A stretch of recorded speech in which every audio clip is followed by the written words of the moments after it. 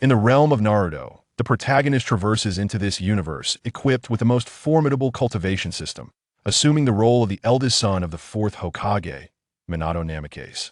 At this juncture, the tumult of the Nine Tails incident has yet to transpire, and we shall witness how the protagonist ascends to become the mightiest entity in a world where human life is regarded with little regard. Chapter 1. The journey begins. Wandering aimlessly through the streets, Xiao Xuanya ambled forth, oblivious to the destination that lay ahead or the purpose he should pursue. His gaze, devoid of tumult, coupled with the weathered visage shaped by years of hardship, exuded a chilling aura.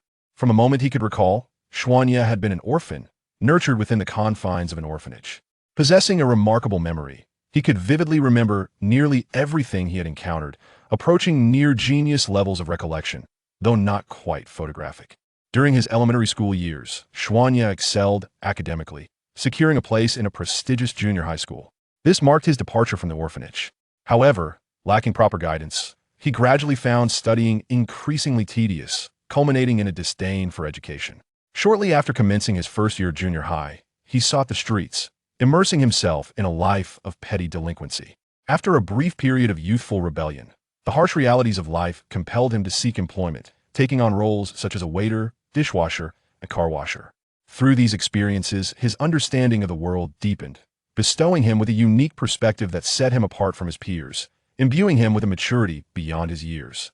During his working days, Xuanya became enamored with anime, with Naruto standing out as his favorite series. Each day, aside from sneaking glimpses of episodes at school in the morning and working at night, little else occupied his time, leading to his eventual decision to drop out, as he resolved not to continue his studies beyond the second year of junior high. As he meandered through the streets, a sudden realization struck him. Today was the day when a new episode of Naruto was set to air. Xuanya's eyes gradually regained their spark, for within the world of Naruto lay the bonds of familial love, the friendships he had never experienced, and a flicker of fervor elements that had endeared the series to him since its inception. Among the characters in Naruto, Xuanya held a particular fondness for Naruto Uzumaki, as their lives bore striking similarities. Both were orphans, deprived of parental affection. Moreover, Naruto, from the moment of his birth, bore the burden of the Nine Tails sealed within him. In the battle against this beast, many ninjas sacrificed their lives, leading the villagers of Konohagakure to harbor resentment towards him, simply for being the host of the Nine Tails.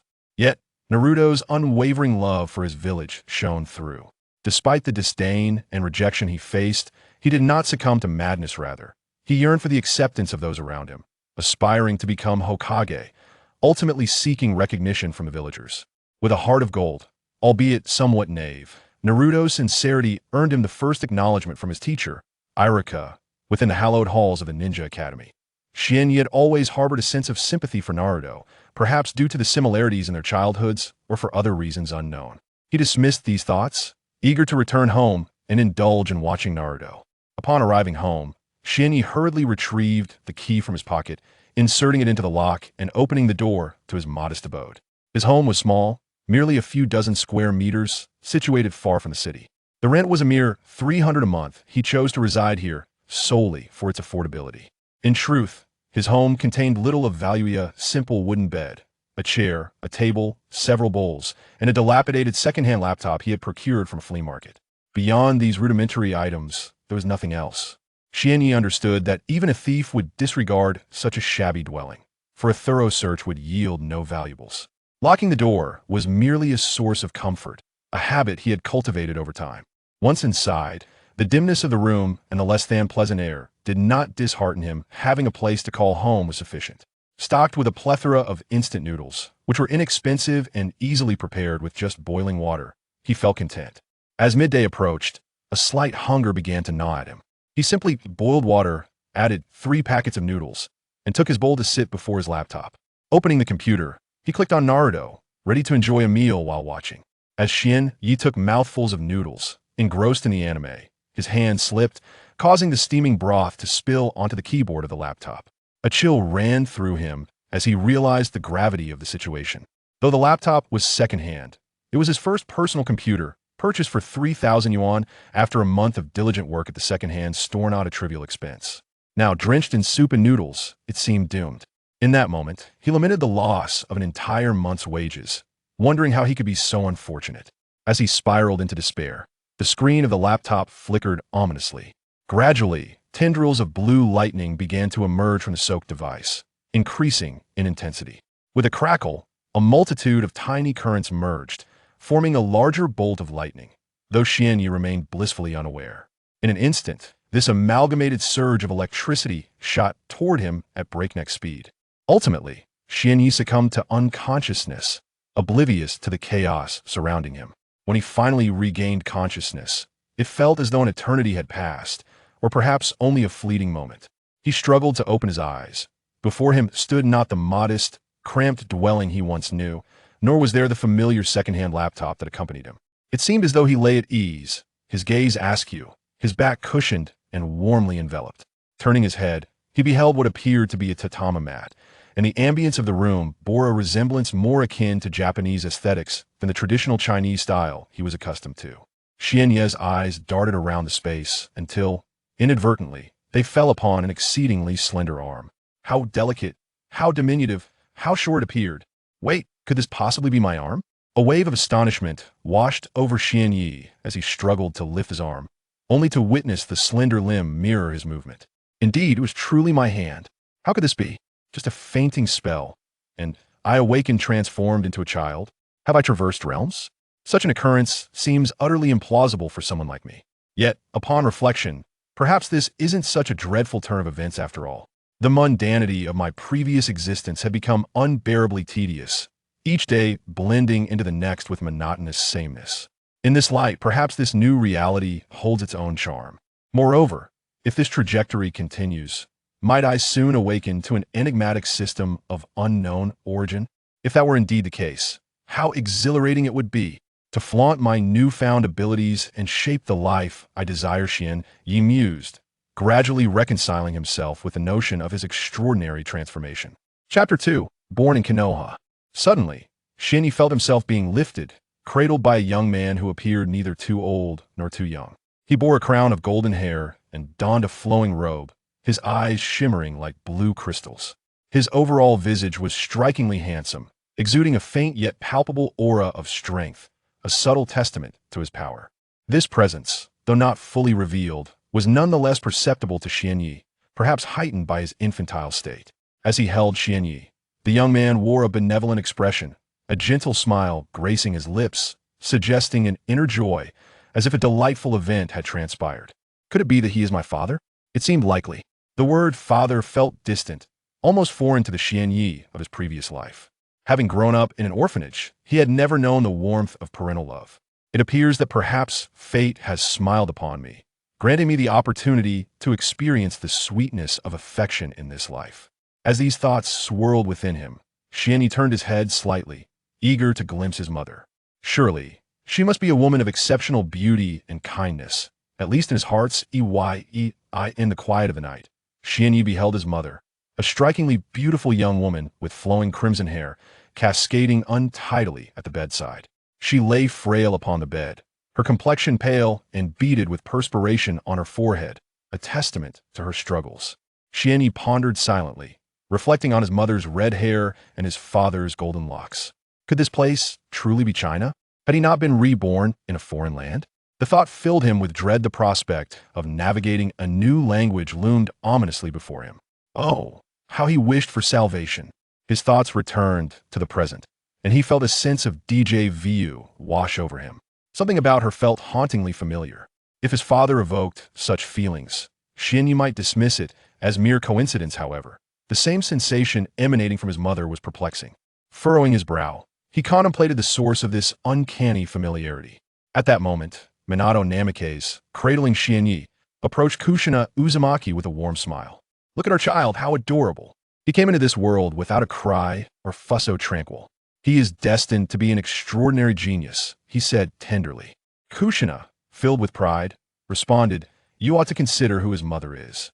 My son will undoubtedly be a genius. It is a certainty that he will surpass you, dear husband. Indeed, you are right in all things, Minato replied, cherishing this precious moment with Kushina. Though she occasionally displayed a fiery temperament, he understood that a husband must sometimes embrace his wife's little quirks. After all, it was precisely these traits that drew him to her. By the way, Shouldn't we give our child a name? He is yet to be named, Minato gently suggested. Ah yes, we ought to choose a fitting name for him.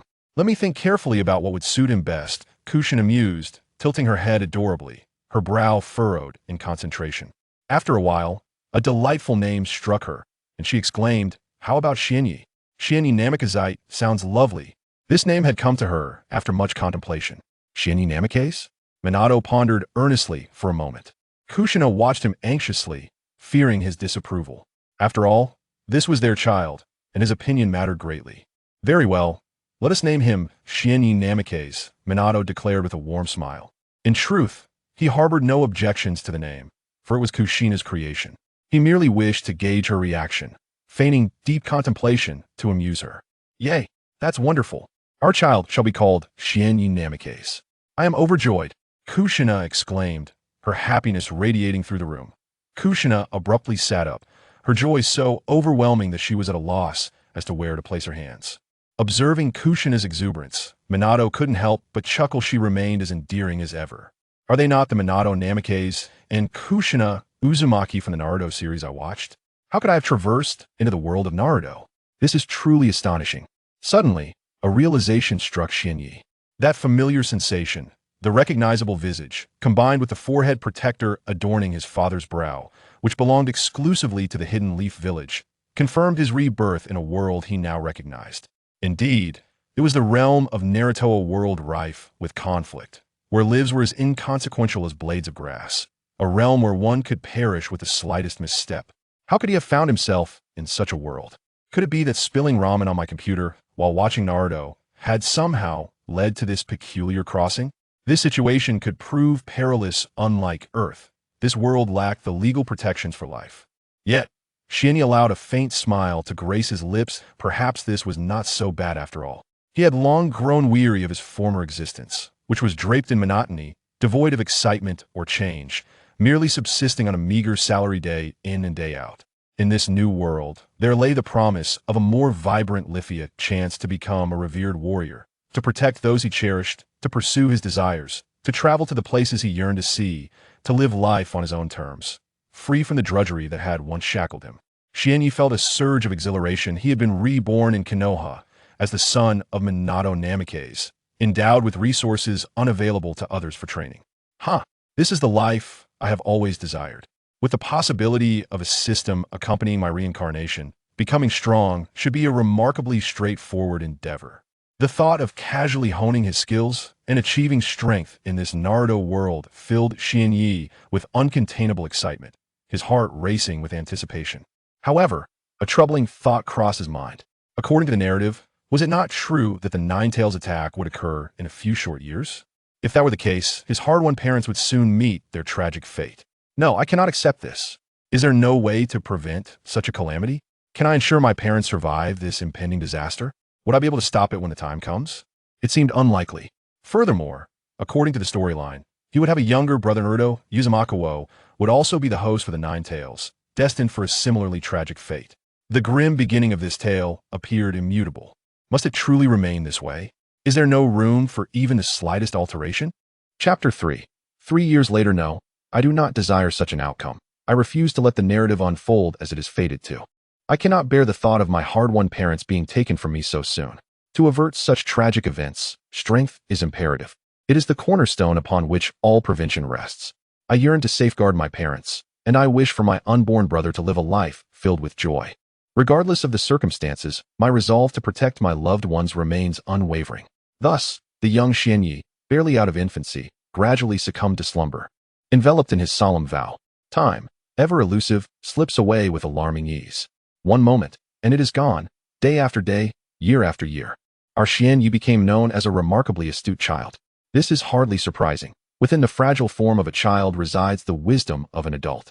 Coupled with his prodigious memory and the fact that he lived in Japan, Shinyi was able to articulate his thoughts with clarity before he even reached his first birthday, allowing those around him to comprehend his intentions. How swiftly time flies. 3 years have passed in the blink of an eye. A diminutive figure sits upon the wooden staircase, leisurely observing the scenery of the courtyard. Having spent considerable time here, Shinyi has gradually come to understand the passage of time. He was born 5 years prior to the tumult of the Nine-Tails incident, and now, 3 years later, he finds himself at the tender age of 4, with the moment of chaos drawing ever closer. Yet, his current abilities remain insufficient. Despite dedicating time to physical training, he is still hindered by his youthful fragility. At merely 4 years of age, his body is too weak for excessive exertion, and the inability to cultivate chakra before the age of 4 has stunted his growth in power over these 3 years. However, it cannot be said that these 3 years were entirely devoid of merit. There have been modest gains. Through diligent training, Xianye's physique has begun to strengthen, rivaling that of children aged 7 or 8. He stands slightly taller than the average child of his age. Beyond physical enhancement, he has also honed his accuracy with shurikens. After 3 years of practice, his precision is commendable. He can consistently hit the bullseye on targets within 100 meters, rising slowly from the wooden staircase. Xianye inhaled deeply, exhaling gently as his gaze fixed upon a target 100 meters away. With a delicate hand, he retrieved 3 shurikens from his pouch, pinching them between his fingers as he concentrated his spirit. With a swift motion, the 3 shurikens shot forth from Xianye's hand, their speed increasing as they soared through the air. If someone were to witness the scene at that moment, they would undoubtedly be astonished. For the speed of this shuriken is beyond what a mere 4-year-old child could possibly achieve. While this velocity poses no threat to seasoned ninjas of Chunin rank or higher, it is utterly unattainable for novice ninjas, those still honing their skills at the Ninja Academy, as the swiftness is indeed remarkable to them. Although one could just barely discern the trajectory of the shuriken, it would reach one's presence before the novice ninja could even react. Thus, the sheer capability of this shuriken would allow one to dominate within the confines of the ninja school. Without a doubt, all 3 shurikens struck the bullseye of targets positioned 100 meters away, leaving Xianye feeling somewhat helpless. His abilities are still lacking, his physical form is rather feeble, and he cannot afford to engage in excessive training lest he injure himself, as this young body is still in the process of growth and requires a gradual approach to development. Moreover, in novels on Earth, it is often depicted that one acquires a system upon reincarnation. He wonders where his system has gone. Without such assistance, aspiring to become a formidable force in this world seems exceedingly challenging. No, it is not merely challenging, but exceedingly difficult. Achieving strength is no simple feat. This world is replete with formidable individuals. Not to mention the Akatsuki, even Konoha is home to Danzo, the legendary Sannin, and numerous elite genin. Furthermore, there exists a plethora of ninja villages, including the 5 great shinobi villages and countless smaller ones. The mere thought of these realities brings Xianye a headache. What should he do? The impending chaos of the Nine Tails is approaching, and he feels utterly powerless to effect change without commensurate strength. Additionally, it appears that Itachi is of a similar age. Entering the Ninja Academy alongside such an extraordinary talent makes it difficult to envision surpassing him. Xianye is increasingly overwhelmed by despair regarding the future. The path ahead is shrouded in uncertainty. He feels incapable of becoming strong enough to protect those he cherishes. The grim reality looms that his parents may perish in the Nine Tails rampage, and his brother will likely be scorned by the residents of Konoha. What should he do? What can he possibly do? No, without effort, one cannot ascertain the outcome. Even if the conclusion is bleak, as long as he has made an effort, he will not regret it, for he has tried. Whether change is feasible is beyond his control. At that moment, a figure emerged from behind Minato Namikaze, the Yellow Flash. Clad in the distinctive long robe of the Hokage, his golden hair glimmered, and his eyes radiated confidence, always adorned with a subtle smile. 3 years have passed, and much has transpired. His father, Minato, has ascended to the position of the 4th Hokage, burdened with numerous responsibilities, while the 3rd Hokage enjoys a tranquil retirement, living a leisurely life away from the fray. Father, you have arrived. Is there something on your mind? Xianye turned his head and gently inquired of his father. Over the past 3 years, despite his father ascending to the position of Hokage, his affection for Xianye remained unwavering. He continued to express profound concern for his well-being. Similarly, his mother, Kushina Uzumaki, shared in this boundless love. The distinction lay in the fact that, as Hokage, his father was often preoccupied with numerous responsibilities, leaving little time to spend with him. It was primarily his mother who accompanied him, preparing meals and imparting a wealth of knowledge, gradually teaching him the intricacies of the Japanese language. Xianye, today marks your 4th birthday, and I have prepared a special gift for you. I hope you will find joy in it. With those words, Minato Namikaze produced a scroll from his person. Noticing the look of curiosity on Xianye's face, he began to elucidate. This is a scroll containing the method for chakra extraction. From this day forth, you will be able to harness chakra. I wonder if you will appreciate this gift. Chapter 4. The chakra extraction technique. Wolfing Watergate handed the scroll inscribed with the chakra extraction technique to Xianyi. His expression tinged with anxiety. He realized that he had little time to spend with his son and was not well acquainted with him. This gift had been a decision he pondered for quite some time. Xianyi had just turned 4, an age at which he could begin the process of chakra extraction. Watergate chose this gift for his son's birthday, but felt a hint of worry and fear that Xianyi might not appreciate it. Yet, it seemed that his concerns were unwarranted. As Xianyi beheld the chakra extraction technique in his hands, exhilaration surged through him, his face radiant with joy. After 3 long years in this world, he could finally embark on the journey of extracting chakra, marking the first step towards becoming a formidable presence in this realm. Seeing the delight on Xianyi's face, Watergate sighed in relief, glad that his son cherished the gift. He couldn't help but question his own adequacy as a father, given his prolonged absence from his child's life. He was uncertain about how Xianyi perceived him and what image he held in his son's heart. Nevertheless, Watergate resolved to provide the best life possible for his child, protecting him from harm and sorrow, ensuring he enjoyed a joyful childhood. This was the heartfelt intention that occupied his mind at that moment. Eagerly, Xianyi rushed to his room, retrieving the scroll containing the chakra training technique that his father had personally given him. With both hands, he gently unfurled it. The chakra training technique was not particularly rare. For someone of Xianyi's status, acquiring it was relatively straightforward. However, for ordinary villagers lacking such status, it remained a formidable challenge. They had no means to obtain the chakra extraction technique, which condemned them to a lifetime of mediocrity without the potential to rise as powerful beings. Yet, those with exceptional talent, like Wolfing Watergate, could access abundant resources despite their humble beginnings, as their innate abilities opened doors that remained shut to others. This disparity was inherently understood. Those endowed with talent could amass resources, while the less fortunate found even a single technique like chakra extraction elusive. Thus, fairness was a concept absent in the world of Naruto.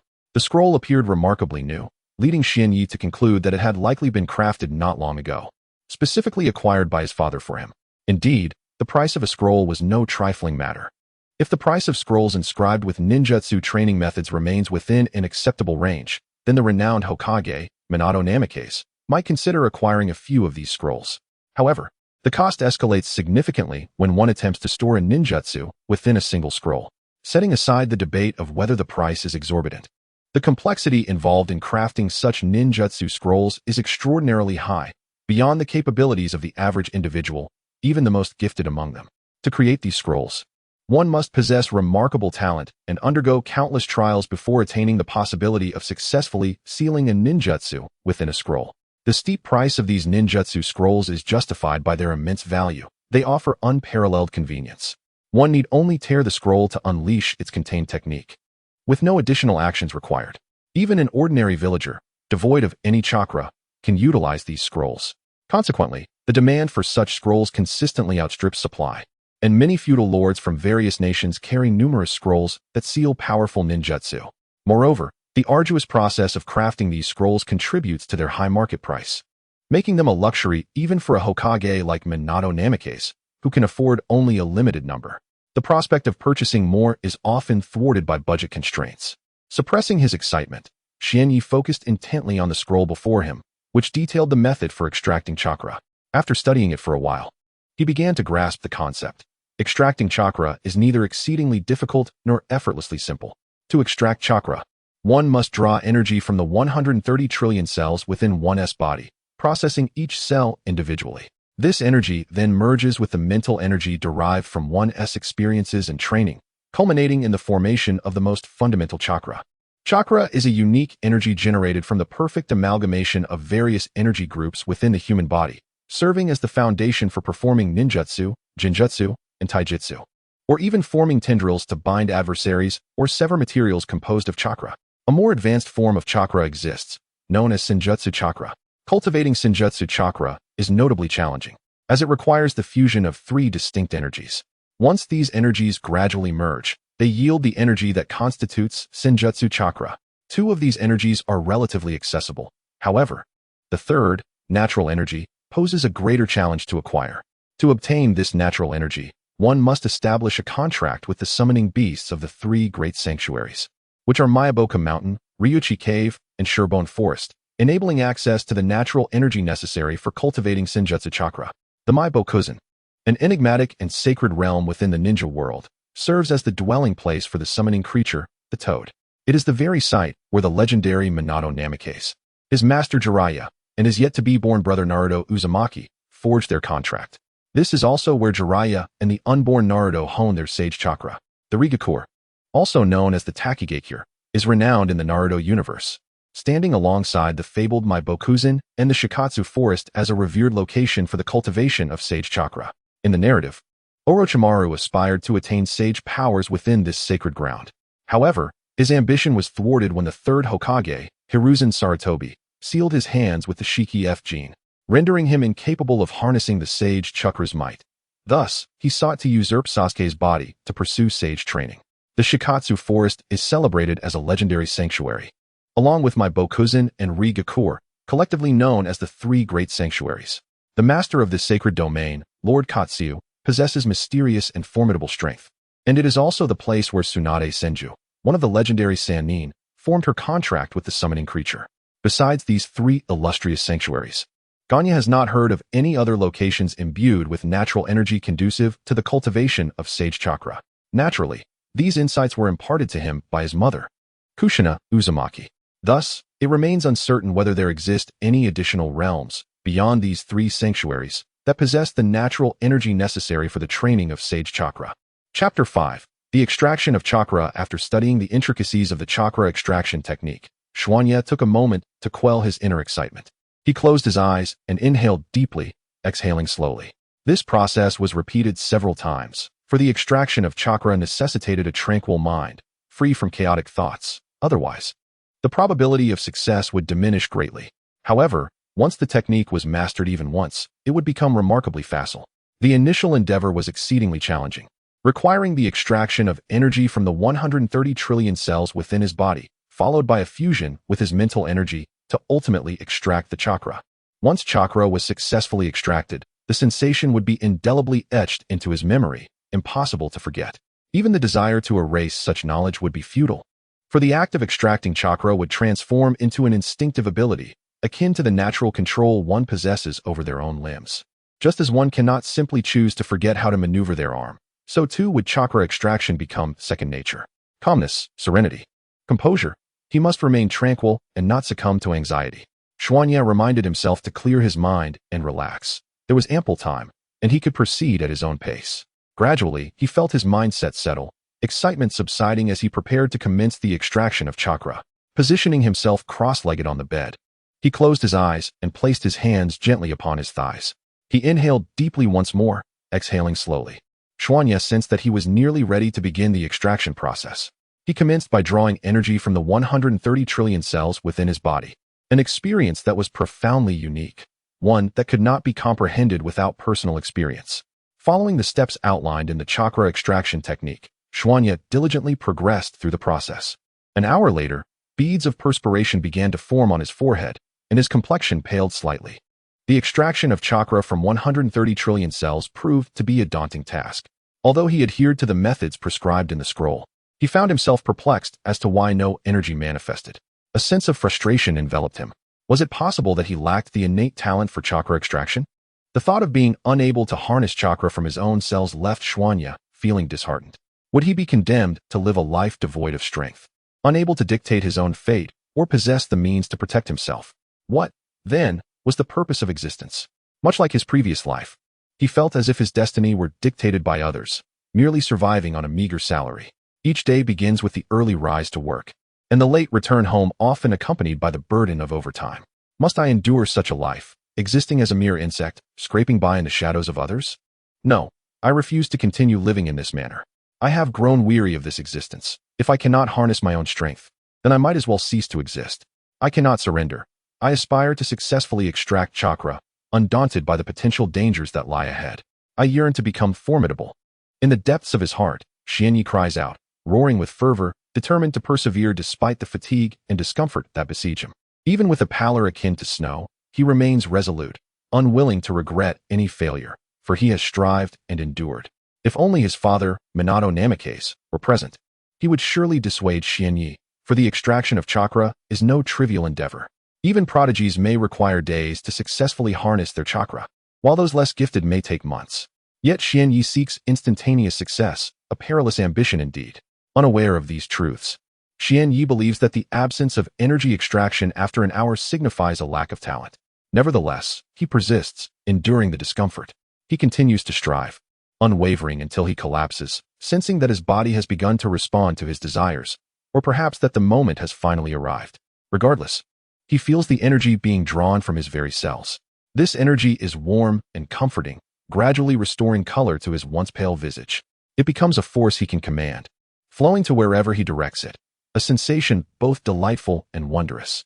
For the first time, Xian Yi successfully extracts energy from his 130 trillion cells, an experience akin to a dream. In the world of Naruto, no one has ever managed to extract energy from countless cells in a single day. This accomplishment is nothing short of miraculous. Is this the sensation of possessing energy? It is exquisitely pleasurable, lulling him into a state of bliss. However, Xian Yi cannot afford to linger in this euphoric state, for a crucial task awaits. He must merge his mental energy with this extraordinary force. Having studied the chakra extraction technique scroll gifted by his father, he understands the process of uniting this energy with his mental prowess. To achieve this, he must clear his mind of distractions. Excessive thoughts may disrupt the fusion, ultimately leading to failure in chakra extraction. Xian Yi remained on the bed for a considerable period, engaging in a tranquil state of contemplation, devoid of thoughts or actions, as he sought to expel the extraneous distractions from his mind. However, this endeavor proved to be quite challenging, requiring over an hour to successfully cast aside the superfluous thoughts. Feeling a sense of readiness after liberating his mind from unnecessary clutter, Xian Yi prepared for the most crucial phase, the fusion of the energy extracted from his cells with the mental fortitude residing in his consciousness. This step was paramount. Failure here would render all prior efforts futile. Thus, Xian Yi approached the convergence of these two energies with utmost seriousness, adhering strictly to the methods outlined in the scroll, executing each movement with precision, leaving no room for error. Gradually, the two energies drew closer, manipulated by Xian Yi's will. As they approached one another, the repulsive force intensified, complicating the fusion process. Yet these obstacles were not insurmountable. With careful manipulation, the two energies finally collided. Xian Yi fervently commanded their amalgamation, and slowly, the energies began to merge. Before long, the two energies fused, giving rise to a new, formidable force, more potent and assertive than its predecessors, compelling the original energies to unite. After 2 hours, Xian Yi at last opened his eyes, which had been closed for an extended duration, exhaling a breath of murky air, accompanied by a genuine smile. The endeavor had borne fruit. Despite the inherent dangers throughout the process, the positive outcome was ultimately what mattered, was it not? Chapter 6. The system emerges. Xian Yi slowly rose to his feet, having sat for several consecutive hours, his legs now tingling with a sense of numbness. He gazed out of the window. The sun that once hung high in the sky had now descended, casting dusk over the hidden leaf village. Countless ninjas traversed the streets, bustling to and fro. Time had slipped away more swiftly than he anticipated. What felt like a mere moment of extracting chakra had stretched into evening. Yet, this time had not been wasted, for he had successfully harnessed chakra, making future extractions significantly more convenient, no longer requiring the strenuous effort of before. Many ninjas from the hidden leaf had returned home after a day of hard labor, prepared to submit their completed missions and collect the rewards they had earned. Eager to rest. Ding dong. Congratulations, host. The system is about to activate. Please prepare for its arrival. What? The system is activating? Surely, I must have misheard. Could it be a mere figment of my imagination? Xian Yi wore an expression of disbelief. Having spent 3 whole years in the world of Naruto, he had encountered neither a system nor any of the benefits that come with being a transmigrator. He had nothing to show for it. Initially, Xian Yi had begun to think that such systems were nothing more than deceptive illusions, mere tricks to fool the unsuspecting.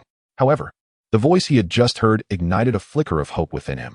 A system, such an exalted entity, such an imperious presence, was finally on the horizon.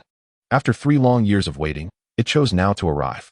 Humph, yet if you have the audacity to appear, then I shall find it within myself to forgive you. It is not beyond the realm of possibility for forgiveness. A smile spread across Xian Yi's face. This day marked the happiest he had experienced in the Naruto universe. Today, he had acquired the technique for chakra extraction, successfully channeling energy within his body to coalesce into chakra, and now, the system was poised to awaken.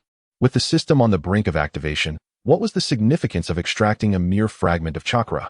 Once the system came to life, he could level up with ease. Surely, defeating a Ninetales would be childish play. How splendid that vision was. Upon receiving the system's announcement, Xian Yi promptly reclined on his bed, ready to welcome the system's arrival. 1 minute passed, yet the system did not appear. 2 minutes elapsed, and still, no sign of the system. 3 minutes, 5 minutes, no system in sight.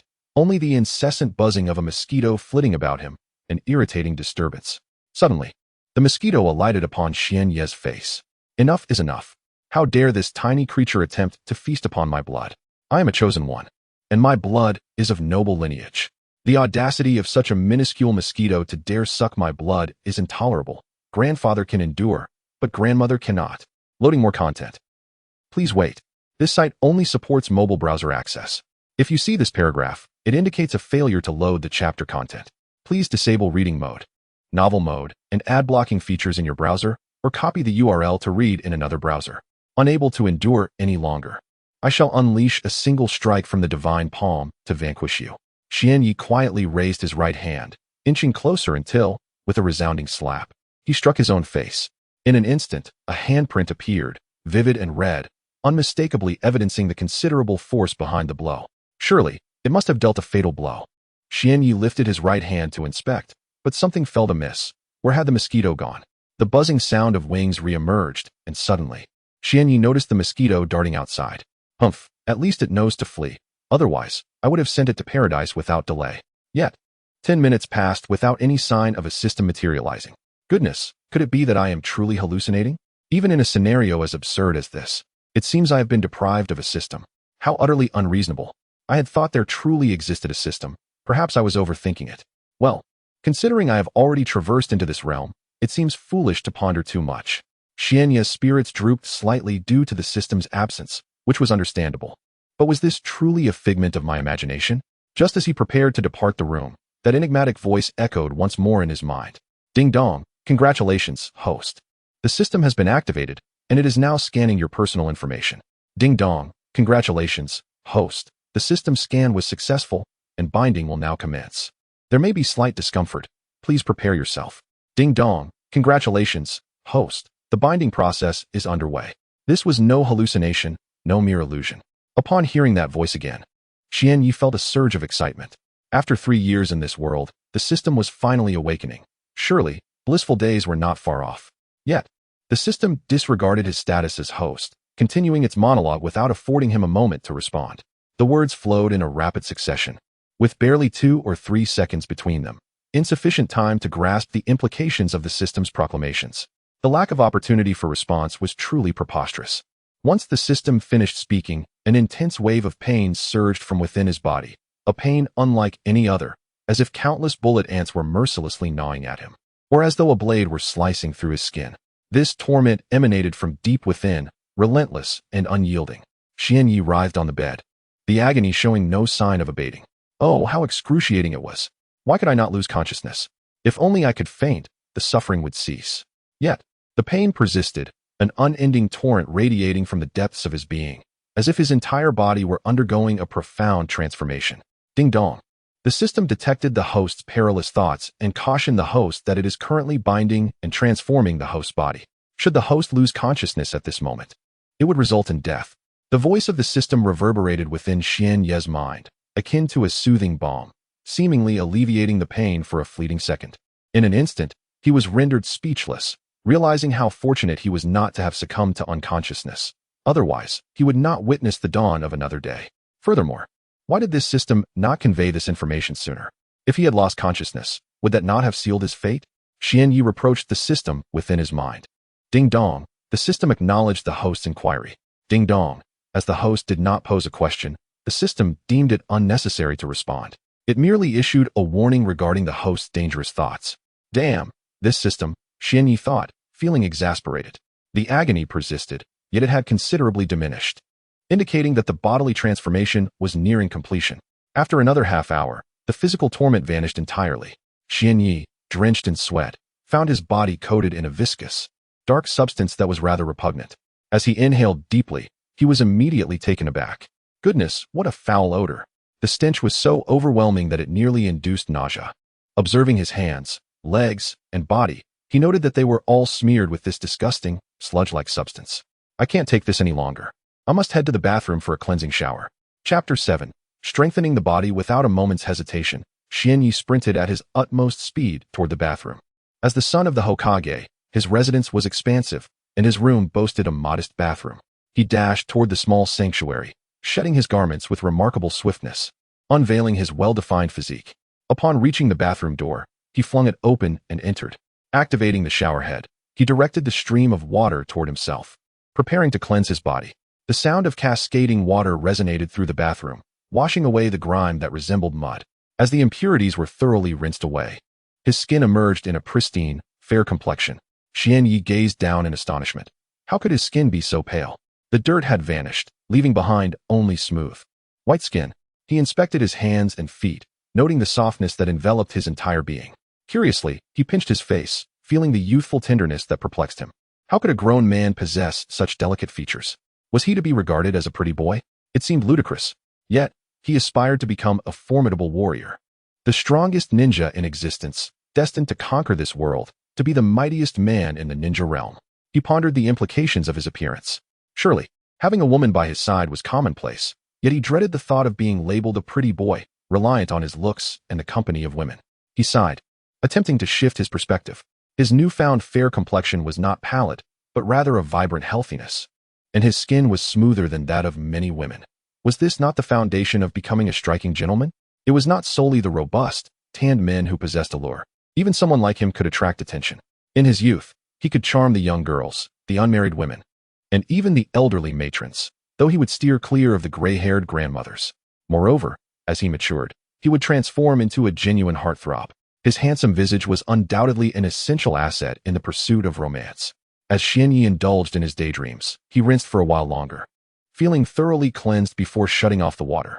After drying his damp body, he couldn't help but marvel at his exquisitely tender flesh, wondering how few women could resist such allure. If any woman could, she would surely be devoid of desire. Once he had finished drying, he hurried to the wardrobe beside his bed, selecting an outfit he deemed exceptionally stylish, perfectly suited for a fair-skinned young man like himself, and quickly donned it. After donning his attire, Xianyi silently beckoned the system within his mind, muttering, "System, system, system, come forth." Ding. The system sensed the host's call and responded. "May I inquire what matters the host wishes to discuss?" "System, I have a rather serious question for you, and you must provide me with a proper answer." Xianyi insisted. Ding. "Please, host, proceed with your question so that I may respond accordingly." Xianyi continued. "Have I not been in the world of Naruto for 3 whole years? Why is it that you only appear now? I was beginning to think you didn't exist at all. Speak quickly. Why have you only shown yourself now and not sooner?" He roared in his mind. Ding. The system acknowledges the host's inquiry and is currently seeking an answer. Ding. "Congratulations, host. The system has located the answer you seek." Ding. It is because only now has the host extracted a modicum of chakra, which has activated this system, allowing it to manifest. Without the energy of chakra to trigger it, this system would remain dormant. The system replied calmly. "Ah, is that so? Then I suppose I misjudged you. Let us consider this a minor issue and start anew." Xianyi conceded. "By the way, what kind of system are you? What abilities do you possess? Can you grant me the strength to reach the level of the Sage of Six Paths? If not, can you at least elevate me to the level of a Kage? Surely, a modest level of power is within your capacity?" He inquired with a charming smile directed at the system in his mind. Ding. The system believes the host is indulging in fanciful dreams. Please awaken, for it is not yet time for slumber. Dreaming at this moment seems rather misplaced. What are you talking about? I don't understand. Am I dreaming? Xianyi questioned, perplexed. Ding. This system is known as the ultimate cultivation system, designed to assist the host in gradually increasing their strength until they become the strongest in the world, ultimately breaking through the barriers of reality, allowing the host to traverse once more. Ding. Please note, the system does not possess the capability to make the host stronger unconditionally. A great individual once proclaimed that genius is forged through 99% perspiration and 1% talent, so the host should not harbor unrealistic expectations. Diligently train, and this system will assist you in becoming a formidable force. System, I would like to propose a matter for discussion, Xianyi suggested. Ding. Please proceed, host. The system can only respond after hearing your proposal. What I wish to convey is that could you possibly make a slight adjustment? Just a minor alteration will suffice. My request is not excessive, truly, I merely seek a small change. Xianyi silently communicated with the system in his mind. Ding dong, alerting the host. The host's inquiry is unclear. This system cannot provide an answer. Please articulate your question more clearly. What alteration do you refer to? Only then can this system respond to your inquiry. Oh, I see. Well, actually, it's just that, I must implore you. Dear system, please do not take offense. Ding dong, the host may proceed. This system is incapable of feeling anger. Ah, it is a relief to hear that. Therefore, I shall disclose my thoughts. You mentioned earlier that genius is comprised of 99% perspiration and merely 1% talent. Might it be possible to exchange that 99% of sweat for talent and the 1% of talent for sweat? You see, I am, after all, a traveler from another realm, and I believe such a modest request would not be refused by a system as magnificent as yours. Wouldn't you agree? Xianyi concluded, his face alight with excitement, envisioning the immense fortune that would come if this were to materialize. Ding dong, please repeat your request. As the system did not catch it clearly, the signal was disrupted. What? The signal can be disrupted? Xianyi pondered, somewhat perplexed. Chapter 8. System Functions. What am I even thinking? Isn't the system supposed to repeat itself? Very well, I shall reiterate, for the system just declared it was not upset. So what do I have to fear? Ahem, system, please lend me your attentive ears this time. Ding dong, host, please proceed. This system is all ears. What I meant to convey is, did you not previously state that genius is comprised of 99% perspiration and 1% talent? I was merely wondering if it might be possible to exchange that 99% of sweat for talent and the 1% of talent for sweat. Haha, just a modest request. I trust that the magnificent system will grant this humble wish of mine, correct? Ding dong, this system has comprehended your request clearly. Initially, I thought I had misheard. It appears I was mistaken. Host, is this truly your desire? Yes, indeed. It is but a small request, surely. The system will acquiesce to its host. The system detected urgency in the host's nodding response.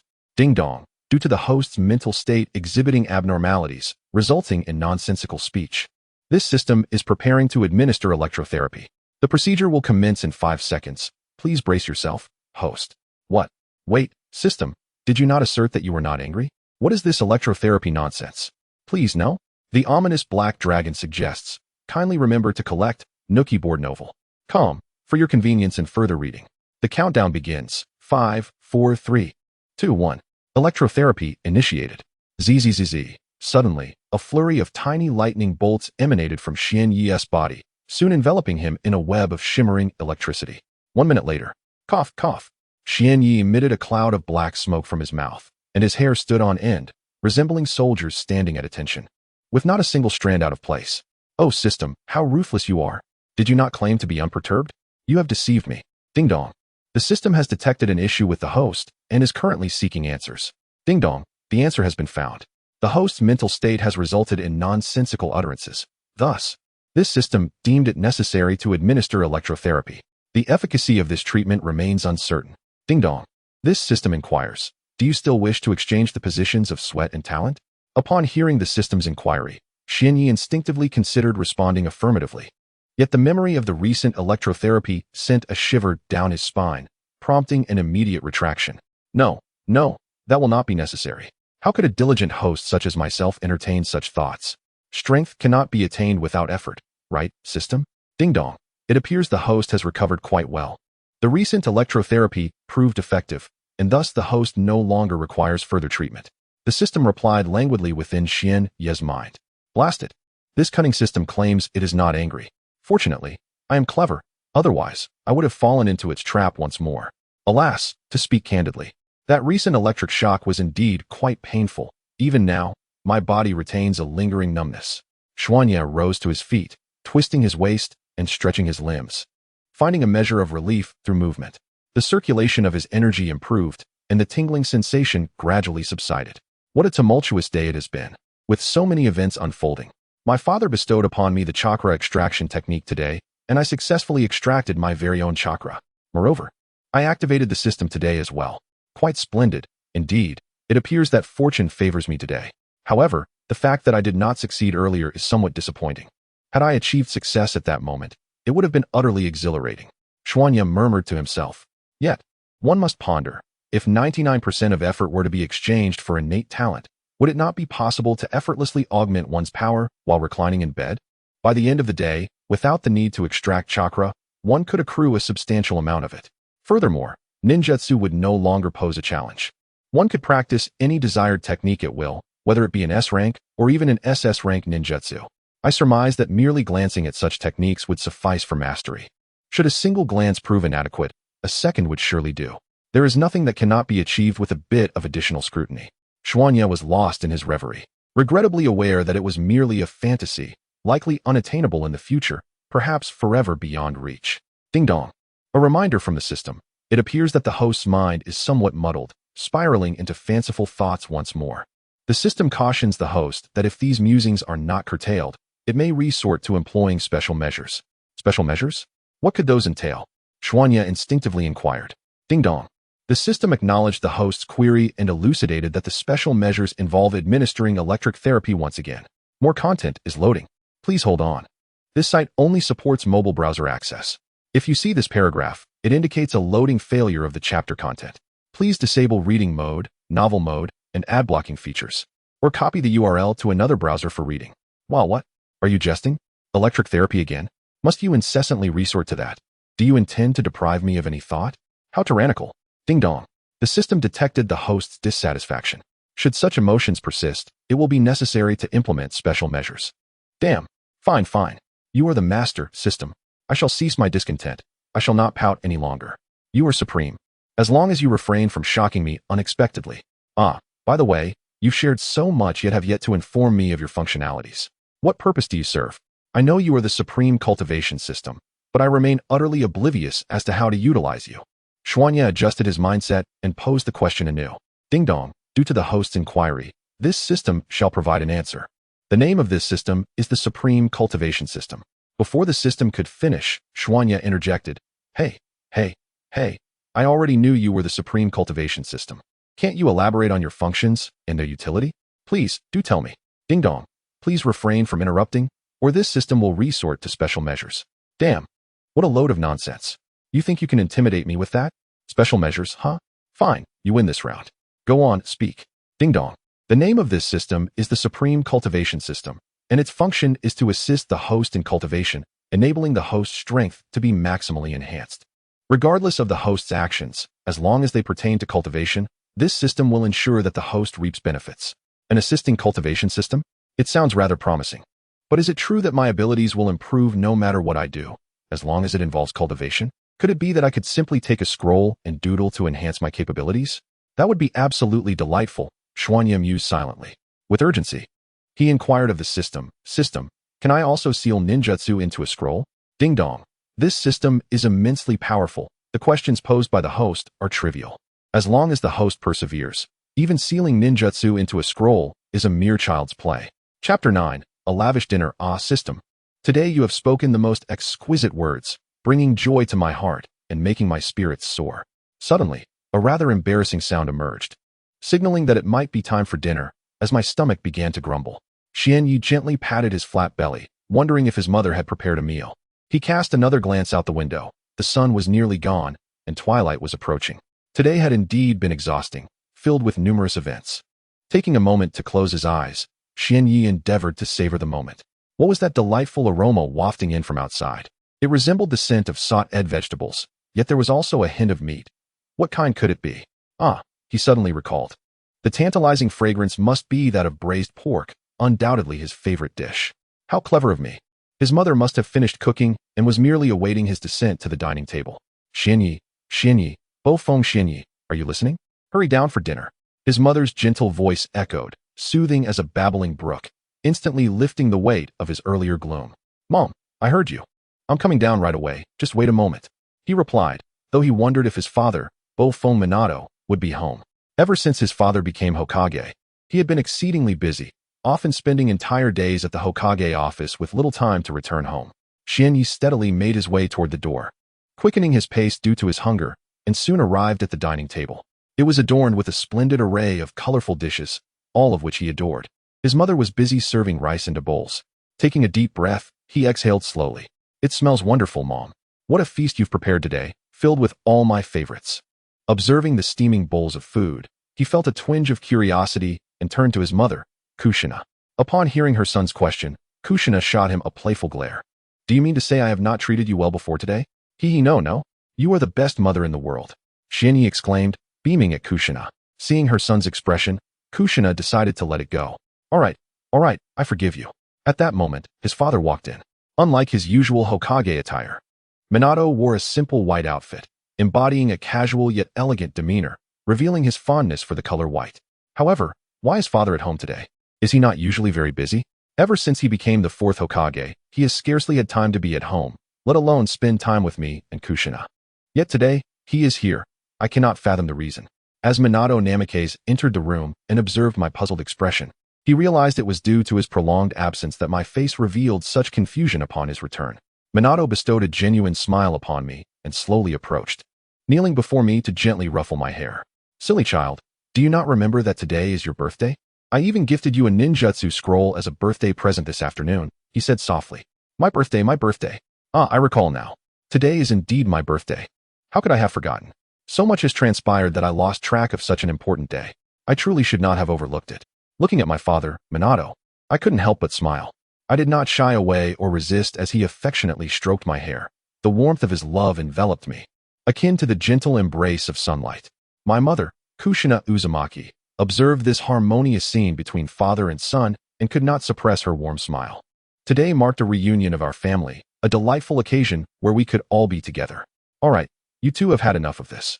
Today is our son's 4th birthday, and it is getting quite late. Shouldn't we eat first? After dinner, whatever you wish to do is entirely up to you, Kushina said, somewhat exasperated. Food. I'm absolutely starving, I exclaimed. Having never experienced such a feeling of affection before, I quickly withdrew from my father's hand and felt a faint blush creep across my cheeks, a sense of shyness washing over me. I could not recall the last time I felt this way. It must have been ages ago. Yet now, it was a pleasant sensation, my cheeks warm with embarrassment. I hurriedly sat down, grabbed a bowl of rice, and picked up a pair of chopsticks, ready to begin my meal. Suddenly, my mother, Kushina, sensed something was amiss with me.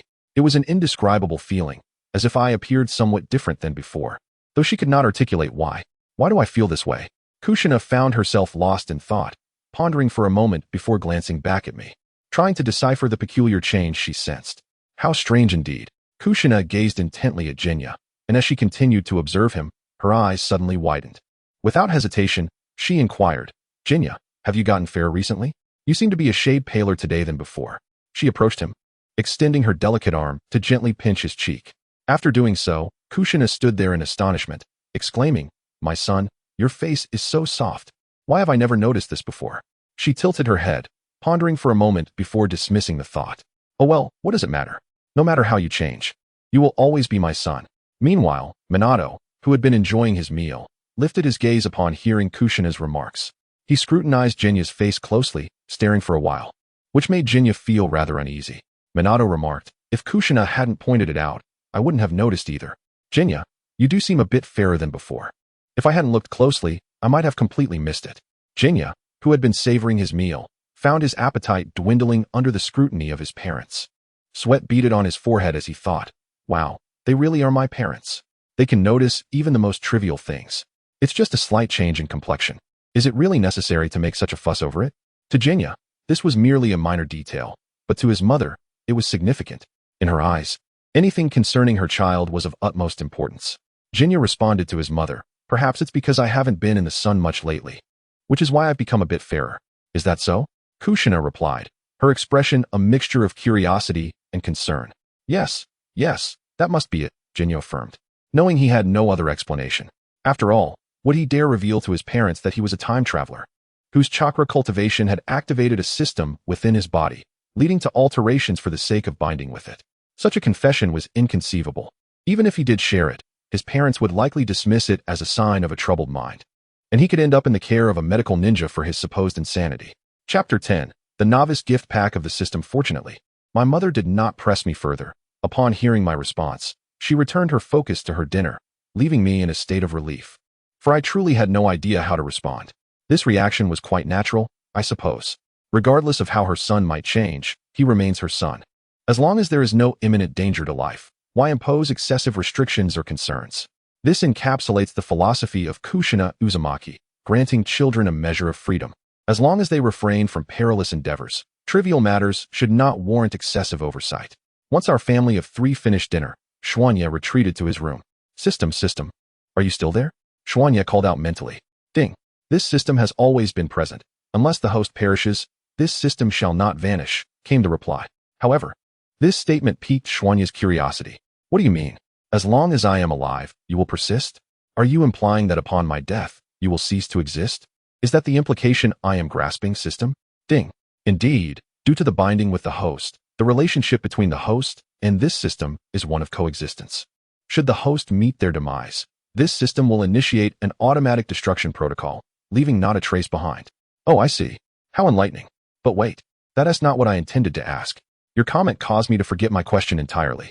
Let me ponder. What was I just about to inquire? As Xuanya contemplated, he reached his bed and sat down, running a hand through his hair. What was I going to ask? Why can't I recall? After a brief interval, he exclaimed, I remember now. What a memory I have. I was going to ask, aren't you the system? And am I not a transmigrator? Shouldn't the system typically bestow a grand gift pack upon the transmigrator in such circumstances? Yet, where's my grand gift pack? I have yet to see anything resembling it. Xuanya queried. Ding. You are indeed correct. This system possesses a novice gift pack, specifically intended for the transmigrators to aid them in overcoming the arduous initial stages. Precisely. That's exactly right, system. Now where's my gift pack? Please, do not hide it away. I know you have one. Hurry and present it to me, so I may navigate through these challenging beginnings and ascend to the pinnacle of life. Xuanya joyfully urged the system in his mind. Ding. The novice gift pack has already been dispatched to the host. Please refrain from requesting it again. The system replied in its calm manner. What's this? System. Have you really provided me with the grand gift? Are you certain you aren't jesting? Why have I not seen any grand gift? Where's my grand gift? Could it be that you have secretly appropriated it? Xianyi inquired once more. Ding dong. The system reminded the host. The grand gift from this system is the enhancement of your physical body. Therefore, please refrain from requesting the grand gift again. Thank you for your understanding. What? The enhancement of my body? Could it be that fleeting moment when you first appeared? That instance truly left me in excruciating pain. Even now, I feel somewhat unwell. Ding dong. Indeed, host. The novice grand gift from this system is precisely that. However, physical enhancement necessitates enduring certain hardships. Pain is invariably correlated with gain. The magnitude of your rewards is directly proportional to the intensity of your suffering. Nothing of value comes without effort. Moreover, the benefits of that physical enhancement are distinctly evident. Just that one instance has remarkably transformed your body, providing a substantial augmentation. Is that so? Xianyi mused, examining his hands and body, which indeed appeared significantly sturdier than before. He clenched his fist and, in an instant, felt an inexhaustible strength coursing through his arms. With all his might, he struck forward. Boom, boom, boom. No way, that seems quite powerful. I can even faintly hear the sound of my arms slicing through the air. He chuckled. Not bad, not bad. I am quite satisfied with this physical enhancement grand gift. Ding dong. Due to your physical training, your body strength proficiency is now at level 1. What? Proficiency level 1? What is this situation? System, please, come forth and elucidate. I am utterly perplexed. Ding dong. This system is the most formidable training system. As you are aware, its function is to assist you in becoming a powerful individual. Isn't that merely stating the obvious? Xianyi silently thought. Thus, the method of training employed by this system is to enhance proficiency, thereby enabling you to grow stronger. Once your proficiency reaches its limit and surpasses the original level, your strength will consequently increase. I see. Upon hearing the system's explanation, Xianyi experienced a moment of clarity. He comprehended that by elevating proficiency, he could level up and augment his strength, ultimately becoming a formidable force. By the way, system, you should be able to present my information, right? Xianyi queried the system. Ding dong. Yes, this system can indeed display your basic information. Then what are we waiting for? System, please present my basic information for me to review. Ding dong. Please hold on, host. This system is currently scanning your personal information. Ding dong. Scan complete. Here is your basic information. Loading more content. Please wait. This site only supports access via mobile browsers. If you encounter this paragraph, it indicates that the chapter content failed to load. Please disable reading mode, immersive mode, novel mode, and turn off ad blocking features. Or copy the URL to read in another browser. Host name, Case Xuanya host gender, male host chakra amount. Recently extracted chakra, therefore, the chakra amount is negligible. Host ninjutsu, non-host physical strength, genin level proficiency, 1, maximum value, 100,000, host secondary profession, none. Upon reviewing the basic information presented by the system, Xuanya could no longer contain his frustration. Hey, system, what does that line about chakra amount mean? Negligible? That makes me rather unhappy. At the very least, I have a tiny bit of chakra within me. Although it's minuscule, your phrasing displeases me. However, disregarding the chakra amount, the following line about ninjutsu seemed reasonable. It was normal to have none if one had not learned any. The line regarding physical strength looked quite promising. A genin level of physical strength at just 4 years of age is truly commendable. Yet, I am baffled by the mention of a secondary profession. What does it entail? Never mind. I shall call upon the system to elucidate this matter. System, please come forth and clarify what this secondary profession is. Ding. The secondary profession refers to other professions that the host may activate. For instance, the ability to imprint ninjutsu onto scrolls is known as an imprinter. There are various other secondary professions for the host to explore. Chapter 11. The system's new features system. You expect me to explore this on my own? What am I supposed to discover without your guidance? You are my system. You ought to instruct me step by step, shouldn't you? Xian Yi shook his head in frustration. Exploration? What nonsense. Ding dong. Please explore on your own. This system takes no responsibility for whether the host can utilize its functions. The system's tone remained unchanged. Its pace still measured and unhurried. All right, I see through you now, system. You are indeed insisting that I navigate this alone, are you? You are certain you won't offer any assistance? Xian Yi inquired, a hint of menace in his voice. Ding dong. Please explore on your own. This system will not respond to the host's requests. Rather than waste time here, you might as well explore independently. Perhaps you will uncover how to utilize this system's features. Fine, you are impressive. I concede, but at the very least, I am a host, right? To be treated with such indifference by you, a mere system. I must be among the most unfortunate individuals traversing realms with a system. Xian Yi felt utterly helpless, with no recourse available. The system offered no room for negotiation. Every attempt to elicit guidance was met with the same insistence on self-exploration. It was exasperating. Is this system even competent? Isn't the purpose of a system to serve its host? Yet you speak to me this way. Do you not realize who I am? I am your host. Bound to you. My demise would mean your end as well. Xian Yi's tone grew discomfortingly pointed as he spoke. Ding dong. The system has detected the host's derogatory thoughts regarding it. Therefore, this system issues a warning. Should you express such thoughts again, it shall employ special measures to uphold its integrity. Furthermore, this system is by no means a failure. Defective systems lack the authority to manifest. Any system with flaws would self-destruct and would not be able to bind with a host. The system's response showed a hint of agitation. A first for Xian Yi since its activation. Perhaps he had struck a nerve. All right, you are right, system.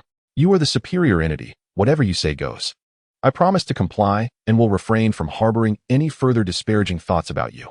Although Xian Yi spoke these words, his heart harbored a different sentiment.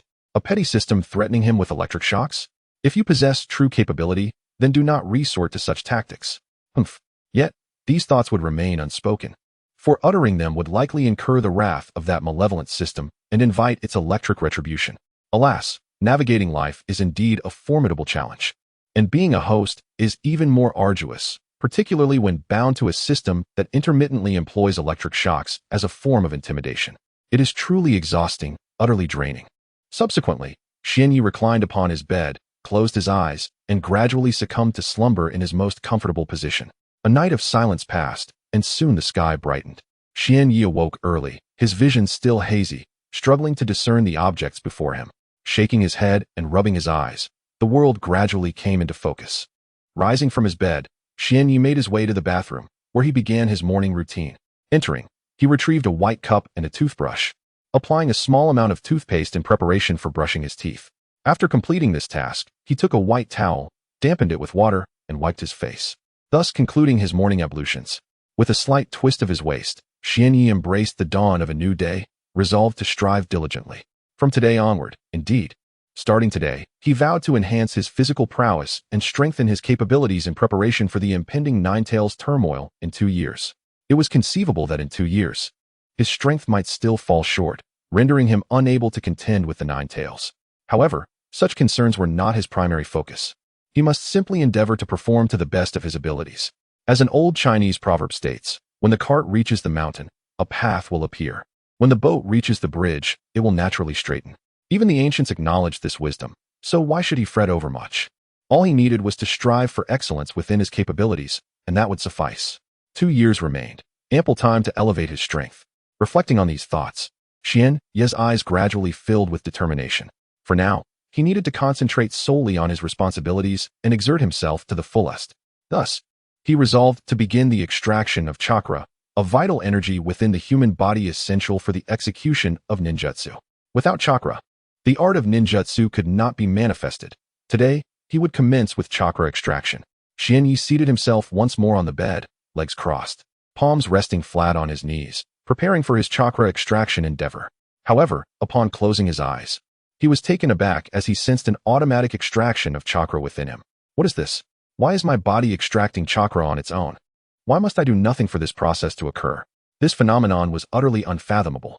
Xianyi could not help but exclaim in astonishment, for in the world of Naruto, chakra could only incrementally increase through a ninja's deliberate extraction. There had never been a case of chakra augmenting autonomously. Yet, within Xianyi's body, such an occurrence transpired, leaving him perplexed. Perhaps it would be wise to inquire with the system regarding this bewildering situation. System, please come forth. Why is my body automatically increasing chakra? Is there something wrong with me? Xianyi silently pondered within his mind. Ding dong, please do not panic, host. The automatic increase of chakra in your body is a feature of this system. Once bound to the system, you will no longer need to cultivate chakra personally. Your body will gradually and automatically accumulate chakra without any effort on your part. Is that so? After contemplating the system's explanation, Xianyi thought, if that is the case, does it mean I need not train at all? I could simply lie in bed and sleep, and my strength would increase without any action required. How wonderful. Does this imply that in 2 years, I will possess formidable chakra? Does it mean I could even contend with the Nine Tails? Xianyi became increasingly immersed in his fantasies, sinking deeper and deeper. Chapter 12. The doubling of chakra proficiency. Indeed, when the cart reaches the mountain, a path must present itself. When the boat arrives at the bridge, it will naturally straighten. I never anticipated that what seemed a formidable dilemma could now be resolved. If, 2 years hence, I attained the rank of a super shadow, or even a shadow, then defeating a Nine Tails would be but a matter of moments.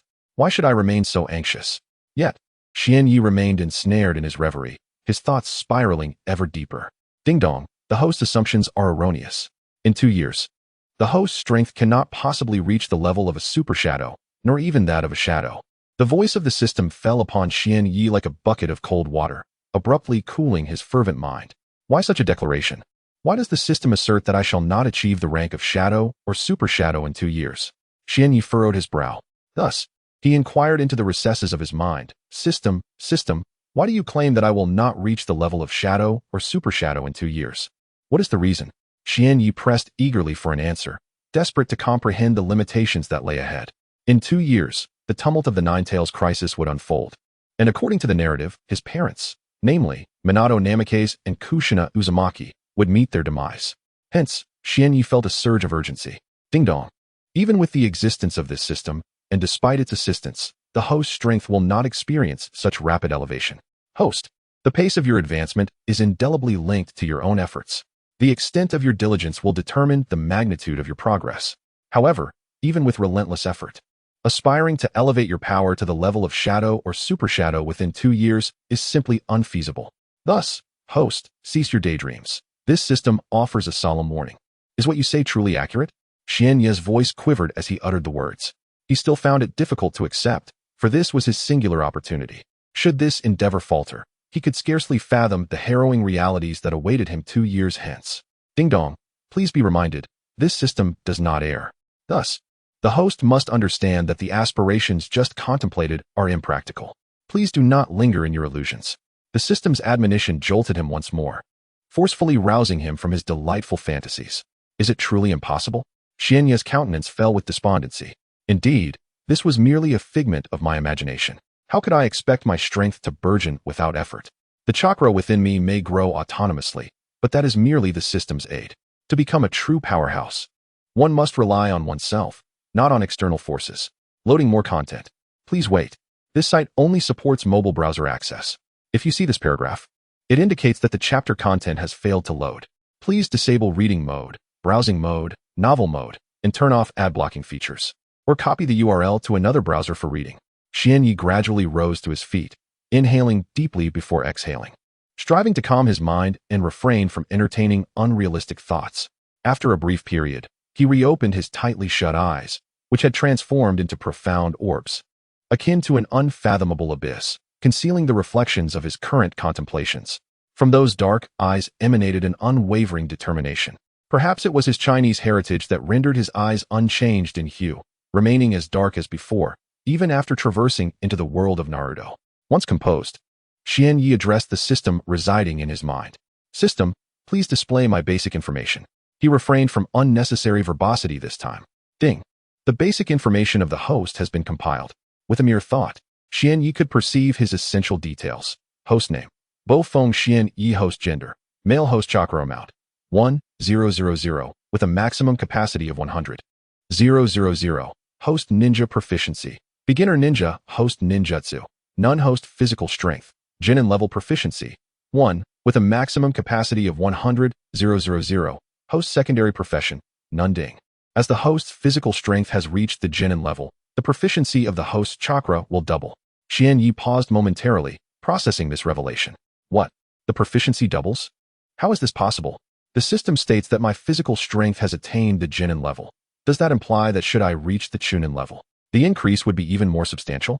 Thus, Xian Yi inquired of the system, if my physical strength is currently at the genin level, resulting in a double increase in chakra proficiency, what would happen if I were to elevate my strength to the chunin level, or even to jonin or kage levels? Would the increases multiply even further? Ding. The host's reasoning is accurate. Currently, the host's physical strength, having undergone a transformation by the system, is equivalent to the genin level. As the body serves as the reservoir for chakra, the greater the host's physical strength, the faster the growth rate of chakra proficiency. Should the host's physical strength rise to the chunin level, the rate of chakra proficiency increase would escalate to 5-fold.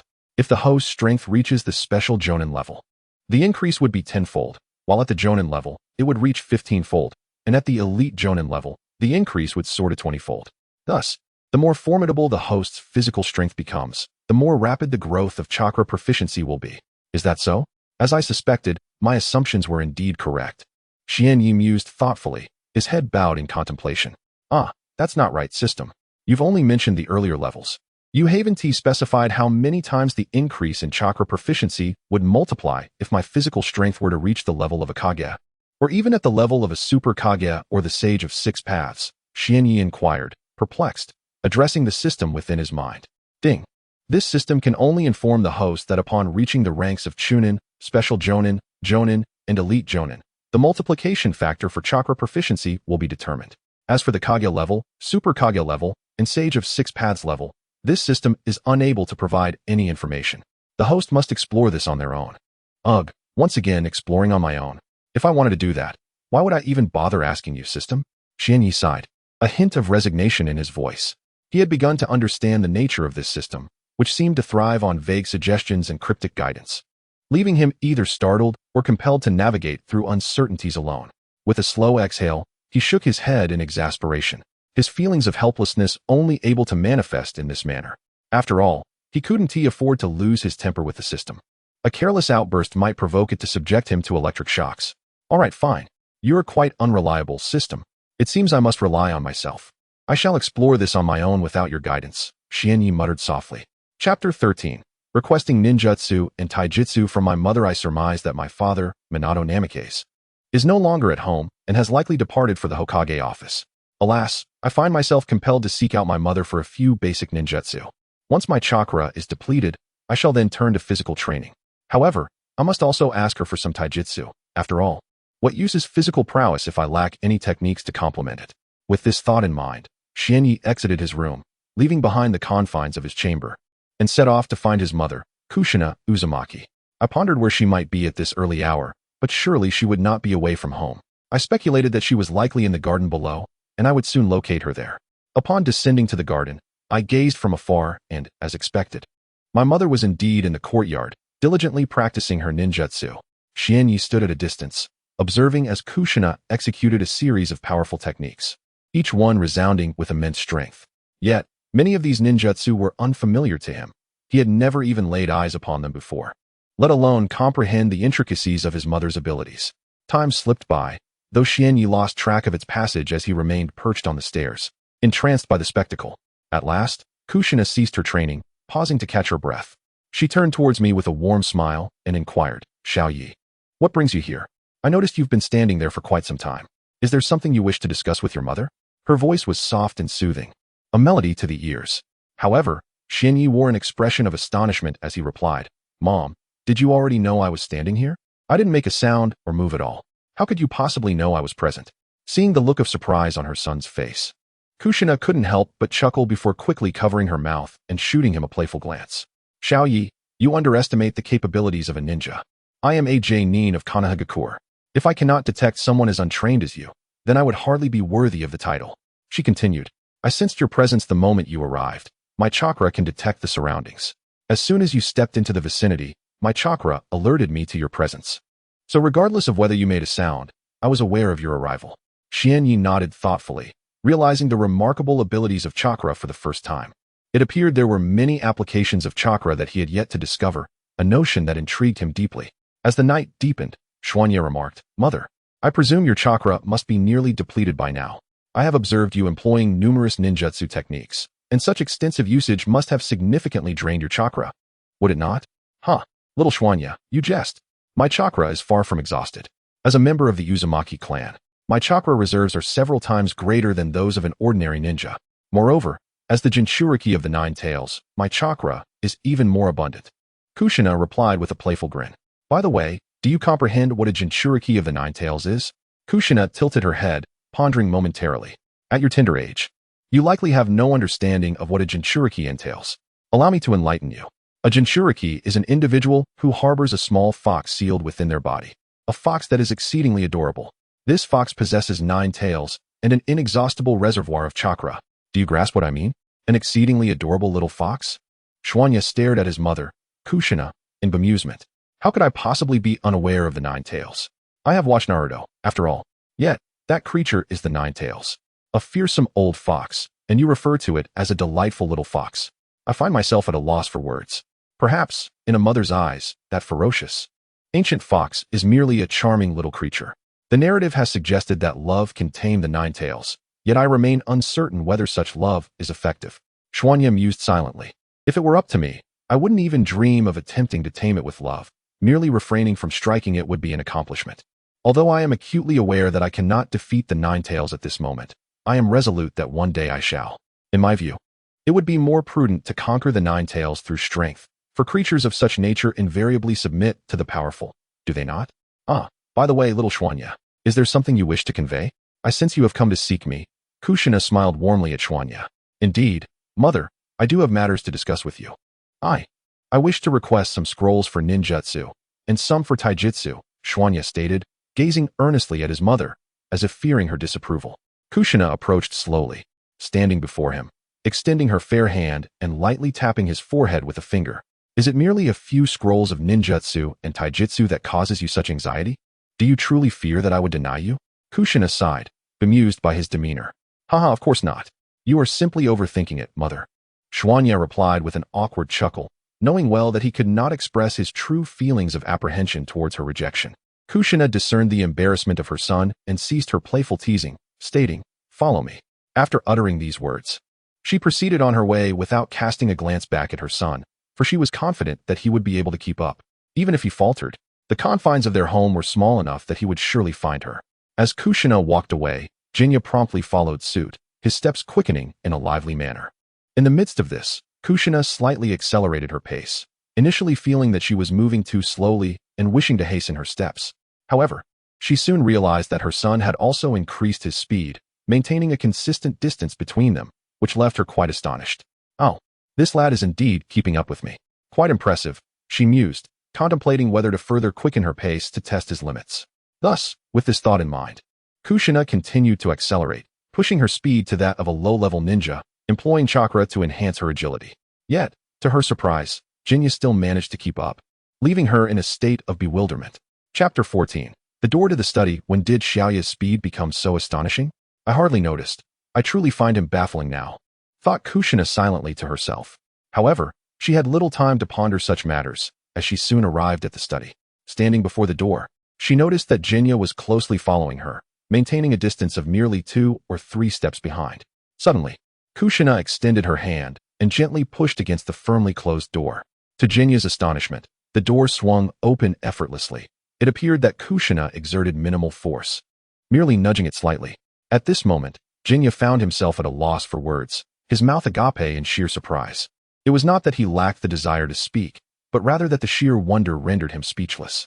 The instant Kushina opened the study door, Jinya was overwhelmed with awe. Had Jinya not ventured into the study himself, he would not have felt even a hint of astonishment.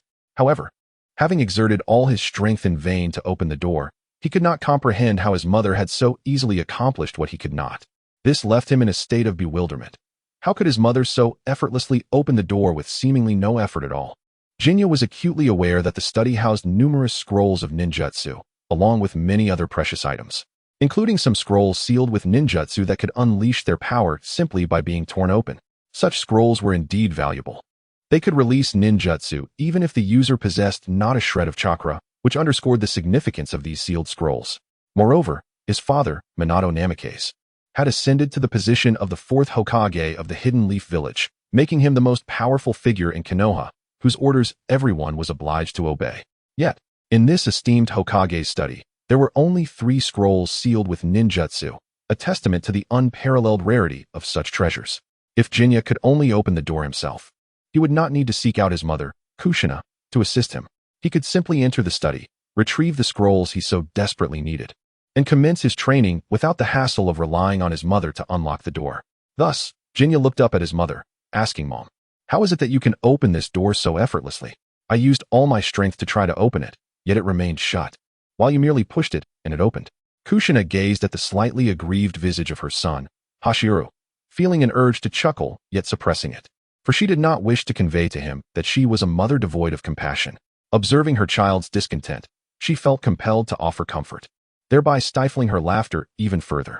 In this regard, a ninja possesses a unique advantage. The essence of a ninja lies in their capacity to endure what others cannot. If one cannot accomplish this, how can they aspire to excel as a ninja? Kushina reached out, gently caressing Hashiyoru's head, and spoke to him with tender warmth. "Little knight, you may have witnessed me merely nudging the door, causing it to swing open, yet you remain oblivious to the considerable chakra I expended. You must understand that this study houses many invaluable treasures. Hence, this door is quite exceptional. Only those possessing chakra at the level of a genin can gain entry. Those lacking such chakra should not entertain the notion of opening it, for it serves to protect the precious items within. Should a thief ever attempt to intrude, this barrier ensures that they cannot easily access the contents of this room. Wouldn't you agree?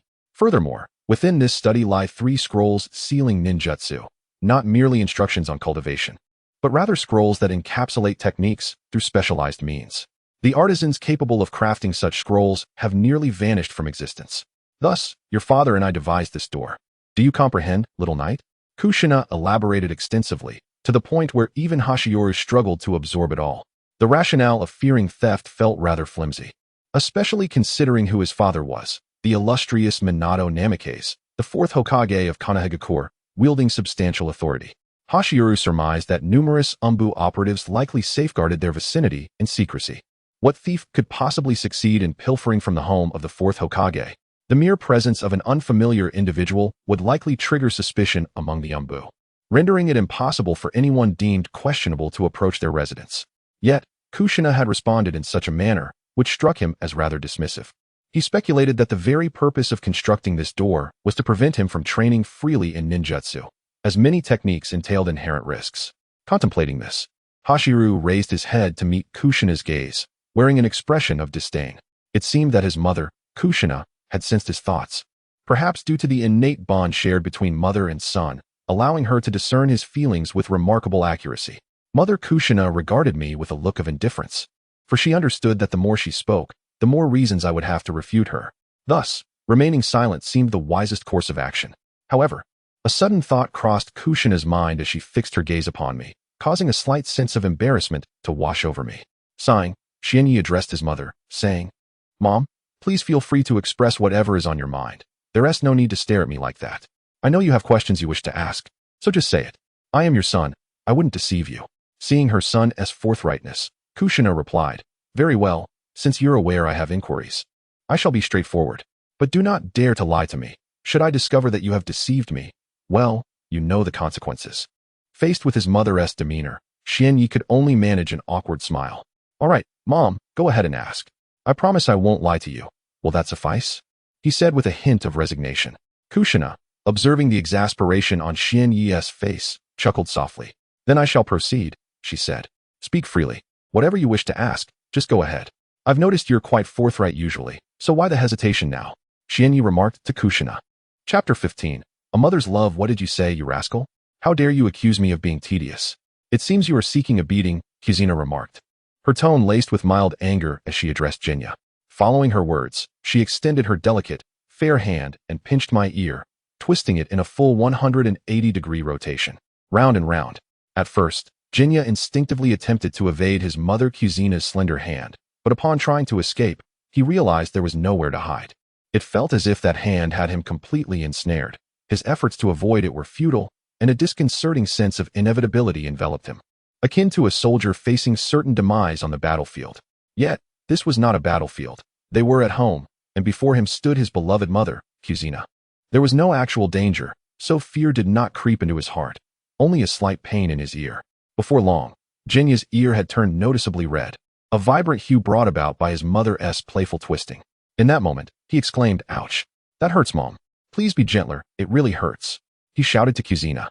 Initially, Kuzina was quite engrossed in her playful punishment, but at the sound of her son's cries of pain, a pang of sympathy welled up within her. After all, Jinya was the fruit of her labor, having carried him for 10 long months. He was, in essence, a piece of her very being. Thus, when Jinya cried out, it was only natural for her heart to soften a little.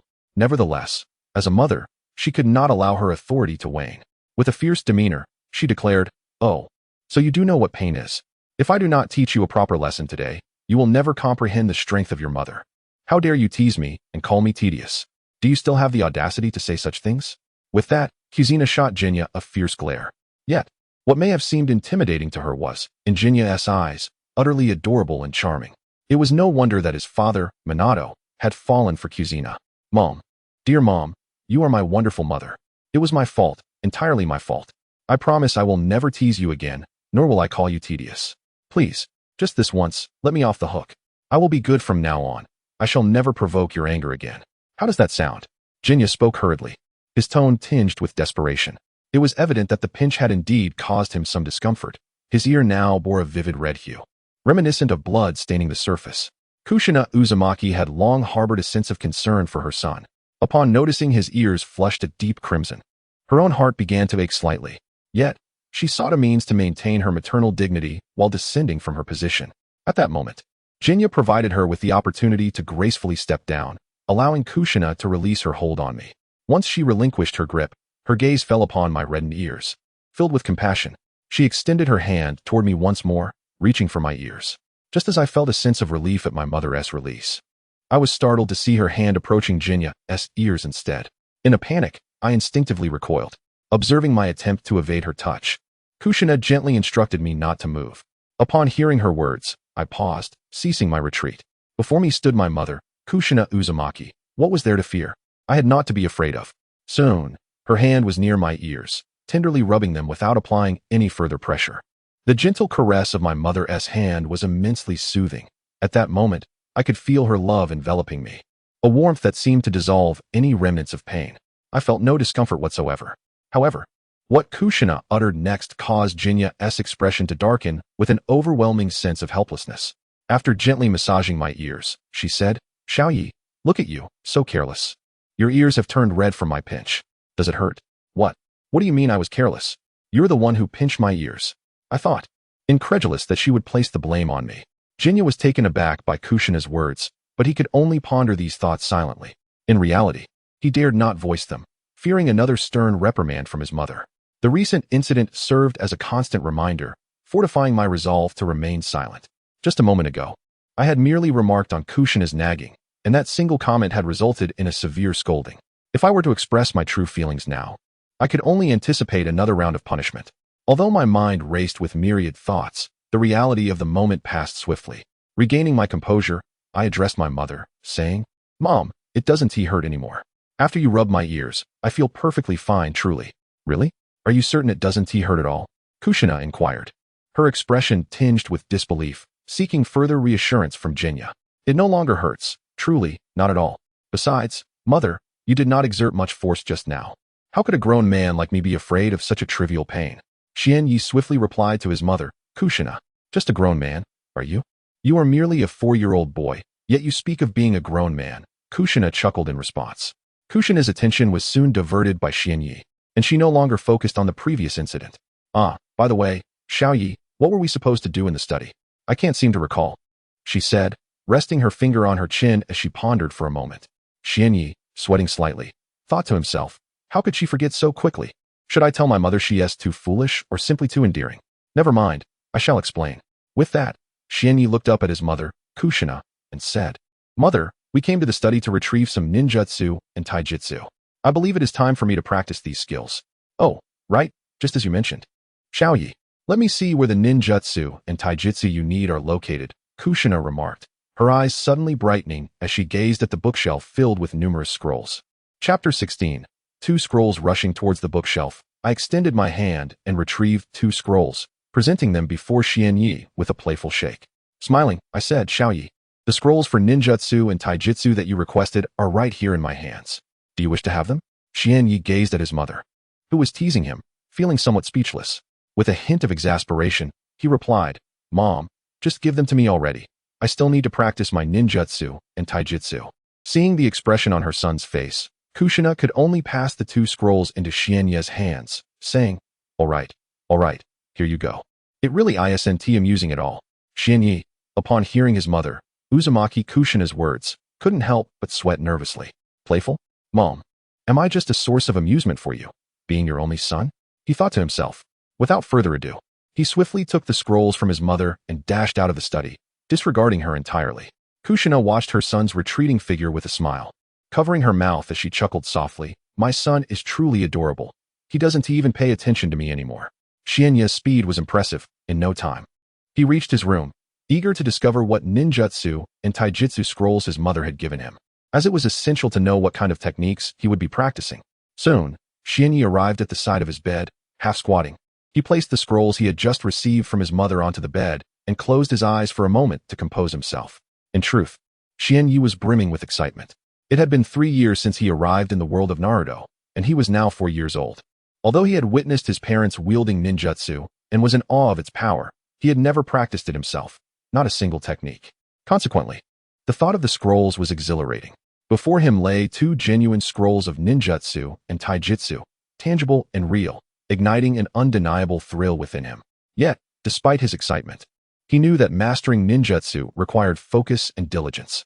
The first step towards learning how to utilize ninjutsu was to understand its methods, which were inscribed within the scrolls. The ninjutsu scrolls were now before him. All he needed to do was open them. All right, let me gently unfurl them, carefully. I must be cautious not to damage these precious scrolls, Xianyi murmured to himself. In reality, even if Xianyi were to pull the scrolls open with great force, they would remain intact, as they were crafted from specially designed paper, meticulously protected through various means, and enhanced with unique ninjutsu to ensure their remarkable resilience. Thus, even when immense force is applied to tear it, this ninjutsu scroll remains intact.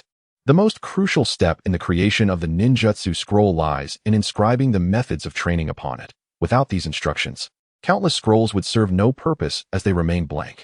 Consequently, the imprinting of ninjutsu becomes the pivotal phase. Upon the completion of all these steps, a scroll instructing on the cultivation of ninjutsu takes shape, allowing one to formally commence the study of the inscribed techniques. Soon, through Xianyi's diligent efforts, the scroll gradually unfurls, revealing its true form.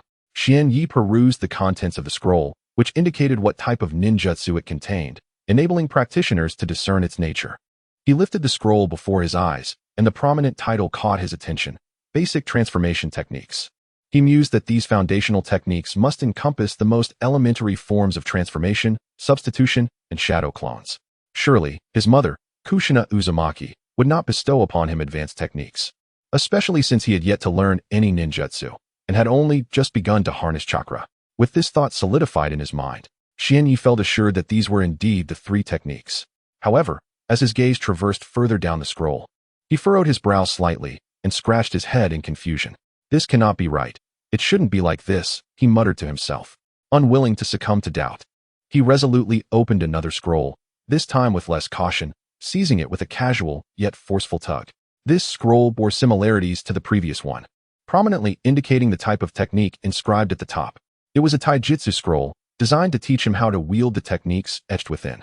This taijutsu scroll detailed 2 specific techniques, Leaf Whirlwind and Leaf Gale. Xian-Yi briefly glanced at the name of the scroll before shifting his focus downward to the section that elaborated on the application of the techniques.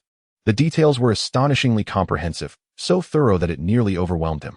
Upon first encountering the ninjutsu scroll, he had sensed that this taijutsu scroll would be similarly extensive, yet he clung to a glimmer of hope that it might differ from the former scroll. However, the harsh reality swiftly dispelled his optimism, revealing that it was not the lack of detail in the instructional scrolls that troubled him, but rather the sheer abundance of information that proved to be excessively meticulous. The level of detail is such that those who have never encountered these 2 scrolls would remain oblivious. Only those who have seen them can truly comprehend their significance. It is infuriating that a mere technique, the basic 3-body technique of ninjutsu, is encapsulated within a scroll measuring 2 meters in length and half a meter in width. I shall refrain from elaborating on the 3-body technique. Rather, I feel an overwhelming urge to confront the engraver who crafted the scroll inscribed with physical techniques. Can you fathom the intricacy contained within a single scroll of physical techniques? This scroll, depicting 2 distinct physical techniques, stretches to 1.5 meters in length, with a uniform width of half a meter as a standard for all scrolls. Though 1.5 meters may not seem extensive, the figures etched within are minuscule, roughly the size of half a palm, or perhaps even smaller. To be candid, I find myself perplexed. The techniques known as Konoha Whirlwind and Konoha Gale, of which Xuanya has witnessed his parents demonstrate in the courtyard, consist of merely a few repetitive movements.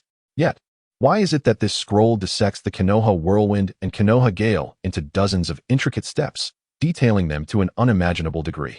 Merely deciphering the method of usage leaves me dizzy. I am at a loss for words. Chapter 17.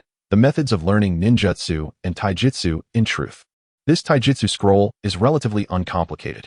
If you were to peruse the ninjutsu scroll, I suspect you would find yourself as disoriented as I am, devoid of any desire to pursue cultivation. From my perspective as a traveler in this realm, it is hardly appropriate to refer to it as a ninjutsu scroll. It seems more a means of complicating matters for others. One must consider the intricate details inscribed on the ninjutsu scroll. Alas, the scroll is replete with diagrams of human meridian pathways, the hand seals required during ninjutsu application, and the precise chakra quantities necessary for its execution, along with the mandated method for channeling chakra. Why is it that I cannot comprehend even the slightest bit of it?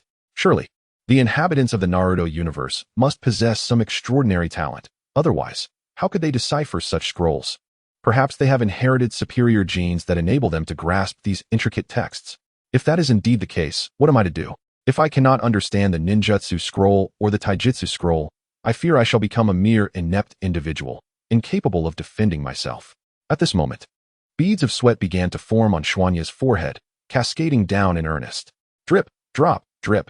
The sound of perspiration falling echoed clearly within the confines of his modest chamber, amplifying his anxiety. What to do? What to do? Xuanya's heart raced with desperation. Such urgency is only natural. How could one remain calm when both the ninjutsu and taijutsu scrolls are utterly incomprehensible? Xuanya pondered in vain, grappling with the daunting realization that if he could not decipher these scrolls, he would ultimately be rendered powerless. Oh heavens! You have transported me to the world of Naruto. Why must you subject me to this plight? Xuanya exclaimed, fully aware that despite possessing an abundance of chakra, lacking proficiency in either ninjutsu or taijutsu would render him as inconsequential as a mere novice ninja, easily bested by even the weakest opponent. It is akin to possessing vast wealth without the knowledge of its utilization. Such fortune becomes meaningless, far less valuable than a simple bond if one cannot wield it effectively. Just as Xuanya's anxiety reached its zenith, a voice resonated through the air. Ding dong. Please do not panic, host. This system is the most powerful cultivation system and will ensure that you master these seemingly trivial ninjutsu and taijutsu techniques. No matter how difficult, this system will facilitate your learning. Therefore, do not underestimate this system.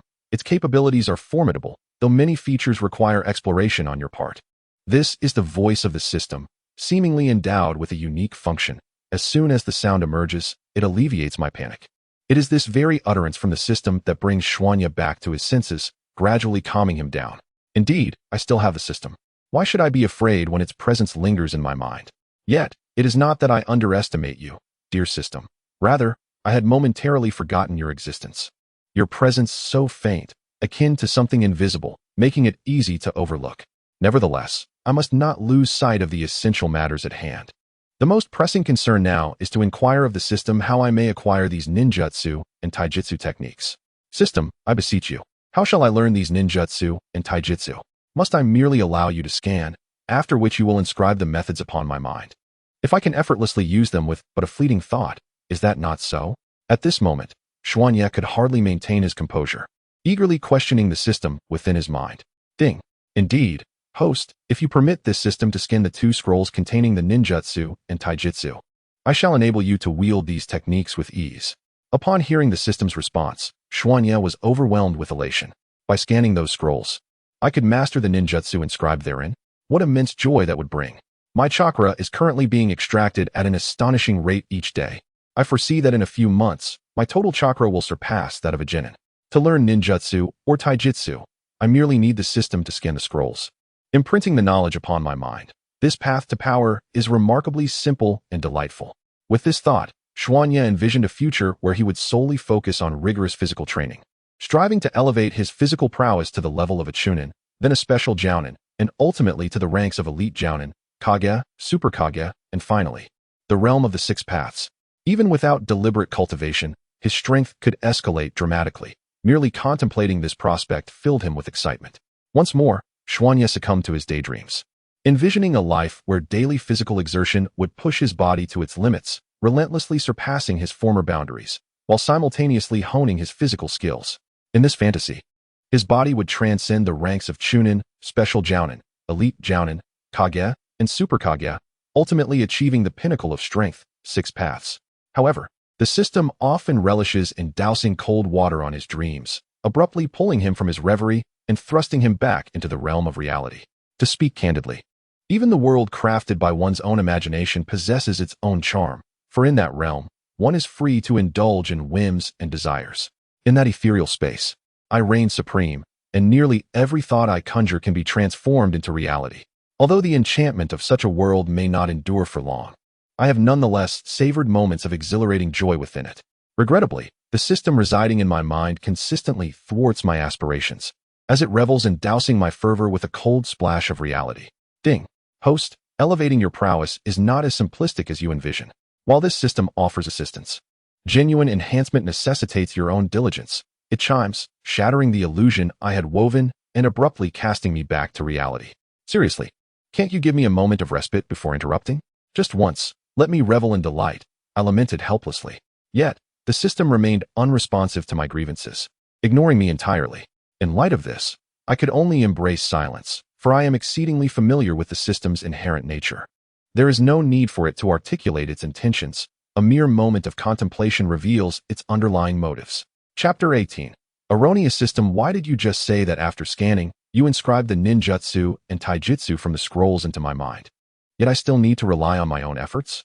I do not comprehend this statement, Xuanye inquired with perplexity. Ding dong.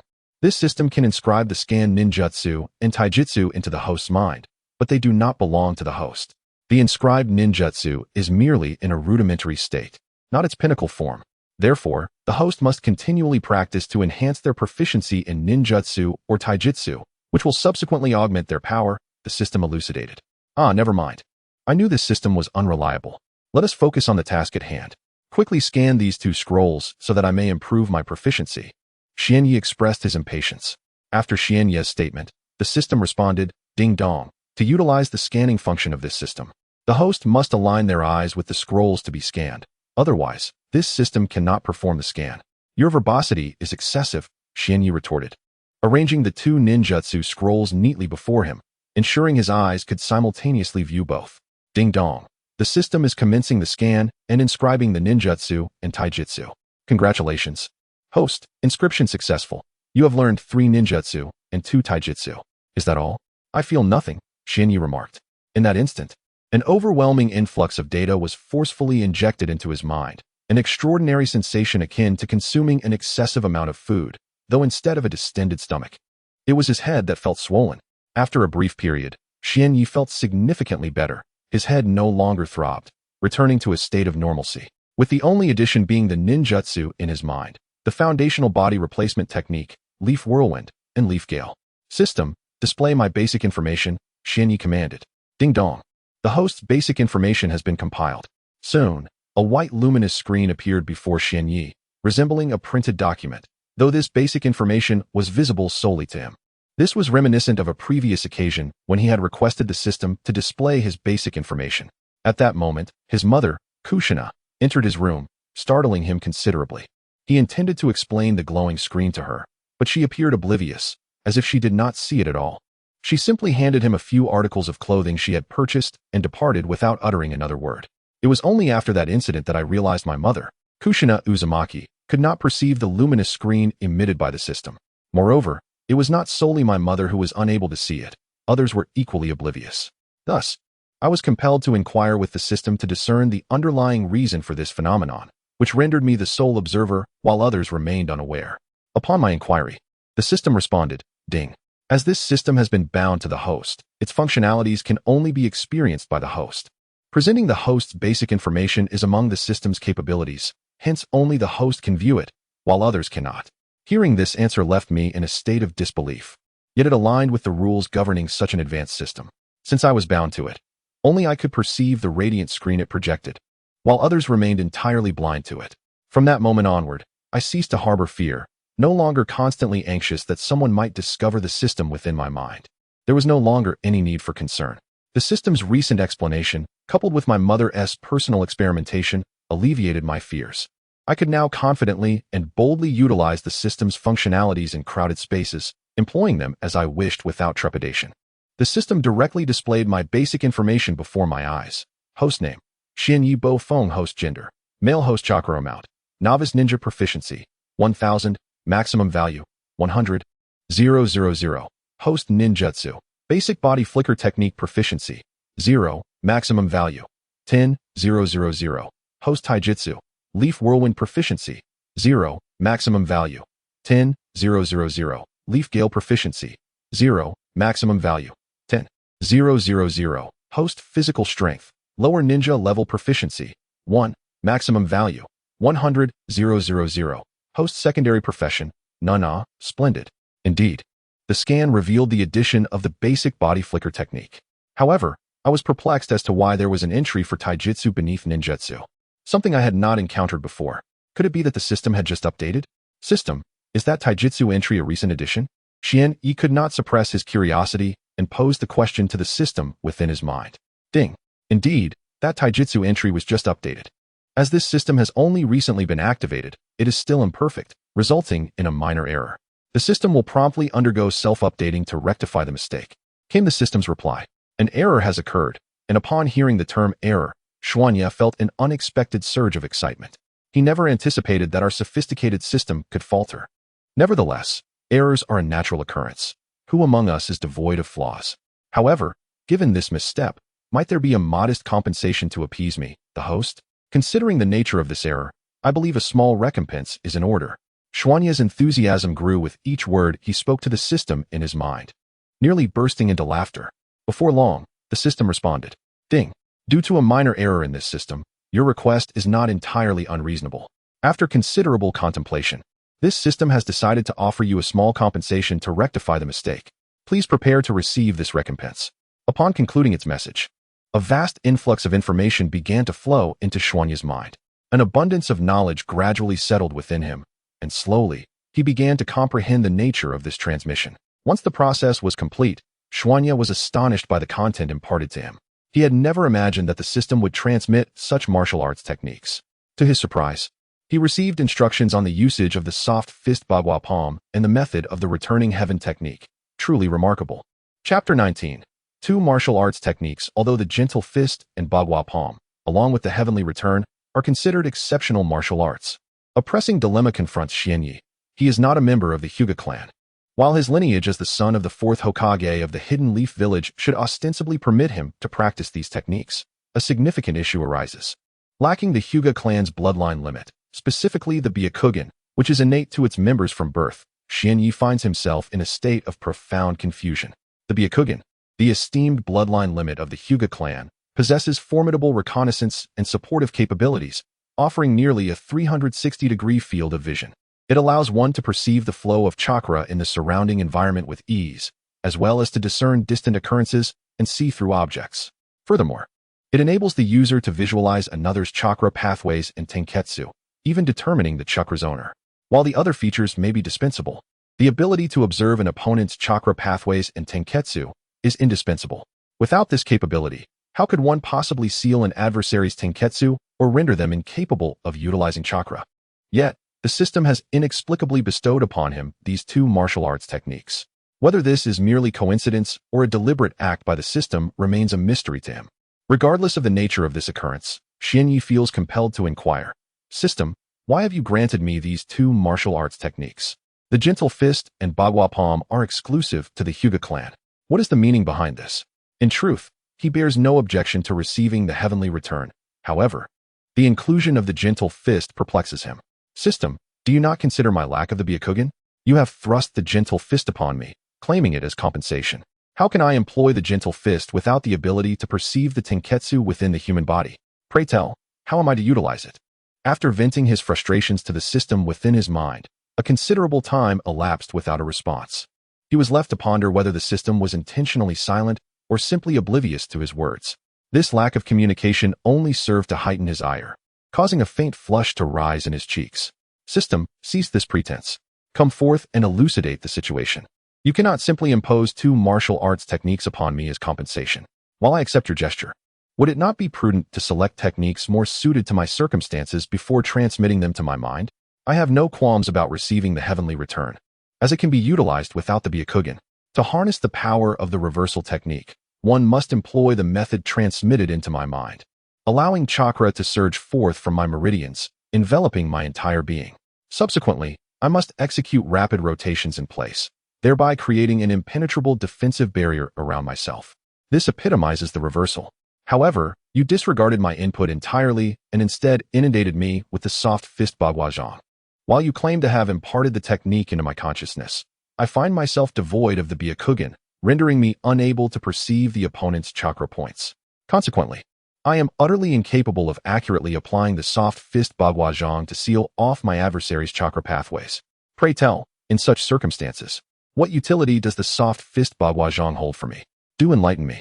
In response, the system within my mind addressed my grievances, perhaps acknowledging its inability to evade my inquiries. A notification chimed, due to a selective error on the part of this system, resulting in the host's detriment. The system shall bestow upon the host a new ninjutsu, one that possesses capabilities akin to the Byakugan, yet far surpasses it in power. The system's tone remained unaltered as it communicated with me. "Are you truly bestowing upon me a ninjutsu that rivals the Byakugan? Surely, I must not be mishearing you." I inquired, filled with excitement. A ninjutsu comparable to the Byakugan is nothing short of extraordinary. Should such a technique circulate, the Hyuga clan would find itself rendered obsolete, no longer a prominent family within the ninja world. If other ninjas were to master this technique, it would be tantamount to acquiring the Hyuga clan's bloodline limit. What need would they have to maintain their status as a major clan? Yet, the likelihood of such an event transpiring is exceedingly slim. Setting aside the question of whether other ninjas are capable of mastering this technique, the very notion of it being disseminated from my hands poses a significant challenge. Would I be foolish enough to divulge such an extraordinary ninjutsu for free? I am not so naive nor selflessly altruistic as to relinquish this knowledge without recompense. Upon hearing the system's declaration, a cunning smile spread across my face as I murmured to myself, "Rest assured, Hyuga clan, I, Kazekage Genya, shall ensure that this ninjutsu, which rivals your Byakugan, remains a closely guarded secret. You need not worry in the slightest. However, should the Hyuga clan encounter me again in the future, they will find themselves devoid of any advantage. All that you possess, I too possess. While you may have the Byakugan, I wield ninjutsu that rivals its prowess. Furthermore, I am proficient in the Gentle Fist and the 8 trigrams palm, as well as the heavenly return technique. I sincerely hope that you choose not to become my adversaries, for you would undoubtedly come to regret it." Ding dong. The system feels it necessary to remind the host once again that anything produced by this system is of the highest quality. The ninjutsu derived from this system is devoid of any inferiority. Therefore, the host should refrain from comparing the Hyuga clan's inferior Byakugan to the ninjutsu provided by this system. The disparity between the two is immeasurable. The ninjutsu bestowed upon the host, when cultivated to its later stages, will undoubtedly surpass the Byakugan of the Hyuga clan by countless magnitudes, and even in its initial stages, it will not fall short of their Byakugan. The system gradually responded to me. Wow, so powerful and astonishing. System, are you certain you are not exaggerating or deceiving your humble host, Xianyi, who finds it hard to believe the assertions of the system in my mind? Ding dong. I must remind the host once more that anything produced by this system is of the highest quality. Please do not continue to compare the offerings of this system with the inferior Byakugan of the Hyuga clan, as the gulf between the two is insurmountably vast. Chapter 20. The Eye of the God System. Your words seem rather audacious. To declare that the Byakugan of the Hyuga clan is mere trash, unworthy of comparison to the ninjutsu you offer, is quite bold.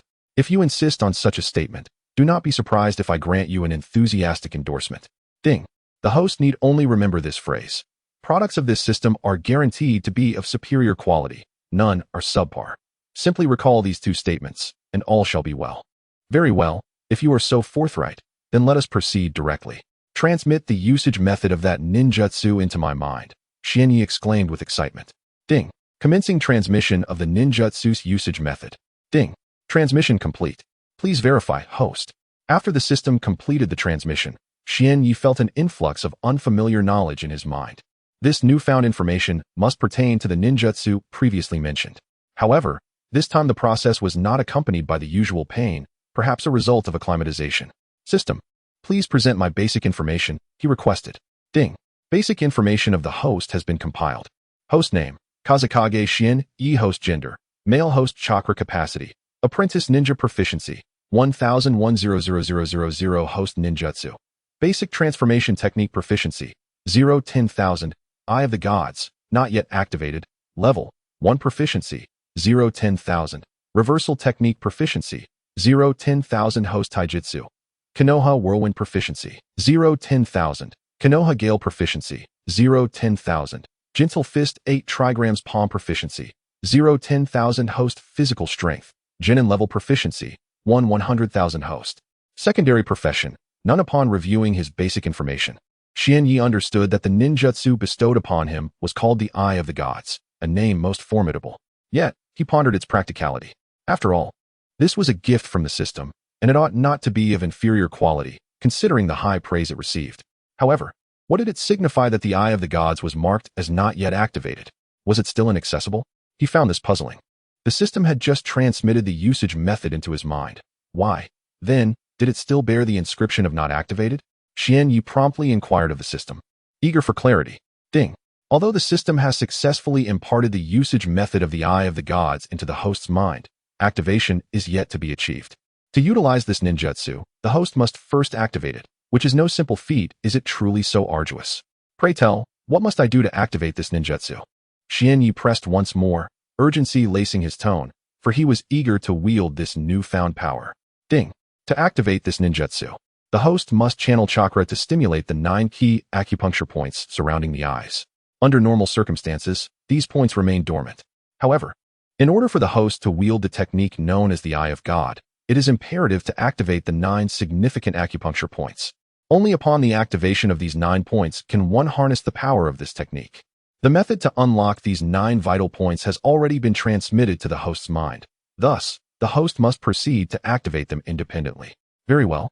Let me commence the activation of these 9 points and ascertain the true prowess of the Eye of God, Xianyi declared, promptly initiating the technique bestowed by the system. Employing the method conveyed to his consciousness. Awaken, Eye of God. With this fervent exclamation, he set his chakra into motion, directing it towards the 9 crucial points surrounding his eyes. These points are distinctly identified as Jingming, Zanju, Taiyang, Tongzilio, Yuwai, Sijukong, Chengqi, Xiuho, and Yangbai. To successfully utilize the Eye of God, it is essential to follow the sequential method imparted to my mind by the system. Channeling chakra to stimulate each of these 9 significant acupuncture points surrounding the eyes. Precision is paramount. Any deviation could potentially lead to irreversible blindness. Hence, Xianyi approached each step with utmost caution. Commencing with the first step, he directed his chakra towards the vicinity of the 9 acupuncture points. A step he had just completed, allowing him to advance to the second phase, stimulating the Jingming point. Jingming. This point signifies both its anatomical location and its primary association with the eyes, while Ming connotes luminosity. This initial step towards activating the 9 points is exceedingly crucial. A misstep could result in severe impairment or even total blindness. Fortunately, The method transmitted by the system to stimulate this point felt remarkably familiar, as if he had experienced it countless times before, exuding an air of seasoned expertise. Nonetheless, despite his proficiency, he approached the task with trepidation, ensuring each action adhered meticulously to the prescribed sequence in his mind. Finally, after half an hour of diligent effort, he succeeded. He had successfully activated the first acupuncture point. Jingming. At that moment, exhilaration coursed through him, for it was his inaugural attempt at unlocking the 9 vital points surrounding his eyes. Although fortified by extensive experience, the tension lingered, as failure could lead to permanent blindness. Thus, exercising caution was undoubtedly prudent. Upon successfully activating the first acupoint, I proceeded to the third phase, which involves unlocking the second acupoint among the 9 surrounding the eyes, known as the Zanju acupoint. This acupoint is undoubtedly one of the significant points around the eyes. The Zanju acupoint is located on the face, nestled in the depression at the forehead's edge. To activate this acupoint, it is essential to stimulate it using one's own chakra. Differing from the method employed for the previous acupoint, the quantity of chakra required for this activation is also distinct. Attempting to use the same method as before would lead to failure, a mistake I would not commit. As time continues to elapse and more acupoints are activated, following the successful activation of the Zanju acupoint, I must then unlock the Taiyang acupoint. In traditional Chinese medicine, the Taiyang acupoint is referred to as an extraordinary point, holding significant importance in the human head. Ancient Chinese believed that regular massage of this acupoint is immensely beneficial, contributing to the preservation of youthful vitality in the brain. The Taiyang acupoint is situated on the side of the head, in the depression between the outer corner of the eye and the tail of the eyebrow. This acupoint is crucial, and any misstep could result in dire consequences. The Taiyang acupoint is a particularly unique point surrounding the eyes, and an error during the activation process could be fatal. Fortunately, I navigated the challenge of activating the Taiyang acupoint without incident. Following this, the next acupoint to activate is the tongzilio. This acupoint is located on the face, in the depression 0.5 inches outward from the inner and outer corners of the eyes. The term tongzi refers to the black part of the eyeball. To activate the tongzilio acupoint, one must channel chakra to stimulate the dark portion within the eye, which is the only means to successfully unlock this point. Before long, I successfully activated the tongzilio acupoint. Compared to the previous 3, the activation of this acupoint was considerably simpler. Perhaps it was due to my prior experience in activating 3 acupoints, coupled with the system's transmission of methods for unlocking the 9 acupoints into my mind, that made this seem easier. The subsequent acupoints were not particularly challenging to activate either. For instance, the Yuyo acupoint, located in the forehead, directly above the pupil and between the eyebrows, is not exceedingly difficult to unlock. However, the method to activate it is somewhat cumbersome and time-consuming.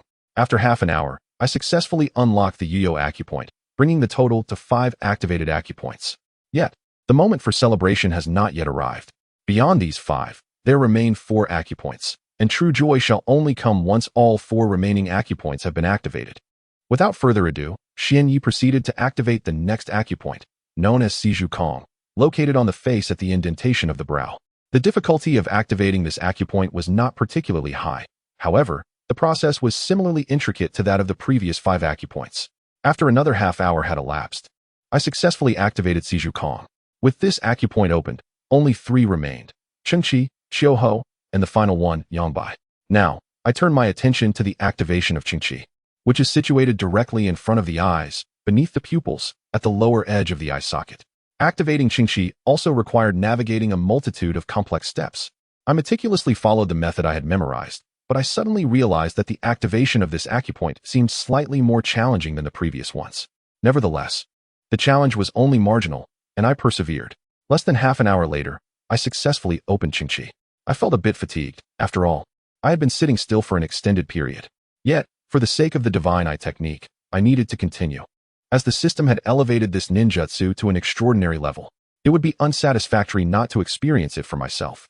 Fortunately, I successfully activated Chengqi, leaving only 2 acupoints, Qiuho and Yangbai.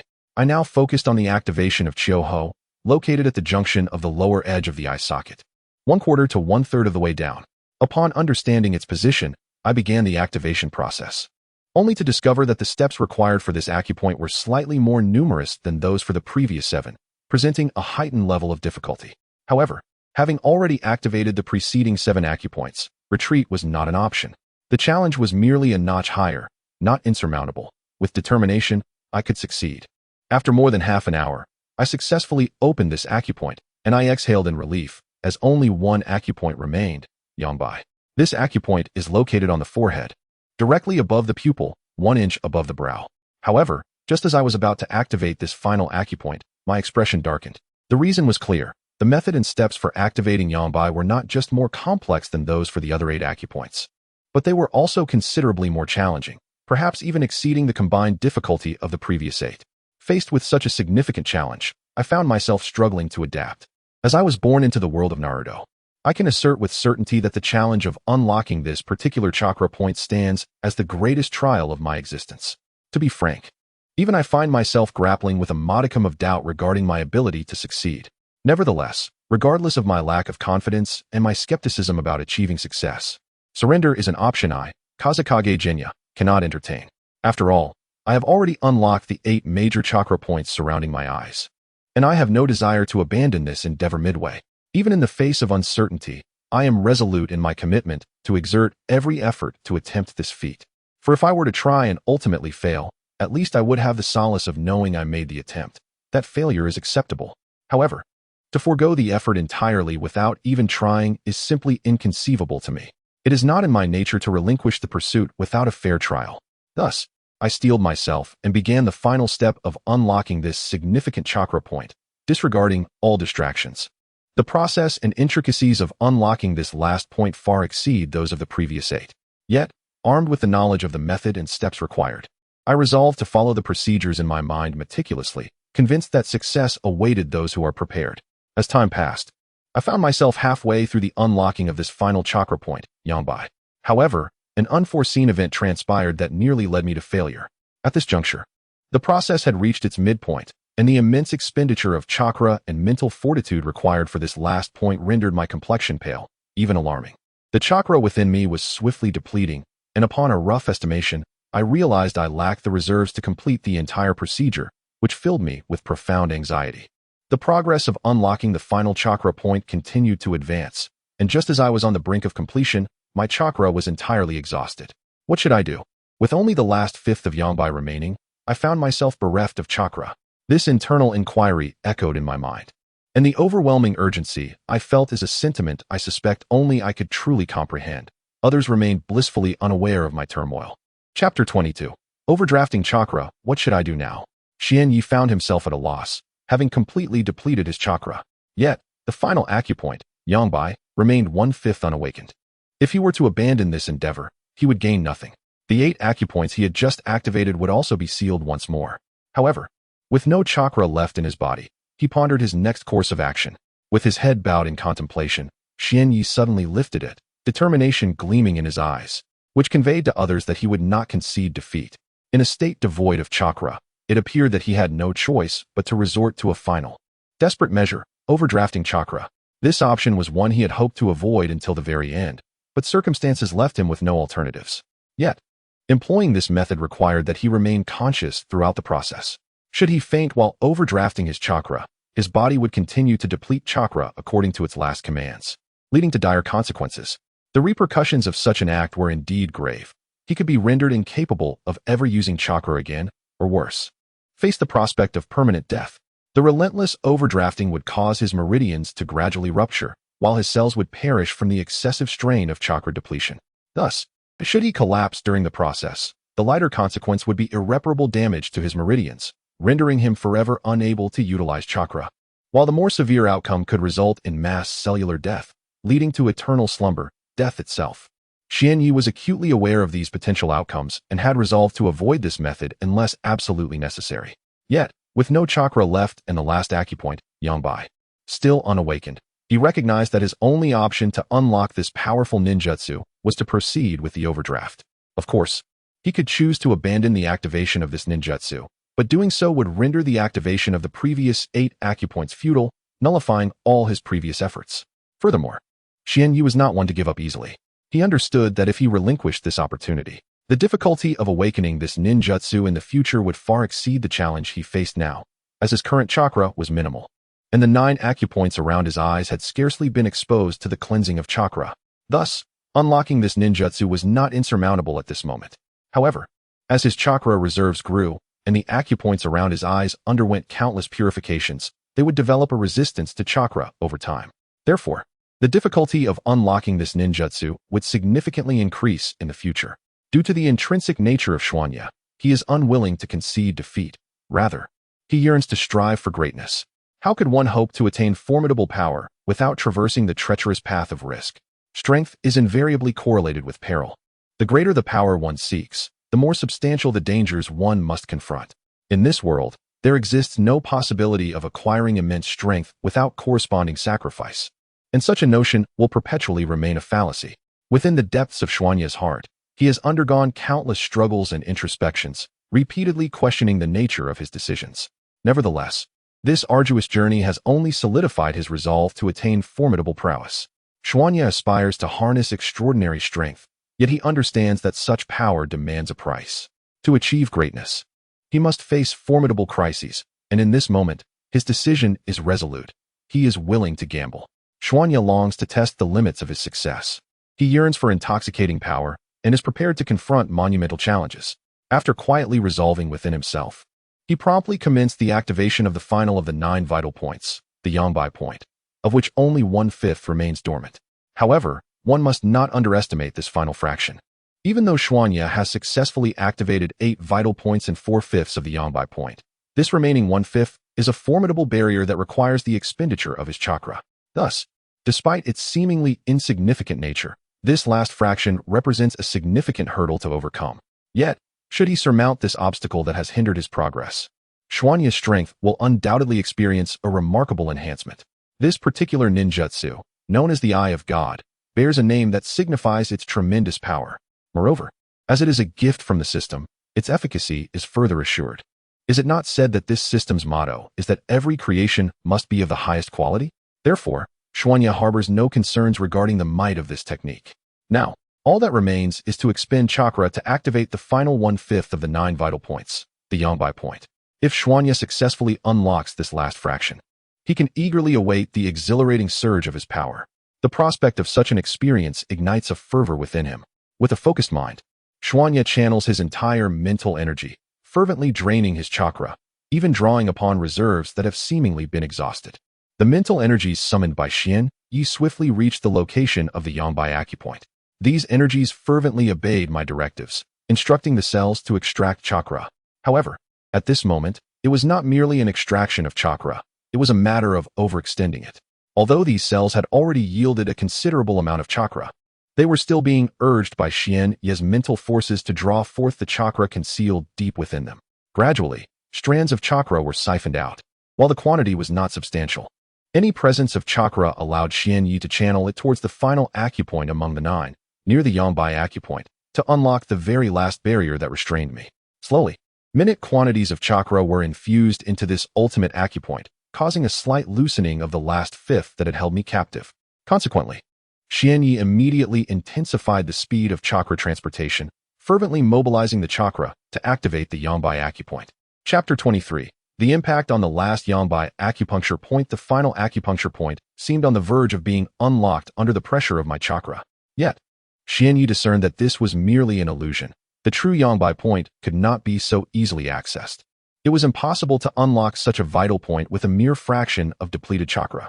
Nevertheless, Xian Yi remained undeterred, continuing to channel every ounce of mental energy at his disposal, fervently directing it towards the cells, relentlessly exhausting his own vitality. At that moment, an unfortunate occurrence transpired unexpectedly.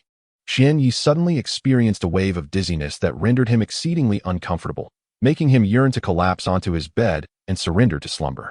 However, succumbing to such weakness was not an option, for he understood that this dizziness stemmed from the frenzied mobilization of his mental energy, which he had recklessly expended to deplete his chakra.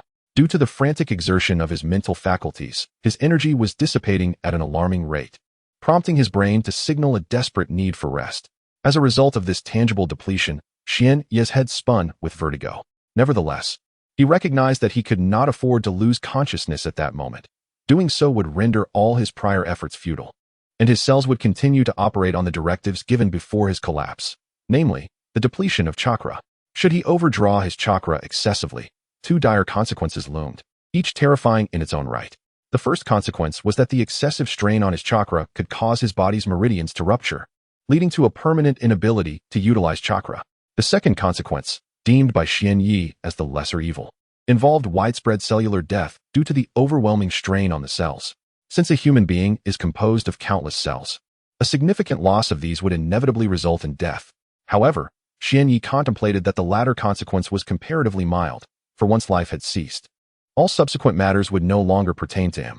In contrast, the first consequence would be a most unfortunate fate, remaining alive yet devoid of the ability to wield chakra, and thus unable to become a ninja or a formidable force. If cellular depletion led to ruptured meridians, even physical enhancement would become unattainable. After all, cultivating the body necessitates a complete network of meridians. Should these be compromised, even with a system in place, the prospect of becoming a powerful being would be exceedingly bleak. Let us not even mention that this is the world of Naruto.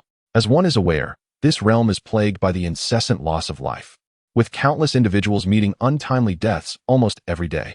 These demises are not of a natural sort. Rather, most arise from the relentless pursuit of vengeful foes, who mercilessly slay those unable to withstand their wrath.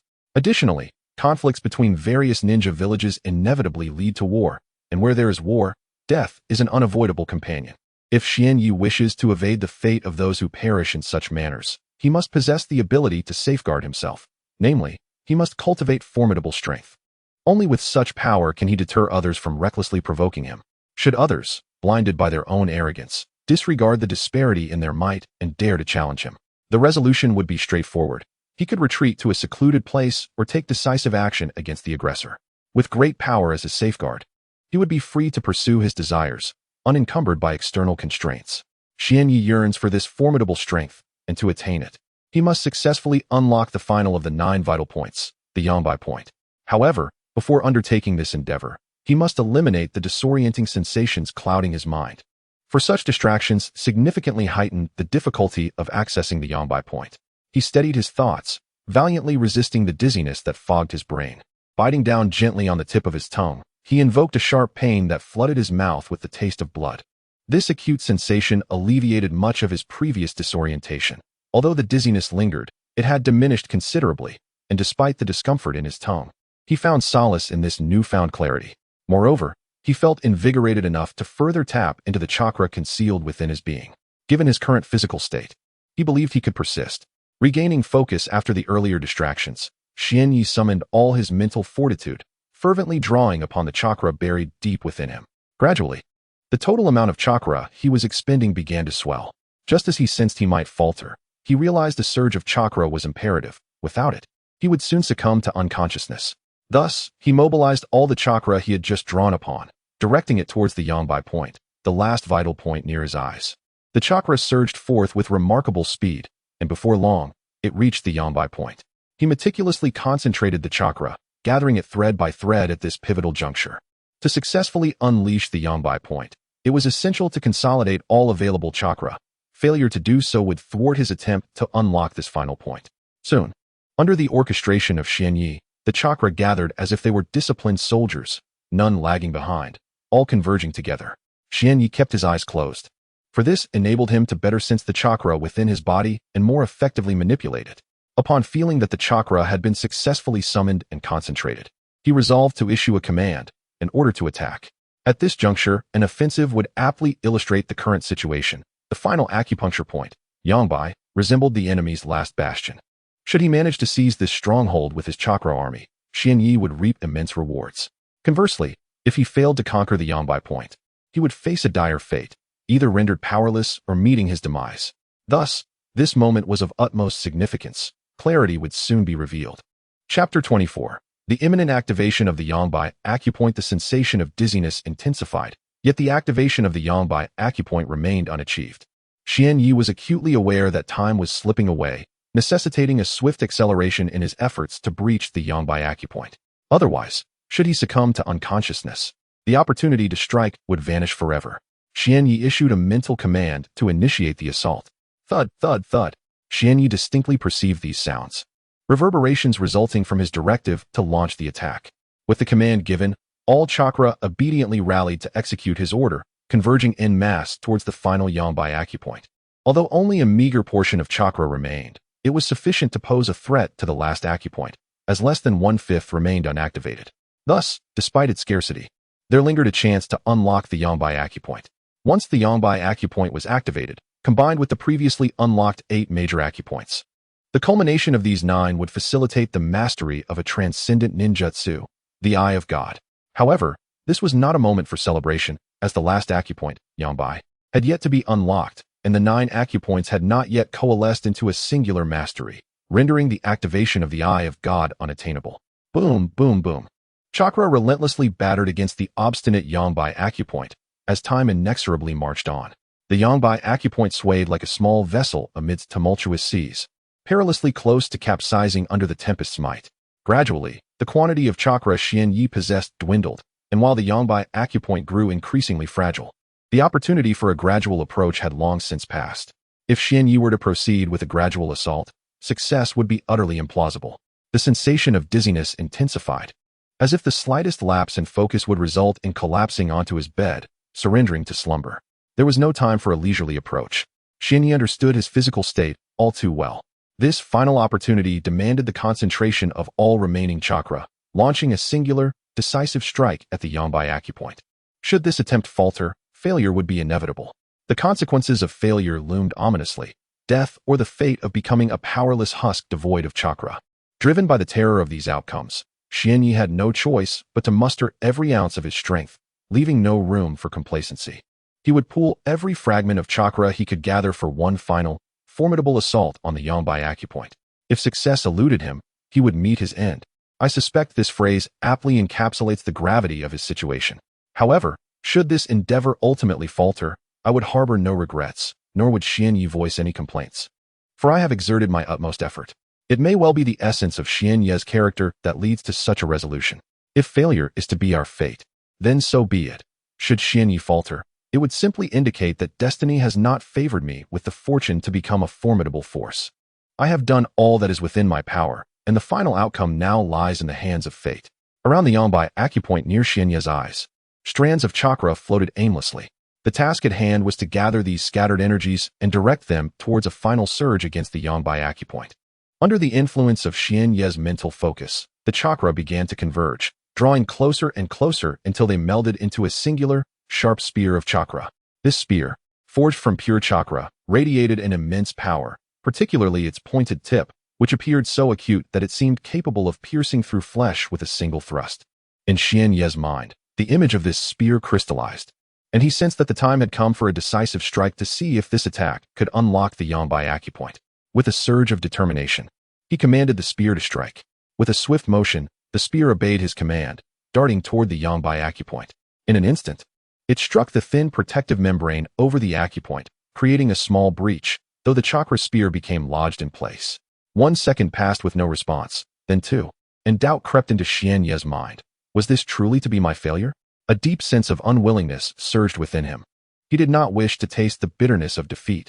He yearned for success. Noticing that the spear had yet to dissipate, he understood that a glimmer of hope remained. As long as he could manipulate the spear that still lingered, there was still a chance to breach the Yongbai acupoint that held him captive. Thus, Xianyi fervently urged the spear to move, to act, to break free from its stasis.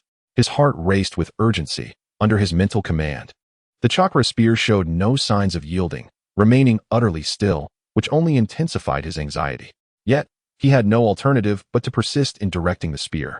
Minutes stretched on, yet the spear remained immobile. After 3 minutes of unwavering effort, at last, a slight tremor coursed through the chakra spear.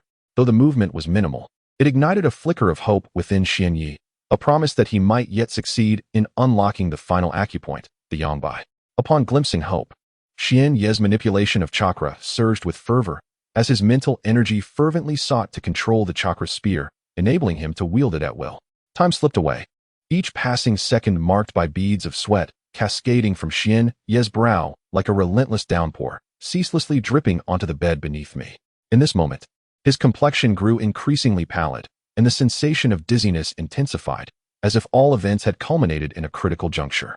Within the confines of his mind, the chakra spear, having stirred ever so slightly, was now under his command, inching closer to the activation of the Yongbai acupoint, which had been pierced by the spear. Xianyi paused to gather himself, allowing a brief respite before amplifying his control over the chakra sphere once more. He resolved to take a decisive gamble, channeling all his mental energy into this endeavor, even enlisting the forces that resisted his dizziness.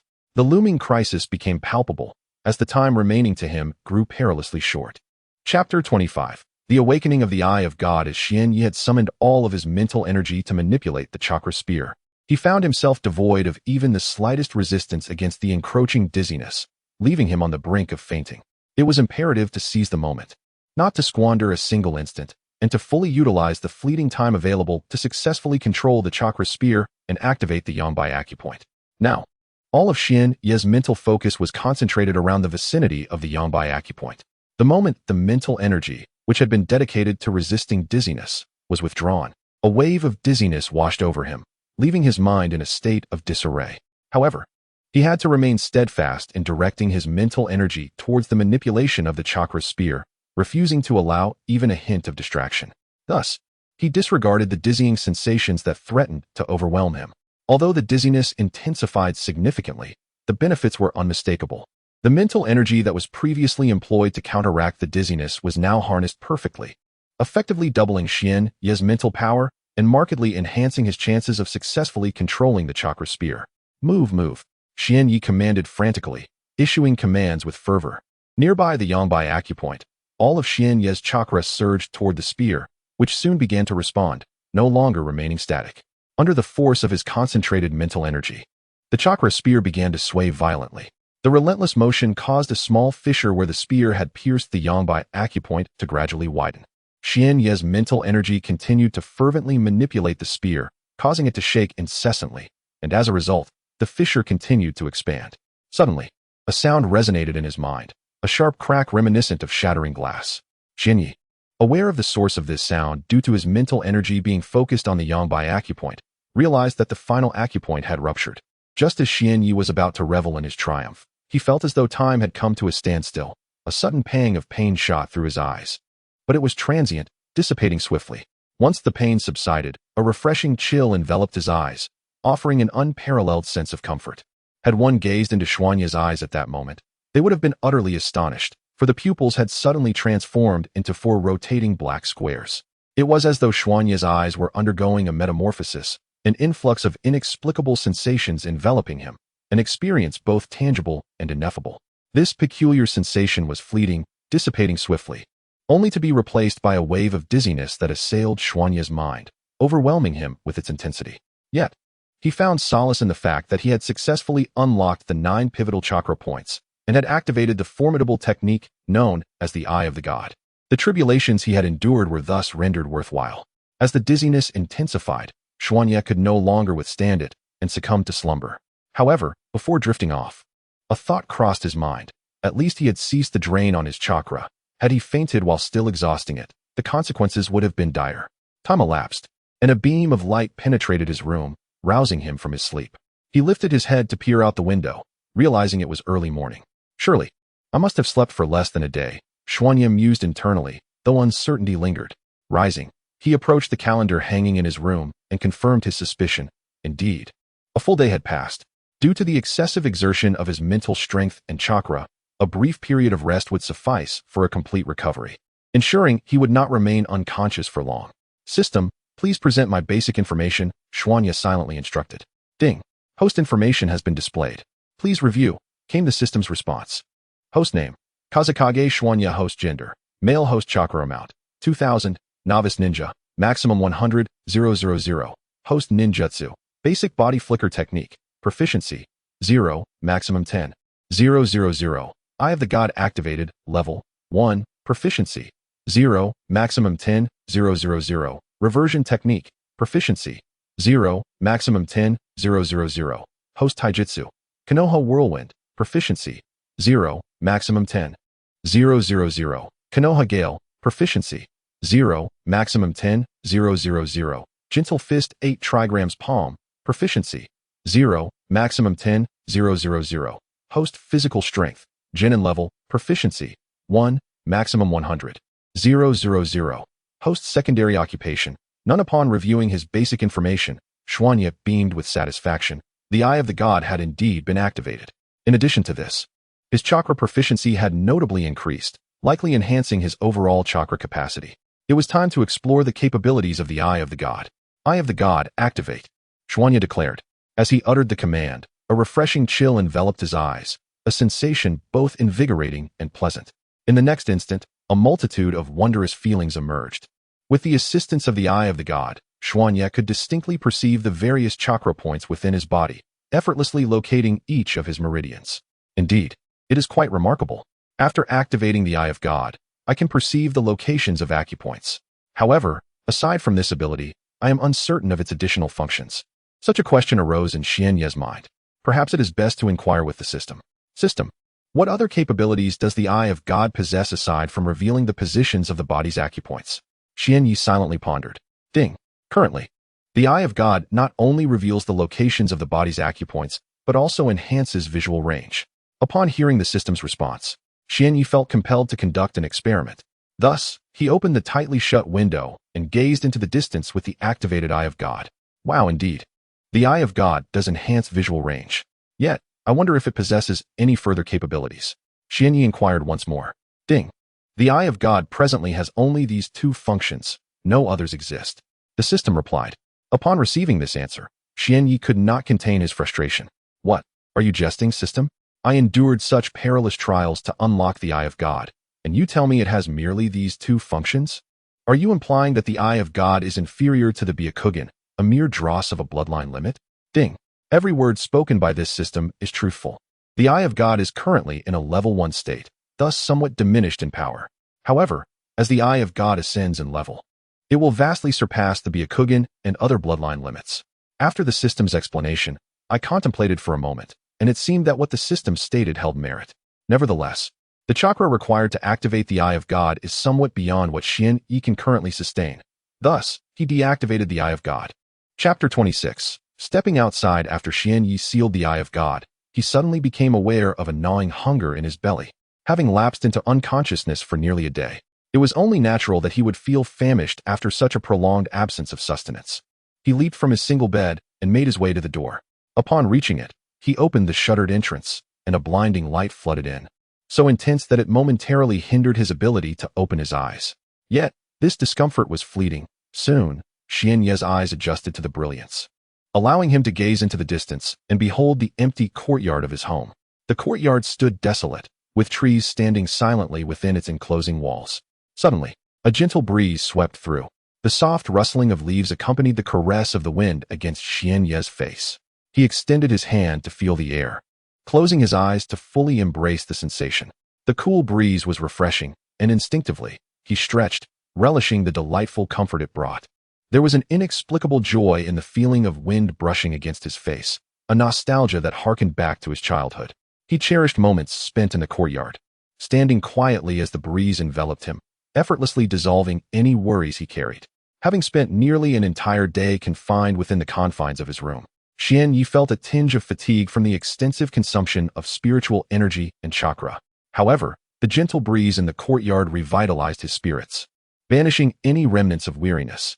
Yet, a thought nagged at him. Where was his mother, Kushina? He lowered his gaze and began searching throughout the house, darting from room to room, but found no trace of her. After a frantic search, he returned to the courtyard, uncertainty clouding his mind regarding his mother's whereabouts. Nevertheless, he was certain she must be on a mission. At 4 years old, he was no longer an infant. He often presented himself as a little adult in her presence, likely leading her to believe that he could manage without her. This was indeed true, considering his father, Minato, was the 4th Hokage of Konoha, and numerous guardians lurked nearby, discreetly watching over him. With a resigned sigh, he abandoned his quest for his mother, who may have had food available. It had been nearly a day since he last ate, and his stomach was truly growling. However, he understood her absence. After all, she had not noticed his fainting spell, indicating that she was likely away from home. Sighing once more, Xuanye resolved to venture out and procure some food. After lingering in the courtyard for a while, he dashed back to his room, retrieved some pocket money, and prepared to buy himself a meal. In truth, these pocket funds are rather substantial. My mother tends to bestow upon me a modest allowance periodically, and since I am mostly at home, dining, these funds remain largely unspent. As for clothing, there is no need for me to purchase any. My mother, Kushina, graciously provides them, delivering them directly to my room. Apart from food and attire, I require nothing else, allowing my allowance to accumulate over time, leading up to the present moment. However, this time, aside from venturing out to procure food, there are additional items I need to acquire. The proficiency enhancement system has recently been activated, and I have also obtained the Hyuga clan's healing techniques and the Gentle Fist 8 trigrams palm. With the activation of the Divine Eye accompanying the Gentle Fist, it is indeed time for me to purchase some ninja tools, along with various other sundries. I quickly gathered all my pocket money from my room and placed it into my pockets, ready to leave home. I jogged to the front door, opened it, and stepped outside, promptly closing it behind me. Yet, I felt assured that leaving the door unlatched would pose little risk, for this is the home of the fourth Hokage, Minato Namikaze, and it is unlikely that anyone would dare intrude. Even if such a person were to exist, the Umbu of Konoha are not mere decorations. They would undoubtedly apprehend any intruder. What would happen to them thereafter remains a mystery, but closing the door is simply a habit of mine, as it consumes little time. After securing the door, I hurriedly made my way down the streets of Konoha. It was early morning, and the streets were bustling with activity, vibrant and lively. As I strolled along, I encountered numerous vendors calling out their wares, many of whom were civilians of the Hidden Leaf Village. Most lacked any ninjutsu skills, yet survival necessitated their efforts to earn a living through street vending. As I meandered through the throngs, a delightful aroma wafted toward me.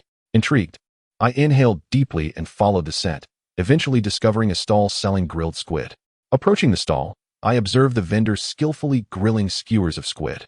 This particular stall was quite popular, as a multitude of villagers from the Hidden Leaf Village had gathered, eagerly awaiting their turn for the delicious squid. Seeing the crowd before me caused me to furrow my brow. The sheer number of people at this stall was surprising. However, I must admit, the enticing aroma of the grilled squid was difficult to resist. Compelled by the scent, I squeezed through the throng, making my way to the front. The villagers, initially engrossed in watching the grilling, felt the gentle push and turned to see who was encroaching on their space, only to find me standing there. The villager from the Hidden Leaf Village, who had turned around, suddenly exclaimed, "Xian, Master Xianyi, is that not you?" I could sense a hint of excitement in his voice. His words caught the attention of other villagers, who promptly turned to gaze upon my face, each one chiming in. "Master Xianyi remains as charming as ever." Indeed, indeed. It seems Master Xianyi's complexion has grown even fairer. "Master Xianyi, what brings you out today? It has been quite some time since we last saw you." Amidst the crowd, voices intertwined, middle-aged women, young maidens, and several youthful individuals. As I was often brought out by my mother, Kushina Uzumaki, and since the other villagers were familiar with her, over time, most of them had come to recognize me as well. Feeling the collective gaze of the villagers fixed upon my face, I experienced a twinge of embarrassment. "Oh, my visage truly captivates all ages," Xianyi remarked, observing my fair and delicate features with a resigned smile. However, there was little he could do about it. He quickly approached the vendor at the stall, purchased several skewers of grilled squid, and promptly dashed away. Chapter 27. An unexpected encounter with Kakashi's team. Xianyi moved with remarkable swiftness, as the scene before him was somewhat overwhelming. Numerous villagers, upon witnessing Xianyi's wordless departure, expressed their sentiments towards his receding figure. "Young Master Xianyi, you should venture out more often. More content is loading. Please wait. This site only supports mobile browser access. If you see this paragraph, it indicates that the chapter content has failed to load. Please disable reading mode, browsing mode, and ad blocking features, or copy the URL to another browser for reading. Young Master Xianyi, we all admire you." Furthermore, younger maidens chimed in, "Young Master Xianyi, do grow up swiftly." The villagers' enthusiasm was overwhelming. I mused silently, pondering that even if I were to go out, it would be prudent to avoid lingering in the streets. Due to Xianyi's brisk pace, he soon lost sight of the villagers after a brief run and paused to catch his breath. Taking out the grilled squid he had just purchased, he took a hearty bite. Having been in constant motion, he had scarcely found the time to eat, not even allowing himself a moment to savor the delicacy. Xianyi's hunger was palpable. Before long, several skewers of grilled squid had vanished into his stomach. Though the squid was delectable and fragrant, it barely satiated his hunger, merely serving to tide him over. To truly fill himself, he would require more sustenance. Thus, Xianyi continued to stroll along the streets of Konoha, searching for something substantial to quell his hunger. After a while without success, disappointment began to creep in. However, as he wandered, his eyes suddenly brightened upon spotting a distant establishment named Ichiraku Ramen. "This must be the Ichiraku Ramen from Naruto," he mused to himself. Certainty filling his thoughts, Xianyi entered the ramen shop, observing that it was bustling with patrons enjoying their meals. He casually selected a seat and called out, "Boss, I would like a bowl of your finest ramen, please." "Certainly, please hold on for a moment," came the voice of the proprietor. Xianyi turned towards the sound, catching sight of the proprietor's unfamiliar face, which he did not recognize, and thus paid it little mind. In truth, Xianyi was unaware of what exactly was in the ramen. He had simply opted for a dish without much thought. Nevertheless, knowing that Ichiraku ramen was Naruto's favorite haunt, he surmised that the flavors would be delightful. After placing his order, Xianyi settled into his chosen spot, patiently awaiting his meal. Suddenly, someone tapped my shoulder, and Xuanya looked up in confusion, only to be greeted by three individuals, two men and one woman, Kakashi Hitaki, Obito Uchiha, and Rin Noera. Given that my father, Minato Namikaze, is the teacher of these three, I could easily recognize them. However, even if I hadn't met them before, I would still have identified Kakashi Hitaki. He appeared significantly younger than his anime counterpart, yet one thing remained unchanged. His face was concealed by a mask, the purpose of which eluded me. As the end of the Third Shinobi World War approached, peace and development beckoned for Konoha. Yet, I was left in the dark regarding the fates of Obito Uchiha and Rin Noera during my previous life. I had not witnessed the moments of their demise in the anime. The trio settled down beside me, casually occupying the three corners of the table, with Rin Noera sitting directly across from me, flanked by Obito and Kakashi. No sooner had they taken their seats than they called out to the owner, demanding 3 bowls of Ichiraku ramen, all in large portions, and urged for prompt service. The owner replied, "Certainly, please wait a moment. Your noodles will be ready shortly." Once the order was placed, Obito turned to me, exclaiming, "Xiaoya, it truly is you. I was uncertain upon entering, but it's a pleasant surprise to see you again. You've grown even cuter during our time apart." His excitement was palpable. I noticed the fervor on Obito's face, though I couldn't fathom the reason for his enthusiasm. After all, I was merely the son of his mentor. Rin, sitting directly across from me, nodded vigorously in agreement with Obito's sentiments. She playfully pinched my cheek, holding on for what felt like an eternity before finally releasing me, prompting a sigh of relief from my lips. Seeing Rin's approval, Obito turned to Kakashi with a triumphant smile. However, when Kakashi did not respond, Obito resorted to making silly faces, pulling at his own cheeks and sticking out his tongue in mock disdain. Yet, Kakashi remained unfazed. His eyes narrowed as he scrutinized me intently, causing a slight unease to creep over me. Rin's gaze oscillated between Kakashi and myself, occasionally glancing at Kakashi, then shifting her focus back to me, deliberately ignoring Obito. A bead of sweat trickled down my forehead. The dynamics among these three were undeniably intricate. Obito harbored feelings for Rin, while she only had eyes for Kakashi, who remained oblivious to her affections, instead viewing Obito as a rival and a brother. As the atmosphere became somewhat awkward, Xianyi remarked, "Sister Yuan Yilin, how did you two come to Ichiraku ramen?"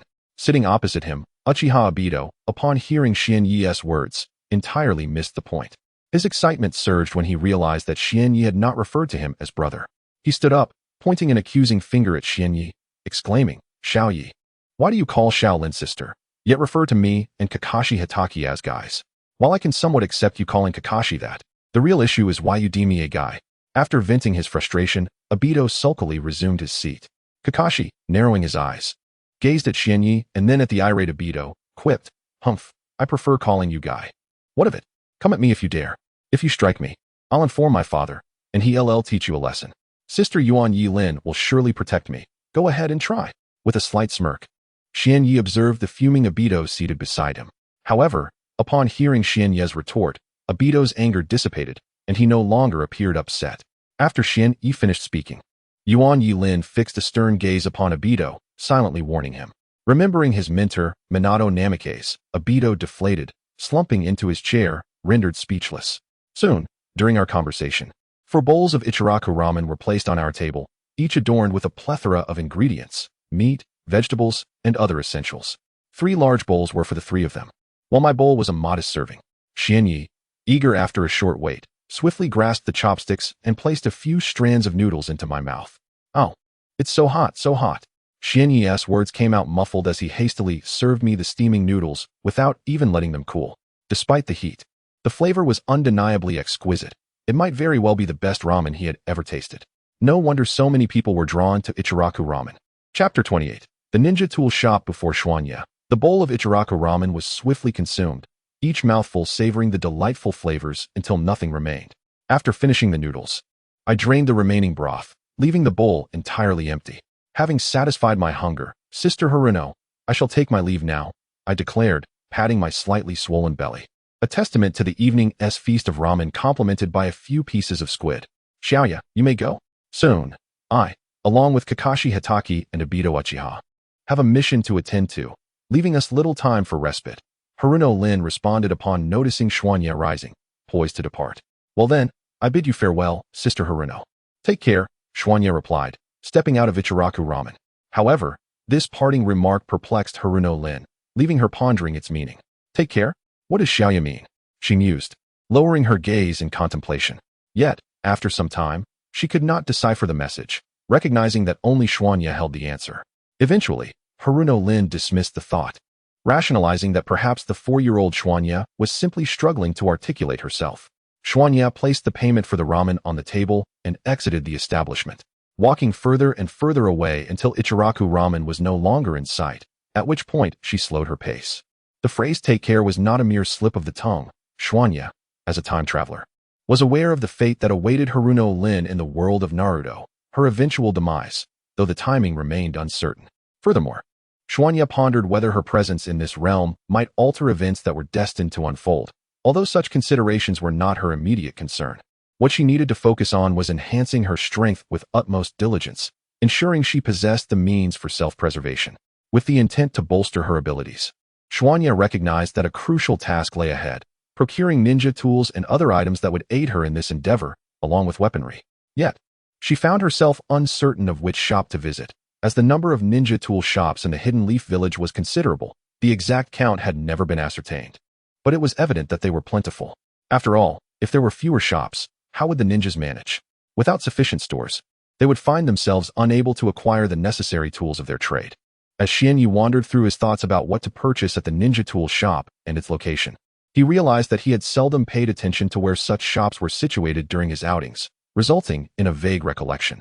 Nevertheless, he was confident that a stroll around the Hidden Leaf Village would lead him to the desired shop. Soon, he had distanced himself significantly from the Ichiraku Ramen shop. While meandering, Xianyi suddenly halted in his tracks upon spotting a ninja tool shop ahead. He lifted his gaze to read the shop's name, which turned out to be rather unremarkable, simply Ninja Tools Shop. The lack of creativity in the name momentarily stunned him, especially considering that many establishments in the Hidden Leaf Village boasted distinctive titles that often elicited admiration. However, dismissing his disappointment, he reassured himself that at least it was indeed a ninja tool shop. Approaching the shop, Xianyi soon found himself inside. The establishment was of considerable size, ranking among the larger shops in the Hidden Leaf Village. Within, various weapons were casually displayed, with shurikens and kunai dominating the assortment, followed closely by swords, which seemed to be particularly favored by ninjas.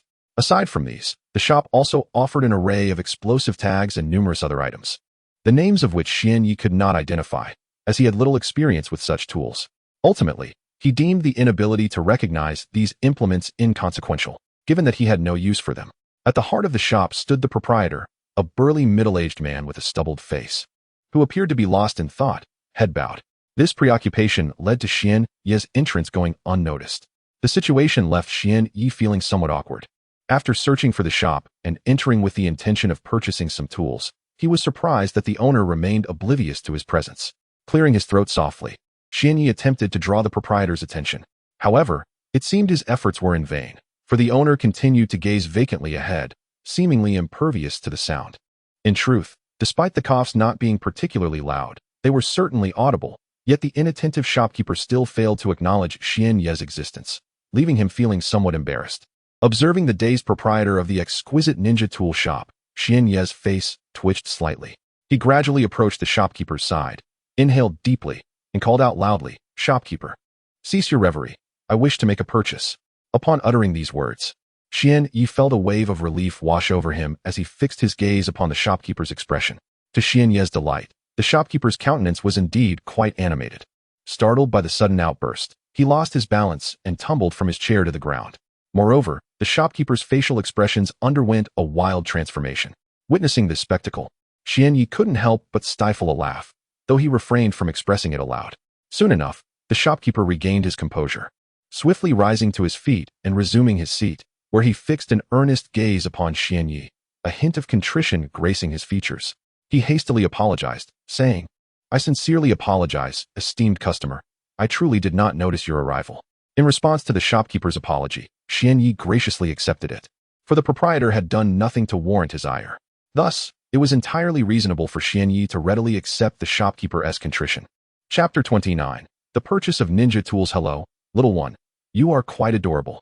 Why aren't you playing with the other children, and instead have come into my shop? The proprietor of the Ninja Tools store gazed at Xuanye's face, occasionally glancing behind him, perhaps in search of Xuanye's parents. Upon hearing the shopkeeper's words, Xuanye's expression darkened. "Is it not permissible for me to purchase ninja tools?" he retorted, his demeanor tinged with indignation. It was only natural for him to feel this way. After all, he had matured in his previous life. Yet here he was perceived by the shopkeeper as merely a child seeking amusement, which irked him considerably. The shopkeeper regarded Xuanye with a puzzled expression for a moment, as if a realization had dawned upon him, and his gaze shifted towards Xuanye with newfound understanding. However, Xuanye remained oblivious to the shopkeeper's thoughts. Even if someone were to elucidate them, he would be disinclined to care. Soon, the shopkeeper offered an apology. "I am truly sorry. It was my mistake to speak in such a manner. Since you have come to my store, what ninja tools might you wish to purchase? I can offer you a 20% discount as an apology for my earlier words. Please, do accept it." The shopkeeper spoke with genuine sincerity, his face reflecting profound regret. "Very well, I accept your apology. I have come here to procure some ninja tools and a few other items," Xuanye replied. "Then, dear child, what ninja tools do you wish to acquire? Please, do share, and I shall assist you," the shopkeeper responded promptly. "I would like 100 kunai, 100 shuriken, a sheet of chakra test paper, the kind that can assess chakra attributes, and some items for physical training. Other than that, I require nothing else," Xuanye stated clearly. "Understood. Please wait a moment, young customer. I will retrieve the items you need shortly. There is no need to rush. I shall return promptly," the shopkeeper assured as he made his way deeper into the store. With the shopkeeper's request for patience, Xuanye settled down to await the arrival of the items he sought. Ding, ding, ding. Xianyi could distinctly hear sounds emanating from the room where goods were stored. The very room the proprietor had just entered. He speculated quietly to himself that the owner was likely retrieving the kunai and shuriken he intended to purchase. After a brief wait, the owner emerged from the storage room, carrying 2 large, sealed boxes. Xianyi was confident that, if all went well, these boxes contained the items he sought. With a resounding thud, the proprietor set the boxes down on the floor, causing a commotion as they met the ground. Alongside this noise, Xianyi faintly discerned the clinking of metal objects colliding, which he surmised to be the sound of the kunai and shuriken clashing together. Following this, the owner wiped the sweat from his brow with a towel, beads of perspiration glistening on his forehead. Gasping for breath, he exclaimed, "By my word, these boxes are indeed quite heavy. I nearly exhausted myself moving them. Nevertheless, I managed to bring them out. Young customer, one box contains kunai, and the other shuriken, with 100 pieces in each. Would you like to inspect them?" "No need for inspection. I trust you, proprietor." "I know you are not that kind of person," Xianyi replied.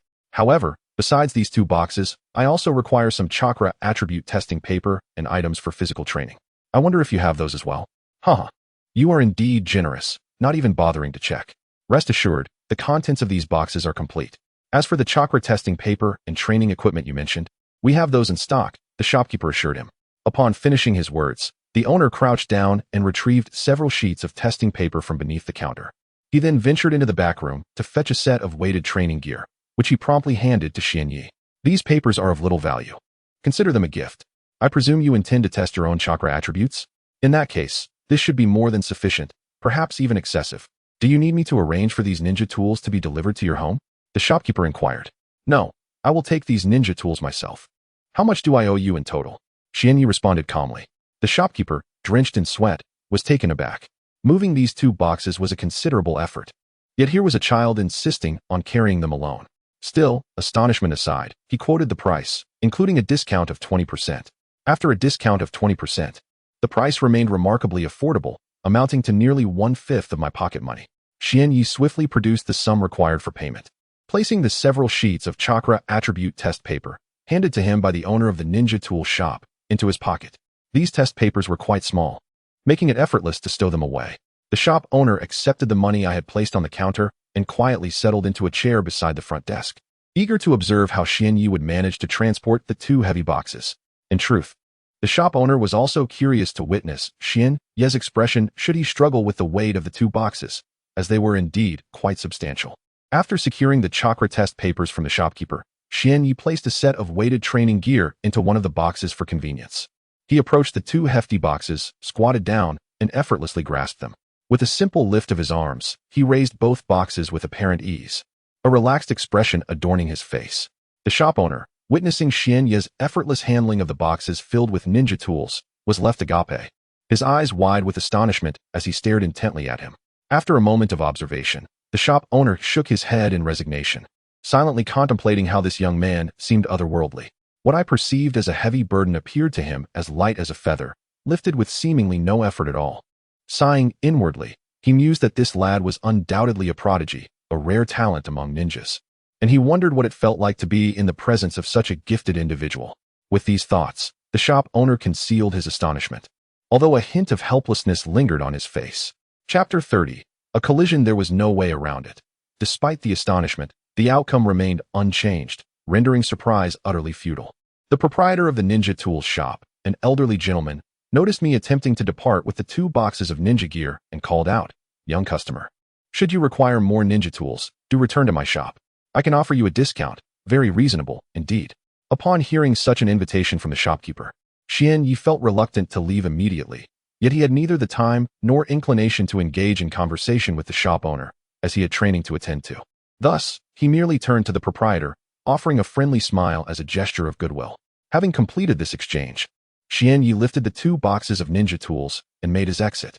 Once back on the bustling streets of the Hidden Leaf Village, he maneuvered the boxes to obscure his face, apprehensive of being recognized by other villagers.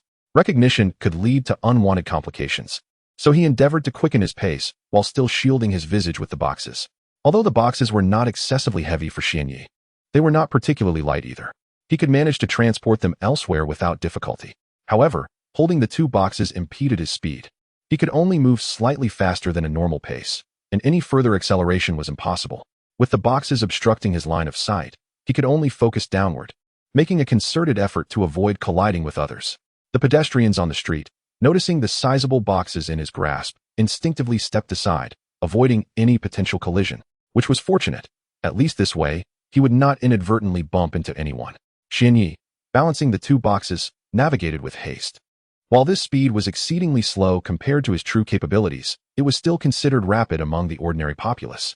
After all, as a ninja of at least the lower rank, it was essential that his speed surpassed that of an average person. Otherwise, the title of ninja would be rendered meaningless, easily outmatched by mere civilians.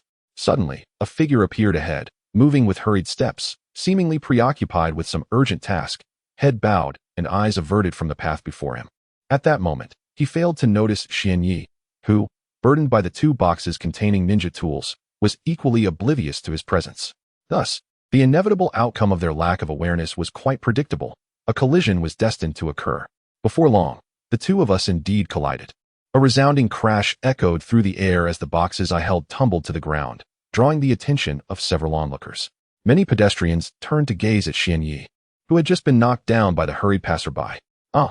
Xianyi exclaimed softly, having fallen to the ground and experienced an intimate encounter with Mother Earth. To be frank, such a fall was quite painful. However, after a fleeting moment of discomfort, Xianyi's gaze fell upon a child before him. Although merely a child, he appeared slightly older than Xianyi and bore an unremarkable exterior. Yet, upon closer inspection, his eyes held a peculiar quality. They were white.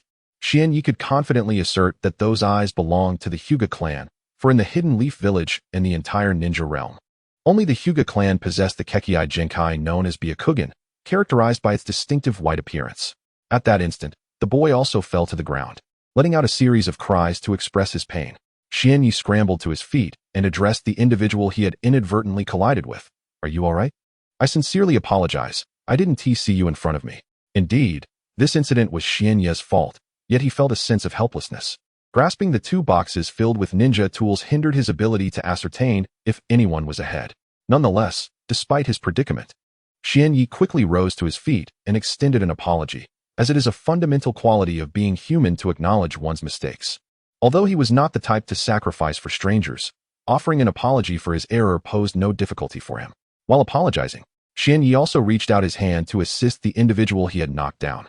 However, the boy brusquely swatted away Xianyi's hand and, with a huff, stood up unaided. Throughout this exchange, the boy did not spare Xian Yi a single glance, his face a mask of anger. Xian Yi was perplexed. After all, it was merely a bump that had caused him to fall. Why such an expression of rage? Nonetheless, anger was to be expected, as it was Xian Yi who had caused the collision, and he accepted responsibility for the incident. After dismissing Xian Yi's offer of help, the boy quickly regained his footing. Standing up, it became apparent that he towered over Xian Yi by nearly a head, indicating a noticeable height disparity. Judging by his facial features, Xian Yi estimated that the boy was a few years older than himself. After a member of the Hyuga clan rose to his feet, his eyes widened in fury as he glared at Xuanya. He exclaimed, "Are you a bastard? Do you lack vision? Why do you walk without looking ahead? Were you not taught to watch where you're going? Or is it that your eyes serve no purpose? If that is the case, I, Hinata Kazekage, can assist you by removing your eyes for free, ensuring you become blind and no longer need to concern yourself with the path ahead." Thus, Xuanya found himself inexplicably berated. After the tirade, he stood there momentarily dazed, but soon regained his composure. He retorted to the member of the Hyuga clan. "Was it not merely your own clumsiness that caused you to fall? Who instructed you to walk without paying attention? If you had only sidestepped me, you would not have collided with me. Truly, what sort of person behaves in such a manner? You accuse me of lacking parental guidance. Yet it seems you are the one who has been poorly raised." With that, Xuanya no longer held back and hurled insults back at him. Initially, he had merely sought an apology and intended to walk away, but the arrogance of Hinata Kazekage was intolerable, pushing Xuanya's patience to its limits. "You claim I lack decency? You are courting disaster." Upon hearing Xuanya's words, the previously struck member of the Hyuga clan, Hinata Kazekage, quickly turned pale, for no one enjoys receiving such reprimands. Nevertheless, one could argue that he deserved it, as respect is reciprocal. If one wishes to be respected, they must first learn to extend respect to others. Chapter 31. The accusations of the crowd. If one cannot demonstrate respect for others, one should not expect to receive respect in return. Respect is reserved for those who understand the essence of honoring others, and individuals such as yourself are unlikely to garner any respect from others. Xian Yi stood resolutely on the streets of Konoha, his expression composed as he silently regarded Hinata and foam before him, uttering not a word, merely observing him in tranquil silence. The passers-by on the street gradually halted their movements, with some bolder souls daring to position themselves nearby, forming a circle around Xian Yi, who stood at the very center of this gathering. Conversely, those of a more timid disposition or those wishing to avoid trouble initially intended to depart. Yet upon witnessing the growing number of people congregating, they hesitated and chose to remain, drawn to the unfolding scene. As the fervor of the situation escalated, the timid individuals refrained from approaching Xian Yi, instead seeking a vantage point from which they could observe the unfolding drama from a safe distance. With the crowd swelling, the atmosphere intensified, and a few who relished in chaos began conversing at a volume akin to casual chatter, undeterred by the tension surrounding them. Xian Yi was now encircled by a considerable number of onlookers, many of whom were emboldened by the spectacle. Consequently, when a conversation was ignited, the crowd erupted into animated discussion, their words visibly aggravating the demeanor of the Hinata clan member. Amidst the throng, one observer glanced around and leaned toward a companion, whispering, "Hey, do you have any idea what is happening here?" The individual, having heard the inquiry, turned to respond with a look of exasperation. "I have no clue. I simply saw so many people gathered and thought I would come to see what was going on." Just as this person finished speaking, another joined their conversation, exclaiming, "You don't know what is happening? I've been here the whole time and can tell you exactly what transpired. Do you know? Please enlighten us about what has been going on and why so many have gathered." The first individual urged eagerly, eyes wide with curiosity, while the second person mirrored his enthusiasm, equally intent on uncovering the mystery of the situation. After all, the individuals gathered here, forming a circle, are undoubtedly inclined towards gossip. Had they not been, they would have simply departed, rather than linger to witness the spectacle. The one privy to the unfolding events wore a smug smile as he surveyed the two eager listeners before him, slowly articulating, "Come closer, let me explain the situation." His enthusiasm was palpable, and as he spoke, droplets of saliva occasionally escaped his mouth, some even landing on the faces of the two listeners. Yet, they paid no mind to such trivialities, remaining wholly engrossed in his narrative. After a while, the informant, feeling parched, finally relayed the entire story. Only upon his conclusion did the two uninformed individuals grasp the reality of the situation. According to his account, the older child was indeed a vile creature, possessing a venomous tongue at such a tender age. The other child, known as Xian Yi, had merely collided with him inadvertently, not having seen him in time. However, the tale did not end there. Had it concluded so swiftly, it would not have drawn such a crowd. After the unfortunate collision, the child who had fallen also tumbled to the ground but quickly regained his footing. He then apologized to the one he had knocked down, extending a hand in a gesture of assistance. Yet, an unexpected turn of events transpired at that moment. The fallen child, upon seeing Xian Ye's outstretched hand, forcefully swatted it away, refusing to be helped. Once he stood, not only did he spurn Xian Ye's apology, but he also unleashed a torrent of vitriol upon him, hurling insults that were so harsh that anyone present would find them intolerable. This outburst attracted a multitude of onlookers. Only a handful had witnessed the incident unfold, while the majority, drawn by curiosity, flocked to the scene. Upon absorbing the entirety of the narrative, the two listeners harbored a deep-seated disdain for the older child, lamenting how such a young individual could possess such a malicious disposition. They felt compelled to inform others of the situation, sharing the details with those in close proximity and occasionally gesturing towards the venomous child. Thus, the story spread like wildfire, gaining momentum with each retelling. Before long, nearly everyone present was aware of the incident, and upon learning the details, they began to cast aspersions on the child, vocally condemning him and incessantly speaking ill of his character. The disparagement of Hinata and Kaze has reached alarming heights, with many voices echoing sentiments about their malice and the venomous nature of their words. Some have even gone so far as to assert that such individuals have no place in Konoha, lamenting the plight of Jinya, who has been subjected to their scorn. Indeed, the power of words is formidable. When wielded carelessly, they can wreak havoc on one's emotions, leading to a state of irrationality unbeknownst to the individual. While one may choose to disregard the words of a single accuser, the cacophony of many can render such indifference nearly impossible. After all, humans are inherently social beings, and the opinions of others weigh heavily on the heart. In the midst of this gathering, a multitude has risen to condemn Hinata and Kaze, casting aspersions upon their character. Yet, unbeknownst to them, Hinata and Kaze have long been consumed by anger and indignation. They find themselves powerless to quell the relentless tide of criticism, lacking both the authority and the inclination to silence the voices that surround them. In this moment, Hinata and Kaze tremble with rage, their eyes wide with disbelief, reflecting the intensity of the accusations hurled at them. The color of their gaze has turned a furious red, reminiscent of a mindless, raging bull, their expressions betraying a profound madness in response to the onslaught of condemnation.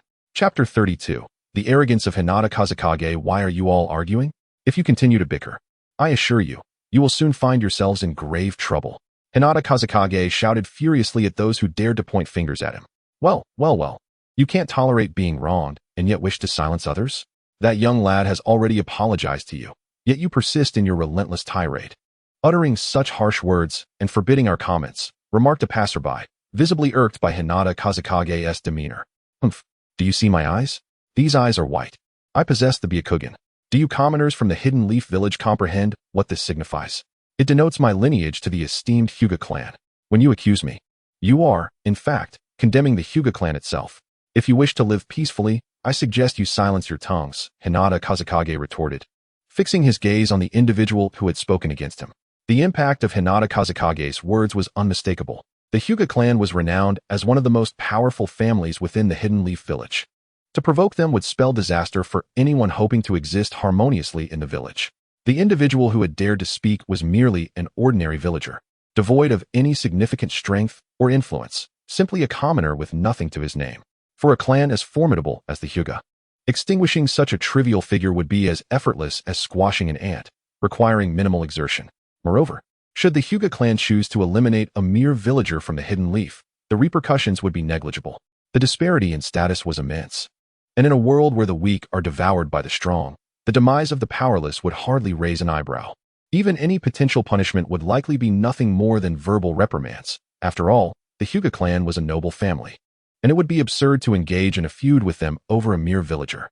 Fortunately, the individual who stepped forward possessed enough self-awareness to recognize his insignificance as an ordinary villager of the Hidden Leaf. He understood that confronting the colossal Hyuga clan would render his life in the village exceedingly difficult. Thus, he prudently chose to remain silent and retreated into the crowd. Likewise, those who had clustered around, previously pointing fingers at Hinata Kazekage, fell silent upon realizing his affiliation with the illustrious Hyuga clan. They all ceased their chatter and stood quietly in place. Hinata Kazekage felt immense satisfaction with the response of the commoners from the Hidden Leaf. As a member of the Hyuga clan, He relished the fact that the ordinary villagers recognized his lineage and promptly silenced themselves, no longer daring to speak ill of him. Before me stands Hinata Kaze, who regards the ordinary denizens of Konohagakure with palpable disdain. Addressing the silent villagers of the Hidden Leaf, he scoffs. Why have you ceased your chatter? Just moments ago, you seemed so jubilant. The nearby commoners can only lower their heads, daring not to utter a word or even cast a glance at Hinata Kaze, as if fearing he might etch their faces into his memory. Now that you know I hail from the esteemed Hyuga clan, your tongues have all but tied. Do lift your heads and continue. Were you not just reveling in your merriment? Have you all suddenly lost your voices? Hinata Kaze bellows at the assembly of villagers, relishing the moment. In this instance, he finds great solace in being born into the illustrious Hyuga family, a powerful lineage within Konoha. Although his own abilities may not be particularly formidable, the ordinary villagers cower before him, not daring to utter another syllable, nor even to meet his gaze. This sensation is undeniably gratifying, a delightful affirmation of his status. After all, he stands backed by the might of the Hyuga clan, a formidable entity not to be trifled with, especially by these unassuming villagers. Hinata Kaze chastises those who had previously pointed fingers at him, delivering a lengthy tirade that leaves him feeling invigorated. Finally pausing as he surveys the downcast villagers who dare not meet his eyes, their fear evident. Opposite him, Jinya observes in silence. Witnessing Hinata Kaze unleash his verbal onslaught upon the villagers, who remain rooted in place, too intimidated to respond, as if fearful of inciting his ire. Jinya feels no particular empathy for the villagers. They are strangers to him, with no connection whatsoever. Yet as he watches, a realization dawns upon him. This world is governed by strength. Those endowed with power may accomplish feats beyond the reach of others and pursue their desires freely. Conversely, a person devoid of strength finds themselves akin to these ordinary villagers, heads bowed, unable to retaliate, enduring insults while fearing the displeasure of their aggressors, leading a life of quiet desperation. Such a life is one Jinya refuses to accept. He aspires to embrace the path of the strong, to act with autonomy, to pursue his ambitions without restraint. Moreover, possessing strength means he can confront dangers that threaten those he cherishes, wielding his power to avert crises. This is the life that Jinya seeks, a life within reach, bolstered by the system that resides within his mind, guiding him on his journey to becoming a formidable force. A being of such esteem that others would hesitate to provoke him. Yet, Xuanya firmly believes that such a life can undoubtedly be realized one day in the future. Possessing unwavering confidence in himself, the reason Xuanya remains here is to observe how Hinata Kazahana of the Hinata clan intends to play this out, to see what he might do next. However, there is no need for concern. Even if Xuanya's strength does not match that of Hinata Kazahana, there is no cause for fear. Xuanya is acutely aware that several Umbu are undoubtedly lurking behind him to provide protection. A certainty given that he is the sole son of the fourth Hokage, and it is inconceivable that he would lack such guardians. Moreover, it cannot be conclusively determined that the strength of Hinata Kazahana before Xuanya surpasses his own. At the very least, Xuanya's physical prowess is comparable to that of a lower-ranked ninja. And with the two ninjutsu gifted by the system, 8 trigrams palm and heavenly spin, he is capable of defeating some ordinary lower-ranked ninjas. However, he remains incapable against those formidable lower-ranked ninjas, as Xuanya has only mastered the 8 trigrams palm, heavenly spin, and a few basic taijutsu and ninjutsu techniques. His proficiency is minimal, indicating that while he can utilize these techniques, his speed and power in employing them are still significantly lacking. Chapter 33. Kneeling only when Xuanya's proficiency in ninjutsu improves can the power of his techniques be enhanced. If the proficiency does not advance, the potency of the ninjutsu remains stagnant. Standing opposite Xuanya, Hinata Kazakage, while hurling insults, gradually found the endeavor rather tedious.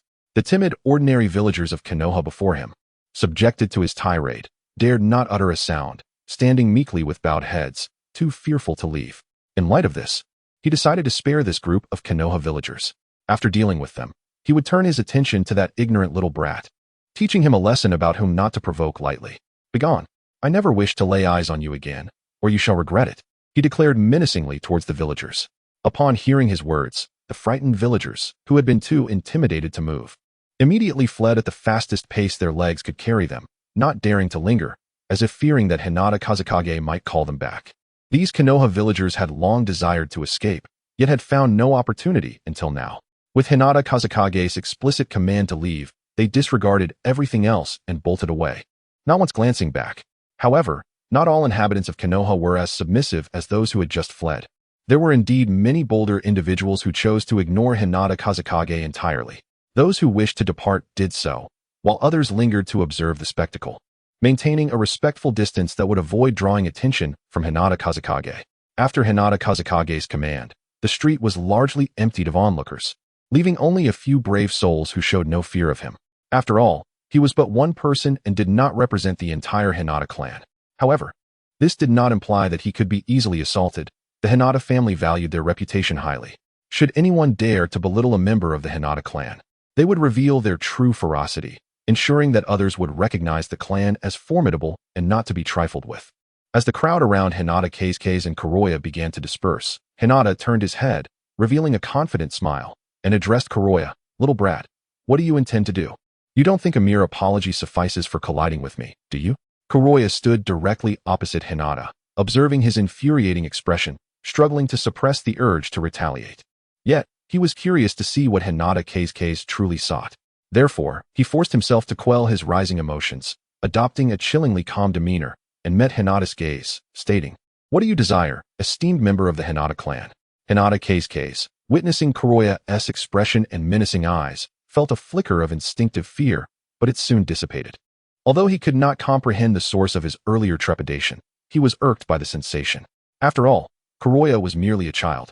The fact that he had evoked such fear within him was utterly disgraceful. Consequently, Hinata resolved that Kuroya would not easily comprehend the situation at hand. After a moment of contemplation, Hinata spoke to the boy standing before him. "You, having collided with me, a member of the Hinata clan, must know that an apology is insufficient. However, if you kneel and bow your head 3 times, I shall grant you forgiveness." With that, Hinata gazed at Kuroya with a smile, eager to witness his suffering and struggle. Yet, to his disappointment, Kuroya displayed no signs of pain or distress. Instead, Kuroya approached Hinata without a flicker of emotion on his face, his terrifying eyes locked onto Hinata's. As Kuroya drew nearer, his expression remained impassive, devoid of any sign of anguish. The intensity of Kuroya's gaze, which seemed capable of consuming all in its path, instilled a modicum of fear within Hinata. Nevertheless, this realization did not sway Hinata's resolve. After all, he belonged to the powerful Hinata clan, a formidable support behind him. Surely, this boy would ultimately succumb to his demands. "What do you intend to do? I am a member of the Hinata clan. Do not approach me. If you come any closer, do not blame me for taking action." Hinata's voice trembled slightly, urging Kuroya to remain at a distance. Yet, Kuroya appeared oblivious to Hinata's warning, advancing steadily closer, until he stood mere inches away. He looked at Hinata and uttered, "If you possess the courage, repeat your demand for me to kneel." Kuroya's voice, though soft, carried a sinister weight that sent shivers down Hinata's spine as he stood defiantly before him, undeterred by Hinata's threats. In general, in such situations, individuals tend to exhibit one of 2 responses. Either they flee in fear or they dismiss their trepidation, steeling themselves to take action. Shuanya was curious to discern which category Hinata Kawakaze, standing before him, would fall into. Should he choose to flee, it would be of no consequence, but if he opted for confrontation, Shuanya would ensure he faced the repercussions. Hinata Kawakaze observed Shuanya advancing towards him, and at that moment, the esteemed reputation of the Hinata clan seemed to hold no sway. This young boy before him appeared either oblivious to the Hinata lineage or utterly unperturbed by it.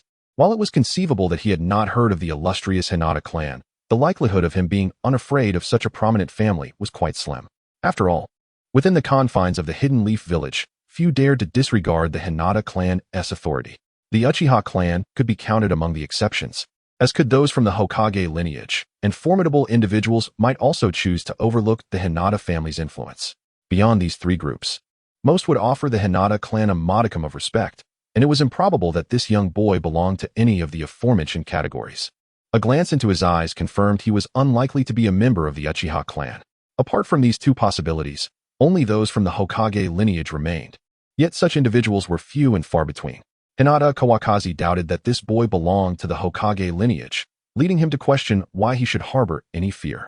Chapter 34. The lesson having been startled by Jinya, Hinata Kazekage was engulfed in a whirlwind of complex thoughts. However, his expression soon transformed. The initial hint of fear was replaced by a fierce countenance and resolute eyes. Gazing at the distance of merely a step before him, he addressed Jinya. You appear to be unaware of the immense strength of the Hinata clan. Nevertheless, I can overlook your ignorance and your foolish actions from earlier. Allow me to inform you that if you provoke the Hinata clan in Konoha, your days will be anything but pleasant. Not only will you suffer, but your parents shall also find no respite, for that is utterly impossible. I do not require you to kneel and beg for forgiveness. All I ask is that you crawl beneath me like a dog, and I shall consider this incident as though it never occurred. Is that not a generous offer? Perhaps I am too kind, he said with a smile that masked his malice. Jinya, unfazed, returned a cold smile. You are mistaken, Hinata Case. Your arrogance is astounding. Do you truly believe you can represent the Hinata clan or make decisions on their behalf? What do you mean? Do not speak foolishly, child. While I may not represent the Hinata clan or make decisions for them, dealing with you should prove to be effortless. Case was startled by the implications of Jinya's words. Such declarations could not be made lightly. If the higher-ups of the Hinata clan were to regard him in such a light, it would indeed spell trouble for him. You cannot represent the Hinata clan, so what superiority do you possess? How do you intend to deal with me? If you dare, strike me, Jinya taunted, his voice rising defiantly. You insolent child. If you suffer injury, do not blame others, Case retorted, his visage growing increasingly menacing as he stood before Jinya, raising his hand to strike. Meanwhile, concealed in a shadowy corner, two ninjas adorned with animal masks observed the unfolding situation. Clearly, these were members of Konoha Zumbu, dispatched by the fourth Hokage, Minato Namikaze, to protect Jinya. As Case prepared to launch his attack, one Umbu member, designated as Umbu A, moved to intervene, but was halted by Umbu B. The Umbu Ninja A, perplexed, gazed at the Umbu Ninja B who obstructed his path. Umbu Ninja B, having taken action to halt him, remarked, "Have you not noticed that young Master Schwanya has remained unfazed since encountering Hinata Case?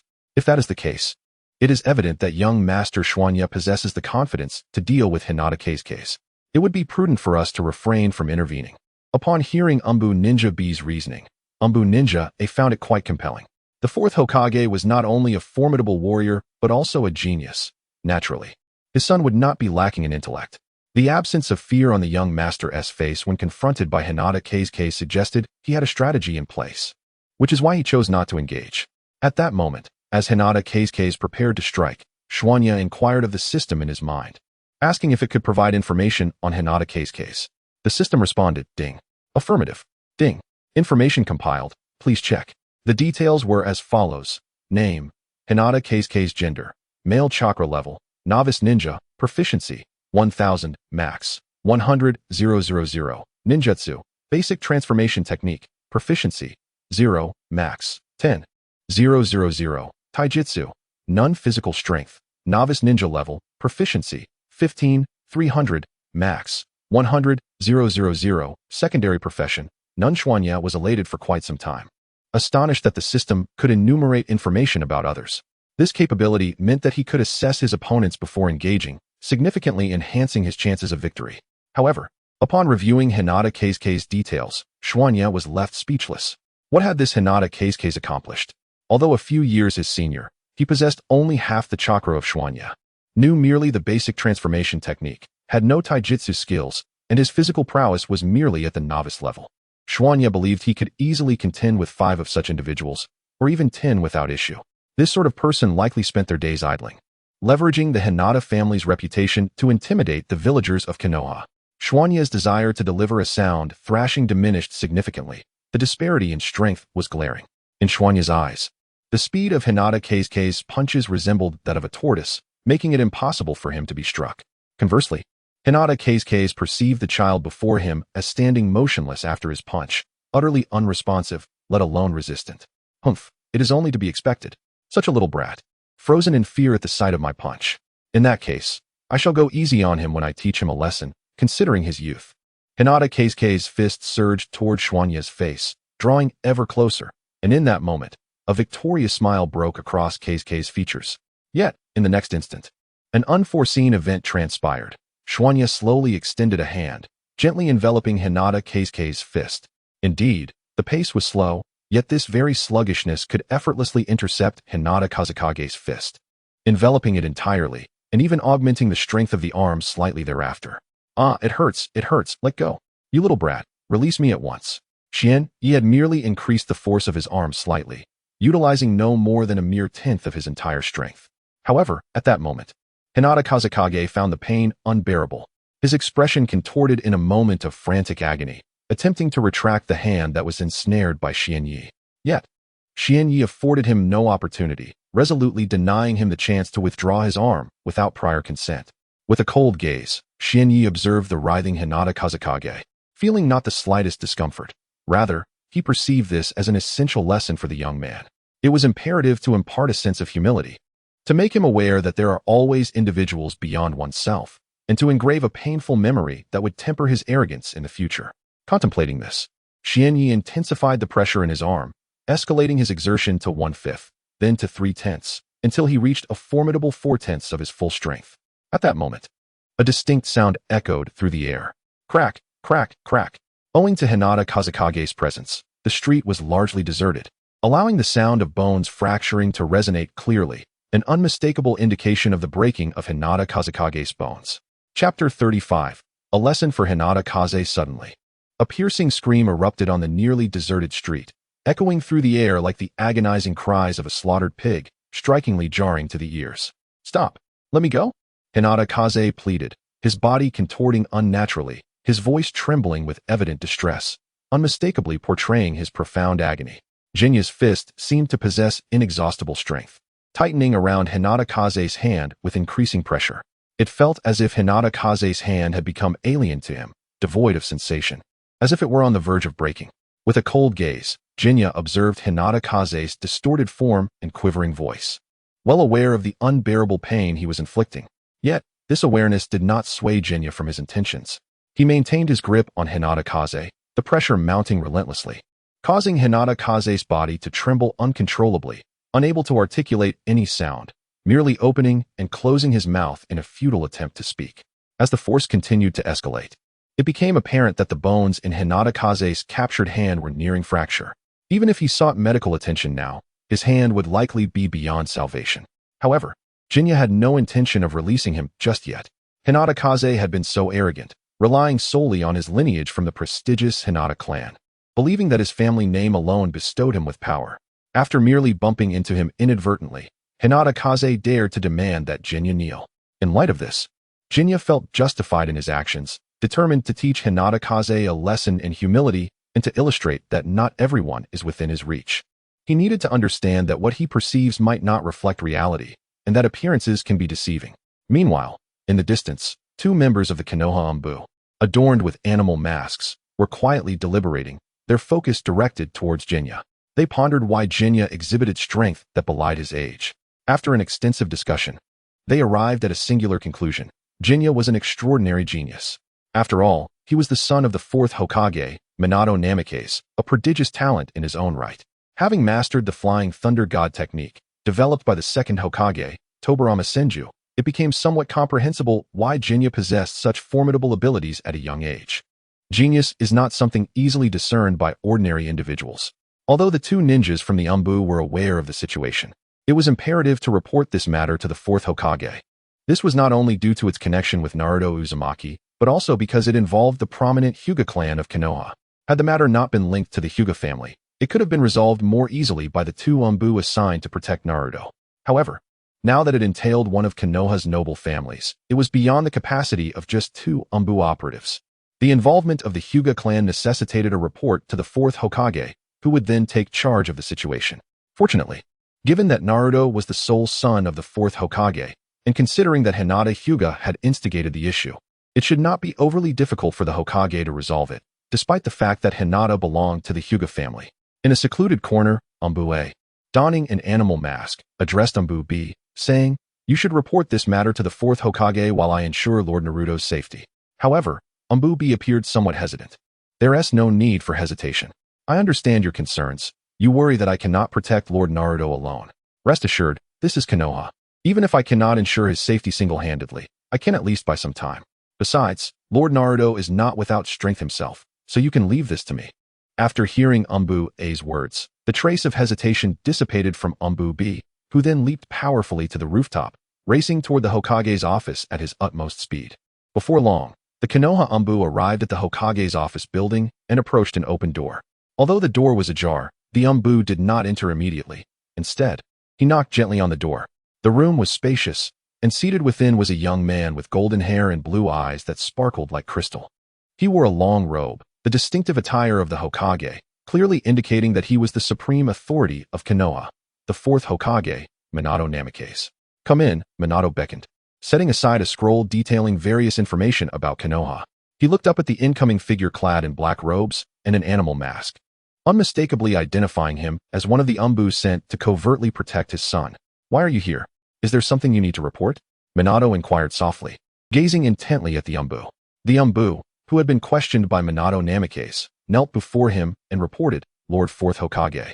After young Master Schwanya went out to purchase some ninja tools, he encountered a member of the Hyuga clan on a street in Konoha, resulting in an unfortunate conflict. Moreover, that member of the Hyuga clan even attacked young Master Schwanya." The Umbu spoke rapidly yet clearly. Minato, who had been seated, abruptly rose, his eyes wide with intensity as he fixed his gaze upon the kneeling Umbu. "Who was that member of the Hyuga clan? And why did they dare to assault my son, Schwanya? Answer me." Minato's voice was low and menacing, a flicker of malice crossing his face. A consequence of the many ninjas he had slain during the Third Great Ninja War, which had naturally cultivated a formidable aura around him. The news of Schwanya's altercation with a member of the Hyuga clan, coupled with the fact that this individual had attacked his only son, left Minato unable to maintain his composure. The Umbu had never witnessed such an expression from the fourth Hokage before. They had only heard tales of his remarkable feats during the Third Great Ninja War. Typically, Minato wore a warm smile, exuding kindness. However, at this moment, he radiated a formidable presence, powerful enough to silence even the faint-hearted. Chapter 36. Chakra Attributes. However, the Umbu of Konoha are not to be underestimated. Faced with the formidable presence of the fourth Hokage, they took but a moment to regain their composure and continued to kneel before Minato Namikaze to report. "Hokage-sama. The individual from the Hyuga clan is named Hyugakaze, a member of the branch family. The reason for my presence here is that when Hyugakaze attempted to confront young Master Schwanya, he was subdued by him. Thus, I have come to report to you. Hokage-sama, while another Umbu member discreetly safeguards young Master Schwanya." "What? Xiaoya was able to defeat a member of the Hyuga clan? Wasn't he just recently able to utilize chakra?" Minato pondered silently. Could it be that the Hyuga member is also a child, perhaps of a similar age to Xiaoya? Soon, Minato inquired further. "How old is this Hyuga member?" "Hokage-sama, the Hyuga individual is not very old, but he is indeed 4 or 5 years senior to young Master Schwanya." The Umbu replied respectfully. 4 or 5 years older. I never imagined Xiaoya could best someone several years his senior, especially a member of the esteemed Hyuga clan. It appears Xiaoya is truly a prodigy, perhaps even more exceptional than I. Minato felt a surge of excitement in his heart. As a father, how could he not be thrilled to hear such good news about his son? "Understood. I will address this matter. You may return to continue protecting Xiaoya, but do so discreetly. Do not let him become aware of your presence," Minato instructed the Umbu. "Yes, Hokage-sama." The Umbu, who had been kneeling, quickly vanished from the room. At this moment, Minato rose to his feet, casting a cold gaze toward the territory of the Hyuga clan. He hoped they would refrain from making any rash moves. Should the Hyuga clan decide to act, he would ensure they were swiftly reminded that Konoha is not solely theirs to claim. Meanwhile, on the street where Schwanya resided, a member of the Hyuga clan, Hyugakaze, lay on the ground, his eyes nearly rolling back as he groaned in agony. His limp hand was crimson, distinctly marked by the imprints of 5 fingers. Schwanya approached Hyugakaze, delivering a few kicks. "What's wrong? Reduced to lying on the ground and whining? Weren't you so arrogant just moments ago? Don't feign pity now.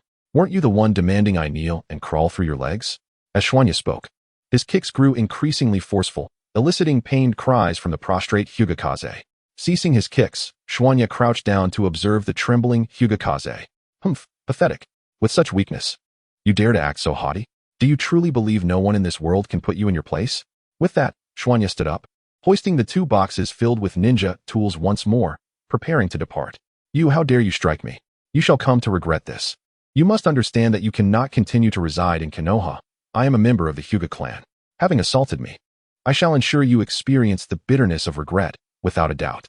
Hinata and Kaze gazed at the retreating figure of Kazekage Jinya, shouting in unison, "Heh, regret? I wonder who will truly feel remorse.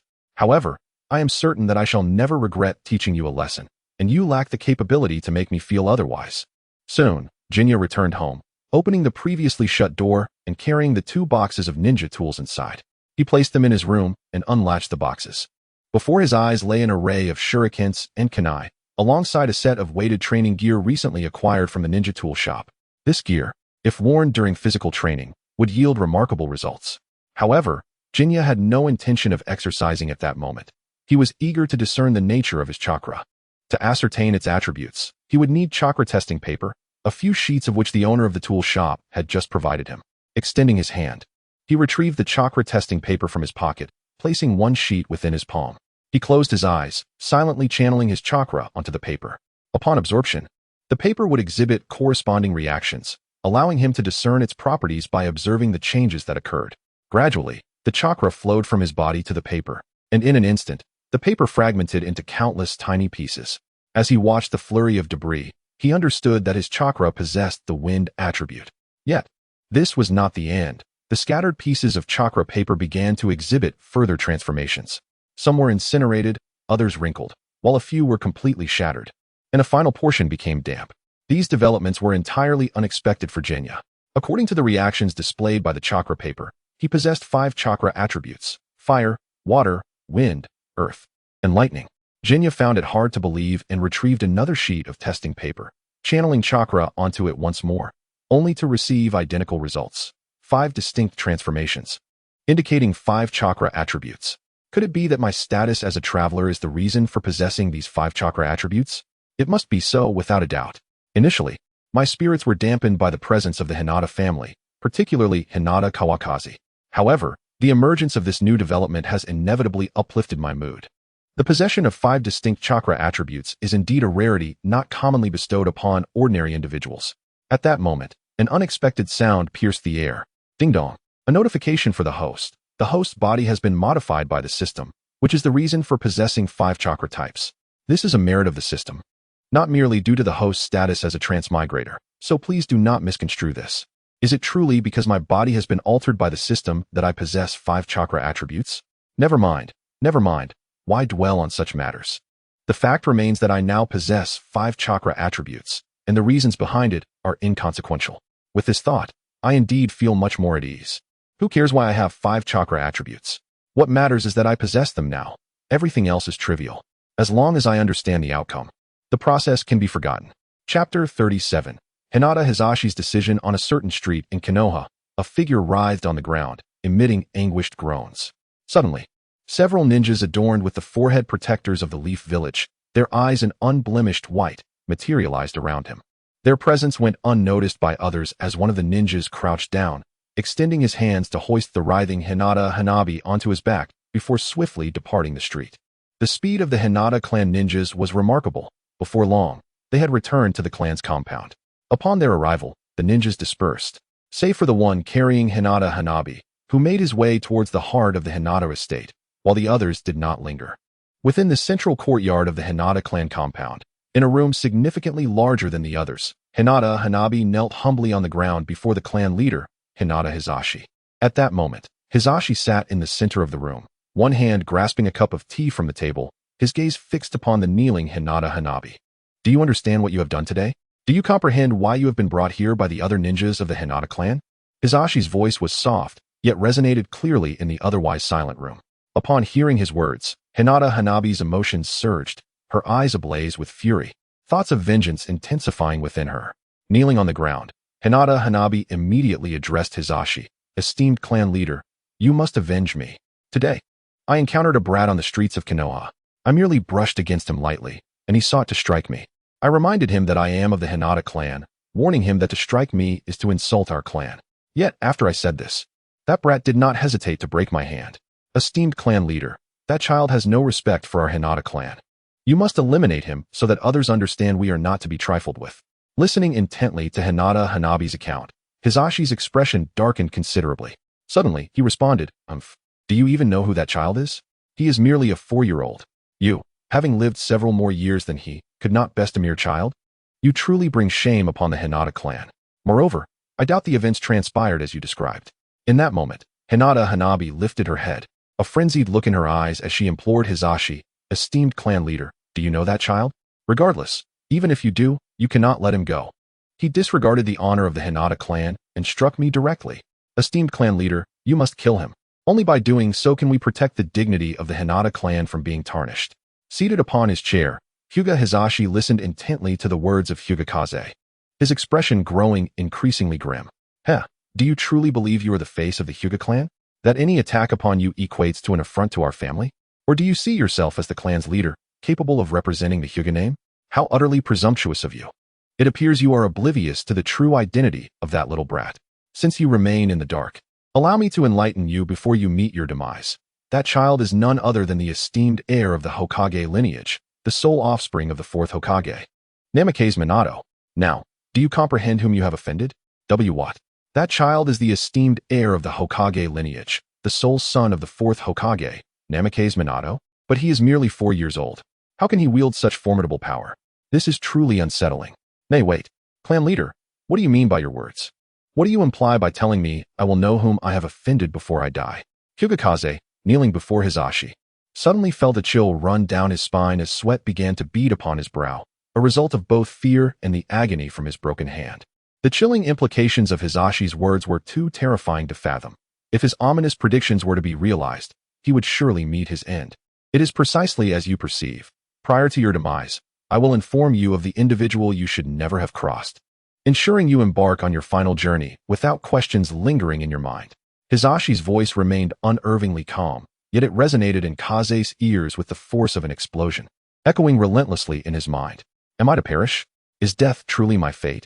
Kaze understood that within the Hyuga clan's territory, the words of clan leader Hizashi held the weight of divine decree. Those marked for death could not escape their fate. If Hizashi desired his demise, no matter the reluctance in his heart, evasion was futile. Clan leader, why? Why do you wish for my death? I am a member of the Hyuga clan, one of your own. Why must you sacrifice me for the sake of an outsider? Kaze's voice trembled, his eyes reddened, fixating intensely upon Hizashi, lacking the strength to retaliate. His resentment could only be conveyed through his gaze. Any animosity he had harbored towards Namikaze Kuroya dissipated entirely, shifting all his ire towards Hyuga Hizashi. The question of why you should perish is indeed a profound one. Although I harbor little fondness for the impudent Kurenai, he once articulated a sentiment that struck a chord within me. That wretched boy remarked, you cannot make decisions on behalf of the Hyuga clan, nor can you serve as its visage. Furthermore, you are nothing but a feeble and ineffectual being. What grounds do you have to be so arrogant, idling away your days? Beyond posturing before the ordinary citizens of Konoha, what else do you possess to offer? Your actions have already incited the disdain of the villagers, and the fourth Hokage is well aware of your misdeeds. Therefore, you need not continue to exist in this world. Consider it a sacrifice for the Hyuga clan. Rest assured, I shall take good care of your parents. As Hinata Hizashi's words echoed in the air, an overwhelming terror enveloped Hinata Kaze. The expressions on his face shifted dramatically, and his body began to tremble, beads of sweat accumulating upon his brow. Drip, drip, drops of perspiration cascaded down Hinata Kaze's face, landing upon the floor of the room with a clarity that resonated in the silence. Chapter 38. The Death of Hyugakaze. Am I truly destined to perish? I do not wish to die. I refuse to accept my fate at this moment. I have scarcely inhabited this world for a few years, with countless days still awaiting me. The thought of death is unbearable. Hyugakaze knelt upon the ground, his head bowed, as his thoughts swirled in turmoil, ultimately coalescing around a singular desire, the fervent wish to live, to evade the fate decreed by the clan leader, Hyuga Hizashi, who had summoned others to take his life. I must flee. I am resolute in my escape. Hyugakaze swallowed hard, his palms slick with perspiration from overwhelming anxiety, rendering them completely soaked. The pain from his previously injured hand, a casualty of Jinai's grip, now a distant memory. Upon entering this chamber, he had noticed the absence of sentinels nearby. It seemed even fate conspired to aid him. He mused quietly to himself. Adjusting his posture on the ground, Hyugakaze assumed a position more conducive to flight, preparing to unleash his utmost speed when the moment arose, conserving energy for the impending escape. Meanwhile, seated before him, Hyuga Hizashi observed this subtle shift in Kaze's demeanor. Yet he refrained from reacting, fully cognizant that within the boundaries of the Hyuga clan's territory, Kaze's escape was nigh impossible. Instead, he regarded Kaze with a cold, appraising gaze, curious to see what further actions he might attempt. As Kaze endeavored to recuperate his strength, he resolved to plead for mercy from Hizashi, hoping to buy time for his energy to restore. Although Hizashi had already discerned his intention, he chose to remain silent, merely watching Kaze's futile efforts. Kaze, however, could not prolong this charade for long, as fear gnawed at him, the fear that Hisashi might suddenly strike him down. Thus, when he felt he had regained sufficient stamina, he sprang into action. Rising swiftly from his kneeling position, he dashed towards the exit with all the speed he could muster. Yet, to his astonishment, Hisashi remained still, not making any attempt to thwart Kaze's flight. This scene ignited a surge of elation within Kaze, who misinterpreted Hisashi's inaction as a lapse in awareness, believing he had been granted an opportunity for escape. How splendid! With the old man not in pursuit, I must seize this chance and flee. Once I am beyond the confines of the Hyuga clan, I shall find a secluded refuge, obscuring my identity to evade detection, ensuring my survival. Such were Kaze's thoughts, blissfully unaware of the harsh reality that lay before him. For if Hisashi were truly incapable of recognizing such an obvious escape, he would hardly be fit to hold the title of clan leader. Kaze's pace quickened, and he exhausted every ounce of his remaining energy, the exit now within sight. If he could just cross that threshold, escaping the clutches of the Hyuga clan, evading even Hisashi's decree of death, would prove a formidable challenge. Not long after, merely a heartbeat span, Hinata and Kaze found themselves before that door. As they prepared to leap forward in exuberance, an unforeseen calamity struck. From an obscure corner emerged a swift ninja of the Hyuga clan, whose speed eclipsed that of Hinata and Kaze, who had yet to attain even the rank of a genin. This Hyuga ninja brandished a kunai, swiftly positioning himself before Hinata and Kaze. With a delicate stroke, a crimson line appeared upon Hinata's neck. In a sudden, harrowing moment, vibrant red blood gushed forth, and Hinata, feeling a savage pain surging through his throat, fell to the ground without uttering a sound, never to rise again. As he lay lifeless, a serene smile lingered upon his face, for in his final moments, he remained blissfully unaware of the tragedy that had befallen him, departing this world in utter confusion. The assassin, having claimed Hinata's life, advanced step by step into the chamber where Hinata Hisashi resided. Bowing his head, he addressed the clan leader, Lord Hisashi. Hinata and Kaze has perished. I am uncertain how to handle the body.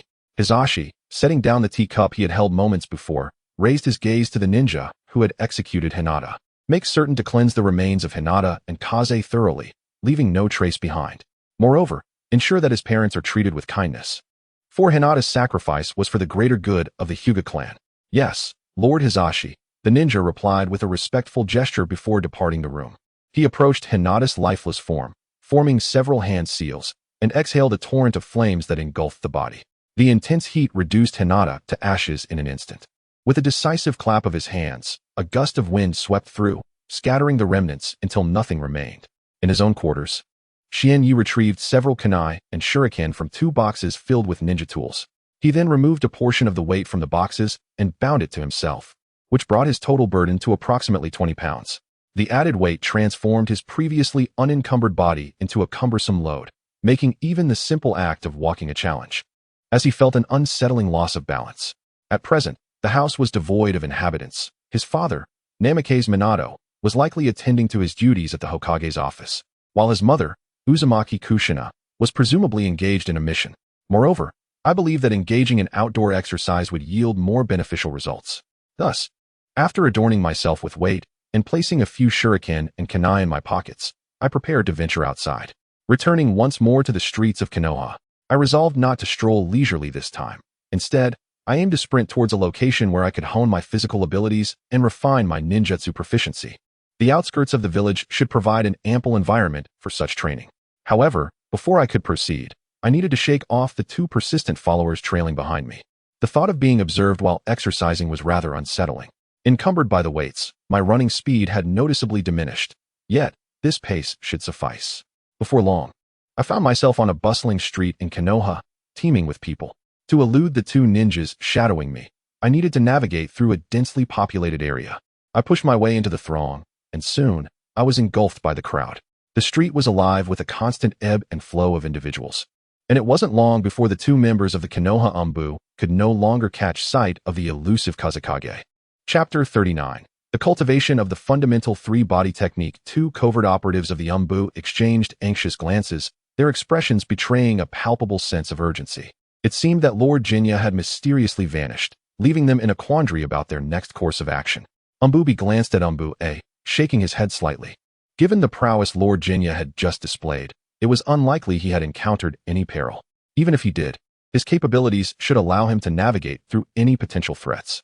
Furthermore, this was the Hidden Leaf Village, a place teeming with umbu patrolling every nook and cranny. Thus, should Lord Jinya find himself in danger, it was improbable that any grave misfortune would befall him. Since they had lost track of him, it would be prudent to report back to the fourth Hokage. The two umbu looked at each other and, with a resigned nod, decided that remaining in the area was futile. They would return to inform the fourth Hokage, Minato Namikaze, of the situation. In the heart of the Hidden Leaf Village stood a tall edifice, the Hokage's office. Within one of its chambers, the two umbu, who were originally assigned to covertly protect Minato Jinya, entered the Hokage's office, paying their respects to the fourth Hokage, who sat before them. Minato Namikaze immediately sensed that something had gone awry. There was no way these two umbu would disobey his orders under normal circumstances. What has transpired? Minato inquired, his gaze fixed intently on the two umbu. Fourth Hokage-sama, we have lost track of Lord Jinya, they confessed, their voices tinged with reluctance. For admitting that they had misplaced a mere child would likely invite disbelief. Upon hearing their report, Minato's expression shifted to one of understanding. I see. You may leave now, he replied, dismissing them. The two umbu departed without a backward glance, aware of the myriad responsibilities that required their attention within the village. Xiaoya, it appears that you deliberately evaded those two umbu assigned to protect you. I did not anticipate that you would reach such a level of independence. Since you have successfully eluded my guardianship, I trust you can safeguard your own well-being, and I shall refrain from sending anyone else in the future. Minato thought to himself as he pondered the implications of this development. On a bustling street in the Hidden Leaf, Jinya squeezed through the throng of people, taking in his surroundings. He quickly recognized that he was still in the central district of the village and realized that reaching the outskirts would take some time. With this in mind, he set off at a brisk pace. Though it was not a sprint, it was certainly faster than walking. As he ran, he raised his head to gauge the time. It was nearly midday, and the scorching sun hung directly overhead, warming his skin. After a period of time, Xianyi lifted his head once more to survey his surroundings. Towering trees loomed all around him. The magnitude of these trees was such that it would take 5 individuals, hand in hand, to encircle a single trunk. This area could be considered the outskirts of Konoha, a place devoid of human presence. Aside from the vast expanse of majestic trees, he also discovered a small brook, its waters remarkably clear, teeming with fish and shrimp that swam gracefully. Even the naked eye could discern the bed of the brook, unlike those found on Earth, where such pristine streams had nearly vanished, becoming a rarity. Given the clarity of the water, he surmised it was potable. This was the perfect locale for his training. Xianyi paused for a moment, preparing to commence his practice of ninjutsu. However, his current repertoire consisted primarily of the basic 3-body technique and the reversal technique, with the rest being mostly physical techniques. Oh, and he could also count the Eye of God as a form of ninjutsu. Nonetheless, given his limited chakra, he decided to focus on the basic 3-body technique for now, planning to delve into other ninjutsu once his chakra reserves increased. With this mindset, he began the practice of the basic 3-body technique. Shadow clone technique, he exclaimed. Suddenly, a soft, slumped version of himself emerged and collapsed onto the ground, utterly motionless. Upon seeing this clone, a vein throbbed on his forehead.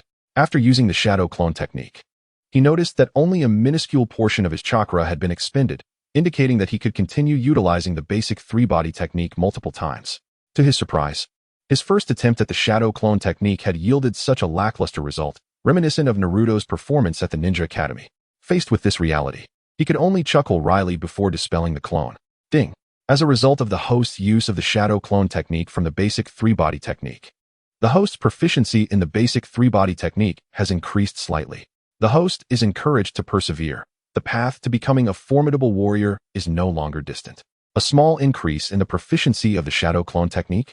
The system projected his basic information for him to review. Ding! The host requirements have been met. Host name, Wavewind Xian E. Host gender, male loading more content. Please wait. This site only supports mobile browser access. If you see this paragraph, it indicates that the chapter content has failed to load. Please disable reading mode, novel mode, and ad blocking features, or copy the URL to another browser for reading.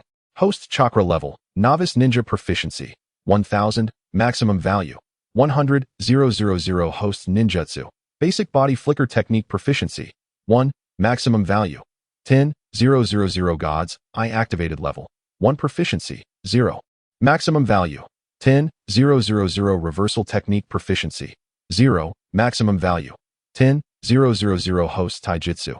Leaf whirlwind proficiency. 0. Maximum value. 10,000 leaf gale proficiency. 0. Maximum value. 10,000 gentle fist 8 trigrams palm proficiency. 0. Maximum value. 10,000 hosts physical strength. Lower ninja level proficiency. 1. Maximum value. 100,000 hosts secondary profession. None. Why does the proficiency of the basic body flicker technique increase instead of the shadow clone technique? Is it that the proficiencies of the three techniques, shadow clone, substitution, and transformation, are interconnected? This aspect eludes my understanding. Yet since the system presents it this way, they must be bound together. I shall not dwell on these matters and instead focus on honing my basic body flicker technique. Shadow clone technique. Another feeble clone manifests from Xianye's body. It appears that this slight increase in proficiency yields no tangible change. The newly created clone is nearly indistinguishable from the previous one. Ding. Basic proficiency has increased by 1 point. The host is encouraged to continue striving. A small portion of chakra is consumed from Xianye's body, though I remain oblivious to it. Once more, shadow clone technique, transformation technique, substitution technique. As time passes, my chakra gradually diminishes. Although the chakra consumed by the shadow clone technique is minimal, it does not imply that using it frequently will not deplete my chakra significantly. Chapter 40. Kai in the training ground. Just when Xianye had lost track of how many times he had employed the shadow clone technique, he felt that his chakra was nearly depleted. Once his chakra was exhausted, a wave of fatigue washed over him, a mental weariness that was palpable. Nevertheless, Xianye had no intention of retreating to rest just yet. He still had the capacity for physical training. He resolved to continue until his body too was utterly fatigued before he would return home, which by that time would likely be evening. At that hour, he could check if his mother, Kushina Uzumaki, had returned. If she had, they would share a meal at home. If not, Xianye would settle for a light meal outside before collapsing onto his bed to sleep, rising at dawn to resume his training. With his chakra nearly spent, his mind had instinctively muted the system's notifications. Had it not done so, each use of the basic shadow clone technique would have triggered an automated prompt, indicating a proficiency level of 1. In terms of physical training, he believed that utilizing taijutsu would be most beneficial, as many techniques demanded a robust physique for execution. Engaging in taijutsu would simultaneously strengthen his body and enhance his proficiency in these techniques, thus achieving a dual objective. Currently, the only taijutsu Xianye had mastered were the leaf whirlwind, leaf gale, and gentle fist 8 trigrams. Besides these three, he possessed no other skills. Yet he deemed these sufficient for his physical training, allowing him to improve his proficiency while honing his body. With this mindset, Xianye commenced his physical regimen. Leaf gale. The leaf gale involved a low squat, delivering rapid kicks aimed at an opponent's lower body. However, with no adversary present, he could only squat and sweep the air at his utmost speed. Upon completing the leaf gale, the familiar system notification chimed in his mind. Ding. The proficiency of the host's taijutsu, leaf gale, has increased by 1. The proficiency of the host's physical strength has also increased by 1. Yet, this system alert had long been suppressed in his consciousness, rendering him oblivious to its sound. Leaf whirlwind, leaf gale, gentle fist 8 trigrams. He executed each of the 3 techniques in succession, and as a result of his efforts, their proficiency was gradually rising. The sun sank lower in the sky, and Xianye felt his strength waning as he pushed past his previous limits. Suddenly, Xianye collapsed to the ground, beads of sweat cascading down his forehead, each droplet as large as a pea. Sweat drenched his entire body, and he gasped for breath, utterly exhausted. At that moment, he lacked even the strength to move, relegating him to lying on the ground to recuperate. After a period of time, Xianye's body regained a semblance of strength. Eagerly, he rushed to the stream he had discovered upon arriving in this place, shedding his garments before plunging into the crystal-clear waters, where the bottom was distinctly visible. The fish and shrimp that had been swimming about in the stream scattered in fright at his sudden entrance. What a delightful sensation! His previously feverish body was instantly cooled by the icy waters, bringing a refreshing relief. Xianye squinted his deep black eyes, indulging in a moment of respite within the stream. Once he had rested, he ascended and summoned the chakra that had just begun to return. With a swift application of his chakra, he dried his body and donned his clothes, preparing to return home. Strolling slowly, his mind wandered, and gradually, he noticed the presence of several individuals around him. At this point, he had left the outskirts of Konoha and re-entered the village. As he walked along the streets of Konoha, which were usually bustling with activity, he observed that the throngs of people had begun to thin out. much less crowded than during midday. Suddenly, a series of loud thuds echoed from a distance. Unbeknownst to him, Xianyi found himself drawn toward the source of the sound. As he approached, the noise grew louder. Activating his divine eye, he followed the sound's trajectory, discovering that it emanated from a training ground. Aware that the use of his divine eye consumed considerable chakra, he deactivated it after pinpointing the origin of the noise. It was already evening, and he wondered who could still be training at this hour. Driven by curiosity, Xianyi made his way to the training ground, soon standing at its periphery, observing the solitary figure within. The training ground was adorned with numerous large trees, specifically designated for ninjas to practice climbing, enhancing their chakra control. These trees also served as adversaries for vigorous training sessions. In the center of the training area stood a green-clad figure, drenched in sweat, panting heavily as he exerted every ounce of his strength against the tree. The intensity of his labored breaths revealed the arduous nature of his training. Xianyi watched the man clad in a green bodysuit, each strike he delivered resonating with formidable power, the impacts against the tree producing deep, resounding thuds, causing numerous leaves to fall. The man muttered to himself, "If I can throw 1,000 punches today, I shall challenge Kakashi tomorrow. Should I emerge victorious, I will run 30 laps around the village. If I lose the challenge, it will signify that my strength is insufficient, and I shall then perform 1,000 kicks." As Xianyi gazed upon the verdant silhouette and the familiar lines, a perplexing thought crossed his mind. Could this be the azure beast of Konoha, my guy? Although Xianyi had perused portions of the original narrative in his previous life, and was well aware of Guy's relentless training regimen, witnessing this scene firsthand left him utterly astounded. He never anticipated that even at such a late hour, Guy would still be fervently honing his skills. In comparison to Guy, Xianyi felt a profound sense of inadequacy. His own fervor paled in comparison. No wonder, in the original tale, Guy's physical prowess alone rendered him immensely powerful. Unlocking the 8 gates would undoubtedly elevate his strength to a level capable of overwhelming even a Kage. Moreover, Xianyi was aware that Guy typically devised peculiar rules for himself, such as today's challenge of executing 10,000 kicks. Should he fail, he would resort to throwing 10,000 punches, and if that too proved unattainable, he would then undertake 2,000 push-ups. Upon the successful completion of these arduous tasks, he would be empowered to challenge his rival, Kakashi. Should he falter in that challenge, Guy would persist in this frenzied pursuit of physical enhancement, seizing every opportunity to grow stronger. Chapter 41. Insights into Taijutsu. If Guy were to persist in his frenzied training, even an ordinary individual, devoid of any remarkable talent, would inevitably grow stronger. After all, this is the world of Naruto, where effort and reward are inherently linked. Xianyi witnessed this scene firsthand. He observed Guy's relentless dedication to his training and contemplated that it was not without merit that Guy could surpass Kakashi Hatake multiple times in the later stages of the series. The intensity of Guy's training alone placed him above Kakashi in this regard. Kakashi Hatake was recognized as an exceptionally gifted prodigy from a young age, with his remarkable talent well known throughout the village. In contrast, Guy was an individual with little aptitude for ninjutsu during his youth. Often regarded as a laggard in the ninja academy, Kakashi graduated from the academy at the tender age of 5, a record that remains unbroken to this day. By the age of 12, he had already achieved the rank of Jonin and independently developed a powerful S-rank jutsu, Raikiri. During that period, Guy's strength was so meager that he could scarcely hope to match Kakashi's prowess. Nevertheless, Guy did not relent in his challenges to Kakashi. Instead, he continually sought to enhance his own abilities. Whenever he felt he had made progress, he would directly challenge Kakashi again, rising repeatedly after each failure. Xianyi held a high regard for Guy in this aspect, recognizing that Kakashi's spirit paled in comparison. Guy's ability to rebound from setbacks and improve, even while starting from the bottom, was commendable. Kakashi, however, was not able to replicate this resilience. Following the tragic loss of Obito and the death of Rin, he fell into a state of despondency, as if shackled by an invisible bond that left him trapped in a cycle of stagnation and despair. During this period, Kakashi's skills plateaued. For several years, he remained at the Jonin level, only advancing to the elite Jonin rank after an extended period.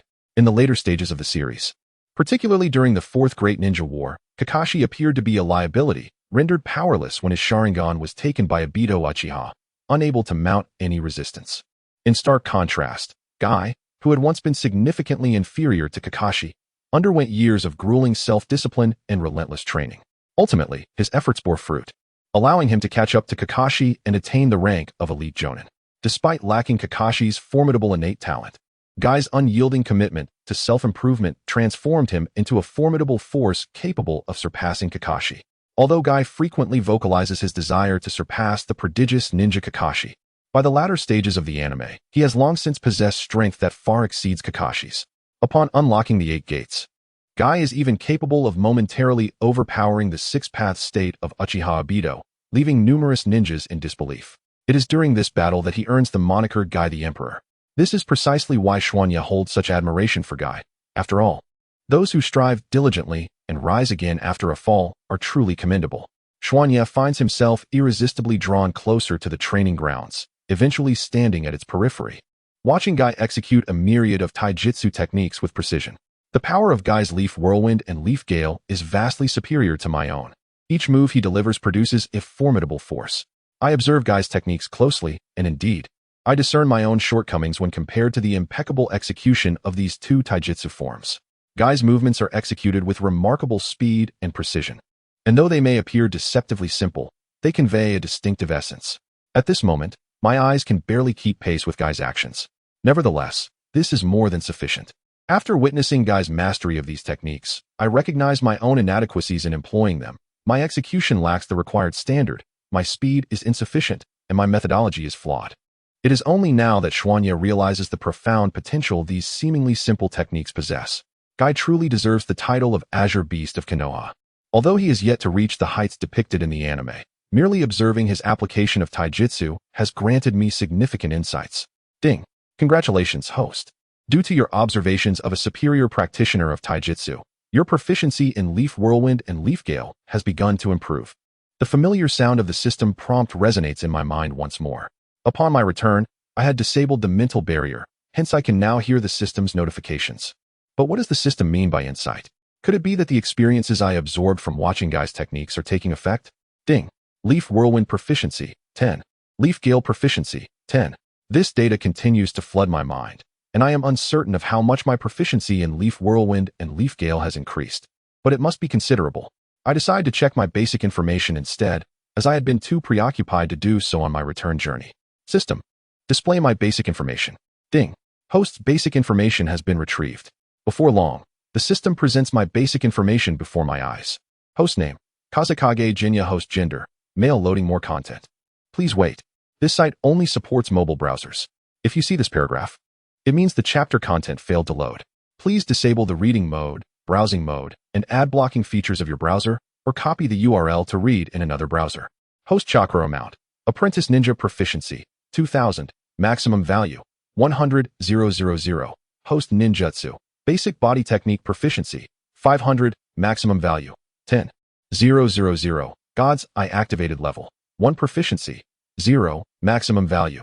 10,000. Reversal technique proficiency. 0. Maximum value. 10,000. Host taijutsu. Konoha whirlwind proficiency. 400. Maximum value. 10,000. Konoha Gale proficiency. 400. Maximum value. 10,000. Gentle Fist 8 trigrams proficiency. 150. Maximum value. 10,000. Host physical strength. Genin level proficiency. 850. Maximum value. 100,000. Host secondary occupation. None. This data surprised Jinya. He had not anticipated that the proficiency of the Konoha Whirlwind and Konoha Gale techniques would increase so rapidly, reaching 400 points in such a short time. If this trend continues, it would only take 25 days to reach maximum proficiency. One wonders how these techniques will transform upon reaching their peak potential, but regardless of the outcome, the enhancement in their power is undoubtedly certain. Perhaps it is best to wait until maximum proficiency is achieved, as there may be unexpected delights in store. Chapter 42. The battle with Kai. In comparison to the Leaf Whirlwind and the Leaf Gale, the Gentle Fist 8 trigrams palm undoubtedly presents a greater challenge. Today, the proficiency of the Leaf Whirlwind and Leaf Gale has each increased by 400 points, while the Gentle Fist 8 trigrams palm has only seen an increase of 150 points, clearly indicating its higher level of difficulty. Aside from martial arts, the proficiency of the fundamental body replacement technique has also seen an astonishing rise today, reaching 500 points, surpassing the proficiency of the 3 martial arts techniques. However, if Xuanya were to train using the 3 martial arts in rotation, the proficiency of any single technique would not fall below that of the fundamental body replacement technique. and indeed, surpassing it would be quite effortless. As the daylight waned, the illumination around the training ground diminished steadily, rendering Kai's training nearly invisible from a distance. This compelled me to step into the training area, where the abundance of electric lights alleviated any concerns regarding visibility. Upon entering the training ground, I began to observe Kai's training from a closer perspective. The difference was palpable. Viewing from a distance lacked the clarity afforded by proximity. Now, I could discern even the subtle nuances of his martial techniques. Setting aside all other thoughts, I focused intently on documenting Kai's small, yet significant tactics in martial arts, which would have been easily overlooked without careful observation.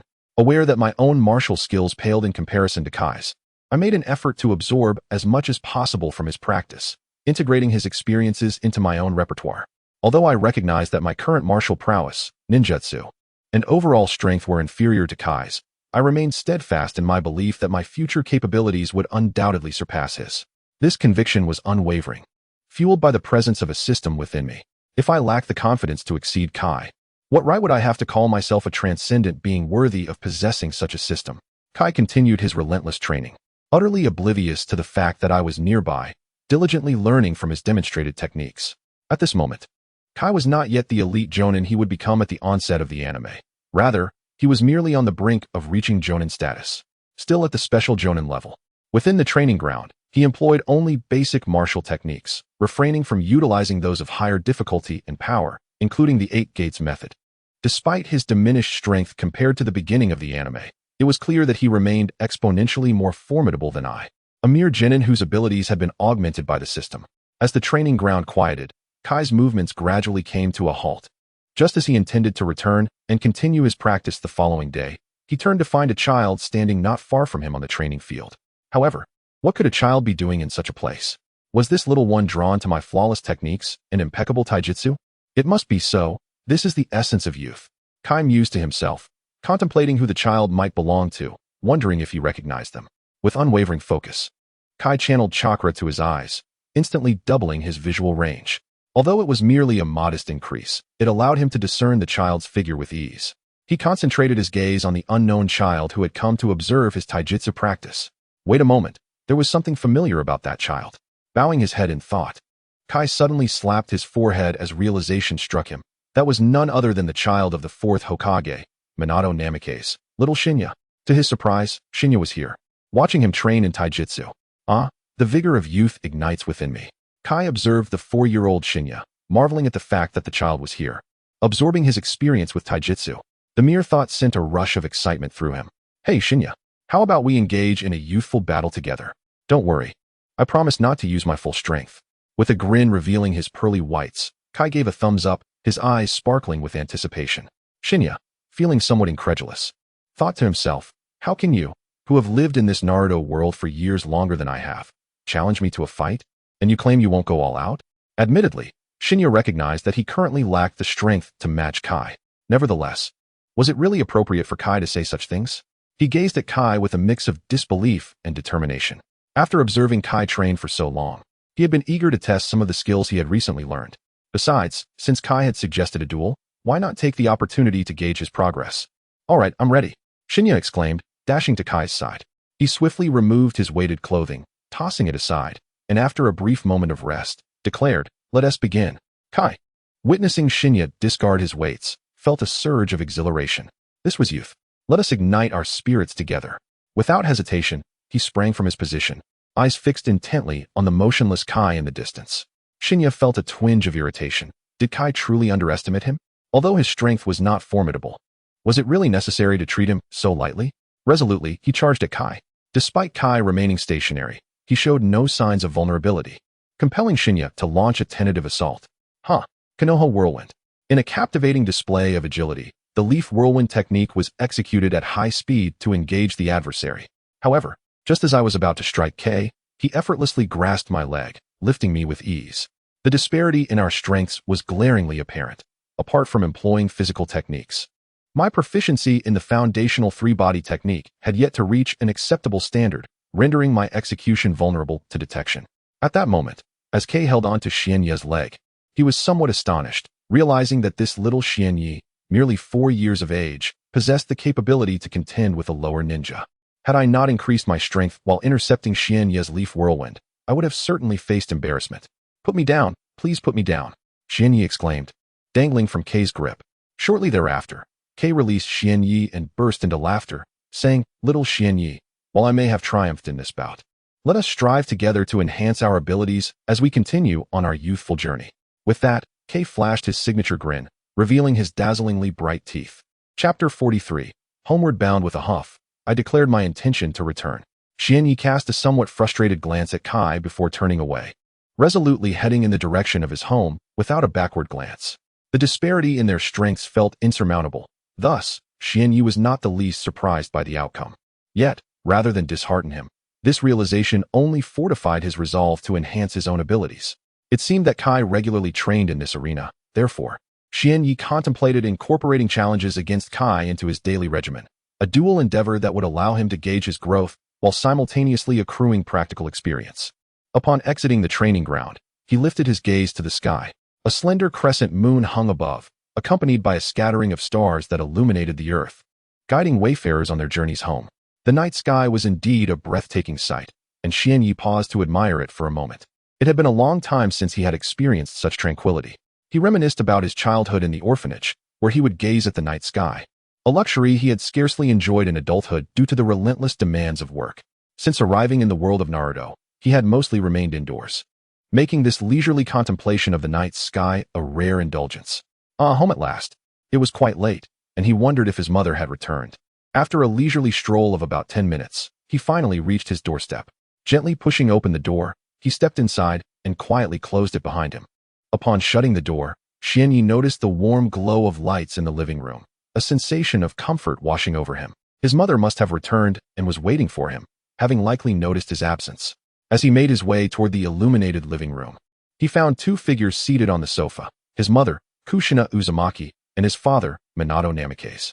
Xian Yi felt no surprise at seeing his mother at home, but the presence of his father, the fourth Hokage, was unexpected. Given his father's frequent absences due to his duties at the Hokage office, it was a rarity to find him at home, especially waiting in the living room. Xian Yi surmised that his father must have learned of the earlier incident. After all, they were in Konoha, where numerous Umbu patrolled the area. His father's awareness of the situation was hardly surprising. Upon noticing Xian Yi's approach, Kushina immediately inquired, "Xiao Yi, where have you been? I was worried sick when I didn't see you return. By the way, have you eaten dinner? I made your portion. If you haven't eaten, I can warm it up for you." Feeling a surge of warmth from his mother's concerned gaze, Xian Yi found himself touched. Although he had never truly felt a mother's love, he was experiencing it now in this world. Perhaps this journey was fate's way of compensating him. "Mom, I haven't eaten yet. I'm quite hungry," he admitted, sheepishly patting his stomach as he smiled at his mother, Kushina Uzumaki. As the gentle warmth of familial love enveloped the home, Uzumaki Kushina went to warm the meal upon hearing her son's stomach rumble with hunger. In the spacious hall of their home, which was furnished with a table and several chairs, it was customary for Kushina to serve meals here. I settled onto a chair, yearning for a moment of respite. The exertion from my earlier training had left me feeling drained, with scarcely 1/10 of my energy remaining, rendering me utterly fatigued upon my return. After my mother departed with the food, my father, sitting on the sofa, initiated a conversation. "Shinya, I am aware of the events that transpired this morning. Your mother knows as well. When I was your age, my abilities were not as formidable as yours," he stated. Shinya remained silent, and an awkward tension filled the air. After a brief pause, Bluffing Minato continued, "What I wish to convey is that regardless of your actions, I will always protect you and ensure you remain unharmed. However, if you can strengthen your own abilities to the point where you no longer require my protection, that would be most desirable." The resoluteness in Minato's eyes conveyed that he spoke with utmost sincerity. "Understood," I finally replied. Silence descended once more. As Shinya pondered what else could be said, Minato had expressed all that needed to be conveyed. After all, no matter the circumstances, Shinya was his son, and he would bear any burdens to shield him from harm. With that, Minato departed the hall, his presence fading away, possibly returning to the Hokage office.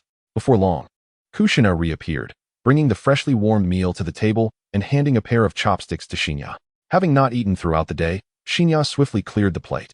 Once the meal was finished, Kushina collected the empty bowl, presumably to wash it. Exhausted, Shinya retreated to his room, collapsing onto the bed and staring at the ceiling, his mind replaying the day's events. After purchasing ninja tools in the morning, he had encountered a conflict with Hinata from the Hyuga clan, carrying the tools and weights. He ventured to the outskirts of Konoha to hone his ninjutsu and taijutsu. Later that evening, he was drawn to the sound of training and engaged in a spar with Kai. Though the match ended with him on the receiving end of punishment, he nonetheless absorbed a wealth of knowledge from Kai, refining his skills and techniques in the art of taijutsu. It seems that in the future, there will be an opportunity to challenge Kai, thus allowing me to assess my gains in battle, uncover my shortcomings, and enhance my practical experience. Regardless of the aspect, each holds immense value for me at this moment. Although I possess a system that facilitates rapid enhancement of my abilities, engaging in actual combat with Kai should accelerate my growth even further. Lost in such musings, Xianyi gradually drifted into slumber. A night swiftly passed. On the following morning, as the first rays of sunlight streamed through the window and caressed Xianyi's face, he awakened. The previous night had bestowed upon him a deep and restful sleep, especially after enduring the intensity of training and engaging in a match with Kai upon his return. Exhausted, he succumbed to slumber shortly after lying down. Upon waking today, the nearly depleted energy within him had been replenished. Xianyi clenched his fist, feeling invigorated, as if his strength had surpassed that of the previous day.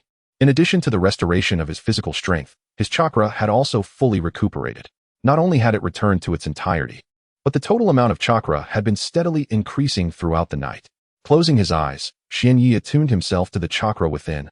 Today, its volume had nearly doubled compared to yesterday, indicating a remarkably swift rate of growth. Chapter 44. New Cultivation. Furthermore, due to my lineage as a member of the Uzumaki clan, my chakra reserves inherently surpass those of ordinary ninjas. Consequently, the enhancement of my chakra levels is not an effortless endeavor. However, I am now equipped with a system that autonomously amplifies my chakra. Once my chakra reaches its maximum capacity, I can directly elevate my ninja rank. Therefore, the shortcomings associated with the Uzumaki clan are rendered irrelevant in my case. After rising and tending to my morning routine, I gazed into the mirror. The reflection revealed a finely sculpted visage adorned with a pair of deep, black eyes and a head of lustrous, short black hair. In the realm of Naruto, this appearance is considered quite charming, likely perceived by others as that of a youthful boy. In truth, I have a desire to grow my hair long, as I believe it would exude an aura of elegance and grace. Yet, due to my current youth, I am confined to this short hairstyle. Once I finished admiring my reflection, I retrieved a white outfit from my wardrobe. I have a particular fondness for white, as it conveys an air of aloofness that I feel suits me well.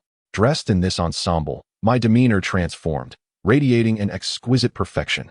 I surmised that parading through the streets of Konoha in such attire would undoubtedly attract a multitude of gazes, with the excited squeals of young girls being an entirely plausible occurrence. During my time on Earth, I found it perplexing to comprehend the fashion sense of the protagonists in the Naruto universe. Naruto's aesthetic choices left me utterly speechless, and I questioned the rationale behind Guy and Lee donning those garish green jumpsuits. Upon recalling my encounter with Guy at the training grounds yesterday, I noted he was once again clad in that same unflattering attire, which I couldn't fathom how he had come to adopt. While I lamented these baffling fashion choices, I organized the ninja tools and weights I intended to take with me. Once prepared, I sought out my mother, Kushina Uzumaki, to inform her of my decision to forego lunch at home and instead dine outside. She readily acquiesced and, upon approval, inquired about my reasoning. I felt no need for concealment and candidly expressed my intention to train on the outskirts of Konoha to enhance my abilities. Kushina wholeheartedly supported my decision.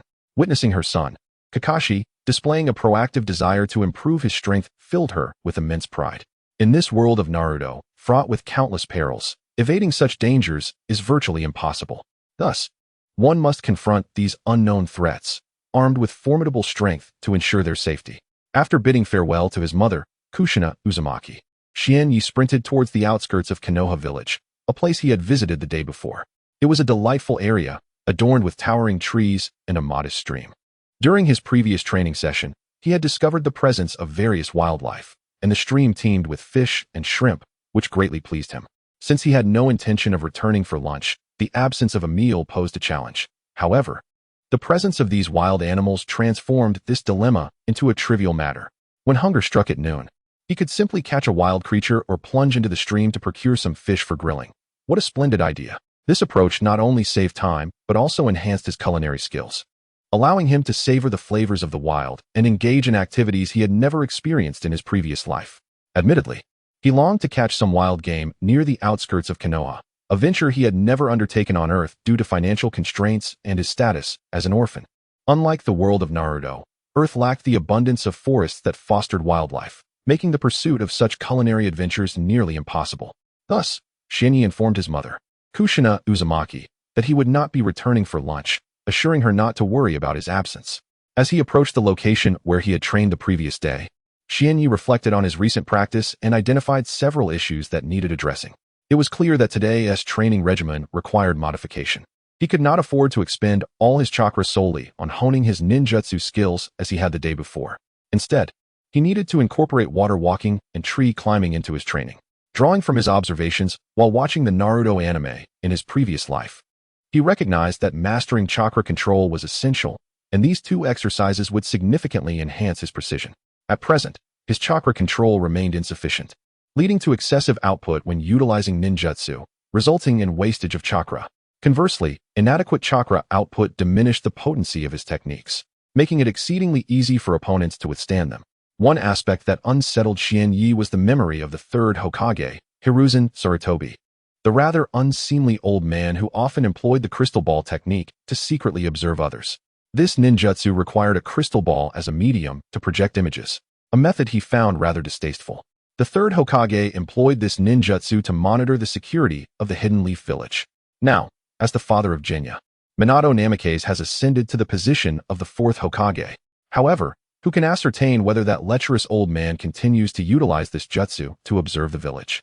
I wonder if that old man has been secretly spying on me with his telescope technique while I train. Genya certainly detests the thought of being watched by others during his practice. Regardless of what others may think, I simply cannot abide it. It evokes an uncomfortable sensation akin to being exposed before the gaze of others, as if I were unclothed.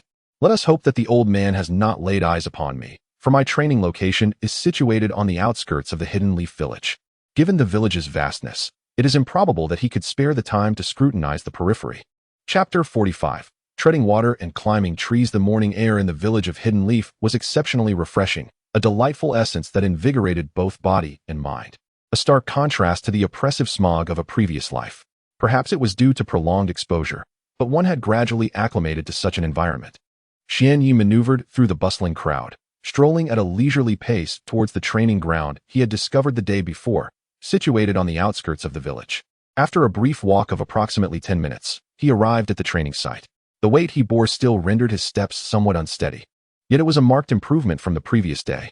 As dawn broke, the leaves glistened with dew, the forest alive with the melodious calls of birds, and the small stream nearby teemed with fish and shrimp darting about, infusing the area with vibrant life, which uplifted his spirits. This is the place. All my training during this period shall commence here. Today, I shall focus on mastering chakra control. Approaching the stream, he startled the fish and shrimp, sending them scurrying away. Once by the water's edge, Xianyi closed his eyes, attempting to channel his chakra to his feet. Upon successfully directing the chakra downward, he cautiously stepped towards the stream. Extending one foot, he placed it upon the surface of the water. Thanks to his chakra control, he did not sink, but instead floated effortlessly upon the surface. Is this what treading water feels like? It seems rather simple. Could it be that I possess a natural talent for chakra manipulation? As these thoughts flitted through his mind, his second foot soon followed suit. Suddenly, losing control of his chakra, he plunged his entire foot into the water, splashing cold droplets onto his face. The icy stream sent a shiver down his spine. Wiping the water from his face, he glanced ruefully at his now-soaked trousers and shoes. Had he known, he would have removed his shoes before embarking on this watery endeavor, thus avoiding the inconvenience of wet footwear. It appears that mastering the fundamental techniques of a ninja, such as treading water, is not as effortless as I had imagined. A momentary lapse in chakra control led to an unexpected plunge. Yet, recalling the days spent watching the anime, it seemed that Sasuke and Naruto had taken several days to master this skill. If these two protagonists required such time, perhaps my own aptitude is not so lacking after all. Ding dong, the host has failed at walking on water. The chakra control level is at a maximum of 10,000. To my astonishment, the water walking system can also quantify the process of proficiency, and even failure seems to enhance skill levels. If a failure yields 5 points of proficiency, then success must surely grant even more. I estimate it won't be long before my chakra control reaches its peak. With this thought, I encouraged myself and continued to patiently attempt the task dozens of times. Time gradually slipped away amidst my training on the water's surface, and the sun began its ascent toward the zenith of the sky. Under the sun's radiant glow, the temperature in this place rose steadily. Although there were towering trees surrounding me, they could not completely shield me from the sun's rays. Wisps of sunlight filtered through the branches and cascaded onto my figure. Before long, beads of sweat began to form on my brow, and soon I was drenched.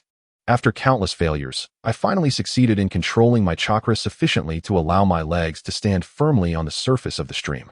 The sensation was unlike any I had experienced before. It felt as though I were standing atop a soft surface, while the control remained a challenge.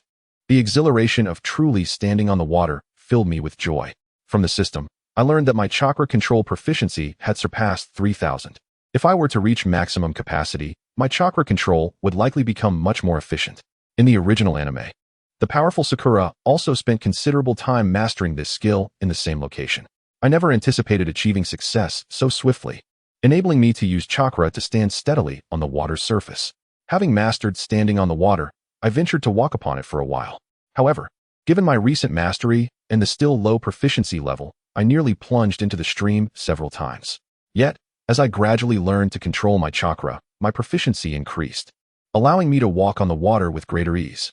To an observer from afar, it would appear I was traversing a flat surface. After familiarizing myself with this foundational training, I stepped ashore and utilized chakra to dry my damp trousers and shoes. Once they were dry, I prepared to attempt climbing trees, another exercise that could enhance my chakra control. Having mastered water walking, I felt no significant challenge awaited me in climbing trees. The principle is quite similar, channeling chakra to the soles of my feet. Climbing involves adhering to the tree trunk, preventing a fall, which constitutes success.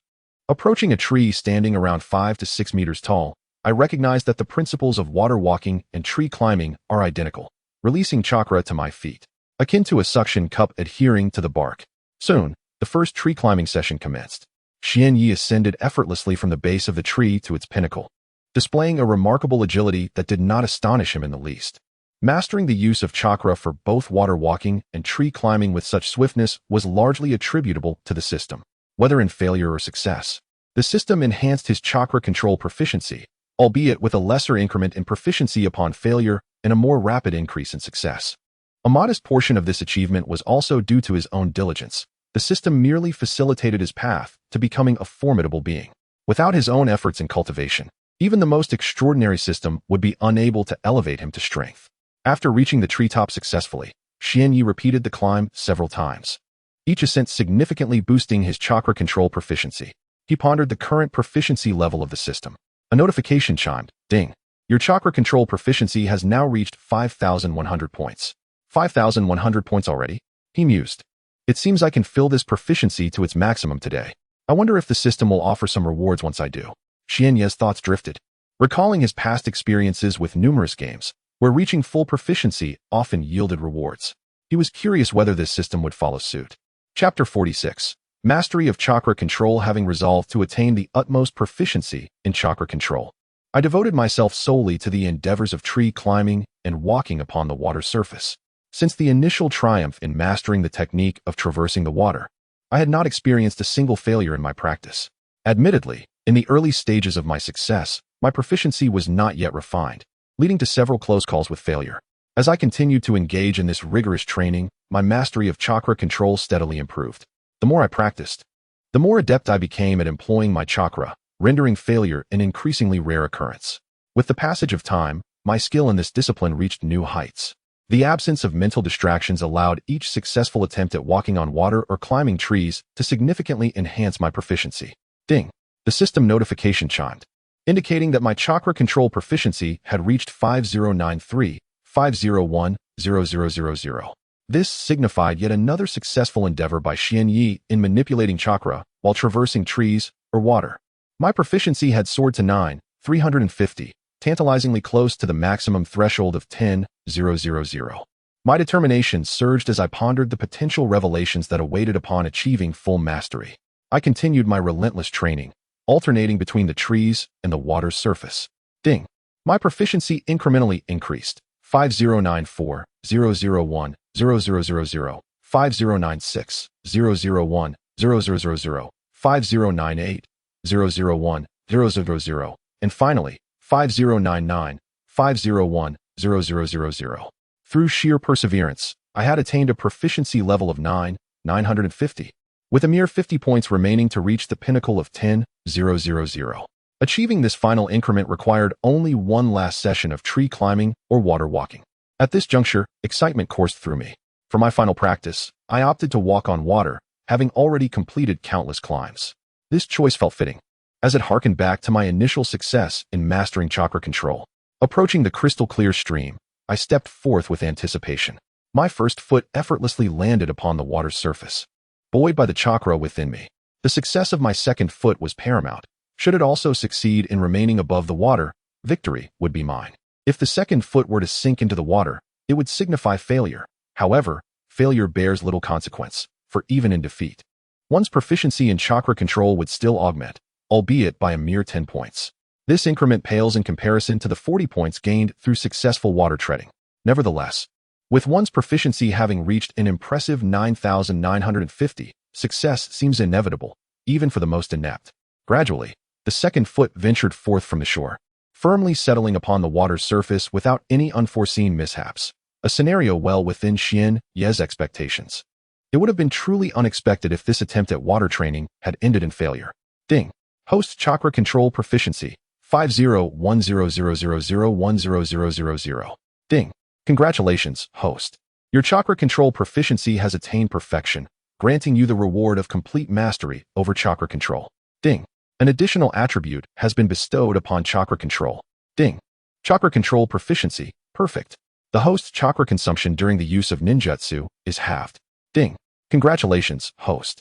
You have received a scroll for the technique of multiple shadow clone jutsu. Soon, the system reiterated the rewards within Xian Ye's mind. My word. The benefits of this chakra proficiency reward are indeed remarkable. Setting aside the attributes of chakra control, merely receiving the scroll for the shadow clone technique is substantial. The distinction between the basic clone technique and the multiple shadow clone jutsu is stark. The former merely creates an illusionary copy, easily discernible in its flaws, whereas the latter is an entirely different beast. The multiple shadow clone jutsu utilizes chakra to generate numerous clones, each possessing an equal share of the host's chakra. This even distribution renders it impossible to identify the original among the clones. The most formidable aspect of multiple shadow clone jutsu is that when a clone's chakra is depleted or it perishes, any surplus memories experienced by the clone are transferred back to the host consciousness. In the anime, Naruto Uzumaki has harnessed this technique for training purposes. However, due to the nature of the technique, wherein the experiences of the clones are relayed back to the host, it becomes particularly advantageous during the tumult of ninja village warfare for the acquisition of confidential information. Consequently, this jutsu has been classified as forbidden, preventing its study. While the multiple shadow clone jutsu serves as a formidable tool for training, it does demand a significant amount of chakra, limiting the number of clones others can produce. This, however, does not pose a challenge for Xianyi.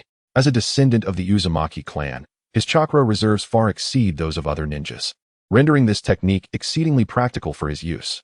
Furthermore, as the system just mentioned, an additional attribute of chakra control is that the chakra consumed during the use of ninjutsu is halved. To be honest, when Xianyi first encountered this attribute, he was utterly astonished. The concept of having chakra consumption while performing ninjutsu is remarkable. It implies that if he could initially execute 10 ninjutsu with this new attribute, he could now perform 20. This attribute is undeniably formidable and can be utilized even in the later stages of combat, yielding tremendous benefits. During battles, the advantages of this attribute become strikingly apparent. Consider the scenario where both the enemy and oneself possess equal chakra. However, with this attribute, Xianyi can unleash ninjutsu at double the rate of his adversary. The ramifications of being able to perform twice as many ninjutsu are exceedingly daunting. In combat, even the slightest margin can determine victory or defeat, let alone the impact of executing ninjutsu at double capacity.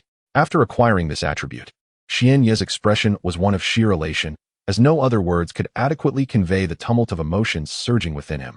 Yet, amidst the excitement, it was essential to conduct a test to ascertain the sensation of halved chakra consumption while employing ninjutsu.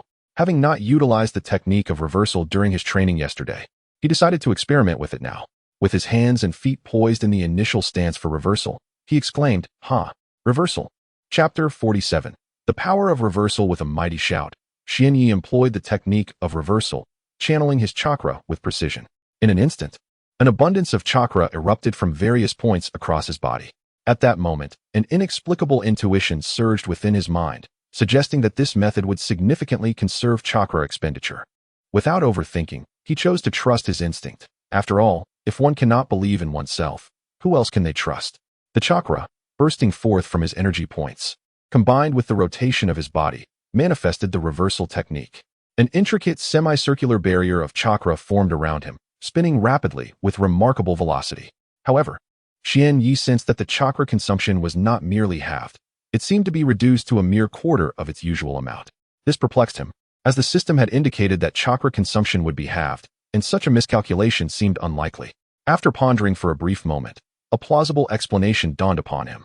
This was likely due to his innate control over chakra, a skill designed to prevent ninjas from wasting excess chakra during technique execution. Now, it appeared he had unlocked an additional facet of this ability. While performing reversal, his chakra consumption was halved, thanks to his inherent chakra control, which ensured that no surplus chakra was squandered. Moreover, with his chakra control reaching its maximum potential, he discovered that his chakra expenditure during technique use would be halved.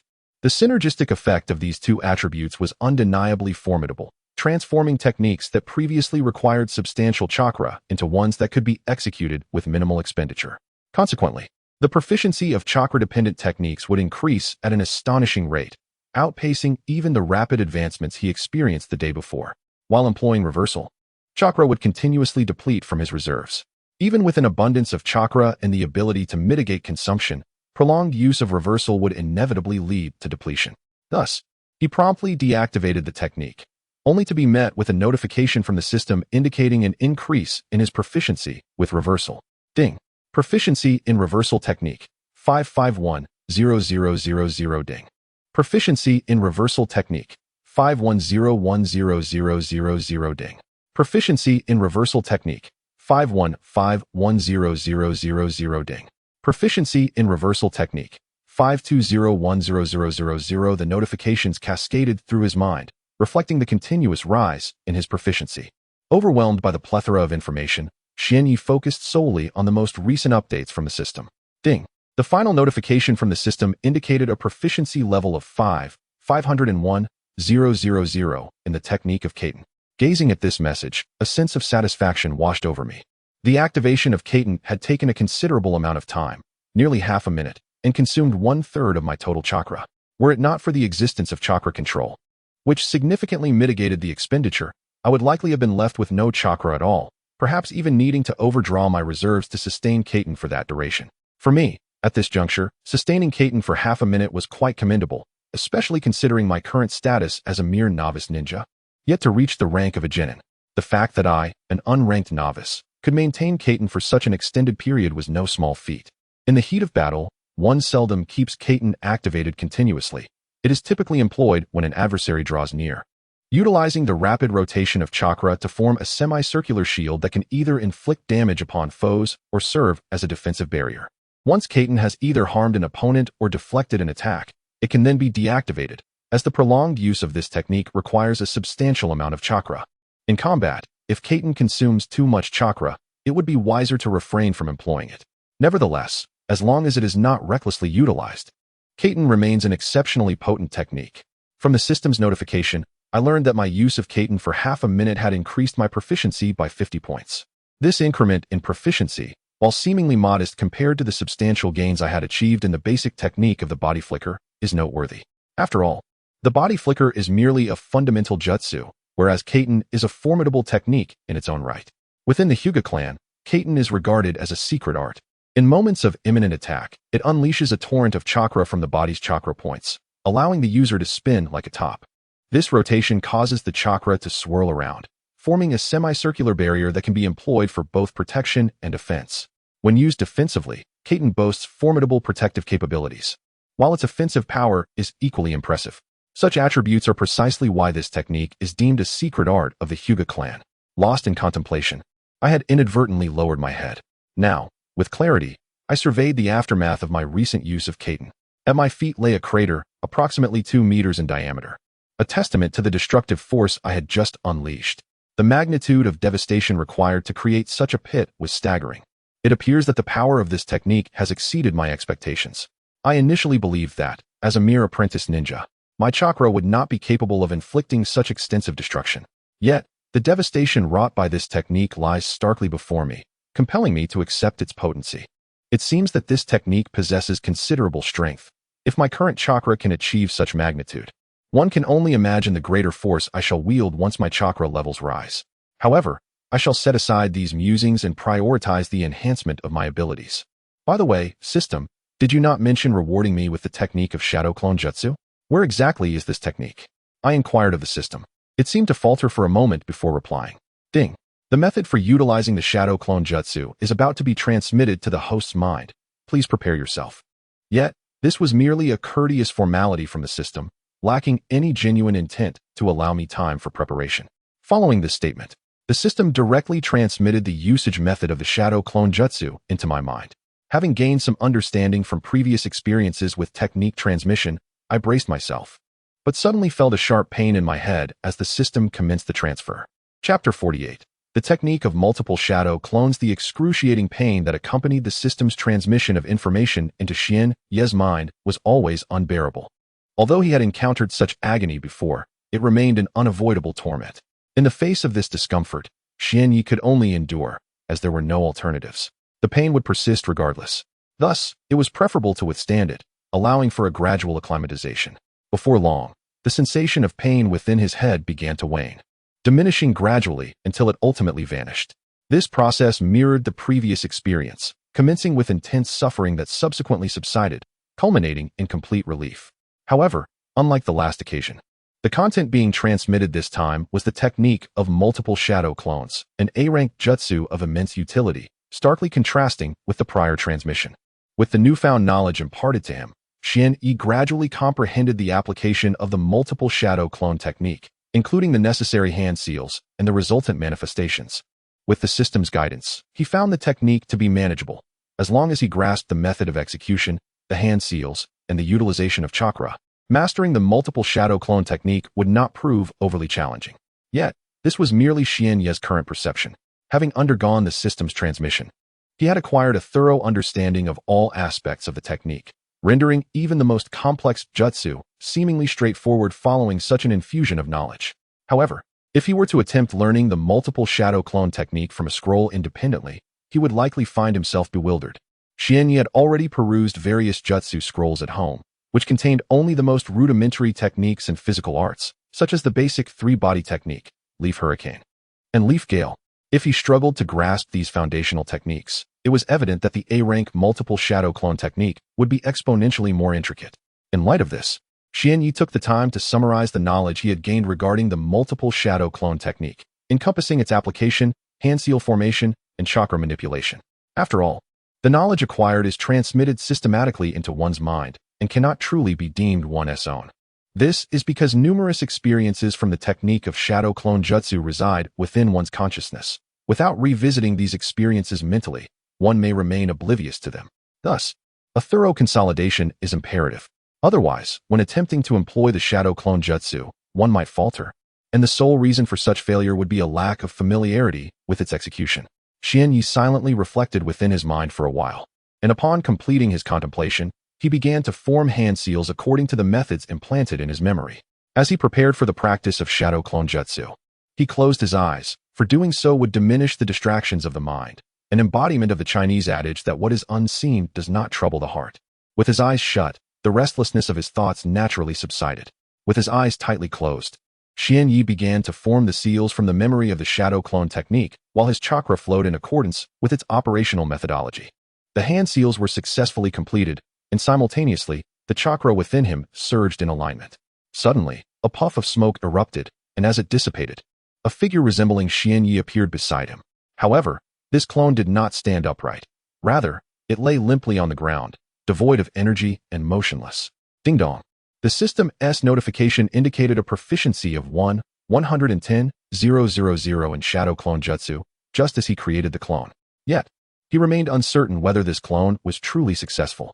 Although he had indeed conjured a shadow clone, the state of this clone puzzled him. Upon glancing at the newly manifested clone, Xian Yi felt a tinge of embarrassment. He had not anticipated that he would create such a lackluster version of himself, one that bore slight differences in appearance and lacked vitality. Nonetheless, it could be deemed a success. Regardless of the minor discrepancies, the shadow clone had indeed been created. Even if the clone exhibited no signs of vigor, its mere existence suggested a semblance of accomplishment. This should count as success, surely. Xianyi reassured himself, dismissing concerns about the clone's appearance.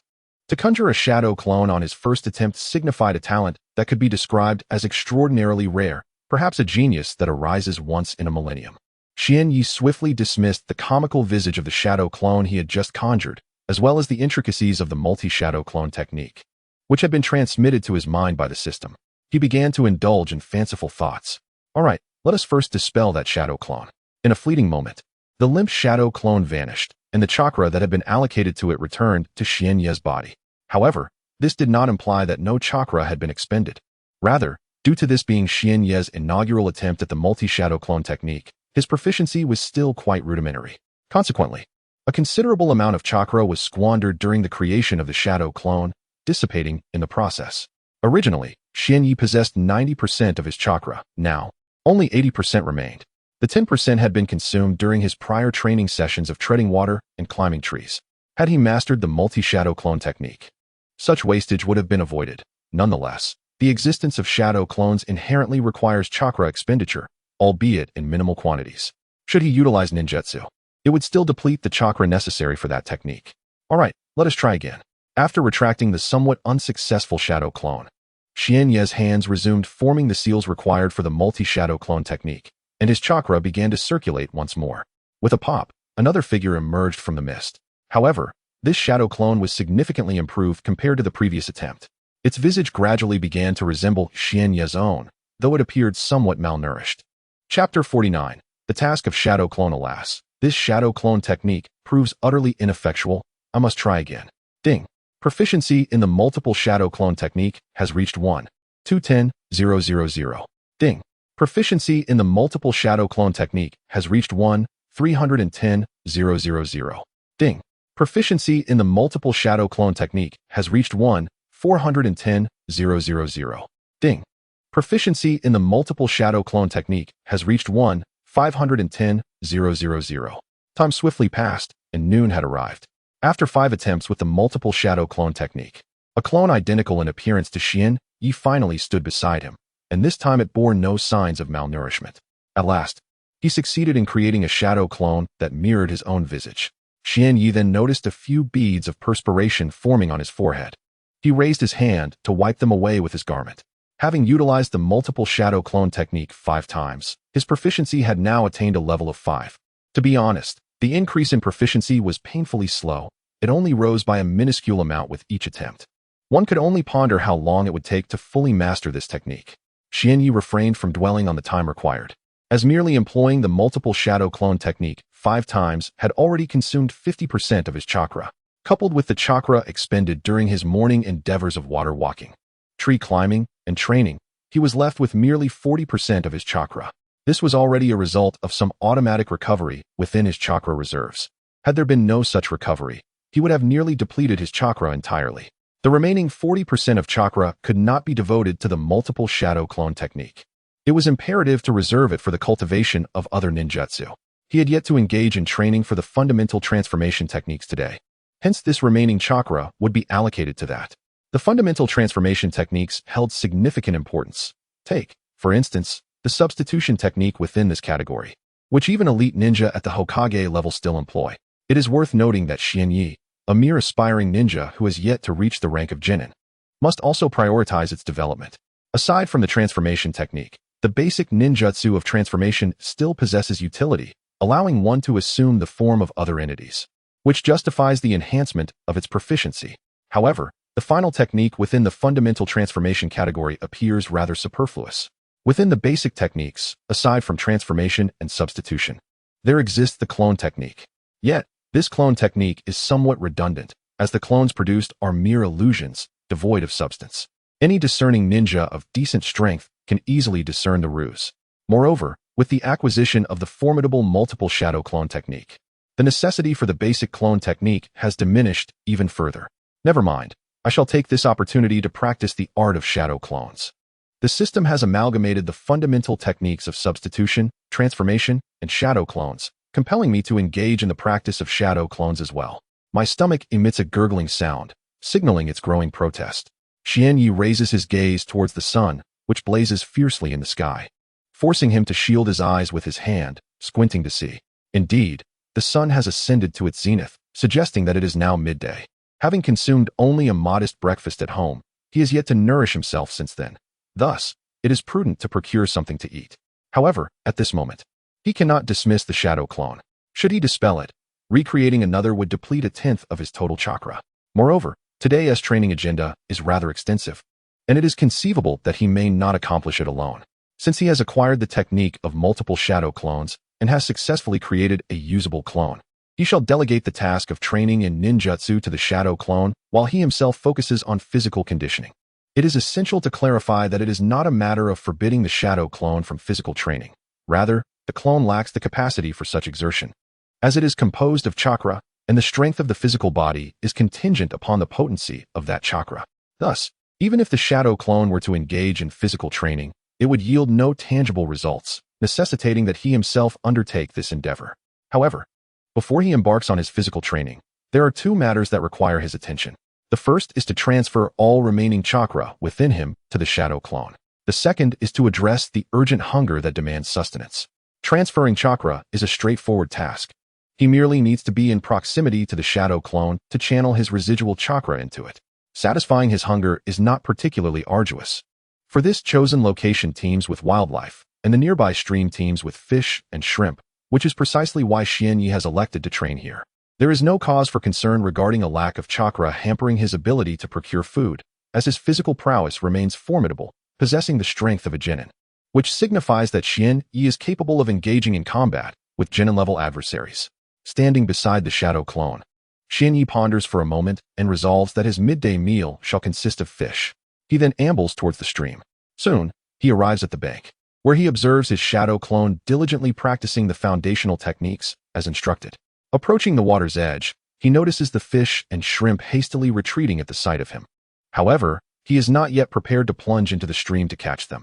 He must first remove his shoes and disrobe, although he retains his weighted attire, as moving in water while encumbered will enhance his physical training. With a splash, he enters the water.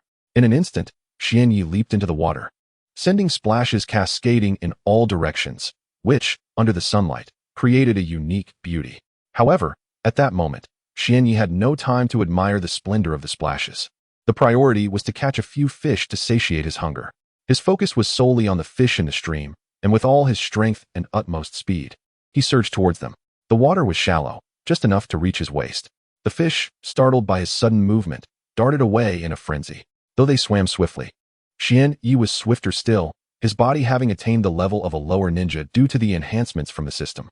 It would indeed be a jest if he could not outpace the fish. With remarkable agility, he accurately pinpointed the location of the fish and reached out without hesitation, emerging with 2 fish in hand, while clutching another tightly. He discarded the 2 fish onto the bank of the stream, casting not a glance at them before setting his sights on more. It was only after he had caught a total of 6 fish that he ceased his efforts, deeming this ample for his midday meal. Chapter 50. Grilled fish. After catching the fish, I brought the few that I had captured to the shade of a grand tree. It was the height of noon, and the sun blazed with an unforgiving intensity. With the fish prepared, it was now essential to gather some wood to roast the 6 fish to perfection. Finding wood in this area was not particularly challenging, for it lay on the outskirts of the hidden leaf village, where numerous towering trees thrived. To procure the necessary wood, one could simply gather a few fallen branches from the ground. If none were available, climbing the trees to break off some twigs would suffice. Gazing into the distance, I noticed that I need not ascend the trees, as the ground was strewn with an abundance of small branches. I collected the fallen twigs and returned to the base of the aforementioned grand tree, which stood significantly taller than its companions, estimated to reach no less than 20 meters. Such a majestic tree provided ample shade, creating a refreshingly cool refuge beneath its boughs. Occasionally, a gentle breeze would waft through, making it an inviting spot for a nap. I set up a makeshift rack in front of me and threaded the captured fish onto the branches, arranging the 6 skewered fish atop the rack. With most preparations completed, all that remained was to ignite the fire. At this point, I had yet to master any fire-based ninjutsu, so I relied on channeling my innate fire chakra, infusing it into the freshly gathered twigs. In a matter of moments, the pile of branches atop the rack began to blaze. Although I had not learned any fire techniques, my fire chakra proved sufficient to kindle the twigs, even if its temperature was not as high as that of true fire ninjutsu. Gradually, I intensified the flow of my fire chakra, and as its potency increased, the flames grew fiercer, the temperature steadily rising. After a while, a gentle breeze swept past me. Ah, what a delightful aroma! The fish on the rack had transformed into a golden hue, releasing an enticing scent that made my stomach growl and my mouth watered. Yet, it seemed I would need to let them roast a little longer, for they did not appear fully cooked. 10 minutes later, I deemed the 6 fish nearly ready. Even if they were not entirely cooked, I had no intention of prolonging the roasting process any further. The tantalizing fragrance wafting toward me was simply irresistible, stirring an insatiable craving within. Before indulging in his meal, Xian Yi first extinguished the fire. Otherwise, what would happen if the other fish charred while he savored one? With a few swift kicks, he snuffed out the flames.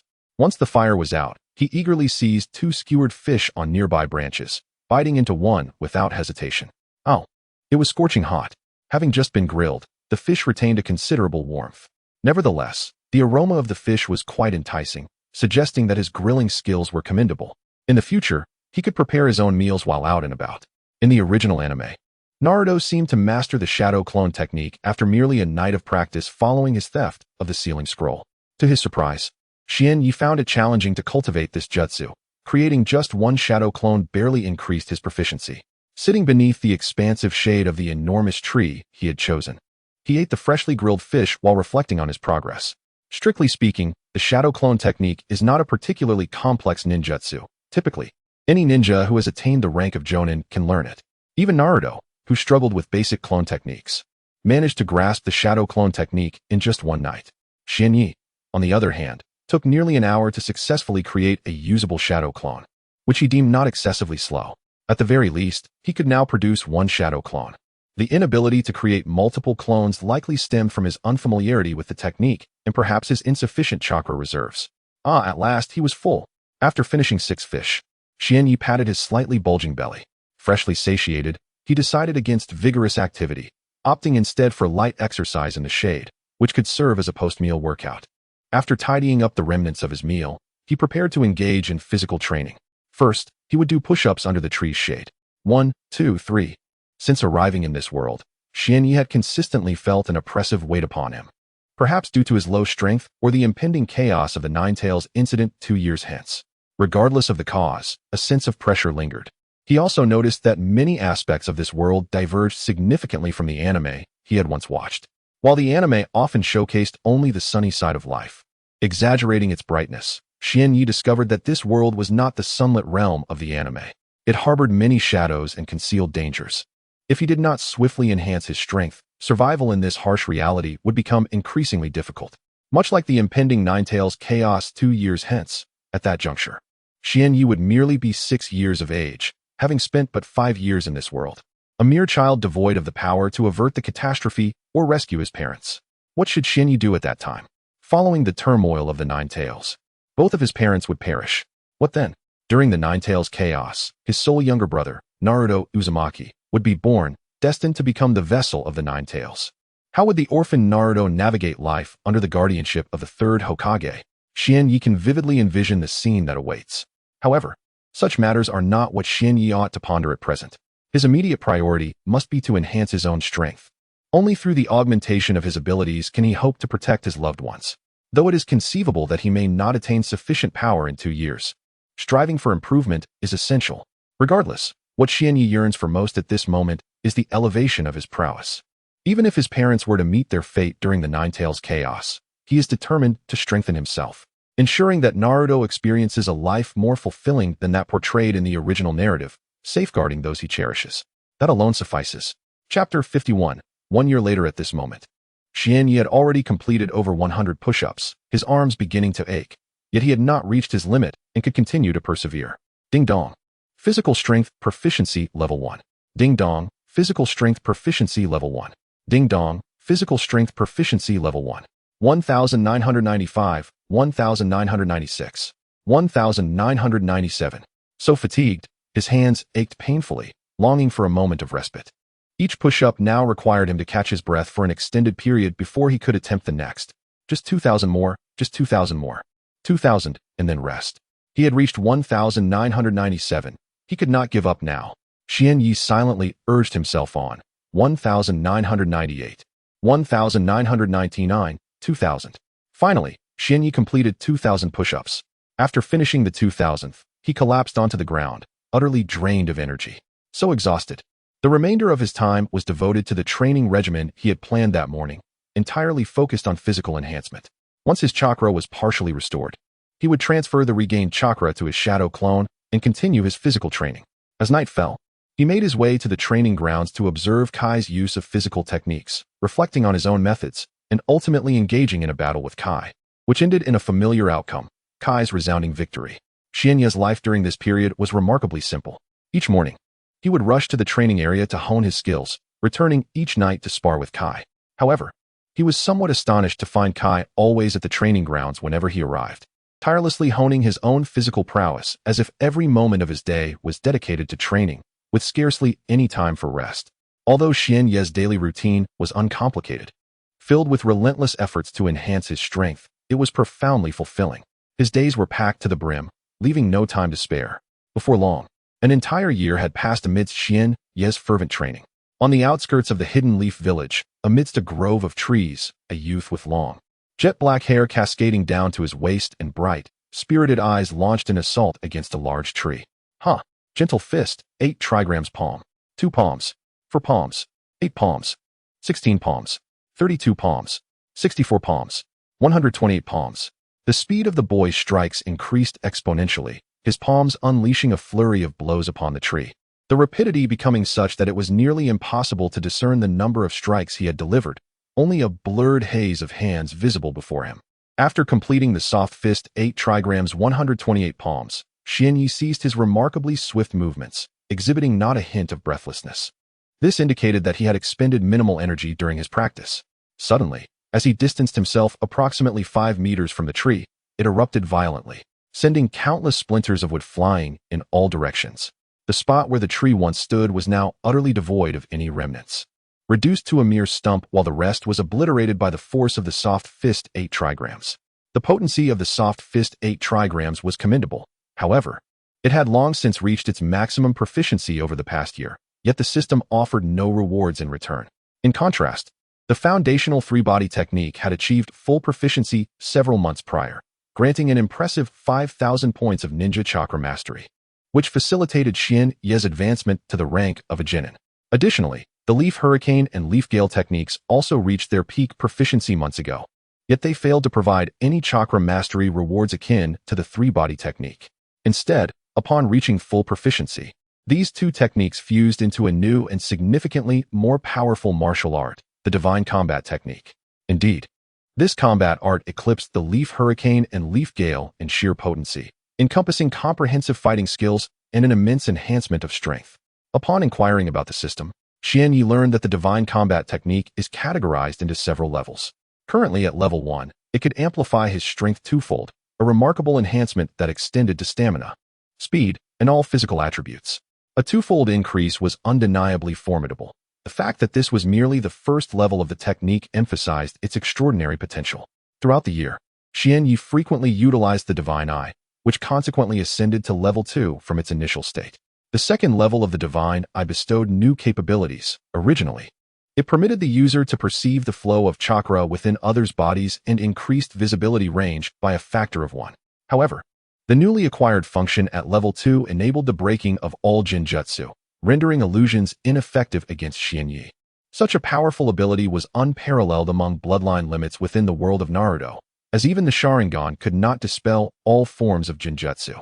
In addition to this new feature, the secondary Eye of God has enhanced its visual range to 5-fold, allowing me to perceive distant landscapes with remarkable clarity. Furthermore, other ninjutsu techniques have evolved, notably the technique known as reversal. This technique has transformed into a more powerful form called Golden Bell Shield. Xian Yi has tested this technique and concluded that it surpasses reversal in strength by several magnitudes. Not only does its defensive capability exceed that of reversal, but its offensive potential is also significantly greater. One should not underestimate the Golden Bell Shield merely because it is a defensive technique. To do so would be a grave miscalculation. When this defensive ninjutsu is activated, It manifests as a protective barrier resembling a golden bell around the body.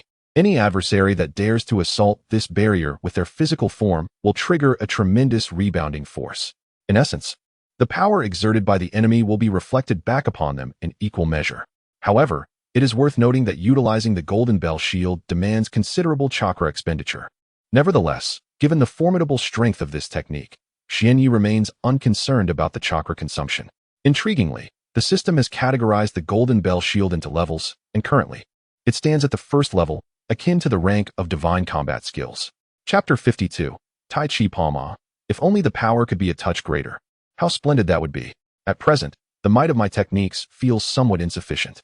Xianyi harbored a lingering dissatisfaction with the potency of his gentle fist bagua palm.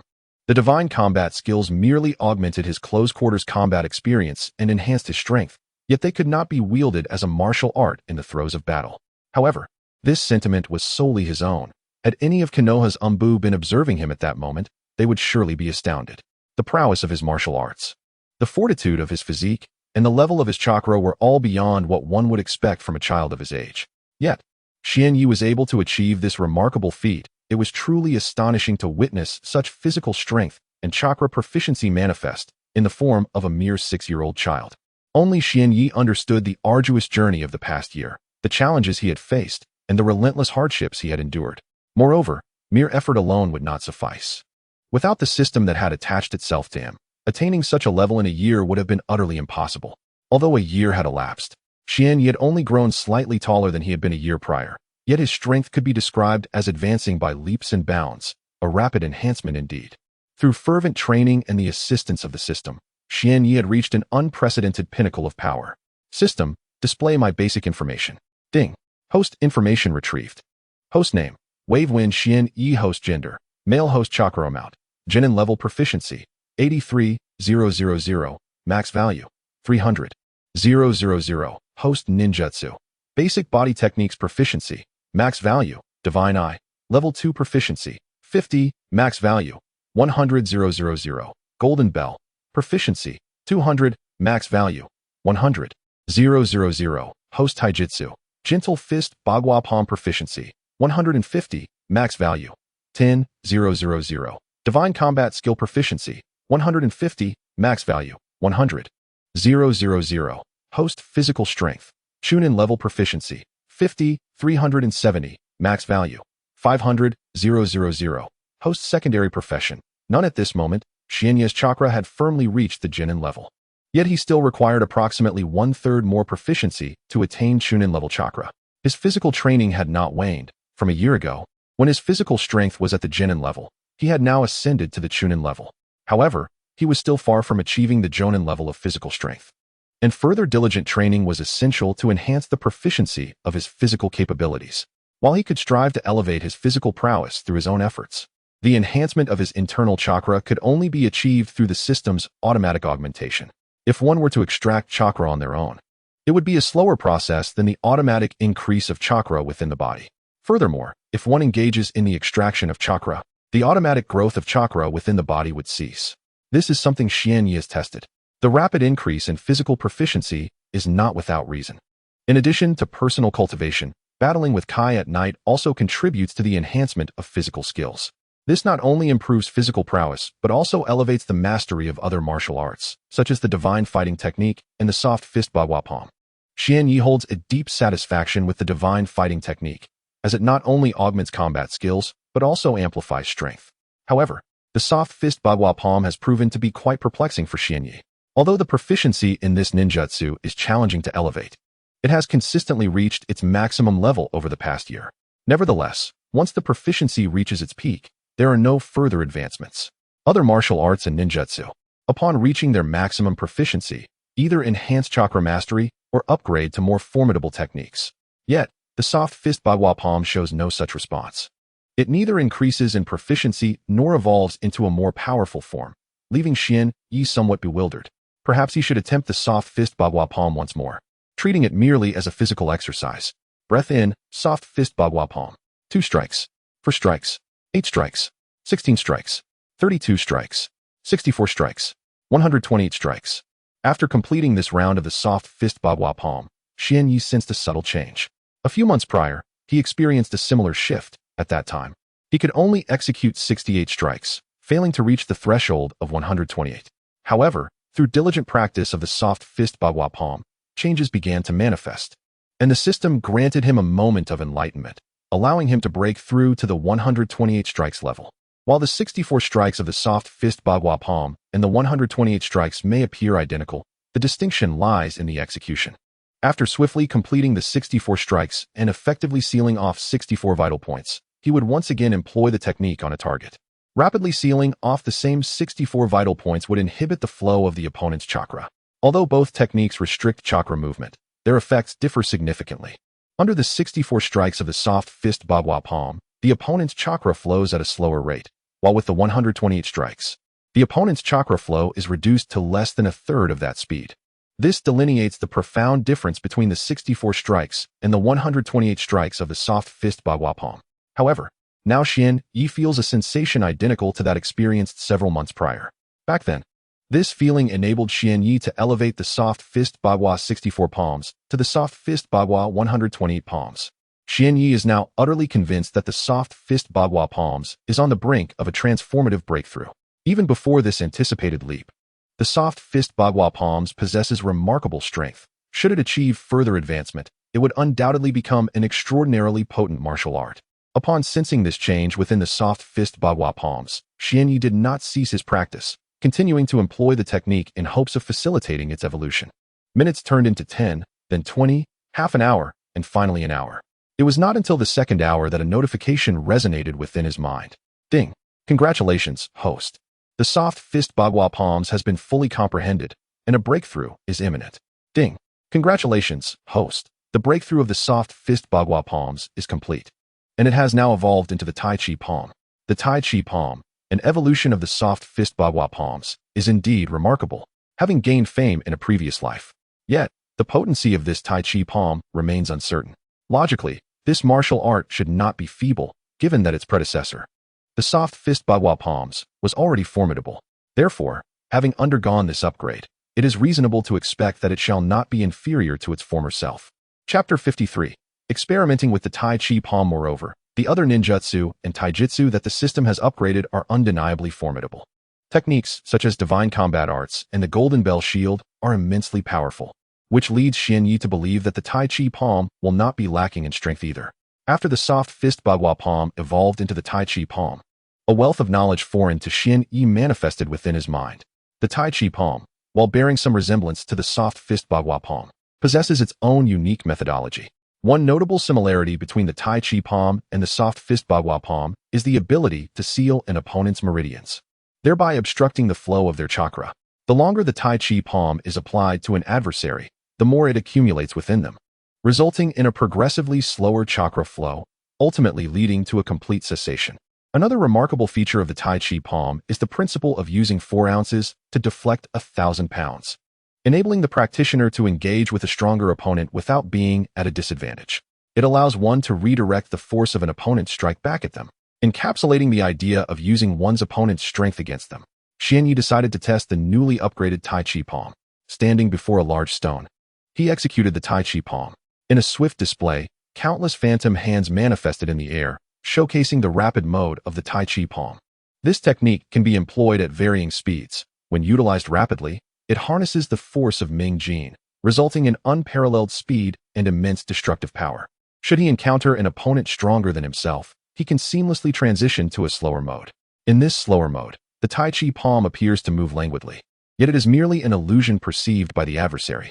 This mode embodies the principle of responding to change with stillness, allowing the opponent to strike first while Xian Yi remains poised. The slow mode induces a sense of frustration in the opponent, as every technique they employ can be countered with ease. In this slow mode, the Tai Chi palm utilizes Jin, or hidden strength. When striking an opponent with the Tai Chi palm in this mode, the hidden strength penetrates their body, which Xian Yi can later detonate at will, inflicting substantial damage. As Xian Yi unleashed the rapid mode of the Tai Chi palm, the boulder before him bore witness to the rapid strikes, each leaving a deep imprint. Transitioning to the slow mode, he approached another boulder, delivering measured strikes infused with hidden strength. After a series of 10 strikes, he deemed it sufficient and prepared to ignite the hidden power within. A resounding explosion echoed behind Xian Yi as a massive rock shattered, sending countless fragments scattering across the ground, despite him being 10 meters away. Yet, the true potency of this Tai Chi palm remained an enigma. As no one was nearby to gauge its effect on a living target, he decided it would be prudent to seek out Kai at the training ground where Kai frequently practiced, to engage in a duel and discern the true nature of his newfound technique. Departing from the specialized training area, Xian Yi made his way to Konoha's training grounds, where one could always find a solitary figure immersed in rigorous training, as there were scarcely any days off throughout the year. This occasion was no exception. Upon entering the vast expanse of the training field, Xian Yi observed an array of training materials, yet he was not particularly fond of training there. This aversion stemmed not only from the prying eyes of the third Hokage, but also from the discomfort of being constantly interrupted. He preferred a more secluded location where he could train in peace, hunt wild game when hunger struck, and enjoy the convenience that solitude afforded. In the center of the training ground stood a man clad in a form-fitting green outfit, relentlessly honing his physique. It was Kai. The Kai of today had transformed significantly compared to the Kai of a year prior. His power had dramatically increased due to a year of intense training, and he had even grown taller. With powerful kicks against a large tree, the sound resonated loudly, each strike generating a fierce gust of wind that sent a shower of leaves fluttering to the ground. Kai murmured to himself, and though Xian Yi could not decipher his words, he surmised they pertained to training, contemplating failures and successes. This scene was strikingly familiar, reminiscent of their first encounter a year ago, unchanged and steadfast. "Hey, Kai, would you care for a spar?" Xian Yi called out to him. Upon hearing Xian Yi's voice, Kai turned, smiled, and remarked, "Is that you, Xian Yi? What brings you here at this hour? I thought you usually came in the evening." "I've grasped a new technique and wish to test its efficacy," Xian Yi replied, his voice steady. "A new technique? Huh, such is the vigor of youth. All right, Xian Yi, let us engage in a fervent battle," Kai exclaimed, his enthusiasm palpable as he approached. "Very well, let us begin," Xian Yi declared. And as he uttered the word begin, both entered into close combat. Given Kai's superior physical prowess, Xian Yi understood the need for utmost caution in their exchange. Loading more content. Please wait. This site only supports mobile browser access. If you see this paragraph, it means the chapter content has failed to load. Please disable reading mode, browsing mode, and ad blocking features, or copy the URL to another browser for reading. In the midst of their fierce engagement, Xian Yi found himself at a disadvantage, despite possessing the formidable combat techniques of the divine martial arts and a twofold enhancement of physical strength. However, when matched against Kai, it appeared insufficient. Haha, Xian Yi, didn't you claim to have comprehended a new technique? If you don't deploy it now, it won't be long before you concede defeat to me, Kai exclaimed with excitement. Very well, then allow me to demonstrate my new technique, Xian Yi replied. Tai Chi Palm. Rapid mode activated. Suddenly, Xian Yi, who had been under pressure from Kai, experienced a remarkable surge in speed, multiplying several times over. Kai realized that not only had Xian Yi's speed increased exponentially, but the power behind his strikes had also intensified significantly. As Xian Yi activated the rapid mode of Tai Chi Palm, Kai was caught off guard, unprepared for the sudden change. Impressive. Although I am unaware of the exact nature of the technique or martial art Xian Yi has grasped, the enhancement in both speed and power clearly indicates it is a formidable martial art. Well, since that's the case, I shall no longer hold back. I will directly activate the physical prowess of a jonin, for it would be quite embarrassing for an adult to lose to a child. Chapter 54. The Frustration of Kai Xiaoya. Be cautious. I am about to unleash the physical strength of a jonin. If it becomes too overwhelming, do let me know, Kai said earnestly to Xian Yi.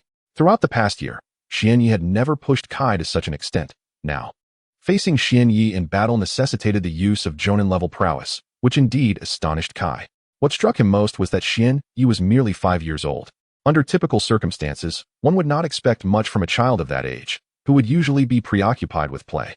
Yet, this 5-year-old Xian Yi exhibited formidable strength, boasting a physical prowess equivalent to that of a chunin. It was remarkable to note that just a year prior, Xian Yi's physical capabilities were at the genin level. The fact that Xian Yi had elevated his physical strength to that of a chunin within a single year was an arduous feat, and it hinted at the challenges he had faced throughout that time. Were Xian Yi's chakra levels to have reached that of a chunin, Kai would not have been surprised, for the enhancement of chakra often relies heavily on innate talent. It is understandable that those with greater aptitude might experience swifter growth, while those with lesser talent would progress more slowly. However, Xian Yi's advancement pertained specifically to his physical strength. As he stood before Kai, He was undeniably a child whose physical prowess had reached Chunin levels. Moreover, Kai could sense a significant flow of chakra within Xianyi. Based on the quantity of chakra, Kai deduced that it was at the genin level, implying that even at the tender age of 5, Xianyi possessed chakra commensurate with the genin. This revelation was nothing short of astonishing.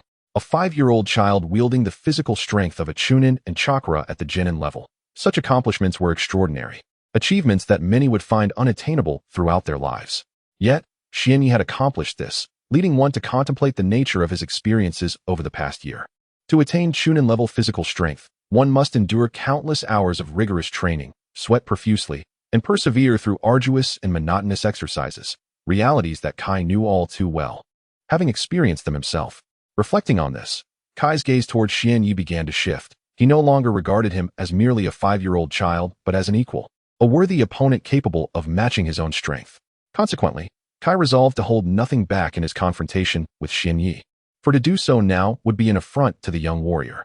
Leaf Whirlwind. Kai's movements were meticulous as he initiated a simple taijutsu technique against Xianyi, seeking to gauge his response.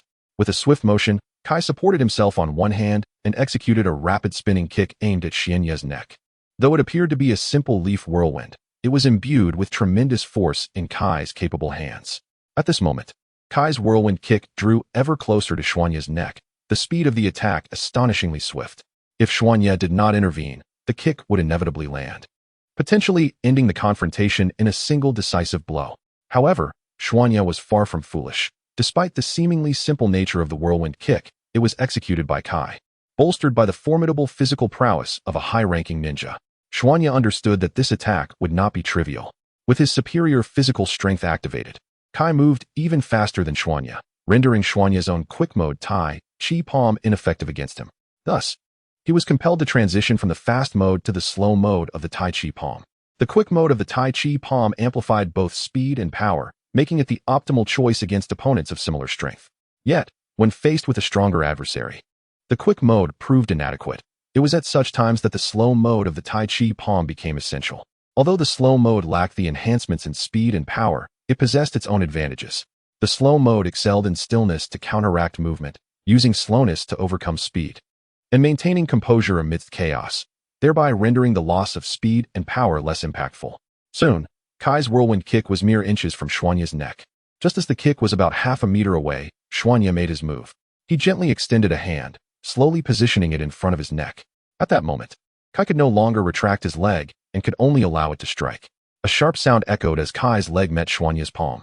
In that instant, Xuanye grasped Kai's kicking foot and effortlessly hurled him aside.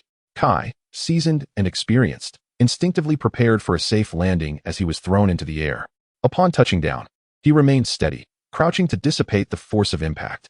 Without delay, Kai launched another assault against Xuanye, who maintained a seemingly flawed stance that appeared rife with vulnerabilities.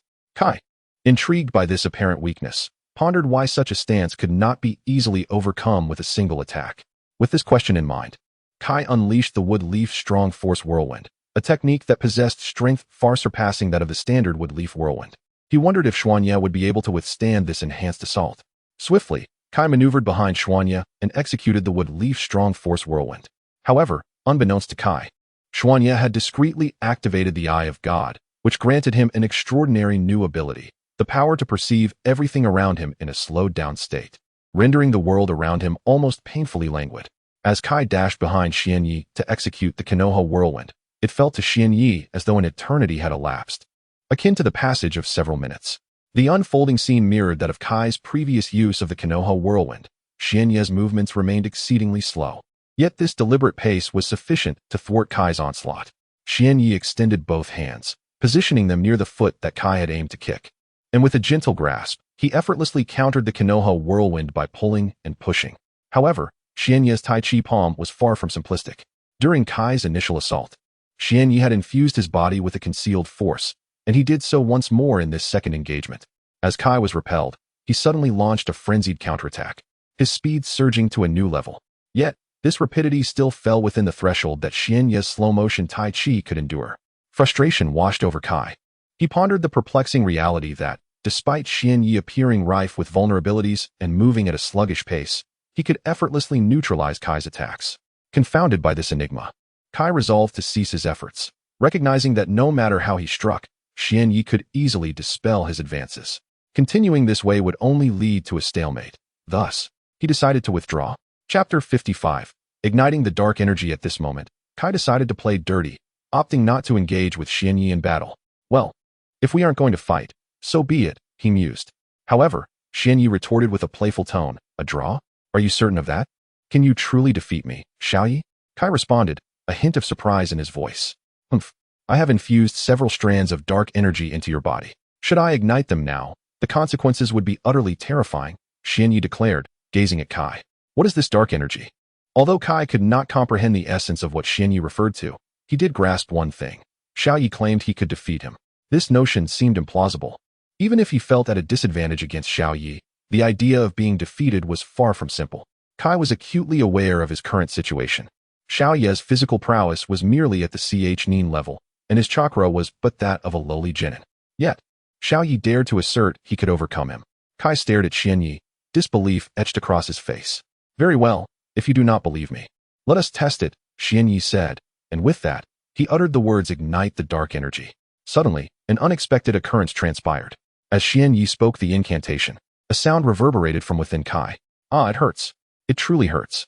Kai, who had been standing before Xian Yi, fell to the ground, rolling in agony.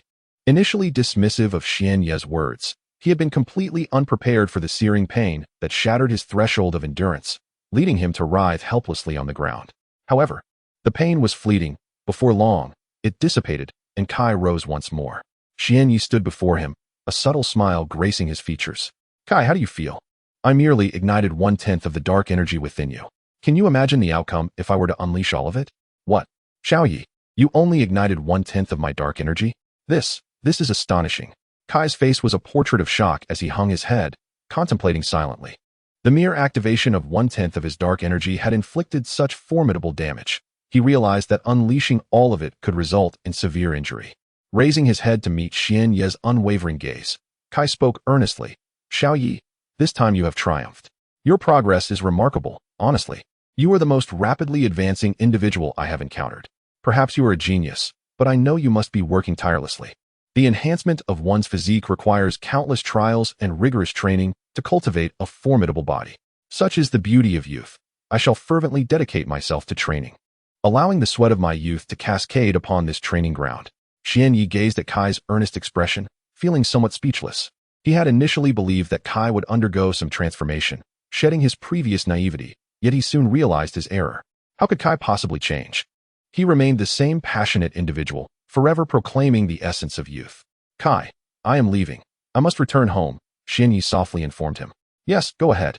I shall continue to train here, striving to enhance my abilities and not squander my youth, Kai replied with fervor. After Xian Yi departed from the training ground, he made his way homeward. It was midday, and the streets were still bustling with people, vendors lining the roads with their delectable snacks. Upon returning home, Xian Yi intended to head straight to his room, but was intercepted by his mother, Kushina Uzumaki. Xiao Yi, why are you back so early today? Normally, you return only in the evening, Kushina inquired. Ah, so you are home, Mom. I wanted to take a break today, hence my early return, Xian Yi responded. Well, a little rest is fine. Tomorrow, you shall not go out. I will take you to the Ninja Academy for some learning, Kushina cheerfully declared. Learning? At the mention of this word, Xian Yi's lips twitched. What could he possibly learn at the Ninja Academy? The fundamental techniques, or the art of ninjutsu? Perhaps the skill of wielding shurikens? He felt a sense of helplessness regarding his mother's decision. He had already mastered these skills over the past year. But how could he convey this to Kushina? Bowing his head in contemplation, he resolved, all right, I shall say this. Mom, do you think I might be excused from attending the Ninja Academy? Look at your son, a prodigy. Do I truly need to learn ninjutsu at the academy? He said, looking innocently at Kushina. What? You dare suggest not going to the Ninja Academy? Have you grown restless? You disregard your mother's words. I insist you attend. There is no room for negotiation, Kushina stated resolutely. Upon seeing his mother's expression, Xian Yi understood the gravity of the situation. When she displayed such determination, it was futile to resist. Acknowledging his powerlessness, he merely pouted and replied, all right, dear mother, I shall go. Haha, that is my good son. Tomorrow, I shall take you to the Ninja Academy, so you can make some friends. You shouldn't always be alone, without a single companion. Could it be that my mother truly meant this? Is she encouraging me to forge friendships? In truth, Such endeavors are unnecessary. My paramount concern should be the enhancement of my abilities. The notion of companionship can be set aside for now, as friends will invariably come. But the cultivation of strength must not be neglected. As Xuanya ascended the stairs, he pondered deeply, his head bowed in contemplation. Loading more content. Please wait. This site is optimized for mobile browsers. If you see this paragraph, it indicates that the chapter content has failed to load. Please disable reading modes, such as reader or novel modes, and turn off any ad-blocking features, or copy the URL to another browser for reading. Nevertheless, this is what my mother wishes to see. If that is the case, I shall indeed pay a visit to this ninja academy to ascertain what it is truly like. A smile graced Xuanya's face as he approached his room, for if memory serves, Itachi is among this year's cohort at the academy. I believe he is indeed attending this year's ninja academy. It would be an opportunity to observe Itachi, a character from the anime, and to witness firsthand the one who annihilated the Uchiha clan, to see what he was like in his youth. Upon entering his room, Xuanya reclined on his bed, yearning for a long overdue afternoon nap. Throughout the year, his relentless pursuit of strength had consumed all his time in training, leaving him no moments for restful slumber. Chapter 56. A warm family yet. This year has not been without its rewards. The enhancement of strength is particularly evident. The physical prowess has ascended from the level of a genin to that of a chunin within the span of a year. Similarly, chakra has experienced a significant augmentation, evolving from the total amount typical of a novice ninja to that of a genin. However, this chakra total is not merely compared to that of ordinary genin, but rather in relation to the Uzumaki clan, whose chakra capacity surpasses that of regular ninjas by several folds. Currently, Xianyi is no exception, possessing a chakra total that is multiple times that of an average ninja. In addition to these accomplishments, the advancements in ninjutsu and taijutsu have been monumental. Upon reaching maximum proficiency in the foundational three-body technique, the system rewarded him with 50,000 points of chakra proficiency. Upon mastering both the Konoha Whirlwind and Konoha Gale, the system seamlessly fused the two taijutsu styles, elevating them into a singular discipline known as the Divine Combat Technique. Although the proficiency in the Gentle Fist 8 trigrams palm had long been maxed out, it was only today that the system upgraded it to the Tai Chi palm, a transformation deemed worthwhile. The Gentle Fist 8 trigrams palm is inherently a formidable taijutsu. Thus, its elevation to the Tai Chi palm signifies an even greater power, evidenced by the recent spar with Guy in the training ground.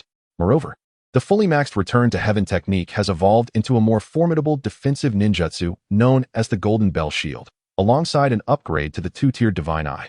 Comparatively, Xianyi's achievements this year far exceed what others might accumulate in a lifetime.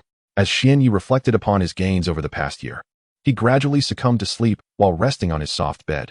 Initially, he felt a slight disarray in his breathing due to the earlier bout with Guy. However, after closing his eyes and resting, his breath gradually steadied, and the fruits of a year's arduous training began to manifest. Throughout this year, Xianyi maintained an unwavering focus, rising early and returning late, with scarcely enough time for rest. Thus, as he relaxed his mental faculties and released the tension, a wave of drowsiness overwhelmed him, and he swiftly fell into slumber. Time tends to elapse quickly during sleep, and before he knew it, the daylight began to wane. Xiao Yi, come down. Dinner is ready. Hurry down to eat. In the dining area, Kushina Uzumaki called up the stairs, but after a moment, there was no response. Humph, this rascal, ignoring me. Let us see how I'll deal with him, she remarked, making her way towards Xianyi's room. Ascending the stairs, she approached his door, opened it, and stepped inside. Upon entering, Kushina beheld Xianyi, peacefully asleep with a look of contentment adorning his face. Oh, this boy. Upon seeing the comfortably sleeping Xuanya sprawled on the bed, Kushina Uzumaki could only shake her head in resignation, her heart reluctant to disturb him at that moment. Perhaps the rigorous training over the past year had truly taken its toll. Very well, I shall allow this young man to rest adequately. It seems I shall dine alone this evening. With a smile, Kushina exited Xuanya's room, gently closing the door behind her. Returning to the hall, Kushina began her meal when suddenly, a short-haired blonde man appeared. Recognizing him, she lifted her gaze to meet the eyes of Minato Namikaze standing before her. Minato, you're back. I thought you wouldn't return, she said, her enchanting smile brightening her features. Minato served himself a bowl of rice, drawing a chair out from the table and settling down. Kushina, where's Xiao Yi? Why isn't he here for dinner? He inquired, eyeing Kushina across the table. Oh, you mean that boy? He is still in his room, fast asleep. He probably won't wake until tomorrow morning, Kushina replied, continuing her meal. So, Xiaoyi is still sleeping? It seems he has been diligently honing his skills this past year, which is commendable. In this world, those who lack strength often meet untimely ends. Although we are still here, there will inevitably come a day when we are not. If Xiaoyi doesn't possess the strength to face crises by then, it could be perilous for him. Thus, it is for the best that he enhances his abilities. Minato observed with keen insight. In this world, power reigns supreme. Only the strong can live as they wish, while the weak are mere puppets, subject to the whims of others. Perhaps Minato's words stemmed from a fear of mortality, yet they were largely spoken in jest. Unbeknownst to him, however, was the grim reality that both he and Kushina would meet their demise a year hence, though that was a matter for another day. After finishing their meal, Minato embraced Kushina as they made their way toward his room. At that moment, Kushina's cheeks flushed crimson, acutely aware of what was to come. A night of silence passed, and dawn gradually approached, the first rays of sunlight streaming through Xuanya's window, illuminating his face. How bright! Slowly, Xuanya opened his eyes.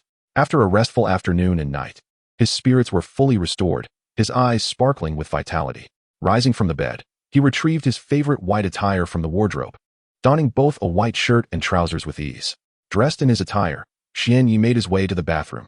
After freshening up, he gazed into the mirror, where a face of unparalleled cuteness stared back at him, complemented by his flowing locks, which bestowed upon him the charming aura characteristic of youthful innocence.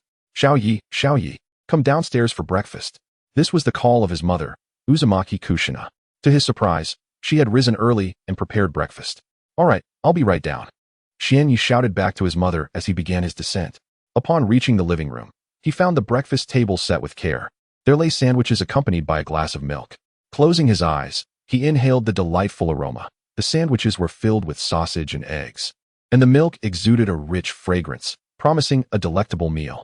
Without hesitation, he reached out with both hands, one grasping a sandwich, the other holding the glass of milk. Whenever his mouth felt parched from the sandwich, he took a sip of the milk, relishing the flavors and feeling thoroughly satisfied. After finishing his meal, Xianyi patted his belly, reflecting on the delightful feast. Chapter 57. Preparing to attend the Ninja Academy, loading more content.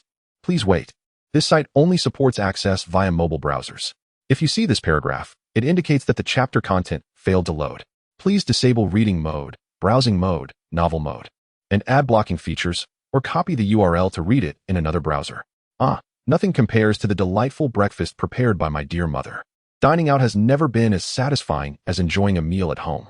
Xianyi continued. I see you have some discernment, flattering your mother. Uzumaki Kushina replied with a hint of pride as she exchanged glances with Xianyi. Well, since I've eaten and drunk my fill this morning, perhaps I should take a stroll outside, Xianyi said cautiously to his mother, Uzumaki Kushina. With that, he rose on his tiptoes, attempting to sneak away under his mother's watchful gaze. At that moment, he could only hope that Kushina had forgotten her promise from yesterday to take him to the Ninja Academy. Xianyi moved lightly, his legs carrying him swiftly to the door. Wait a moment, Xiaoya. Have you forgotten something? Yesterday you promised your mother that you would attend the Ninja Academy. Why do you suddenly wish to slip away? Uzumaki Kushina observed her son's cautious movements towards the exit and smiled knowingly. Did you really mention that, mother? I seem to have forgotten.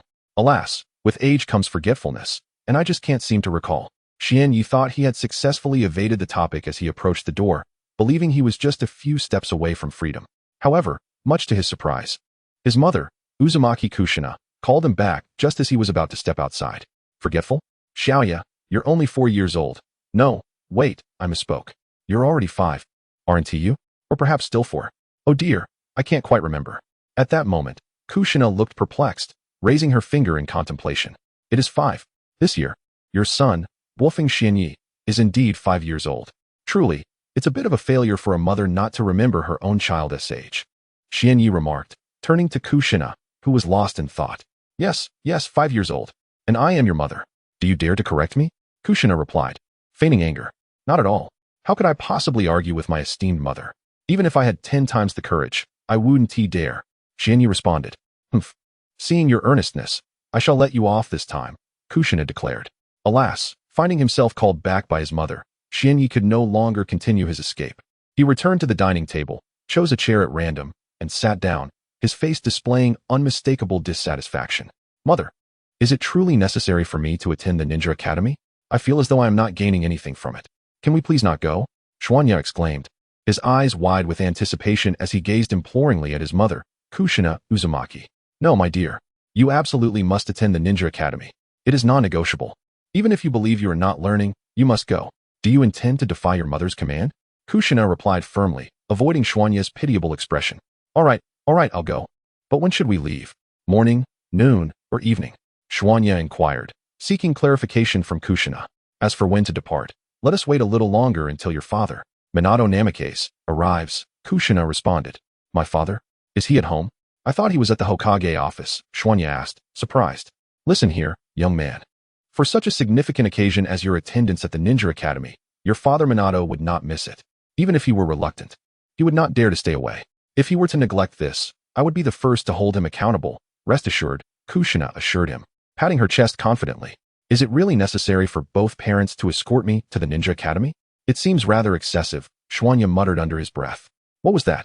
Kushina noticed his murmuring, but could not discern his words due to their softness. Oh, it's nothing. I was merely wondering when Dad would arrive and how much longer we need to wait. Xuanya deftly redirected the conversation. Your father should be arriving shortly. So let us be patient, Kushina replied, now engaged with Xuanya's question. All right, then we shall wait, Xuanya conceded. After approximately 5 minutes, a bored Xuanya had closed his eyes, resting upright in his chair. At that moment, a strikingly handsome man with golden short hair emerged from the room, his face adorned with a warm smile. Bearing a resemblance to Xuanya, Kushina recognized the newcomer and remarked, Minato, you've arrived. Yes, I have. Let us go and escort our dear Xuanya to the Ninja Academy. Minato's voice radiated warmth, reminiscent of the son's gentle embrace. Upon hearing his father's voice, Xuanya immediately recognized Minato, having been his son for quite some time. It would be astonishing if he could not identify it. Let us depart, Minato said, prompting Xuanya to rise from his chair and head towards the door. Observing the departing Xuanyi, both Minato Namikaze and Kushina Uzumaki exchanged a knowing glance and smiled before following him out of the house, gently closing the door behind them. Upon reaching the bustling street, Xuanyi noted the presence of numerous people around him. Although it was not as crowded as during midday, the streets were nonetheless lively, with an array of street food stalls and shops already open for business. As he strolled along the thoroughfare, Xuanyi stretched his back and inhaled the fresh air. Indeed, while the air quality here was not as pristine as that found in the outskirts of Konoha, it was undoubtedly superior to that of Earth by several measures. Where is the Ninja Academy? He pondered, recalling the location as he walked. Having spent several years in the Hidden Leaf Village and passing near the academy on multiple occasions, he was somewhat familiar with its whereabouts.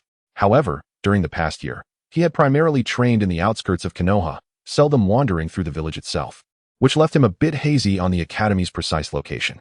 Ah, it has come to me. The Ninja Academy is right over there. As this realization dawned, Xuanyi made his way toward the academy with deliberate steps. Chapter 58. Entering the Ninja Academy due to the proximity of the Konoha Ninja Academy to the Hokage office. Xuanyi quickly recalled the precise location of the academy. His home was not far from the Hokage's office, and consequently, the distance to the academy was equally short. After a leisurely 10-minute stroll, he arrived at the entrance of the Ninja Academy. The academy was established by the second Hokage, Senju Tobirama, during a time when the world of Naruto was engulfed in turmoil. In order to ensure combat proficiency and maintain educational stability and efficiency, Senju Tobirama specifically founded the Ninja Academy in Konoha. He provided all the ninjas within the academy with fundamental training. Following their foundational studies at the academy, ninjas typically succeeded in advancing to become exceptional genin, subsequently being assigned to various groups. They would train under their respective ninja instructors, and those who graduated as genin would undertake suitable missions. In due course, these ninjas would flourish into outstanding shinobi, thereby contributing a multitude of talents to the village and enabling the dispatch of more ninjas during conflicts. According to Xuanyi's understanding, the curriculum at the Ninja Academy primarily consisted of several stages: foundational learning, ninjutsu training, practical combat exercises, and ultimately graduation. Ninjas who successfully navigated these stages would earn the title of genin. They would then form small teams with other ninjas and await assignments from the Hokage to various instructors, allowing them to undertake a myriad of missions. As Xuanyi approached the entrance of the Ninja Academy, he noticed a considerable number of people gathered nearby, primarily parents accompanying their children to the academy for ninjutsu training. Suddenly, a man and a woman appeared from a distance, accompanied by a young boy. The woman amongst them waved at Xuanyi and made her way over. Is that you, Kushina? It has been such a long time. I have missed you dearly. The woman exclaimed, addressing Xuanyi's mother, Uzumaki Kushina. Upon hearing her name, Kushina looked up and her face instantly lit up with a smile. Oh, it's Makoto. You are here today as well. That little boy behind you must be your son, right? His name is Itachi Uchiha, isn't it? So the woman was named Makoto. And Shienya's mother recognized the boy as Itachi Uchiha. By the looks of it, the man accompanying them must be Uchiha Fugaku, the clan leader of the Uchiha. Observing the young boy shyly hiding behind his parents, Shienyi couldn't help but feel a twinge of nostalgia. Itachi, in his youth, appeared to be quite an adorable little boy, timid yet charming. It was hard to imagine that he would later become the person he was known to be. Yes, Kushina, that is indeed my son. His name is Itachi Uchiha, Makoto confirmed. Standing beside you is that little boy, isn't it? He truly is quite adorable. Remarked with a smile directed at. Haha, this little rascal is indeed cute, but he is also exceedingly mischievous and often disregards my words, proving to be quite disobedient, replied. Her heart lightened by the compliment about her son from her good friend. Disobedient, ignoring instructions, mischievous? Upon hearing his mother speak so candidly about him, couldn't help but raise an eyebrow, feeling that his mother showed him no mercy.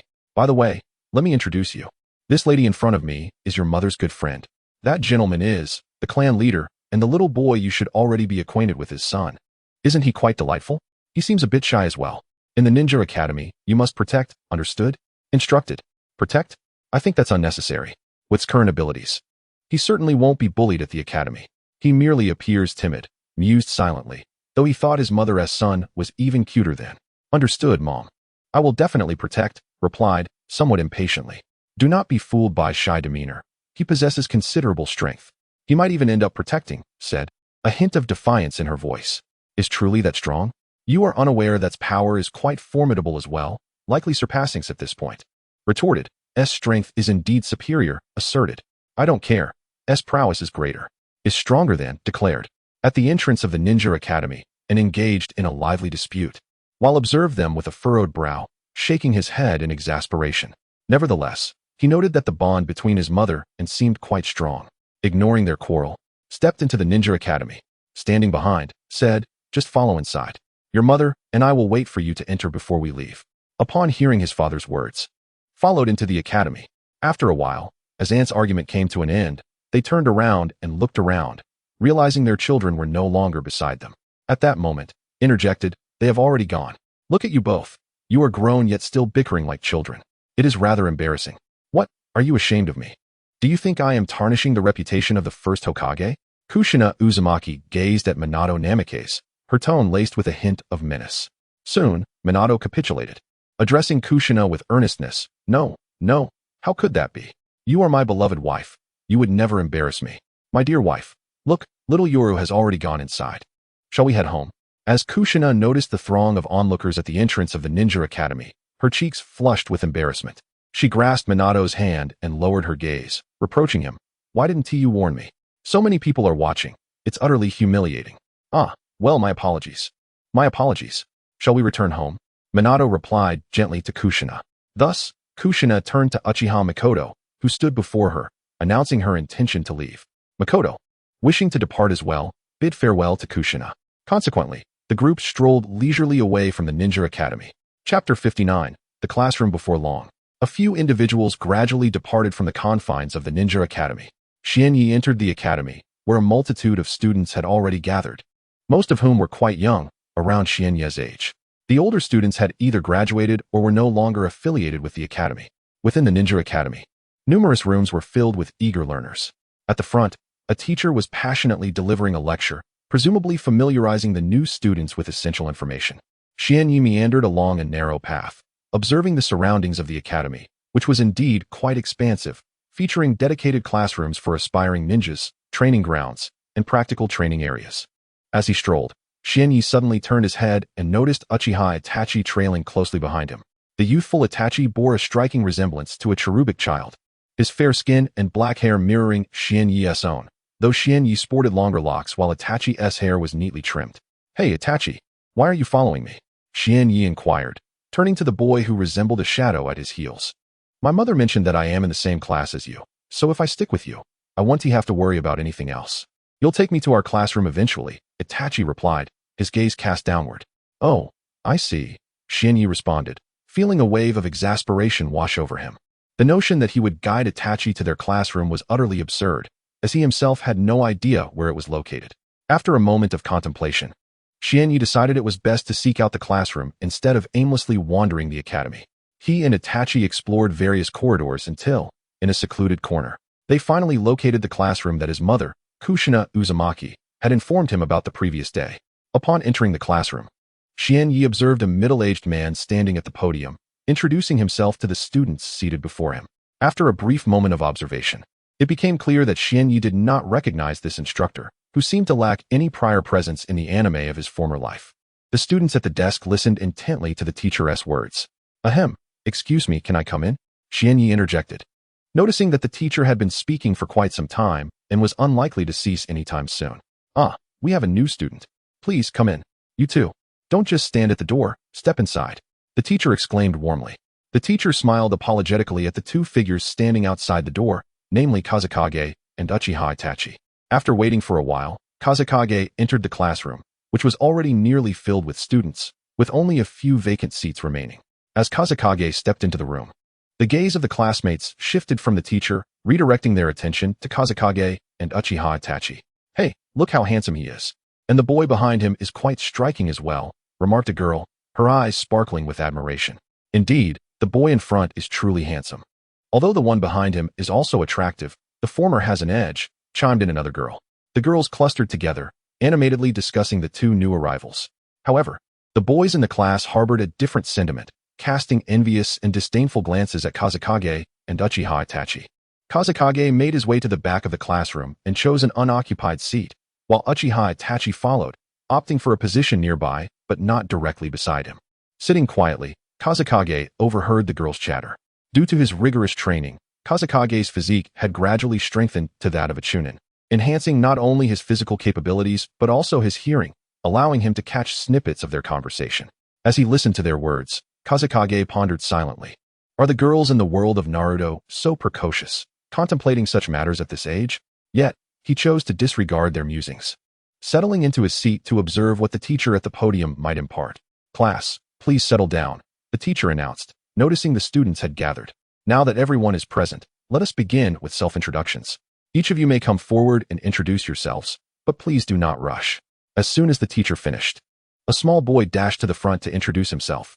Kazekage found himself unfamiliar with most of his classmates, recognizing only Uchiha Itachi among them. The introductions varied widely, some being quite brief while others elaborated extensively on various topics. Soon, every student had introduced themselves, leaving only Kazekage and Uchiha Itachi yet to speak. It was now Uchiha Itachi's turn, and he appeared somewhat shy as he stood up and approached the podium to deliver a modest self-introduction. Greetings, everyone. I am Uchiha Itachi, a member of the illustrious Uchiha clan. My affections lie with the Hidden Leaf Village, while I harbor a disdain for war. With that, Itachi stepped down from the podium and returned to his seat. Is he truly a member of the Uchiha clan? No wonder his eyes possess such a striking quality. Indeed, members of the Uchiha clan are remarkably handsome, especially with those mesmerizing eyes, the classmates whispered among themselves beneath the podium. At that moment, the entire class shifted their attention to Kaze Genya, who understood it was his turn for self-introduction. He confidently approached the podium, gazed at his peers, and stated, I am Kaze Genya. I relish the sensation of enhancing my abilities, and I detest the notion of losing those I care for. That is all. His introduction was succinct, merely mentioning his name, his passions, and his aversions. Upon concluding, Genya descended from the podium and reclaimed his earlier seat. So, their identities are as such. One is the esteemed heir of the Uchiha clan, and the other is the son of the fourth Hokage. It seems I must pay closer attention to their training in the future, pondered the instructor standing at the podium.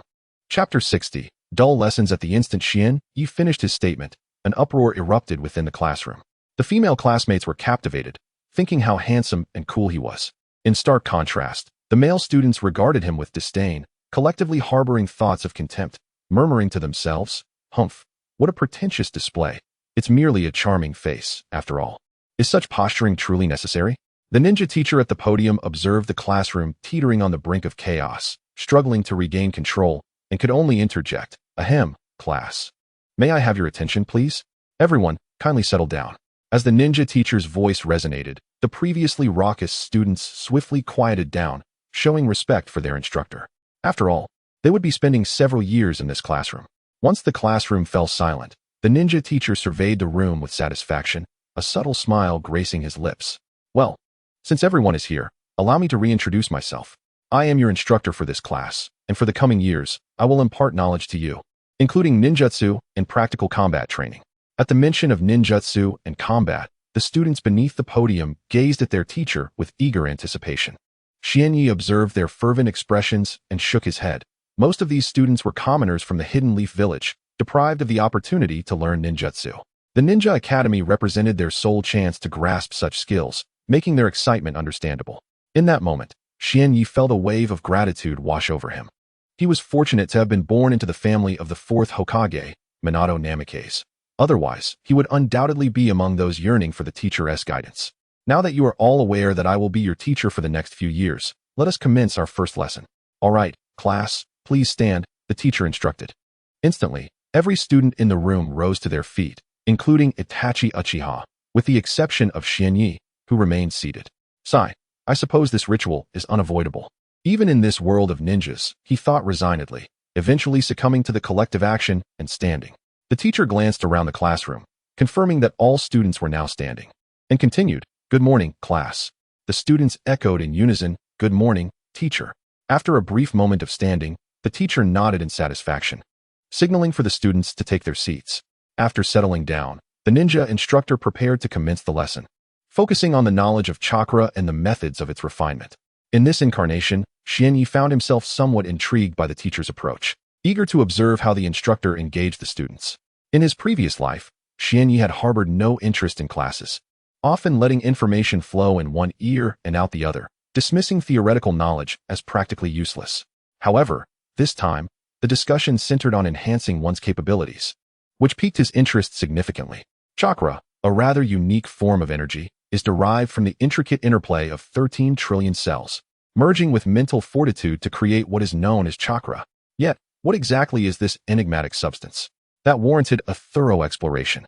As the teacher droned on, the material became increasingly tedious, filled with theoretical concepts aimed primarily at ordinary ninjas, rendering it largely irrelevant to Xianyi. Seated in his chair, Xianyi felt his eyelids growing heavier with each passing moment, a profound drowsiness enveloping his mind. Initially, he had hoped that the teachers of this world would differ from those of his past, but he soon realized that they were cut from the same cloth, prone to excessive verbosity. Strangely, there seemed to be an almost magical quality to the instructor's words as he spoke from the podium. Xianyi found himself irresistibly lulled into a stupor. As time slipped away, the ninja instructor had been lecturing for nearly 20 minutes, while the students below listened intently. Even Uchiha Itachi appeared engrossed. Xianyi felt an overwhelming urge to succumb to sleep, propping his head with one hand while the other rested on the desk, forcing his eyes to remain open as he gazed at the teacher passionately discussing an assortment of disjointed topics. What on earth is he talking about? At that moment, it was as if Xianyi's ears had momentarily lost their hearing. He could barely register the sounds of the outside world. His eyelids grew heavier still, beckoning him to surrender to slumber, if only for a brief respite. The thought of indulging in a short nap began to proliferate in his mind. After a moment of hesitation, he resolved to rest his head upon the desk for a while, assuring himself that it would not be for long. Once determined, Xianyi placed both hands on the table, leaning his head against them. The surface was hard, but resting his head on his hands provided a measure of comfort. Not long after, merely half a minute upon lying down, Xianyi's breathing gradually became tranquil, accompanied by a serene smile gracing his face. Meanwhile, the ninja teacher at the podium passionately shared various insights about chakra with all the students seated below. As he spoke fervently, he suddenly noticed Xianyi, quietly resting his head on the desk in the corner. At that moment, Xianyi was peacefully nestled on the table, his breathing steady, and his eyes firmly shut. Was he truly asleep? The ninja teacher standing at the podium could scarcely believe it. Despite my eloquent delivery and fervent enthusiasm, how could he possibly be sleeping? How could he bear to do so? A nagging thought crept into the teacher's mind, questioning whether his teaching prowess had diminished, rendering his lessons dull and unappealing. However, upon observing the other students in the classroom, that thought was swiftly dismissed. How could it be that my teaching is inadequate? Look at the rest of the class. They are listening with such diligence and focus. Yet, why does he choose to sleep during my lesson? At that moment, the ninja teacher furrowed his brows, contemplating whether to rouse Xianyi and send him to stand outside the classroom. Yet, given that Xianyi was the child of the fourth Hokage, He feared that any form of punishment might lead to unwelcome repercussions. Thus, he found himself feeling utterly helpless. Chapter 61. The Furious Ninja Teacher. Thus, the ninja teacher at the podium could only suppress the fury boiling within. His face, which had already betrayed signs of anger, forced into a mask of restraint. Ahem, Jinya. Jinya, he quietly called out to the boy, bluffing Jinya, eliciting glances from all the students in the classroom towards Jinya, who sat languidly in the corner. Yet, Jinya remained oblivious to the teacher's summons, as his voice had been far too muted. Observing that Jinya had not acknowledged his call and was instead slumped over his desk in a deep slumber, the teacher's frustration grew. This scenario persisted for a while, until, in a moment of exasperation, the teacher's grip on the chalk tightened too much, resulting in it snapping and falling to the ground with a loud clatter that echoed throughout the classroom. How infuriating! How utterly intolerable! He thought. How can he sleep so soundly? If he weren't the son of the fourth Hokage, I would certainly teach him a lesson about the consequences of dozing off in class. The atmosphere in the classroom became increasingly awkward, lingering in an uncomfortable silence. The teacher, unaccustomed to such a situation, stood at the podium, momentarily stunned. The sound of footsteps, shoes making contact with the floor, broke the stillness, as the teacher descended from the podium, striding towards the desk where Jinya lay asleep. Standing beside Jinya's desk, the teacher gently rapped his knuckles against the surface, casting a fierce glare at the slumbering boy. Jinya, lost in dreams, remained oblivious to the teacher's efforts, undisturbed by the noise. Watching Jinya continue to slumber, the teacher's expression darkened further. With renewed determination, he struck Jinya's desk with more forceful taps. This time, the sound reverberated loudly within the classroom, clearly indicating the teacher's rising anger. Yet what could he do? After all, Jinya was the son of the fourth Hokage, while he was merely a lowly ninja teacher. Who is it? Jinya mumbled groggily, disturbed from his deep sleep by the incessant knocking. Unfavorably roused from his slumber, he felt a flicker of irritation, a sense of discomfort swelling within him at the unwelcome interruption. However, as Xianyi lifted his head, he was greeted by the sight of his ninja teacher, who had become his mentor. Generally, Xianyi held a deep respect for teachers, for the profession is profoundly sacred. They are charged with the noble task of educating and nurturing individuals to become capable talents. Upon noticing that Xianyi had awakened, the ninja teacher's initial expression of anger swiftly dissipated, replaced by a strained smile. Xianyi, how can you sleep during class? It is essential to attentively listen to what your teacher says and study diligently. If you do so, you may grow up to be an extraordinary warrior. Do you understand? The teacher's voice was soft, yet in the serene classroom, every student could hear it clearly. Well, teacher, I understand. But I was just so tired and really wanted to sleep, Xianyi admitted, his face reflecting his overwhelming drowsiness as he stifled a yawn.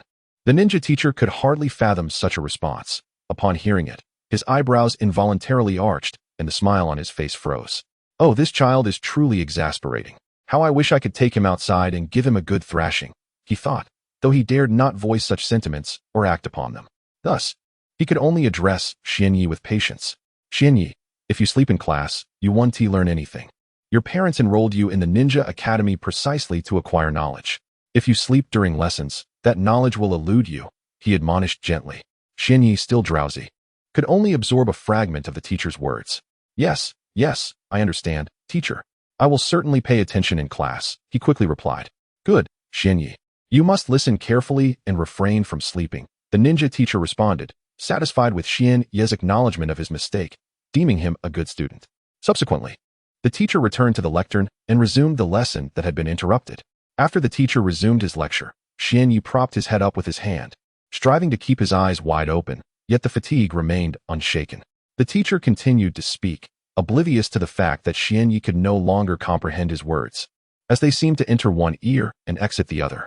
His eyelids grew heavier, and he felt as though he could no longer control them. Every fiber of his being yearned to close his eyes for just a moment. This was the entirety of Xianyi's thoughts at that moment. Chattering away, the ninja teacher became increasingly animated at the lectern. As the weight of slumber increasingly enveloped Xianyi, his eyelids, ungoverned by his will, gently descended, plunging him into a deep repose. The hand that once supported his head succumbed to fatigue and fell with a soft thud upon the desk. The instructor, a ninja teacher, furrowed his brow slightly, his gaze fixed upon Xianyi's sleeping form. Could it be that the boy had succumbed to sleep once more? Surely not. Moments ago, he had asserted his commitment to attentively engage in the lesson. Yet here he was, sprawled across his desk, despite the teacher's vigilant watch over Xianyi. His discourse on the myriad aspects of chakra continued unabated. A minute slipped by, with Xianyi remaining utterly motionless on the desk. The teacher's expression began to shift subtly. 5 minutes elapsed, and still, Xianyi lay inert, his eyes firmly closed. 10 minutes passed, and he remained in his slumber. How infuriating! Xianyi was truly beyond redemption.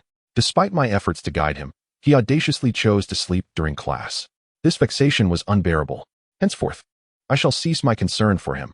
Let him indulge in his slumber. It is perplexing that such a remarkable fourth Hokage could have a child like this. The teacher's gaze shifted away from Xianyi, redirecting all his energy towards imparting knowledge about chakra to the remaining students. Chapter 62. Class dismissed after the ninja instructor chose to disregard Jinya. His mood unexpectedly brightened considerably. Observing the earnest students attentively listening to his lecture, he found them suddenly endearing. And then there was Itachi Uchiha. Witnessing his focused demeanor, one couldn't help but recall the common belief that members of the Uchiha clan were notoriously arrogant and dismissive.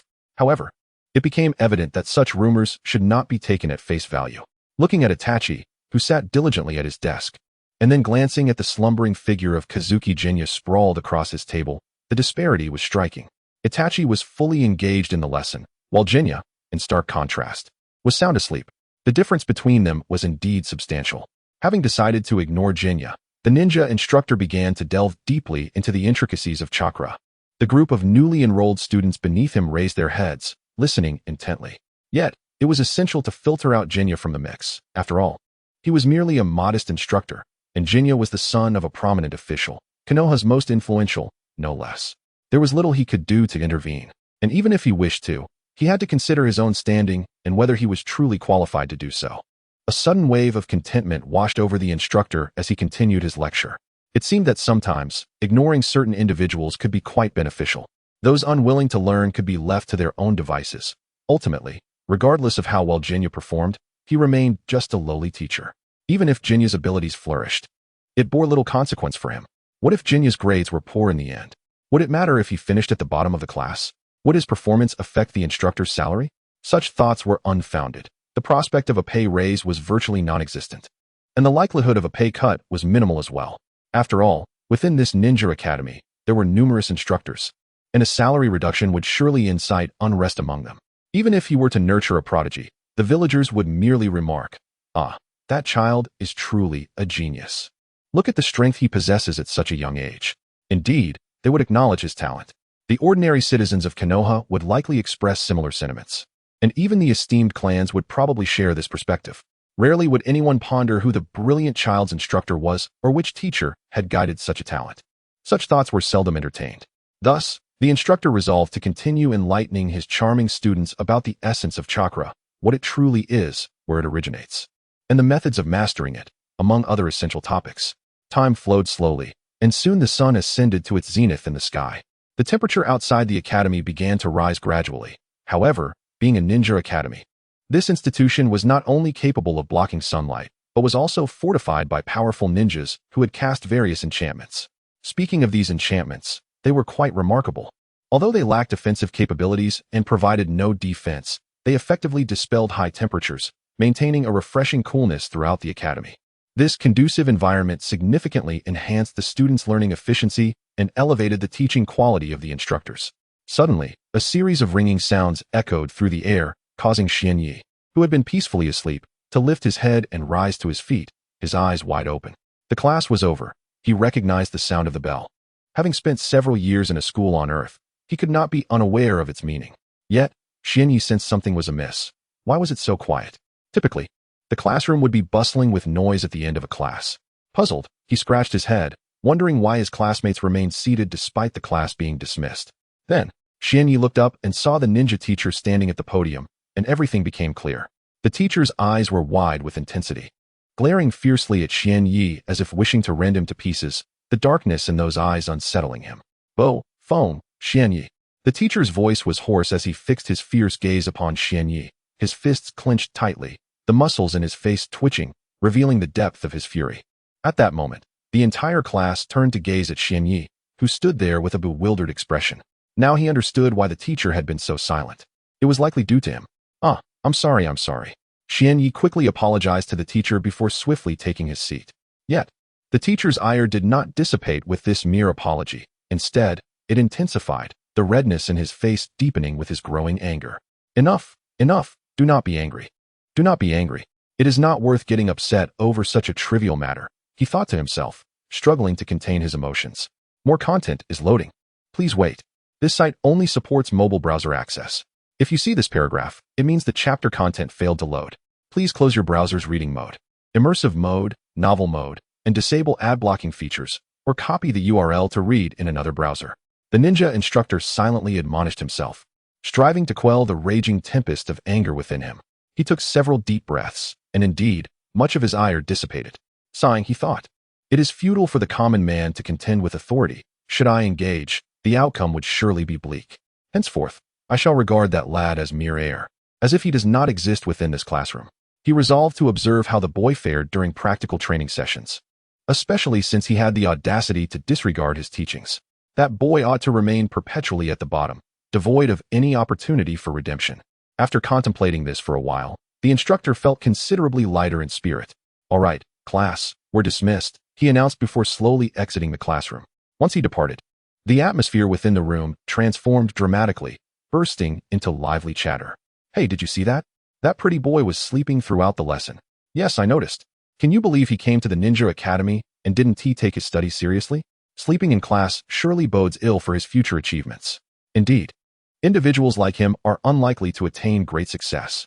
However, those of us who are diligent in our studies will surely reap the rewards. Absolutely, you are spot on. A throng of students gathered in the classroom, fervently discussing the antics of Kazuki bluffing. Chapter 63. The remarkable utility of shadow clones at this moment. The protagonist of the tale sat vacantly in his chair, his eyes closed for a brief spell. A few minutes later, he slowly opened them, though the drowsiness that had clouded his gaze was nearly dissipated.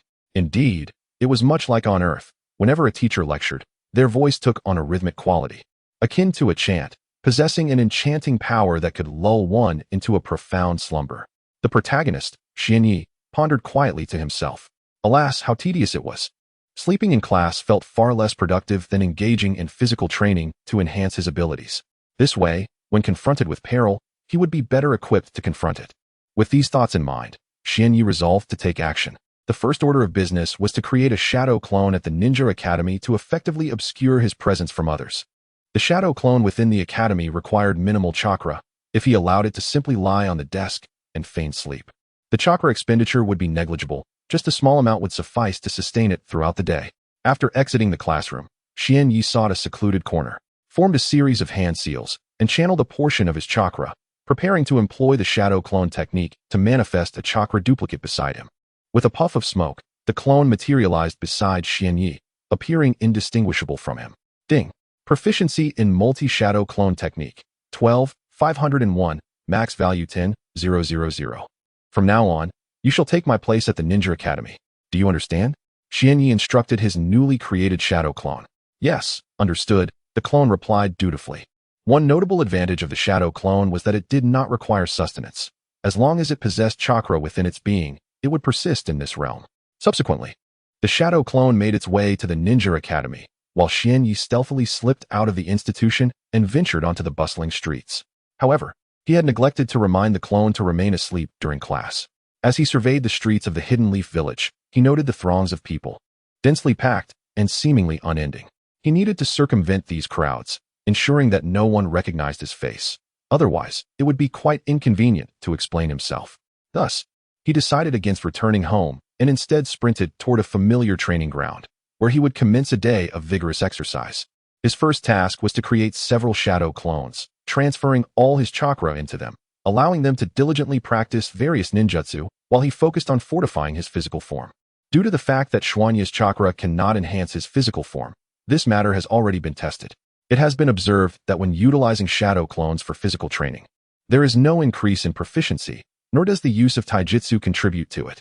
However, when shadow clones perform ninjutsu, the system indicates an increase in proficiency, leading Xuanya to draw such a conclusion.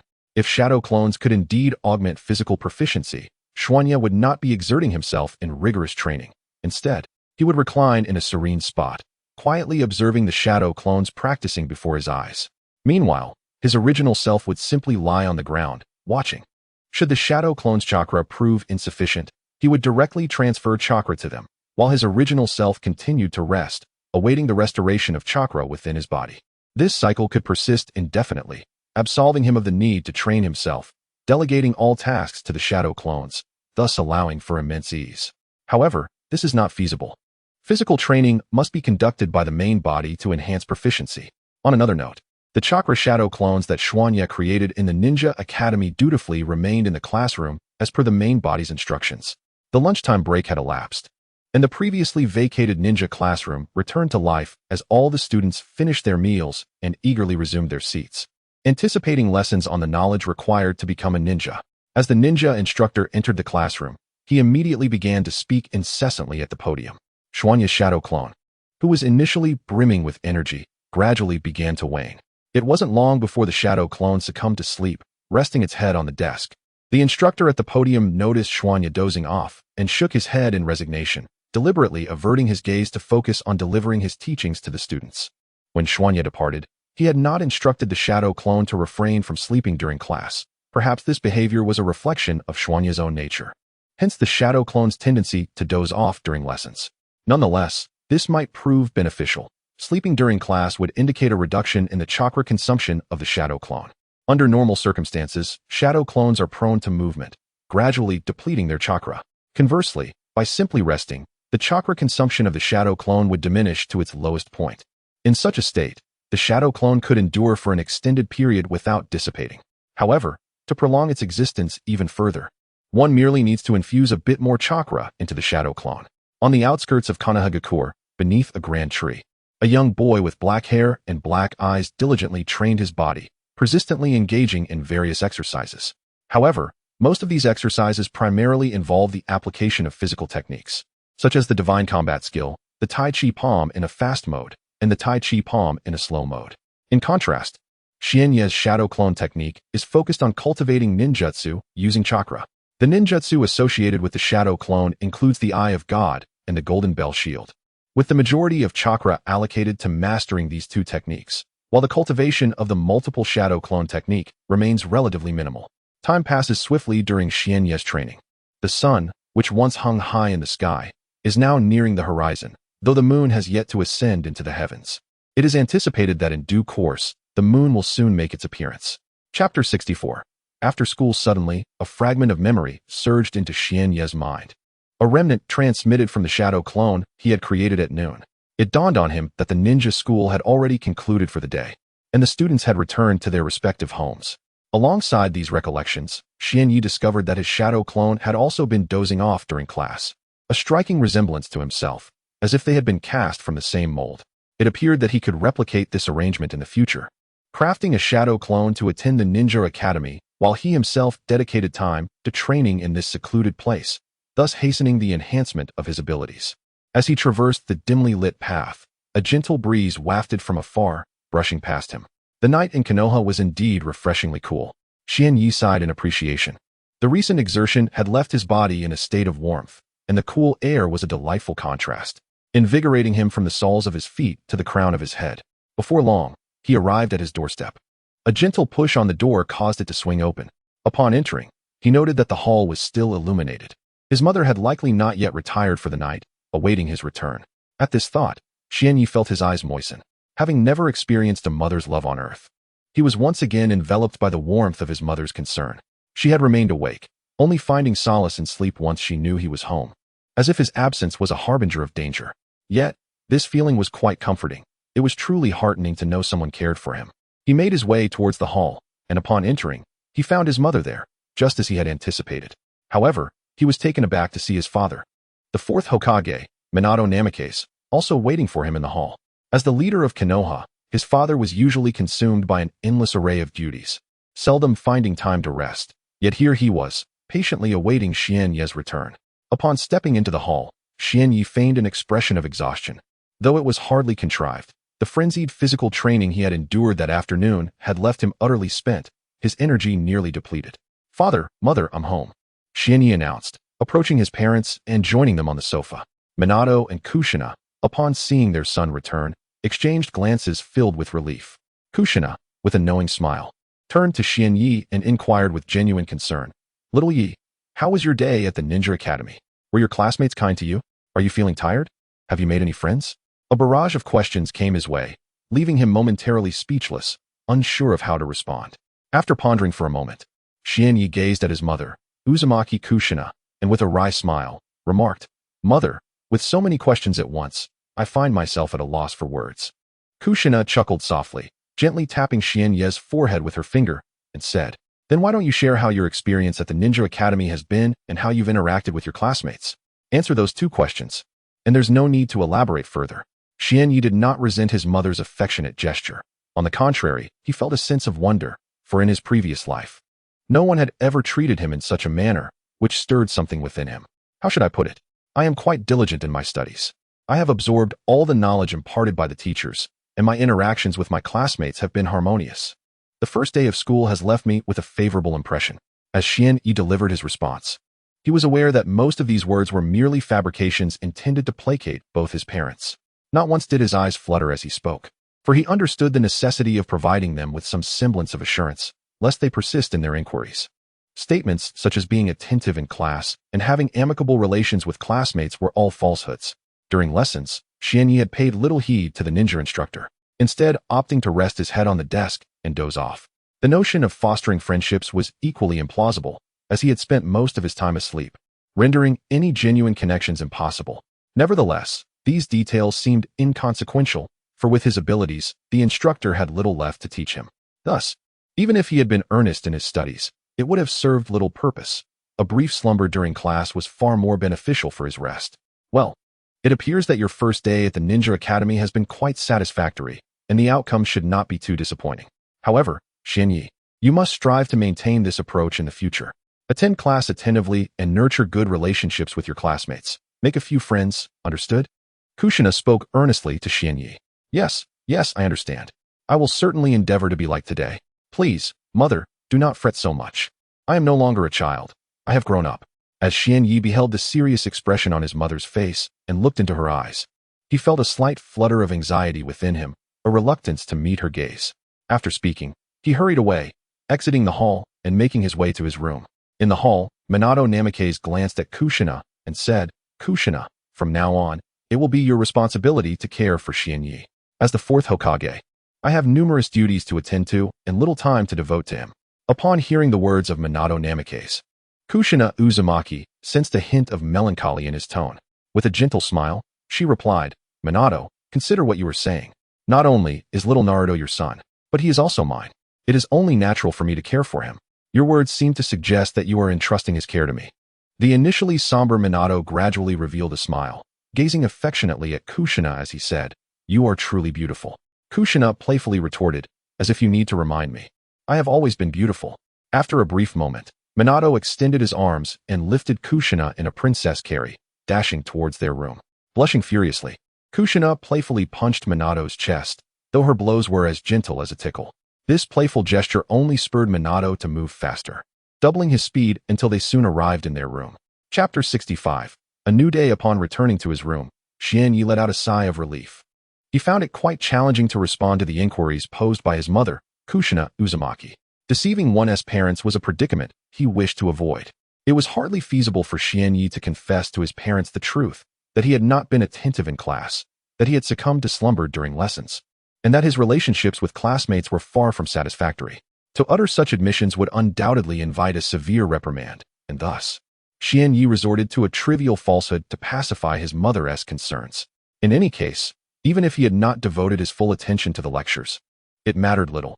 He had already mastered all that the ninja instructor could impart. The knowledge that the instructor could not convey was also within his grasp, rendering his occasional nodding off during class a necessary compromise.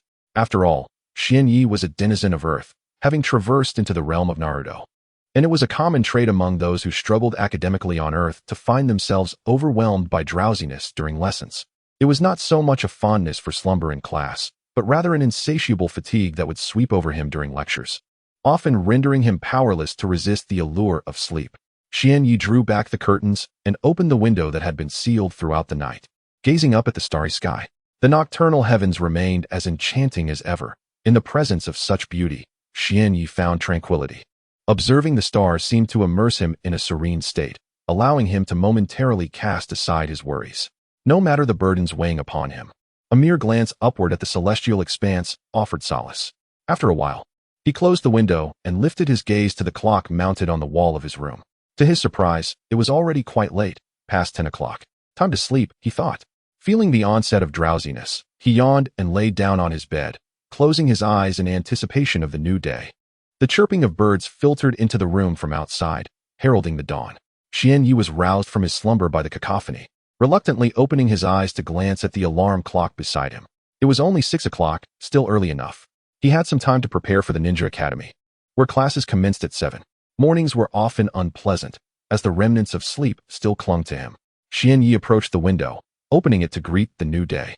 As soon as the window was opened, the fresh morning air rushed in, accompanied by the sight of a few birds soaring gracefully in the distance.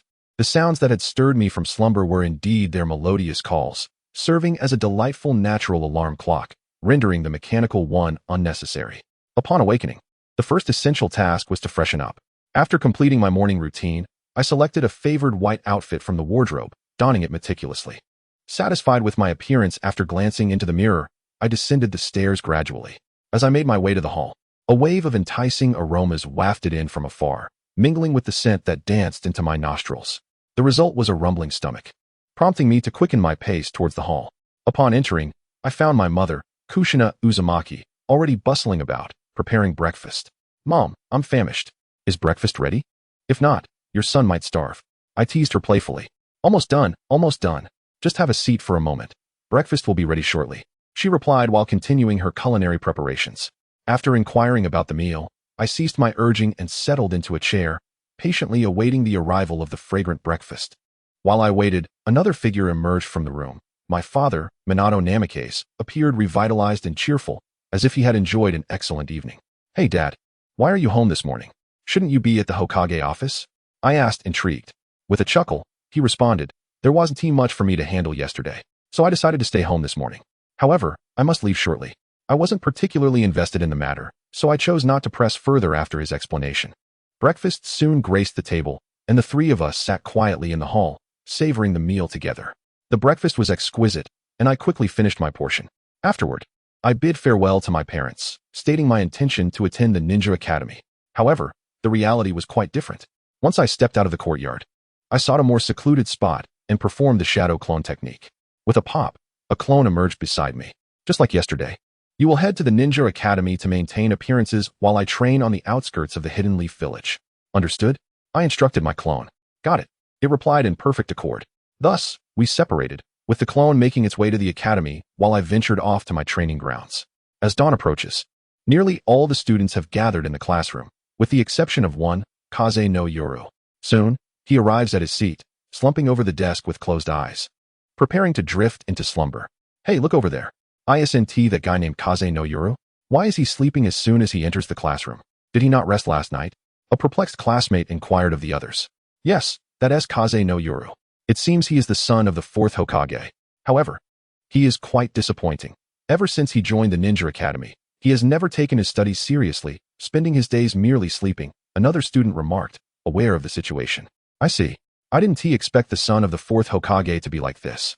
The 4th Hokage is so formidable, yet his son behaves in such a manner. It seems he will bring shame to his father in the future." Indeed. "Look, the teacher is coming. Let us stop talking." As the ninja instructor slowly entered the classroom, the previously chatty students ceased their conversations upon noticing his presence. The instructor approached the podium, glancing down at the students beneath him. Suddenly, he spotted Yoru, who was now completely slumped over the desk, eyes tightly shut. The instructor surmised that Yoru was indeed asleep. Alas, what a lazy boy, completely lacking in ambition. Does he not realize that his behavior brings shame to his father, the 4th Hokage? Chapter 66. The inability to enhance strength. Forget it. Perhaps it is best not to concern myself with that young man, for his mere presence incites irritation. Instead, I shall devote my attention to teaching the other delightful students, as they embody true learners, genuinely eager to acquire knowledge. Thus spoke the ninja instructor at the podium, before commencing the morning session. However, these matters were of no relevance to Xian Yi, who remained undisturbed, his shadow clone sprawled across the desk, blissfully ensconced in slumber. Impervious to the commotion within the classroom, He would not awaken unless the bell signifying the end of class rang. Otherwise, he would remain in his peaceful repose. Meanwhile, Xianye's true self lingered on the outskirts of Konohagakure, having conjured several shadow clones and instructed them to practice ninjutsu. He then turned his focus to his physical training, striving to enhance his own strength. Ding. Proficiency of multiple shadow clone technique. Level 1 ding. Proficiency of multiple shadow clone technique. Level 1 ding. Proficiency of multiple shadow clone technique. Level 1 ding. Proficiency of Goddess I. Level 1 ding. Proficiency of Goddess I. Level 1 ding. Proficiency of Goddess I. Level 1 ding. Proficiency of Tai Chi Palm. Level 1 ding. Proficiency of Tai Chi Palm. Level 1 ding. Proficiency of Tai Chi Palm. Level 1. Additionally, proficiency in various taijutsu and ninjutsu techniques was gradually increasing, such as the Goddess Combat Technique and the Golden Bell Barrier. At this moment, Xianye's strength was slowly ascending. Such was the rhythm of life, and 3 months passed in the blink of an eye. One evening, after this span of time, Xianye gazed at the fundamental information provided by the system. Host name: Bo Feng Xianyi. Host gender: male. Host chakra amount: genin. Proficiency: 150,000. Max value: 300,000. Host ninjutsu. Basic transformation technique. Proficiency: max value God SI. Level 2. Proficiency: 16,000. Max value: 100,000. Golden Bell Barrier. Proficiency: 16,000. Max value: 100,000. Multiple Shadow Clone Technique. Proficiency: 8,400. Max value: 10,000. Host Taijutsu. Tai Chi Palm. Proficiency: 15,000. Max value: 100,000. God S Combat Technique. Double Body Enhancement. Proficiency: 15,000. Max value: 100,000. Host Physical Strength. Chunin Level. Proficiency: 100,000. Max value: 500,000. Host Secondary Profession. None. After 3 months of fervent training, Xianye's enhancement in strength was decidedly evident. Techniques that once felt tenuous had become remarkably proficient through relentless practice. Yet now, a predicament loomed over Xianye. Although he had been diligently training on the outskirts of Konohagakure, a sudden event transpired when his physical strength proficiency reached the remarkable threshold of 100,000. Thus, the proficiency in physical strength ceased to progress. Regardless of how diligently Xianye endeavored to enhance his physique, the mastery of physical strength would no longer increase. Not only was the proficiency in physical strength stagnant, but so too were the skills in taijutsu and ninjutsu. This revelation filled Xianye with dread. Without the ability to advance in power, he would be confined to his current capabilities, a fate he found utterly unacceptable. In his moment of panic, Xianye turned to the system, inquiring, "Why has my proficiency in physical strength and my mastery of ninjutsu and taijutsu stopped increasing?" As he posed this question, a wave of fear washed over him, apprehensive that the system might deliver an unsatisfactory response, one that would confine him to his present limitations indefinitely. Fortunately, the system's reply was as follows: Ding. The cessation of your physical strength proficiency and ninjutsu taijutsu mastery is attributed to your current physical condition. As you are only 5 years old, your body is unable to bear such immense power. Thus, your mastery in these areas will not progress until your physique matures. Once your body develops, you will be able to enhance your strength once more. Upon hearing the system's explanation, Xianye exhaled in relief, grateful that his abilities would not remain stagnant indefinitely. The thought of being trapped in his current state was indeed a harrowing prospect. However, the system's assertion that he could not progress due to his physical state implied that he must await his maturation before he could continue to elevate his prowess. Reflecting on this, Xianye felt a mix of relaxation and a tinge of discontent. The relief stemmed from the realization that he could temporarily cease his relentless training, while the discontent arose from his inherent desire to grow stronger in the world of Naruto, where power was paramount. The abrupt halt in his ability to improve naturally bred a sense of frustration, yet he quickly adjusted his mindset, realizing that, irrespective of his feelings of dissatisfaction, he could not enhance his abilities at present. He resolved to embrace this interval. It would be wise to enjoy this respite, taking the opportunity to rest rather than exhaust himself with frenzied training, which might lead to detrimental habits. He decided to refrain from returning to this particular training ground until he could once again pursue the enhancement of his strength. Yet, a question loomed in Xianye's mind. If he were to forsake this training ground, what would he occupy himself with during this time? This was a contemplation he had never entertained before, and he saw this as an opportune moment to reflect deeply. Suddenly, a ferocious wolf came sprinting from afar. At that moment, Xianyi had already sensed its presence. He lifted his head and caught sight of two glowing orbs emanating a green light, approximately 10 meters away. However, Xianyi did not perceive them as mere orbs, for having cultivated in this area for over a year, he had encountered several wolves here, all possessing round eyes with a slight green hue. The night, however, rendered visibility exceedingly poor, preventing Xianyi from discerning the wolf's form. But the two luminous green orbs assured him of its presence. Although he had only ever witnessed these wolves during the day, never had he encountered one at night, especially under such diminished visibility. Yet, this dilemma was not insurmountable. Over the past 3 months, it seemed that his proficiency with the Eye of the Divine had increased, allowing him to perceive his surroundings with remarkable clarity even in darkness. When activated at night, the Eye of the Divine illuminated the surroundings as if it were daytime, casting a bright glow across the landscape. Chapter 67. The Battle with the Ferocious Wolf. As the night enveloped the surroundings, Xianyi utilized the technique known as the Eye of God, which illuminated everything within his gaze. Thus, he felt no trepidation regarding the potential diminishment of his combat prowess due to the reduced visibility of the night. Upon activating the Eye of God, Xianyi's pupils underwent a remarkable transformation. The once round black irises bifurcated into 4 square shapes that revolved incessantly within his eyes. The moment he invoked this power, a chill coursed through him, and the previously darkened environment was instantly bathed in radiant light, akin to the brightness of day. With the Eye of God now activated, Xianyi discerned a colossal wolf approximately 7 to 8 meters away, its piercing green eyes fixed intently upon him. Goodness, how can this wolf be so enormous? He pondered, observing that its size was nearly double that of a typical wolf. The creature's robust legs and razor-sharp claws suggested an aberration of sorts. How could such a beast exist? Having trained in this vicinity for over a year, Xianyi possessed considerable knowledge about the local fauna, understanding what creatures inhabited the area and which did not. While there were indeed some wolves present, their numbers were few, and their sizes were relatively modest. Yet, here stood an imposing wolf, and he was utterly bewildered by its sudden appearance. Regardless of the wolf's origins, Xianyi recognized an urgent matter at hand. He detected a glimmer of desire in the creature's gaze, a primal urge to consume him. He could not fathom the reason behind such a longing. Perhaps the wolf was merely hungry, or there might be other motives at play. Nonetheless, the crux of the situation lay in the fact that this beast seemed intent on making him its prey, radiating an overwhelming hostility. This constituted the gravest concern. The sheer size of the wolf indicated that it was no ordinary specimen. However, despite its differences, Xianyi remained resolute and unperturbed. The wolf, which had initially stood several meters away, took a few strides closer. Given its massive stature, those few steps brought it alarmingly near. Now only 2 to 3 meters separated them.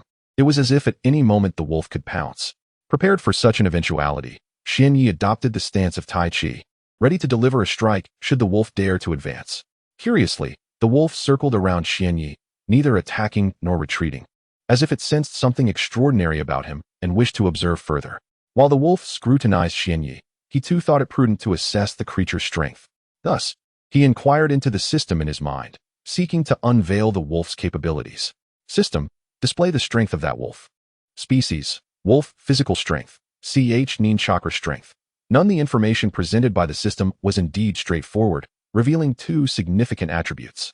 However, upon noting the wolf's physical strength, Xianyi found himself on the brink of expletives. Damn it, why does this wretched wolf possess such formidable strength?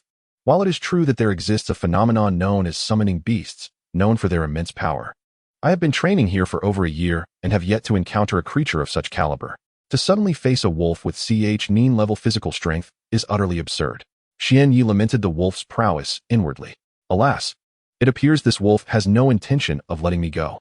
A fierce battle looms ahead, and fleeing is not in my nature. Therefore, I shall embrace the confrontation. With resolve solidified, Xianyi's gaze grew determined, and he assumed the initial posture of Tai Chi in slow motion, awaiting the wolf's assault. Having circled around Xianyi several times, the wolf concluded that this human revealed no weaknesses and launched itself at him with great ferocity. The wolf's speed was astonishing. To an ordinary observer, it would vanish from sight. Even to a fellow genin, the wolf would appear as but a blur. Yet, with the activation of the Eye of God, Xianyi perceived the wolf's speed as if it were slowed to a crawl. In this decelerated state, even with a sluggish reaction time, Xianyi could easily respond before the wolf's attack reached him, let alone considering his current heightened reflexes. The enhancement from genin level physical reaction, combined with the divine martial arts reflexes and the eye of God, all contributed to amplifying his response capability. Under these circumstances, the wolf stood no chance of landing a blow on Xianyi. However, the wolf remained oblivious to Xianyi's true condition and proceeded to strike. In that fleeting moment after the ferocious wolf launched its attack, it lunged toward Xianyi, aiming to strike with its razor-sharp claws. In the eyes of the malevolent beast, a mere scratch upon the human would surely inflict grievous harm, leaving the creature in control of the ensuing fate. The wolf extended its lethal claws, raising its foreleg to strike fiercely at Xianyi. To Xianyi, time seemed to slow to a crawl, as the wolf's claws approached him as if in slow motion. Such a sluggish attack could never land a blow on me. If I were to be struck by such an unhurried assault, how could I ever face anyone again? Xianyi mused inwardly. At last, after what felt like several seconds of anticipation, the claw was nearly upon him. In that instant, Xianyi deftly evaded, grasping the wolf's leg with one hand while gently striking the creature's body with the other, palm open. Thus, with a simultaneous pull and push, followed by a gentle yet deliberate taiji palm strike, Xianyi harnessed the wolf's own momentum, sending the beast hurtling backward to crash against a nearby tree. Chapter 68. The last struggle before death. The wolf, after being struck by Xianyi, was forcefully thrown against a massive tree. With a resounding crash, the tree, unable to withstand such tremendous force, splintered and fell, sending a cloud of dust into the air. In Xianyi's eyes, as the trunk collapsed, the birds that had intended to rest in the forest were startled by the thunderous noise, taking flight in a flurry to escape the commotion. The malevolent wolf, having collided with the tree, suffered no significant injury, merely experiencing a twinge of pain. Yet, this slight discomfort only intensified the beast's ferocity. Rising swiftly from the ground, the wolf lunged at Xianyi once more, this time eschewing any attempts to discern weaknesses. Perhaps it felt there was nothing to exploit, or perhaps it was fueled by rage. Xianyi remained composed, observing the frenzied creature before him. Faced with such an adversary, he deemed it unnecessary to take the initiative. All he needed was to stand his ground, allowing the opponent to attack while he prepared to counter with the slow-mode Tai Chi Palm technique. The rationale behind employing the slow-mode Tai Chi Palm, rather than the fast-mode variant, is straightforward. While the fast mode augments speed and attack power, it is ill-suited for a foe who has succumbed to madness. Against such a frenzied opponent, the fast mode might yield swift victory, but it also risks inflicting injury upon oneself. Those who have lost their rationality typically launch reckless assaults, neglecting defense. Thus, utilizing the fast mode against such adversaries could lead to harm, whereas the slow mode provides a stark contrast. Though the slow-mode Tai Chi Palm may lack the potency and velocity of its faster counterpart, its defensive capabilities are significantly superior. It embodies the principle of overcoming speed with stillness, employing minimal effort to yield maximum effect, inviting the opponent to strike first and responding in kind. While this may diminish offensive power, it substantially amplifies defensive strength. However, it would be naive to assume that the slow-mode Tai Chi Palm's attack power is exceedingly low. It merely appears so in comparison to the fast mode. When juxtaposed with the soft fist and 8 trigrams palm, the slow-mode Tai Chi Palm can effortlessly surpass their offensive capabilities, let alone when compared to the fast mode. Xianyi stood firm, having assumed the initial stance of the slow-mode Tai Chi Palm, bracing himself for the wolf's next assault. The wolf rapidly circled behind him, extending its dark claws toward Xianyi, glimmering ominously under the moonlight. However, the ferocious wolf lunged at Xianyi from behind, yet Xianyi exhibited no hint of concern. He merely turned around gracefully to face the beast, a faint smile gracing his lips, as he employed the slow-motion Tai Chi Palm technique. Harnessing the wolf's momentum, Xianyi needed only to exert a minimal amount of force to send the creature flying. With a gentle push and pull, followed by another slow-motion Tai Chi Palm strike, the wolf was hurled once more, crashing into a large tree that too suffered a fate of splintering. The ensuing battle unfolded with remarkable simplicity. Xianyi stood still, patiently awaiting the wolf to charge at him again, allowing him to utilize the wolf's own force against it. Once, twice, thrice, 4 times, 5 times. The wolf showed no sign of surrender, relentlessly attacking Xianyi, who found the situation exceedingly effortless. With the slow-motion Tai Chi Palm technique, he repeatedly sent the wolf tumbling away. Each time the palm struck the wolf, Xianyi infused it with a surge of hidden energy, accumulating a substantial amount within the beast.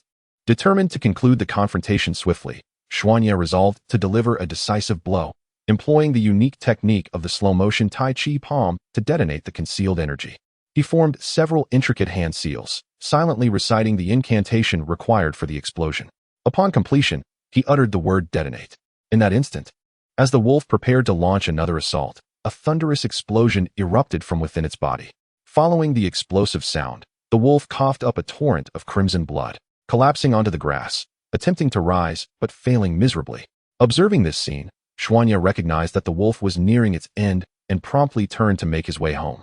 There was no need for him to concern himself with the wolf's carcass. Its bloodied and incapacitated form would soon attract other wild beasts, for this locale was indeed on the fringes of the forest, frequented by various predators. Xuanya ambled along at a leisurely pace, but after taking a few steps, he was suddenly startled by a howl from behind. The mournful cry seemed to Xuanya to be a lament, as if the wolf, aware of its impending demise, was expressing its sorrow. He chose not to intervene, for after the explosion, the organs within the wolf had been utterly devastated, rendering it incapable of survival. Thus, he regarded the howl as a final wail of anguish. However, fate had other plans. Just as Xuanya had not ventured far, the wolf astonishingly rose once more, howling skyward anew. Suddenly, the once black and white wolf transformed entirely into a shade of blood red. Not only did its fur change to this ominous hue, but its size also swelled considerably, with claws extending several centimeters. In its eyes burned a fierce hatred directed solely at Xuanya, who was meandering forward. The wolf yearned for vengeance against this human, desiring to drag him down into death alongside itself, wishing to make him aware of the dire consequences of underestimating it. The transformed wolf lunged toward Xuanya. However, this iteration of the beast was markedly different from the previous one. It moved with a stealth that belied its bulk, emitting not a single sound as it sped forth, its velocity now several times greater than before. In a brief moment, the wolf had closed the distance and was upon Xuanya, extending its claws with lethal intent towards his back. Yet, this assault differed significantly from its prior attempts. It was executed with remarkable swiftness and absolute silence, so much so that Xuanya remained oblivious to the fact that the wolf had already positioned itself behind him. Chapter 69. The oncoming crisis. Xian Yi ambled slowly towards his home, his pace deliberately unhurried, as though he were savoring a moment of respite after a fierce battle.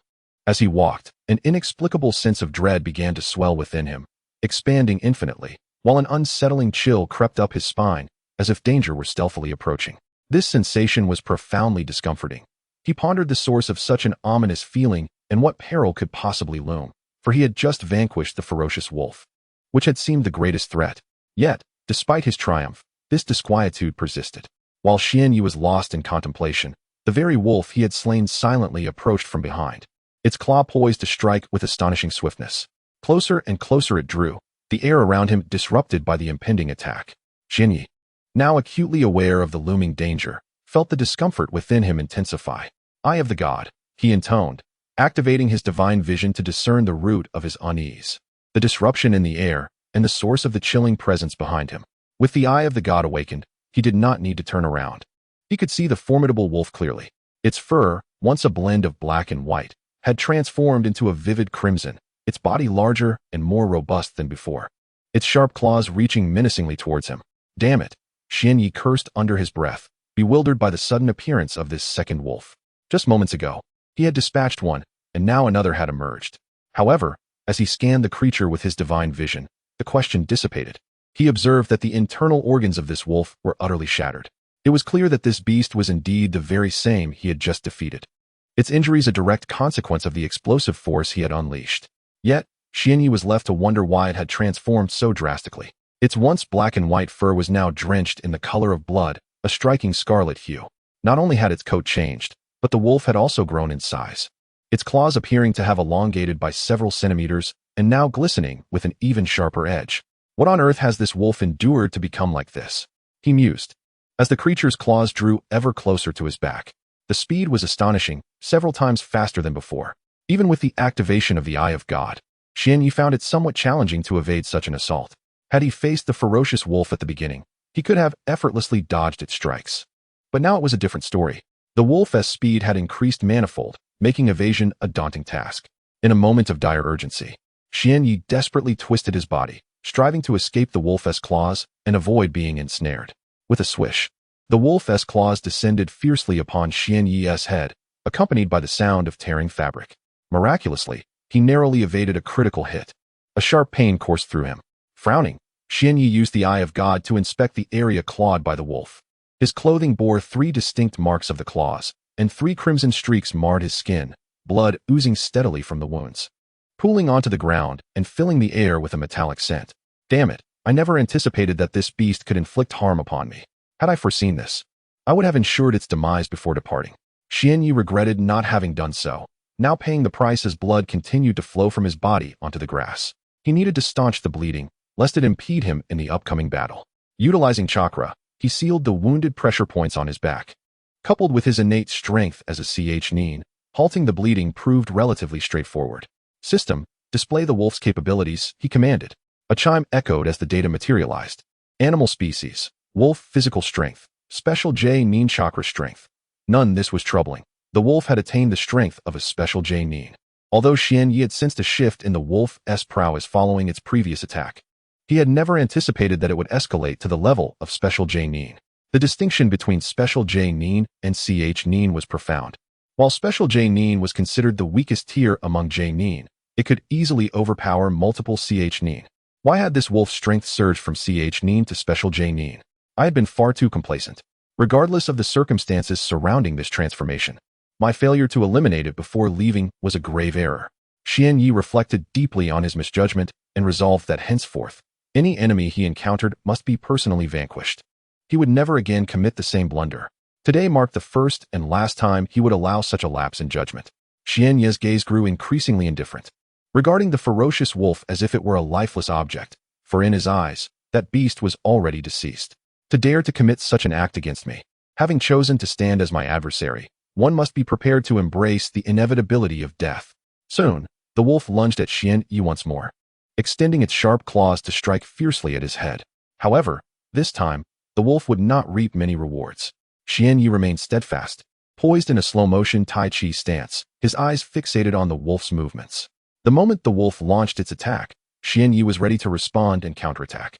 With a resounding clap, Xianyi harnessed the wolf's momentum and sent it flying once again. The force was tremendous, far exceeding that of its previous assault. Internally, Xianyi marveled, realizing that the wolf's strength had increased to more than 5-fold since their last encounter. Although he had successfully absorbed the wolf's strike and repelled it, Xianyi's palm trembled slightly. The Tai Chi technique, designed to leverage the weak against the strong, was intended to yield tremendous results. Yet, under the oppressive force of the wolf's attack, Xianyi found himself struggling to withstand its overwhelming power. Chapter 70. Life and death on the line. One can only imagine the formidable power possessed by this ferocious wolf, even with the slow-motion Tai Chi technique activated. Xuanye found himself struggling to withstand the creature's assaults. For ordinary Chunin, a single strike from the wolf would likely result in instant demise. Through this encounter, Xuanye gained a deeper understanding of the wolf's strength, his gaze now tinged with caution. The battle had escalated into a perilous ordeal, where a moment's lapse could lead to injury or even death. The wolf would not relent after being momentarily repelled, had it been incapable of overcoming Xuanye. It would not have engaged in such a fierce confrontation. With a howl that pierced the air, the wolf bared its sharp fangs, its green eyes glinting with malice as it advanced menacingly toward Xuanye.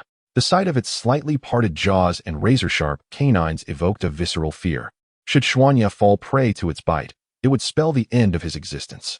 In a flash, the wolf surged forward, its forelegs propelling it with astonishing speed, closing the distance between them in an instant. Perhaps it was merely Xuanye's perception, but the wolf seemed to have accelerated even further. With a swift motion, the beast extended its lethal claws and bared its fangs, launching another attack. With the divine eye activated, Xuanye could barely discern the wolf's form amidst its rapid movements. However, bolstered by the enhancement of divine combat techniques, he could faintly gauge the opportune moment to counterattack. As the wolf approached, Xuanye could even detect the foul stench emanating from its mouth, which nearly caused him to retch. He fought to suppress the nausea, aware that any misstep at this critical juncture would surely result in being devoured by the creature. Relying on his instincts and experience, Xuanye seized the moment, grasping the wolf's outstretched leg just as it lunged to attack. With a forceful push and pull, coupled with a slow-motion Tai Chi strike, he sent the wolf reeling once more.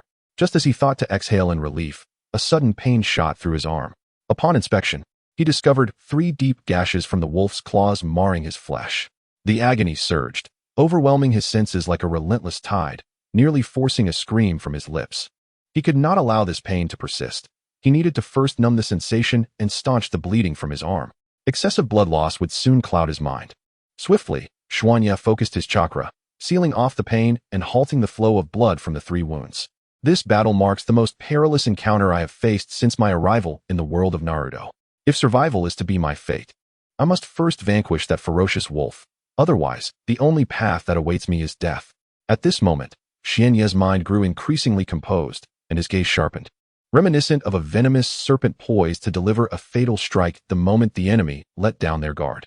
The wolf, having been struck by Xuanya's Tai Chi palm in slow motion, rose once more, its green eyes gradually transforming into a menacing red, exuding an aura of madness that intensified under Xuanya's scrutiny. Perhaps it was Xuanya's spilled blood that provoked the beast, or perhaps it was his counterattack that ignited its fury. Regardless, the wolf had entirely abandoned its composure, launching a frenzied assault toward Xuanya. With its limbs against the ground, the wolf charged once again, its speed unnaturally heightened. If this continued, I would truly be unable to triumph over the beast. A swift resolution was imperative. Should the wolf's velocity increase further, my chances would dwindle to nothing. Contemplating such thoughts, Xuanya resolved to abandon the slow-motion Tai Chi palm.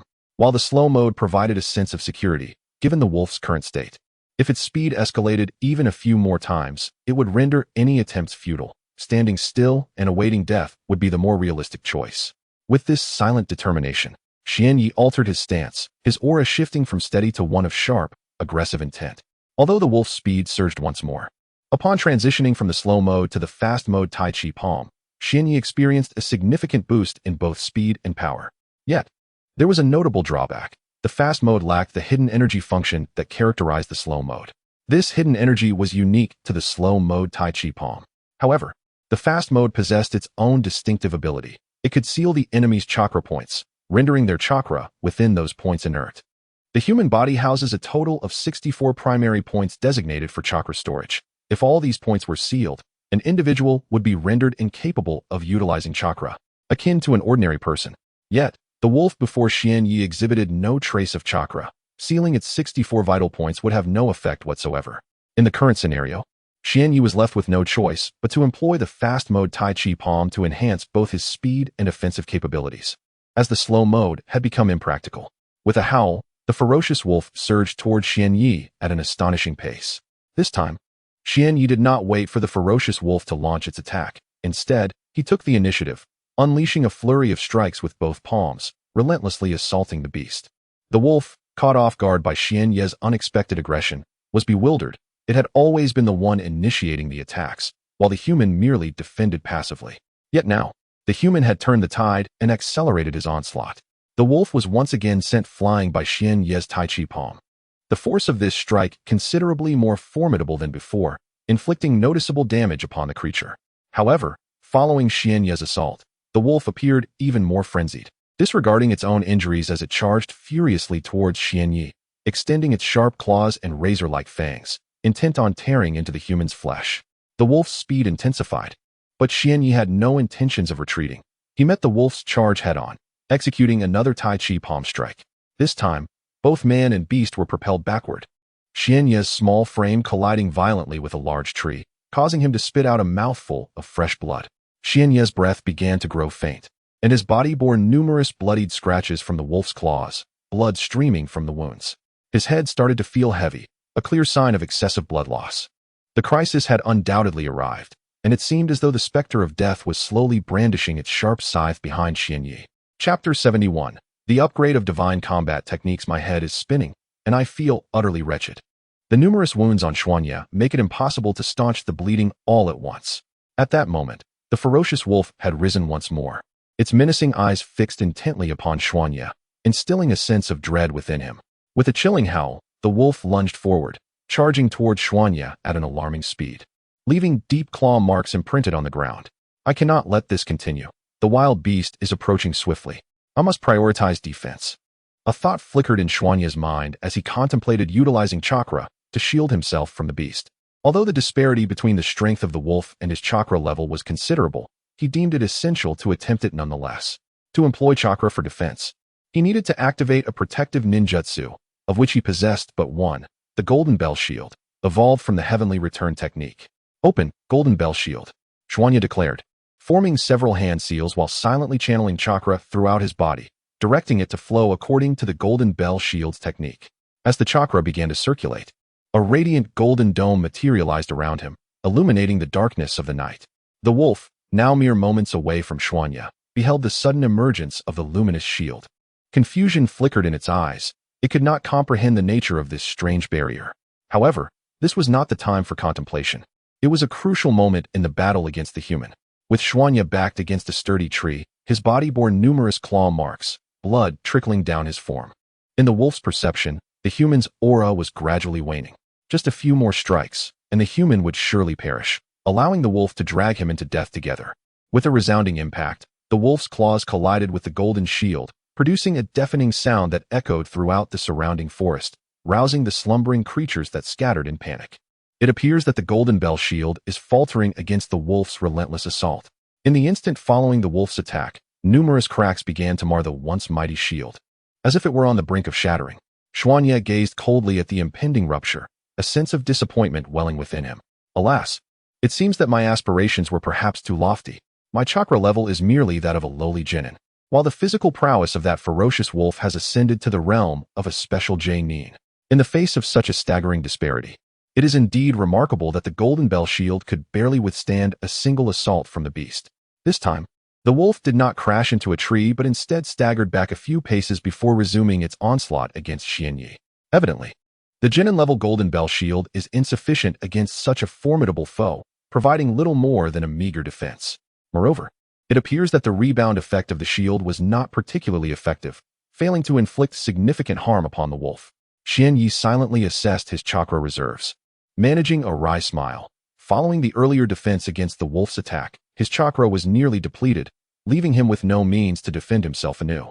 As he gazed at the advancing wolf, a furrow creased his brow, his expression gradually hardening with resolve as he subconsciously arrived at a decision. It seemed that he must employ that particular technique, though the repercussions of its use are indeed grave. Once unleashed, it would leave him utterly drained, incapable of even standing. Should he fail to vanquish the wolf in that moment, it would surely spell his demise. Calmly, Xianyi observed the charging wolf, employing the eye of God to scrutinize its every movement, no twitch escaping his keen gaze. Throughout 3 months of relentless training, his mastery of the Tai Chi palm had flourished, birthing a new technique in his mind, as if he were born to wield it, indelibly etched into his consciousness. Although utilizing this technique under his current circumstances would be somewhat taxing, the term taxing does not imply impossibility. To execute, it would require the full strength of his corporeal being. While the prerequisites for this technique demand the entirety of his physical power, its resultant force is undeniably tremendous. A strike fueled by all of Xianyi's might would not be feeble by any measure. Yet, the opportunity would present itself but once, compelling Xianyi to remain utterly vigilant, keenly observing the wolf's maneuvers, poised to unleash his trump card when the moment was ripe. Thump, thump, thump. Xianyi's heart thundered vigorously in his chest, and in that instant, it seemed that nothing could sway his focus. His vision narrowed solely upon the wolf, his hearing sharpened, and his body brimming with strength, even the rhythm of his heartbeat resonating clearly in his ears. A howl erupted from the wolf as it lunged at Xianyi, its claws poised to strike from above, intent on a lethal blow. The wolf, too, sensed the gravity of the moment. Should it succeed in landing a blow upon the human's head, victory would be assured. The speed of the ferocious wolf was extraordinarily swift, now even reaching a level akin to that of a seasoned ninja. Yet, in this moment, all that remained in Xianyi's vision was himself and the menacing wolf. For reasons unknown, what was once a mere shadow of the beast became vividly clear. He could now discern the marks left by the wolf's claws. This sensation was peculiarly enchanting, as if he were entirely immersed in the battle, impervious to any external distractions. It felt as though a sense of ease enveloped him, instilling the belief that he could vanquish the wolf and emerge unscathed. In Xianyi's perception, the wolf's claws descended slowly towards his head. Yes, slowly indeed. He could not fathom why such a transformation occurred, yet at that moment, he paid little heed to the plethora of system notifications that suddenly flooded his awareness. Ding. Proficiency in Divine Combat Technique, 1000. Ding. Proficiency in Divine Combat Technique, 1000. Ding. Proficiency in Divine Combat Technique, 1000. Numerous notifications regarding the enhancement of proficiency in the divine combat technique inundated him, followed by the announcement of an upgrade. Ding! Divine combat technique upgraded to level 2, quadruple physical enhancement. This augmentation of physical prowess was immensely significant, substantially elevating Xian Ye's various abilities, including a notable enhancement in his vision, which elucidated the wolf's movements, rendering them seemingly sluggish in his eyes. Chapter 72. The Death of the Wolf in the Next Moment. The claws of the vicious wolf hovered just above Xian Ye's head, a mere few centimeters away. However, this slight distance was enough for Xian Ye to react. What could be the reason for the wolf's deceleration? Was it due to its injuries? Xian Ye was perplexed. With a slight shift of his body, he extended both hands. One hand intercepted the wolf's claw, and with a swift push and pull, he disrupted the wolf's balance. This time, instead of delivering another blow to send the beast flying, Xian Ye opted to reveal his trump card, a decision he had made earlier. In Xian Ye's perception, time seemed to slow, and the wolf appeared to float in the air. Subsequently, Xian Ye adopted an intricate stance, retracting his hands to gather energy, channeling all his strength into them. Then, he transformed his hands into palms and launched a powerful strike at the wolf suspended before him. Ha Tai Chi Shockwave. An overwhelming force surged from Xian Ye's hands, a force potent enough to send shivers through one's soul. The intensity of this power was formidable, so much so that even the wielder, Bo Feng Xian Ye, could sense its overwhelming nature. It was likely that even a seasoned ninja would find it difficult to withstand such an attack. With a thunderous boom, a mysterious energy erupted from Xian Ye's palms and hurtled towards the wolf.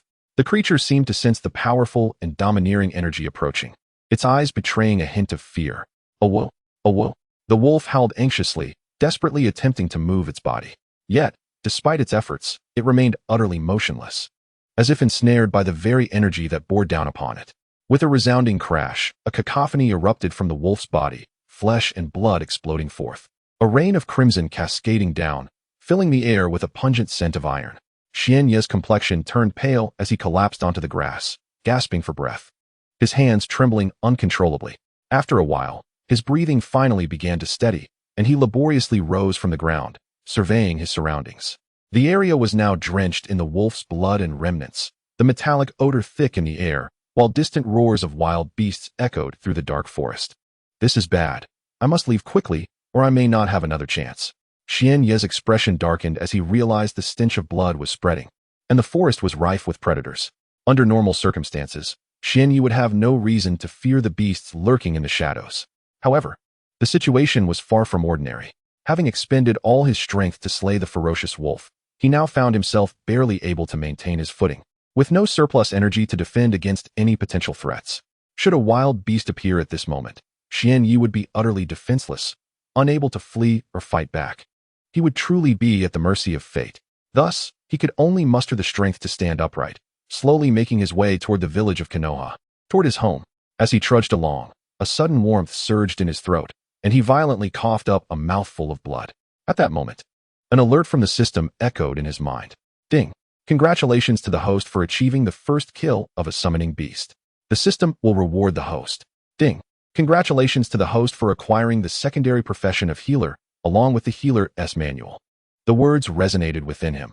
The Healer-S manual has been inscribed in the host's consciousness. Simply summon the thought to utilize it. What exactly is a healer? Perhaps it is akin to a medical ninja, capable of treating injuries and ailments.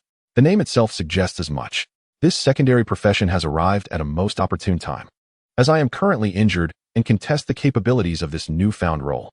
With a mere thought, the healer's manual materialized in his mind, and he instinctively understood its contents. Upon grasping the principles outlined within, Xian Ye realized the grave condition of his body.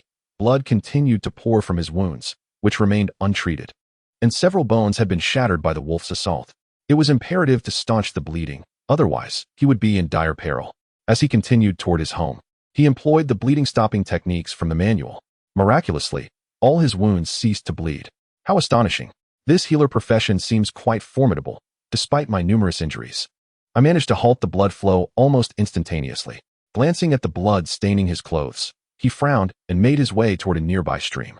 Upon reaching the water's edge, he leapt into the stream, sending splashes of water in all directions. After washing himself thoroughly and ensuring he bore no trace of blood or scent of iron, he emerged from the stream and sought refuge in a secluded spot near Konoha.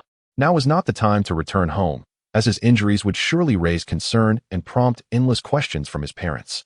Therefore, Xian Yi decided to rest in this hidden location to regain his strength and chakra before employing his healing abilities to tend to his wounds. As more content continues to load, please be patient. This site is optimized for mobile browser access. If you encounter this paragraph, it means the chapter content has failed to load. Please disable reading mode, immersive mode, novel mode, and any ad-blocking features, or copy the URL to read in another browser. As Xian Yi wandered, he discovered a suitable place to rest and made his way there. After sitting down and closing his eyes, he steadied his breath, striving to restore his physical strength. An hour later, Xian Yi opened his eyes and exhaled a cloud of murky air. He examined his body, clenched his fist, and felt a significant increase in his strength, seemingly 1 to 2 times stronger than before his battle with the vile wolf. If he were to encounter the beast again now, he believed the confrontation would not be as arduous, and he would sustain far fewer injuries. Intrigued by the prowess of his medical profession, Xian Yi pondered whether it could heal the wounds inflicted by the ferocious wolf. Drawing upon the knowledge from the medical texts in his mind, he summoned his chakra and transformed it into healing chakra. Soon, a small amount of healing chakra began to manifest within him. As he released this energy, Xian Yi observed it closely. Taking a deep breath, he marveled at the potency of this healing chakra. It seemed to brim with boundless vitality. Moreover, many of his wounds showed signs of recovery due to the emergence of this healing energy. Chapter 73. The potent healing chakra. The healing chakra is truly remarkable. Its seemingly unassuming green hue possesses the extraordinary ability to show signs of recovery in my wounds. With this revelation, I resolved to summon my full strength to generate healing chakra, hastening the restoration of my injuries. As I contemplated this, I began to channel an abundance of chakra, nearly exhausting all that I could muster. Gradually, the healing chakra within my body began to swell. Once I had transformed all my chakra into this healing essence, I prepared to employ the newly generated energy for my own treatment. With a subtle thought, the healing chakra coursed through my body and flowed into my hands, radiating a verdant glow imbued with boundless vitality. This was the healing chakra I had crafted through my medical knowledge. Slowly, I guided my hands, suffused with healing energy, to the most grievous of my wounds, prioritizing the most serious injuries before tending to the minor ones. As I placed my hands gently upon my wounds, a soothing warmth enveloped me, a sensation of deep comfort.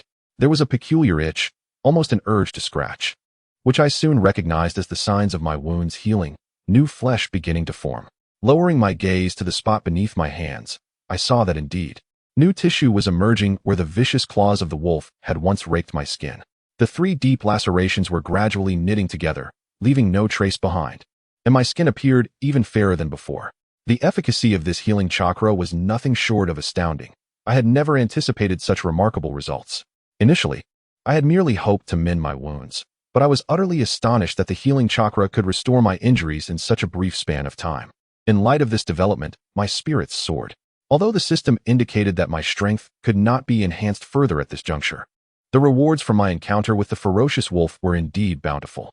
Not only had my power seen a modest increase, but I had also acquired a secondary profession as a healer, along with a specialized medical manual bestowed upon me by the system. These 2 gains alone were sufficient to offset the period of stagnation in my strength. Moreover, I could seize this time of rest to explore and enjoy myself. Having spent years in the realm of Naruto, I had yet to revel in its wonders. While my mind wandered through these musings, my hands remained diligent. As each part of my body healed, I would promptly redirect my attention to another injury in need of treatment. In a swift manner, all the wounds on Xuanya's body were healed by a surge of medical chakra. However, these injuries were merely superficial. Even without the application of medical chakra, they would have healed rapidly on their own. The use of medical chakra merely expedited the recovery process. In addition to these surface wounds, Xuanya had also sustained some broken bones during his fierce battle with the ferocious wolf. The final move, the Tai Chi shockwave, was executed with great difficulty, leaving him utterly drained and causing damage to his muscles and internal organs. Observing the efficacy of the medical chakra, Xuanya noted that even as it mended his superficial wounds, it had also alleviated some internal injuries.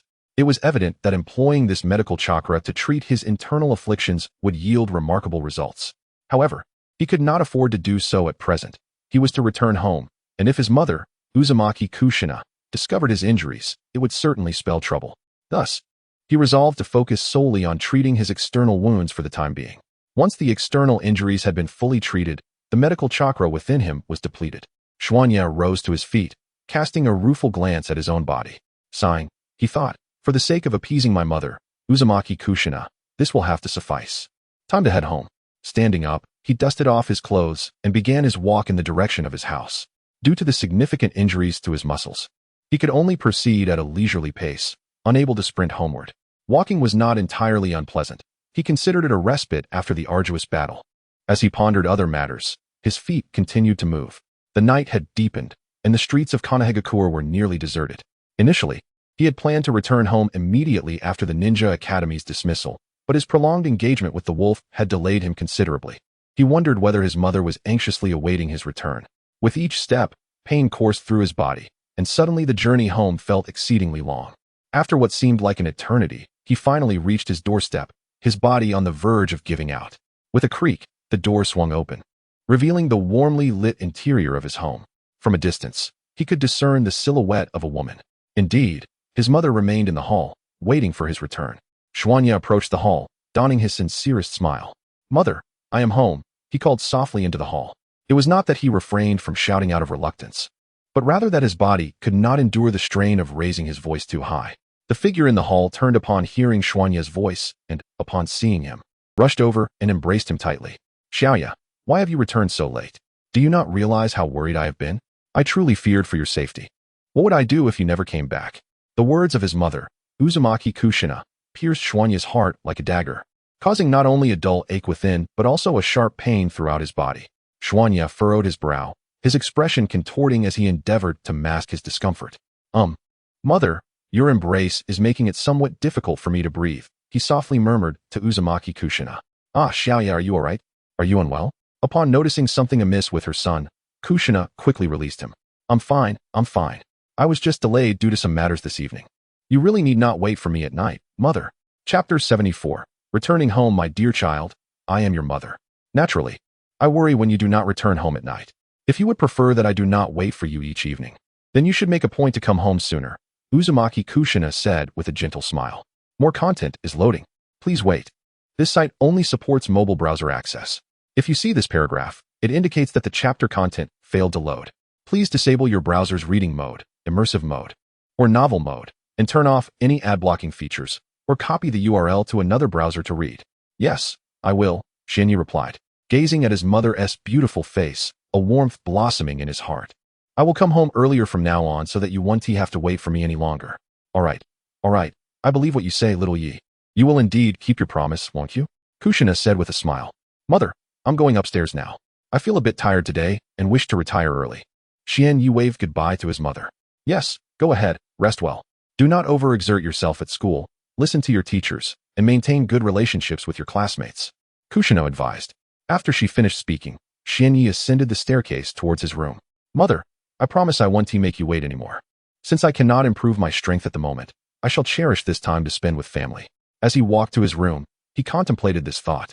Upon entering, he climbed onto his soft bed and collapsed onto it, the aches in his body still lingering as his mind replayed the events of the day.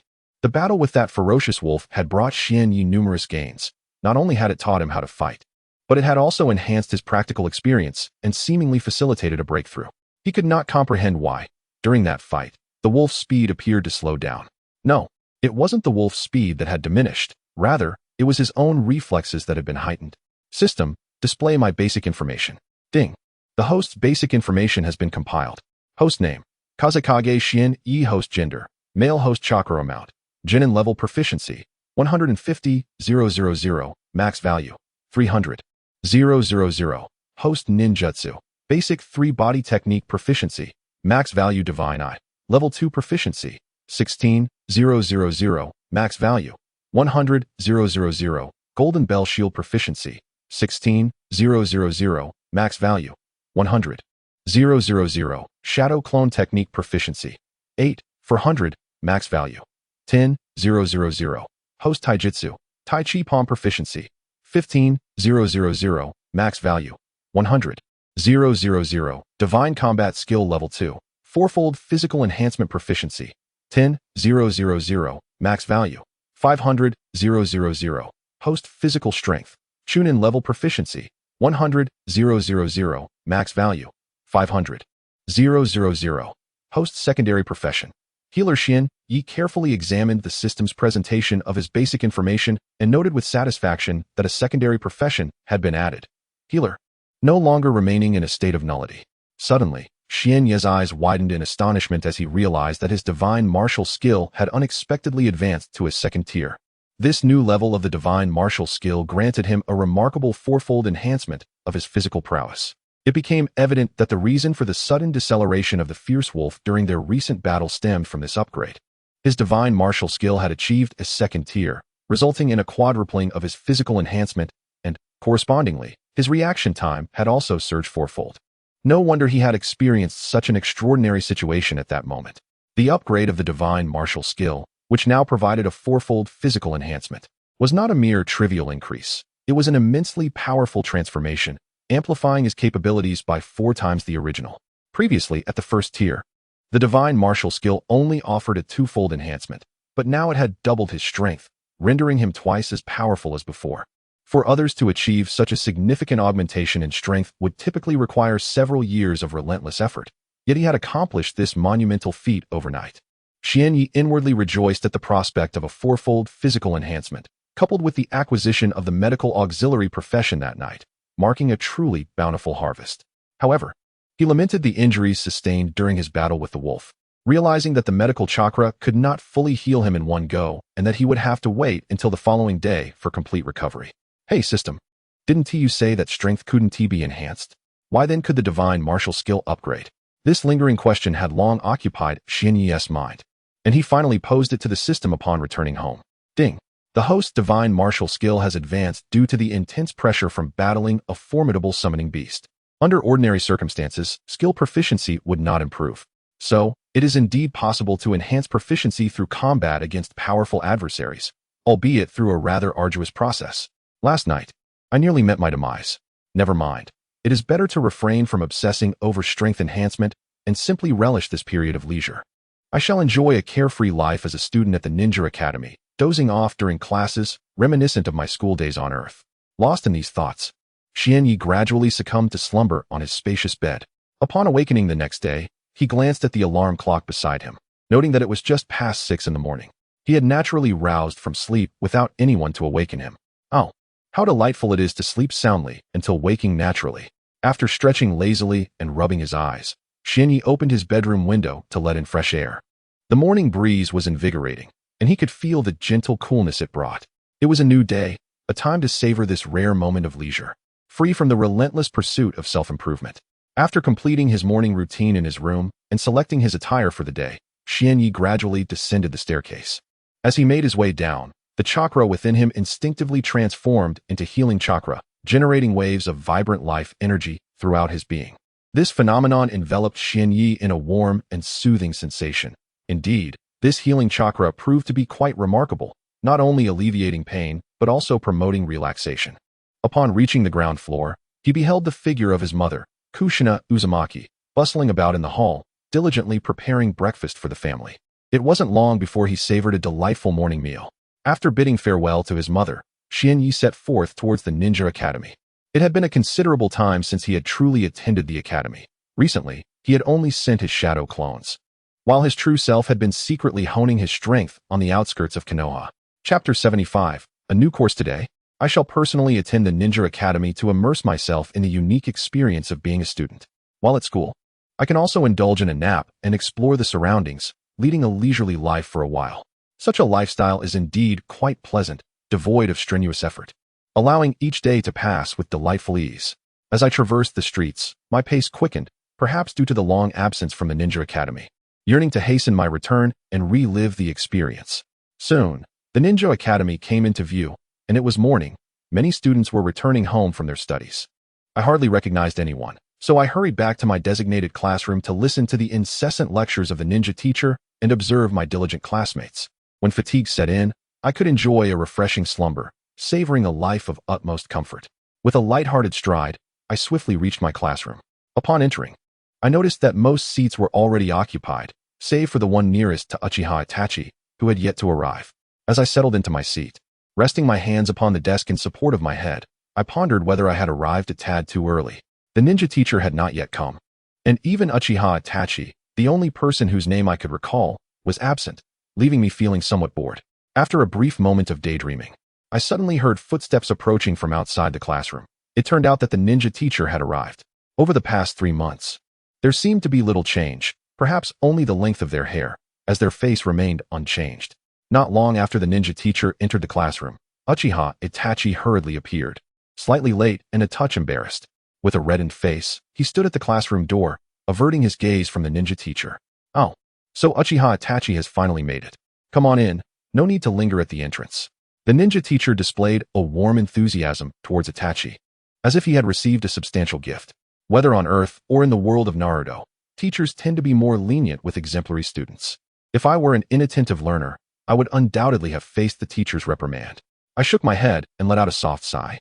Wait a moment, this time. I am the son of the 4th Hokage. Perhaps the teacher would not dare to scold me, regardless of the circumstances. The outcome remained that Uchiha Itachi faced no reprimand and was welcomed into the classroom. Upon his entrance, the girls in the class naturally stirred with excitement. For such is the charm of handsome individuals, a sentiment I too share, though to an even greater extent than the effect Itachi had created. Upon returning to his desk, Uchiha Itachi noticed Shuanya offering a faint smile before directing his full attention to the ninja instructor at the podium. The instructor, having observed that all students were present, cleared his throat several times, preparing to commence the morning's lesson. After 3 months of not genuinely attending class, Shuanya felt invigorated at first. However, 10 minutes later, his eyelids felt weighed down as if burdened by 1,000 pounds, and he found himself on the verge of slumber with the slightest lapse in focus. The instructor spoke earnestly, occasionally making his way around the classroom. When he reached Shuanya's side and noticed the drowsy expression on his face, he paused momentarily, maintaining his composure, and simply shook his head before resuming his lecture. As the class progressed, it became evident that Shuanya had, for the past 3 months, relied on his shadow clone to attend lessons, which proved to be a reliable choice, as the clone would invariably fall asleep after less than 10 minutes of listening. In stark contrast to Shuanya's peculiar behavior, the other students remained attentive, their gazes fixed on the instructor, their ears perked up, aware that this was their sole opportunity to become ninjas. Failing to engage in the lessons would equate to relinquishing their aspirations of becoming ninjas. Under the hypnotic cadence of the instructor's voice, Shuanya soon succumbed to sleep, sinking into a deep slumber, nearly drooling onto the desk. Thus, 2 months elapsed.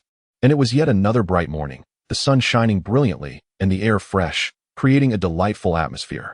At that moment, Shuanya lay upon a patch of grass, one hand shielding his eyes while the other rested on his abdomen, a gentle breeze wafting by, providing a refreshing coolness. He was not, however, skipping class. Such an act was unthinkable for him, given that his father was the 4th Hokage.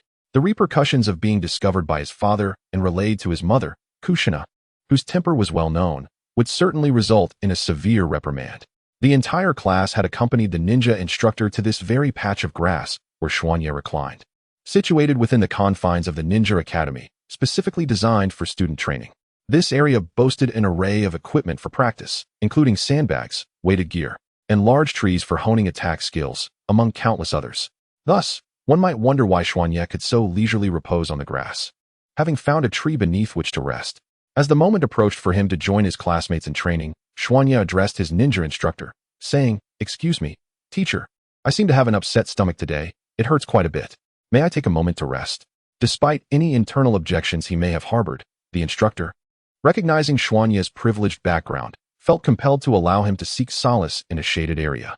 Should Shuanya's discomfort lead to any unfortunate incident, the responsibility would undoubtedly fall upon the instructor's shoulders. Thus, the outcome was predetermined. Shuanya chose to rest beneath a grand tree, positioned a mere 10 meters away from the main group, who were engaged in training on a spacious grassy field. Although he could have participated in their exercises, he discerned that doing so would yield no tangible benefits. His physical prowess would not improve, and thus, he deemed it more advantageous to recline in the cool shade and indulge in a peaceful slumber. Approximately 10 meters from Shuanya, another ninja instructor stood with his hands clasped behind his back, imparting knowledge to the students. Dear students, it is imperative to understand that the body is the foundation of all endeavors. It is of utmost importance. Strengthening your physique is essential for better harnessing chakra within it. Henceforth, we shall no longer conduct lessons within the confines of the classroom. Instead, We will train here and engage in various practical exercises. Gatherings will also occur at this location. Do you comprehend? The instructor proclaimed loudly. The students responded in unison, understood, teacher. Among them stood Uchiha Itachi, also participating in the training session. Chapter 76. A new lesson. As the students gathered outside the classroom for the first time, an air of excitement enveloped them. Their cheeks flushed with eagerness as each sought to distinguish themselves, yearning for the attention of the ninja instructor. I understand your enthusiasm, the instructor called out. For I too was once in your shoes, a member of this very academy. Your fervor resonates with me. Yet, amidst your excitement, I implore you to remember the importance of physical training, to accumulate practical experience, to practice the art of shuriken throwing, and to hone your accuracy on nearby targets. Is that clear? Yes, understood, teacher. We will heed your words and diligently train our bodies, ensuring we engage in practical exercises. The students replied in unison, their spirits high. Excellent. The instructor's heart swelled with satisfaction as he observed their enthusiastic compliance. However, his expression faltered slightly upon noticing Kazekage Jinya lounging lazily beneath a tree, seemingly indifferent. Stay calm, he admonished himself. He is but a wisp of air, a mere nuisance. Ignore him. Let him face the consequences when the time for real combat arrives. He will surely feel the sting of regret then, wishing he had not squandered his time, that he had remained vigilant during lessons, and had committed himself to rigorous training. A smirk crept onto the instructor's face as he envisioned the day when Jinya would realize the folly of his ways, though his lips remained sealed. His heart reveled in mirth. Ahem, very well. Proceed with your training. Rest when you reach your limits. I shall be watching from nearby. Should you encounter any difficulties, do not hesitate to seek my assistance. Understood? Yes, teacher. The students chorused, and as the instructor departed, they dispersed, some clustering together with friends while others, like Uchiha Itachi, chose solitude in the training grounds. Small groups of students conferred amongst themselves, yet Jinya, disinterested, paid them no mind. Once their discussions concluded, they hurried into a nearby room to retrieve various training equipment. Upon emerging, the majority of the students bore the same item, weighted vests. Yet, Jinya found himself bemused by their choices. The weights ranged merely from 5 to 10 pounds, hardly a challenge. It was then that Jinya noticed Uchiha Itachi's vest, and a sense of intrigue washed over him. Indeed, how remarkable. Uchiha Itachi truly lives up to his reputation as a prodigy. At such a tender age, he has already managed to bear a weight of 30 pounds, which, while it may not surpass my own capabilities, is nonetheless commendable for someone so young. The group of classmates, upon donning their weights, have commenced their physical training in the arena. Some are engaged in jogging, others in push-ups, and still others in sit-ups, each varying in their approach. Uchiha Itachi is participating in a jog, and one might assume that his endurance is on par with that of his kin, though typically, members of the Uchiha clan do not possess particularly robust physiques. Lying leisurely on the grass, I observed my classmates for a while and noted that their physical condition seems rather inadequate. However, even if their physicality is lacking, the majority exhibit a severe deficiency in willpower. Observing them, I discerned that 3/4 of the group, without a single bead of sweat on their foreheads, had already succumbed to fatigue, while the remaining quarter fared little better, each resorting to half-hearted efforts, taking the path of least resistance. Sigh. It is impossible to compel others to match my excellence. Where everyone is capable as I, this world would be devoid of the weak. Nevertheless, not all are so feeble. There are indeed those with resolute spirits who can withstand the relentless assault on their endurance. Those who persevere bear expressions reminiscent of bloodied warriors, their necks adorned with prominent veins, visible from afar. As time steadily flowed, the sun ascended gradually from the horizon, finally resting directly overhead. Awakened from my slumber, I blinked my eyes, still adjusting to the light, and stretched languidly. How delightful it is to recline beneath the shade of trees, occasionally graced by a gentle breeze. Truly an exhilarating experience. With a yawn, I redirected my gaze towards my classmates, who were now flushed with exertion, veins protruding, and gasping for breath as they continued their arduous training. Alas, the intensity of their workout appears woefully inadequate, barely reaching a fraction of my own efforts. My assertion is grounded in observation. Despite my repose, I occasionally open my eyes to scrutinize their progress. Shifting my focus to Uchiha Itachi, I noticed him drenched in sweat, persistently running. It was evident that he was nearing his limits, yet he continued to forge ahead, albeit with somewhat unsteady steps. It appears that in this class, only I and Itachi Uchiha possess significant prowess. The others, it seems, will not amount to much in the future. Presently, Itachi's training regimen is approximately one-fifth of what Xianyi initially underwent. Although one can observe the hardships faced by Itachi, it is important to note that there is no definitive measure of struggle in training. There is always a greater degree of hardship, and no one can claim to have endured the most arduous training. All right, everyone gather. Suddenly, a ninja instructor, who had been standing off to the side, shouted. Upon hearing the instructor's call, the students in training immediately halted their exercises and rushed towards the instructor's location, their speed surpassing that of their training by several folds. Much to Xianye's astonishment, it seems that these two worlds are not vastly different. They share many similarities. Despite the apparent seriousness with which my classmates approach their studies, when it comes to their training, they all tend to slack off, each finding ways to take it easy. Few among them genuinely invest the effort required for true improvement. Chapter 77. A new course. All right, everyone gather around. Xianyi rose to his feet, brushing off the dust that clung to his attire. He ambled towards the ninja instructor, and by the time he approached, all his classmates had already assembled. With no other option available, Xianyi scanned for any available space and squeezed in. The ninja instructor, observing Xianyi's nonchalant demeanor, felt his expression darken with disapproval. Yet, seemingly aware of his own limitations, he closed his eyes and took several deep breaths to compose himself. He then addressed the students below, saying, "Today marks our first day of training outside the classroom. We will adhere to this method moving forward. So prepare yourselves for the challenges ahead. Will you be able to endure?" As the instructor stood above, his gaze bored down on the group of students. The atmosphere grew increasingly tense. However, Xianyi soon realized he might have underestimated his classmates. "Rest assured, teacher, we shall persevere. Regardless of the difficulties, we will not falter." They replied in unison, their enthusiasm evident. Yes, you can count on us, teacher." The students responded swiftly, their eagerness palpable. Xianyi regarded them, astonished to find that they were all formidable contenders, their promises fervent, yet their actions somewhat sluggish. Among them, Uchiha Itachi caught Xianyi's eye, standing resolutely amidst his peers, silently affirming his commitment through his unwavering gaze. It was no wonder that Uchiha Itachi would later emerge as a powerful figure, diligently honing his skills while others merely talked. "All right, students, it is now noon, and I suspect you are all quite hungry. Let us take a break for a while. We will regroup shortly," the ninja instructor announced. As soon as he concluded, the students dispersed in unison, each retrieving their packed lunches and eagerly indulging in their meals. Xianyi, too, had brought a lunch prepared by his mother, Kushina Uzumaki, that morning. Although it had cooled by noon, it still appeared quite appetizing. Noticing Uchiha Itachi enjoying his lunch from a distance, Xianyi made his way over and sat beside him to share a meal, engaging in conversation afterward. Uchiha Itachi inquired why Xianyi was not training with the others. To this question, Xianyi could only muster a vague excuse, as he believed it wiser to avoid unnecessary endeavors that bore no tangible benefits. After finishing his lunch, Xianyi reclined once more beneath a grand tree. The shade provided a delightful respite from the sun, making it quite pleasant. Indeed, napping post-lunch was quite advantageous. Before long, Xianyi succumbed to slumber in the cool shade, yet was soon roused by the approach of a figure. Upon opening his eyes, he beheld a middle-aged man, his teacher.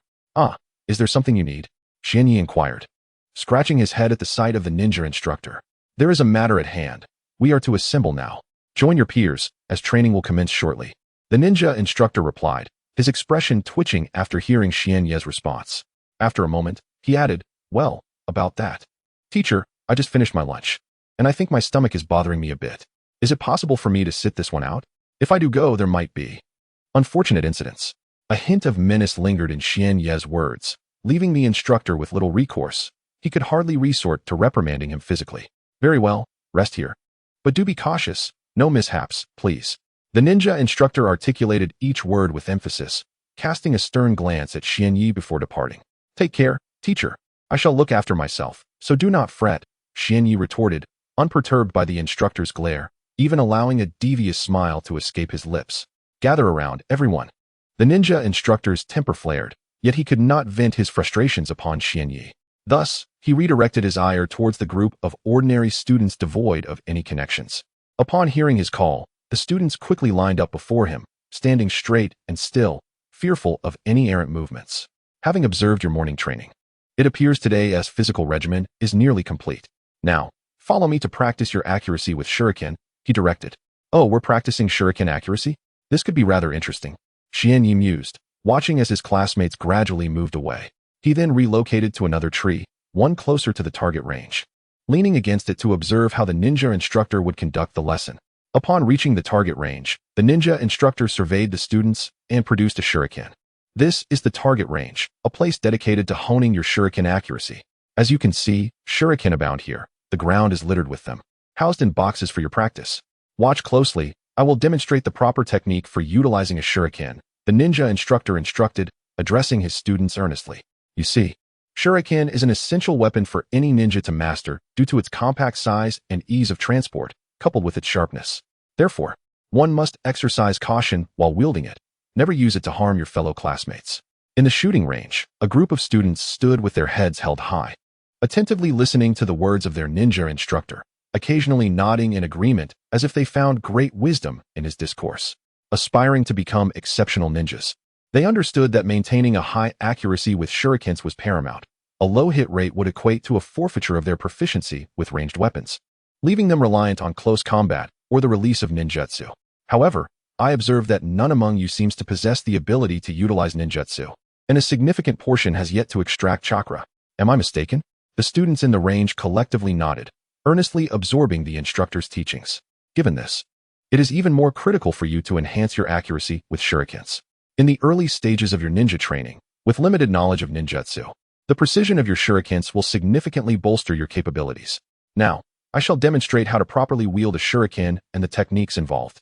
With that, the ninja instructor launched the shuriken from his hand. Whoosh! The shuriken flew swiftly through the air and reached the target in an instant. A student rushed over, took a glance, and exclaimed, "It's a perfect 10. The teacher's shuriken hit the bullseye. Wow, a perfect 10. Teacher, you are truly impressive." Another student chimed in. "Indeed, that's remarkable. I wonder when I will be able to throw shurikens with such precision as the teacher." A chorus of excited discussions erupted among the students. Chapter 78. Training in the accuracy of shuriken. Amidst the throng, the ninja instructor surveyed his students, who gazed at him with admiration. It seemed that a momentary display of skill had yielded impressive results. The instructor's heart blossomed with joy as he witnessed the envy in their eyes. Have you understood? This is how shuriken are wielded. To become an exceptional ninja, a high accuracy rate with shuriken is paramount. Thus, training in shuriken accuracy will be an essential course in the future. In the midst of the crowd, the instructor diligently guided his beloved students. "Teacher, you are truly remarkable. How is it that your shuriken always hit the target?" "Indeed, indeed.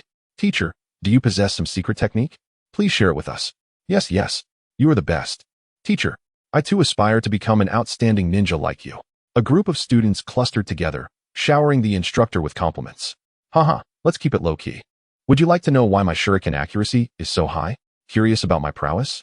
The instructor beamed with a smile that radiated warmth, addressing the eager assembly of students before him. "Of course we want to know. Please tell us, teacher." "We promise to study diligently," they implored, anxious not to miss out on his wisdom. Seeing the eager expressions on their faces, the instructor nodded, placing his hands behind his back. After a moment's pause, he spoke. "The secret to achieving high accuracy with shuriken is singular, relentless practice. By dedicating yourself to rigorous training, you can elevate your accuracy to extraordinary levels." At this juncture, the instructor paused significantly. To become a formidable warrior and enhance one's abilities, there are no shortcuts. One must rely solely on their own efforts, gradually strengthening their frail capabilities until they become a figure that inspires fear in others. Do you understand?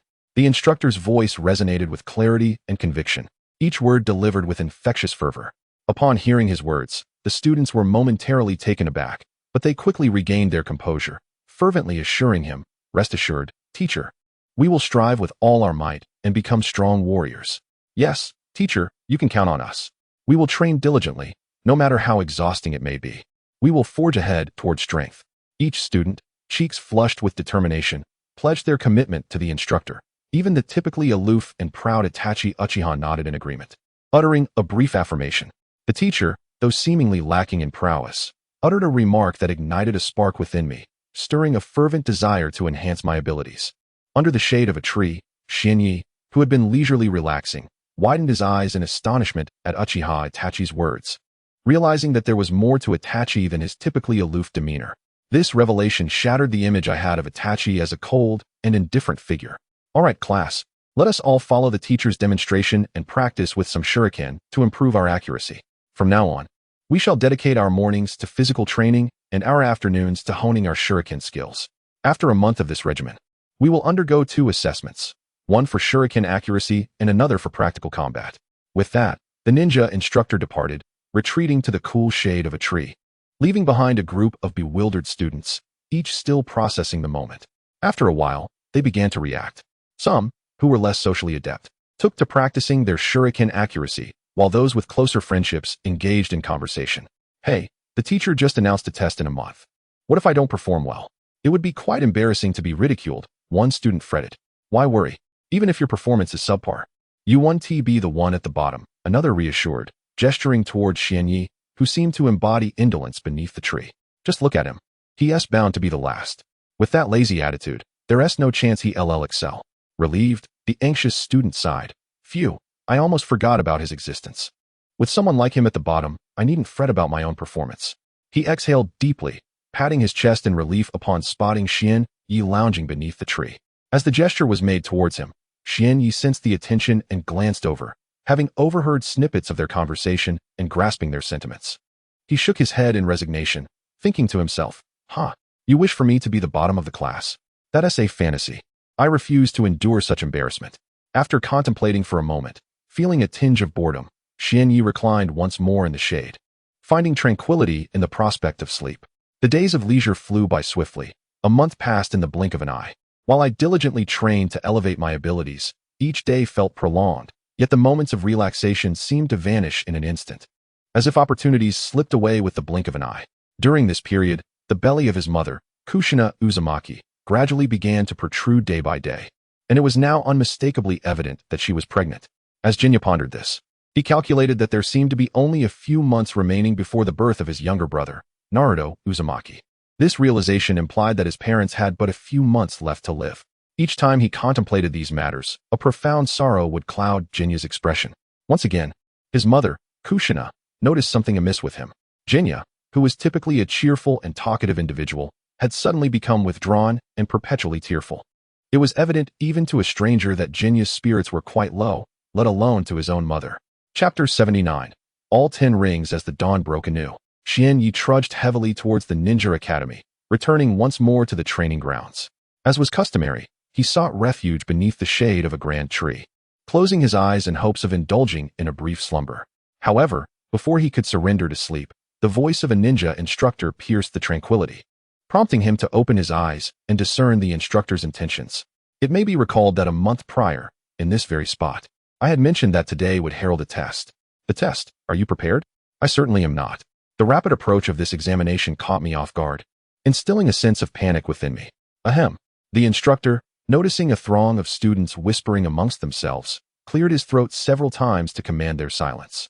Following his efforts, an immediate hush fell over the students, with not a single voice daring to disrupt the stillness. It appeared his authority had been effective, and a smirk crept across his face as he continued. In just a moment, we shall commence the test. Regardless of your readiness, the evaluation will proceed. So gather around me. Upon concluding his statement, the instructor led the cluster of students to the target range, gesturing towards it as he proclaimed. The first test shall assess your accuracy with kunai. This task is relatively straightforward. You are to utilize 10 kunai, and the cumulative score must reach a total of 60 rings to pass. Failing to achieve this threshold will result in punishment. What? Punishment? This is disastrous. My accuracy with kunai is far from stellar. What shall I do if I fail to reach 60 rings? The mental state of approximately half the students mirrored this turmoil, while the other half maintained a faade of calmness, likely confident in their abilities to meet the required benchmark. Alternatively, some may have adopted a nonchalant attitude, unperturbed by the impending challenge. Yet, Xianyi regarded this minor test with indifference. If he were unable to attain a perfect score in kunai accuracy, it would render his previous training futile. He turned to glance at Uchiha Itachi, who wore an inscrutable expression, exuding an air of confidence. Clearly, this trivial test posed no challenge for Itachi. Although Xianyi initially had no desire to participate in such a trivial assessment, the instructor insisted on his involvement, asserting that training might be optional, but testing was mandatory. Reluctantly, Xianyi followed his peers to partake in the examination.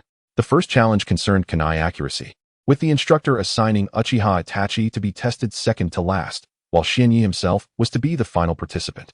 The rationale behind this arrangement remained a mystery, perhaps hinting at some ulterior motive.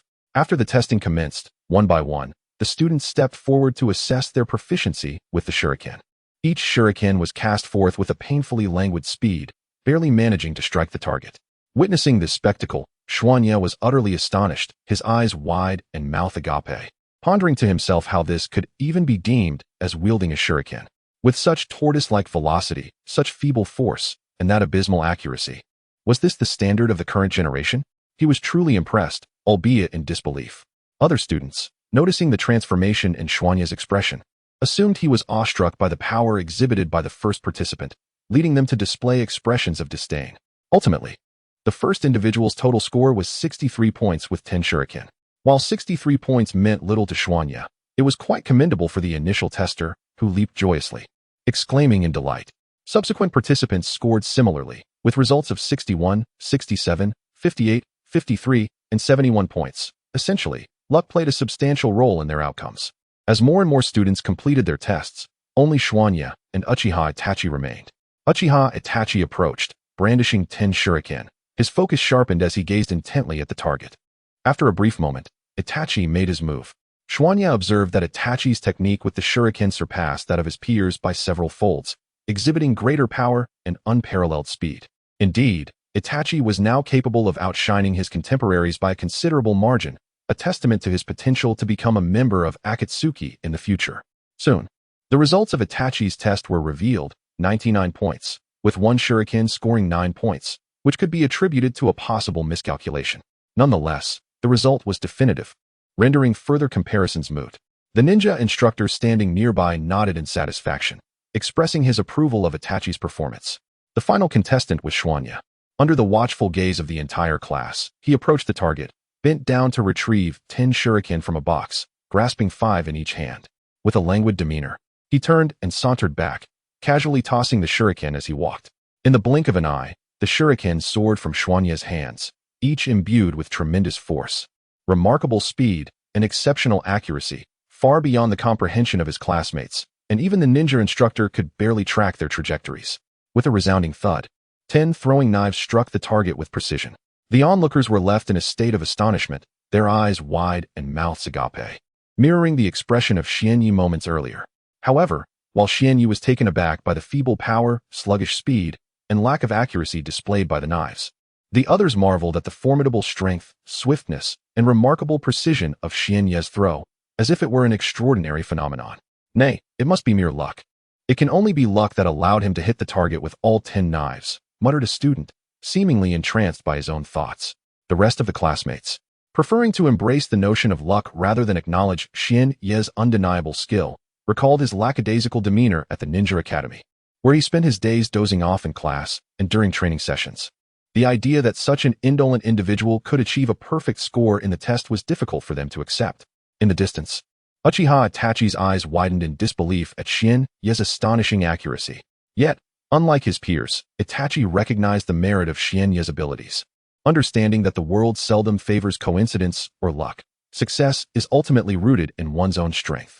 Consequently, Itachi's gaze began to shift, igniting with a fervor that hinted at a desire to engage Xuanye in combat. Chapter 80. The mission system. Uchiha Itachi gazed at Xuanye with an intense and fiery look, causing a slight discomfort in his heart. If such a gaze came from a beautiful woman, it would be a delight. However, coming from a young boy, it felt entirely different. The ninja instructor squinted, scrutinizing the target struck by Xuanye's kunai. It was no simple feat for all 10 kunai to hit the bullseye simultaneously. Moreover, each kunai penetrated the target to nearly half of its length, clearly indicating the immense power behind them. Turning his head, the instructor observed Xuanye, who was meandering about nonchalantly, and a hint of doubt began to creep into his mind. How could this boy possess such strength? The fact that all 10 kunai landed perfectly on target suggested a considerable amount of practice. One would not achieve such ease without extensive training. Furthermore, without substantial strength, the depth of penetration would not reach half the length of the kunai. What could it mean? Could it be that the Xuanye I previously encountered was not his true self? Perhaps he had been concealing his genuine abilities. Or maybe the current Xuanye was indeed his authentic self, showcasing his innate power. As these thoughts swirled in his mind, the instructor's gaze toward Xuanye transformed from one of disdain to one imbued with seriousness and newfound respect. Soon, practical training would commence. and he was eager to discern the true extent of Xuanye's abilities. It was astonishing how deeply he had hidden his prowess, even from me, his instructor. After all this time, now that everyone has tested their kunai accuracy, we will proceed to the practical assessments. Students, take a brief rest. We will reconvene in 10 minutes for the practical tests, the ninja instructor announced loudly, casting a glance in Xuanye's direction as if mulling over other thoughts. 10 minutes later, a throng of students gathered on the grassy training ground. The ninja instructor stood before them, outlining the essential rules for the practical exercises. Listen closely, everyone. We are about to undertake practical assessments. During these sessions, do not hold back too fiercely. If a combatant lacks the ability to continue, they must concede without pride. To avoid unnecessary injuries, the instructor advised, eyeing his students intently. The students listened earnestly, and upon the instructor's conclusion, they responded in unison. All right. It seems you have all had sufficient rest. Now, prepare for the practical assessments. I will call 2 individuals at a time to step forward for their evaluations. Subsequently, the ninja instructor summoned 2 students to the front. In Xuanye's eyes, the prowess of these classmates was rather unimpressive. However, it remained uncertain whether Xuanye's judgment was indeed accurate. The 2 students, whose names had been called, appeared visibly excited, their breaths slightly hurried as they approached their peers. Following the instructor's initial commands, they soon engaged in combat. For reasons unknown, perhaps due to the nerves of performing in front of the entire class for the first time, they seemed restrained, as if they were unable to fully unleash their potential. Xuanye sensed that their abilities surpassed what they were currently exhibiting, yet in the heat of battle, they struggled to express it. Ultimately, even if they fought with all their might, it would merely result in a series of lackluster exchanges, one punch followed by one kick, marked by painfully slow speeds and astonishingly feeble impacts. If Xuanye were to step into the arena, he could likely withstand their onslaught for an entire day without sustaining any harm. The lackluster duel before him prompted Xuanye to retreat to the shade of a tree, where he leaned against its trunk and closed his eyes for a moment of respite. Uchiha Itachi, too, seemed to find the skirmish uninteresting, opting to lie on the grass with his eyes shut, mirroring Xuanye's intent to rest. In stark contrast, the other classmates appeared captivated by the bout, craning their necks in fear of missing out on an exhilarating moment. Before long, a victor emerged from the clash. A slightly stronger contender claimed victory, exuding excitement, while the defeated student wore an expression of regret, as if convinced that a rematch would lead to success. Thus, one by one, classmates were called by the ninja instructor, each contest resulting in a victor and a vanquished. The winners proudly lifted their heads, while the losers desperately sought to lower theirs, feeling a sense of humiliation before their peers. Time passed swiftly, and soon the scorching midday sun made its descent into the valley, heralding the approach of evening. The temperature in the air began to drop, accompanied by a refreshing breeze sweeping in from the distance. Uchiha Itachi and Bo Feng Xuanye, you two come forward. The ninja instructor finally called out to them from afar. Hearing the instructor's summons, Xuanye reluctantly approached, his face betraying his unwillingness. Engaging in a match with Uchiha Itachi felt like seeking trouble. Given Itachi's meager strength, he hardly qualified for a spar with him. Now, he was expected to undergo a practical test.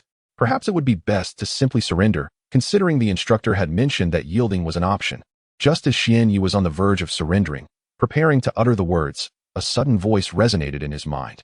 Ding. Due to the host's indolent nature, this system has activated the task division subsystem. From now on, tasks will be assigned to the host, and upon completion, rewards shall be granted. Ding. The system issued its first task, defeat Uchiha Itachi, causing great astonishment among the classmates present. Task, defeat Uchiha Itachi. Task difficulty, no difficulty levels, none, low, medium, high. Hell. Task reward, wind attribute ninjutsu, half moon / task penalty. None. The task system appeared to be quite a splendid invention, and the fact that it directly assigned me a mission to combat Uchiha Itachi, along with a reward for completing the task, was rather impressive. Xuanye fell into contemplation, a faint smile emerging upon his face. Chapter 81. The battle begins. The reward is a wind attribute ninjutsu, the half moon /. However, its true power remains uncertain, as does the nature of its execution. Regarding its potency, Xuanye believes it should not be feeble, for the offerings of the system have yet to reveal anything lacking in strength. Hence, there is no need to worry about the efficacy of this wind attribute, half moon /. Since the system has issued a task to defeat Uchiha Itachi, I shall endeavor to fulfill this request, treating it merely as a form of exercise. As I find myself with nothing to do and growing increasingly bored, Uchiha Itachi has already stepped into the combat circle delineated by the ninja instructor. Upon seeing Itachi poised and ready, Xianyi quickened his pace. As he accelerated, a torrent of wind rushed towards his face, seemingly attempting to impede his speed. Nevertheless, even with the wind's resistance, which barely constituted a fraction of his full strength, he swiftly entered the designated circle. Xianyi casually walked in, lifting his gaze to meet Uchiha Itachi, a confident smile gracing his lips. At this moment, Itachi was fully prepared and focused entirely on Xianyi, gathering all his concentration. The ninja instructor observed both Itachi and Xianyi, and upon confirming their readiness, he stated, "This is a real battle. Do not hold back. If you find yourselves unable to continue, simply concede." No sooner had the instructor finished speaking than Itachi and Xianyi launched into combat. Itachi initiated the attack, producing a kunai from his pocket and, with all his strength, hurled it towards Xianyi's position. The kunai flew with remarkable speed, tracing an elegant arc through the air, its potential for harm evident. To the other students in the class, this was indeed a formidable velocity. However, in Xianyi's eyes, it was utterly trivial. To him, the kunai advanced as if at a snail's pace. Even without activating his divine eye, he could effortlessly track its trajectory and seize it. To the observers, the kunai, propelled with great speed and force, seemed to be hurtling towards Xianyi in an instant, drawing alarmingly close. The ninja instructor, standing aside, perceived Xianyi as foolishly remaining stationary, staring blankly at the approaching kunai without flinching or dodging. The instructor thought, given Xianyi's earlier display with shuriken, that he should not be so inept. Yet, here he was, failing to evade the kunai. Just as the instructor contemplated intervening, Xianyi made his move. With a mere extension of a hand, he anticipated the kunai's path. In an instant, he clasped his palm, and the kunai materialized within his grasp. To the onlookers, it appeared as though the kunai had foolishly flown into Xianyi's grasp, captured without causing the slightest ripple. After seizing the kunai thrown by Uchiha Itachi, Xianyi lifted his gaze and addressed him. "Itachi, do you truly believe you can defeat me with such a trivial weapon? I assure you, that is an impossibility. If you possess any means, now is the time to unleash them. Do not wait until I strike, leaving you without the chance to retaliate." Xianyi spoke devoid of emotion, his impassive expression delivering a more formidable blow to Uchiha Itachi. Then, with a subtle motion, Xianyi tossed the kunai he had just caught back at Itachi. In an instant, the kunai soared from Xianyi's hand, hurtling directly towards Uchiha Itachi. With wide eyes, Itachi fixated on the incoming weapon, but its speed made evasion a daunting task. Dodge! Dodge! Itachi's mind raced, urging his body to evade the kunai thrown by Xianyi. However, its velocity seemed to bind him in place, rendering him momentarily immobile. This cannot continue. I am a genius. I am strong. I must evade. I will succeed. Itachi clenched his fists, his eyes widening in determination. Suddenly, it felt as if he broke free from an unseen restraint, allowing him to evade the oncoming kunai just in time. The kunai whizzed past Itachi, embedding itself deep into a large tree behind him. The sound of impact echoed, dull yet piercing, as others turned to gaze at the tree struck by the kunai. They collectively gasped in astonishment. Who would have thought the kunai could possess such formidable power? They observed as the weapon was nearly swallowed whole by the wood. Had the kunai struck a person, it would have surely pierced through flesh, leaving a gaping hole. How infuriating. I never anticipated Xianyi to be so powerful, capable of catching my thrown kunai and countering with such strength and speed. Were that weapon to hit me, the consequences would be unimaginable. Itachi's demeanor shifted, his expression growing increasingly somber, and his body instinctively transitioned into a defensive posture. I cannot allow this to continue. I must take the initiative. I will unleash all my strength, even if it means facing defeat. With a deep breath, Uchiha Itachi steadied himself, striving to attain a state of equilibrium, preparing to launch a decisive attack against Xianyi. Alas, it appears that I have exerted more force than intended. Initially, I believed my strike to be of little consequence, only to realize that it has inflicted considerable damage. As I surveyed the destruction wrought by the shuriken I had thrown, I sighed, silently reflecting that even with such a slight exertion, the outcome has been profound. Remarkably, I have barely utilized a fraction of my true strength. Before long, Uchiha Itachi, positioned opposite me, seemed to have regained his composure. He dashed towards me with remarkable speed, launching an all-out assault with both fists and feet. Yet, his speed felt sluggish, indeed, exceedingly so, and the force behind his strikes was feeble, rendering me disinclined to retaliate. Standing my ground, I surmised that Itachi would struggle to inflict any harm upon me. Nonetheless, out of respect for Uchiha Itachi, I deemed it prudent to adopt a defensive stance. Should I refrain from countering, he might suffer a blow to his morale. Chapter 82. The effortless battle faced with the onslaught of Uchiha Itachi. Xuanya effortlessly parried the attacks using merely the combat techniques from the divine combat arts, managing to block Itachi's frenzied assaults with just one hand. This is impossible. How could Xuanya be so powerful? Despite unleashing my utmost speed and strength, he still manages to deflect my attacks with a single hand. A hint of gravity crept onto Uchiha Itachi's face, his astonishment amplifying within him. Initially, he believed that Kazekage Xuanya merely possessed exceptional precision with shuriken, never considering that he harbored such formidable strength. Itachi had thought that Xuanya's ability to contend with him was already impressive, yet it became evident that he was mistaken. Xuanya could effortlessly withstand all of Itachi's assaults with just one hand. Could it be that the chasm between Xuanya and myself is truly this vast? A sense of helplessness washed over Itachi, and even the speed and power of his current attacks began to wane. Wow, Kazekage Xuanya's strength is astonishing. Even the prodigious Uchiha Itachi from our clan can be countered with just one hand. Has Xuanya surpassed many of us? A student standing at the edge of the circle remarked.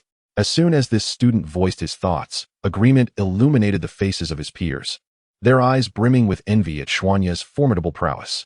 The ninja instructor surveyed the students around him, noting their unusual expressions and the envy reflected in their gazes. Ahem, do you all understand why Master Xuanya possesses such extraordinary strength? Do you truly believe he is merely sleeping in class? The ninja teacher paused, observing the eager looks on the students' faces, each one keen to comprehend the source of Xuanya's immense power and how they might emulate it. Since you all wish to know, allow me to enlighten you. Master Xuanya's remarkable strength at such a young age is undoubtedly a result of his relentless dedication. I can assure you that he has undergone rigorous training since childhood. Only through such efforts could he attain his current prowess. His apparent slumber during class is likely due to the exhaustion from his training, and he must already be quite familiar with the material taught. Hence his choice to rest during lessons. As the ninja instructor elaborated on Xuanya's strength, his analysis seemed quite reasonable, and he unabashedly referred to Xuanya as master. Despite having harbored a dislike for him just months prior due to his inattentiveness in class. Yet, who could have known that Kazekage Xuanya would exhibit such extraordinary strength? Gaining the upper hand, even against the genius of the Uchiha clan, Uchiha Itachi? It was indeed enlightening. The teacher's words were profoundly insightful.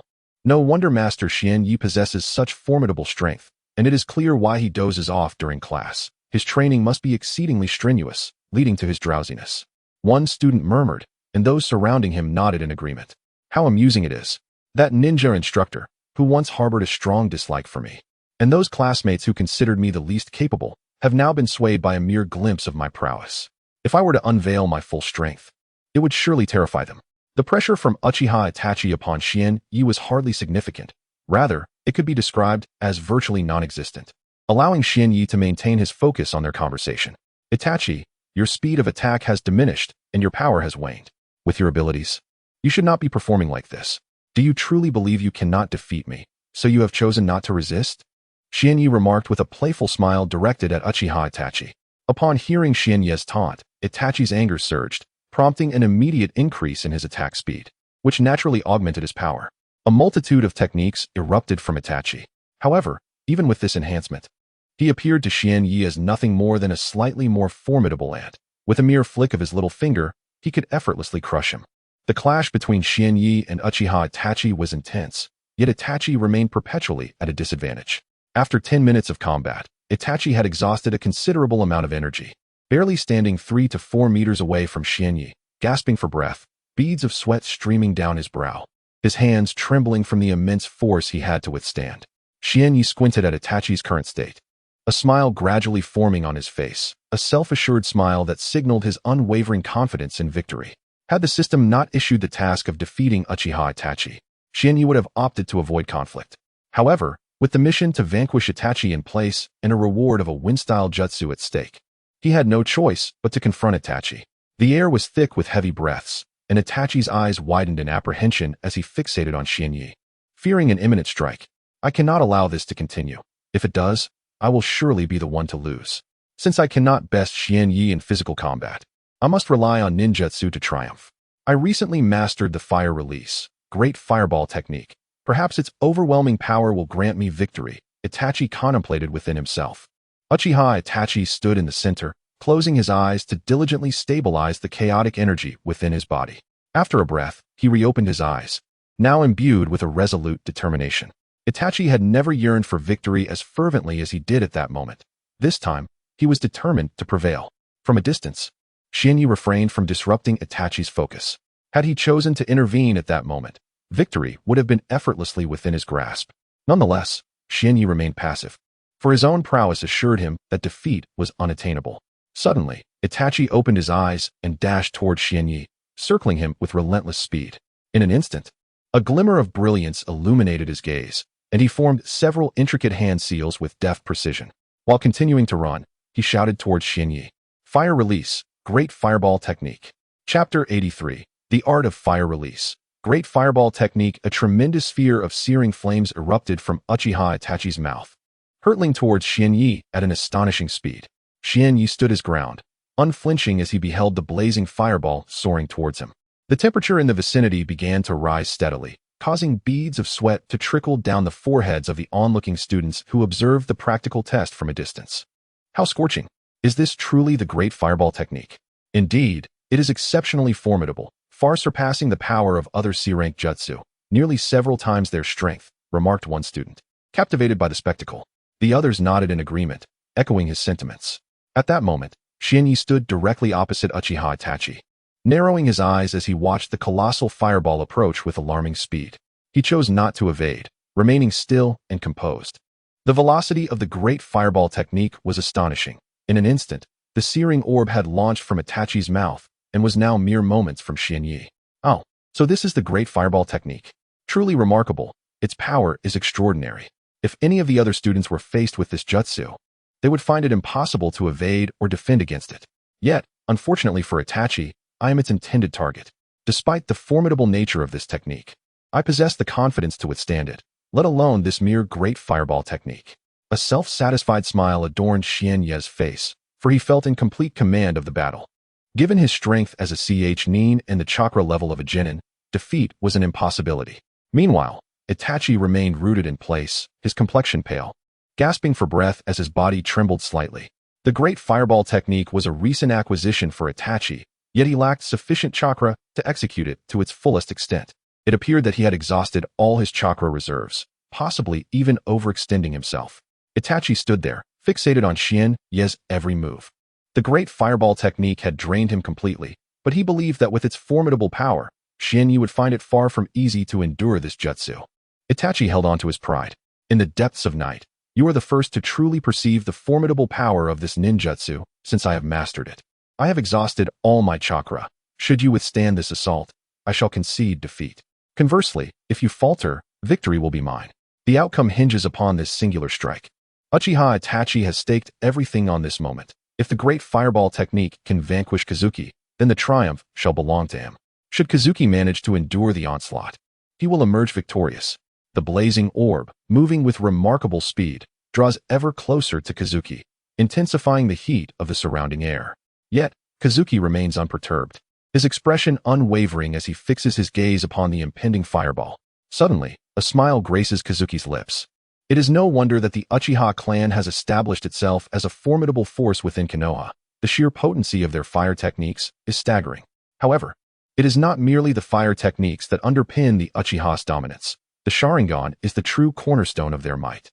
Uchiha Itachi, still yet to awaken the formidable powers of his clan's bloodline limit, remains unaware of the immense pressure he may soon face. Kazuki's motivation for this battle is solely to secure the rewards from the system for defeating Uchiha Itachi. As the Great Fireball Technique closes in, mere centimeters separate it from Kazuki. A wave of intense fire chakra emanates from the fireball, a scorching presence imbued with tremendous destructive potential, showcasing the technique's true power. Yet, Kazuki exhibits no sign of panic as the fireball approaches. Instead, he calmly raises a hand, channeling a substantial amount of chakra into it. The chakra envelopes his outstretched hand, forming a palpable membrane. Although it is but a thin layer, this chakra shield instills a sense of pressure in Uchiha Itachi, who stands opposite Kazuki. Upon witnessing the chakra membrane, a look of grave concern crosses Itachi's face, his expression hardening. How can this be? How is it possible that such a thin layer of chakra could exert considerable pressure upon me? Has Kazuki's chakra surpassed my own? Unbeknownst to Itachi, Kazuki remains oblivious to his opponent's unease. His sole focus is on the powerful fireball, aware of its formidable nature. However, being a technique frequently depicted in anime, Kazuki is eager to test its true strength and gauge his capabilities, to ascertain whether his own ninjutsu is indeed potent or otherwise. Gradually, the membrane in Xuanya's hand began to morph, transforming from an irregular shape into a golden, bell-shaped film. An unfamiliar aura emanated from Xuanya's grasp. An ancient, mysterious, and powerful force manifested within that delicate hand, originating from the golden bell-shaped membrane, which seemed to faintly resonate with a presence akin to Buddhist or Taoist essence. What was it that stirred a sudden wave of unease within me upon the mere sight of that object, accompanied by a peculiar sensation reminiscent of a primordial essence? Upon witnessing the golden bell-shaped chakra in Xuanya's hand, Itachi Uchiha was suddenly overcome with a desire to distance himself from it. The thoughts of the classmates present mirrored Itachi's sentiments closely, as did those of the ninja instructor on site. However, due to the instructor's proficiency at the genin level, the impulse to retreat was significantly less intense than that of the others. Chapter 84. The battle concludes. The formidable fireball conjured by the fire release. Great fireball technique was on the verge of colliding with Xuanya's body. However, Xuanya had already raised a hand, from which a golden, bell-shaped chakra emanated and detached. In an instant, the golden chakra collided with the enormous fireball. The sound of their tremendous forces meeting produced a piercing noise that resonated through the air, prompting the onlookers to cover their ears. Even the ninja instructor, upon hearing the deafening crash, hastily used chakra to shield his ears. The thunderous sound lasted but a moment before fading into the vast expanse. What could have caused such a cacophony? Could it be that Xuanya had unleashed a ninjutsu? The instructor, with this thought racing through his mind, hurriedly turned his gaze toward the combat testing site. The area was engulfed in dust from the clash of the two powerful forces, obscuring the outcome of the confrontation. Gradually, as gravity pulled the dust back to the ground, the scene became clearer. The once massive and blazing fireball had vanished, leaving behind a small golden bell suspended in the air. Despite its diminutive size, none dared to underestimate it, for this little bell had subdued the seemingly formidable fireball. Seeing that the fireball had been contained by his golden bell, Xuanya chose to dispel it. Suddenly, the bell transformed into a surge of chakra and flowed back into Xuanya's body. He had not anticipated the strength of this ninjutsu. The golden bell barrier. During his recent training on the outskirts of Konohagakure, his mastery of this technique had significantly improved, allowing him to recall various nuances and strategies associated with its use. The act of converting chakra into the bell and launching it was one of the newfound techniques he had developed in his mind. Across from Xuanya, Uchiha Itachi bore a bittersweet expression, feeling a deep sense of discomfort. Ever since his birth, he had been heralded as a prodigy among the younger generation, with few capable of surpassing him. Yet now, in this grassy arena of the Ninja Academy, during this practical assessment, he was experiencing the bitter taste of defeat at the hands of a peer for the first time in his life. It was genuinely disheartening. He couldn't fathom why his eyes felt so uncomfortable and gritty. If Itachi were to gaze upon his own reflection now, he would surely notice the occasional flicker of vibrant red within his eyes. Uchiha Itachi lowered his head and slowly approached Xianyi, his steps deliberate and unhurried, yet devoid of any sense of annoyance to those around him. The distance between Itachi and Xianyi was not considerable, so it took only a few steps for him to stand directly before Xianyi. I. Uchiha Itachi suddenly found himself at a loss for words. Having long been recognized as a prodigy in the Hidden Leaf Village, he was now confronted with an unexpected defeat, a reality he struggled to accept. Yet, acceptance mattered little. The outcome had solidified into fact and would not alter. Breathing deeply, Uchiha Itachi closed his eyes, striving to steady his breath until it gradually returned to a state of calm. You have won, Xianyi. In this confrontation, I have conceded. His voice was low and somber, reflecting the profound impact this battle's outcome had inflicted upon him. However, Xianyi's attention was momentarily elsewhere, only to be drawn back by Itachi's words. I apologize. I was lost in thought and did not notice your approach, Xianyi replied, a hint of remorse gracing his features. It's quite all right. Xianyi, you truly possess remarkable strength, far surpassing my own. Yet, even acknowledging your superiority, I am not disheartened. I shall strive even harder to enhance my abilities and, ultimately, surpass you. At this moment, Itachi's spirit had been revitalized, a resolute expression illuminating his face. Haha, I understand. Do endeavor to elevate your prowess. I have faith in you. However, I believe you will find it challenging to surpass me, Xianyi remarked, confidence radiating from him. After all, he possessed a system designed primarily for the enhancement of strength, rendering any potential growth for Itachi over the course of a year or two rather futile. Xianyi held firm in his conviction that Itachi would never eclipse his power, a belief bolstered by the support of the system behind him. The future remains uncertain, Itachi retorted, a defiant expression crossing his face. Though Xianyi had triumphed in this encounter, both he and Uchiha Itachi found themselves with only each other as friends within the academy. Xianyi's lethargy during class had led to his isolation, while Itachi's reserved nature had similarly hindered his social connections. Eventually, the two shook hands in a gesture of camaraderie and stepped out of the circle formed by their peers. The evening had descended, the sun nearing its descent beyond the horizon. Observing the late hour, their ninja instructor gathered the class, delivering a few closing remarks before allowing them to disperse and return home, promising further training in the arena the following day. Once dismissed, Xianyi retrieved the system's prompt he had neglected to check amidst the earlier distractions. Ding dong, congratulations to the host for completing the task of defeating Uchiha Itachi. Ding dong, congratulations to the host for receiving the task reward, the Wind Attribute Ninjutsu, Half Moon Slash. Haha, I have successfully acquired the Half Moon Slash. It truly was not an easy endeavor to accomplish this task set by the system. Although Xianyi thinks this way, the process was actually quite simple. It merely required channeling some chakra according to the operational route of the ninjutsu known as the Golden Bell Shield, utilizing this technique to ultimately defeat Uchiha Itachi. Xianyi then called up the basic information of the Wind Attribute Ninjutsu, Half Moon Slash. Ninjutsu, Half Moon Slash Attribute, Wind Level, a Power, Strong. This is an unseal ninjutsu. By using chakra according to the operational route of the Half Moon Slash, a wind attribute chakra slash resembling a crescent moon will manifest, possessing formidable cutting abilities. Though it demands a significant amount of chakra, within the basic information of the Wind Attribute Ninjutsu, Half Moon Slash, Xianyi discovered that its level is A. Ninjutsu of level A is generally quite rare, and this particular technique is also an unseal ninjutsu. A-grade unseal ninjutsu is exceedingly uncommon. Apart from knowing that the Rasengan is also an A-grade unseal ninjutsu, Xianyi was unaware of any other A-grade unseal ninjutsu. Chapter 85. Wind Release, Half Moon Slash. What a remarkable windfall this is. I merely completed a trifling task, defeating Uchiha Itachi, and the system has generously rewarded me with an A-rank ninjutsu devoid of hand seals. Although Xianyi's expression remained unchanged, an elation brewed within him. It was now the end of the school day, and the ninja instructor had dismissed the students, allowing them to return home one by one. At this moment, Xianyi had already departed from the ninja academy. Naturally, the first choice upon leaving the academy would be to return home. However, Xianyi had no intention of doing so. Instead, he hurriedly made his way to a secluded training ground seldom frequented by others, eager to test the potency of the newly acquired wind-based technique, Half Moon Slash. This training ground, located on the outskirts of the Hidden Leaf Village, was virtually deserted, providing an ideal setting for Xianyi to experiment without revealing his true capabilities in front of anyone. As Xianyi entered the training area, he found it utterly devoid of occupants.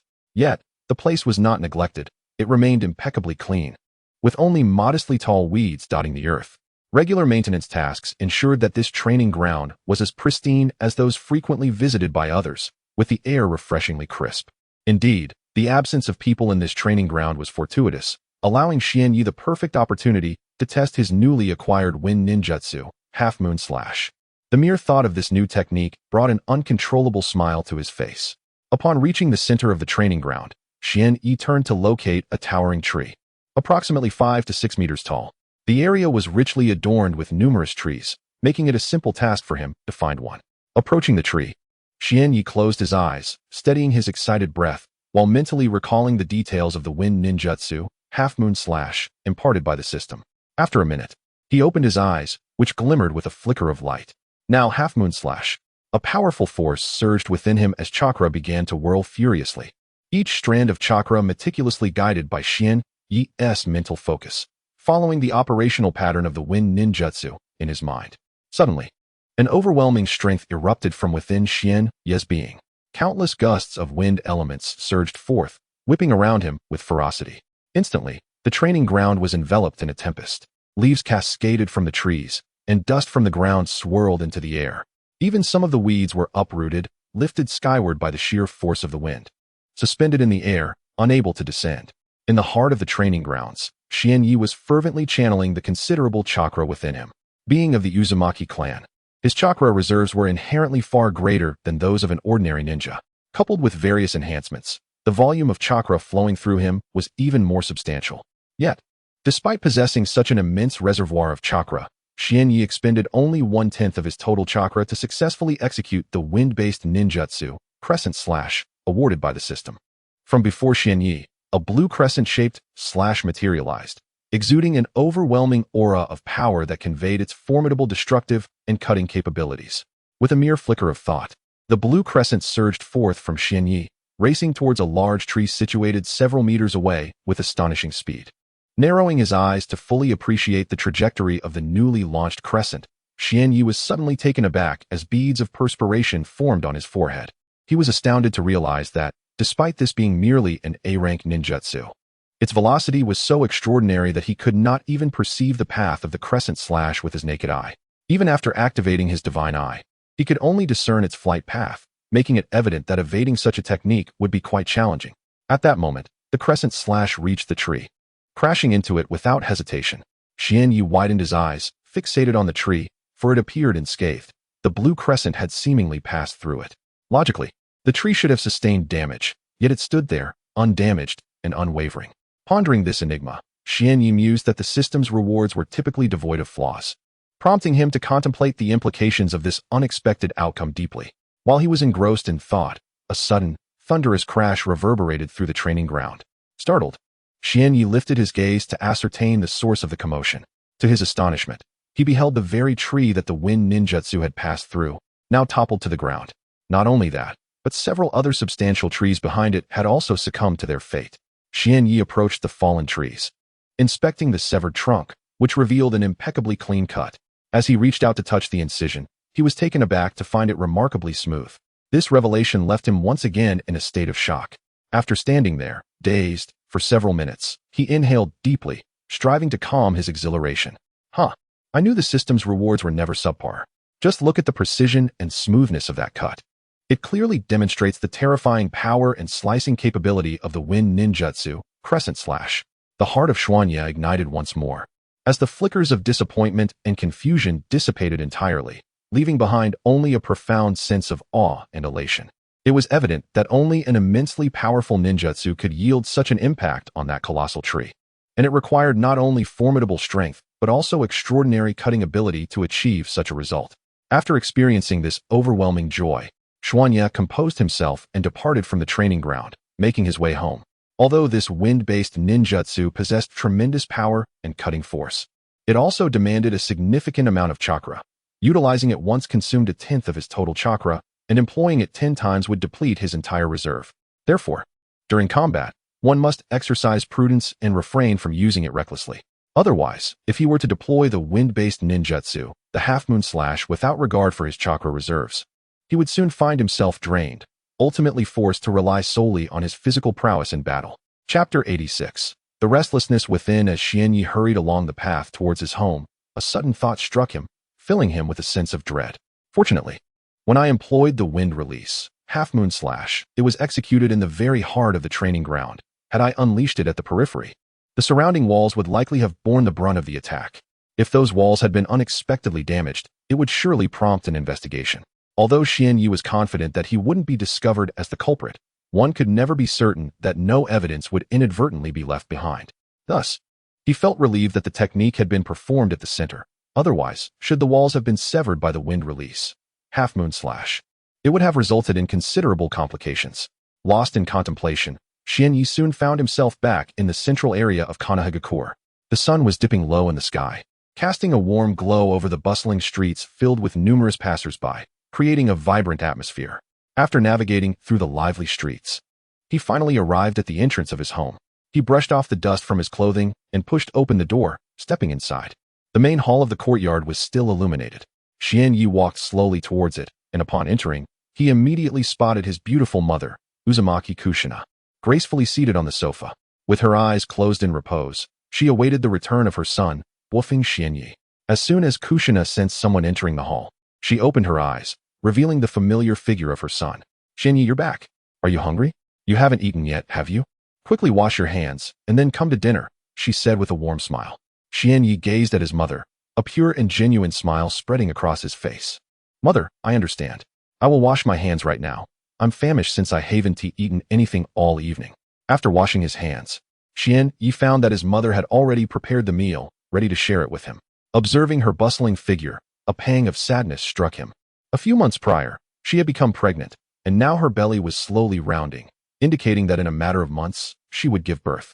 However, Xianyi did not wish for that day to arrive, for once his mother bore Uzumaki Naruto, the nine-tails sealed within her would be unleashed, plunging Konohagakure into chaos. In that turmoil, both of his parents would likely perish in the ensuing battle with the nine-tails, leaving him once again an orphan, devoid of parental love and support. In truth, while on Earth, Xuanya was an orphan whose parents had passed away when he was very young. He grew up in an orphanage, devoid of the affection typically bestowed by parents. However, fate intervened, transporting Xuanya into the world of Naruto, where he experienced the love of parents he had never known. To have never felt such love might not have been a significant issue, but once one has savored its profound essence, the pain of losing it again is undoubtedly immense. Seated at the dining table, Xuanya shook his head heavily, attempting to dispel the thoughts swirling in his mind, yet with little success. He resolved to cease pondering such matters. If his mother were to see the sorrow etched upon his face, it would surely trouble her heart. With this in mind, Xuanya forced a faint smile onto his lips. However, this strained smile was not lost on his mother, Uzumaki Kushina. For having lived on Earth, he had honed his acting skills in the face of life's hardships, and he was confident that a mere smile would elude her perception. Throughout the meal, neither Xuanya nor Uzumaki Kushina uttered a word. After finishing their meal, Xuanya addressed his mother, saying, "Mother, please do not wait for me in the hall at night anymore. I will return right after school."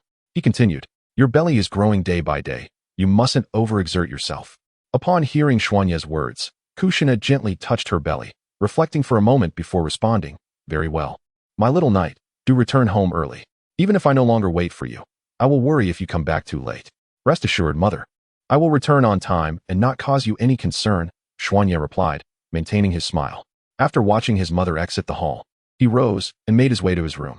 Ascending the stairs, he returned to his warm and comfortable sanctuary, washed up in the bathroom, and then lay down on his bed. As he closed his eyes, he contemplated the events of the day and the trials yet to come. It would not be long before the Hidden Leaf Village faced the chaos of the Nine-Tails Rampage, a calamity that would claim the lives of his parents. The catalyst for this turmoil would be his mother giving birth to Uzumaki Naruto, which would leave her in a state of extreme weakness, ultimately resulting in the Nine-Tails being released. Subsequently, his father, in a bid to protect the village, would perish alongside his mother, while his newly born brother would be sealed within the Nine-Tails, destined to endure a life of scorn from the villagers. The thought sent Xuanya's mind into disarray, leaving him with a profound discomfort, as if a weight were pressing heavily upon his chest. In the depths of the night, Xuanya pondered the possibility of altering his circumstances. Yet, how could one enact change? Was it feasible to rely solely on his meager strength, characterized by a mere genin-level chakra and chunin-level physical prowess? With such limited abilities, it seemed that any attempt at transformation might result in his own demise.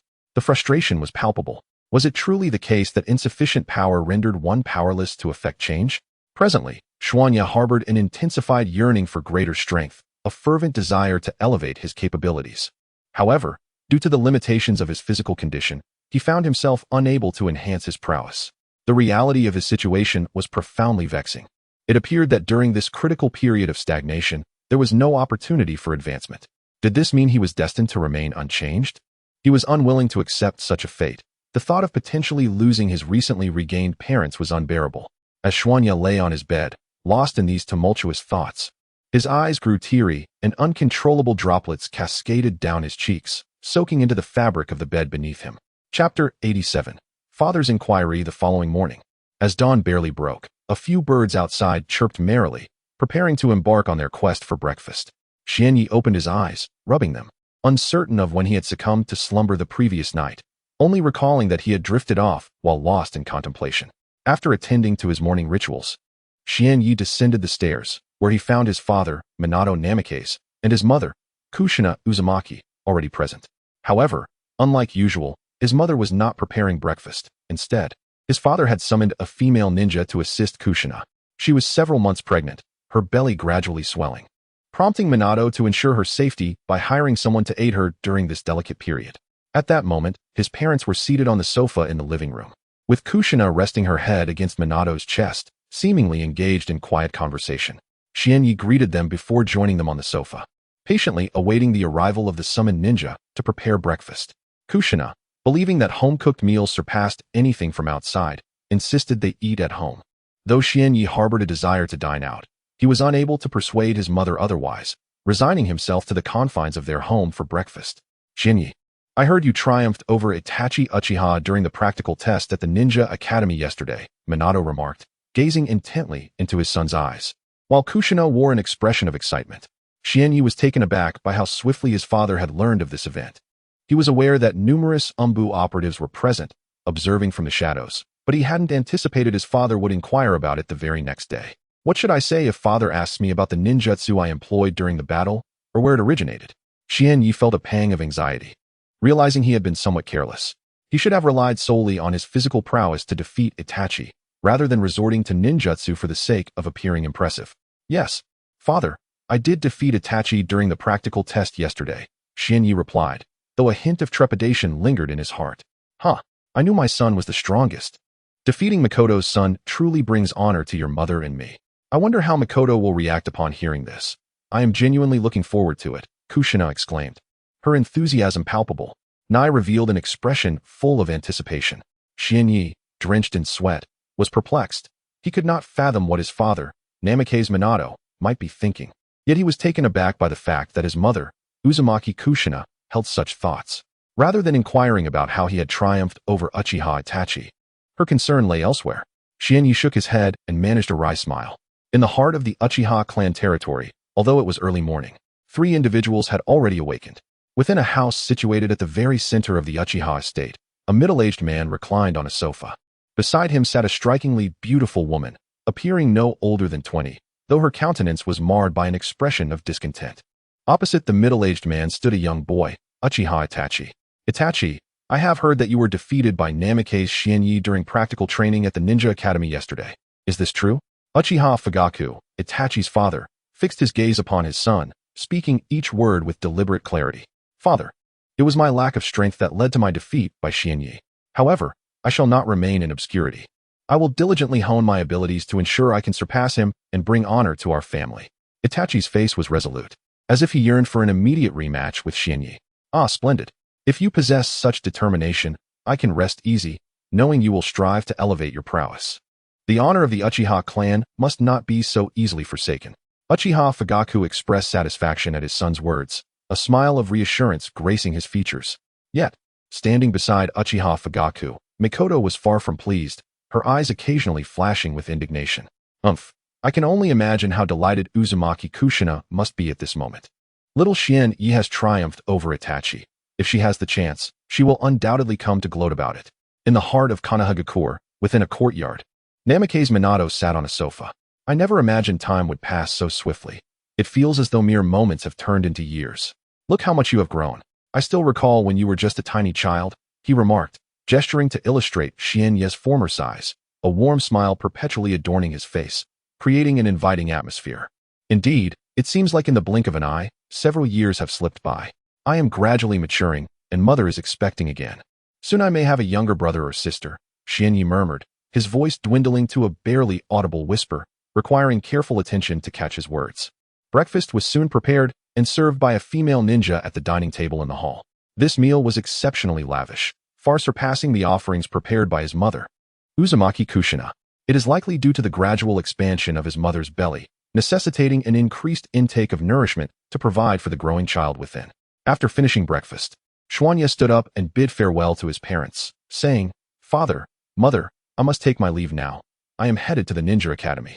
It would be unfortunate to arrive late. Departing from his home, he made his way to the streets of Konoha, walking along the empty lanes with his head slightly bowed.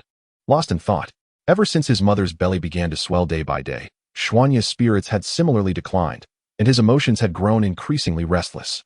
However, he concealed his turmoil from his parents, maintaining an appearance of nonchalance at home. The distance from his residence to the Ninja Academy was not far. A mere 10-minute walk would suffice, and if he were to jog, he could likely arrive in just a few minutes. Upon reaching the Ninja Academy, Xuanya proceeded to the training grounds of his class, finding solace beneath a large tree where he leaned against the trunk, closed his eyes, and entered a state of deep contemplation. Chapter 88. The battle with Itachi once more for reasons unknown. When at home, my father, Minato Namikaze, did not inquire about the ninjutsu I employed during the practical test. This bewildered Xuanya, as it was illogical to assume that his father was unaware of the fact that he had utilized techniques that were not native to Konoha. Yet, the absence of such a question left Xuanya puzzled. Could it be that his father refrained from asking to spare him any discomfort? This notion began to take root in Xuanya's mind, gaining a firm foothold in his thoughts. Indeed, it must be the case. Father likely wished to avoid putting me in a difficult position, especially since this particular ninjutsu had been acquired from the system. How could he possibly explain its origin? The prospect of revealing to his father that the technique was obtained from the system seemed implausible, as Minato would have no understanding of what that entailed. Even if he attempted to elucidate, it was likely that his father would dismiss his claims as mere fabrications.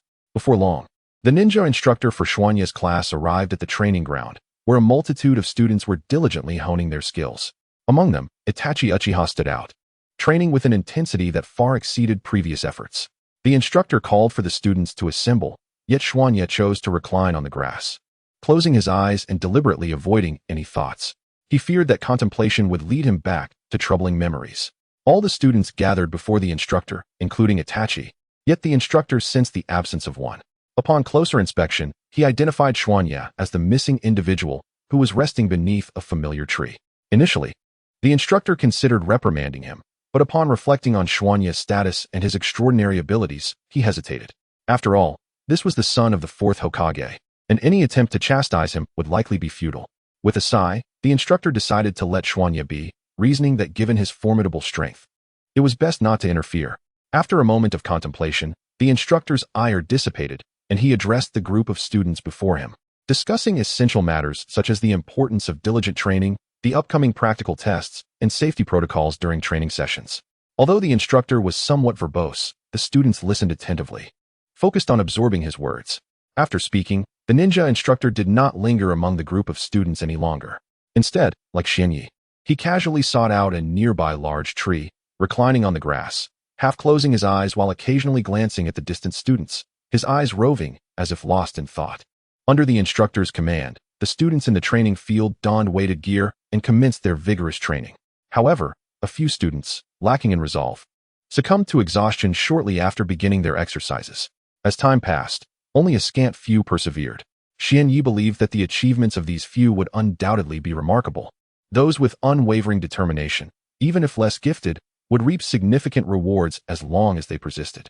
As the minutes ticked away, Xuanyi merely consumed a light meal at noon before once again reclining on the grass, relishing the gentle breezes that occasionally swept by, gradually alleviating his previously restless emotions. Soon, evening approached, signaling the impending end of the school day at the Ninja Academy. Xuanyi had intended to linger a bit longer before heading home when, unexpectedly, Uchiha Itachi approached from a distance. With an impassive expression, Uchiha Itachi regarded Xuanyi and spoke. "Xuanyi, let us engage in battle once more. I wish to ascertain the extent of our disparity." Raising his head to meet Itachi's gaze, Xuanyi stood up and replied, "I have no objections. Since you wish to fight, let us proceed." After reaching an agreement, the two sought out a more open area to commence their second bout.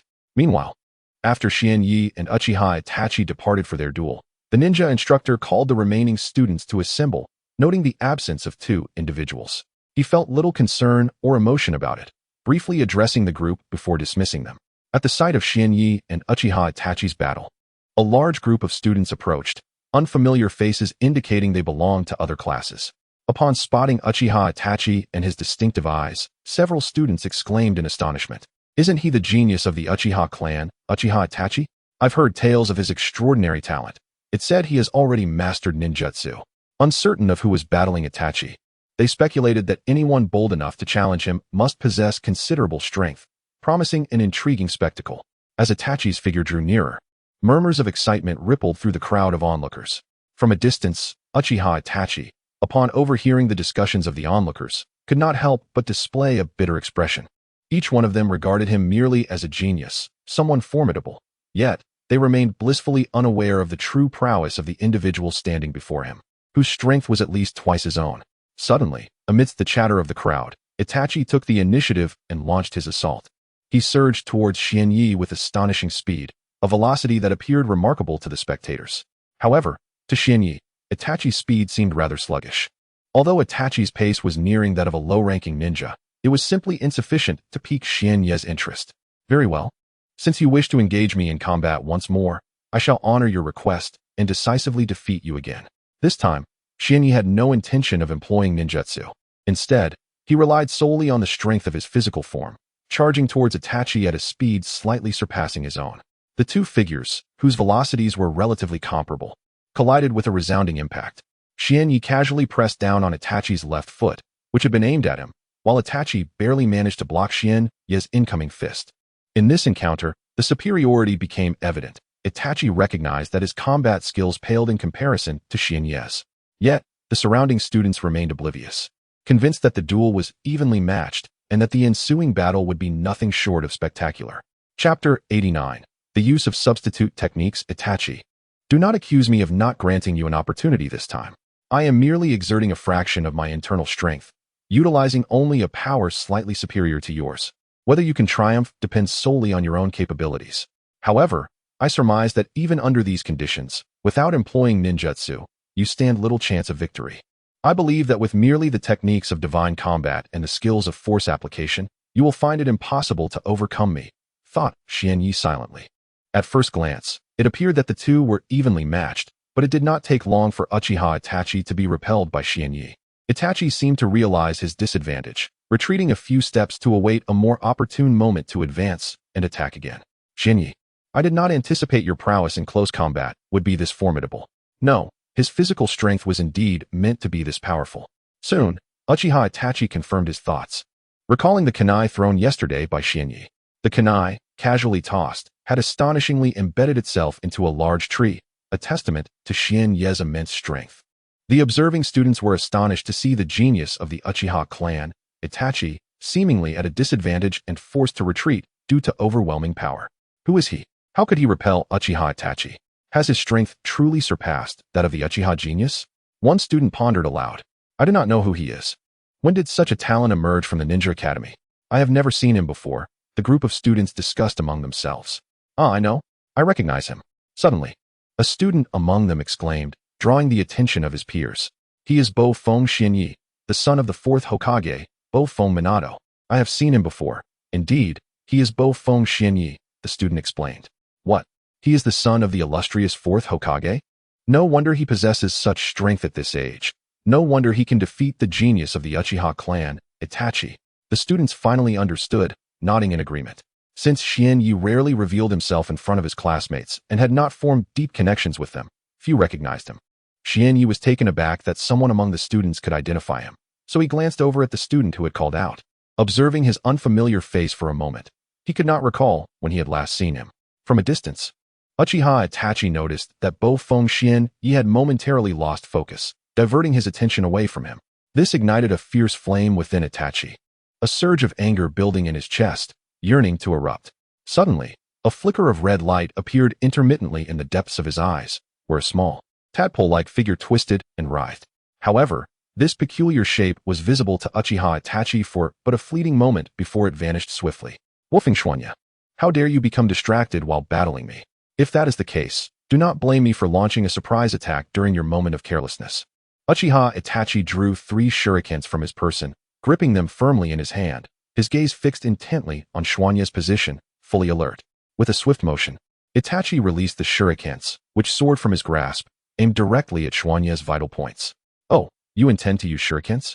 However, it seems futile, Xuanya remarked, a slight smile gracing his lips. Such impressive shurikens, their speed is astonishing. At this moment, several ninja instructors among the onlookers gasped in astonishment at the shurikens Itachi had thrown, recognizing the remarkable skill and power behind his throws, coupled with their high precision. Truly a genius of the Uchiha clan, he is indeed extraordinary. Yet, the fourth Hokage's son does not appear weak either. His nonchalant demeanor in the face of those swiftly approaching shurikens suggests he possesses confidence in evading them effortlessly. Wolfing Xuanya's movements mirrored the thoughts of the instructors. He merely shifted his body slightly, evading the incoming shurikens with an oddly graceful posture. The The sound of metal clinking against the ground echoed as the shurikens struck the earth. Itachi, initially confident that his shurikens would strike Shuanya, was taken aback by how effortlessly the latter had dodged them. After all, Itachi was no stranger to defeat, having been bested by Shuanya just the day before. Yet he quickly regained his composure and charged at Shuanya once more. Shuanya remained rooted in place, adopting a defensive stance as Itachi rushed towards him. Soon, Itachi was upon him, shouting, "Konoha Whirlwind." In an instant, he lowered his upper body, pressing his hand to the ground as his legs spun like a windmill. One foot aimed at Shuanya's waist while the other targeted his face. "Huh. You seem to have some skill," Shuanya observed, noting the swift and powerful moves of the lower-ranking ninja. Yet, Shuanya made no attempt to evade Itachi's kicks. Instead, he stood smiling, watching him. Suddenly, Itachi's eyes widened in shock as Shuanya, struck by the kick, transformed mid-air into a piece of wood. It is indeed a technique of substitution. Without a doubt, Xianyi has mastered the art of substitution in combat, truly deserving of the title of one who can defeat me. The substitution technique is a fundamental aspect of the three-body technique. Yet Uchiha Itachi has directed all his attention towards Xianyi, remaining oblivious to when Xianyi executed the substitution. Even Uchiha Itachi has yet to fully grasp the intricacies of this technique, as he has devoted all his time post-chakra refinement to mastering the Great Fireball technique, diligently enhancing his proficiency in it. Consequently, Uchiha Itachi has not yet acquired the fundamentals of the three-body technique. After all, he has only recently refined his chakra. And achieving proficiency in the Great Fireball technique is already a commendable feat despite Uchiha Itachi's remarkable talent, having learned the method of the Great Fireball technique by observing his father's initial attempt. The distinction between learning how to execute a technique and proficiently employing it in battle remains significant. Chapter 90. Eternal Goals. As soon as Uchiha Itachi realized his initial attempt had failed, he swiftly retreated several steps until he deemed it safe to halt his retreat. Recognizing that close combat could not prevail against Xianyi, he resolved to employ ninjutsu in battle. Having made some progress in his techniques the previous day, he was eager to see if he could defeat Xianyi through this method. Members of the Uchiha clan are known for their unwavering persistence, even in the face of failure. Itachi unleashed the fire release, Great Fireball technique, unleashing a torrent of flames from his mouth. The searing fire erupted forth, gathering in the air to form a massive, blazing fireball. The temperature in the vicinity rose dramatically, causing beads of sweat to form on the foreheads of the onlooking students, while the nearby ninja instructors displayed expressions of astonishment. The power of the fire release, Great Fireball technique, was astonishing, reaching the level of a lower-ranked ninja. Even some of the weaker, ordinary lower-ranked ninjas would struggle to wield such potent ninjutsu. The prodigious Uchiha Itachi, however, executed it with remarkable finesse. Xianyi could feel the intense heat radiating from the colossal fireball before him. Merely standing in its presence induced a slight sensation of burning, albeit minimal. In an instant, the massive fireball, propelled from Itachi's mouth, hurtled towards Xianyi at a breathtaking speed, rendering its trajectory nearly invisible to the other students. Nearby, the ninja instructors gasped in shock, their faces reflecting a grim realization. They had not anticipated that the genius of the Uchiha clan, Itachi, could unleash such formidable ninjutsu. The fire release was already known for its considerable power, and now, Itachi's fireball was twice as potent as the average version. Panic set in among the surrounding instructors as they contemplated intervening. Though they could easily counter the fire release, Great Fireball technique, time was no longer on their side. There was insufficient opportunity to rescue Xianyi. They could only hope he would evade the oncoming fireball, for a direct hit would undoubtedly inflict significant harm, leading to complications with the fourth Hokage. With a resigned sigh, the instructors fixed their gaze intently on Xianyi's position. In an explosive moment, the fireball descended from the sky, striking the ground where Xianyi had just stood. A tremendous blast of flames erupted, and the temperature surged violently in that instant. Standing at a distance, Uchiha Itachi gazed upon the exploding fireball, a vague sense of unease creeping into his heart, as if an imminent danger loomed over him. However, in the fleeting moment before the fireball descended, Xianyi had already departed from his original position, swiftly moving behind Uchiha Itachi. Grasping a kunai tightly in his hand, he aimed it at Itachi's unprotected neck. The kunai sliced through the air with a graceful arc, parting the atmosphere before it came to rest against Uchiha Itachi's throat. In an instant, Itachi felt a chilling sensation at his neck. Turning his head, he found Xianyi brandishing the kunai, poised to draw a crimson line across his skin, which would surely unleash a torrent of blood. "Itachi, you have lost again." Once more, Victory belongs to me, Xianyi declared, his countenance betraying no emotion. As if triumph were a mere expectation. Uchiha Itachi, with his hands at his sides, displayed a hint of resignation in his gaze, which quickly dissipated. Alas, another defeat. Is the chasm between Xianyi and me truly so vast? No, I shall surpass him. One day, I will conquer Xianyi. The surrounding ninja instructors stood in astonishment, bewildered by Xianyi's astonishing speed. Even they could not discern when he had maneuvered behind Uchiha Itachi, only realizing it when they beheld him poised with the kunai against Itachi's neck. Truly, he is worthy of being the son of the fourth Hokage. Xianyi has already attained such formidable strength. He is destined to surpass his father, the fourth Hokage Minato Namikaze, and lead our Hidden Leaf village to become the preeminent ninja village in the world, the instructors expressed, their eyes glimmering with anticipation and respect as they regarded Xianyi. Meanwhile, the students surrounding them erupted into animated chatter, their voices growing increasingly fervent. What on earth just happened? Why did I not see how young Master Xianyi maneuvered behind Uchiha Itachi? Is there something wrong with my vision? This is what a ninja battle should be like, full of passion and excitement. They exclaimed. Are they truly students like us? They seem ready to embrace the path of a ninja already. A cacophony of discussions erupted among the students, each one invigorated by the clash between Xianyi and Uchiha Itachi, as if they were on the verge of engaging in their own epic battles. The arena was filled with individuals astonished by Xianyi's prowess, marveling at his astonishing speed. Before their eyes could fully comprehend the spectacle, Xianyi had already darted behind Uchiha Itachi, drawing forth a kunai to deliver a final blow. Upon perceiving that Uchiha Itachi had come to terms with his fate, Xianyi retracted his hand, returning the kunai to the pocket of his attire. After securing it, he waved farewell to Uchiha Itachi and made his exit. As Uchiha Itachi watched Xianyi gradually recede into the distance, his diminishing silhouette sparked a resolute determination within him. Itachi resolved to regard Xianyi as his rival, a lifelong adversary, and to surpass him as his eternal ambition. After Xianyi departed, Itachi stood in contemplation for an extended period before a genuine smile graced his features. Xianyi, he thought, though my current strength pales in comparison to yours, and your prowess may far exceed mine at this moment, I shall never abandon my aspiration to surpass you. I will diligently strive to elevate myself until that day arrives. I am uncertain if that day will ever come. Yet you will forever remain my greatest opponent, my ultimate goal. I shall frequently challenge you. Unbeknownst to Xianyi, as he strolled homeward, he had unwittingly entangled himself in a considerable predicament. Due to Uchiha Itachi, he would find himself engaged in combat with him nearly every day. Chapter 91. The imminent birth of Naruto Uzumaki. Time passed leisurely and serenely, with no significant events occurring during this period.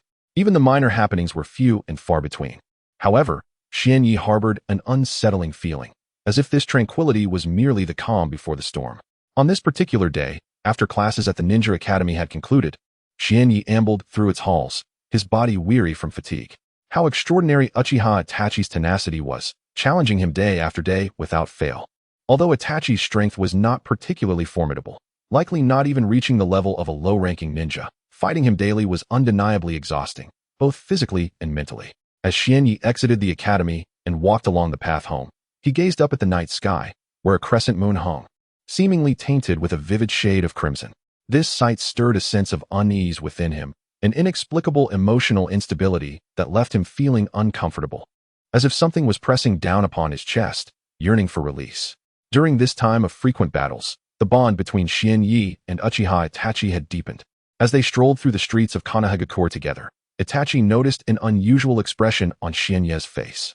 "Xianyi, what troubles you?" Itachi inquired, sensing his companion's restlessness. "It's nothing, just a sudden discomfort, likely due to fatigue. A bit of rest should suffice," Xianyi replied, forcing a smile to reassure Itachi. After walking for a while, satisfied that Xianyi was not in any dire straits, the two parted ways, each heading home. What was the matter with me? Why this sudden feeling of discomfort?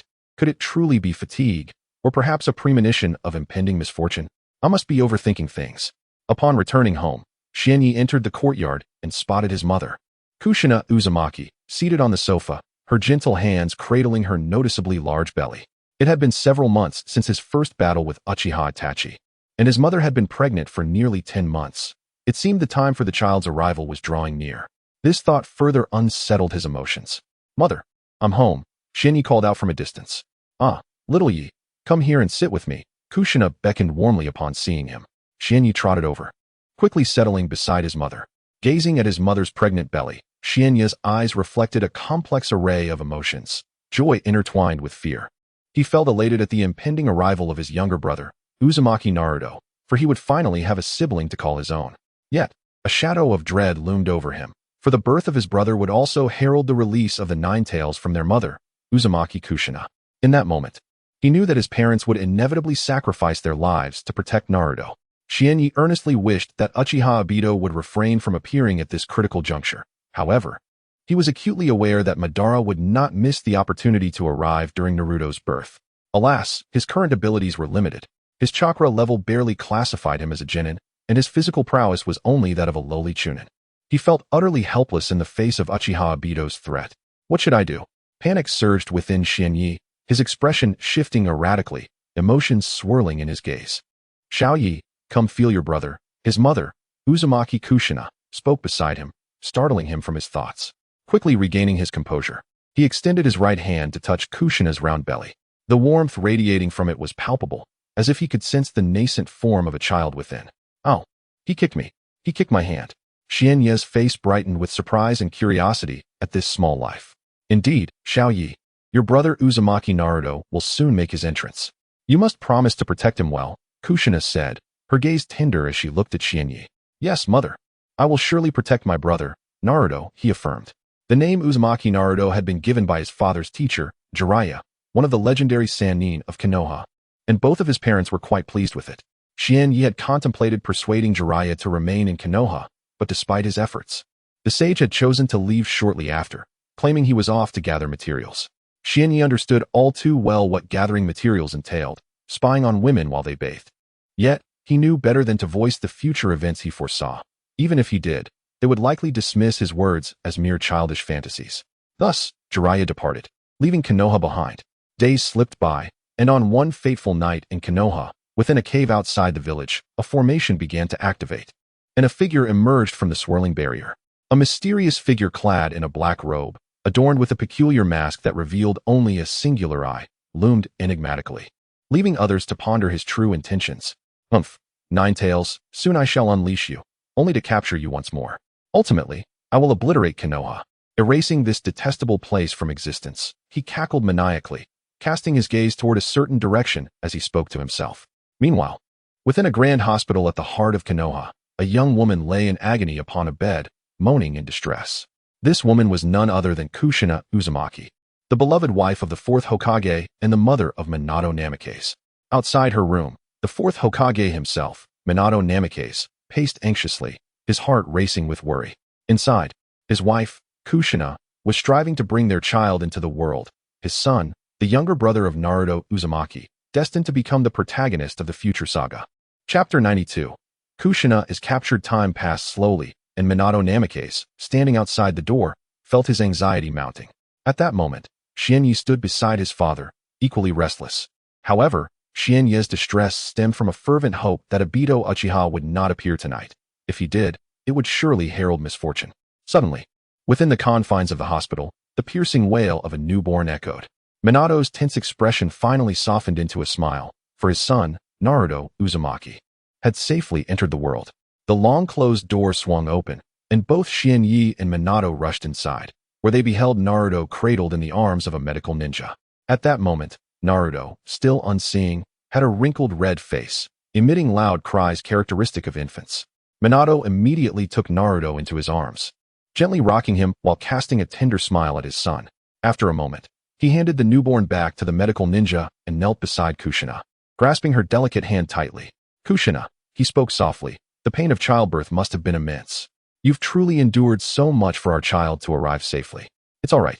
As long as Naruto is here, it signifies the blossoming of our love. Kushina lay weakly on the bed, sweat glistening on her cherubic face, her expression of pain gradually transforming into a blissful smile. Yet Xianyi, standing beside his mother, bore a somber countenance. He understood that his mother, being a Jinchuriki, had to expend chakra to maintain the seal of the Nine Tails during childbirth, exhausting her strength. After enduring prolonged agony, Kushina had finally given birth to Naruto, leaving her utterly drained, scarcely able to lift a hand. Contrasting with the joyous expressions of his parents, Xianye's face was etched with a deep seriousness, his eyes vigilant, wary of an unexpected intrusion. Indeed, Xianye's intuition proved correct. The events of the Naruto universe had not shifted simply because he had traversed into this world. Within the room, the atmosphere suddenly grew unstable as a mysterious figure clad in a black cloak and masked visage emerged beside Kushina. With a shriek from the medical ninjas nearby, the cloaked man seized the newborn Naruto. What is happening? Who are you? Why have you suddenly appeared here? Return Naruto to me at once. Minato's expression darkened, his previously gentle demeanor transforming into one of lethal intensity. However, upon witnessing the enigmatic figure clad in black, Namikaze Minato discerned no intention of returning Naruto and immediately engaged in combat with the mysterious man. After a brief exchange of blows, the black-clad individual wielded the newly born Naruto as leverage, compelling Minato to restrain his full power, fearful of inadvertently harming his son. Yet, the true objective of the robed man was not Naruto, but rather the frail Kushina Uzumaki, who lay helplessly in bed. Seizing an opportune moment amidst their skirmish, he managed to abduct Kushina, leaving the young High Enya standing in place, his emotions shifting tumultuously. As he observed his father battling the cloaked figure, he realized his vision could not keep pace with their movements. He was utterly incapable of intervening. Frustration welled within High Enya, his hands gradually forming into fists, the nails digging painfully into his tender flesh, blood trickling down from his injured hands. His mother, Kushina Uzumaki, had been taken away without so much as a chance to resist. Was his strength truly so insignificant that he could not even muster the power to halt such a tragedy? In that moment, High Enya profoundly felt the weight of his inadequacy, unable to protect his own mother from the grasp of the mysterious figure. His father, in pursuit of the robed man, dashed out with such swiftness that it took High Enya a moment to process the scene before him. How pitiful that my strength as a genin is so limited, he mused. He had once believed attaining the physical prowess of a genin was commendable, yet now he perceived his naivety, an insular perspective that led to arrogance. In a world teeming with formidable individuals, he realized that his current abilities rendered him scarcely more than an inconsequential entity. A bitter smile crept across his face, a deep-seated sorrow that he could not dispel. Would his parents meet the same fate as in the original narrative? Was there truly no possibility for change? No way to alter the predetermined outcome? High Enya's eyes were devoid of light, resembling one who had suffered profound grief. No, he resolved, I must follow. Even if my strength is woefully inadequate, I shall pursue, striving to witness if any unforeseen events akin to those in the original tale might unfold. Even if I cannot effect change, the act of attempting will spare me from regret. Gradually, determination flickered in High Enya's gaze as he shifted his focus toward the distant path taken by the mysterious man in black, propelling himself forward at the utmost speed he could muster. The night in Konoha remained vibrant, with numerous villagers and ninjas traversing the lively streets. On a certain street in Konoha, the fabric of space suddenly began to destabilize, leading to a swirling distortion.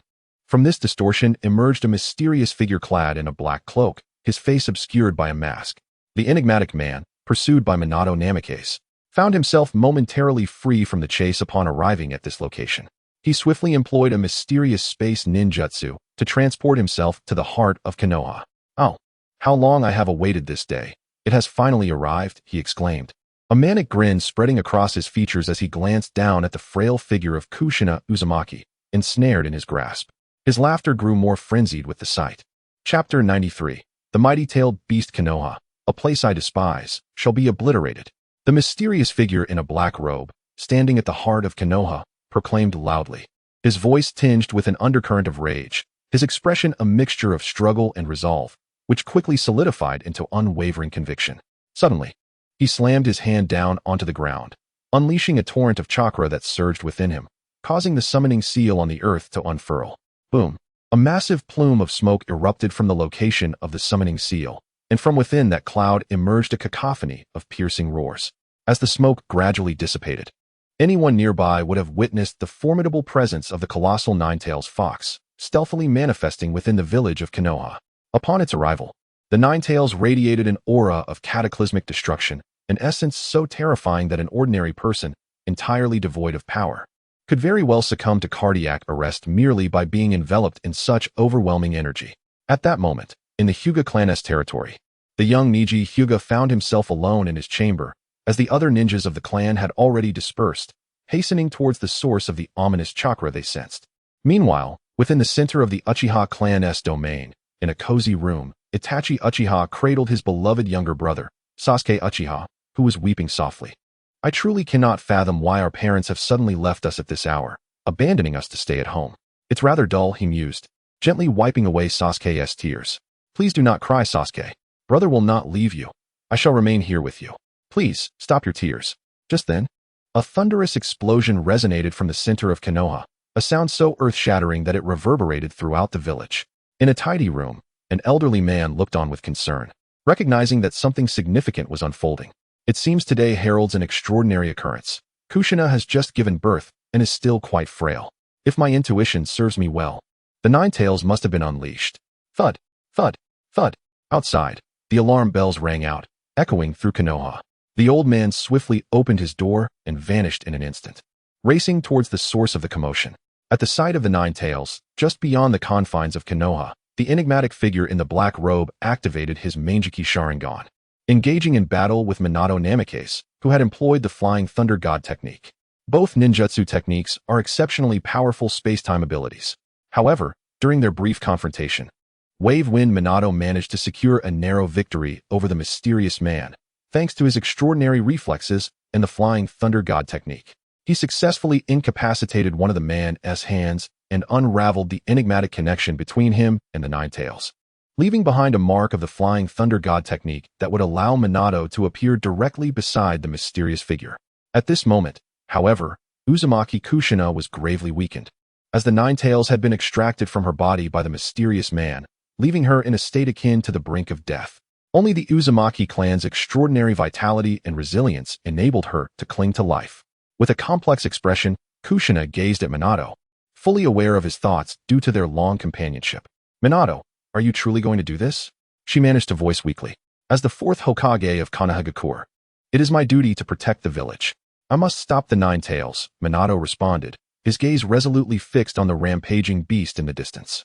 A look of reluctance etched upon his face. At this juncture, the younger generation of ninjas, including Kakashi, Might Guy, and Yuhi Kurenai, finally arrived at the battlefield. Upon witnessing the chaos wrought by the Nine Tails, they rushed towards its location, only to be intercepted by the Umbu. Why? They inquired, to which the Umbu replied, You are not to participate in this battle. Remain here. It is the third Hokage's command. But so many ninjas are fighting with all their might. Are we really to do nothing? An impatient Might Guy exclaimed, longing to join the fray. No, you cannot advance. This is the third Hokage's order. Do you wish to defy it? The Umbu retorted sternly.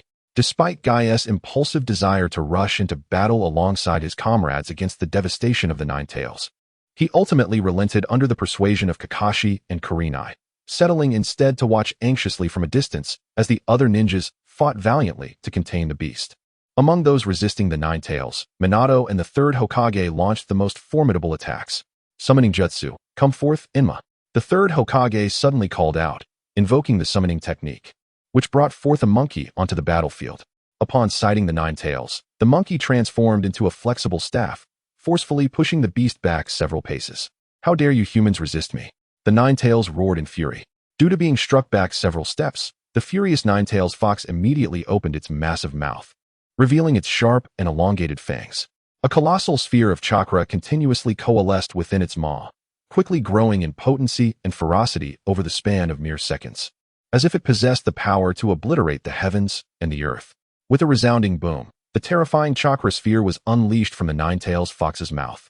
From a distance, both Minato Namikaze and the third Hokage, Hiruzen Sarutobi, widened their eyes in alarm, urgently exclaiming, This is disastrous. It's the tailed beast, and it's targeting the Hidden Leaf Village. The beleaguered shinobi, engaged in fierce combat, were seized by panic upon witnessing the Nine Tails launching a devastating tailed beast bomb, leaving them at a loss for how to respond. Chapter 94. The Battle with the Nine Tails. This is a creature of immense power. A single strike could effortlessly devastate vast expanses of Konoha's land, leading to catastrophic losses for the village.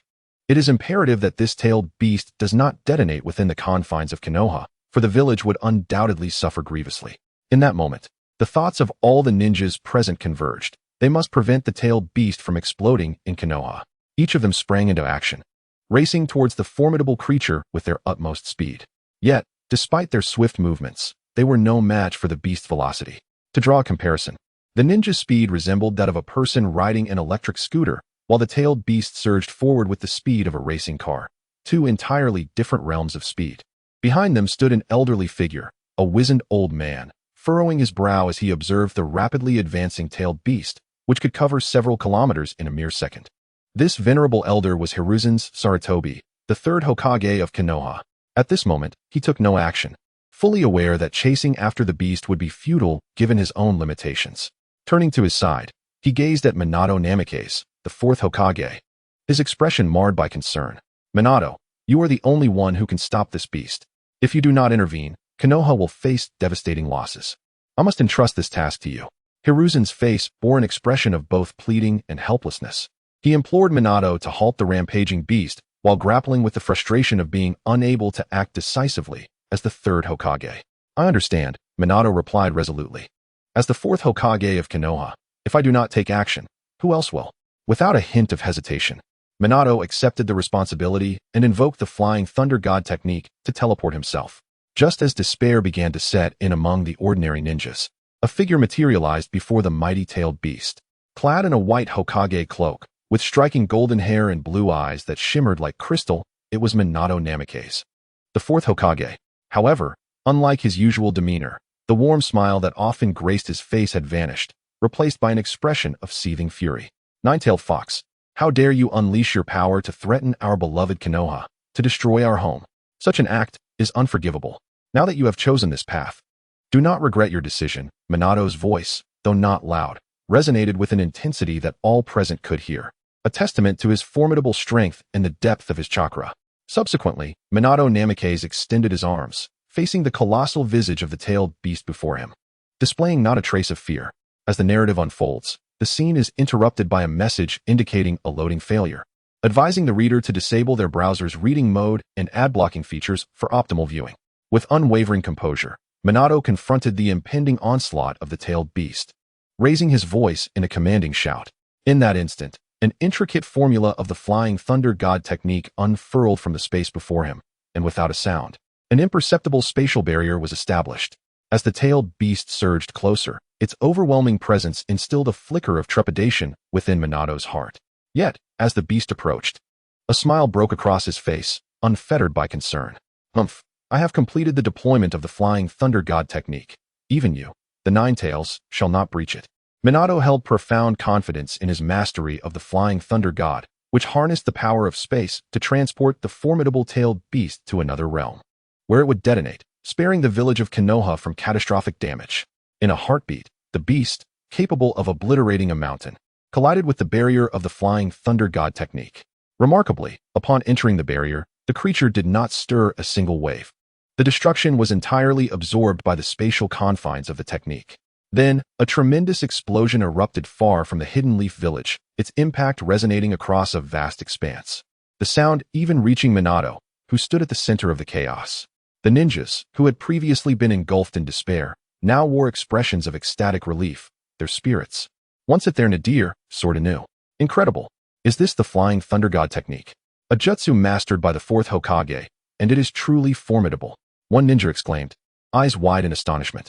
Indeed, I feared the Hidden Leaf village would be razed by that monstrous beast, yet the fourth Hokage has thwarted such a cataclysm. Truly remarkable. In that moment, as Minato Namikaze stood at the heart of the Hidden Leaf village, he radiated a golden aura, leaving an indelible impression upon the hearts of all those present. Subsequently, a fierce battle unfolded between Minato Namikaze, the fourth Hokage, and the third Hokage, accompanied by numerous ordinary ninjas against the formidable Nine-Tails Fox. Countless jutsu erupted from the ranks of the ninjas, each striking the Nine-Tails Fox. However, these techniques inflicted minimal harm, merely causing the beast to momentarily pause its onslaught. Among the multitude of ninjas, it was the combined might of the third Hokage, Hiruzen Sarutobi, and the fourth Hokage, Minato Namikaze, that proved most formidable. Together, alongside a cadre of elite and mid-tier ninjas, they managed to hold their ground in the battle. Yet, as time progressed, the chakra within the ninjas began to wane, gradually depleting until it was entirely exhausted. Ultimately, only the third Hokage, Hiruzen Sarutobi, and the fourth Hokage, Minato Namikaze, remained in the fray, while the other elite and mid-tier ninjas had largely succumbed to fatigue, their chakra reserves completely spent. Chapter 95. The Nine Tails under control. The battle had persisted for an hour, and at this juncture, the third Hokage, Yuan Fei Riri, and the fourth Hokage, Minato Namikaze, found their chakra reserves dwindling. Continuing the fight would likely yield only one outcome: defeat. Damn, must I truly resort to that? Minato's gaze flickered, his heart engulfed in hesitation. However, as his eyes returned to the Nine Tails, that flicker of uncertainty vanished, and his resolve solidified. Though the Nine Tails appeared somewhat disheveled, both Minato and Yuan Fei Riri were acutely aware that its chakra remained virtually untapped. As a part of this world's chakra source, the Nine Tails possessed an inexhaustible reservoir of chakra, rendering Konoha's prospects bleak in a prolonged confrontation. This cannot continue. If it does, even if I employ that technique, success is uncertain.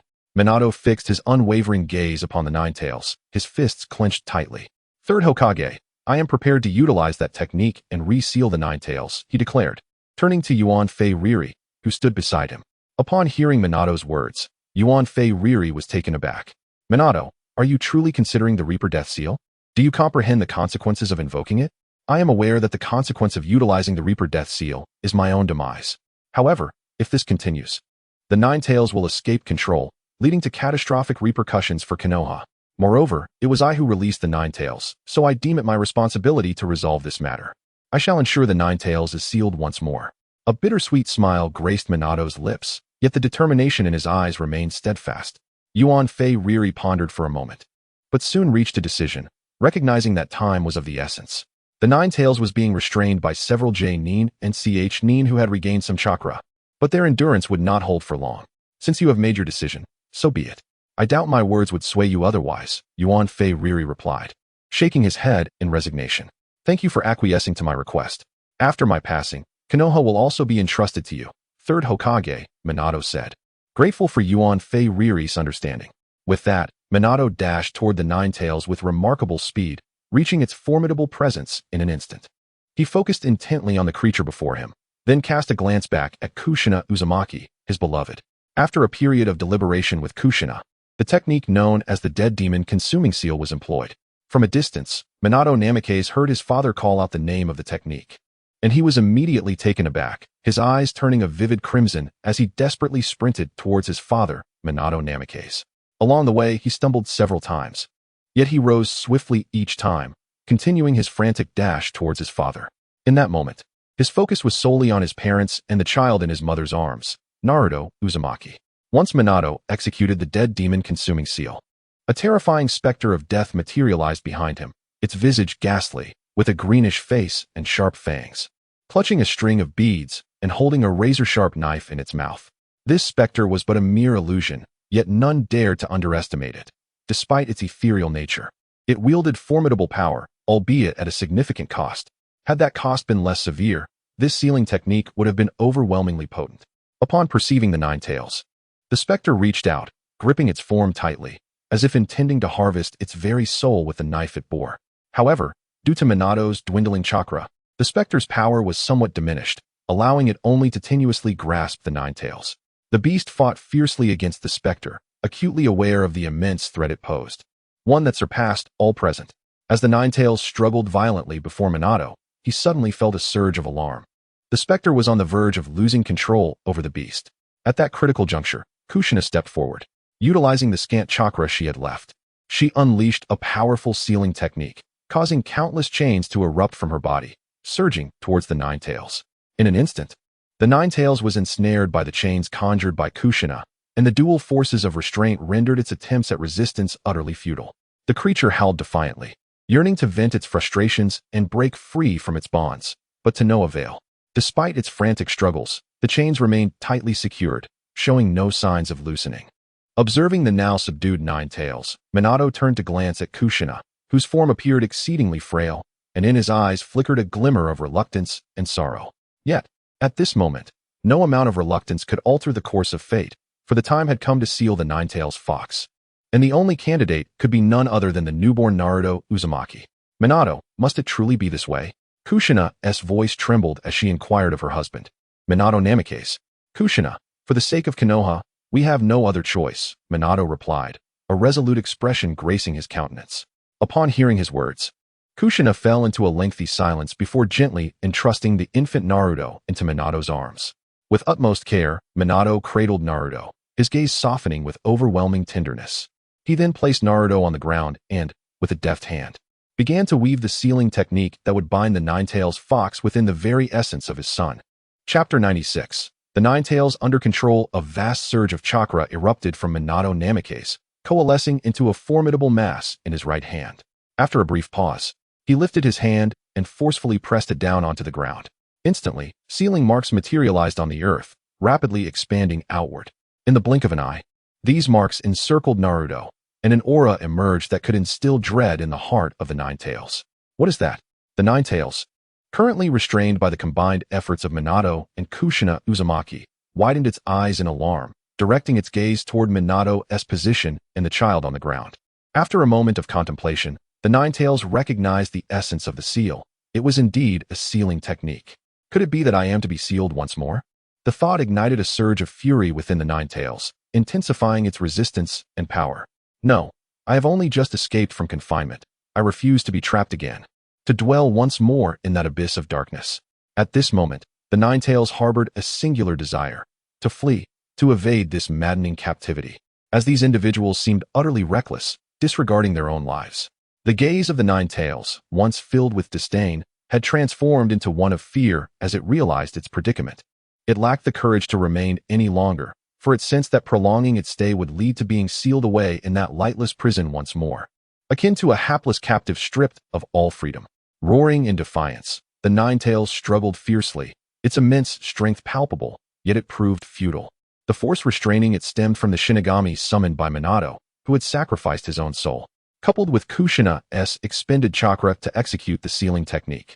Even the Nine-Tails' formidable power found itself challenged under the weight of this dual confinement. Nonetheless, being one of the sources of chakra, the Nine-Tails found that after a period of struggle, the bonds of control had begun to loosen. If sealing did not commence now, trouble would surely ensue.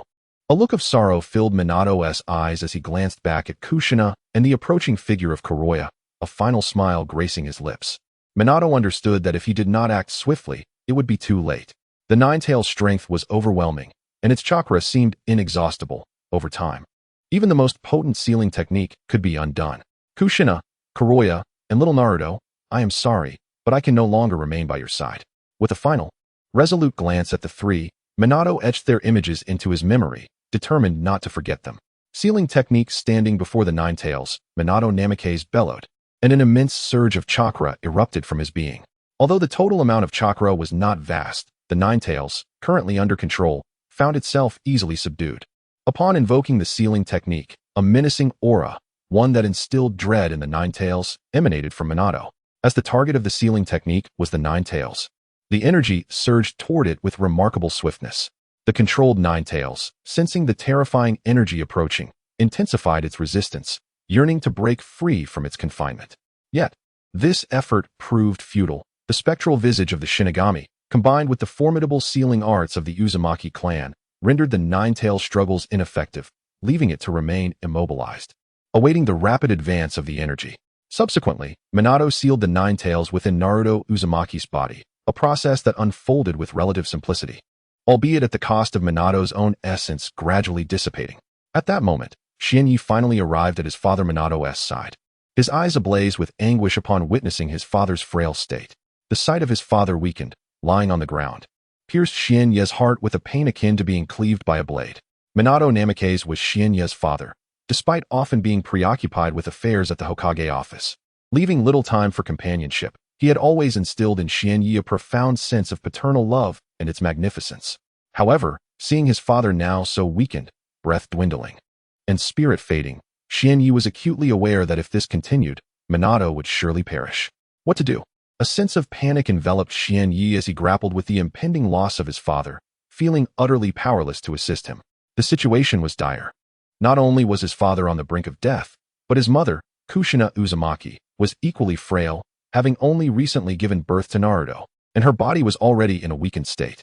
The chakra consumed in the sealing technique to subdue the Nine-Tails had further exacerbated her already precarious condition, bringing her perilously close to death. Father, mother, Xianyi called out beside them, yearning for a final glance from his beloved parents. Yet, This humble wish went unfulfilled.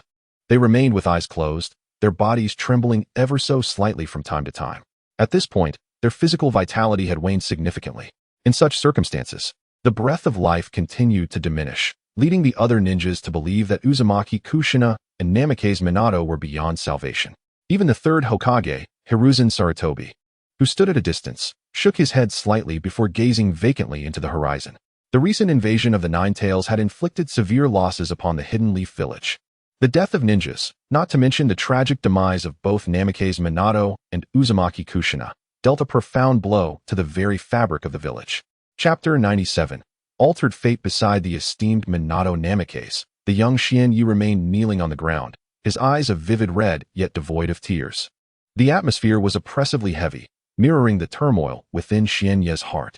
The gradual fading of his father's life force filled him with profound sorrow, yet he refrained from weeping, stifling his emotions deep within. Such suppression is perilous.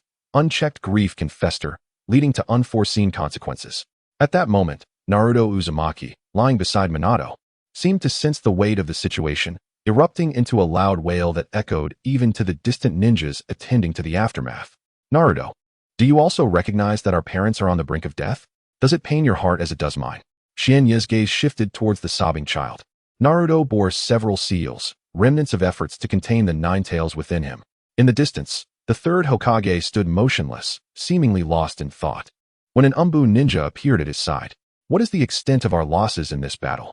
The third Hokage did not divert his attention from young Naruto, instead focusing on the child's distress. Lord Hokage, in this conflict, we have suffered grievous losses. One elite ninja mortally wounded, another critically injured, 3 jonin dead. 7 jonin severely injured, 23 chunin lightly wounded, and a total of 122 casualties among the ninjas, the Umbu reported respectfully. This battle has claimed so many lives. Our losses are indeed substantial. The third Hokage sighed, fully aware that the critically injured elite was none other than Minato Namikaze, and the other was Kushina Uzumaki. He had not anticipated that the resolution would rely on Minato's use of the dead demon-consuming seal, a powerful sealing technique. I am truly aging. This war has taken its toll. The conflict was over, yet the ground was littered with ninjas lying in the cold, waiting for medical assistance, many groaning in pain. Others sat weakly on the ground, breathing heavily, relieved that the battle had concluded. Had it continued, the toll would have escalated dramatically. The sky, shrouded in gloom, offered no glimmer of light.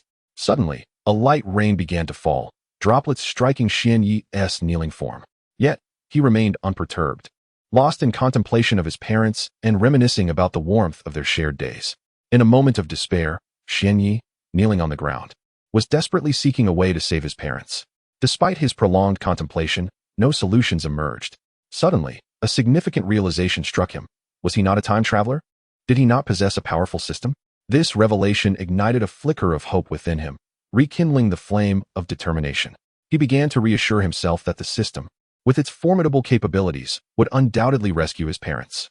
With a quiver in his voice, Xianyi inquired of the enigmatic system within his mind. System, can you bring my parents back to life? As he posed this question, he held his breath, terrified that the answer might be negative. 1 second passed, then 2. And finally, 3. After what felt like an eternity, the system responded. The brief pause had left him drenched in anxiety, his heart racing. Ding. This system can revive the host's parents, but a corresponding price must be paid. Upon hearing this, Xianyi felt an immense weight lift from his heart, his tension dissipating. The prospect of his parents' revival was a relief. Regarding the price mentioned, he felt no trepidation. Whatever the cost, it was worth it to save his beloved parents. System, please, revive my parents. I am willing to pay the necessary price, he implored eagerly. The system, calm and measured, replied, ding.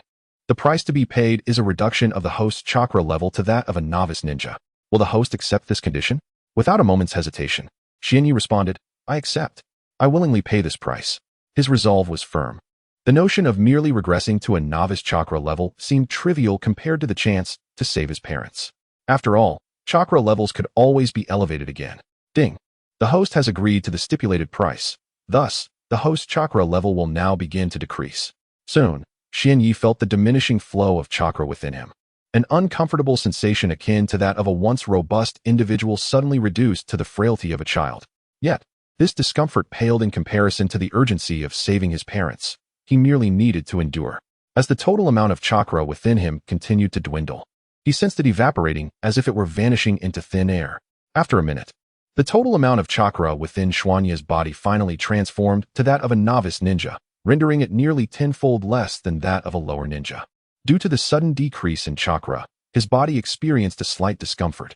However, Xuanya swiftly recalibrated his physical state, and the sensation of unease gradually diminished until it vanished entirely.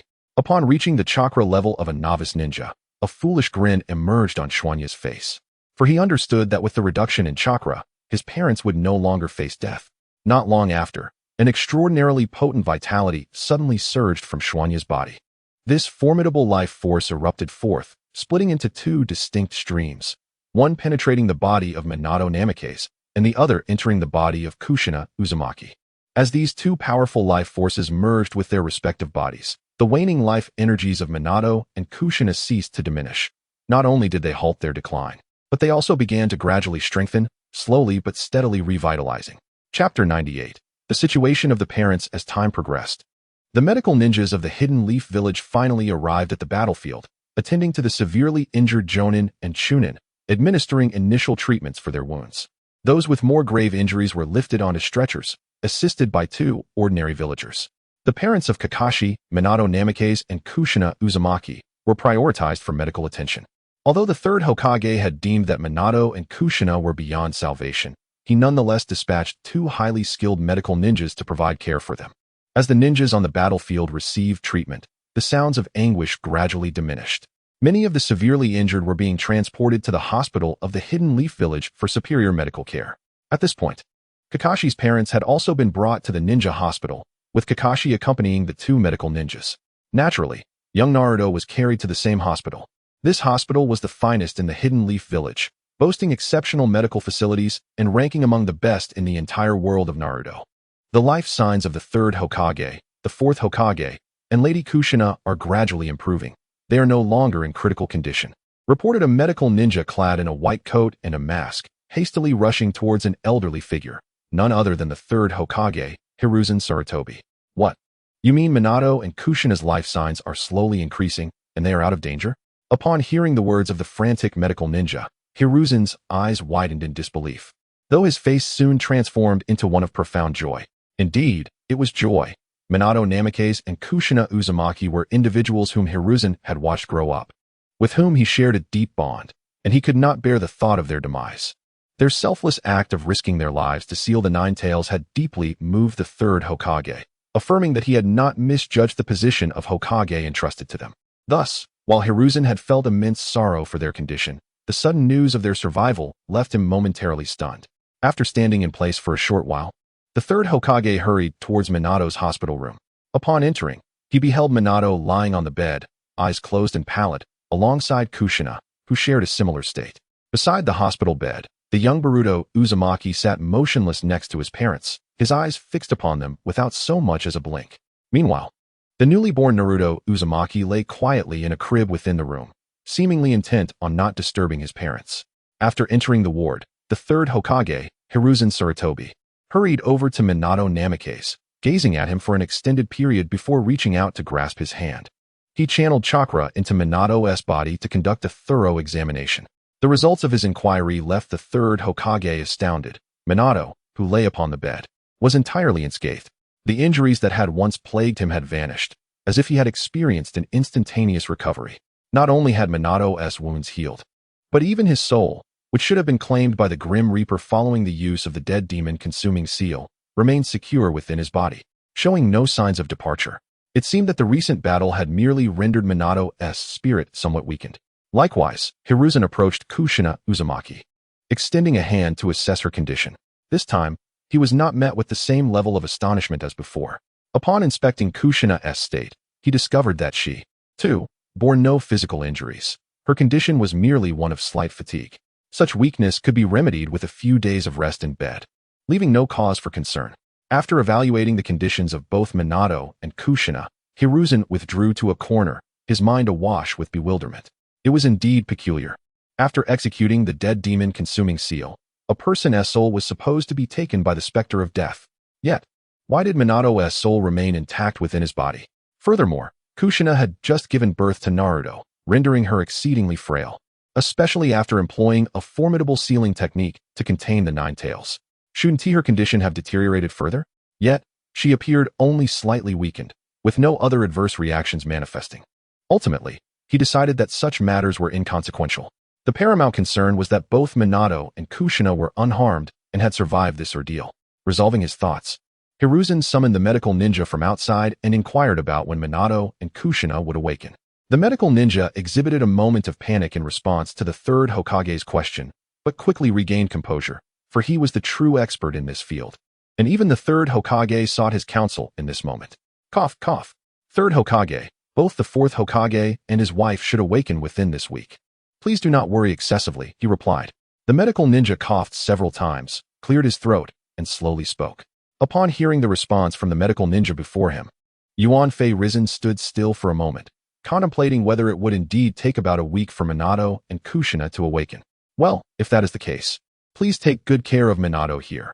I shall take my leave, he instructed the medical ninja before bidding farewell to Kazekage Jinya. Jinya silently observed the somewhat pallid faces of his parents, gradually alleviating the worry that had burdened his heart. Thanks to Jinya's efforts, the destinies of Minato and Kushina began to deviate from the expected narrative of the anime.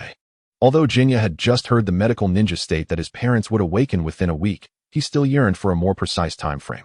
To ascertain the exact moment of their awakening, he could only consult the system residing in his mind. Given the system's remarkable capabilities, it should be a trivial matter to determine the precise awakening time of his parents. After calming his thoughts, Jinya inquired of the system, "When will my parents awaken?" Following his question, he wore an expression of eager anticipation, longing for a definitive answer regarding the moment of his parents' revival. After a brief pause of 2 or 3 seconds, the system finally responded. Ding. The answer to the host's inquiry is being processed. Ding. Your parents are not yet able to awaken. They require the host's assistance to do so. Jinya was momentarily taken aback by the system's response. With a solemn expression, his anxiety resurfaced as he pressed. What do you mean by not yet able to awaken? What assistance do they require from me? The system explained. Although your parents' lives are sustained by the system's life energy, that minimal energy is insufficient for their revival. They require a greater reservoir of life energy, which the host must procure. The explanation was straightforward. Yet one aspect eluded Jinya's comprehension. Are you saying my parents need a substantial amount of life energy to awaken, and that I must find it myself? But how am I to acquire such potent life energy? Where can I possibly seek it? Jinya urgently pressed the system for clarity, for the matter directly affected when his parents would awaken, rendering it impossible for him to remain indifferent. Ding. The host can obtain this powerful life force through the medical profession. However, to acquire the immense life energy necessary for your parents to awaken, the host's chakra level must reach that of a Kage. After absorbing the system's explanation, Jinya remained in a state of shock for quite some time, ultimately revealing a look of despondency in his eyes. Originally, that formidable vitality could be harnessed within me, but it necessitated the attainment of chakra at the level of a shadow. Subsequently, by leveraging the auxiliary profession of a healer, I could transmute the vast chakra within my body into a powerful life force, ultimately utilizing that healing chakra to treat my parents. Loading more content. Please hold on. This site only supports mobile browser access.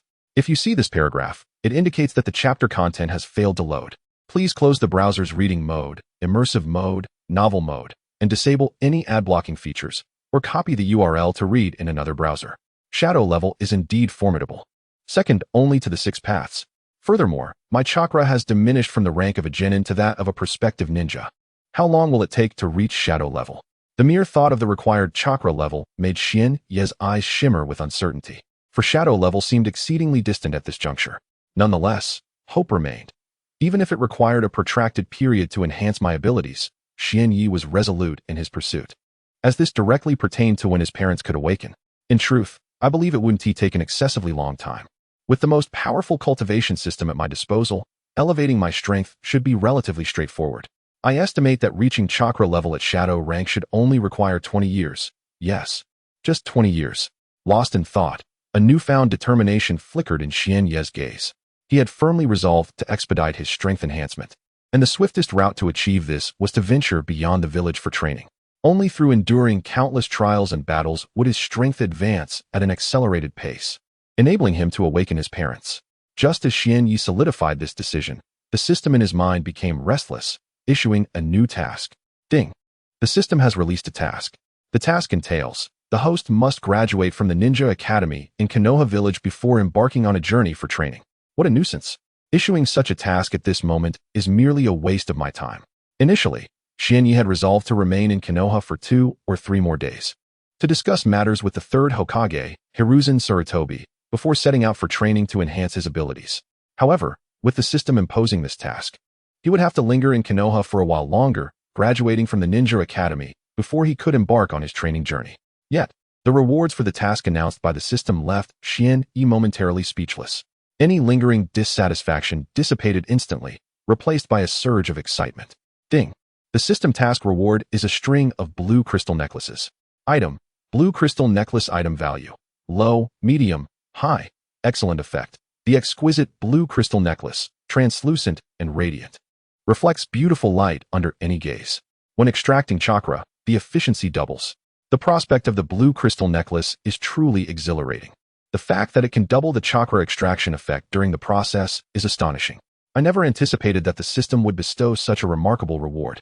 Just contemplating it fills my heart with anticipation. Originally, Xianyi was troubled by the daunting challenge of achieving the shadow-level chakra.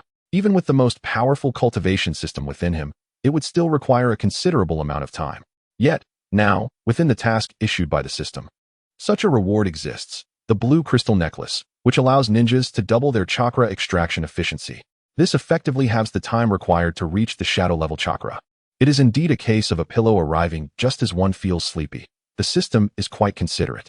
Given this generous task from the system, I shall remain in the Hidden Leaf Village for a while longer.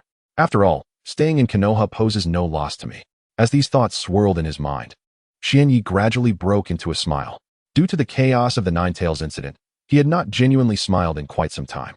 Now, with the reward of the blue crystal necklace, the time to rescue his parents has been halved, bringing forth his most sincere smile. Chapter 99. Dialogue with the third Hokage. Thus, for 3 days, Kazuki Bwofeng remained in the hospital, keeping vigil by the sides of his parents, Bwofeng Minato and Uzumaki Kushina. During this span, the chaos that had engulfed Konoha due to the Ninetales incident gradually subsided, restoring the village to its former vibrancy and bustle, reminiscent of the days prior to the calamity. After 3 days, Kazuki returned to the Ninja Academy to resume his studies. The academy had suspended classes for a day in light of the Ninetales turmoil, but swiftly resumed operations the following day, not allowing the disruption to linger. Meanwhile, Bwofeng Minato and Uzumaki Kushina remained in a state of unconsciousness throughout this period, and Kazuki's younger brother, Naruto, was also receiving care at the heart of the village's ninja hospital. After all, Kazuki, in the eyes of others, was merely a 6-year-old boy, struggling to care for himself, let alone his newborn brother, Naruto. However, due to Kazuki's unexpected arrival in this world, certain events had taken a different turn. Bwofeng Minato and Uzumaki Kushina, who were originally fated to perish in the Ninetales attack, had miraculously survived. Additionally, the young Naruto, who was supposed to be disparaged by the influential Danzo, had not faced any such adversities thus far, perhaps due to Minato and Kushina's survival inciting fear in Danzo, preventing him from acting recklessly. Regardless, Konoha had returned to a period of stable development. The streets had regained their former prosperity, with the flow of people gradually resembling the past, if not exceeding it. Within the Ninja Academy, Kazuki found solace beneath a grand tree, leisurely resting in its shade, occasionally diverting his gaze to the group of students training fervently under the blazing sun. To Kazuki's surprise, this cohort of students had begun to train with newfound seriousness.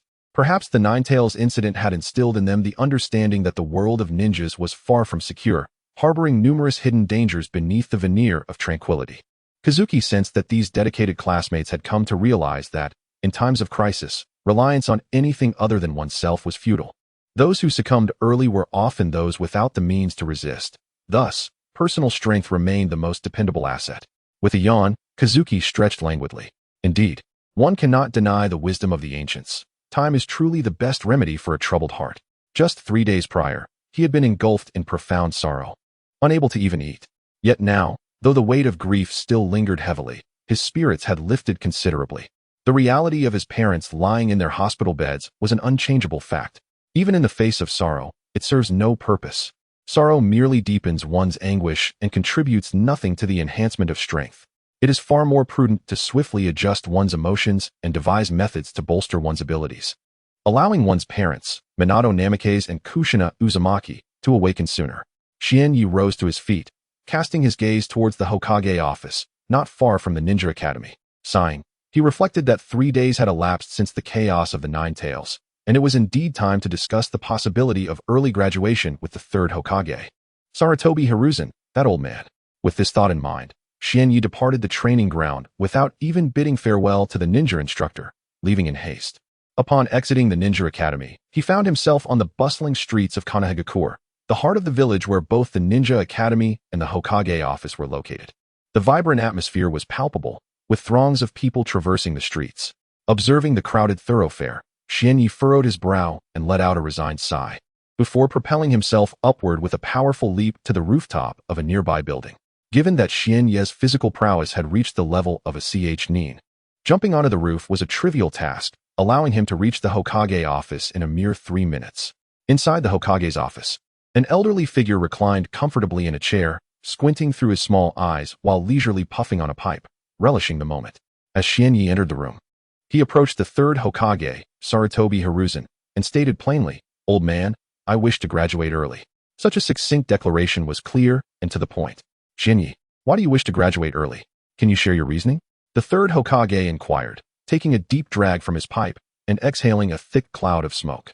"Sir, I believe I have exhausted all that the Ninja Academy can teach me. Remaining here would only squander my time. Therefore, it would be more beneficial to graduate early and focus on cultivating my abilities," Xianyi responded with calm determination. Upon hearing Xianyi's rationale, the third Hokage's thoughts drifted back to the battles he had witnessed recently at the Ninja Academy, particularly the clash between Xianyi and Itachi Uchiha. Seen through the crystal ball, although they were but children, the power they exhibited during their confrontation approached that of a genin, an indication of their prodigious talents that could not be overlooked by the third Hokage of Konoha. Haha. I truly did not anticipate that Kaze no Jinya would desire to graduate ahead of schedule. After spending nearly a year at the Ninja Academy, he has seemingly mastered all that the institution has to offer. In light of Kaze no Jinya's remarkable talent, the third Hokage, Sarutobi Hiruzen, could only marvel inwardly. Although the old man was genuinely astonished, he could not permit any expression of surprise to manifest on his face when addressing Jinya. Well, if Jinya wishes to graduate early, it is not an impossibility. However, he must first undergo a test. Only by successfully passing this examination can he be granted his graduation. As he pondered this, the third Hokage set aside his tightly gripped pipe and lifted his gaze to Kaze no Jinya, stating, "Jinya, I can allow you to graduate early, but only if you endure a test." Before the venerable third Hokage, Jinya displayed no trace of fear. Instead, his countenance radiated unwavering confidence, for he held a firm belief in his ability to triumph. Seated in his armchair, the third Hokage observed the confident visage of Jinya opposite him, and a smile inevitably crept across his face. Haha, it seems that young Jinya possesses considerable confidence. Just by looking into those eyes, one can discern his absolute faith in his own capabilities. Chapter 100. The combined graduation assessment of 4,000 words. Thus, 3 days passed in tranquil silence. During this period, the Hidden Leaf Village witnessed no significant events. The minor occurrences were not worthy of Xianyi's attention. In a training ground at the Ninja Academy, beneath the shade of a large tree, a young boy reclined on the grass, leisurely gazing at the pristine blue sky above, inhaling the slightly sweetened air, his mood gradually aligning with the beauty of the heavens. At that moment, a group of students engaged in animated discussion within the training ground, occasionally gesturing toward Xianyi, their conversation fervent. Noticing the commotion nearby, Xianyi redirected his focus, his ears twitching. His formidable physique enhanced his auditory perception, allowing him to catch even the faintest sounds. Have you heard? The fourth Hokage's son, Master Bofeng Xianyi, is applying for early graduation, one student excitedly shared with his companion, frequently pointing in Xianyi's direction, making the narrative vivid as if he had witnessed it firsthand. "Oh, you're referring to that. I've known about it for quite some time. Virtually everyone in the Hidden Leaf Village is aware of this now," another student chimed in. "Well, since you all know about it, do you have any idea when his graduation assessment is scheduled?" A smiling student inquired of his companions. Upon hearing this question, the group fell silent, exchanging glances, none possessing the answer to when Bofeng Xianyi's assessment would take place. Just then, a student squeezed into their circle, exclaiming, I know when Master Bofeng Xianyi's assessment is." Upon hearing this proclamation, the uninformed students swiftly turned to the newcomer, their faces alight with eagerness. akin to the discomfort of a pressing urge.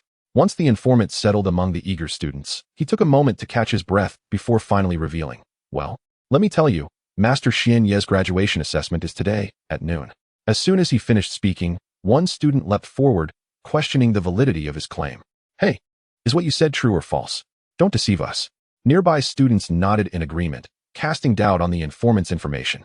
Upon hearing the skepticism directed at him, the informant's face flushed crimson, veins bulging on his neck, and he trembled with indignation. However, he quickly composed himself and prepared to clarify further. "I assure you that what I speak is entirely true. My father is currently engaged in affairs at the Hokage office, a revelation he personally shared with me.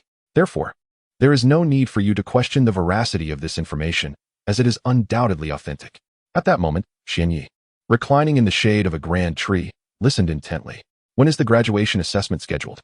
He pondered, for even I, an applicant for graduation, am unaware of the exact timing. Yet this individual seems to possess such knowledge. After waiting for 3 days, my patience was wearing thin. It seems the graduation assessment is indeed set for today. I might as well continue to rest a while longer, as time passes swiftly. One moment my eyes are closed, and the next, it is nearly noon. With such thoughts in mind, Xian Yi closed his eyes and soon fell into a deep slumber, his breathing steadying. The clouds drifted across the sky, while the sun, once perched upon the mountain's peak, gradually ascended to its zenith. As noon quietly approached during Xian Yi's slumber, the oppressive sunlight beat down upon the training ground. Numerous students stood under the blazing sun, exerting themselves in rigorous training. Among them, only Bo-Feng Xian Yi lay comfortably beneath the tree's shade, enjoying a blissful nap on the grass. The dappled shade and occasional gentle breeze kept him from feeling the heat, instead offering a refreshing coolness. Suddenly, the number of individuals in the training ground began to swell. As more and more ninjas from the Hidden Leaf Village converged, almost encircling the area. Despite the throng, the newcomers adhered to an unspoken etiquette, refraining from encroaching upon the central training space, leaving a sizable circular area for others outside. The arrival of these individuals transformed the previously tranquil training ground into a cacophony of sound, voices drifting from afar and reaching Xian Ye's ears. Who was making all that noise? It's quite bothersome, he thought, as he had been enjoying a peaceful slumber. Yet, with the influx of people, the chatter grew louder, rousing him from his rest. Sitting up against the sturdy tree, he rubbed his eyes in astonishment. When did this training ground become so crowded? Why are there so many people here? Normally, it's quite deserted. His confusion mounted, but as he listened to their discussions, clarity began to dawn upon him. Ah, look, that must be young Master Kazuki. Indeed. Young Master Kazuki is truly handsome, or rather, exceptionally adorable. A throng of young women, older than Kazuki, erupted into cheers from a distance. To be fair, Kazuki felt no discomfort from their admiration. After all, it was natural for these younger girls to be captivated by his striking visage. However, the enthusiastic shrieks from older women did leave him feeling somewhat perturbed. My goodness, why are you ladies also screaming? Is my face so charming that it has ensnared your hearts? While he could understand the excitement of the younger ladies, being a man endowed with such a remarkably attractive face that wielded considerable allure over women, the exuberance of the older women was perplexing. With his keen discernment, Kazuki had already spotted a rather lovely young lady amidst the villagers of Konoha, and he found himself feeling a bit pleased. Yet, he couldn't help but wonder why the older women were so taken with him. Weren't they past the age of infatuation? His pleasant mood was somewhat marred by their exuberance. As Kazuki immersed himself in his musings, the Konoha ninjas and ordinary villagers instinctively parted to create a pathway. Suddenly, an elderly gentleman accompanied by several ninjas approached him. Kazuki soon recognized this elder as the third Hokage, Hiruzen Tsurutobi, who was followed by a considerable entourage of Konoha ninjas, creating quite an impressive spectacle. Kazuki couldn't help but contemplate, who would have thought the third Hokage, this elderly gentleman, had such a flair for the dramatic? He arrives with a grand procession to show off to the villagers. Unbeknownst to Hiruzen, Kazuki's thoughts would have undoubtedly caused him to blush with indignation, for he would have retorted, "Do you think I wanted to bring all these people here? Some are merely here for your graduation assessment, while others are part of the umbu, tasked with assisting me." With a lively gait, Hiruzen approached Kazuki, soon standing beside him. He displayed what he believed to be his most benevolent smile. However, to Kazuki, it appeared as if all the features on his face were crammed together, rendering it quite unappealing, especially with the multitude of wrinkles. Despite his internal musings, Kazuki maintained a polite facade, offering a smile as he greeted the elderly Hokage. "Greetings, old man. Are you here today for my graduation assessment?" chuckled the young lad. Indeed, I have decided to conduct your graduation evaluation today. What do you think? The third Hokage, Yuan Firijan, wore an awkward expression, caught off guard by the lack of decorum exhibited by Bo-Feng Xianyi, who still referred to him as old man in front of numerous villagers and ninjas from Konohagakure. It was quite unbecoming. Nevertheless, in the presence of so many, even though Xianyi showed him no respect, he, as the third Hokage, could not stoop to the level of a mere child. Otherwise, others might perceive him as excessively petty, quibbling with a child over trivialities. The reason Yuan Firijan chose not to take offense was not solely due to his character. Rather, it was largely because Bo-Feng Xianyi's father was Bo-Feng Minato, the fourth Hokage of Konohagakure, and his mother was Uzumaki Kushina, Minato's wife. Moreover, Xianyi's newborn brother was the host of the Nine Tails. It could be said that Xianyi's family was deeply intertwined with the lineage of Hokage, which accounted for Yuan Firijan's leniency. After all, Xianyi's family were his own kin. Hence, what merit was there in quibbling over a mere title? Once the third Hokage posed his question, Xianyi promptly replied, "Old man, I believe today is perfect for it. The weather is splendid, and the sun is shining brightly. It is the most suitable day for my graduation assessment." "Well then, since you have made up your mind, let us proceed with the graduation assessment today," responded the third Hokage, nodding with satisfaction at Xianyi's answer. "Very well. Your graduation assessment consists of but one challenge. You must endure a battle against the 3 genin behind me for 5 minutes. If you can withstand this for 5 minutes, I shall grant you early graduation," declared the third Hokage decisively. "Endure a battle against 3 genin for 5 minutes? Is that truly what you mean, Lord Third Hokage?" Xianyi inquired, seeking confirmation. "Indeed, as long as you can withstand the battle against the 3 genin for 5 minutes, I shall allow you to graduate early," Yuan Firijan reiterated. "Surely, I did not mishear. You mean to say that I must last 5 minutes against 3 genin to graduate early? That seems exceedingly difficult," exclaimed a genin from the Ninja Academy training ground. "Indeed, to endure for 5 minutes against 3 genin is an immense challenge, not only for those yet to graduate, but even for those who have. It is quite formidable," another echoed. "This seems rather unjust. Young Master Xian, ye must endure 5 minutes against 3 genin in battle to succeed. Upon passing the assessment, it is generally expected that an ordinary ninja can graduate merely by barely attaining the abilities of a genin." In a brief moment, the villagers and ninjas of Konohagakure began to engage in discussions, predominantly expressing their sentiments regarding the extraordinary difficulty of this accelerated graduation examination. In a particular corner of the training ground, a boy of similar age to Jinya, with short black hair and donned in the attire of the Uchiha clan, leaned against a grand tree with a stoic expression. Squinting his eyes, he observed Jinya standing at the center of the training arena and murmured, "Jinya, you have chosen to graduate ahead of schedule. However, this accelerated graduation assessment is indeed quite formidable. I wonder if you will succeed." This boy was none other than Itachi Uchiha, yet his words were lost on Jinya. Jinya readily acquiesced to the demands of the third Hokage, Sarutobi Hiruzen. How could he possibly refuse? Although his chakra levels had been diminished to that of a mere genin, his physical prowess remained intact, retaining the strength of a chunin. With the physical might of a chunin, defeating 3 genin would surely be an effortless endeavor. Thus, the content of Jinya's accelerated graduation assessment was firmly established. Standing at the center of the training ground, the third Hokage, Sarutobi Hiruzen, turned to the 3 genin position behind him and issued a few directives. Preparing to observe Jinya's assessment closely, the 3 genin, who had been standing idly behind the Hokage, promptly advanced upon hearing his instructions, halting before Jinya as the battle was poised to commence. Chapter 101. The assessment commences. A middle-aged ninja instructor, appearing to be in his 30s, approached under the directive of the third Hokage of Konoha. He stood before Xianyi and the 3 genin, addressing them. "Xianyi, these 3 genin from Konoha are the subjects of your graduation assessment. If you can endure for 5 minutes in their presence, your assessment will be deemed successful. However, failure to last the 5 minutes will result in your assessment being considered a failure." The instructor, having been instructed by the third Hokage, Sarutobi Hiruzen, to present the rules of the assessment, was fortuitously Xianyi's own teacher. As he surveyed the 4 before him, he waited until they were prepared before declaring, "The graduation assessment officially begins now."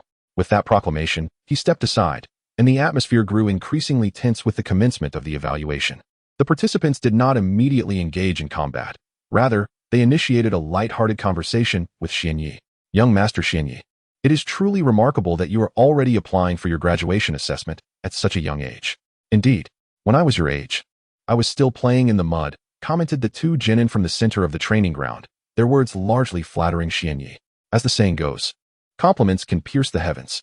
Hearing the praise from the two genin, Xianyi couldn't help but display a satisfied smile, as if to convey his approval of their eloquence. Are you certain you wish to proceed with the graduation assessment? Although we are merely lowly genin, we have endured countless battles and completed numerous missions. Our combat experience is quite extensive. Are you truly prepared to face us? Unlike the others, the individual standing at the forefront, seemingly the strongest among the three, did not flatter Xianyi but instead spoke with an expressionless demeanor, unreservedly addressing him. Once the individual finished speaking, Xianyi slowly replied, "Do you underestimate my abilities? I wish to convey that my strength will undoubtedly astonish you. If you are not careful, you may even find yourselves defeated by me." As he spoke, Xianyi wore an imposing expression, showing no inclination towards humility, his gaze towards the three filled with disdain. In truth, Xianyi's words were quite restrained. If he were to truly exert himself in battle, these three genin would require little effort to be easily vanquished. Since you are so confident, young Master Xianyi, we shall not hold back. The shinobi standing at the forefront, upon sensing Xianyi's disdainful gaze and contempt for their abilities, could not suppress a surge of indignation, no matter how composed they endeavored to be. As soon as the words left Xianyi's mouth, the three individuals before him lunged forward, each hurling a kunai with remarkable speed towards him. To the onlooking lower-ranking shinobi, the kunai seemed to fly with astonishing swiftness, reaching Xianyi in the blink of an eye. Alas, has young Master Xianyi not reacted? He has grown overly complacent.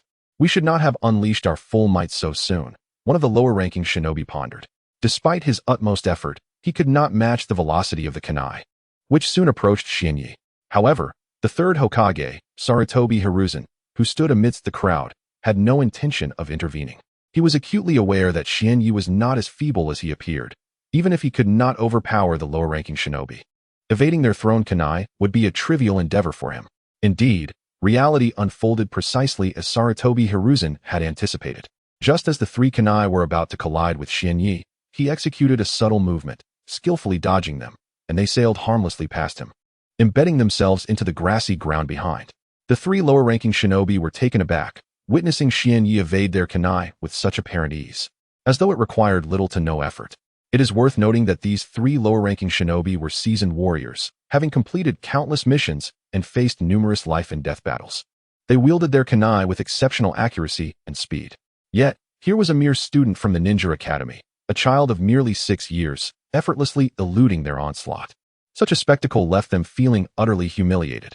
Instantly, the intensity of the three lower-ranking shinobi's attacks escalated, as if they were exerting their utmost effort. Nevertheless, Xianyi remained unperturbed, effortlessly countering their every assault, which only deepened their embarrassment. We are lower-ranking shinobi, elite even among the ranks of Konoha, yet we struggle to best a mere child from the ninja academy. What does this say of our prowess? Have we truly lived our lives to such a lowly extent? Amidst the fervent clash, the trio, handpicked by the third Hokage, Sarutobi Hiruzen, unleashed a frenzied assault on Xianyi, employing every limb in a desperate attempt to prevail. Yet their efforts remained in vain. The three lower-ranking ninjas pondered that since they were unable to prevail in close combat, they could resort to utilizing chakra to perform ninjutsu. With this thought, their eyes gleamed with newfound determination, and they promptly distanced themselves from Xuanya, creating a significant gap. In the center of the Ninja Academy training ground, Xuanya observed the three ninjas retreating and chose not to pursue them. He believed he was merely waiting to see what these lower-ranking ninjas intended to do. Having failed in close-quarters combat, did they truly think they could defeat him with ninjutsu? A chuckle escaped Xuanya's lips as he contemplated the situation, sending a silent mockery towards the three ninjas before him. They could not match him in hand-to-hand combat, yet they still sought to engage him from a distance with their jutsu, even if he could not withstand their techniques. His strength as a chunin would not allow him to be merely an observer. Chapter 102.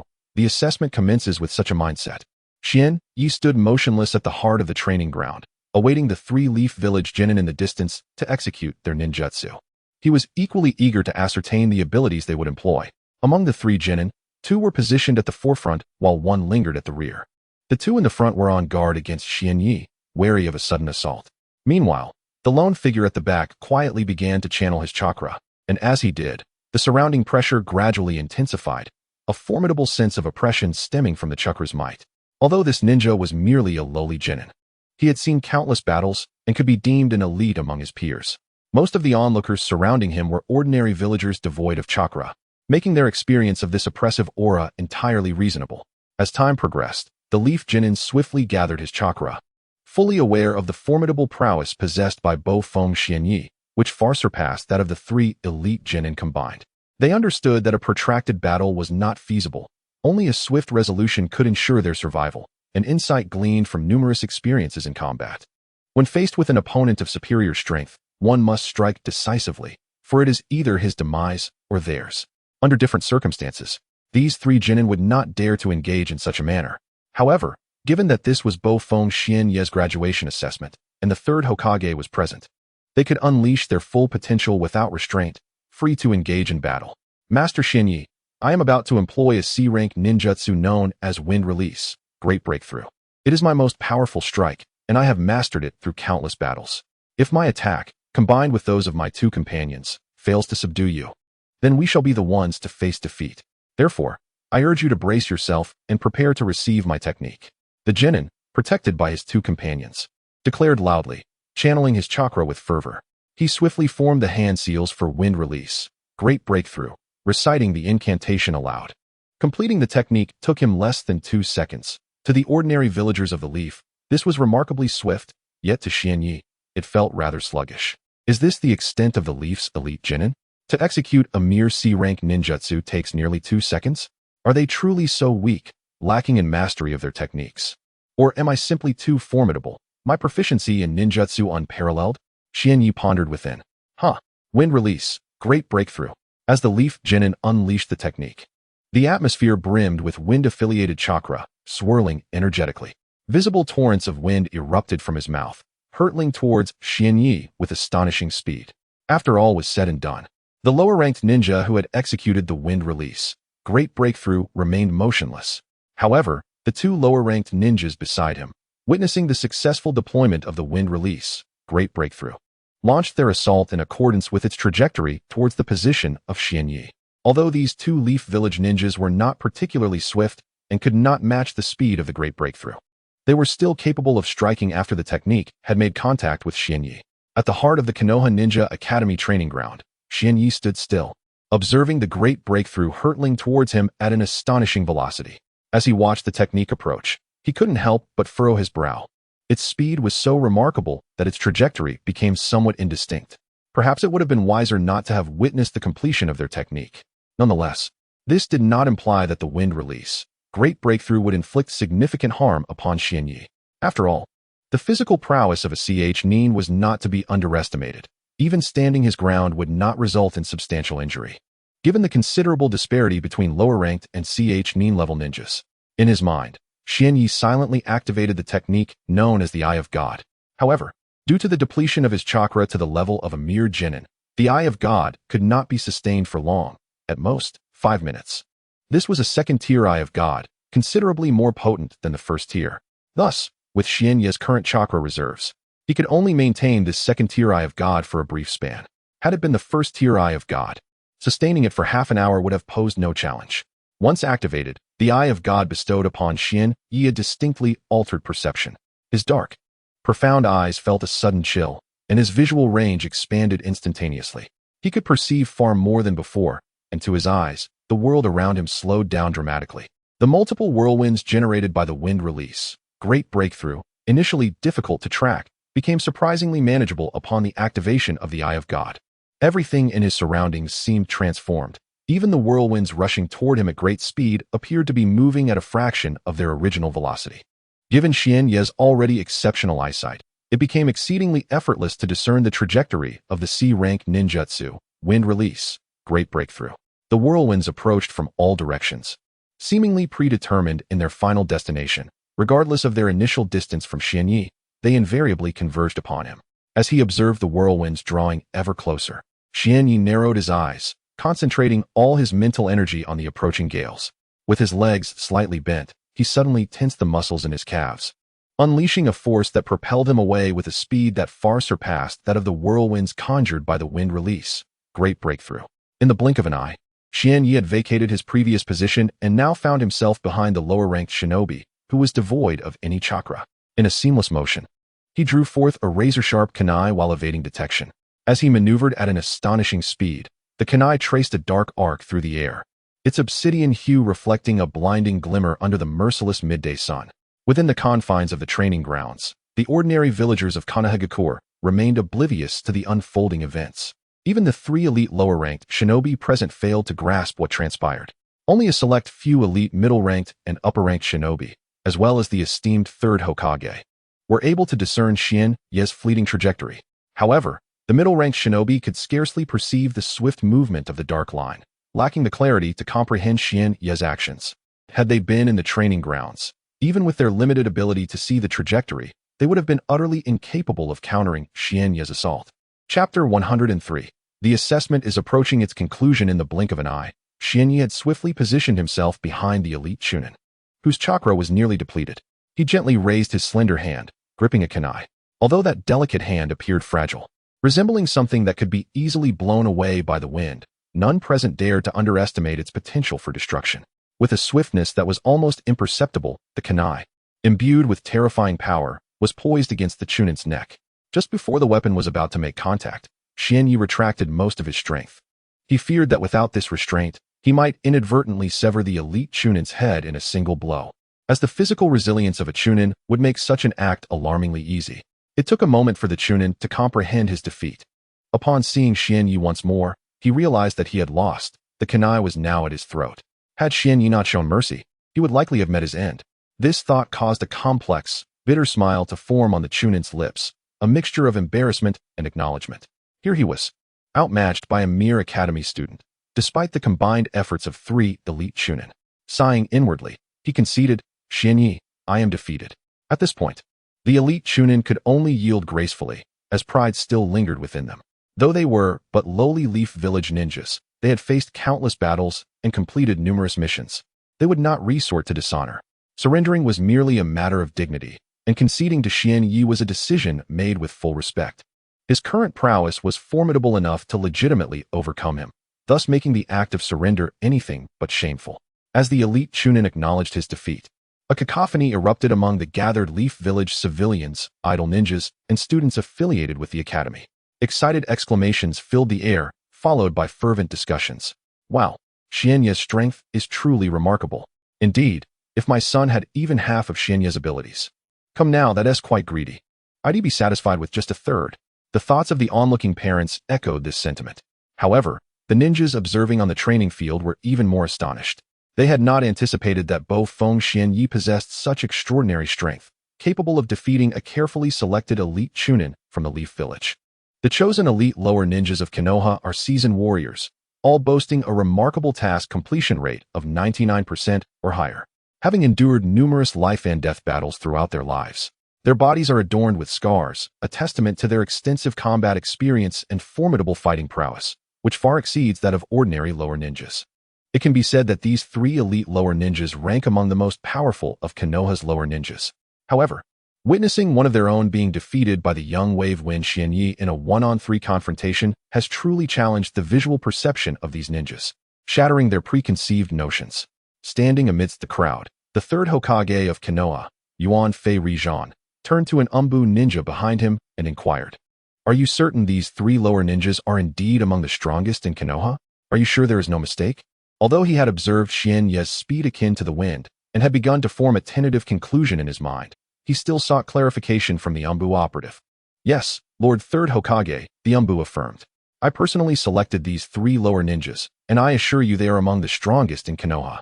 Upon hearing the Umbu's response, Yuan Fei Rijan struggled to contain his astonishment, silently nodding in acknowledgement. "Watergate, it appears your son is indeed exceptional. His strength enables him to easily defeat elite lower ninjas. He likely would not falter even in a battle against a Chunin." In the training ground, the elite lower ninjas had retreated, leaving only Wave Wind Xian Ye and the 2 remaining elite lower ninjas. However, the latter no longer dared to underestimate Xian Ye, treating him as a formidable opponent. They cautiously probed his abilities, yet the 2 elite lower ninjas from Konoha were hesitant to approach Xian Ye, maintaining a safe distance while focusing intently on him. 3 minutes had elapsed since the beginning, with only 2 minutes remaining out of the designated 5. As time ticked by, the 2 elite lower ninjas still refrained from launching an attack. Xian Yi pondered whether they intended to prolong the confrontation for an additional 2 minutes without engaging him. Unbeknownst to him, he had accurately guessed their intentions. The two elite lower ninjas were indeed thinking, "Damn it, we cannot defeat you. But surely we can stall for 2 minutes." After standing still for a few seconds and observing the two elite lower ninjas a dozen meters away, Xian Yi realized they were genuinely unwilling to engage him. Consequently, he resolved to take the initiative. With just over a minute remaining, Xian Yi knew that this brief moment would suffice to defeat the two elite lower ninjas, perhaps even within mere seconds. Xian Yi's hands delved into his pockets once more, retrieving a pair of shurikens. Unlike the previous occasion, he now wielded one in each hand. In the distance, two elite lower ninjas had already devoted their full attention to Xian Yi. Upon witnessing him draw two shurikens from his pocket, their tension heightened, and they dared not divert their gaze from him for a moment. Yet, the outcome was utterly unexpected. Despite their complete focus, fixated intently on Xian Yi, they remained powerless against his onslaught. With a firm grip on the two shurikens, Xian Yi, his eyes narrowed as he activated the Eye of the God, exerted force through his legs, and, in an instant, his body propelled away from its original position. Chapter 104. The arrival of the blue crystal necklace in the midst of rapid movement. Xian Yi found himself in contact with the wind that swirled around him. The force of the wind persistently impeded his speed, reducing what should have been an exhilarating pace to just over 80% of its potential. Do not underestimate the resistance of the wind. Its power in nature is considerably formidable. While the wind may hinder our movement, if one can synchronize with it and flow along its currents, one's speed could be augmented by as much as 20%. This enhancement is significant, for once a certain threshold is reached, any further improvement becomes exceedingly challenging, let alone an increase of 20%. It can be asserted that in a confrontation between two individuals of equal caliber and martial prowess, the one who comprehends and harmonizes with the wind will undoubtedly possess a speed advantage over one who does not grasp its essence. This swiftness could very well become the pivotal factor in securing victory. At that moment, Xian Yi's form transformed into a mere trace, and the two elite Leaf Village genin stationed in the training grounds seemed to witness him vanish before their very eyes in the blink of an eye. By the time they regained their bearings, it was already too late. Xian Yi had deftly drawn a kunai, positioning one blade against each of their throats, rendering them utterly powerless. Watching from the sidelines, the third Hokage, Yuan Fei Rizhan, could only smile wryly at the outcome. What could he possibly say in the face of such formidable prowess exhibited by Bo Feng Xian Yi? Initially, Yuan Fei Rizhan had presumed that if Xian Yi could endure for 5 minutes during the match, it would be a commendable feat. For anyone capable of withstanding the onslaught of battle-hardened Leaf elite genin for that duration certainly possessed commendable strength. Yet, time and again, Xian Yi shattered the third Hokage's expectations. When he first struck and overcame one of the Leaf elite genin, Yuan Fei Rizhan was left astounded. Just when he believed it would conclude there, Xian Yi launched another attack, swift and brutally effective, leaving no time for the two elite genin to react. The defeated genin wasted no time in retreating, darting away as if their defeat to Xian Yi were a matter of great shame. As Xian Yi observed the two elite lower ninjas fleeing with remarkable speed, he pondered to himself, "What is the purpose of your hasty retreat? Losing to a genius like me is hardly a matter of shame. Do you not see that the first person I defeated still remains here?" He turned his head to glance at the first of the three lower ninjas who had been eliminated, yet no matter how he adjusted his gaze, he could not locate the elite ninja's presence. Goodness, could it be that the first eliminated elite ninja has also fled? I distinctly recall him being present here. How peculiar that he is nowhere to be found. The atmosphere around them suddenly intensified, as each talented ninja emerging from Konoha village signified an auspicious development. With an increase in Konoha's prodigies, the village's strength would undoubtedly burgeon, leading to an enhancement in the lives of ordinary villagers, alleviating their fears of war. Amidst the crowd, the third Hokage surveyed the fervent villagers and deemed it an opportune moment to address them. He approached Xian Yi, standing beside him, and, clearing his throat with a few coughs, declared loudly, "Everyone, please quiet down, please quiet down." The words of the third Hokage were imbued with chakra, instilling a sense of authority that swiftly hushed the gathering, drawing the attention of all present towards him. Even Xian Yi remained still, observing the elderly figure with keen interest, curious about what the third Hokage, as the leader of Konoha, was about to convey. "I believe you are all aware that this battle was an assessment designed for Xiaoya's early graduation. Since Xiaoya has successfully endured 5 minutes against those three lower ninjas, I hereby announce that Bluffing Xian Yi has passed his graduation assessment and has officially graduated early. Upon the conclusion of the third Hokage's proclamation, the throng surrounding the training field erupted into a cacophony of excitement. Little did they know, at that very moment, Xianye's heart was filled with discontent. How could this old man phrase it so? I, after all, triumphed over those 3 elite lower ninjas. Yet he claims I merely survived 5 minutes at their hands. The disparity is significant.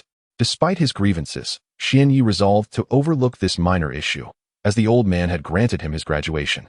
Since I have successfully graduated, does that mean my task has been completed? At that moment, Xianye felt an immense sense of relief, for upon completing that task, he would receive a blue crystal necklace, a legendary artifact for chakra cultivation, capable of doubling the effectiveness of chakra extraction. This would mean that whereas it would typically take him 20 years to reach the level of a shadow with the blue crystal necklace, he would only require a decade to achieve the same. After leaving the Ninja Academy of Konoha, Xianye arrived at the hospital where his parents lay in slumber. At that moment, his younger brother, Naruto Uzumaki, was soundly asleep, a sweet smile gracing his face. Naruto remained the same, a cheerful optimist. Haha, my precious blue crystal. I have arrived. Upon entering the hospital, Xianye delved into his thoughts and realized that the task had been accomplished. Task: graduate early from the Ninja Academy while still venturing out of the village for training. Should he fail to leave the village within 10 days, the blue crystal necklace would be reclaimed. Reward item: blue crystal necklace. Item value: low, medium, high, exceptional. Item effect: the exceptional blue crystal necklace, resplendent and translucent, radiates beautiful light under the gaze and doubles the effectiveness of chakra extraction. Upon seeing that the task was completed, Xianye felt a surge of relief in his heart. However, upon noting the stipulation that he must leave the village for training within 10 days, or risk losing the blue crystal necklace, he felt as if he had stepped in dog excrement. Do I really need a system to remind me of this? Even without your nudges, I would venture out for training. After all, staying in Konoha to enhance my strength would be a slow process. Outside the village, numerous opportunities for battle await, a stark contrast to the environment within the ninja village. I am well aware of this. Chapter 105. Rare materials. Although there lingered a slight discomfort within, the moment I recalled the completion of the task assigned by the system, that feeling was swiftly cast away. With closed eyes, Xianye's thoughts stirred silently, contemplating the emergence of the exquisite blue crystal necklace. Upon opening his eyes, a resplendent strand of translucent blue crystals materialized in his delicate hand. This necklace was fashioned from a slender cord, entwined with a crystal of roughly a quarter of a palm-s size, strikingly clear and radiant. Atop the crystal, a small hole was present, perfectly sized to allow the cord to pass through seamlessly. The first impression Xianye had upon beholding this necklace was one of sheer beauty and perfection. He had never encountered such an enchanting object, even on Earth. The captivating hue of the blue crystals seemed to possess the power to uplift the wearer's spirit, imbuing them with a sense of joy. Narrowing his eyes, he scrutinized the cord and the sizable blue crystal for a full minute, yet he remained perplexed about its nature. Perhaps it was best to inquire with the system, as this gift surely warranted understanding. A relentless curiosity resided within Xianye, a desire to unravel the mystery of this peculiar item that belonged to him. System: what precisely is this cord that threads through the blue crystal? He pondered, directing his inquiry to the system. It wasn't long before the system responded. Ding! The blue crystal necklace bestowed by this system features a cord crafted from the sinew of a legendary dragon from mythology, renowned for its exceptional resilience. With the host's current strength, it is impossible to sever this sinew. The blue crystal itself is found at a depth of 10,000 meters beneath the Earth's surface. The materials required for this necklace are unattainable in your world, thus the host is advised to cherish it. This necklace is undoubtedly a rare treasure. Upon hearing the system's explanation, Xianye was profoundly astonished. He could hardly fathom that such a slender cord was derived from the sinew of a mythical dragon, and that the blue crystal was located 10,000 meters underground. The magnificence of this gift from the system was beyond belief. Moreover, one of the underlying reasons for his inquiry was the desire to create a similar blue crystal necklace himself. After all, the effects of this necklace were extraordinarily potent, effectively doubling the extraction of chakra. If given the opportunity, he could provide one for his parents and his younger brother, Naruto Uzumaki. The chakra extraction speed for the three of them would soar to unprecedented heights. Xianye had never underestimated the significance of the blue crystal's doubling effect. Even a 50% enhancement would be formidable, let alone a full doubling. In the early stages, the speed at which ninjas extract chakra tends to be relatively uniform. In such circumstances, if an individual possesses a blue crystal necklace, That individual will undoubtedly have double the chakra compared to their peers. Shaking his head to dispel the chaotic thoughts swirling in his mind, he picked up the blue crystal necklace and adorned it around his neck.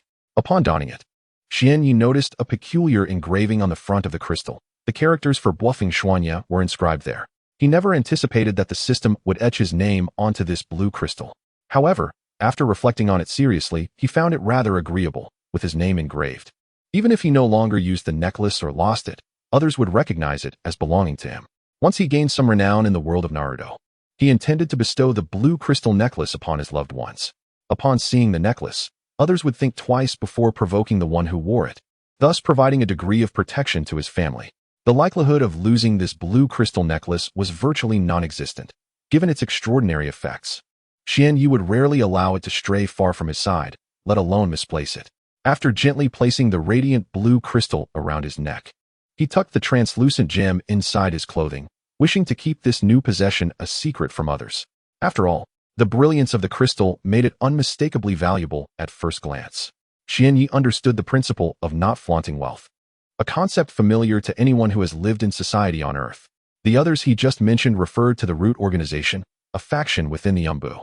However, all members of this organization were under the control of Danzo. Essentially, the Root had become Danzo's enforcers, adhering strictly to his commands while disregarding the orders of Konoha's Hokage. Should those lurking within the Root Organization discover this newfound treasure on him, they might attempt to seize the blue crystal necklace. Presently, Xianyi's strength was only at the level of a chunin, while his chakra was merely that of a genin. Thus, it was prudent to exercise caution in his vulnerability. Although he felt the probability of Danzo taking action against him was low, he considered himself aligned with the Hokage, and the third Hokage would not simply stand by if Danzo tried to intervene. However, it is always preferable to avoid causing trouble if possible. Why draw attention to oneself when one can quietly depart from Konoha? At this moment, Jinya had already formulated a plan in his mind. He turned to gaze upon his parents, Minato Namikaze and Kushina Uzumaki, who lay motionless on their hospital beds, just as they had days before. Due to their circumstances and the directives of the third Hokage, Hiruzen Sarutobi, Jinya's parents were cared for by ninjas, and their sustenance was assured. After observing them for a while, Jinya felt a sense of reassurance. Just days prior, his parents' faces had been ashen, but now they exhibited a healthy flush, appearing remarkably well. Yet, only Jinya understood that his parents remained in a state of unconsciousness. He would have to enhance his chakra level to that of a Hokage to be capable of awakening them. Only then would Minato and Kushina be able to return to the world of the living. Chapter 106. The rejection of Yuan Fei Risen. After spending 2 hours in the finest hospital of Konoha, Xianyi had not returned home since his parents, Namikaze Minato and Uzumaki Kushina, were admitted. He remained in the hospital, either keeping his parents company or entertaining his newly born younger brother, Uzumaki Naruto, the future protagonist of Hokage. Suddenly, the sound of footsteps from outside startled him, raising a flicker of alertness within. However, upon further reflection, a wry smile crept upon his lips. This was Konoha, after all. While the Umbu ninjas might not be numerous, they were capable of preventing intruders from other ninja villages from infiltrating Konoha. Was there truly any need for him to be concerned? Even if the Umbu were oblivious, there was still the third Hokage, Yuan Fei Risen, that venerable elder. He was indeed a genuine Hokage, a true figure of the shadow level. Xianyi, possessing merely the strength of a chunin, would hardly be a match for any intruder, rendering his worries about his parents' safety rather unnecessary. The footsteps grew louder, indicating that someone was approaching the room. At that moment, the slightly ajar door was pushed open, revealing a small elderly man with a head of white hair, holding a smoking pipe. He donned a white Hokage robe, his face etched with countless wrinkles, and his skin appeared quite loose. Yet, his eyes sparkled with vitality. Unless faced with unforeseen circumstances, it seemed that this old man could easily live another 2 or 3 decades. Upon entering the room, the third Hokage, Yuan Fei Risen, glanced at Namikaze Xianyi and said, "Xianyi, you've been here all along. I came to check on your parents' condition." He then moved towards a bedside, squinting at Namikaze Minato, who lay there. Although still in bed, his complexion had improved significantly compared to a few days prior, a sight that brought relief to Yuan Fei Risen. Shifting his gaze, he looked at Uzumaki Kushina, whose condition mirrored that of Minato. Her complexion was rosy, yet like Minato, she remained in bed, showing no signs of awakening. Observing for a while, Yuan Fei Risen's expression turned grave. He silently pondered why the medical ninja had previously assured him that Minato and Kushina would awaken soon, yet so many days had passed without any sign of revival. After a moment of contemplation, he decided not to dwell on it further and called out loudly, "Medical ninja, where are you?" The ninja hospital, prepared for the arrival of the third Hokage, promptly responded to his call. As soon as they heard the Hokage's voice, a medical ninja clad in a white coat entered the room. The esteemed medical ninja of this hospital possesses unparalleled healing abilities and is specifically tasked with the care of Minato Namikaze and Kushina Uzumaki. Greetings, esteemed third Hokage. I am the designated medical ninja responsible for the treatment of the fourth Hokage and his beloved wife.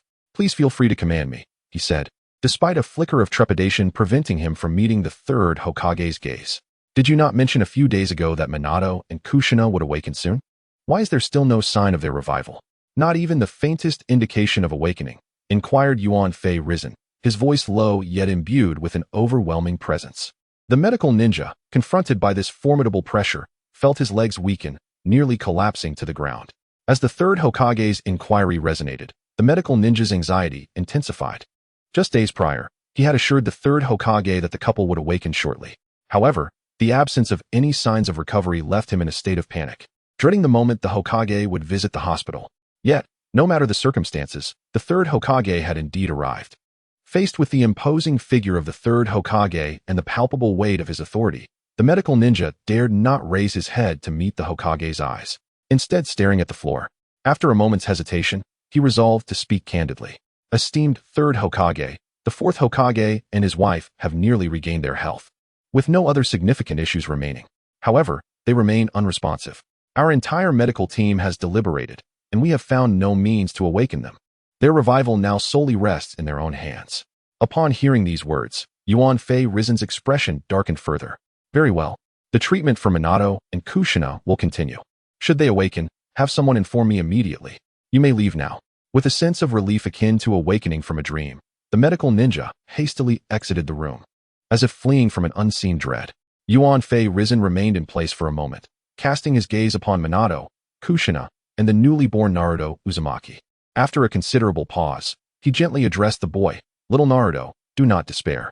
Though your parents are currently unable to awaken, I firmly believe they will return to you." While he thought to himself that their revival ultimately depended on his own chakra reaching the level of a Hokage, he maintained a facade of sorrow. Looking up at the third Hokage before him, he inquired, "Old man, since my parents cannot awaken for now, might I entrust the care of my brother Naruto to you? It is indeed my responsibility to care for you, Xiao Yi, given that you are merely 6 years old and lack the capability to look after Naruto." Upon hearing Xian Ye's words, the third Hokage momentarily appeared taken aback, yet upon reflection, he found himself less astonished. "Not at all, old man. My true intention is to venture beyond the Hidden Leaf Village for some training. Once I am satisfied with my abilities, I shall return," Xian Yi asserted without hesitation. "What, Xiao Yi, you wish to leave the Hidden Leaf Village for training?" The mindset he had so carefully adjusted was once again thrown into disarray. Yuan Fei Risen had never anticipated that Bo Feng Xianyu would consider such a journey at the tender age of 6. However, a troubling thought crossed his mind. What if Xiao Yi encountered danger outside the village? How would he explain this to Minato? "No, you cannot leave now." Yuan Fei Risen resolutely rejected the idea without a moment's hesitation. Why? Xian Ye's inquiry was direct and clear, but upon hearing Yuan Fei Risen's opposition, he immediately retorted. Chapter 107. The Compromise of Sarutobi Hiruzen. In response to the inquiry posed by Kakashi, the third Hokage, Sarutobi Hiruzen's reply was remarkably straightforward. "Kakashi, it is not that I wish to prevent you from leaving the Hidden Leaf Village to hone your skills. Rather, you are merely 6 years old, and the world beyond the village lacks the safety that we find within. I fear for your well-being." Upon uttering these words, a profound silence enveloped the room, with neither party willing to speak. Kakashi's resolve to venture beyond the village remained steadfast, even if he were reluctant to depart. He was acutely aware of the system monitoring his every move. Should he choose to remain, the precious blue crystal necklace he had recently acquired would be reclaimed by the system. At this moment, Kakashi placed immense value on the blue crystal necklace, a remarkable artifact for chakra extraction. Only by adorning it could he find solace, and to elevate his chakra levels to that of a Kage, he must rely on the necklace. Thus, the matter of departing from the Hidden Leaf Village was non-negotiable. However, to embark on this journey, he must first engage in discussion with the third Hokage. After all, He was the leader of the Hidden Leaf, and dialogue was essential. Yet, should Sarutobi Hiruzen refuse his request, Kakashi saw little recourse. He resolved to leave, even if it meant waiting for a tranquil night, when all were asleep, to slip away unnoticed. But that was a last resort, and the time for such measures had not yet arrived. Old man, Kakashi asserted, after the graduation assessment, I believe you are aware of my capabilities. I possess the strength to protect myself. If I exercise caution while outside, the likelihood of danger is minimal. Moreover, my parents show no signs of awakening. Remaining in the village will only serve to keep my mind preoccupied with thoughts of them. I am uncertain how long I can endure this state or what I might become in the end. As Kakashi spoke, Sarutobi Hiruzen appeared to be somewhat moved, lowering his head in contemplation of Kakashi's words. Observing the third Hokage's wavering resolve, Kakashi seized the opportunity to press further, hoping to sway the old man's decision. Old man, do you believe that a person sheltered within the Hidden Leaf Village, shielded from danger, will grow to be as formidable as one who braves the elements daily, facing potential peril at every turn? This question resonates with everyone, yet knowing the answer in one's heart does not equate to understanding how to act on it. For instance, consider all parents. Although they understand that it is through trials and tribulations that their children can truly thrive, how many are willing to embrace such a path? Every child is akin to a piece of their parents' hearts. While all parents are aware of this truth, how many possess the fortitude to take such decisive actions, allowing their children to face the hardships of the world for their growth? Upon concluding his thoughts, the atmosphere in the room grew increasingly peculiar, enveloped in an unsettling silence. 1 minute, 2 minutes, 3 minutes passed, and the third Hokage, Sarutobi Hiruzen, remained utterly silent. Yet, Jinya did not exhibit impatience. Instead, he quietly awaited the elder's decision. Knowing that it held little significance for him, regardless of the outcome, he intended to leave the village. However, if the old man were to acquiesce, it would be most fortuitous. Time trickled by, and in one of the finest hospitals in Konohagakure, within an opulent ward, after a prolonged silence, the elder finally spoke. Xiaoyi, have you truly made up your mind? Do you genuinely wish to leave the village for training? You must understand, there is a possibility that you may not return. The third Hokage, with a serious demeanor, addressed the young man before him, his expression grave. Standing in the center of the room, upon hearing the words of Sarutobi Hiruzen, Jinya could not help but smile, his mood gradually transforming, and he felt an overwhelming sense of ease. Old man, I have long contemplated this decision. I possess the ability to protect myself, and as long as I remain cautious, I foresee no peril. Furthermore, encountering unknown dangers while leaving the village is merely a part of the journey. Regardless of what transpires, I shall not regret this decision. As he spoke, a self-assured expression graced Jinya's face, and the depth of his dark eyes only enhanced his allure at that moment. Haha, if you have resolved this matter, Xiaoyi, I shall refrain from dissuading you further. I hope you maintain this confidence and never regret the decision made today. At last, a smile blossomed on Sarutobi Hiruzen's face, reminiscent of blooming flowers. It had been ages since he had encountered such a self-reliant child, especially one from the lineage of Hokage. If nurtured, he would undoubtedly grow into a figure that would astonish the entire ninja world. In conclusion, Jinya conversed with the third Hokage for a while longer, informing him that he might be absent for an extended period. The elder inquired when he might return, to which Jinya replied, I shall return when my strength meets my own satisfaction. Ultimately, the third Hokage did not linger in the hospital room any longer and returned to the Hokage office, where countless matters awaited his attention, requiring considerable time to address. It was already a privilege for him to have spent so long here. As the old man prepared to depart, he uttered a remark, Xiaoyi, when the time comes for you to leave, do inform me at the Hokage office. Do not simply depart without a word. At least come to bid farewell to this old man. His words brought a chuckle, revealing the old man's amusing nature. Upon hearing the third Hokage, Hiruzen Sarutobi, refer to himself as an old man, Xianyi could not contain his laughter. However, there seemed to be an unspoken expectation that Hiruzen held for Xianyi. It is understandable. After all, Hiruzen's 3 disciples had long departed from Konoha, leaving him with a sense of solitude. Now, with the emergence of Xianyi, showcasing his remarkable talent and the benefits it could bring to Konoha, such expectations seem entirely reasonable. Among the third Hokage's disciples, Orochimaru's departure was precipitated by his exposure during illicit human experiments, leading to Hiruzen personally expelling him from Konoha. Jiraiya left in pursuit of Orochimaru, but along the way, his intentions shifted, ultimately culminating in his penchant for voyeurism and the creation of inappropriate manga.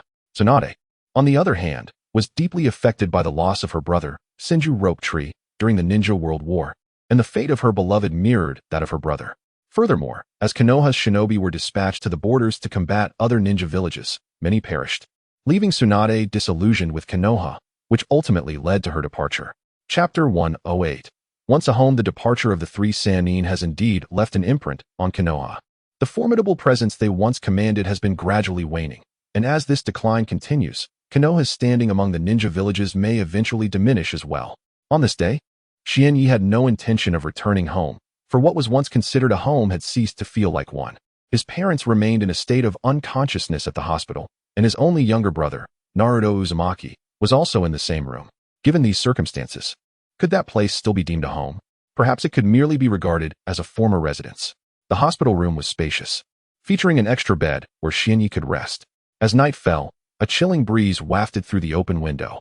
Xianyi approached the window, propping his elbows on the wooden frame while resting his head in his hands. The sky was now adorned with countless stars, and a crescent moon, as pure as milk, hung high above.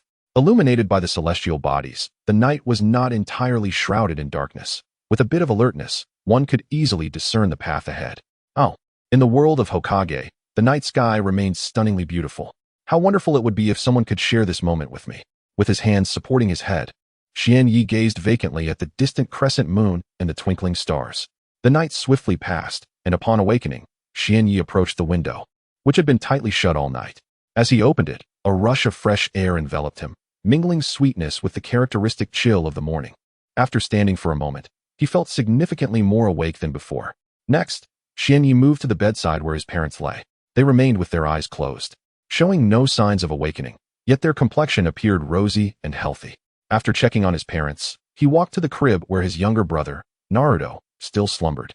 The cherubic face of the infant, soft and fair, was beginning to resemble his own, though it seemed that Naruto would lose some of this cuteness as he grew older. No, that's not quite right. It must be a matter of attire that diminishes his charm as he matures, for he is indeed a striking young lad. Xianyi gently pinched little Naruto's cheek, finding it as tender and smooth as ever. However, he was careful not to apply too much pressure, fearing that his brother might wake and create a ruckus. Upon exiting the hospital, Xianyi immediately set off towards what was once his home. As it was the closest place to the Konoha Central Hospital, he intended to retrieve some important belongings from there. After collecting what he needed, his next destination was the Ninja Academy, for he wished to once more soak in the atmosphere of that cherished place. In truth, the reason Xianyi ventured to the Ninja Academy was to bid farewell to Itachi Uchiha. During his year and more at the academy, the only true friend he made was Itachi. However, Itachi had a rather bothersome habit of seeking him out for challenges whenever he had a spare moment. Although each encounter inevitably ended with Itachi's defeat, he displayed no signs of discouragement. Rather, he appeared emboldened by each battle, regardless of the severity of his losses.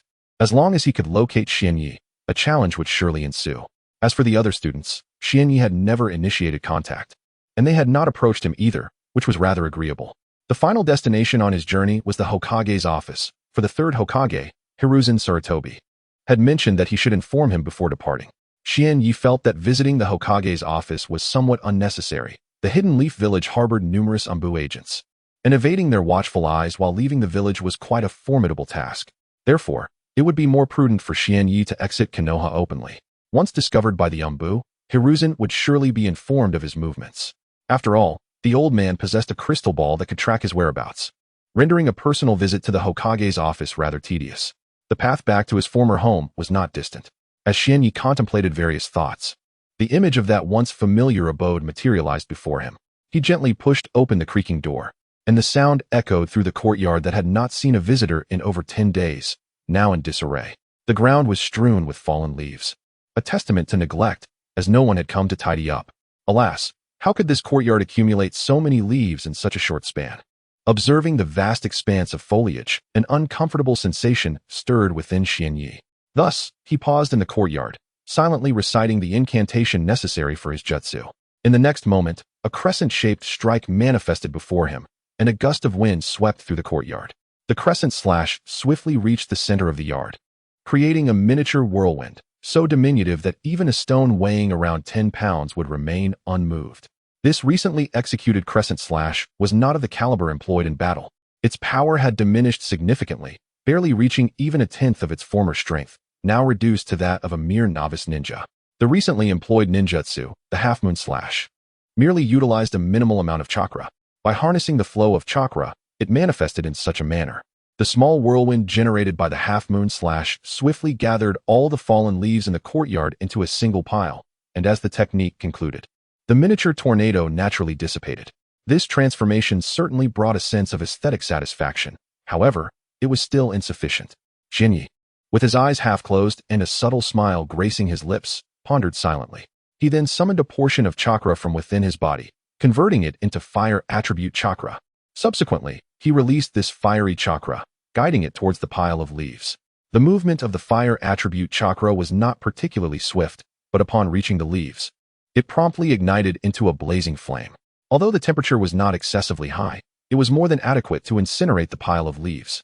Chapter 109. A visit before departure. As the pile of leaves was consumed by flames, the temperature in the courtyard gradually rose, transforming from a refreshing coolness to a sweltering heat. However, this heat was merely a hint of discomfort, insufficient to disturb Xuanya, whose formidable physical resilience sheltered him from most external influences. Sizzling sounds echoed as the leaves, engulfed in vibrant red flames, slowly disintegrated into minuscule particles, light as a feather, carried away by the faintest whispers of wind. Ah, it feels considerably more pleasant now, Xuanya mused, surveying the now pristine courtyard, devoid of any superfluous items. Having completed his task, he had no intention of lingering in this space. He had come to retrieve some belongings from this former home, not Tatari. He approached the room at the far left of the courtyard and pushed open the wooden door. A wave of stale air rushed out, filling his nostrils, a result of the absence of visitors for several days. Xuanya wrinkled his brow and employed an incomplete wind-style ninjutsu, the half-moon slash, to disperse the musty air, allowing the atmosphere to become more breathable. A gentle breeze swept through, and the air in the room began to clear, fresh oxygen seeping in from outside, gradually revitalizing the stagnant space. This room, intended for storing miscellaneous items, also housed a few valuable possessions that Xuanya considered precious. He approached a bookshelf and retrieved a box nestled upon it, which contained a substantial amount of currency from the world of Naruto. Although Xuanya was aware of the presence of money, he was oblivious to its exact quantity. Curious, he opened the box to inspect its contents and was astonished by the thick stack of bills, clearly a considerable sum. The bills were marked with the numeral 10,000, leading Xuanya to surmise that each bill was equivalent to 10,000 taels.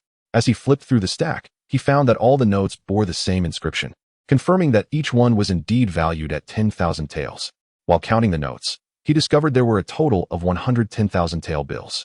This hefty collection amounted to an impressive 1 million taels. The realization sparked a glimmer of excitement in Xuanya's eyes, and a charming smile crept upon his lips. To speak candidly, one must never accuse Xianyi of avarice. After all, who among us does not possess a fondness for wealth? This inclination is a habit cultivated on Earth. Xianyi, having endured poverty during his time on the planet, feels no hesitation in claiming the fortune that rightfully belongs to his parents. While many assert that money is not omnipotent, an assertion I concede holds merit, it is equally undeniable that those devoid of financial resources encounter insurmountable obstacles. Xianyi returned all the money he held back into the box, subsequently placing the container, which harbored 1 million taels, upon a table within the room. He then wandered toward another shelf, meticulously searching for a couple of minutes until, at last, he discovered the ninjutsu scroll he had been seeking. This particular scroll was not merely inscribed with the methods of utilizing ninjutsu. Instead, it contained seals of formidable techniques, the creation of which is exceptionally arduous, rendering such scrolls exceedingly rare. Upon locating the sought-after scroll, Xianyi carefully lifted it from the shelf to examine it closely. In this chamber, there were a total of 3 ninjutsu scrolls, each sealing A-rank techniques, all inscribed by elite genin. For Xianyi, these scrolls held considerable power. Among the 3, 2 contained fire-style techniques, while the remaining 1 sealed a water-style technique. The fire-style scrolls encapsulated the Great Fire Dragon technique, whereas the water-style scroll sealed the Grand Waterfall technique. The potential of these scrolls is immense, and if utilized effectively, they could yield remarkable results. After securing both items, Xianyi searched the study for a backpack, into which he placed the 1 million taels and the 3 ninjutsu scrolls. Finally, he exited this former home, casually closing the door behind him.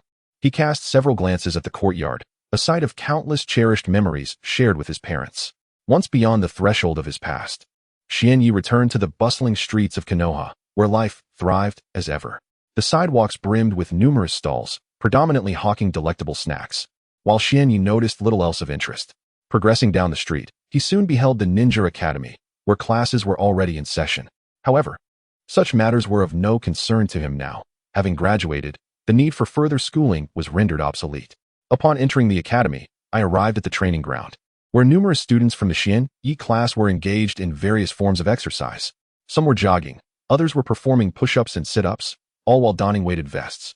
After observing for a while, it became evident that this group of students was exerting themselves with remarkable intensity. Perhaps the fact that Xianyi had graduated early served as a catalyst for their dedication to training. Naturally, Xianyi's gaze quickly sought out the figure of Uchiha Itachi. The young boy, like his peers, was clad in a weighted vest, tirelessly running laps around the training ground. Although Itachi was positioned at a distance, Xianyi's keen eyesight allowed him to discern the details with ease. It was apparent that Itachi, burdened by the weight, was already panting, his frail legs trembling with exertion. Xianyi could sense that the load Itachi bore was significantly heavier than that of the others, estimating it to be nearly 40 pounds. Furthermore, judging by Itachi's physical condition, it was clear that his training regimen far surpassed that of his classmates, perhaps by several times over. Chapter 110. The gift from Sarutobi. At this moment, Xuanya did not immediately greet Uchiha Itachi, but, as was his custom, found a large tree and reclined on the grass, shaded by its foliage, leisurely observing the others as they honed their physical prowess in the training grounds. Minutes seemed to drift by, and in the distance, Itachi appeared to be struggling, his legs rising and falling in a weary jog, each lift becoming increasingly arduous. Eventually, he ceased his run, squatting down to catch his breath. Once he regained his composure, he approached Xuanya, a faint smile gracing his face. Ah, Itachi has noticed my presence. Perhaps his awareness has sharpened, Xuanya mused to himself. Slowly, with deliberate steps, Itachi made his way over until he stood before Xuanya. Xuanya, congratulations on your early graduation. I, too, will soon follow suit, Itachi remarked with a hint of rivalry. Itachi, I have come to bid you farewell, Xuanya replied, his gaze lowered, his tone subdued. Farewell? What do you mean? Itachi inquired, puzzled. After a moment's hesitation, Xuanya continued. Itachi, I intend to leave the Hidden Leaf. I wish to venture beyond its borders to cultivate my abilities, to expedite my growth. Moreover, my parents remain in a deep slumber, and staying in the village only deepens my sorrow. Leaving may alleviate the anguish within. Upon hearing this, Itachi appeared unsettled, as though he harbored a reluctance to see Xuanya depart. Xuanya, have you truly made up your mind to leave? Yes, I have resolved to go. After bidding you farewell, I shall visit the third Hokage at the Hokage office to say my goodbyes, and then I will depart from the village. However, I promise to return once I am satisfied with my strength, Xuanya said, lifting his gaze to the vast sky above. Very well, if you have made your decision, then go. But remember, you must return alive. Itachi's voice trembled slightly, betraying a hint of sadness at Xuanya's impending departure. Indeed, having spent such a significant time together at the Ninja Academy, Itachi had likely formed a friendship with no one but Xuanya. After expressing his thoughts, Xuanya turned away, distancing himself from Itachi without looking back. Observing this, Xuanya smiled softly. Itachi, I never expected you to possess such a side. Perhaps he is holding back tears and cannot bear to look back. Following his farewell to Itachi, Xuanya exited the Ninja Academy, leaving behind the place he had called home for over a year, and made his way toward the Hokage office, which was not far from there. The streets of the Hidden Leaf were bustling with people, the throngs making it difficult for Xuanya to navigate. Thus, he leapt onto the rooftops, bounding toward the Hokage office. The Hokage office stands at the very heart of the Hidden Leaf village, a multi-storied edifice. Upon reaching the designated floor, one immediately spots the third Hokage, Hiruzen Sarutobi, an elderly gentleman comfortably seated in a rocking chair. His eyes are closed, a smoking pipe resting in his hand, from which he occasionally draws a puff, filling the room with a haze of smoke. Old man, I've arrived, Xianyi announces, casting a glance at Hiruzen Sarutobi. Yes, I am aware of your arrival. The Hokage replies. Hey, old man, why did you summon me? If it's merely to say farewell, I shall take my leave. If there are other matters at hand, please express them now, Xianyi responds with a hint of impatience. Finally, the elderly Hokage opens his eyes, which are so small they appear almost like slits. Xiaoyi, since you have made the decision to leave the village, I shall not hinder you. However, you have graduated early and yet do not possess a headband. Thus, I have called you here to present you with a Leaf Village headband. With that, Hiruzen retrieves a distinctive headband from the table before him, emblazoned with the symbol of the hidden leaf. Yet, Xianyi cannot shake the feeling that the design of the leaf headband is somewhat peculiar. No, that is not quite right. In fact, all the designs of the ninja village headbands seem rather odd. I wonder how those ninjas came up with such designs. He muses internally. Nevertheless, he extends his hand to accept the headband from Hiruzen, promptly tying it around his neck. He always felt that wearing it around his neck was the most stylish approach, as opposed to donning it on his forehead. After securing the leaf headband, Xianyi intends to depart immediately, but Hiruzen halts him. "Old man, do you have something else to say? You've given me the headband. Is there anything more?" In response to Xianyi's impatient demeanor, Hiruzen merely smiles. "Xiaoyi, do you wish to leave the hidden leaf so hastily?" Xianyi remains silent, offering no reply. "I called you back because there is something more I wish to give you. Come closer." As Xianyi approaches Hiruzen, he notices the old man's hands rummaging beneath the table, seemingly searching for something. After a brief wait, Hiruzen finally produces an item, placing it on the table before Xianyi. It is a wooden box, crafted from what appears to be a rather fine quality of wood. Hiruzen personally opens the box, revealing an astonishing sight within: an abundance of currency, all paper bills, reminiscent of those in the backpack he carries. Moreover, each banknote bore a denomination of 10,000. Upon seeing this, Xianyi's eyes immediately sparkled with excitement. "Haha, I've struck gold." Just moments ago, he had secured a fortune of 1,000,000 taels at home. And now the venerable Sarutobi Hiruzen had bestowed upon him yet another windfall. A glance at Sarutobi Hiruzen revealed that the old man seemed considerably more endearing. "Xiaoyi, all this money is prepared for you. In total, it amounts to 1,000,000 taels. Out there, life is not the same as in the Hidden Leaf Village. Being without funds is simply untenable. Thus, consider this as your pocket money for your ventures outside." Xianyi wholeheartedly agreed with the elder's words. As the adage goes, a penny for the hero is a challenge, and indeed, lacking money in the outside world would pose significant difficulties. Without funds, one might even struggle to find meals, potentially resorting to foraging in the forest for sustenance. With great swiftness, Xianyi grasped the money left by the elder on the table, subsequently stowing the box into the backpack slung across his back.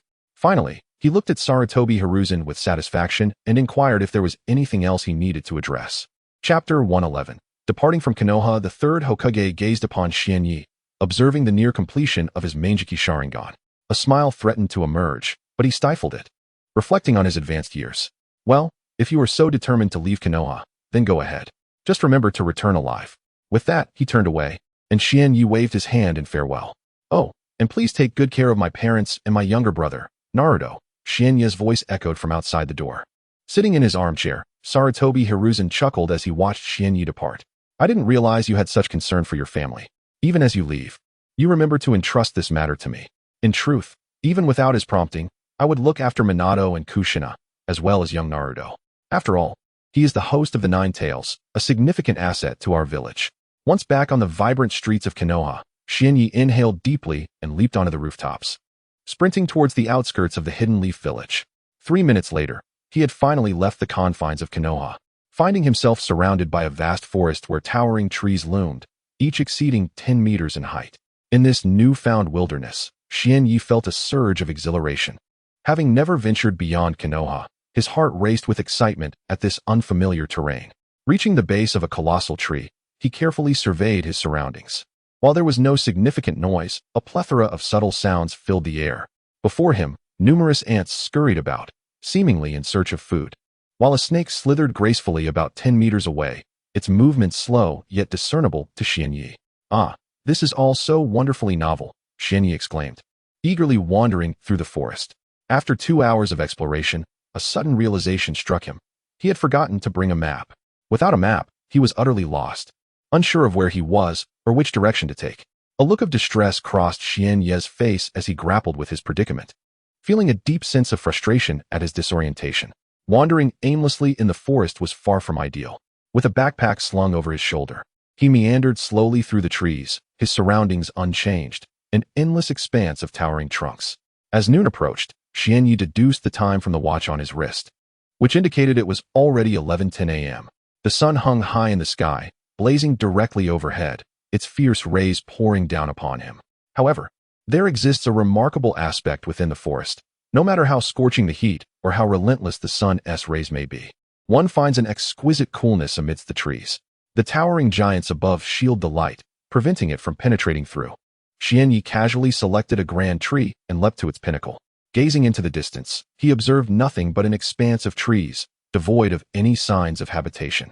Upon realizing this, Xianyi descended back to the ground, resigned, and continued his journey forward. As he traversed the path, a charming little stream suddenly unveiled itself before his eyes, teeming with fish and shrimp frolicking in the water.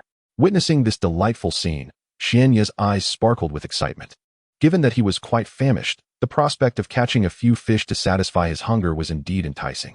While his backpack contained some provisions, merely a few biscuits and a couple of bottles of milk, the thought of consuming fish was far more appealing than nibbling on those dry snacks. Driven by his hunger, Xianyi hastened towards the stream, shedding his shoes before plunging into the cool waters. Although he was in the forest, the relentless sun had caused the temperature to rise steadily, and beads of perspiration began to form on his brow. The initial sensation of the icy water was refreshing, so much so that he stood still for a moment, savoring the comfort it provided. However, this sudden splash startled the nearby fish and shrimp, leaving Xianyi feeling somewhat embarrassed. "Fear not, little fish. Your escape is futile. Even if you were to call for help, no one would come to your aid." He chuckled, realizing that fish are not capable of such cries. 10 minutes later, 4 lively fish unexpectedly appeared on the bank of the stream, as Xianyi had already returned to shore and donned his shoes. With a modest appetite, for fish were more than sufficient for a satisfying lunch. After savoring the fish, he could indulge in some milk, ensuring he would be well fed.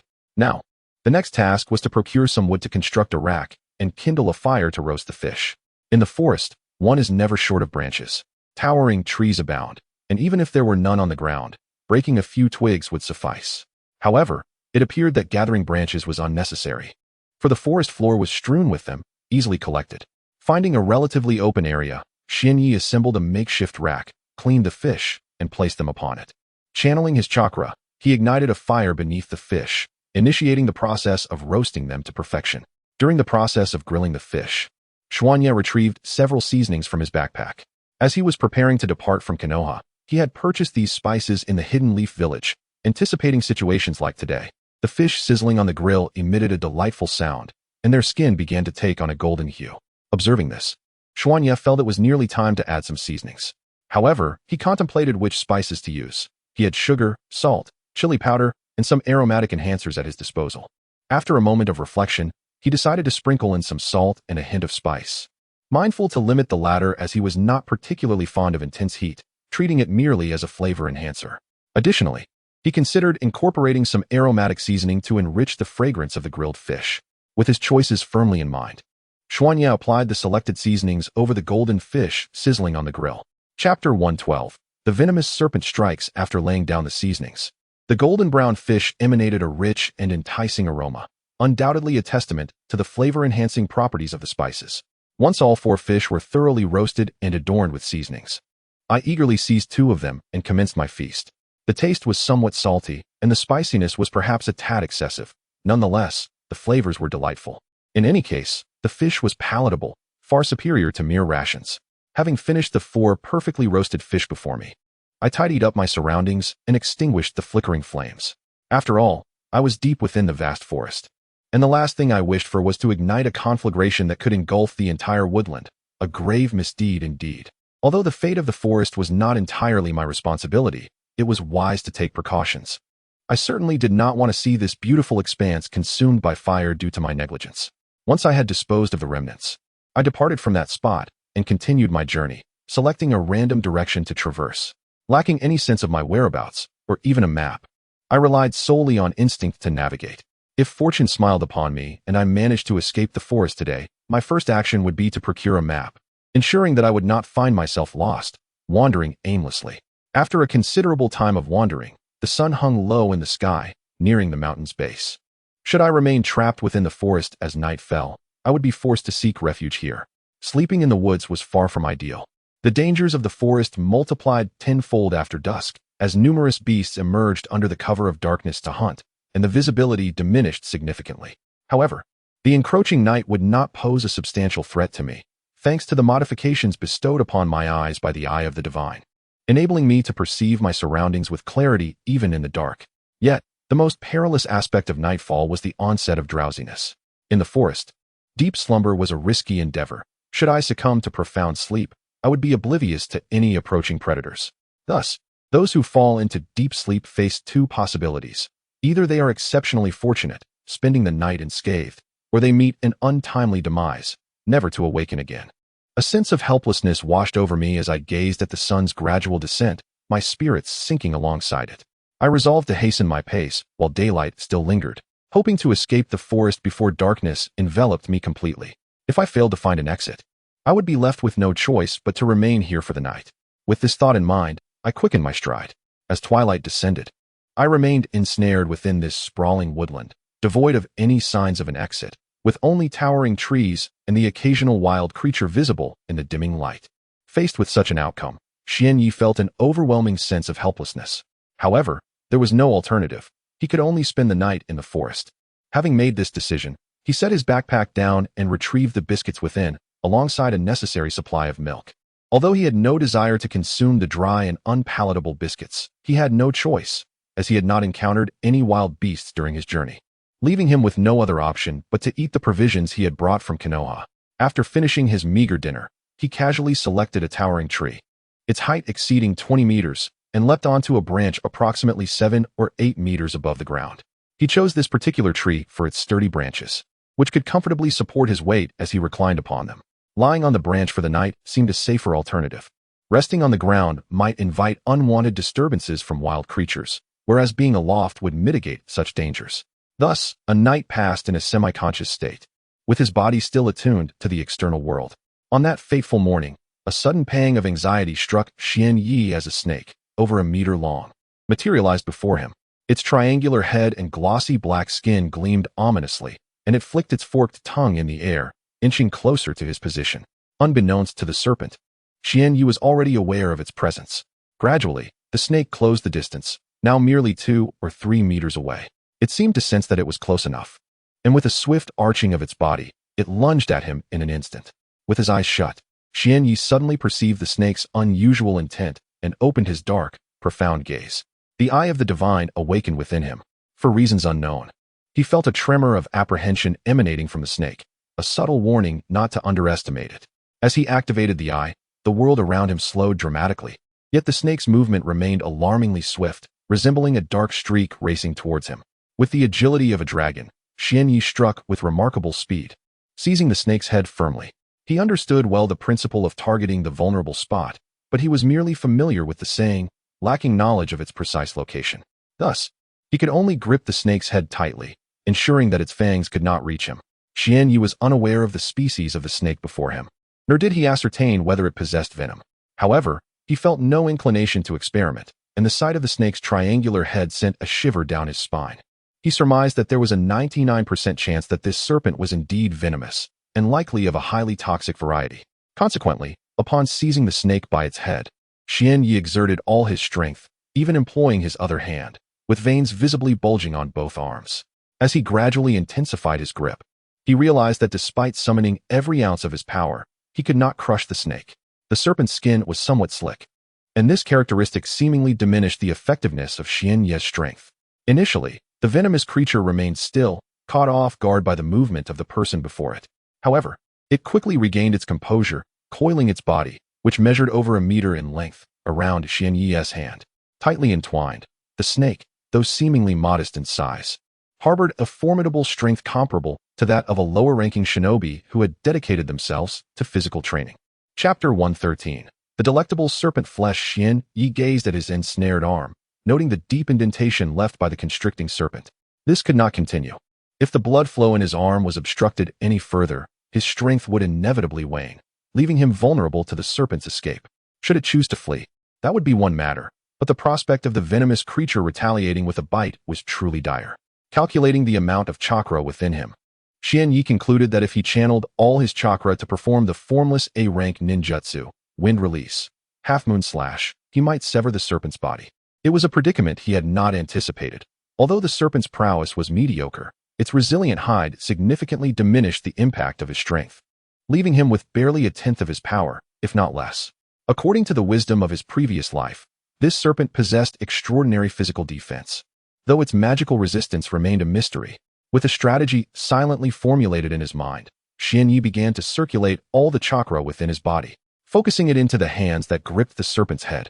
Gradually, he felt an increase in power coursing through his hands, as more chakra flowed into his palms over time. Since he intended to execute wind release, half moon slash, the wind attribute chakra began to stir and intensify at the palms of his hands. Suddenly, the serpent's thrashing grew more vigorous, perhaps sensing the imminent threat to its existence. Yet, Xianyi could not afford to relent. Should the serpent escape his grasp and retaliate with a bite, the consequences would be unfathomable.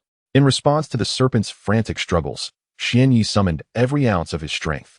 The serpent's body coiled tighter around his arm, impeding blood circulation, and his right arm began to redden, the engorged veins stark against his skin. In a moment of anguish, Xianyi cried out to the heavens, articulating his torment while reinforcing his resolve.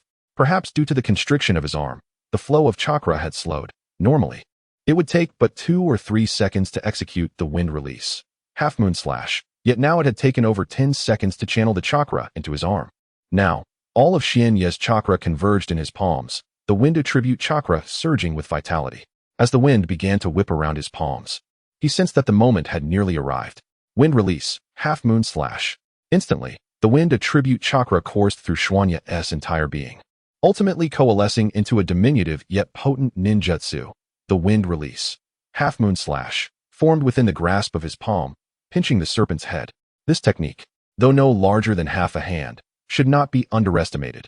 Its diminished size, coupled with the concentrated chakra of a novice ninja, amplified its power significantly. With a swift motion of his arm, Xuanya unleashed the wind release, half moon slash upon the serpent's ensnared head.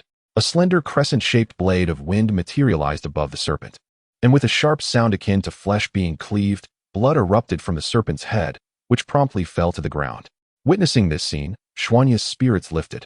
The once menacing serpent lay lifeless, ensuring his breakfast was secured without the need for further foraging. Gazing at the decapitated corpse of the serpent in his hand, he couldn't help but smirk, reflecting quietly on the wonders of the world. Although this serpent lacked chakra, its physical resilience had reached the level of a lower ninja. However, the most significant realization was the serpent's skin, which had surprisingly diminished the force of his attack. It was astonishing that a person with the physical prowess of a genin and fourfold enhancement from the divine combat technique could not crush a mere snake. Those unaware of the circumstances might find amusement in his plight. Initially troubled, Xuanya's gloom evaporated upon seeing the headless serpent. Surely, the taste of this creature would be delightful. Was there not a dish in China known as snake soup? The thought of its exquisite flavor tantalized his senses. Yet, as he glanced at the backpack slung across his shoulders, he shook his head in exasperation. Lacking a pot rendered the preparation of snake soup impossible, as it required broth. It seemed he would have to resort to roasting the serpent instead. Perhaps the flavor would not be significantly different. Resolute in his culinary approach, he sought a small stream to cleanse the serpent's body, as cleanliness was paramount. After washing, he gathered a few twigs to construct a makeshift rack, skewering the serpent with a slender branch before placing it over the fire. 10 minutes later, an irresistible aroma wafted from the roasting serpent, a fragrance beyond description. Having not eaten in the morning, I found myself engaged in a fierce battle with that venomous serpent, depleting all my chakra and leaving my body somewhat fatigued. Although my chakra had nearly restored itself, the sensation of hunger grew increasingly intense. I added some seasonings. To be honest, my culinary skills were rather limited, so I merely used salt, spices, and chili, opting to forego sugar. Once the serpent was roasted to perfection, I seized it without regard for its temperature and took a hearty bite. As I savored the meat, I silently mused, "Oh, dear serpent, since you harbored intentions to harm me, I cannot be blamed for consuming you. This, too, is to facilitate your swift reincarnation. Do remember to choose a better fate in your next life." However, my attention was soon captivated by the exquisite flavor of the snake's flesh. It was truly delectable. The succulent texture and rich taste of the meat overshadowed the shortcomings of the seasonings. In no time, the modest portion of snake was devoured, leaving me with lingering satisfaction.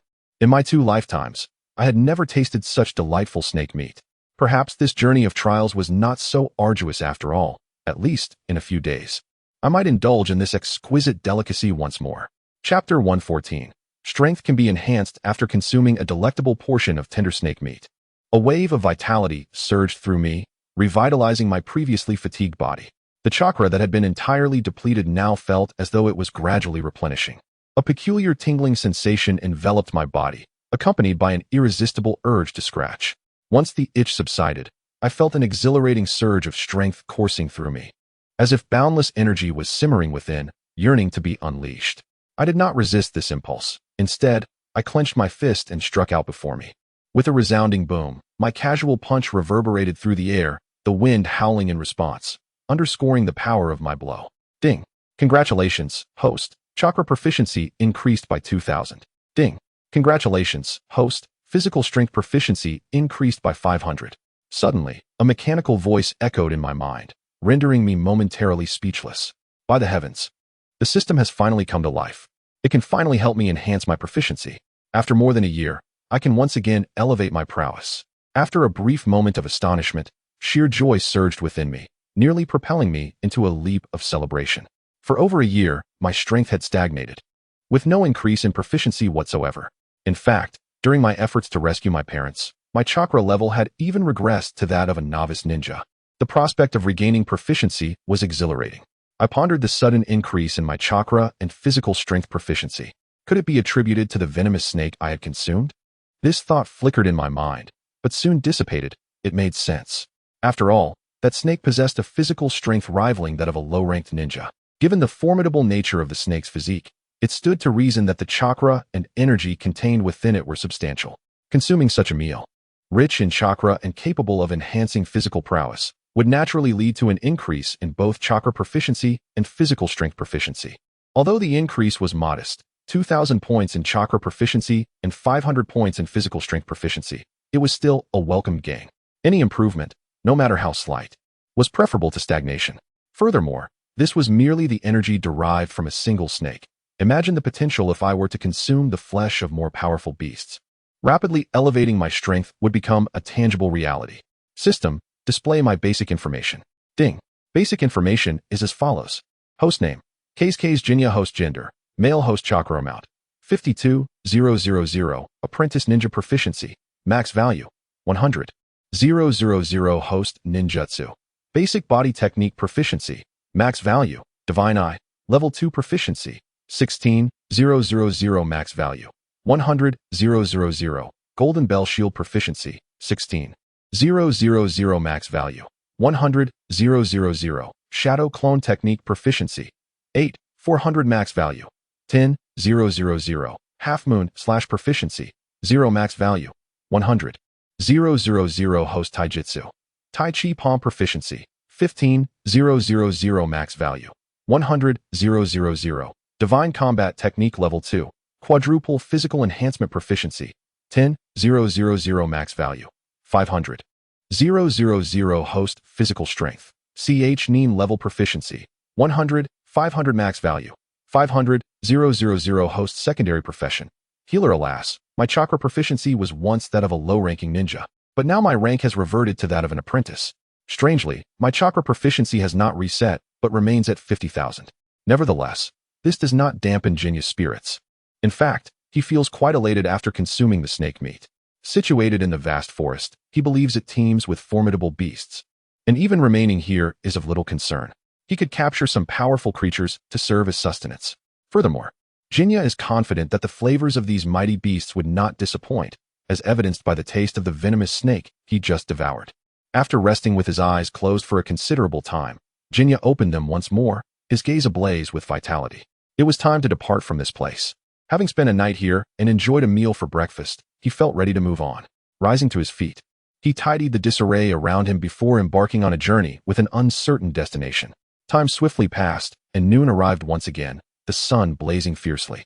However, the shade of the towering trees provided respite from the heat.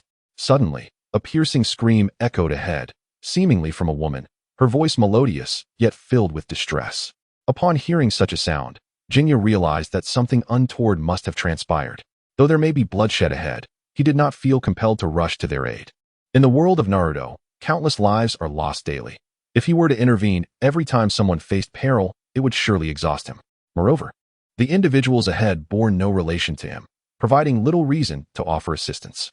Despite his reluctance to rescue them, Jinya continued toward the source of the commotion. Having spent several days in this forest, the chance encounter with a living voice piqued his curiosity. Perhaps those individuals possessed a map, and with a map in hand, he would no longer be lost. With such thoughts in mind, Xuanye swiftly advanced in that direction, unleashing all his strength, his speed becoming remarkably swift. Upon manifesting the physical prowess of a mid-level ninja, Xuanye's velocity escalated, allowing him to effortlessly surpass towering trees that stood several meters high. At last, he arrived at the source of the sound, where he beheld a group of men clad in wild attire, each wielding a large machete, encircling a few individuals with malicious grins. Narrowing his eyes, Xuanye observed that there were 7 individuals in total within the circle, an elderly man with white hair and beard, a woman, and 5 men who appeared to be guards. Xuanye contemplated that these individuals were likely accompanying the woman for leisure, yet they had unfortunately encountered a band of ruffians resembling mountain bandits. This was his first encounter with mountain bandits in the world of Naruto, and he felt compelled to scrutinize them closely, eager to discern the basis of their banditry. Chapter 115. Bandits. This marks my first encounter with bandits in the world of Naruto, and I find myself compelled to observe them closely, to discern the nature of those who choose this path. Suddenly, a jolt of surprise courses through me, as my emotions swell with excitement. The notion of bandits is something I have never witnessed in reality, only catching glimpses of them on television in my previous life. Yet now, a band of them stands before me, and I cannot help but anticipate their performance. Truth be told, having spent several days alone in this forest, I am on the verge of succumbing to boredom. I have never traversed such a distance in solitude, devoid of conversation. The appearance of these bandits is a welcome diversion. Ah, bandits, lords of the mountains, a formidable force within these woods, undoubtedly possessing considerable strength, I muse silently. Shifting my gaze to the 7 individuals, I notice an elderly man with white hair, clad in what appears to be a butler's attire, his face etched with concern. Besides him and a youthful woman, the remaining 5 wield long silver swords that seem quite sharp, suggesting they are indeed protectors. I observe as the elderly man and the woman are shielded behind these 5, who are encircled by a group of 10 rugged men, casually dressed and wielding large blades, creating an atmosphere of intimidation. The 5 guardians, their eyes wide with caution, grasp their swords tightly, beads of sweat forming on their foreheads, clearly wary of the bandits before them. As I continue to watch, I suddenly realize that the woman appears to be quite young, igniting a surge of excitement within me. I focus all my attention on her, yet the distance hinders my view. Thus, I activate the Eye of God, enhancing my perception. With the Eye of God engaged, my dark eyes grow cold, and a peculiar sensation envelopes my sight. What was once obscured now becomes crystal clear. Even an ant in the distance is discernible, making it effortless to perceive the woman's visage. Indeed, she possesses a pleasing countenance, strikingly beautiful. However, her physique leaves much to be desired.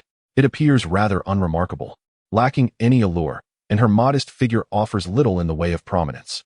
It would be unacceptable to claim that nothing is amiss. There does appear to be a slight peculiarity. In the distance, on a branch of a large tree, Xuanye squinted intently, as if narrowing his eyes would enhance his vision, though this was merely an illusion. Suddenly, among the band of robbers, a robust middle-aged man with a scar running across his face stepped forward, slowly approaching the 7 individuals. Xuanye observed closely and discerned that this scarred man seemed to be the leader of the bandits, with the others subtly positioning themselves under his command. After taking a few steps, the scarred leader was now merely a dozen meters away from the 7. Once he moved, the other brigands instinctively surrounded the 7 without a command, forming a large encirclement as if intent on capturing them all at once. The actions of the robbers heightened the tension among the 7. The 5 guards clutched their long swords tightly, for besides their blades, they had nothing else to aid them. The elderly man's face was increasingly etched with concern, glancing anxiously at the young woman beside him, evidently worried for her safety.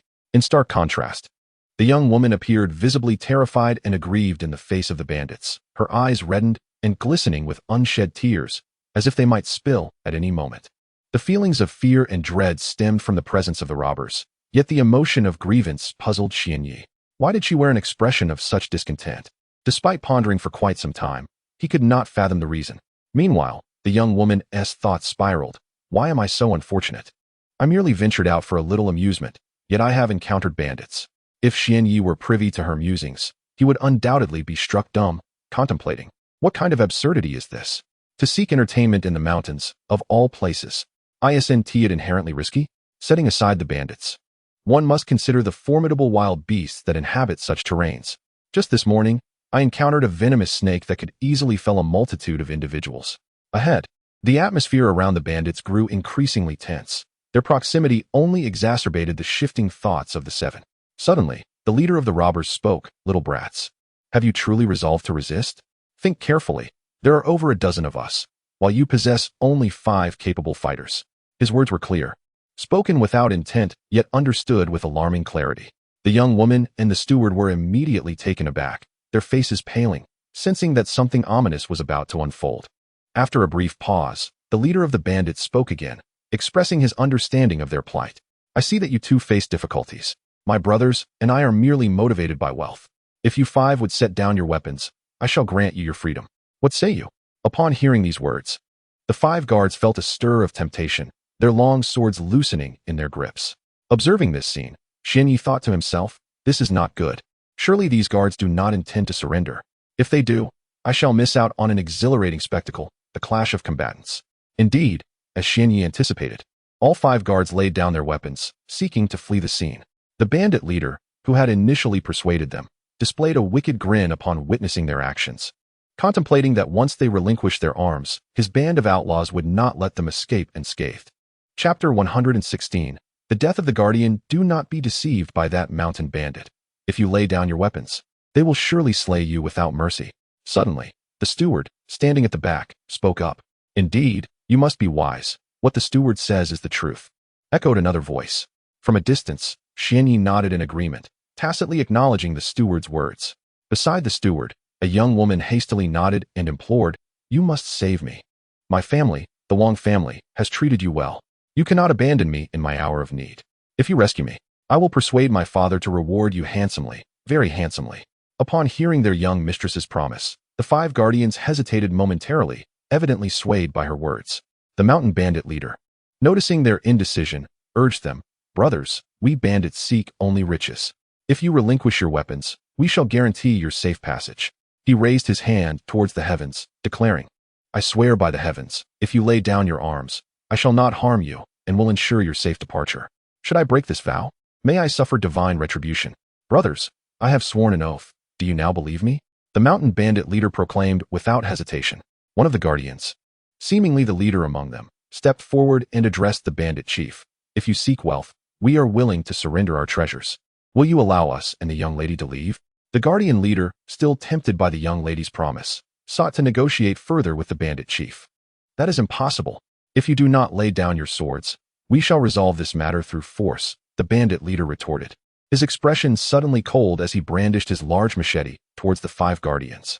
A chilling aura emanated from the bandit leader, although he was not particularly formidable.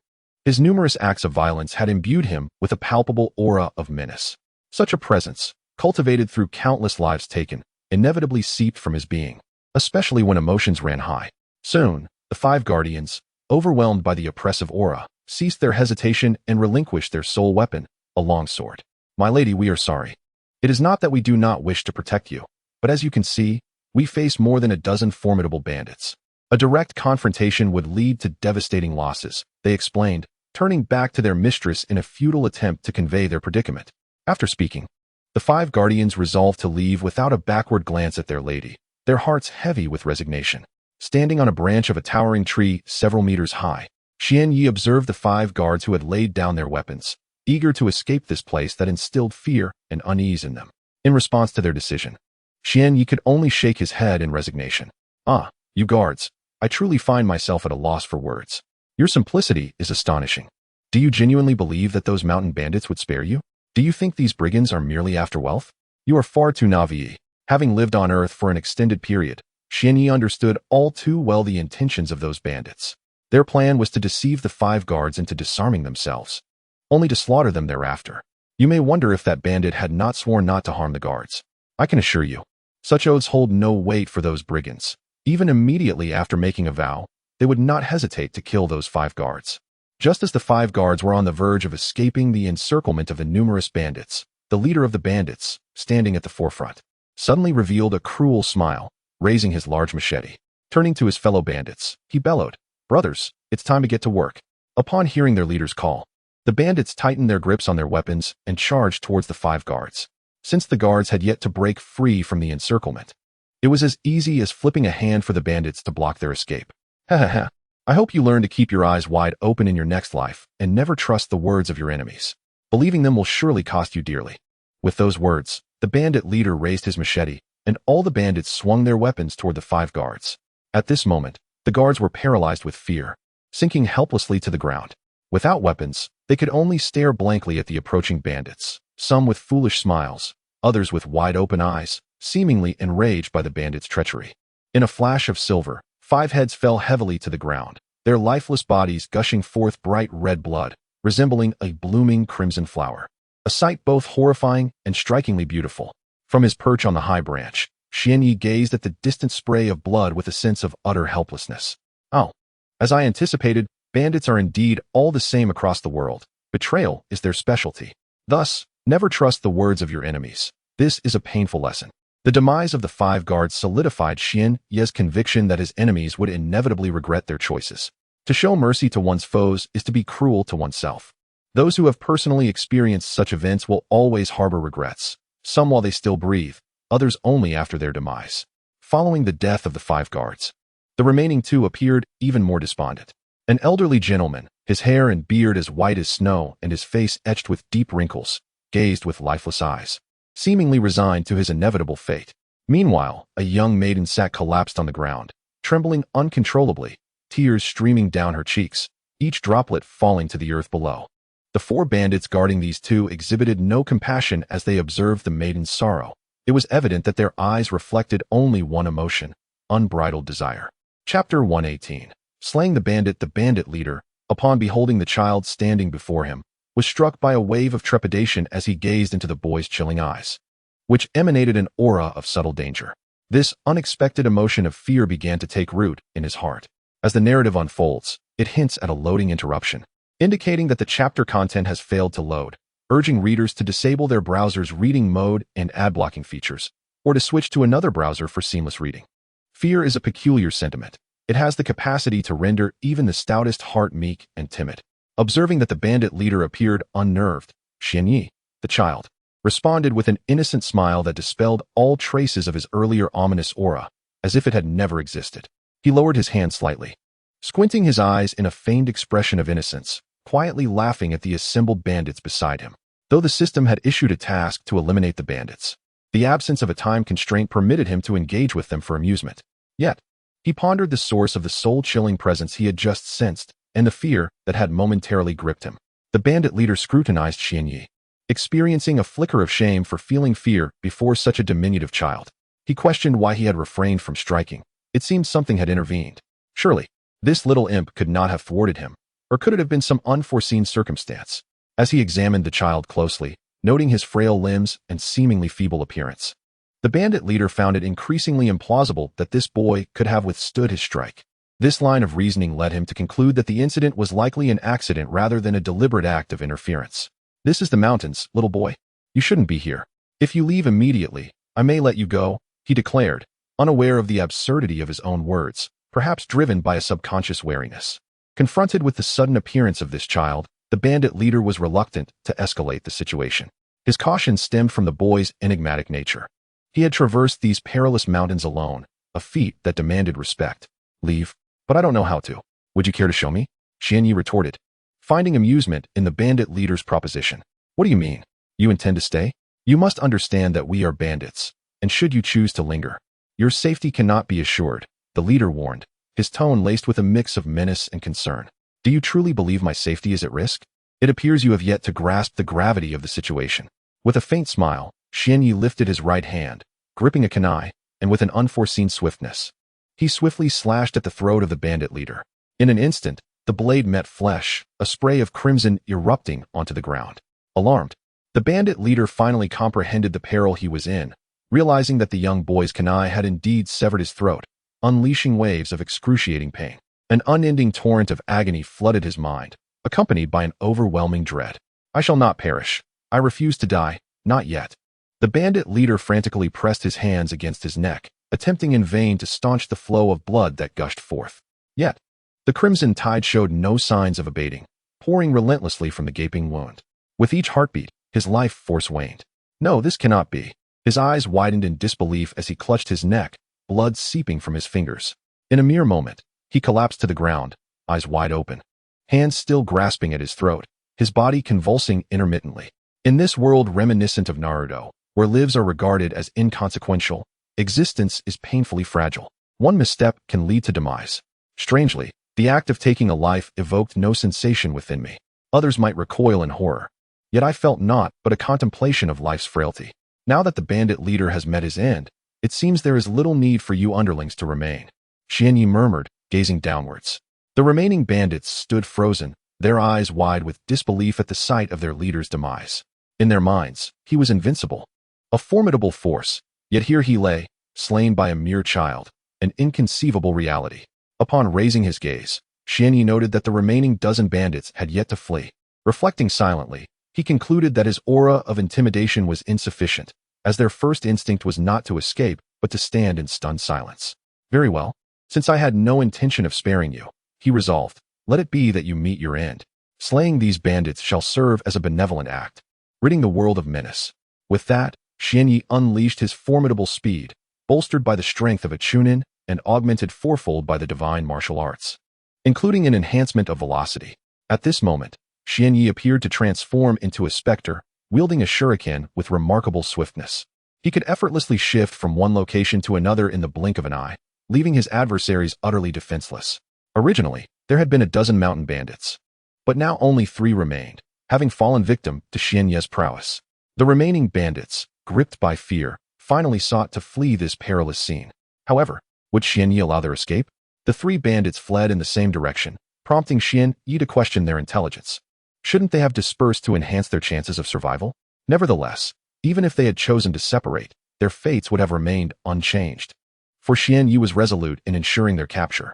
Gripped tightly in his hand was a blood-soaked shuriken, which, although not particularly sharp, seemed like an extraordinary weapon in Xianyi's grasp, capable of effortlessly claiming a life. Chapter 119. The reward in hand. Having slain nearly a dozen mountain bandits, Xianyi found himself smeared with their blood, which clung to him like an unwelcome shroud, infusing his garments with a pungent scent of iron. An aura of malevolence enveloped him, casting a chilling atmosphere that lowered the temperature around him to an uncomfortable degree, evoking a profound sense of dread and unease. It was clear that the 3 fleeing bandits were gripped by such thoughts. It is often said that when one's life is in peril, a formidable strength surges within the human body.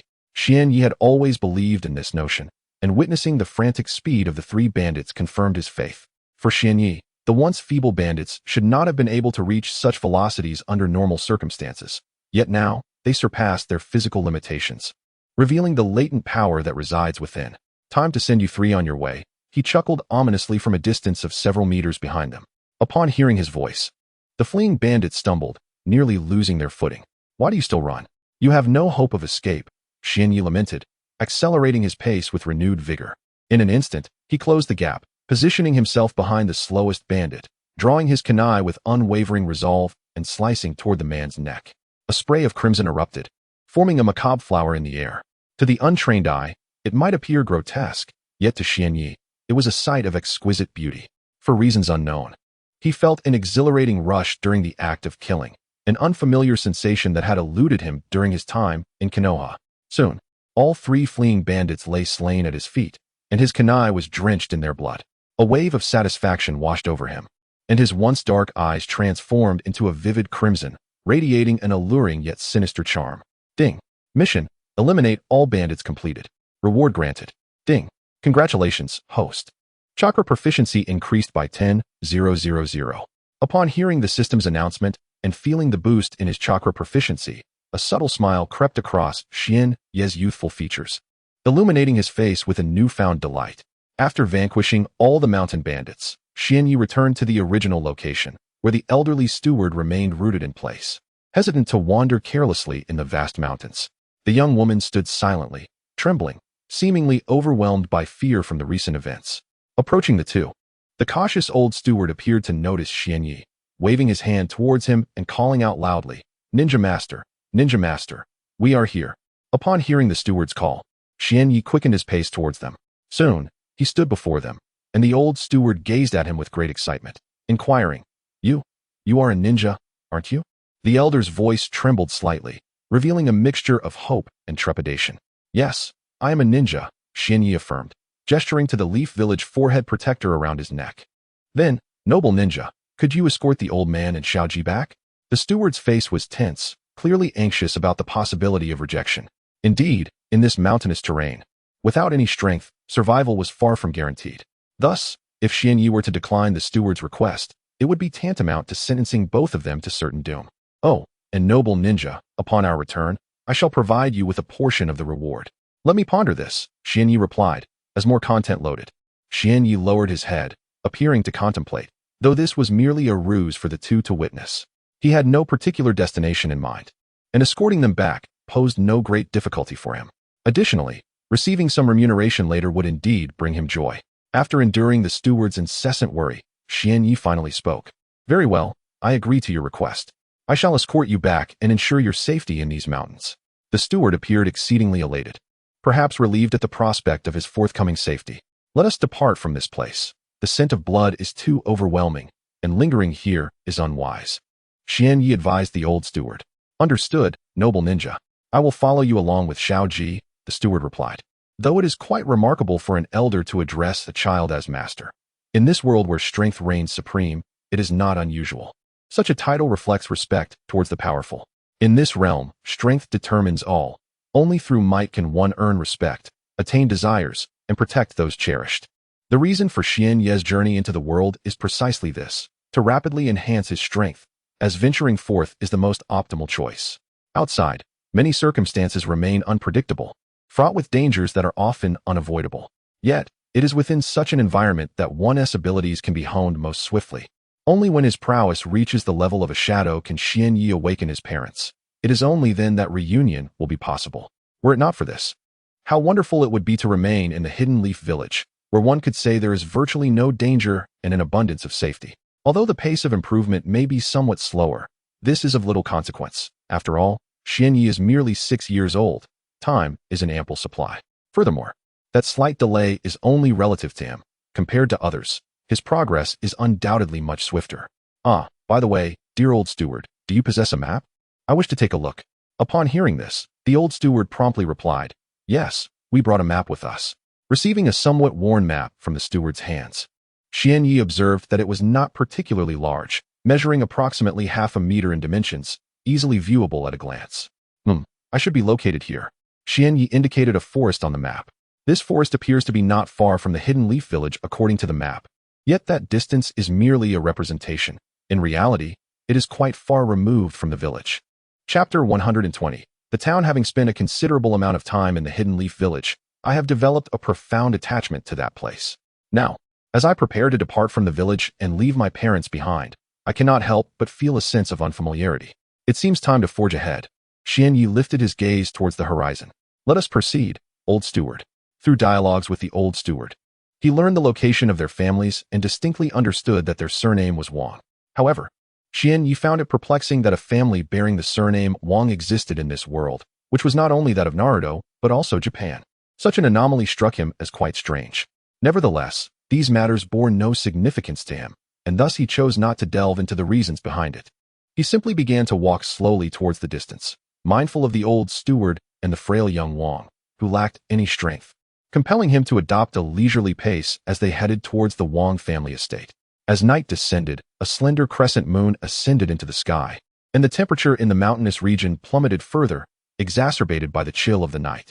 Xian Yi turned his head and clearly observed the white mist exhaled by the young Wang. Clad in scant clothing, he shivered in the frigid environment. Though Xian Yi too wore little, merely a thin white garment and knee-length trousers, his body, honed through rigorous training, remained impervious to the cold, radiating warmth like a furnace. The old steward's condition, however, astonished Xian Yi. From his demeanor, it was evident he was not a powerful individual, and Xian Yi could discern the absence of formidable energy within him. Yet, the steward's resilience in the low temperatures surpassed that of the young Wang. In this frigid setting, the old steward leaned against a large tree, closed his eyes, and sat motionless on the ground, a seemingly unique method to maintain his body temperature. Seeing that there was nothing else to attend to, Xian Yi also closed his eyes.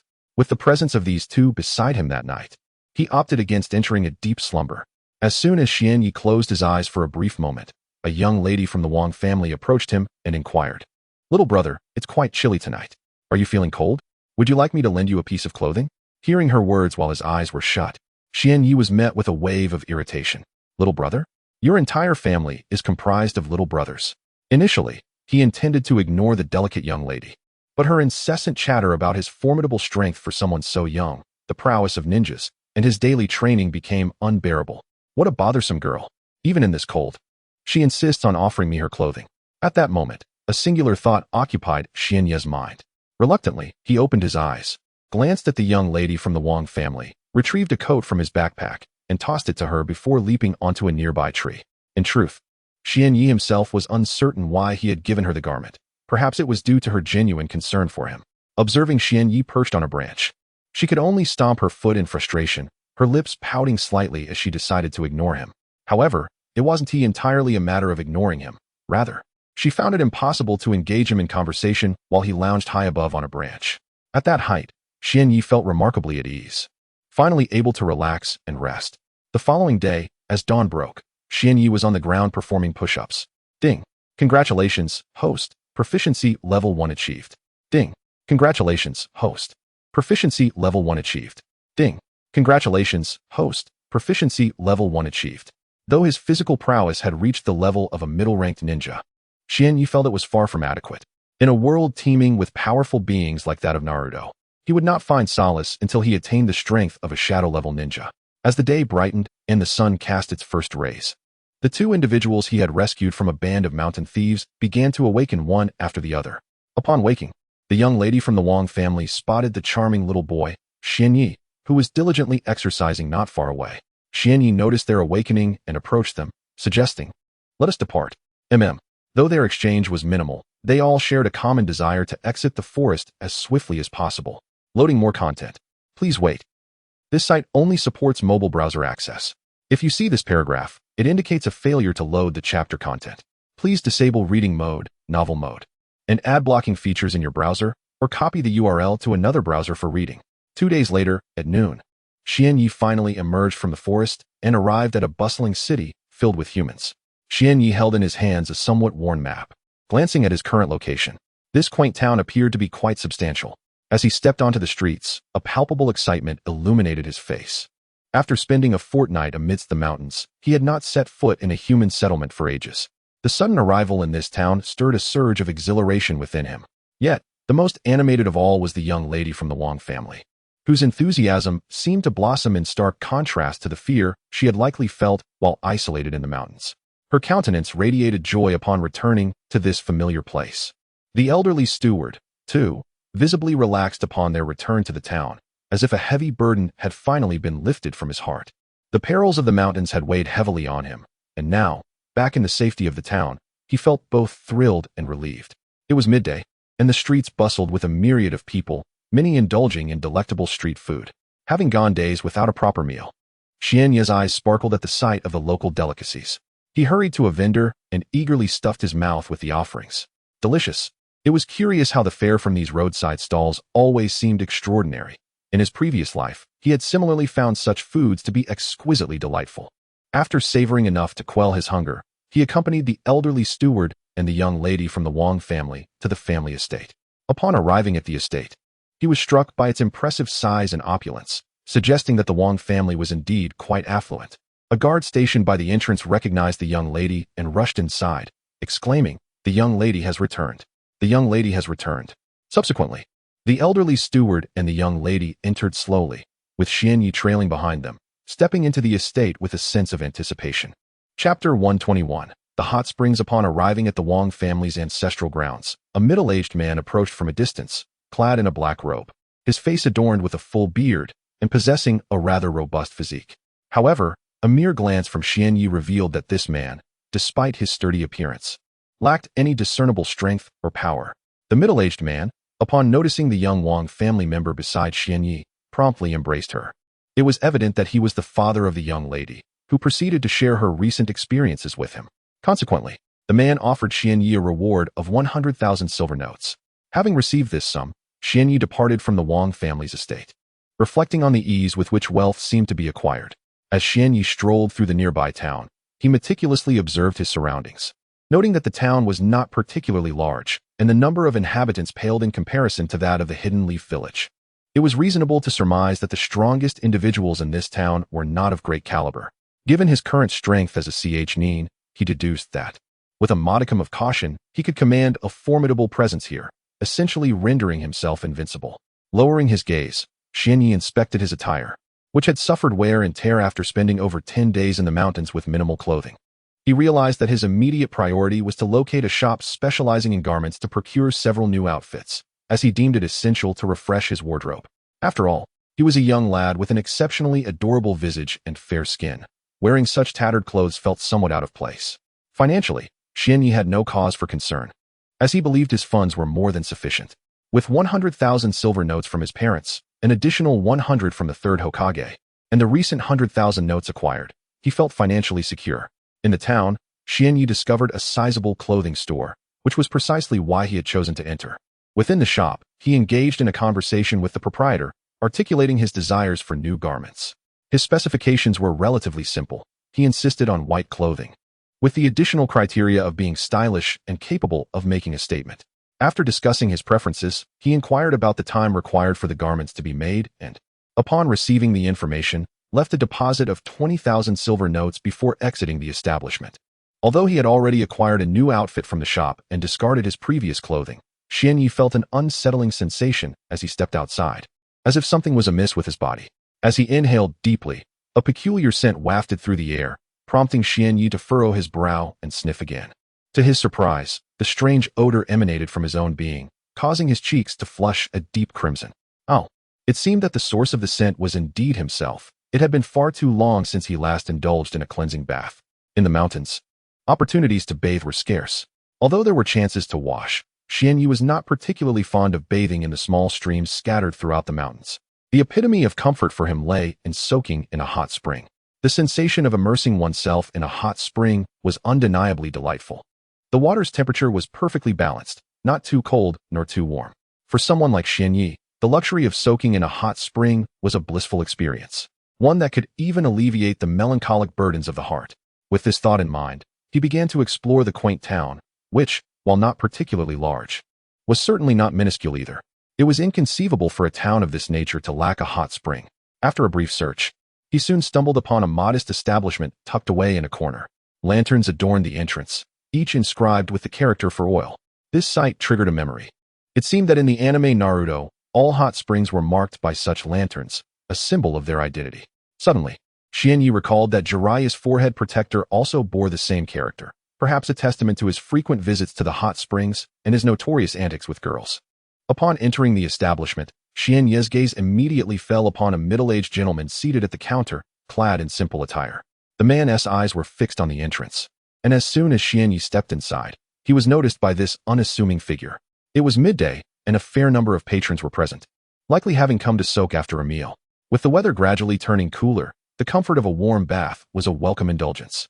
In addition to the middle-aged proprietor, a few attendants were busy tidying up a table, clearing away remnants of food. Although this was a hot spring establishment, it appeared to also offer meals for those enjoying a soak. Approaching the counter, Xianyi, at the tender age of 6, found himself dwarfed by the desk, effectively obscured from view. Resigned to his predicament, he spoke up to the middle-aged man. I would like to take a bath. Oh, young one, you wish to bathe? Where are your parents? The proprietor inquired. Xianyi pondered the necessity of parental accompaniment for a child to bathe. However, he recognized that the man was simply expressing concern for his well-being, so he clarified, Sir, I have come alone. After speaking, Xianyi took out 200 silver notes from his pocket and placed them into the hands of the proprietor. This sum, equivalent to slightly over 200 RMB, was not considered excessive for a relaxing soak. The loose change was what Xianyi had received as change while indulging in street snacks. When purchasing clothing, he had nonchalantly spent 20,000 silver notes, seemingly for the bespoke creation of 5 garments. Under ordinary circumstances, such an extravagant expenditure would have struck Xianyi as exorbitant. However, with nearly 300,000 silver notes at his disposal, this mere 20,000 felt rather trivial. Essentially, it was a matter of affluence and indulgence. Upon receiving the payment, the middle-aged owner promptly escorted Xianyi to the location of the hot springs. Upon arrival, Xianyi eagerly shed his garments until he was clad only in his undergarments and leaped into the steam-laden waters of the spring. The sensation was utterly delightful and exhilarating. After an hour of luxuriating in the hot springs, Xianyi donned a new outfit, which he had requested a staff member to procure during his soak, discarding the previous attire altogether. Chapter 122. A quaint town after finishing his bath and soaking in the hot springs. Xianyi donned a newly purchased white robe and made his way to the restaurant of this small establishment, eager to indulge in the renowned delicacies it offered. Although this venue primarily catered to hot spring enthusiasts, it also addressed the needs for sustenance and lodging, as if these two necessities were intrinsically linked to the experience of soaking in the springs. Typically, visitors would feel famished after their thermal indulgence and would seek a place to rest. This establishment efficiently resolved all those concerns, sparing guests the trouble of wandering about in search of amenities. Soon, dishes began to arrive at his table, primarily featuring the restaurant's signature offerings. Xianyi paid little mind to the prices. With a fortune of over 200,000 taels, the expense of 1,500 taels was negligible. After relishing the delightful meal, he secured a room for the night. The following morning, long before the birds began to chirp, Xianyi awoke early and stepped out of his room, heading towards the front counter. There, he encountered a middle-aged gentleman, whom he recognized as the same individual from the previous day. Approaching the counter, Xianyi settled his bill, totaling 1,500 taels. For a man of his means, this sum was hardly significant. After promptly paying the required amount, he exited the establishment, with the store owner warmly inviting him to return. Having left the hot spring inn, Xianyi's next destination was the tailor's shop, where he had commissioned clothing the day before. The proprietor had assured him that 5 garments would be completed by today, and he was eager to see the results. The town, neither too large nor too small, required Xianyi to wander its streets for a while before locating the tailor's shop. Most businesses in this quaint town opened early, as the pursuit of commerce was challenging. Without a diligent effort, mere survival would be a daunting task. Upon finding the shop, Xianyi entered, where the tailor was already seated at the counter, ready to welcome customers. As soon as Xianyi stepped inside, the proprietor recognized him and recalled that this young gentleman had ordered 5 garments the previous day. The reason for such vivid recollection lies in the fact that Xuanya's visage is remarkably unforgettable. His face, pale and tender, exudes an undeniable charm. However, Xuanya himself is not particularly fond of his appearance, believing it would be preferable to possess a more handsome countenance. "Excuse me, dear proprietor, have the 5 garments I ordered yesterday from Kyuubi been prepared?" Xuanya inquired of the owner of the clothing store. "Oh, it is you, the young one from yesterday. Rest assured, the 5 outfits you requested are ready. All of them are white and designed in the stylish and flamboyant manner you specified," the enthusiastic shopkeeper responded. As he spoke, the owner called out to an employee nearby, swiftly taking the garments from their hands and presenting them to Xuanya. Upon receiving the attire, Xuanya promptly shed the ill-fitting clothing he wore and donned the custom-made, eye-catching white garments. After dressing, he sought out a mirror to admire his reflection. In the glass, Xuanya appeared adorned in a white Japanese kimono, which indeed looked quite striking, imbued with a hint of dominance. Complementing his outfit were tailored black trousers and specially purchased black ninja shoes, along with his dark hair. At this moment, Xuanya was undeniably more handsome than before. His youthful appearance could easily captivate the hearts of many young ladies, leaving little room for disfavor. "Am I perhaps a tad too adorable? If only I could exude a bit more charisma and charm," Xuanya mused internally. Yet, perhaps due to his age, he found himself predominantly embodying cuteness, with little indication of a dashing demeanor. With the garments in hand, Xuanya exited the shop, only to recall that his ninja tools appeared to be running low. After spending over 10 days in the forest, he had nearly exhausted his supplies, compelling him to procure additional tools before continuing his journey.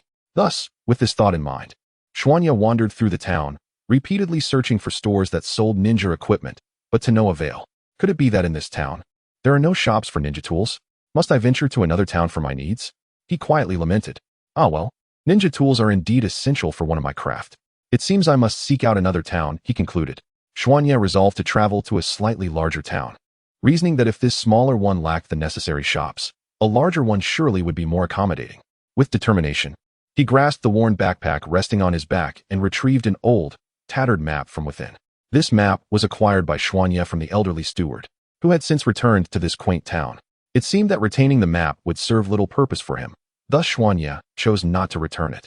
Although the map bore signs of wear, the locations marked upon it remained distinctly discernible, including the very town in which Xuanya currently found himself. On the map, this town appeared diminutive, nearly represented as a mere. Xuanya pondered over which town to visit next. feeling a twinge of indecision regarding his choice among the numerous nearby settlements. After a few moments of contemplation, he resolved to venture towards a larger town situated nearby, one that was approximately tenfold the size of his current location. Such a sizable town would surely boast a shop for ninja tools. Chapter 123. The new town. After departing from the previous town, Xianyi resumed his journey. On the morning of the third day, he arrived at a rather prosperous town. The streets here were far more bustling than those of the last town, and the number of houses in this town exceeded that of his previous stop by several folds. As he strolled through the vibrant streets, savoring the lively atmosphere, he gazed into the distance. With so many people traversing the streets and a considerable number residing here, it seemed improbable that there were no weapon shops in sight. During these 3 days, Xianyi had traversed through the forest, a choice that bore the advantage of encountering formidable beasts. Such encounters not only provided opportunities to consume their meat, thereby enhancing his strength, but also allowed him to refine his chakra skills. Upon reaching the heart of this town, he spotted a conspicuous ninja tool shop. Approaching the establishment, he noticed a flurry of activity as numerous individuals were busily unloading various goods. Respecting the shop's operations, Xianyi refrained from interrupting the owner until the bustle subsided. Once the workers had cleared out and the shopkeeper had a moment to breathe, he suddenly noticed a young boy standing before him. The boy, with his black hair and eyes, donned a white outfit that emanated an air of authority. Recognizing the boy's purpose for visiting, the shopkeeper greeted him warmly. "My apologies for the wait, young one. How about I offer you a 10% discount on your purchase?" "That's quite all right, sir. I have come to procure some ninja tools," Xianyi replied softly. The shopkeeper's eyes widened as he noticed the headband tied around the boy's neck. Analyzing its emblem, he realized it was the symbol of the Hidden Leaf Village. "Ah, little ninja, what type of tools do you seek? I am sure I can accommodate your needs." Upon realizing that Xianyi was not only a ninja, but specifically from the esteemed Hidden Leaf Village, the shopkeeper's demeanor shifted to one of respectful caution, wary of offending the young ninja before him. "Sir, I would like some essential ninja tools for combat.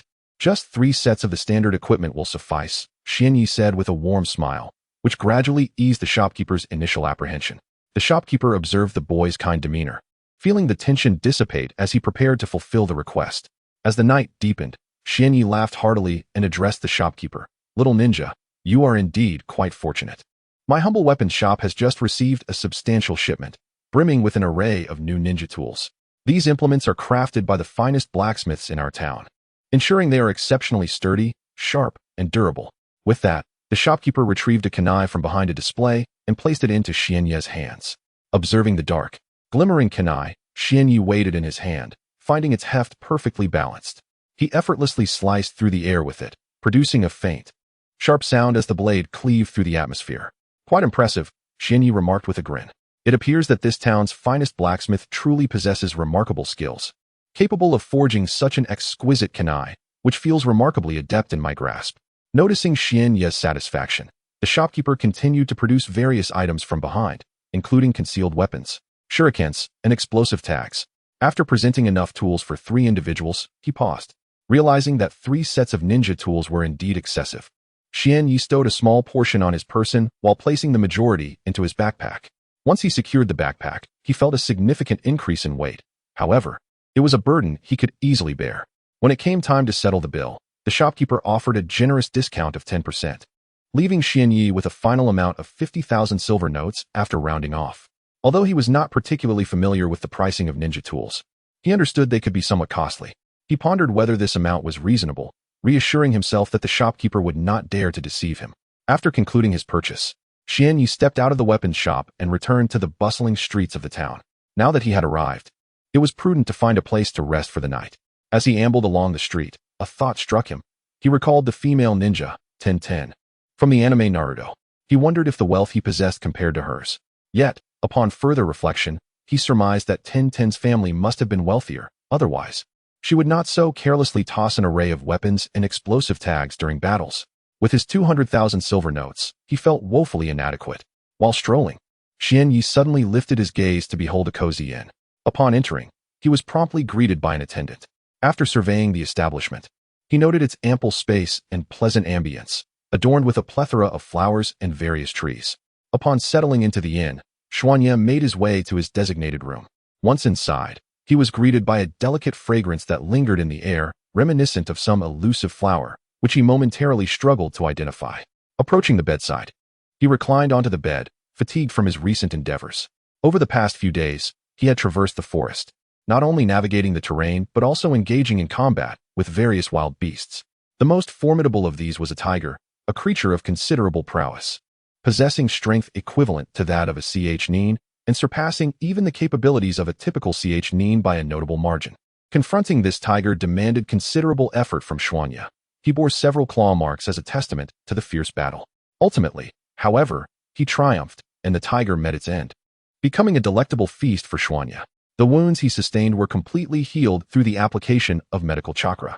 In addition to this genin-level tiger, he also encountered two beasts of the genin tier, a water buffalo and a turtle.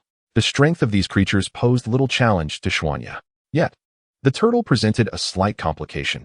Despite its genin-level capabilities, its shell was remarkably resilient, effortlessly withstanding numerous assaults from Xuanya. Nevertheless, after enduring a prolonged onslaught, even the toughest shell could not withstand defeat, and thus, the turtle too succumbed, destined to become part of Xuanya's culinary delights. Chapter 124. The Caravan. The three formidable beasts provided Xianyi with a commendable amount of proficiency points, totaling an impressive 6,000 points in strength proficiency, while his chakra proficiency surged by 24,000 points. After several days of rigorous training, his chakra level was on the verge of ascending to that of a genin. During this period, in addition to the automatic increase in chakra, Xianyi fervently practiced both taijutsu and ninjutsu during his spare moments, particularly during battles with those beasts, which significantly accelerated the enhancement of his combat skills. System, please present my basic information. Ding. The basic information is as follows. Host name: Bofeng Xianyi. Host gender: male. Host chakra amount: apprentice ninja proficiency 76,000, maximum 100,000. Host ninjutsu: basic body replacement technique proficiency, maximum achieve God's Eye activated level 2 proficiency 17,000, maximum 100,000. Golden Bell Shield proficiency 17,000, maximum 100,000. Multiple Shadow Clone technique proficiency 9,000, maximum 10,000. Half Moon / proficiency 1,000, maximum 100,000. Host Taijutsu: Tai Chi Palm proficiency 16,000, maximum 100,000. Divine Combat Technique Level 2, Quadruple Amplification proficiency 10,000, maximum 500,000. Host Strength: Chunin level proficiency 106,500, maximum 500,000. Host Secondary Profession: Healer. His chakra proficiency had now reached 76,000 points. Only 24,000 more were needed to revert to the genin level. However, if he were to rely solely on the automatic increase of chakra for advancement, it would require approximately 12 days. Initially, the daily automatic increase was 1,000 points, but with the enhancement of the blue crystal necklace, this has now doubled to 2,000 points per day. Despite this improvement, Xianyi felt a twinge of dissatisfaction, believing that the rate of chakra proficiency increase was still too slow, and the progression to higher ranks was excessively gradual. Should he depend solely on this automatic growth to elevate his chakra level to that of a Kage, how much longer would it take? If other ninjas were privy to Xianyi's thoughts, they would undoubtedly be infuriated, for to them, his current rate of chakra enhancement was extraordinary, almost miraculous. Yet, Xianyi remained somewhat unfulfilled. It seemed imperative for him to venture deeper into the forest in search of more beasts, particularly those with power at or above the genin level. By vanquishing these formidable creatures and consuming their flesh, he could expedite his progress considerably. As these thoughts coursed through his mind, Xianyi acknowledged that the most pressing matter was not to dwell on such musings, but rather to rest. It was likely quite late, and failing to sleep would surely deplete his vitality. Another peaceful night has passed, undisturbed by any tangible presence that might have interrupted Xianyi's slumber. His sleep was exceptionally comfortable, for he was not amidst the forest or the mountains, where dangers lurked. Hence, he felt little need for vigilance in his dreams. Upon awakening, he washed up and donned a white robe, gazing into the mirror that reflected the visage of a remarkably youthful and charming child. Stepping out of his room and into the lobby of the inn, he found several patrons leisurely enjoying their breakfast. As this establishment served as an inn, meals were provided for the guests to quell their hunger. Xianyi approached an unoccupied table, casually seated himself, and summoned a staff member. He ordered a bowl of porridge and a few eggs, refraining from indulging in anything overly greasy at such an early hour. After satisfying his hunger, He departed the inn and entered the vibrant streets of the small town. Contrary to the expectation of a quiet morning, the streets were bustling with numerous pedestrians, revealing the town's lively spirit. Having procured some ninja tools and spent a night in the town, Xianyi felt it was time to continue his journey and explore other locales, honing his skills along the way. Gradually, he exited the town, noting that the houses along the roadside began to diminish. Suddenly, in the distance, he spied a caravan, laden with an abundance of goods. It was evident that this was a merchant convoy. The caravan soon noticed Xianyi and approached him swiftly. Unperturbed, he remained confident in his abilities, unafraid of any potential hostility from the group. As they reached him, a distinguished middle-aged man, adorned in splendid attire, emerged from among the throng. The others parted to make way for him, indicating his status as the leader of the caravan. The rest of the members were simply clad, each wielding a long knife, suggesting they were guards tasked with protecting the cargo. Approaching Xianyi, the middle-aged man scrutinized him for a moment before speaking. "Young one, what brings you here alone? It is quite perilous for you to be wandering about by yourself. Do you not realize this?" In response to this man's concern for his well-being, Xianyi could only greet him with a smile, for it would be ungracious to dismiss the warmth of his inquiry. "Ah, it is quite all right for me to walk alone here. I intend to explore other towns." Xianyi addressed the distinguished gentleman before him. "Are you saying that a child like me can wander into any town at will? If that is the case, I would be honored to accompany you." A young child venturing alone might encounter unforeseen dangers. The middle-aged man warmly replied to Xianyi. "Ding dong, task issued. Ding dong, task details. Accompany the merchant caravan. Task. Accompany the merchant caravan. Task difficulty. Low difficulty levels. None. Low, medium, high. Hell reward. 20,000 chakra proficiency penalty. None." After hearing the middle-aged man's invitation, Xianyi found it hard to refuse. After all, he could go anywhere he pleased, and the system had just issued a task to accompany the caravan. Thus, it seemed only prudent to join them, as there was no disadvantage in doing so. Consequently, Xianyi traveled alongside the caravan. As he was now part of a group, he deemed it appropriate to introduce himself, ensuring that they would not remain unaware of his name. "Greetings, everyone. I am Bo-Feng Xianyi. I look forward to your guidance." Xianyi smiled, eager to share his name with the others. Chapter 125. Companions. At this moment, the elegantly attired middle-aged gentleman, upon witnessing Kazekage Jinya introduce himself, felt compelled to share his own name. "Greetings, Jinya. I am Nakagawa Ichida. As you can see, I am a merchant, and these goods are what I shall be transporting to a considerably larger town. The majority of those accompanying me are my family escorts, while a small number are hired for the purpose of safeguarding these commodities. After all, in these regions, there are often bandits lurking about, and without this protection, I doubt I would travel far before being waylaid by them." To Jinya's left stood a member of Ichida's family, known as Nakagawa Ichihara, a formidable warrior renowned for his immense strength and exceptional swordsmanship. To Jinya's right was a loyal family guard, Daijin Ishii, who had been with the Nakagawa family since childhood. Despite his somewhat simple demeanor, his prowess was not to be underestimated, rivaling that of Ichihara. After Ichida completed his introductions, Jinya acknowledged both individuals with a nod. Observing them closely, he noted that Ichihara, wielding a long blade, regarded him with a hint of disdain, suggesting a lack of fondness toward him. In contrast, Daijin Ishii, though appearing simple-hearted, welcomed Jinya with an expression devoid of ulterior motives. "All right, young one, you may accompany us," Ichida reassured Jinya. "As we travel with this merchant caravan, the bandits should think twice before attacking us. You will be quite safe with us, rest assured." After a brief respite for Ichida, during which the guards busied themselves with organizing their cargo, they resumed their journey. Ichida called out to Jinya. "Jinya, we can proceed now. Come along swiftly." Nodding in acknowledgement, Jinya followed suit. The merchant caravan consisted of several wagons, and there happened to be available space for passengers. Recognizing Jinya's youth, Ichida insisted that he must ride in one of the wagons. Although Jinya hesitated, feeling that as a chunin of considerable strength he should not need such accommodations, he ultimately succumbed to Ichida's earnest invitation and climbed aboard. Within the wagon, there were 4 individuals, including Jinya. Perhaps due to the presence of a stranger, the others, unfamiliar with Jinya's background, began to inquire about him with increasing curiosity. "Excuse me, but I must admit, I have never encountered you in this quaint little town. Are you not a resident here?" inquired the amiable de Yuan Yi Shi, addressing Xianyi. The proprietor of the merchant caravan, who was also seated in the wagon, craned his neck to catch Xianyi's response. "I am not originally from this town," Xianyi replied. "I hail from another place and traveled here to gain experience. After spending a day in this town, I intended to leave when I happened upon you all. Oh, I see, remarked the passengers in the wagon, their expressions shifting somewhat upon hearing Xian Ye's explanation. Why seek experience? Many ninjas venture to different locales for such purposes. Could it be that Xian Yi is a ninja? Pondered Nakagawa Ichida, the merchant leader, as he observed Xian Yi intently before finally asking, Are you a ninja? Yes, indeed. I am a ninja, a genin. Xian Yi hesitated before answering. In truth, with his current capabilities, defeating a chunin would be quite effortless. Yet he chose to identify himself as a genin due to his unfamiliarity with them.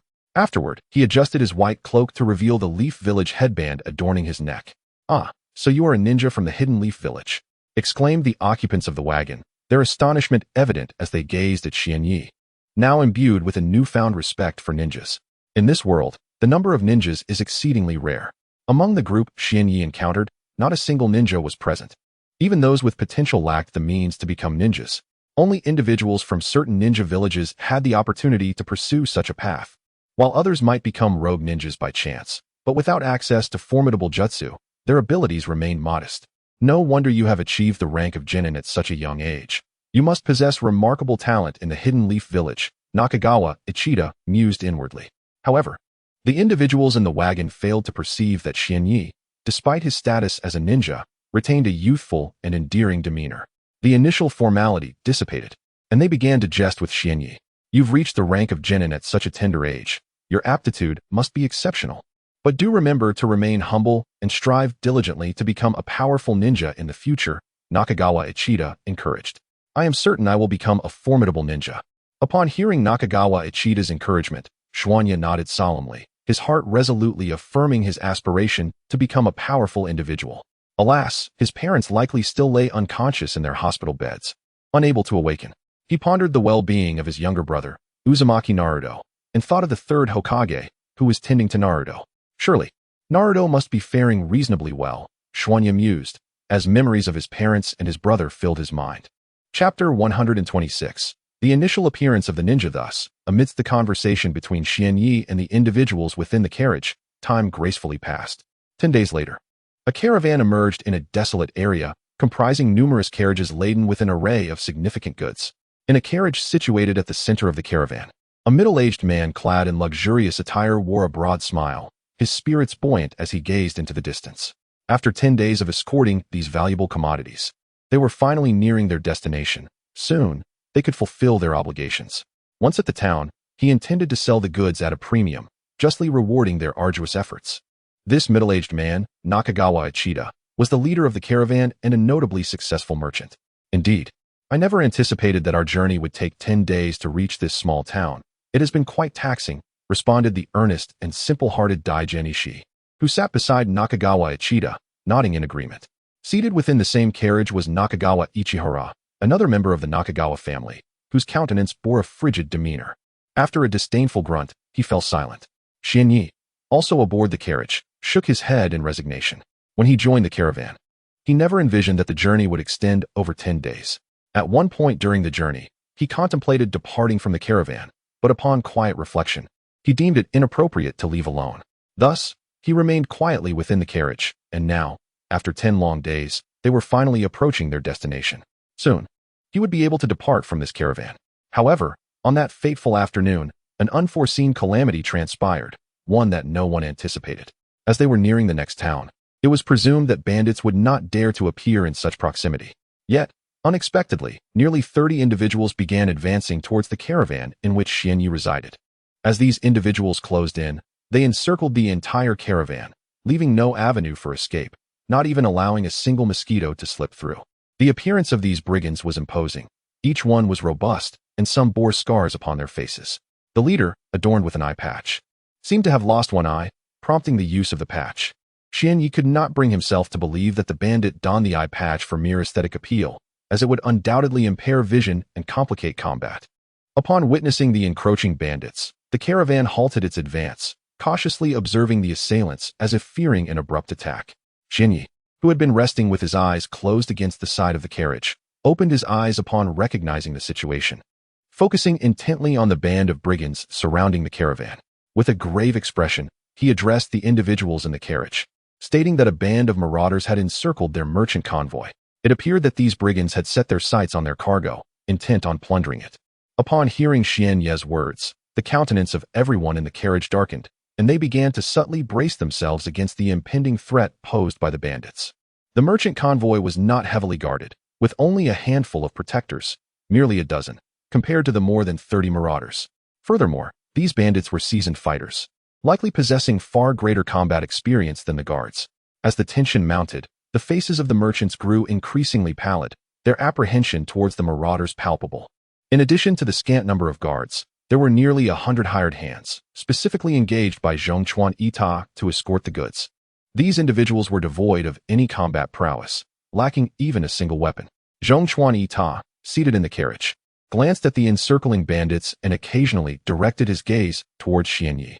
The leader of the brigands, a one-eyed man, stepped forward from the throng and halted a mere 10 meters from the convoy, brandishing a gleaming silver sword. He raised his weapon, pointing its tip menacingly at the merchant group, and bellowed, demanding they surrender all valuable possessions, or else they would experience the true nature of death. From a distance, Xian Yi observed the bandits and witnessed the leader's imposing declaration. Overwhelmed by the situation, he supported his head with his hand, lamenting how he had encountered bandits yet again. Hadn't it been only a short while since his last encounter? Was it possible that he had a propensity to attract such trouble? Surely not. Suddenly, an alarming realization struck him, and before Zhongchuan Ita could react, Xian Yi propelled himself into action, leaping onto a large tree branch to conceal himself. Zhongchuan Ita and the others were aware of Xian Yi's true identity as a lower-ranked ninja from the Hidden Leaf Village. Thus they held confidence in his formidable abilities. After all, in this world, ninjas were a rare breed, seldom found in remote areas, and Zhongchuan Ita was certain that Xian Yi would have little difficulty dealing with the marauders. However, why did Xian Yi suddenly leap onto a tree branch to conceal himself? This was due to his observation of a group of mountain bandits, during which he unexpectedly detected a faint fluctuation of chakra among them. The presence of this elusive chakra indicated that within this band of robbers, there was assuredly a ninja. Yet, Xian Yi was unaware whether the ninja he had sensed was a wandering rogue or someone from a hidden village. If the owner of that chakra belonged to a wandering ninja, it would be manageable. However, if it were a ninja from a hidden village, the situation would become rather complicated. Chapter 127. The bandits strike. Why is it said that wandering ninjas are easier to deal with compared to those who emerge from the hidden villages? The answer lies in the vast array of ninjutsu mastered by the latter, which undoubtedly renders them more formidable. Those ninjas who step outside their villages do so with confidence in their abilities, having honed their skills through rigorous training. In contrast, the majority of wandering ninjas owe their status to sheer luck, having stumbled upon the means to become ninjas without acquiring substantial ninjutsu knowledge. Even though they may frequently engage in battles, teetering on the brink of life and death, their limited repertoire of techniques diminishes their combat effectiveness.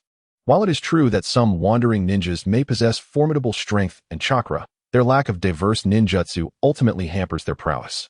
Conversely, the ninjas from hidden villages, despite being akin to sheltered blossoms, venture out with a wealth of ninjutsu knowledge and an inherent confidence in their abilities. Xian Yi does not subscribe to the notion that these ninjas are weak.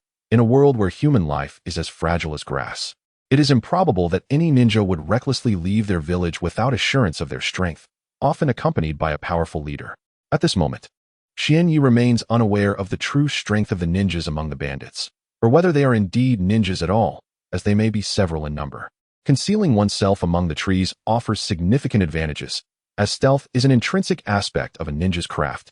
By waiting for the enemy to lower their guard, one can deliver a decisive blow, thereby simplifying the conclusion of a battle.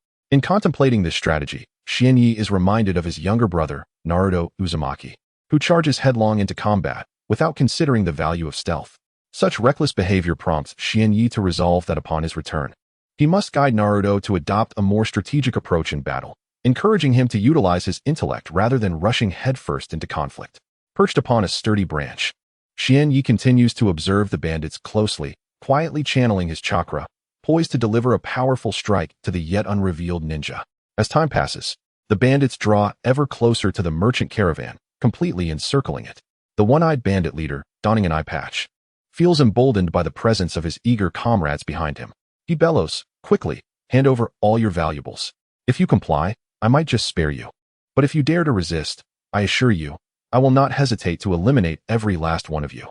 At this moment, Everyone in the carriage had disembarked. The stalwart Dazai Issei, who stood protectively beside Nakagawa Ichida, spoke resolutely, declaring that there would be no money exchanged. They would not relinquish their goods. Unless I perish. You shall not lay a finger on these valuables, he asserted, his gaze unwavering and defiant. Genuine admiration flickered within Xian Yi as he observed Dazai Issei's earnest and straightforward demeanor.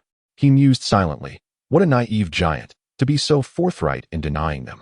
Shouldn't he at least attempt to deceive those mountain bandits first, allowing them to grow complacent before striking? It seemed the time had come for him to intervene. Xian Yi noticed the bandits were becoming restless upon hearing Dazai Issei's words, though they had yet to act, likely awaiting a command. He surmised that once the one-eyed leader issued the order, the bandits would spring into action. Indeed, it was not long before the leader, clad in a black eye patch and wielding a gleaming silver blade, bellowed, "Brothers, eliminate these individuals before us, and the spoil shall belong to us." Upon hearing their leader's command, the bandits' eyes ignited with fervor. The caravan's bounty was substantial, and the mere sight of the exposed goods was enough to incite their greed. If they succeeded in this endeavor, they could revel in luxury for an extended period. Alternatively, they could return to their humble village, living lives of leisure. For being a bandit was fraught with peril, the mortality rate was alarmingly high. Only those unable to afford a meal would resort to such a life. Who would choose banditry if wealth could be obtained otherwise? The one-eyed leader raised his steel blade high, shouting into the sky. The 30 or so bandits, responding to their leader's fervent call, raised their weapons in unison, charging towards the caravan's guards with murderous intent. The unarmed servants, lacking any means of defense, were disregarded by the bandits, as the chaos ensued. The moment the bandits surged forward, the ordinary individuals escorting the goods scattered in disarray, creating a scene of utter pandemonium. In truth, the servants posed no threat to the bandits, and thus they were ignored. However, should any remain after the guards were dispatched, the bandits would likely spare them, as past experiences suggested that such hired hands would have already fled by the time the battle concluded, leaving no one behind. Drawing upon his chakra, Xian Yi subtly initiated the shadow clone technique, forming several intricate seals with his hands. In an instant, 4 shadow clones materialized beside him, bringing the total to 5. Each manifestation of Xian Yi shared an even distribution of chakra, ready for the impending confrontation. The utilization of shadow clones is the most prudent approach to eliminate those bandits at this juncture. Although the clones do not possess the full strength of the original, they still wield a fraction, specifically 1/10, of its power. While this may seem insignificant, it proves to be exceedingly lethal for those bandits lacking substantial prowess. Now, let us embark on this journey of annihilation. Chapter 128. Bloodshed within the depths of his heart. The desire to kill surged violently, and an aura of murderous intent emanated from his very being, surrounding Xian Yi with a chilling presence. Since the hidden ninjas chose to remain concealed, he resolved to take the initiative. Surely, after he dispatched these bandits, they would reveal themselves. A faint, sinister smile crept onto Xian Yi's lips as he slowly reached into his pocket, retrieving 2 black shurikens purchased from a nearby town. The moment these shurikens glinted in the air, they emitted an ominous sheen, exuding an aura of danger. Ah, little bandits, he mused, had you not troubled this merchant convoy, I would have had no inclination to engage you. Yet now that you have sought confrontation, if I do not retaliate, would it not invite others to perceive me as an easy target? With a slight elevation of his hands clutching the shurikens, his gaze fixated intently on the ferocious bandits before him. With a swift push of his legs, he vanished from the branch of the great tree, reappearing in an instant before the group of marauders. At that moment, the bandits had launched their assault. Over 30 of them attacking the guards tasked with protecting the merchant goods. The air was thick with the scent of impending slaughter. How exhilarating! I revel in this atmosphere. Standing before the throng of bandits, Xian Yi closed his eyes momentarily, inhaling deeply the scent of the scene, a twisted smile gracing his features. As the bandits engaged, casualties emerged. One of their own had already fallen to the guards' blades, while 4 or 5 others sustained injuries. In contrast, the guards had lost 4 men and sustained 7 injuries. In a situation where both sides possessed similar combat prowess, sheer numbers often dictated the advantage. Currently, the bandits outnumbered the guards nearly 2-fold, their combat capabilities further heightened by their brutal experience in countless battles. Fearless and savage, they fought with unrelenting ferocity. Just as the bandits savored the thrill of slaughtering the guards, a child suddenly appeared before them, clad in white, with short black hair. He gripped 2 black shurikens that gleamed with sharpness. Yet, it was not the weapons that captured the bandits' attention, but rather the child's eyes. Indeed, it was his eyes. As he opened them, they transformed into a blood-red hue, an utterly terrifying shade reminiscent of fresh blood. Upon witnessing this gaze, the battling bandits were gripped by an inexplicable fear. They faltered, on the verge of collapsing to their knees. None dared to meet the child's crimson stare, as if looking into those eyes invited an overwhelming wave of murderous intent, suggesting that death could strike at any moment. "Who are you, child? And why have you appeared here?" The leader of the bandits finally mustered the courage to address Xianyi, despite the fear gnawing at his heart. However, upon locking eyes with Xianyi's blood-red gaze, he quickly diverted his gaze elsewhere, as those eyes instilled an indescribable terror within him. A mere glance had caused beads of sweat to form on his brow, as if he were confronting some unspeakable horror. "Are you inquiring about me?" Xianyi tilted his head, a devilish smile gracing his lips. "Yes, I am indeed asking you. This is no place for a child like you. You should leave at once, or beware of my potential misfire," the bandit leader stammered, his words rushed and faltering, his eyes darting around, never settling on Xianyi. Overwhelmed by fear of the boy who had suddenly appeared before him, for reasons he could not fathom, he sensed an overwhelming, lethal aura emanating from this child. As the leader of the bandits, he felt an obligation to stand firm, even if his subordinates chose to flee. To do otherwise would diminish his authority significantly, perhaps even obliterate it. "Huh, you wish for me to depart? Do you think I am merely a child who should not be in such a place?" Xianyi paused for a moment, then continued, "Then you may as well perish. All of you bandits need not continue to exist." With that, Xianyi raised his hands, firmly gripping the two shurikens, and summoned the full might of his physical prowess. The wind howled, and in an instant, before the bandits could react, they found themselves besieged by Xianyi's shadow clones. Once engaged, Xianyi merely lifted his shuriken, slicing gently across the throat of the nearest bandit. A vivid spray of crimson erupted forth as he dispatched the first bandit, immediately moving on to the next, repeating the fatal motion. In a mere second, all the bandits had been slain by Xianyi's clones, leaving only the leader standing amidst the chaos. "Now that your men are all dead, what do you suppose will become of you?" Xianyi approached the bandit leader, a smile playing on his lips as he regarded the panic etched across the man's face. At that moment, the leader's fear escalated exponentially, rendering him utterly powerless, devoid of even the strength to flee. The long kendo he held slipped from his grasp, clattering to the ground. Suddenly, the bandit leader collapsed to his knees before Xianyi, trembling uncontrollably, tears streaming from his eyes. "Please, I beg of you, spare me. I do not wish to die yet." The bandit leader, kneeling before the young boy, cried out in desperation, repeatedly pleading for mercy. The brutal fierceness that once resided in his heart had vanished entirely, replaced by an overwhelming sense of dread. In this moment, he could do nothing but kneel before the child, imploring for forgiveness. "Do you truly believe that mercy is an option?" Upon hearing Xianyi's words, the bandit leader, still on his knees, contemplated continuing his pleas, even considering prostrating himself further at the feet of the boy before him. Chapter 129. The Ninja of Rain Shinobi Village. As the content is still loading, please hold on. This site is only accessible via mobile browsers. If you see this paragraph, it indicates that the chapter content has failed to load. Please disable reading mode, browsing mode, novel mode, and ad blocking features, or copy the URL to another browser for reading.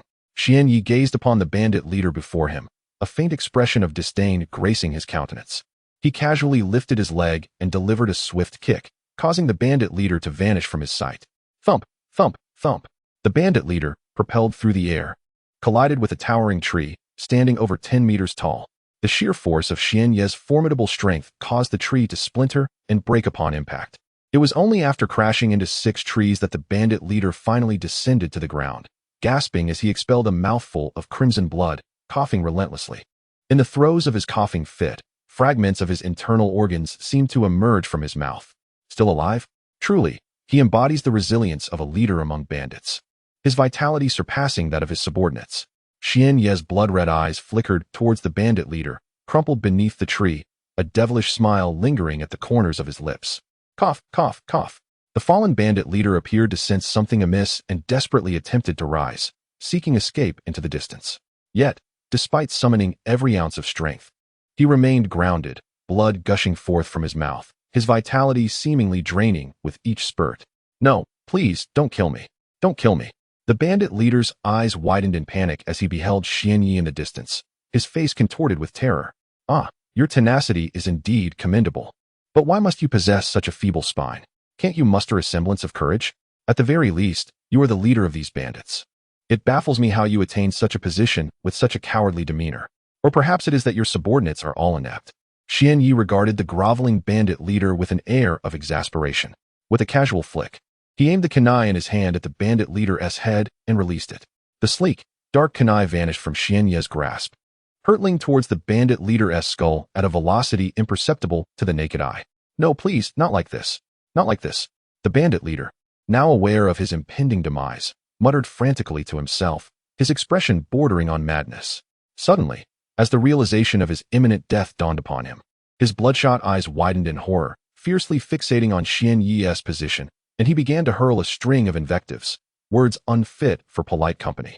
Yet, having endured such verbal assaults in his previous life, Xian Yi had developed a certain immunity to such insults. After all, they were merely a few predictable phrases, losing their sting through repetition. In the very next moment, the kunai Xian Yi had cast was already nearing the bandit leader's head. A sudden explosion reverberated through the desolate landscape, drawing the attention of all present towards its source. What they beheld was the dismembered body of the bandit leader, his head having vanished entirely, replaced only by a lifeless torso. A kunai had been embedded into the trunk of a nearby tree, its blade still glistening with the remnants of the violent act. Amid the bewilderment of the guards, who pondered the fate of the bandit leader's head, a voice broke the silence. It belonged to Daigen Issei, standing beside the caravan's master, Nakagawa Yida. His voice trembled slightly, as if he had stumbled upon something profoundly terrifying. Master, it appears that the bandit leader's head has been obliterated by the immense force of that kunai, he stammered, his eyes wide with horror at the gruesome sight of bloodied chunks of flesh and shattered bones strewn about, remnants of what had once been the bandit leader's head. The surrounding guards stood in stunned silence, their eyes bulging in disbelief as they gazed at the figure of Xian Yi, who stood proudly a short distance away. Unbeknownst to them, Xian Yi had revealed his true identity while perched atop a carriage, and they remained oblivious to the fact that he was a ninja, hailing from the Hidden Leaf Village. They could hardly believe that someone who appeared to be merely a child could possess such formidable power. Yet, the evidence was undeniable. They had witnessed this seemingly innocent boy dispatch the entire bandit crew before their very eyes, forcing them to acknowledge his strength. Such is the nature of this world. Xian Yi mused inwardly, a peculiar thought emerging within him. It is a realm where one must either kill or be killed. Human life holds little value here. The demise of these bandits will not warrant any inquiry. In this world, only those endowed with immense power can truly claim dominion. Strangely, even Xian Yi himself remained unaware of the gradual transformation of his own character. After dispatching the last of the bandits, Xian Yi intended to return to the caravan and continue their journey. He had assumed that the source of the chakra fluctuation he detected earlier had departed. However, just then, the previously absent chakra signature reemerged, this time distinctly clearer than before. Suddenly, a voice echoed from afar, proclaiming, "Shadow clone technique." Almost instantaneously, several shadow clones materialized before Xian Yi. Fortunately, these were the creations of a fellow ninja. It appeared that the technique was a jutsu from the Rain Village, designed to conjure illusions that perfectly mimicked the original, thereby disorienting foes. Yet, the ninja who executed this shadow clone technique would be met with disappointment. For with his eye of the gods now elevated to level 2, Xian Yi had gained the ability to perceive through illusions, rendering such tricks nearly futile against him. Several shadow clones swiftly rushed towards the location of Xian Yi, halting just 5 meters away from him. How truly fortunate I am, Xian Yi mused. While training in the outside world, I unexpectedly encounter a ninja from another village, and a rather youthful one at that. The young boy hastily approached, exclaiming, "Watch out, or I'll make you pay." Xian Yi scrutinized the ninja before him, who appeared to be from the Rain Ninja Village. Otherwise, he wouldn't have employed the technique of shadow clones. Xian Yi observed the ninja in silence, carefully analyzing him for a moment. He discerned that the chakra within this ninja was merely at the level of a genin, not particularly formidable. Upon realizing the ninja's limited prowess, Xian Yi revealed a hint of disdain, thinking, "I had anticipated encountering a more formidable opponent, yet it turns out to be nothing more than a mere fool. How audacious of this lowly genin to act so arrogantly before me." Chapter 130. Fury. Xian Yi faced the individual before him, who claimed to be a ninja, and a faint smile graced his lips. "You say you are a ninja from the Rain Ninja Village, but is that truly the case?" After this period of confrontation, Xian Yi had gained a clear understanding of the strength of the ninja before him. This individual was merely a newly minted genin, hardly deserving of the title of ninja. "Hey, what do you mean by that? Are you suggesting that I am not a ninja? Or perhaps you doubt my affiliation with the Rain Ninja Village? The ninja's anger flared slightly as he responded. If you continue to speak like that, it will not please me. Have you not noticed the shadow clones beside me? I see you are unaware of what they are. With a hint of arrogance, the ninja displayed a self-satisfied expression. Let me enlighten you. These are my shadow clones. The signature technique of the Rain Ninja Village. Do you even know what a shadow clone is? It is clear from your expression that you do not. As the ninja continued to speak, he wore a condescending and narcissistic demeanor, leaving Xian Yi perplexed. What on earth is this person? Is he truly a ninja? How can such a ridiculous character exist, prattling on about his prowess? Xian Yi could not help but feel a sense of bewilderment as the ninja rambled incessantly. Despite Xian Yi's silence, the ninja continued to chatter, leaving him amused yet incredulous. He had anticipated that his first encounter with a ninja in the wild would be unforgettable, yet the reality was far from his expectations. While he might indeed remember this encounter vividly, it was not the grand battle he had envisioned. The absurdity of the ninja before him made Xian Yi reluctant to engage further. It was as if the ninja had endless words to share. However, as he faced this comical figure, Xian Yi felt his irritation gradually dissipate. It was difficult to take the ninja seriously in such a ludicrous situation. All right, enough. I understand that you are quite formidable. You can leave now. I have no intention of harming you, Xian Yi said, half amused and half exasperated, waving his hand as if to dismiss the ninja. What do you mean by letting me go? Do you think your abilities are insufficient to defeat me, and thus you wish for me to leave so you can preserve your life? The ninja replied with a smug tone. Haha, I am aware of your shortcomings, and I recognize that you are merely a child. However, if you wish to escape and continue to exist, that is an impossibility. Today, I shall undoubtedly bring about your demise. As he spoke, the ninja before Xian Yi wore a smug expression, seemingly convinced that victory was assured, as if Xian Yi possessed no chance whatsoever. Yet, unbeknownst to this ninja, the malice within Xian Yi, which had almost dissipated, began to resurface amidst the relentless mockery, disdain, and scorn directed at him. Not only was the anger in his heart rekindling, but the murderous intent towards this ninja was also gradually intensifying. At this moment, Xian Yi was transforming from an innocuous young boy into a veritable harbinger of death who had claimed countless lives. Had the ninja before him chosen silence and simply distanced himself from Xian Yi, the boy would have had no inclination to kill him and would have readily allowed him to leave. However, the audacity to insult him was intolerable. If he remained calm and did not respond to such provocations, what was the purpose of his efforts to strengthen himself? Was it not to pursue his desires, protect those he cherished, and live freely, unencumbered by grievances? If someone were to point at him and hurl insults without consequence, then he may as well lead the life of an ordinary person, forgoing the arduous path of self-improvement. Regardless of what others might think, Xian Yi's thoughts were resolute. Whoever insulted him would face death. Anyone who dared to challenge him would be slain. And those who threatened his loved ones would see their entire families annihilated, without hesitation or remorse. With that, Xian Yi closed his eyes, which had returned to their obsidian hue, and clenched his fists. The fury within him was on the brink of eruption. It was imperative that it be unleashed. And someone must die. For Xian Yi, now consumed by rage, was beyond the realm of philosophical reasoning. All he comprehended was that anyone who provoked him deserved death, regardless of their identity or his own capabilities. Someone must bear the brunt of this fury, the overwhelming wrath festering within him. Are you ready? His previously closed eyes suddenly snapped open, revealing a pair of once calm, deep black orbs now transformed into a fierce crimson, brimming with rage and an insatiable thirst for blood. What do you mean by ready, little brat? The ninja, who had been muttering to himself, glanced at Xian Yi, initially intending to continue berating him with an endless stream of vile insults. However, he suddenly beheld a pair of blood-red eyes, brimming with murderous intent and fury. Merely a glance from those eyes sent a cascade of cold sweat down the ninja's back, a manifestation of the fear that gripped his heart. What manner of eyes were these, that they could inspire such terror? Ever since the ninja encountered Xuanye's blood-red gaze, he seemed to transform into a different person.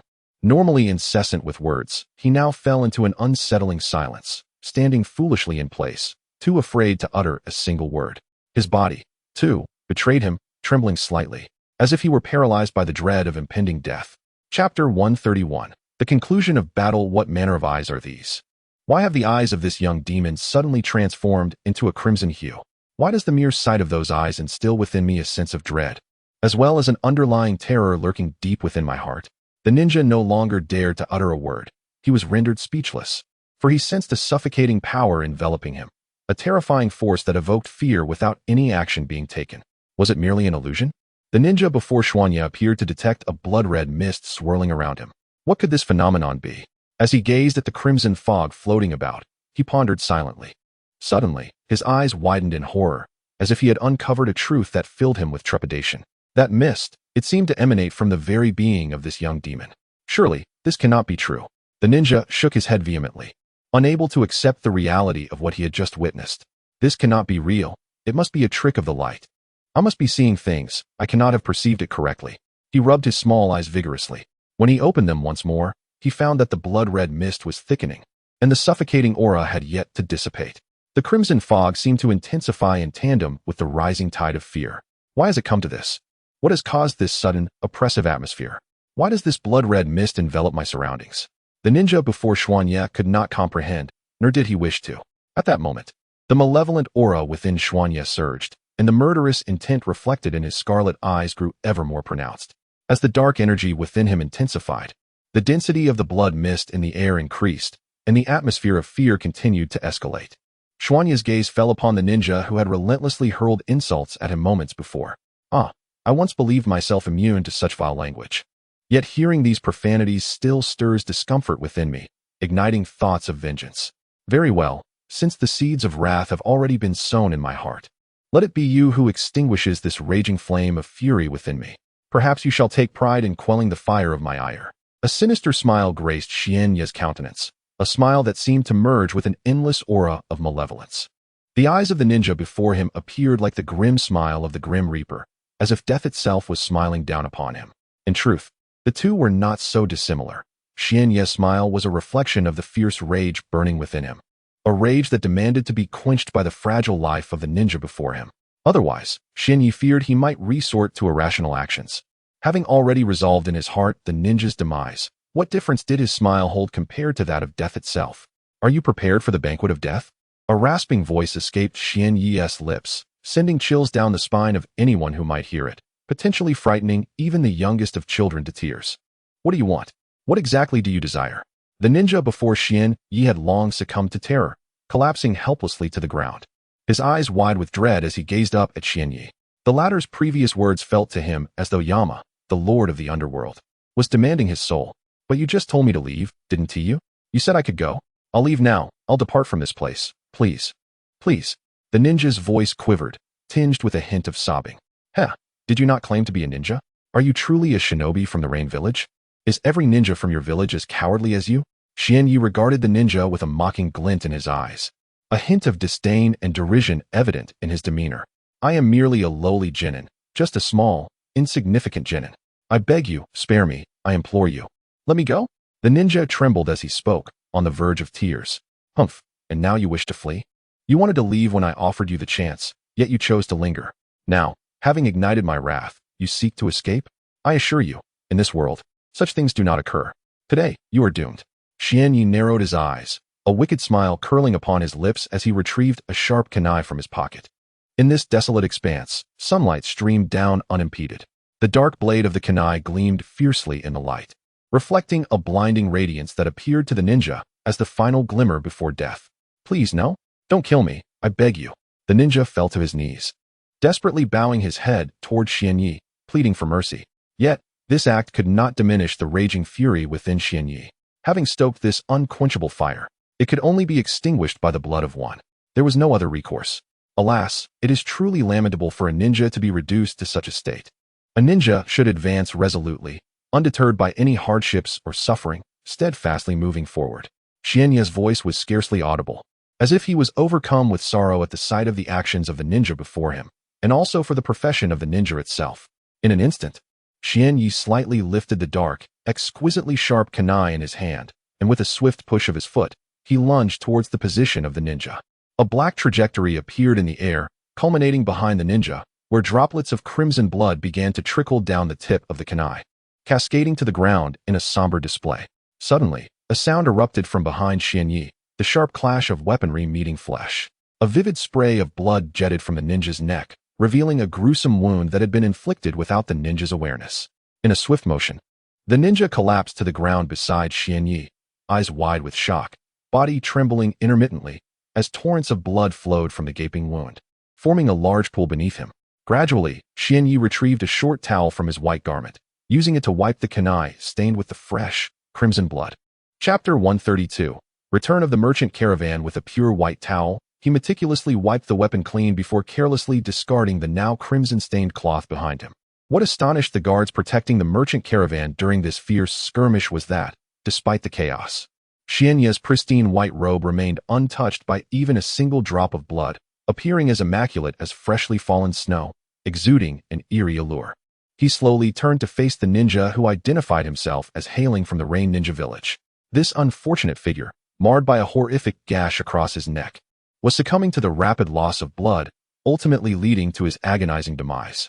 Xian Yi stared blankly at the lifeless body of the ninja, whose eyes remained wide with terror until the very end, the expression of fear vividly etched upon his face. Why must this world be so merciless, where death and bloodshed are commonplace? It is not my desire to kill. It is not my intention to bring an end to your life. Yet, why do you insist on insulting me before my very eyes? Why must you dance and leap in such a maddening manner? Crouching down, Xian Yi leaned closer to the head of the fallen ninja, his blood-red eyes fixated upon him, as if questioning him or perhaps engaging in a soliloquy. This scene instilled a profound dread within the hearts of those in the merchant caravan. How splendid it would be if you possessed formidable strength. If only you were endowed with power that could match your bravado, then I could engage you in a worthy battle. Alas, you lack such prowess, leaving your actions tragically unmatched. It is indeed a sorrowful reality. Perhaps this is the essence of life itself. Xian Yi gradually rose to his feet, lifting his gaze towards the endless sky. In the distance, a colossal sun loomed, while not a single cloud dared to mar the azure expanse. It felt as if he was lamenting, or perhaps reflecting on the nature of existence. Having dealt with the bandits and the ninja who had appeared unexpectedly, Xian Yi slowly made his way back towards the merchant caravan. His crimson pupils remained vibrant, though the malice within his gaze began to dissipate, and the menacing aura surrounding him gradually weakened. Strangely, since departing from Konoha, he found himself more easily provoked, increasingly intoxicated by the scent of human blood, as if he struggled to rein in the tumultuous emotions within. As the merchant caravan beheld Xian Yi's slow approach, their fear amplified with every glance at his terrifying blood-red eyes. A mere moment of eye contact left them drenched in sweat, their backs soaked with beads of perspiration. The guards of the caravan found themselves unable to suppress their trepidation, swallowing hard as they avoided the piercing gaze of Xian Yi's blood-red eyes. Their glances darted about nervously, and their legs quivered uncontrollably. Had they not known that the child before them belonged to their caravan, they might have fled at that very moment. However, it was the dissipating malevolence emanating from Xian Yi that kept them rooted in place. Otherwise, these guards, who were only marginally stronger than ordinary folk, would have lacked the fortitude to escape. Xian Yi, my young brother, inquired Nakagawa Uchida, the caravan's owner, his voice tinged with evident quavering and a hint of fear. Upon hearing the tremor in Nakagawa's voice, Xian Yi offered a gentle smile and closed his eyes. After a brief interval, he reopened them. This time, the blood-red hue had vanished, replaced by deep, dark eyes, complemented by a warm, innocent smile that banished the guard's fear entirely. Had they not witnessed the earlier display of his formidable aura, they would never have believed that this seemingly benign child was the same figure of dread they had encountered moments ago. Now, Xian Yi exuded an aura of comfort. His charmingly youthful visage, coupled with a smile capable of melting hearts, adorned in a flowing white robe, presented the image of a refined young master. "Uncle, do you not recognize me?" Xian Yi playfully asked Nakagawa, who looked astounded. "Ah, Xian Yi, while I knew you were a ninja, I never imagined you possessed such strength. Your prowess is likely on par with that of a Nin," Nakagawa Uchida remarked, his earlier fear replaced by a grin that radiated warmth. Xian Yi was taken aback by Nakagawa's perceptiveness despite his apparent lack of power, yet he masked his surprise well. "By the way, Xian Yi, I must express my gratitude for your timely intervention. Had you not dealt with those bandits and a rogue ninja, I would likely have met a grim fate at their hands, and our cargo would have been lost," Nakagawa stated earnestly. The depth of his gratitude was beyond mere words, for Xian Yi had not only safeguarded their goods, but had also saved the lives of dozens within the caravan. "Uncle, you are too kind. You accompanied me on my journey, so it is only natural that I assist you in resolving some troubles," Xian Yi replied with a beaming smile. "However, after that recent skirmish, I find myself feeling somewhat weary and in need of a proper rest." Xian Yi feigned a look of fatigue. In truth, it was not fatigue that enveloped Xian Yi. The act of vanquishing a few insignificant mountain bandits and a mere lower ninja required little exertion. Rather, it was a simple reluctance to engage in conversation. If you truly feel weary, Xuanya, then you should hasten to the carriage and rest, lest you overstrain yourself, suggested Nakagawa Ichida, his concern evident. After conversing for a while, Xuanya returned to the carriage, seated within the modest vehicle as it continued its journey toward the quaint town. "Ah, we have finally arrived at this settlement," exclaimed Daijin Ishishi, standing beside Nakagawa Ichida, as he suddenly let out a roar toward the heavens, seeking to release the monotony that weighed upon his heart. Chapter 133. An encounter at the casino in a desolate expanse. After nearly 10 days of travel, I finally arrived at this town. And the vast monotony I experienced was not without justification. Following the resolution of the bandit threat by Xianyi, the carriage continued its journey through the arid landscape for several more hours before reaching the town. By now, evening had descended. The sun, once high in the sky, was slowly sinking towards the mountainside, casting a beautiful twilight glow upon the earth. At this moment, Xianyi heard the call of a man named De Yuanishir. Awakening from a midday slumber, rubbing his eyes, he gazed into the distance. It was then that Xianyi discerned the true visage of the town. In comparison to the previous small settlement he had visited, this town appeared considerably larger, with bustling streets filled with numerous passers-by. Surely, only a flourishing place like this could be deemed a town. Upon approaching this town, a checkpoint was established at the entrance to inspect travelers, particularly those suspected of being bandits or criminals. This checkpoint primarily targeted the weak. A skilled ninja could easily bypass such scrutiny. It was hard to believe that a ninja would struggle to scale the town's walls. However, Xianyi chose not to reveal his true identity and instead followed the merchant caravan through the inspection. The officials merely glanced at the cargo before promptly granting them passage, showing little interest otherwise. Once the inspection concluded, Xianyi and his companions finally entered the heart of this vibrant town. Upon entering, he felt no further connection to the merchant caravan and quickly bid them farewell. The members of the caravan seemed reluctant to part ways with him, perhaps due to the companionship forged over the past 10 days or for the life he had saved. Regardless of the reason, parting was inevitable. After separating from the caravan, Xianyi leisurely wandered through the town, indulging in various delights and sampling a plethora of street food. To be honest, the selection of snacks in this town was astounding. Lining the narrow streets on either side, not only was there an abundance of delectable treats, but each one was also exceptionally delicious. Xianyi felt as though he had stepped into paradise, overwhelmed with happiness. As he continued to explore, he thought to himself, "Ah, I must try some grilled squid, and a few skewers of grilled fish as well. Don't forget the grilled meat, and I'll take some of those meatballs too." At a roadside stall, Xianyi stood at the forefront, surrounded by a throng of onlookers, the stall bustling with business and offering a diverse array of delectable foods. Delicious, so delicious," Xianyi exclaimed, savoring various skewers of barbecue meat, taking a bite from one, then another. For some reason, since departing from the Hidden Leaf Village, his appetite had grown remarkably. After his eyes turned red during a moment of awakening, his hunger seemed to double. He could not fathom why this was the case. But since it bore no ill effects and he possessed ample funds, he paid little heed to it. After indulging in nearly every delicacy along the street, Xianyi's hunger had finally subsided, the discomfort dissipating. He had spent nearly 2,000 taels of silver, and in his mind, he mused on the remarkable durability of this currency. With approximately 3 million taels remaining, he presumed it would suffice for his time outside. Even if it fell short, he could always resort to unconventional means if necessary. Wandering aimlessly down the street, Xianyi contemplated some enigmatic matters. Since he had arrived in this town, he decided to explore further. He felt it would be a disservice to himself if he did not take the opportunity to enjoy, considering the countless hours spent on the carriage.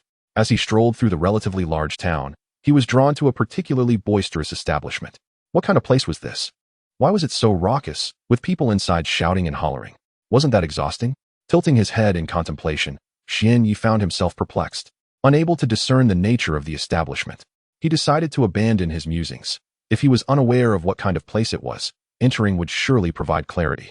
With a smile, he approached the shop, convinced that his newfound plan was indeed brilliant. Time flew by as Xianyi reveled in the surroundings. Initially, he had arrived in the town at dusk, but now the sun had set, and night was fast approaching. As he ambled closer to the shop, 2 burly figures suddenly emerged, blocking his path. These formidable men stood before him, their expressions betraying a hint of disdain. "Hey kid, this isn't a place for someone like you. You should leave. If you annoy the wrong people, "We want to be able to protect you," one of them warned. Xianyi regarded the imposing figures with curiosity. "What kind of place is this? Why can't I be here? It's a place for the wealthy. You little brat. Have no money, so you'd best stay away." Two burly men standing outside the door were earnestly attempting to explain to Xianyi. "Huh, is it true that one cannot enter this place without money?" Xianyi chuckled, initially oblivious to the nature of the establishment, but upon hearing the fervent cries from within, big, small, and the men's insistence that one must possess wealth to enter, his suspicions were further confirmed. Xianyi extended his hand, retrieving several thousand taels of silver notes from his pocket. He waved the currency before the two rugged men, smiling as he asked, "Now that I have money, may I enter?" One of the burly men was about to utter a response when the quieter of the two pulled at his companion's sleeve, exchanging a knowing glance. The man who had intended to impede Xianyi's entrance fell silent, though a hint of reluctance lingered in his eyes. "Haha, young sir, since you possess wealth, how could you not enter? Please, do come in. Our establishment is precisely designed for affluent patrons like yourself. If you are not qualified to enter, then who is?" The robust man smiled, slightly bowing, addressing Xianyi with courtesy. Having spoken, he quickly stepped aside, granting the youthful-looking Xianyi passage. As Xianyi was about to step into the casino, the other man's expression of reluctance deepened, compelling him to involuntarily take a step toward Xianyi's direction. Chapter 134, however, just as the burly man took a step forward, his companion quickly restrained him, shaking his head with a look that conveyed a stern warning, urging him to refrain from making a grave mistake. The kind-hearted giant could only sigh in resignation, watching the figure of Xianyi retreating, shaking his head in helplessness. Despite the substantial sum of silver notes Xianyi had just displayed, the burly man understood that this casino was a voracious pit for wealth, regardless of how much one entered with. The casino possessed the prowess to strip one of every last coin. In his heart, the burly man silently mourned for the child who had suddenly approached, for he too had a family, and if he were to forcibly expel the child, his own days would likely turn sour. Unbeknownst to them, Xianyi, with his back turned to the two men, was fully aware of the giant's good intentions, wishing to protect him from the losses that awaited within the casino. Though he ultimately did not intervene, Xianyi appreciated the sentiment. With a subtle smile gracing his lips, Xianyi quickened his pace towards the entrance of the casino. In his previous life, he had harbored aspirations of amassing wealth solely through gambling, dedicating considerable time to this pursuit, and even honing his auditory skills to discern the sounds within a casino. His intention was to listen for the dice, betting on the numbers he could hear. However, the reality of the casino proved far more complex than he had envisioned. The presence of lead-filled dice and soundproof materials quashed his dreams of overnight riches, leaving no trace of that ambition behind. Upon entering the casino, Xianyi narrowed his eyes, surveying the chaotic scene around him. The first sight that greeted him was a table surrounded by a throng of individuals, their faces flushed and voices raised in reckless abandon, shouting big, small, in a frenzied atmosphere that left him feeling quite uncomfortable. Why did the casinos in the world of Naruto appear so vastly different from those of his previous life? Xianyi furrowed his brow, observing the gamblers before him, each one shouting heedlessly, devoid of decorum. The casinos he had visited in his past life were opulent, adorned with luxurious items, and attended by numerous elegant hosts. Yet this casino, before his eyes, shattered his preconceived notions entirely.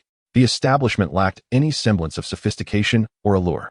Standing beside me were all burly men, while the majority of gamblers appeared gaunt, as if they had relinquished all their funds to this casino, leaving not a single coin for their sustenance. Within this establishment, numerous expansive tables were occupied by individuals shaking dice, while a greater throng fixated their gaze on the roller, fervently shouting their desired numbers. However, in this world, the casino seemed rather agreeable. At least here, the dice were not rigged with lead. It seemed that this establishment relied on skill to generate profit.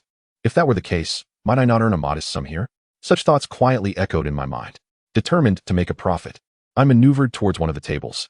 Observing the tables, which were nearly filled to capacity, I felt a sense of futility. Straining to push aside the person in front of me, I managed to squeeze in. Truth be told, these gamblers were quite mad once they began wagering. They abandoned all restraint, lost in frenzied shouts. At long last, I found myself at a table, eager to discern the game being played. Understanding the rules would surely facilitate my participation. Upon closer inspection, I confirmed my suspicions. The game involved betting on high or low. Faced with this format, I felt no trepidation or apprehension. Although my current chakra level rendered it impossible to sense the concealed die, my training from a previous life allowed me to discern the sounds they made, which proved exceedingly advantageous. Though well acquainted with the gambling mechanics, I feigned ignorance, for I was but a child. To appear overly familiar would surely raise suspicion. With this thought in mind, I approached a staff member responsible for the dice and inquired, "Excuse me, could you please explain how this game is played?" Upon hearing my query, the previously languid, slightly sinister-looking man was startled, realizing the presence of bluffing Xuanya before him. Internally, he expressed his frustration, wondering when this child had suddenly appeared before him, nearly giving him a fright. Though the staff member regarded me with some discontent, this was a casino, and the lifeblood of such establishments lay in their patrons. Thus, it was imperative to treat customers with the utmost respect, especially since they entered with money. Wealthy patrons were akin to masters, and once their funds were siphoned into the casino's coffers, the staff could then afford to treat them with less regard. "Ah, dear guest, welcome to our casino. Here, the rules of the game revolve around the simple yet thrilling concept of guessing high or low. Should you, esteemed patron, make a correct prediction, fortune shall smile upon you within the confines of our establishment. Does this not strike you as exceedingly captivating?" The casino staff member, adorned with a beaming smile, engaged with Xuanya in a manner that seemed almost beguiling. However, aside from the employees of this establishment, the patrons engaged in gambling here showed no regard for Xuanya, their mocking laughter echoing throughout the room. Thus, those standing beside Xuanya erupted into boisterous laughter. Chapter 135. The Ascendancy of Chakra Levels. How can such a diminutive child venture into a casino? I dare say you haven't even sprouted your first hair. Where are your parents? Do they possess any wealth? Little one, hasten home to sip your milk. This realm is reserved solely for adults. Indeed, a child ought not to frequent such establishments. They should promptly return to their guardians. A raucous chorus of laughter erupted from a throng of gamblers gathered around the table, some doubled over in mirth. Is it truly the case that only adults may partake in this pursuit? How utterly absurd! Xianyi stifled a chuckle within the confines of his mind. As the surrounding gamblers convulsed with laughter, he extended his right hand from beneath the folds of his striking white attire. Retrieving a substantial sum of 50,000 silver notes that he had previously set aside for snacks. With a heavy thud, he slammed the notes upon the table, casting a cold gaze upon those in his vicinity. Even a clay figurine possesses a modicum of indignation. Moreover, Xianyi was no benevolent soul, and of late, he had found himself inexplicably prone to fits of anger and murderous intent. Boom. At the moment the 50,000 silver notes struck the table, the cacophony around him abruptly ceased. The onlookers, rendered speechless, gaped at the pile of notes, their faces etched with disbelief. Yet, the notes lay before them, undeniable in their presence. Suddenly, the atmosphere shifted to one of hushed awe. The gamblers, their eyes ablaze with curiosity, regarded the 50,000 silver notes, a sum that would require an entire year of toil and frugality for an average household to accumulate. With the sight of the notes, the gazes directed at Xianyi began to transform. Initially, they had perceived him as a mere Na'vi child, oblivious to the world around him. However, now that he had unveiled such a princely sum, it was evident that this young lad was indeed a significant patron of the casino. The attendant standing beside the table immediately approached Xianyi with a grin. "Sir, the rules of our games are quite straightforward. There exists but one method of wagering, betting on high or low." "What, you may wonder, constitutes high or low? Allow me to elucidate. We utilize 3 dice, which can yield a total of 18 points. Numbers 1 through 9 are deemed low, while 10 through 18 are classified as high. Furthermore, should all 3 dice reveal the same number, it is referred to as a triplet, which commands the highest returns." Swiftly, the attendant elucidated the gambling rules to Xianyi, who was already well versed in such trivialities. Yet, for the sake of appearances, he feigned ignorance. "Yes, I comprehend. I wish to participate in this game. Please commence rolling the dice promptly. Do not squander time." Xianyi deliberately displayed a sense of urgency on his face, feigning the demeanor of a wealthy young heir. Upon observing Xianyi's behavior, the dice roller couldn't help but feel a surge of delight. Individuals like him were essentially a source of income for the casino, as the majority of the establishment's profits were derived from affluent patrons like these. Soon, the dice roller began to shake a circular cup containing 3 dice. The cup was pitch black, rendering it impossible to discern the values of the dice within. Xianyi quietly channeled his chakra, extending it outward towards the cup held by the worker, though he found it hard to believe. To his astonishment, he realized that his chakra could penetrate the black cup, revealing the numbers on the dice with remarkable clarity. Xianyi felt utterly bewildered, questioning the nature of this phenomenon. How could he, a mere apprentice ninja, achieve such a feat? Suddenly, a realization struck him. Hostname, Bo Feng Xian Yi host gender, male host chakra volume, genin level proficiency, 40,000, max, 300,000, host ninjutsu, basic body techniques proficiency, maxed, divine eye activated level, 2, proficiency, 17,000, max, 100,000, golden bell shield proficiency, 17,000, max, 100,000, multiple shadow clone technique proficiency, 9,000, max, 10,000, half moon / proficiency, 1,000, max, 100,000, host taijutsu, tai chi palm proficiency, 16,000, max, 100,000, divine combat technique level 2, quadruple enhancement proficiency, 10,000, max, 500,000, host strength, shunin level proficiency, 106,500, max, 500,000, host secondary profession, physician. After retrieving his basic information from the system, Xian Yi suddenly understood everything. It was impossible for an apprentice ninja's chakra to penetrate that opaque black cup and discern the numbers on the dice. However, once his ninja rank was elevated to genin, such a feat became attainable. He had entirely forgotten that chakra proficiency would automatically increase. After days of arduous journeying, his previously unsightly apprentice ninja chakra had finally ascended to the level of a genin. Now, with the upgrade from apprentice to genin, the total volume of his chakra had multiplied by more than tenfold, and not only had the quantity increased significantly, but the quality of the chakra had also improved greatly, meaning it was now far more durable. However, this is not the time to ponder such matters. The paramount concern at present is to secure a modest fortune within this casino. Although Xian Yi already possesses a substantial sum of nearly 3 million taels in silver notes, who among us would not covet more wealth? Money, after all, is always preferable in greater quantities, especially in a situation where it can be so conveniently acquired. To neglect the opportunity to amass additional riches would be a disservice to oneself.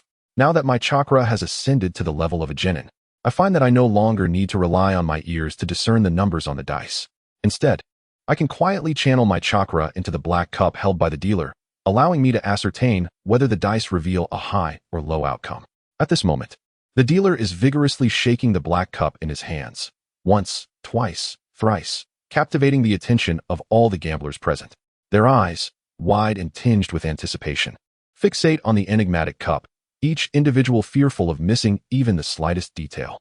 Chapter 136. The gambling god. The act of rolling the dice inevitably reaches its conclusion. After nearly a dozen shakes, the croupier gently placed the black cup on the table before him, a smile gracing his lips as he addressed the eager crowd. All right, everyone. Hasten to place your bets. Once the time is up, there will be no turning back. As soon as the rolling ceased, all the gamblers, seizing their pre-prepared silver coins, hastily cast their wagers on their desired numbers. However, none dared to bet on a triple one, seemingly deterred by the overwhelming odds against such a roll. Once the bets were placed, all eyes shifted to Xian Yi, who had yet to make a wager.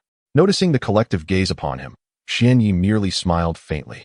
With a subtle manipulation of a fraction of his chakra, he directed it into the ebony cup.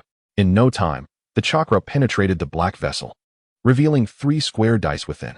To his astonishment, the dice displayed 3 ones, a triple one. Having gleaned the information he sought, a self-satisfied expression spread across Xian Yi's face. He promptly placed his entire wager of 50,000 silver notes on the triple one. This audacious move left the onlookers in shock, their disbelief palpable as they marveled at the audacity of this young boy betting on such an improbable outcome.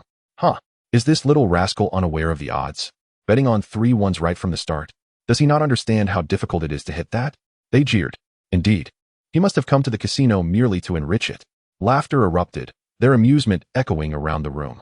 Despite the scorn directed at him, Xian Yi simply smiled, thinking to himself, you may mock my bet on 3 ones now, but soon you shall regret not joining me. Even the croupier couldn't suppress a smirk, seemingly amused by Xian Yi's seemingly naive gamble. All right, the bets are locked in. Is there anyone else wishing to wager? He inquired, scanning the crowd.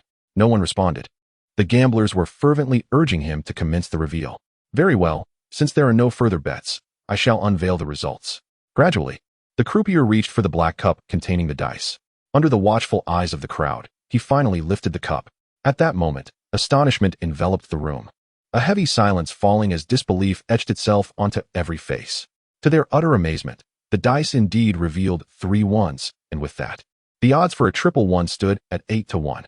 Consequently, the casino was obligated to pay Xian Yi 400,000 silver notes, in addition to his initial 50,000, culminating in a staggering total of 450,000 silver notes. Upon witnessing the outcome, the dealer exhibited only a slight surprise. After all, apart from this young lad who managed to gain a little, the rest had suffered complete losses. At this table, the casino had amassed a total of 10 million taels in silver notes, a mere trifle compared to the paltry 400,000 taels it represented for Xian Yi. However, the perception among the other gamblers was starkly different. They could hardly fathom how this young boy had managed to strike it lucky, especially with a triple six, a most fortunate roll. While the sum of 400,000 taels seemed insignificant to the wealthy, the fact that this boy had won irked them deeply. They could not comprehend why this lad succeeded where they had failed. Just as the atmosphere of tension was about to intensify once more, a gambler at the table burst into laughter. Look at you all. This boy has merely had a stroke of luck. Is it necessary to react this way? Upon hearing this, smiles began to spread among the crowd. Indeed, the boy had merely enjoyed a moment of good fortune. Who among them had not experienced such a thing? Thus, the silence that had enveloped the room dissipated, and the dealer resumed the shaking of the dice. The sleek black cup in his hands began to tremble with rapid movement, his arm maintaining a peculiar rhythm. This peculiar sensation intrigued Xian Yi. Perhaps it was a special technique for rolling the dice. Finally, the shaking came to an end. With a decisive motion, the dealer placed the black cup on the table and smiled at the assembled gamblers. Ladies and gentlemen, please place your bets. Time waits for no one. The gamblers, upon hearing this, swiftly retrieved their money, placing bets on the positions they had long since predetermined. Xian Yi, having glimpsed the numbers within the black cup, knew precisely where to wager to win silver. Without a moment's hesitation, he pushed all his notes toward the position of the triple sixes. The other gamblers turned their gazes toward the young lad in disbelief. Unexpectedly, he had chosen to bet on another triple, this time on sixes. Did he truly believe that hitting a triple was so easy? Let this boy leave with not a single coin, was the unspoken thought among the gamblers. One by one, they placed their bets, yet none chose to follow Xian Yi's lead, as they were convinced that a triple was out of the question this time. Once all bets were placed, the dealer slowly unveiled the black cup. Upon the unveiling of that black cup, a result emerged that left everyone astounded, their eyes nearly popping from their sockets. On the table, the numbers on the 3 dice were unmistakably visible, clearly revealing a triumvirate of sixes. Could it be that this little rascal possessed such extraordinary luck, having successfully wagered once again? Is he perhaps a deity of gambling? One perplexed gambler contemplated, while others chimed in. Impossible, impossible. It must be that this lad's fortune is simply exceptional, having hit a full house twice consecutively. He is bound to lose the next round. Such sentiments garnered unanimous agreement among the onlookers. Chapter 137, following the trend this time.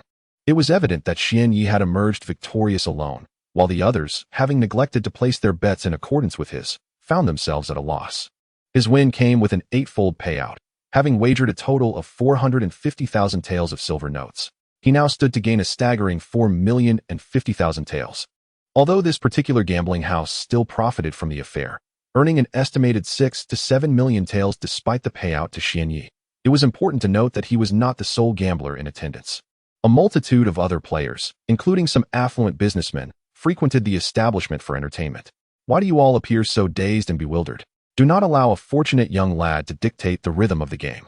While it is true that he has enjoyed 2 consecutive strokes of luck, he is bound to falter on the third. No one possesses perpetual fortune. Indeed, the crowd should not remain in a stupor. They ought to place their bets. As the new round commenced, the dice roller exhibited signs of palpable anxiety, beads of sweat forming upon his brow. His movements lacked the rhythmic precision observed in previous rounds. The once masterful technique had devolved into chaos, perhaps a result of his mounting trepidation. With a decisive clap, the black cup containing the dice was set before the gamblers at the table. Yet, they continued to disregard Xian Yi, each placing their bets fervently. In that moment, Xian Yi was unhurried, his mind preoccupied with a rather mischievous notion, contemplating how best to place his wager. If one were to win consistently, suspicion would inevitably arise within the gambling house, leading others to question whether Xian Yi was cheating. However, he felt little concern regarding the proprietor's doubts. After all, his own capabilities were not to be underestimated, possessing the physical prowess of a seasoned genin, effectively enabling him to navigate most challenges. Yet, what troubled Xian Yi was the prospect of winning too frequently, prompting other gamblers to mimic his wagers. Such a scenario would undoubtedly leave him feeling most uncomfortable. Xian Yi could unequivocally assert to others that he was neither benevolent nor magnanimous. Rather, he was a self-serving individual, a person who primarily cared for his own interests. Thus, Xian Yi had silently resolved within his heart to ensnare these gamblers. He believed that after a string of victories, these bettors would inevitably follow his lead in placing their bets. At that juncture, he would intentionally make erroneous wagers to ensure their losses. Should they refrain from mirroring his bets, he would place the correct ones, securing his own winnings. However, to execute this plan, meticulous strategizing was imperative, and he could not stake his entire sum of 4.05 million taels in one go. After all, Xian Yi intended to trick the gamblers present. Yet he also wished to earn some pocket money at the casino. The third round of gambling had quietly commenced, and as nearly all the gamblers finalized their bets, Xian Yi gently pushed nearly 2 million taels from his pile toward the designated area. At that moment, there were not many high-stakes gamblers. It seemed a significant portion of these bettors would incur losses. Gradually, the black cup was lifted by the dealer, revealing 3 pure white dice before all the gamblers. 4, 5, 6, a large win. Haha, I've won. I've won. The high-stakes gamblers erupted in cheers, their exhilaration palpable. In stark contrast, those who had not won sighed dejectedly, their faces etched with disappointment and dissatisfaction. The dealer swiftly pushed Xian Yi's winnings toward him. The odds for the large bet were 1-to-1, netting him an additional 2 million taels. Consequently, with the original sum, Xian Yi now possessed a total of 6.05 million taels at his table. He gazed at the money before him with a smile, feeling that earning was astonishingly effortless. He mused that he would no longer need to worry about finances, should he exhaust his funds. He could simply enter any casino and win hundreds of thousands, or even millions. Unbeknownst to Xian Yi, in larger casinos, specialized ninjas were stationed to maintain order. If a ninja were to utilize chakra in gambling, they would be expelled by the station guardians, and in severe cases, eliminated covertly. However, the town in which Xian Yi found himself was not particularly large within the Naruto world, and thus, it lacked a significant ninja presence. As the other gamblers witnessed Xian Yi's victory, they collectively inhaled sharply, their initial disbelief gradually diminishing, almost vanishing entirely. The moniker of the young gambling god began to take root in their minds. With the commencement of the fourth round, it was once again time to place bets. Not all participants rushed to wager immediately. They took a moment before doing so. Nevertheless, Xian Yi promptly pushed forward his 3 million taels, declaring 1, 2, 3, small, toward the designated position. A small group of individuals chose to follow Xuanya in placing their bets, while the majority remained observant, keen to discern whether the young lad's recent fortune was merely a stroke of luck or a testament to his prowess.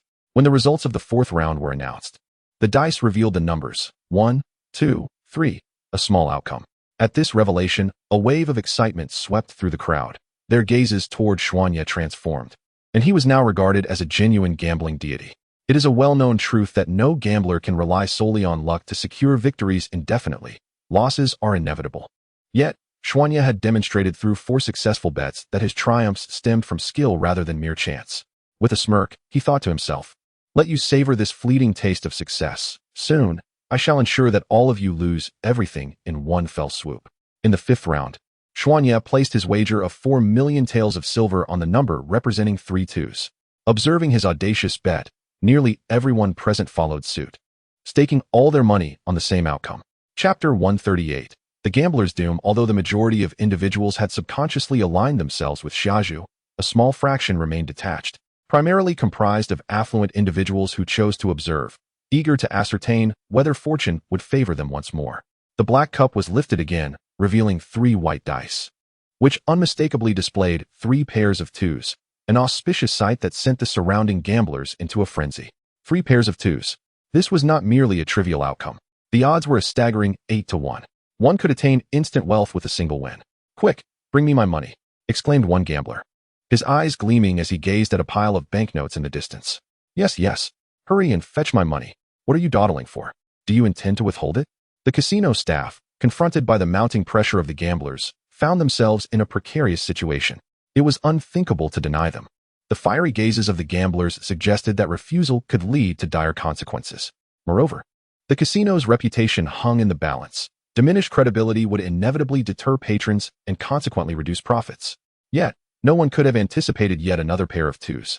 If it were any other outcome, it might have been manageable, but this time, The dice had indeed rolled favorably, and countless individuals had bet on this outcome.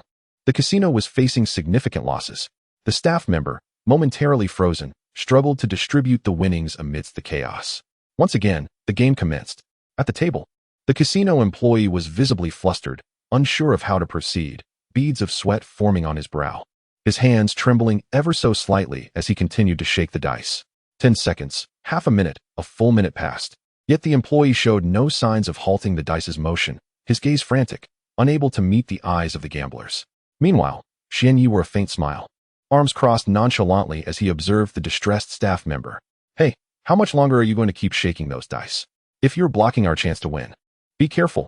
I might just send someone to deal with you. Do you believe that? A burly man, exuding an intimidating presence, glared menacingly at the employee.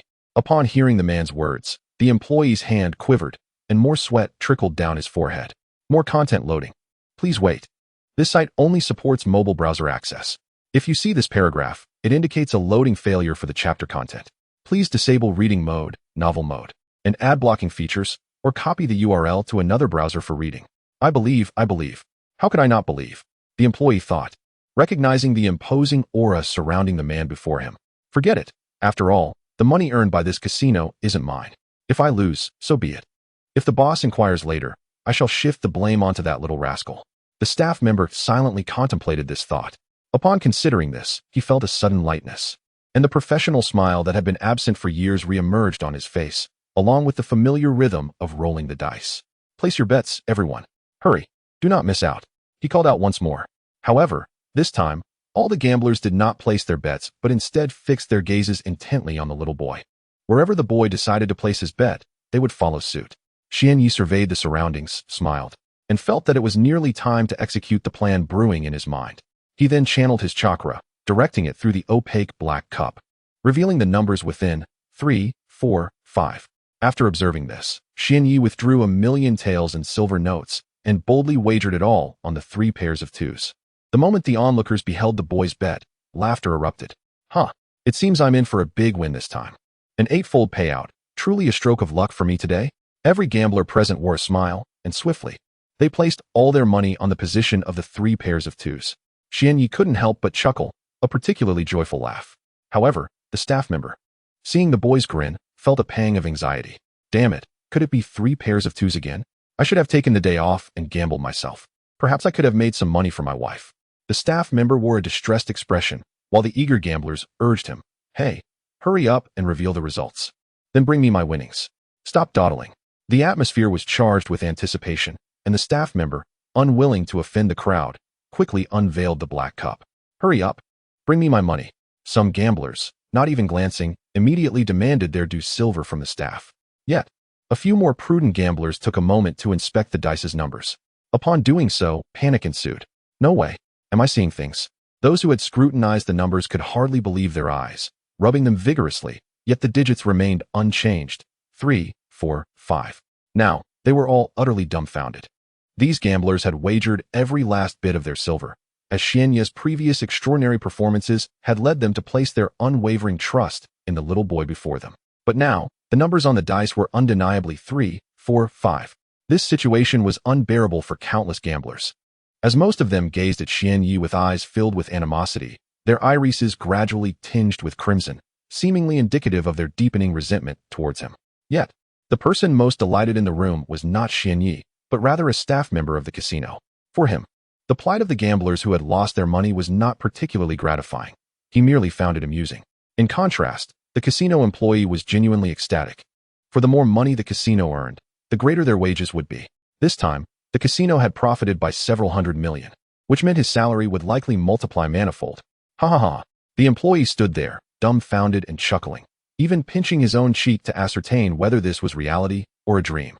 However, he was not left disillusioned. The sensation of pain that followed confirmed the veracity of the events unfolding before him. Chapter 139. Departure from the casino. Gradually, several burly men with menacing appearances emerged from the group of gamblers. They approached Xianyi, aggressively grasping his white robe, and demanded loudly, Kid, was this intentional? You managed to win in the previous rounds, yet this time you failed. Are you doing this on purpose? Excuse me, do I know you? Your losses have nothing to do with me, Xianyi replied. appearing utterly unfazed in the eyes of the onlookers. It is because of you that we lost our silver. Hence, you must compensate us for our losses. One of the men declared, revealing a sinister smile as they moved towards the pile of money Xian Yi had won, reaching out to claim it all. At that moment, a chill washed over Xian Yi's face, and a sudden surge of murderous intent took root within him, transforming his previously tranquil demeanor into one brimming with suppressed fury. Just as the men were about to seize the silver notes lying on the table, the atmosphere turned icy. If you dare to extend your filthy hands and take what is mine, you shall surely regret it, Xian Yi warned, his voice steady amidst the oppressive silence. The tension in the air was palpable. However, Xian Yi quickly subdued his rising anger, and the coldness dissipated. What just happened? Why did I suddenly feel fear towards that brat? He is merely a child with no experience. There is no need for me to be afraid, he reassured himself. Aware that all the gamblers were watching, he resolved to display a fierce front. You say I will regret taking your money? Well, I must take it today.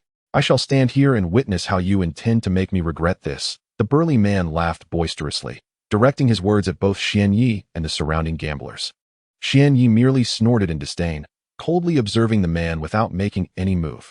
The burly man, witnessing Xian Yi's demeanor, began to ponder. This kid appeared frail, yet his aura was formidable. It seemed his family held considerable influence. Nevertheless, he thought, if he merely took a bit of money and slipped away, the vastness of the world would surely conceal him from any repercussions. Glimpsing the stack of money, he estimated it must be no less than 10 million taels in silver notes. With such wealth, he could live comfortably for a lifetime. Thus, he thought, why fear anything?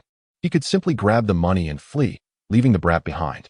After contemplating for a moment, the burly man soon regained his broad smile, eager to assert his dominance in front of the others. With that, he swiftly extended his robust hands. As he extended his hands towards the pile of money, just as the burly man intended to seize all the banknotes and make his escape, Xian Yi struck. Unbeknownst to those around him, he stealthily drew a sharp, dark kunai from the pocket of his white robe with his right hand, utilizing merely 1/10 of his utmost speed, which, even at that fraction, was sufficient to effortlessly sever the burly man's arms. After all, Xian Yi possessed the strength of a genin, augmented fourfold by the divine martial arts, rendering him 4 times more formidable than a typical genin. Thus, even this diminished speed was indeed fearsome. With a sickening sound, the burly man's arms were cruelly cleaved, and upon closer inspection, the cuts were remarkably smooth. Achieving such precision required not only immense strength, but also exceptional skill, qualities that Xian Yi possessed in abundance.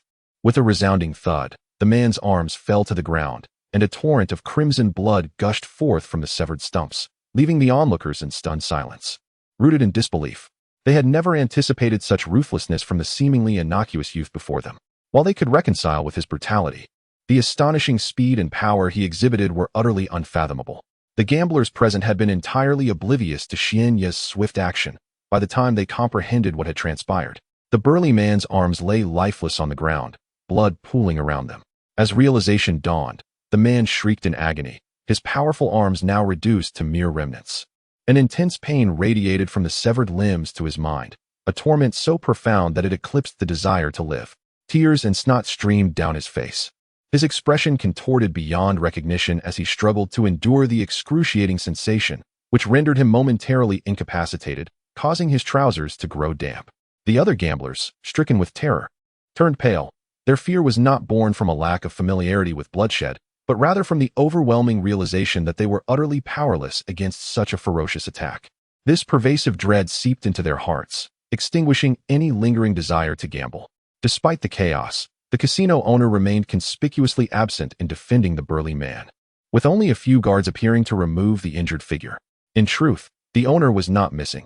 He had been observing from a concealed location, and upon witnessing Xian Yi's lethal strike, he immediately recognized that the youth was no ordinary individual, but a formidable ninja.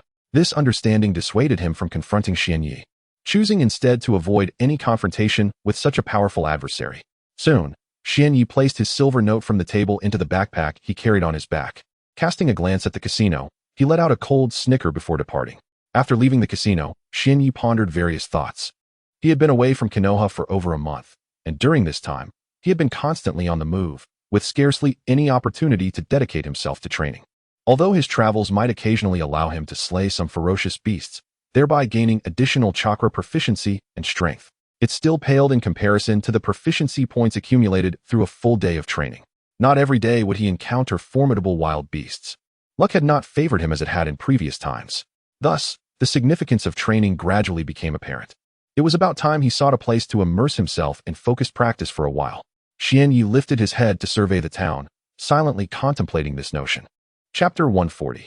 Consequences of the stalker in that casino. The total winnings, combined with what he originally possessed, amounted to an impressive sum of approximately 20 million taels in silver notes. Upon reflection, it was indeed a considerable fortune. However, an excess of wealth seemed to bear little utility. Money could only be used to procure sustenance and drink, as his wardrobe was already complete. Beyond that, little else seemed necessary.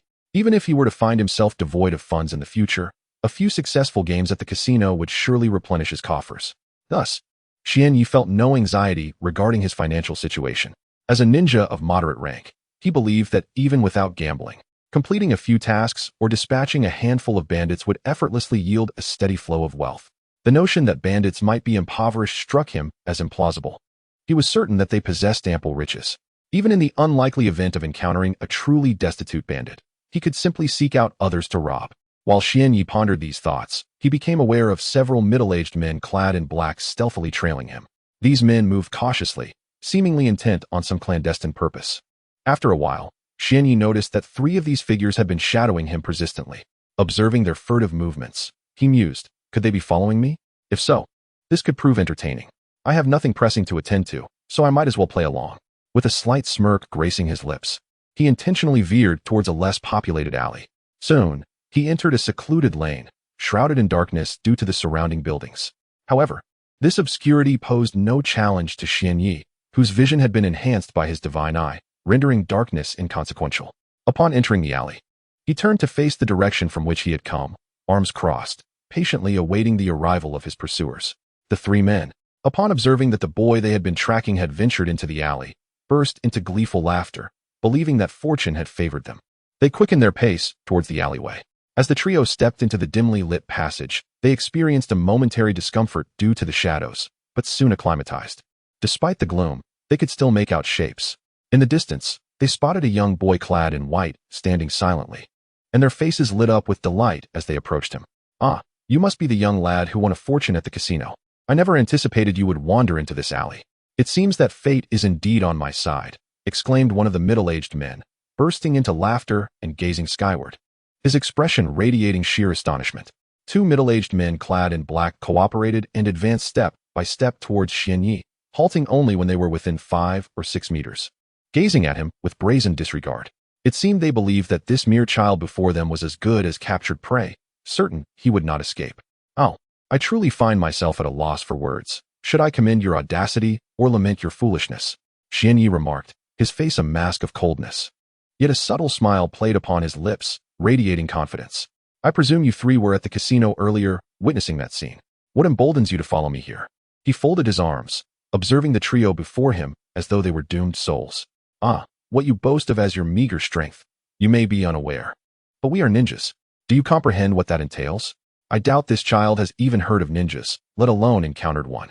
Upon uttering these words, a surge of chakra emanated from the 3, yet collectively, it amounted to less than a tenth of Xian Yi's own. Upon sensing this, Xian Yi smiled wider, feigning astonishment. Oh, so you are the legendary ninjas. Is that formidable energy truly the chakra of ninjas? The trio, having activated their chakra, appeared quite pleased by his remarks, their expressions gradually swelling with pride. Indeed, this is the chakra possessed by ninjas. Do you genuinely believe your feeble strength can vanquish the 3 of us? Xian Yi continued. Might I inquire about your purpose for being here? Do you seek the silver notes on my person? Haha, clever child. Precisely. If you present all your silver notes to us, I assure you we shall not impose any difficulties and will allow you to depart safely. What do you think of this arrangement? The 3 men spoke with lecherous expressions, their faces betraying a glimmer of greed, eyes filled with an insatiable desire for wealth. Oh, so it is indeed my wealth that draws you here. Do you have anything further to declare? Gradually, the smile faded from Xian Yi's visage, replaced by an aura of chilling intent, as a faint malevolence began to manifest around him, his eyes shifting from black to crimson, his murderous intent palpable. What do you mean? One of the black-clad men retorted, evidently perplexed by Xian Yi's words. We merely requested that you present all your silver notes. Why do you question us for further statements?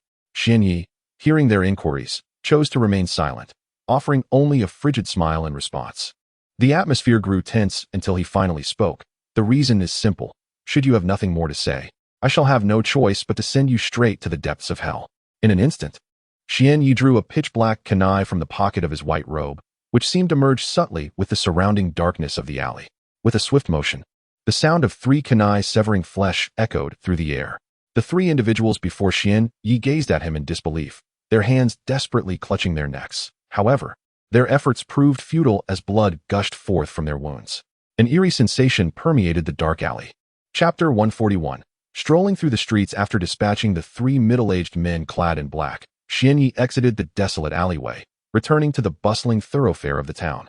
How ironic that they claimed to be ninjas, possessing such meager chakra and pitiful fluctuations in energy.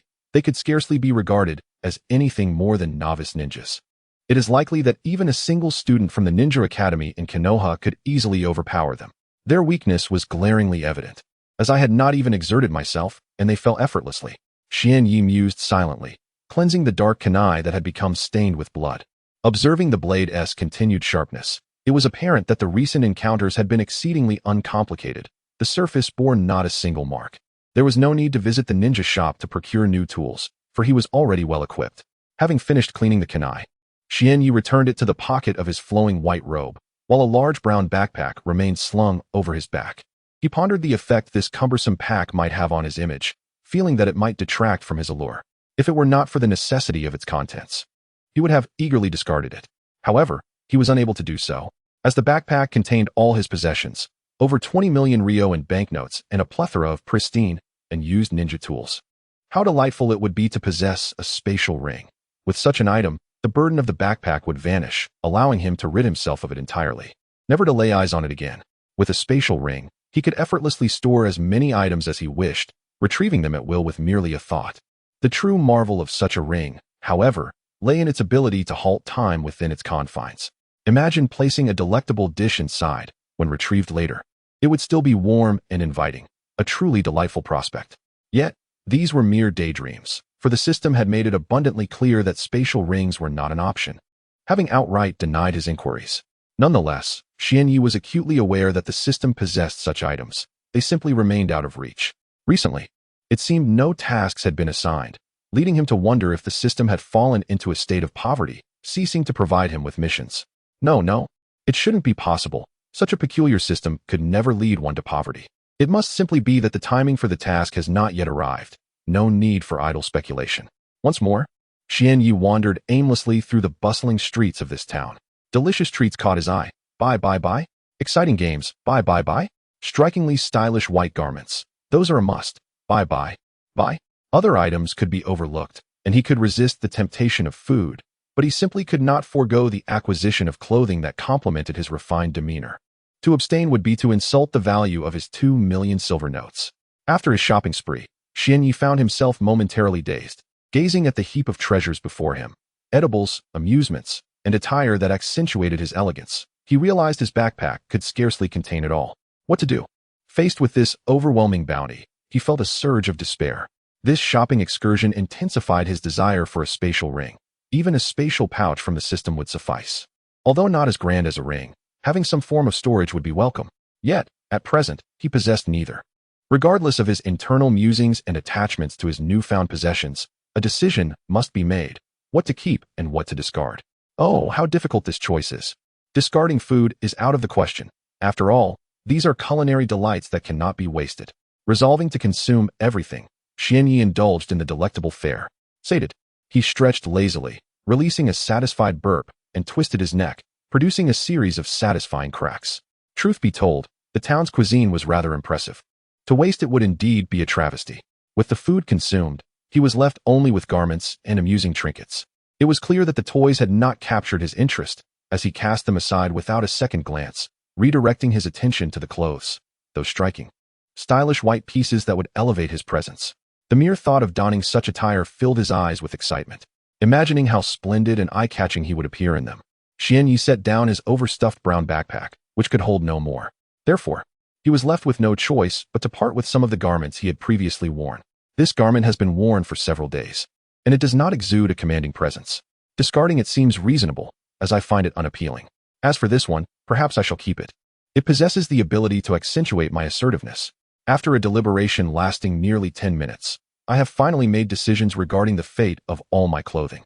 I now don a new, flowing white robe that appears remarkably stylish and exudes an air of aloof elegance. I feel particularly comfortable in it. Upon concluding my selections, I glanced at the clutter strewn across the floor, white garments and various intriguing items that I deemed unnecessary. After all, I have ample funds at my disposal. Should I find myself in need, acquiring more should pose no difficulty. I quietly reassured myself, reflecting on my previous life as a destitute individual, enduring a life filled with hardship and labor, only to receive a meager wage. Each month required careful budgeting, and the prospect of a missed paycheck could very well lead to hunger.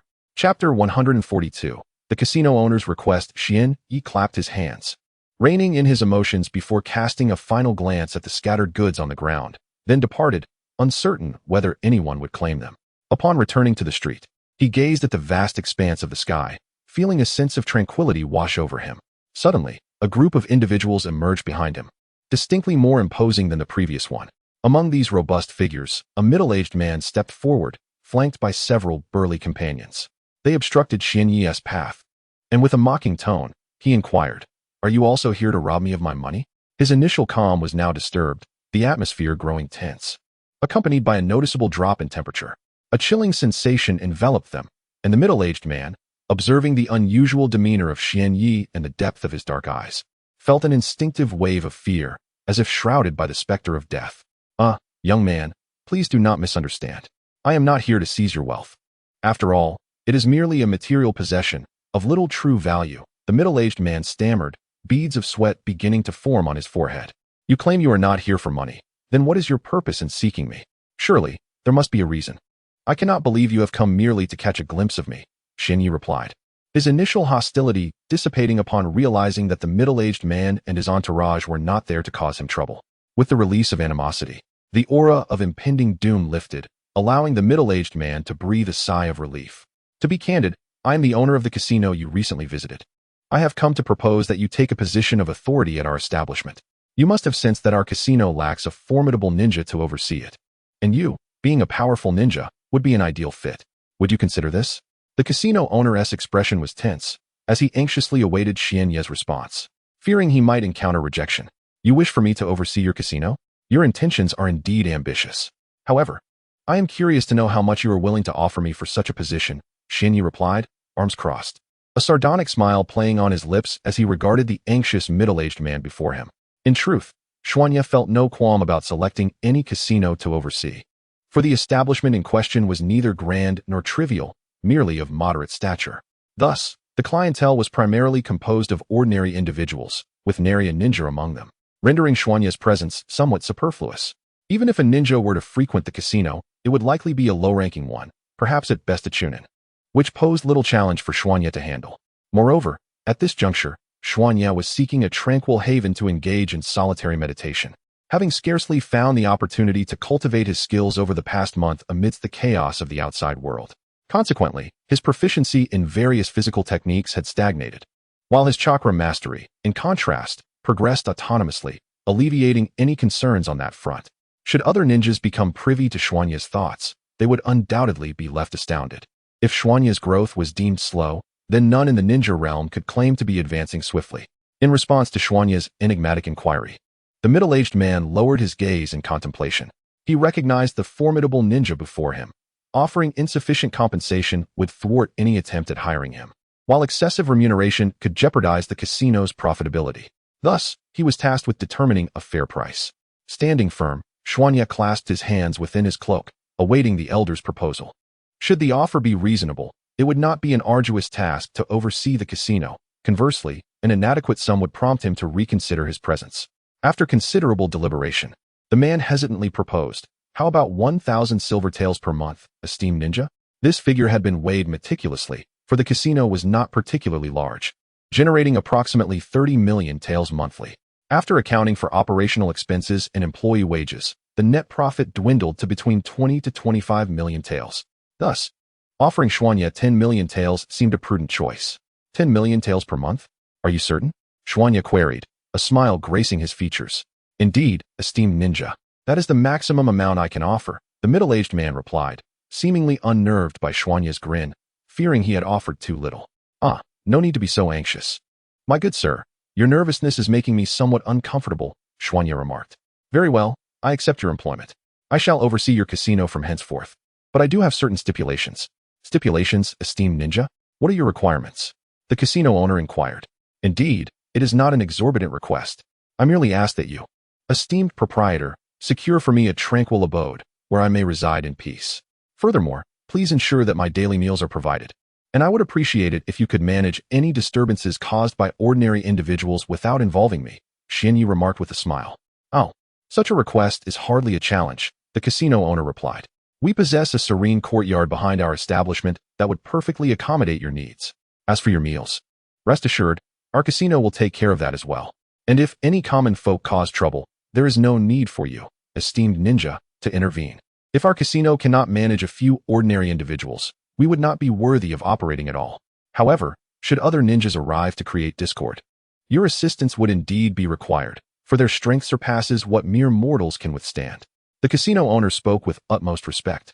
If any ninjas do cause unrest, simply inform me, and I shall take action to resolve the issue, Xianyi assured, giving the middle-aged man a reassuring pat on the shoulder. Chapter 143.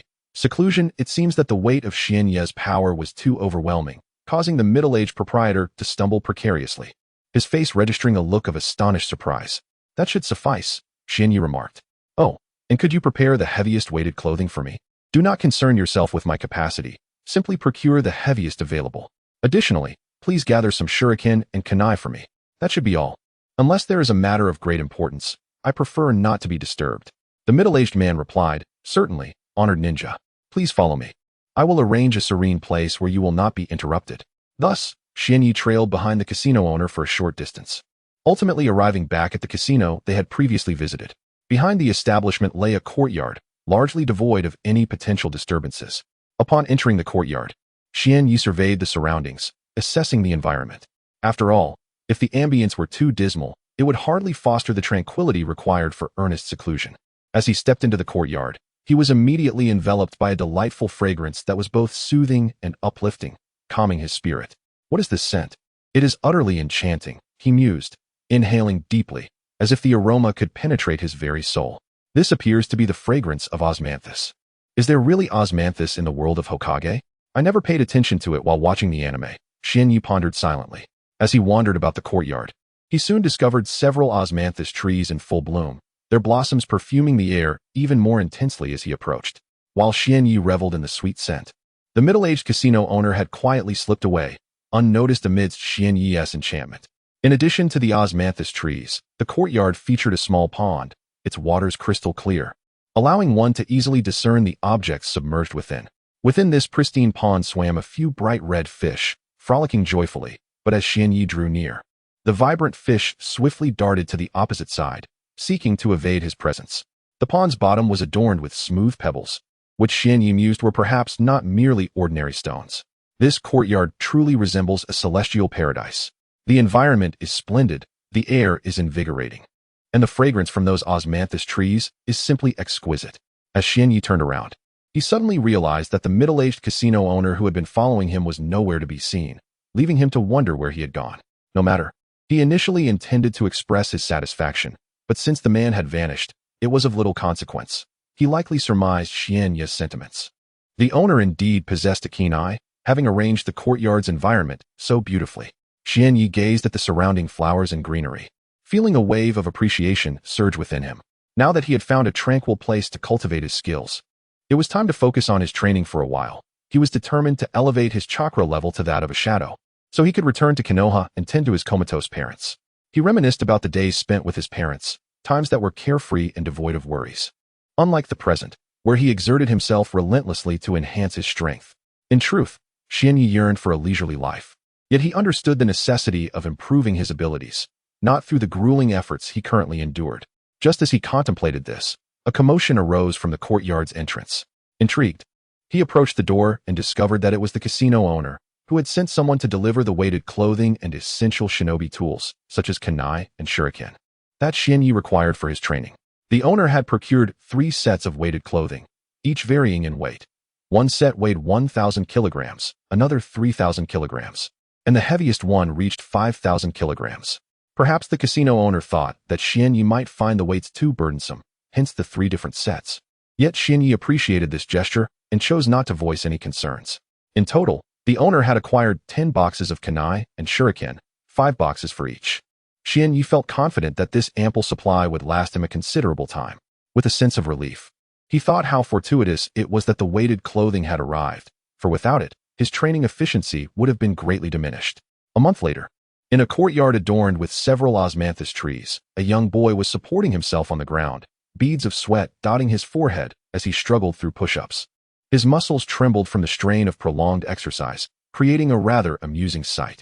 19,998, 19,999, 20,000. Finally, after completing 20,000 push-ups, Xianyi collapsed onto the ground, utterly exhausted and flushed, as if blood had rushed to his head. Although it was quite exhausting, the results were remarkably effective. In the beginning, Xianyi felt that the weight of the 3 weighted suits was manageable, thus he donned all 3 simultaneously. However, once he put them on, he was immediately overwhelmed by their weight, finding even the slightest movement to be a formidable challenge. Consequently, he could only commence his training with a single suit weighing 1,000 kilograms. Chapter 144. January moments after a fervent training period of 10 days donning a weight suit of 1,000 kilograms. The protagonist finally acclimated to this formidable burden. Subsequently, he transitioned to a 3,000 kilogram weight suit for further training. Following 20 days of rigorous effort, he progressed to the utmost challenge, encasing himself in a weight suit of 5,000 kilograms.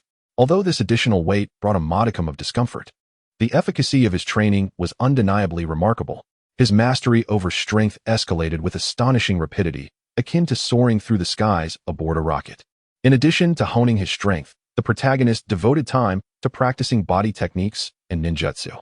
By the end of the month, the advancements in both areas were substantial, resulting in an approximate 50% increase in his combat prowess compared to a month prior. After a month of secluded cultivation, the protagonist experienced modest growth across various metrics. Host name: Kazekage, Jinya. Host gender: male. Host chakra amount: genin. Level proficiency: 100,000, maximum value: 300,000. Host ninjutsu: basic body technique proficiency: maxed. Divine eye activated level: 2, proficiency: 20,000, maximum value: 100,000. Golden bell technique proficiency: 20,000, maximum value: 100,000. Multiple shadow clone technique proficiency: maxed. Half moon / proficiency: 10,000, maximum value: 100,000. Host body techniques: Tai Chi palm proficiency: 20,000, maximum value: 100,000. Divine combat technique level 2, quadruple amplification proficiency: 20,000, maximum value: 500,000. Host strength: Chunin. Level proficiency: 200,000, maximum value: 500,000. Host secondary profession: healer. Throughout this month, the protagonist successfully maxed out the proficiency of the multiple shadow clone technique. Upon reaching its full potential, this ninjutsu ensured no excess chakra was squandered during the creation of clones, though no additional benefits were apparent. Beyond this technique, he also gleaned insights into various other ninjutsu and body techniques, now wielding them with approximately double the strength compared to a month ago. With a sigh, the protagonist expelled a breath of fatigue, stretching his sore neck. The joints emitted a satisfying crack as he turned. Gazing at the distant sunrise, he acknowledged the conclusion of his morning practice. A gentle pat on his somewhat empty stomach reminded him that breakfast had yet to grace his day, leaving him quite famished. The protagonist had always preferred to refrain from eating before training, as a full stomach could prove uncomfortable during rigorous practice. It is best to have a bite to eat first, Xianyi pondered, realizing that breakfast was essential to avoid discomfort. He approached a stone table in the courtyard, where several bowls and plates were placed, emanating a gentle warmth from the food despite being covered. The temperature was not dissipating rapidly, thus, leaving the food for an hour posed no concern. Quietly seated on a stool beside the stone table, he devoured his breakfast, leaving the empty dishes behind, knowing that the staff would collect them, as had been the routine for the past month. After his meal, Xianyi wandered within the spacious courtyard until he found an osmanthus tree and reclined beneath its boughs, the thick grass cushioning his body comfortably.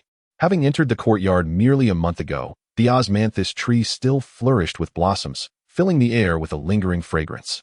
The morning sun had yet to ascend to its zenith, resting low on the horizon, allowing him to savor the gentle breeze while lying on the grass, indulging in a sense of tranquility. Before long, Xianyi succumbed to slumber beneath the osmanthus tree, his exhaustion from rigorous training leading to a particularly deep and sweet sleep. Time passed, perhaps an hour or two, when suddenly, hurried footsteps echoed from the entrance of the courtyard, jolting him awake. While he had not been in a profound sleep, his instincts honed in the wild kept him alert to the surrounding sounds, aware that one could never predict a beast's sudden emergence. Who could it be? The footsteps sounded hurried, accompanied by labored breaths. This was unusual. No one had visited the courtyard before. After a moment's contemplation, Xianyi surmised that it was likely the casino owner, for the courtyard belonged to him, and Xianyi was merely a tenant here. As expected, the middle-aged casino owner rushed in, his gait frantic and breath uneven, revealing a hint of worry. Upon noticing Xianyi resting under the osmanthus tree, he called out, Ninja Master, please wake up." The owner, seeing Xianyi sprawled on the grass, mistakenly assumed he was in deep sleep. Quickly, Xianyi rose to a seated position, observing the hurried approach of the casino owner. Boss, did you need something important? Is there trouble with a ninja at our casino?" he inquired, glancing at the middle-aged proprietor before him. As the proprietor arrived, he was accompanied by two imposing figures. Yet they refrained from entering, remaining vigilant at the doorway, occasionally glancing anxiously towards the nearby casino, as if apprehensive of an impending threat. "It appears that some ninjas have come to our casino to cause trouble. They demand that we surrender all our money, or else they threaten to slaughter everyone within these walls," lamented the casino owner, his face drawn with despair as he hastily addressed Xuanya.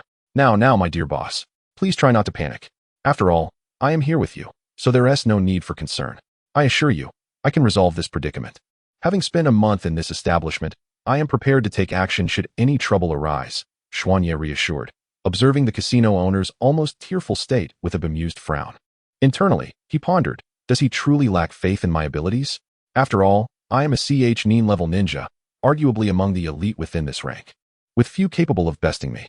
Chapter 145. The casino turmoil in the realm of genin. Even the invincible Xuanya hesitated to utter such words.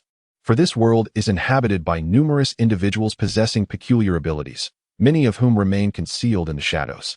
To illustrate, let us consider the 8 gates, a formidable martial technique originating from the Hidden Leaf Village. This technique stands as a pinnacle of physical prowess. For once activated, it dramatically amplifies one's combat capabilities. The augmentation is not merely incremental, it is a substantial enhancement. The 8 gates technique involves the opening of 8 specific points within the body. Each gate unlocked results in a significant surge in strength. The greater the number of gates activated, the more formidable the fighter becomes. Should a ninja skilled in the 8 gates technique unleash this power recklessly, the consequences could be dire. Activating all 8 gates effectively removes all bodily constraints, granting the user immense power, potentially surpassing even the 5 Kage. However, the 8 gates technique is not without its drawbacks. The power gained is ephemeral, not a permanent boon. Moreover, each gate opened inflicts varying degrees of damage upon the body, contingent upon how many gates have been activated. Should all 8 gates be opened, the user's life would be forfeit once this temporary power dissipates. Thus, Xuanya maintained a certain aversion towards this technique. He himself possessed the divine combat technique, which, while also enhancing combat abilities, offered a permanent augmentation without inflicting harm upon the body, a remarkable advantage. "All right, boss. I believe we should first ascertain the current state of the casino," Xuanya remarked, a hint of exasperation evident in his tone, directed towards the anxious casino owner. Yes. We ought to check on the casino's condition. "Please, esteemed ninja, follow me," the owner replied eagerly. As Xuanya accompanied the middle-aged proprietor into the casino, he observed that the establishment was nearly deserted. Most patrons had vanished, leaving only a scant few lingering. Xuanya surveyed the scene and noticed 3 men clad in gray bodysuits pacing about, one of whom wielded a long, serrated blade, its sharpness apparent. "Hey, hurry and summon your boss. Stop dawdling here, or I swear I'll end you," barked the man with the blade, his demeanor brimming with arrogance as he addressed the staff member. "Oh, esteemed ninja, please do not take my life. We have already notified our employer, who will undoubtedly arrive shortly. Please, just wait a moment longer." The worker, who found himself at the mercy of the serrated blade, appeared utterly spineless. immediately kneeling before the man clad in a form-fitting gray attire, trembling in fear. Haha, seeing you so obedient, how could we possibly harm you? The man wielding the saw-like weapon laughed heartily, addressing the two accomplices behind him. Indeed, our leader speaks the truth. You are such a compliant fellow. We would never dream of ending your life. After all, you are but our loyal dog. The other two men chimed in, their tones laced with mockery, punctuating their words with a few whistles, projecting an air of flamboyance. At that moment, the casino worker spotted the arrival of his employer and, upon recognizing him, hastily exclaimed to the man in gray, "Esteemed ninja, that is our boss. He possesses immense wealth. Virtually all the profits from this casino rest in his pockets." The worker, who had been on his knees, quickly rose and respectfully gestured towards the casino owner, indicating his presence. Damn it, I have treated him well. I never anticipated he would act in such a manner. The casino owner cursed inwardly, unable to confront the worker directly. It was not that he lacked the courage to retaliate. Rather, he was wary of the three formidable ninjas present, knowing full well the vast chasm that separated their abilities from his own. Ah, so you are the proprietor of this establishment. Quickly, gather all your silver. I might spare your life. Should you choose to resist, however, your demise is assured. I trust you would not make a foolish choice. The man in gray addressed the casino owner beside Xuanya, his eyes glimmering with avarice. It is not that ninjas are devoid of a desire for wealth. The profession itself is quite costly. From ninja tools to consumables, every aspect demands substantial financial resources. For the wandering ninja, the financial burden is even greater. Lacking a direct source for their techniques and relying on the black market, where prices are notoriously inflated. Thus, it is rare for a ninja to be disinterested in wealth. Those who are, represent but a minuscule fraction. Perhaps I belong to that rare minority, Xuanya pondered silently. Soon, the owner of the casino became flustered, utterly lacking the courage to confront the ninja alone. Thus, he could only cast a pleading glance towards Xianyi, silently imploring for assistance. Alas, it seems I have no choice but to intervene. Nevertheless, it might be refreshing to take action. After a month of seclusion, my spirit has grown somewhat restless. Perhaps it is simply that too much time has elapsed without engaging in combat, leading to this peculiar sensation of restlessness. This thought suddenly flickered through Xianye's mind, only to be swiftly discarded. How could such an idea arise within me? Could it truly be due to a month of bloodless existence? Surely, that cannot be the cause. Chapter 146. Turmoil at the Casino 2. The leading ninja glared at the casino owner, his patience wearing thin. With a voice laced with fury, he demanded, "Are you going to pay up or not? If you refuse, I shall simply take what is owed myself. There is no need for this dilly-dallying." Upon hearing the fierce shout from the ninja clad in tight-fitting attire, wielding a massive chainsaw, the casino owner appeared increasingly terrified. His gaze towards Xian-Yi filled with earnest pleas for help.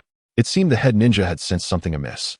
He noticed the casino owner's eyes frequently darting towards a particular direction. Why was that? The ninja pondered in confusion. Was there not merely a child in that vicinity? Why did the owner keep glancing over there? Did he believe that the child could save him or offer him assistance? The ninja scoffed internally, dismissing the notion. How absurd. That is just a mere child, untouched by the world. How could he possibly lend aid or impede me? The head ninja continued, "Now, casino owner, hasten to produce the earnings you've amassed over the years. If you linger any longer, I cannot guarantee that my chainsaw won't accidentally harm you." The three ninjas laughed heartily, entirely disregarding Xianyi and his companions. In truth, it was understandable. In a modest town such as this, ninjas were a rarity, and their presence here meant they could act with impunity, rendering them seemingly invincible. What the three ninjas did not anticipate was that this casino was under Xianye's protection. This meant that he was responsible for its safety, and any disturbance within its walls could not go unaddressed. Ah, it seems I have been underestimated. Though, it is somewhat understandable, considering I am but a child. Xianye's voice resonated softly yet distinctly, unexpectedly emerging amidst the chaos of the casino. The trio of ninjas exchanged glances as they watched the small figure of Xianyi approach. They erupted into laughter, one of them mockingly saying, "Little brat, you should skedaddle back to your mother. Otherwise, we cannot guarantee your safety." Indeed, what my brother says is true. This place is no realm for a child like you. Run along and find your parents, another ninja added, his tone dripping with derision. Xianyi, unfazed, replied, "I shall refrain from further words. This casino is my domain, and your intrusion here is an affront to me. If you leave now, I may spare your lives, but linger further, and I cannot assure your safety." His voice, though small, carried a weight of authority, rendering the absurdity of a child confronting three ninjas all the more striking. Xian Yi cleverly mirrored the very words the ninjas had just used, wielding them as a tool of mockery against them. In the central location of the casino, 3 ninjas stood languidly, but upon hearing the words spoken by Xian Yi, their minds momentarily faltered before swiftly regaining composure. How dare you, a mere child, utter such words? By what right do you claim to be unable to guarantee our safety? Is it merely based on your frail arms and spindly legs? Each ninja's face flushed crimson with rage, their necks slightly swelling as veins erupted with intensity. Their hands clenched tightly at their sides, and the air became thick with an ominous tension. Child, it seems you have no intention of leaving today, daring to speak such words to the 3 of us. If you do not cherish your life, then we shall gladly send you to the depths of hell, declared the leader of the ninjas, gripping his saw-like blade tightly and raising it menacingly towards Xian Yi's face. Yet, for Xian Yi, this was hardly a threat. He felt no shred of fear, indeed, not a trace of trepidation. Were he a defenseless child, he might have been frightened, but now he possessed immense power, rendering the 3 of them inconsequential. Do you wish for my demise? Huh, that is the most amusing joke I have heard in quite some time. To express my gratitude for such an entertaining jest, I assure you that when I take your lives, you shall not suffer. Xian Yi licked his dry lips, and in that moment, his eyes transformed from a stark black and white to a mesmerizing blood red, an overwhelming aura of malice erupting from within him. For reasons unknown, Xian Yi initially harbored a desire to evade bloodshed, perhaps due to an awareness of his own fascination with violence, prompting him to intentionally retreat from it. However, that was no longer an option. He had his principles. Since they so ardently sought their own demise, he would not hesitate to oblige them. Suddenly, the 3 ninjas felt an overwhelming surge of malevolence emanating from Xian Yi, a force that surged toward them, causing the temperature in the casino to plummet several degrees. The hidden fears that lay buried within their hearts began to surface. As they gazed upon Xian Yi, an unsettling dread gripped their very core, his captivating blood-red eyes rendering them cold, as though death itself loomed over them. They struggled to swallow, forcing down the rising tide of fear and anxiety that threatened to overwhelm them. Little brat, since you are so oblivious to the circumstances, we shall take action. When the time comes, do not blame us 3 brothers for your demise. Rather, direct your ire towards your own overestimation of your capabilities. The leading ninja abruptly declared to Xuanya, seeking to eliminate the inexplicable fear that had arisen within him. With that, he swiftly raised his long saw-like blade and charged towards Xuanya with considerable speed. Observing the oncoming ninja, Xuanya deduced that he was a chunin, and seemingly a rather formidable one at that. Eye of the Divine, activate, Xuanya silently intoned in his mind. As the Eye of the Divine was awakened, a chilling sensation enveloped his eyes, and the surrounding scenes began to slow dramatically. The ninja, who had previously appeared to be moving swiftly in Xuanya's perspective, now seemed to move at a languid pace. Chapter 147. The turmoil of the casino. Perhaps it was the awakening of the divine eye that caused Xian Yi's blood-red gaze to become even more enchanting, resembling the eyes of a demon king, instilling fear in all who beheld them. Ah, indeed, this is precisely the sensation I seek. As Xian Yi observed the ever-shifting scenery around him, a subtle smile graced his lips, and a sense of pride swelled within him, the malevolent energy within him gradually intensifying. The feeling of mastering the situation was truly exhilarating. He felt an inexhaustible power coursing through his being, capable of effortlessly defeating any adversary. A piercing sound rang out, reverberating from the heart of the casino. It marked the clash between Xian Yi and the lead ninja. As the ninja charged forward, Xian Yi retrieved a sleek, dark kunai from the pocket of his flowing white robe, using it to parry the sharp saw-like weapon wielded by his opponent. Truth be told, this kunai was quite impressive. Compared to ordinary ninja tools, it was undoubtedly several times more formidable. Its sharpness and durability were remarkable, making it a favored weapon of Xian Yi. However, upon clashing with the ninja's saw, Xian Yi discerned a slight disadvantage with his kunai. Indeed, it seemed that the weapon in his hand lacked the sharpness and resilience of the ninja's blade. After their weapons met, a small crack appeared in the kunai, almost imperceptible to the untrained eye, yet a crack nonetheless. It signified that the kunai was inferior to the saw. This realization ignited a fierce determination within him. Perhaps it was time to engage in a proper battle rather than hastily concluding the encounter. After all, warming up was essential. With this thought, a sinister smile crept across Xian Yi's face, tinged with a thirst for blood. Strangely, even he was unaware of this latent desire, nor could he fathom its origins. Yet, such concerns were trivial. What mattered was the impending confrontation with the ninja. In this exchange, Xian Yi retreated 3 steps, experiencing a slight disadvantage, which did not go unnoticed by the ninja, whose face lit up with excitement as he summoned 2 more ninjas for assistance. Yet, Xianyi remained undaunted. Standing alone without allies, for the casino patrons were mere bystanders, incapable of aiding him. Nevertheless, he felt no fear or trepidation. Even in solitude, he was unafraid, for the 3 ninjas posed no life-threatening danger. Thus, he faced them with an air of ease, as though his opponents were utterly feeble. In the eyes of the 3 ninjas, they believed Xianyi harbored such thoughts, fueling their own growing fury. The leading ninja instructed the other 2. Now overwhelmed with their own concerns, oblivious to the stark disparity between Xuanya's age and his prowess.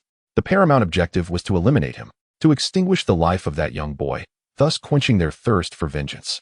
Clang, clang. The sounds of weapons clashing reverberated through the center of the casino.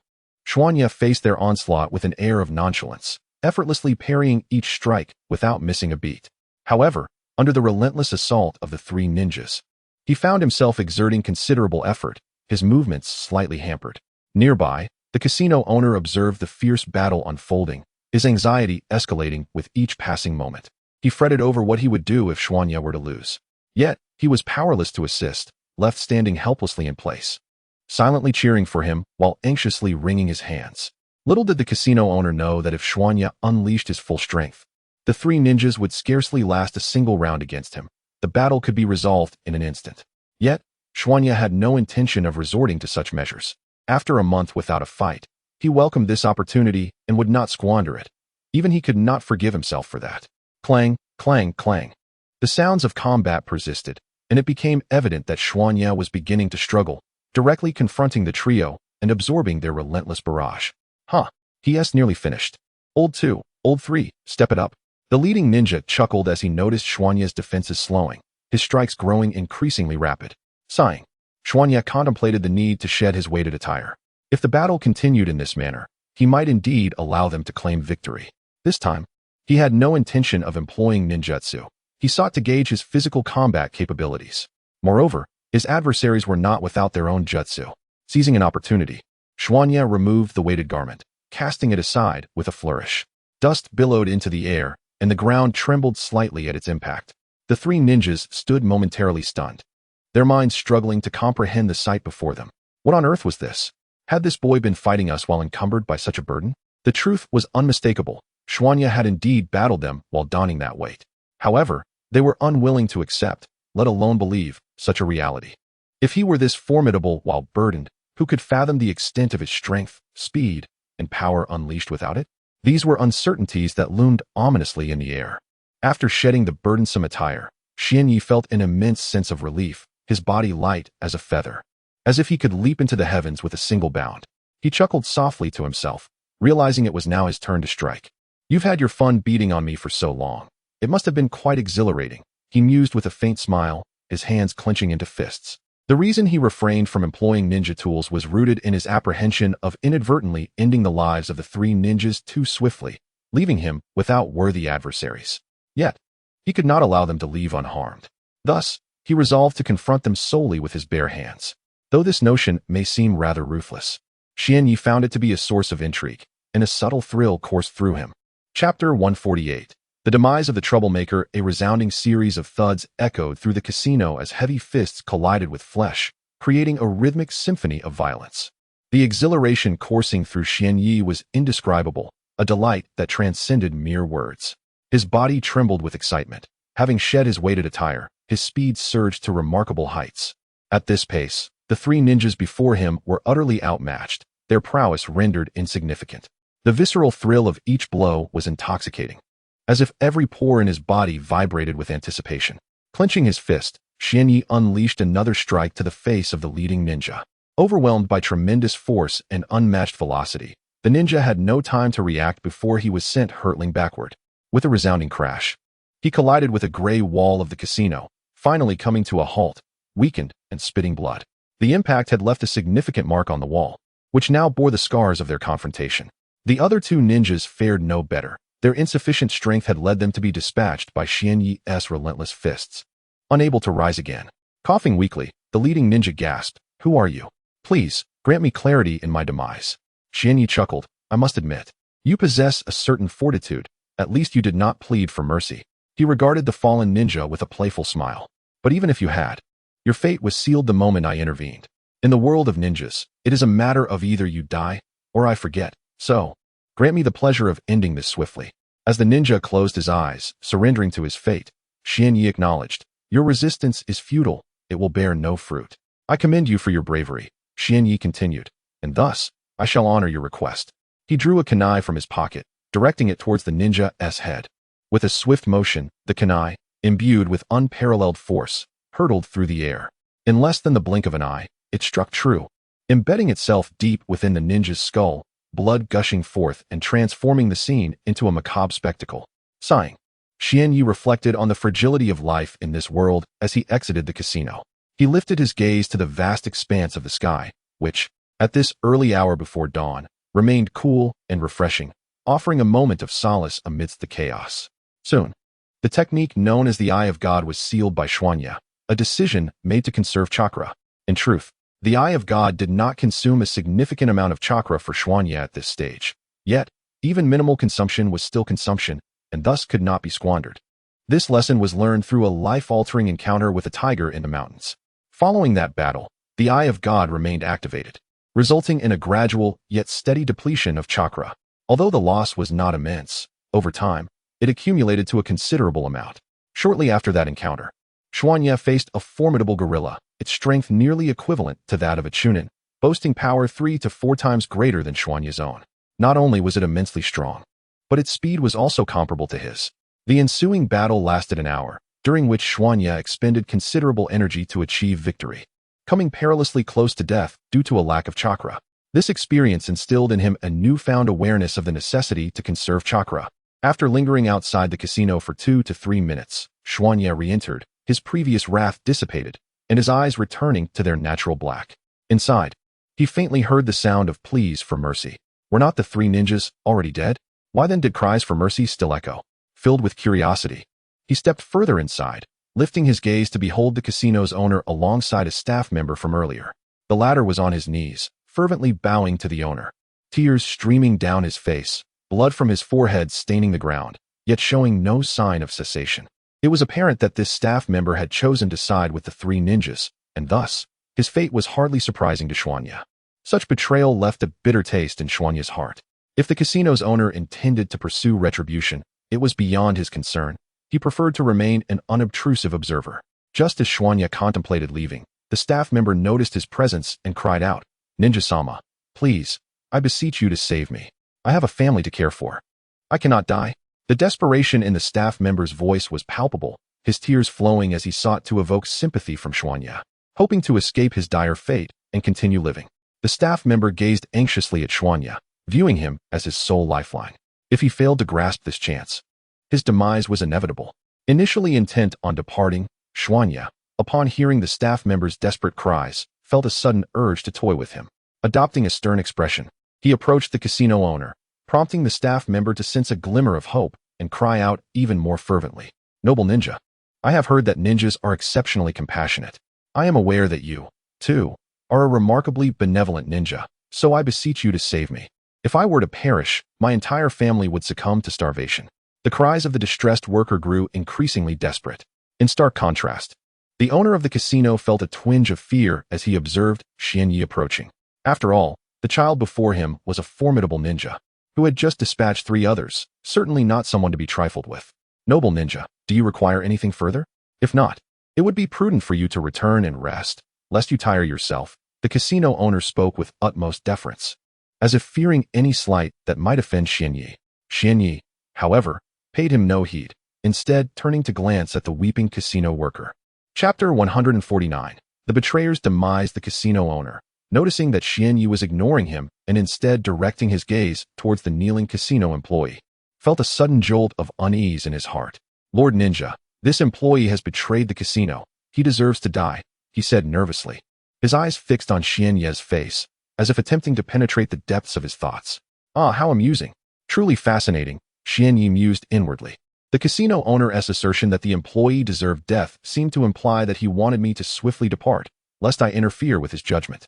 While Xianyi found the owner's ruthless demeanor quite appealing, as the betrayer had indeed become an enemy who must be eliminated, he had his own reasons for lingering. Thus, it was not yet time to leave.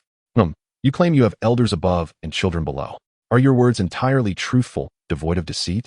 Xian Yi feigned a tone of inquiry as he addressed the employee. Lord Ninja, I would never deceive you. I swear, if I lie, may thunder strike me. Please, I beg for your mercy. I cannot die. The employee, sensing an opportunity with Xian Yi's question, cried out in a lament so pitiful that it seemed as if his death would be a grave sin. Is that so? Xian Yi closed his eyes, pretending to contemplate for a moment. The casino fell into an eerie silence. Not a single soul dared to utter a sound. Not even the employee who had previously wailed the loudest, for he feared that speaking might disturb the last thread of hope he clung to. 1 minute, 2 minutes, 3 minutes. Finally, Xian Yi opened his eyes, a smile gracing his face, as if he had arrived at a conclusion. Observing this, the casino owner grew increasingly anxious, for he adhered to the philosophy of eradicating threats entirely. Anyone who crossed him deserved death. However, the stakes had changed. In this casino, Xian Yi wielded the greatest power. Once he made a decision, it could scarcely be opposed. To defy his will might result in a brutal demise, a risk the casino owner was reluctant to take. In truth, there was one person in the casino who felt more anxious than the owner. The employee himself, for his very life hung in Xian Yi's hands. If Xian Yi chose to forsake him, his death would be inevitable. Very well, let it be as such. I recall you mentioning your dependents, Xian Yi reiterated.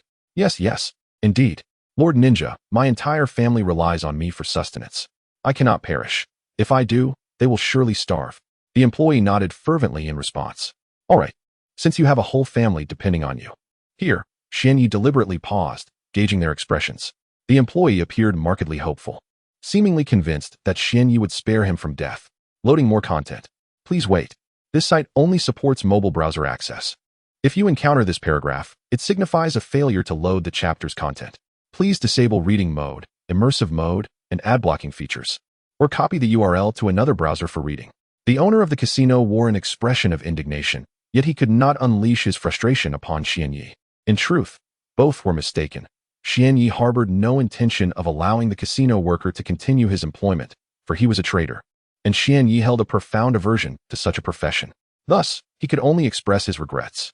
Well then, perhaps you should provide that family with some silver to sustain their livelihood. Indeed, truly a good person. I never expected this ninja to spare my life, and even offer a bit of silver. I have never encountered such kindness throughout my life. But then, the casino worker pondered and felt something was amiss. At that moment, the casino owner also grasped the implication. Ninja, you mean to say I should give that family some money to prevent them from starving? Is that correct? Upon hearing the owner's inquiry, Xian Yi smiled, a hint of mischief in his demeanor. Yes, uncle, you might as well provide them with a little consolation money. After all, their family head is destined to meet his demise at your hands. A bit of silver to ensure they do not starve is not too much to ask, is it? The casino owner seemed somewhat confused, but after a moment of contemplation, he quickly understood. After all, he was a casino owner and possessed keen reflexes. Since you address me as uncle, I suppose I shall be bold enough to call you little brother.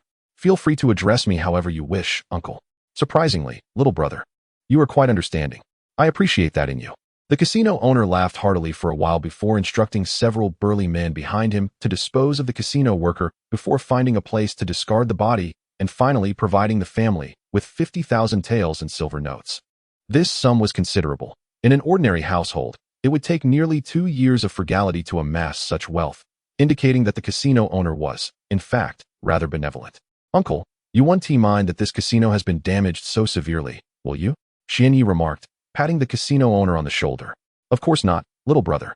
You've done me a great favor, and I cannot thank you enough. How could I possibly mind? The casino owner replied readily, perhaps finding that the guardian of his casino suited his taste, for they were ruthless individuals who left no room for future troubles. Well then, uncle, I see that my work here is complete. I shall return to the courtyard. Should there be any further matters, do not hesitate to summon me. The casino owner waved goodbye to Xian Yi. The casino worker's face turned ashen, his body trembling uncontrollably. He realized with a dreadful certainty that his demise was inevitable, and his eyes reflected an overwhelming sense of regret. If only I had acted differently earlier, perhaps I would not be facing this fate now. He closed his eyes, contemplating this thought. It seems that venturing out of the Hidden Leaf Village was indeed a wise decision. Had I remained within its confines, I might not have encountered such a myriad of experiences. While residing in the Hidden Leaf Village is undeniably safe, This life filled with adventure captivates me even more. Upon returning to this courtyard, Xianyi was suddenly struck by these profound realizations. Chapter 150. The Divine Beast. White Tiger. A sense of discomfort enveloped Xianyi, as a throbbing pain began to manifest in his head. Furrowing his brow, he extended his right hand to rub his temples. The sensation of pain intensified, akin to being sliced by sharp blades within his mind.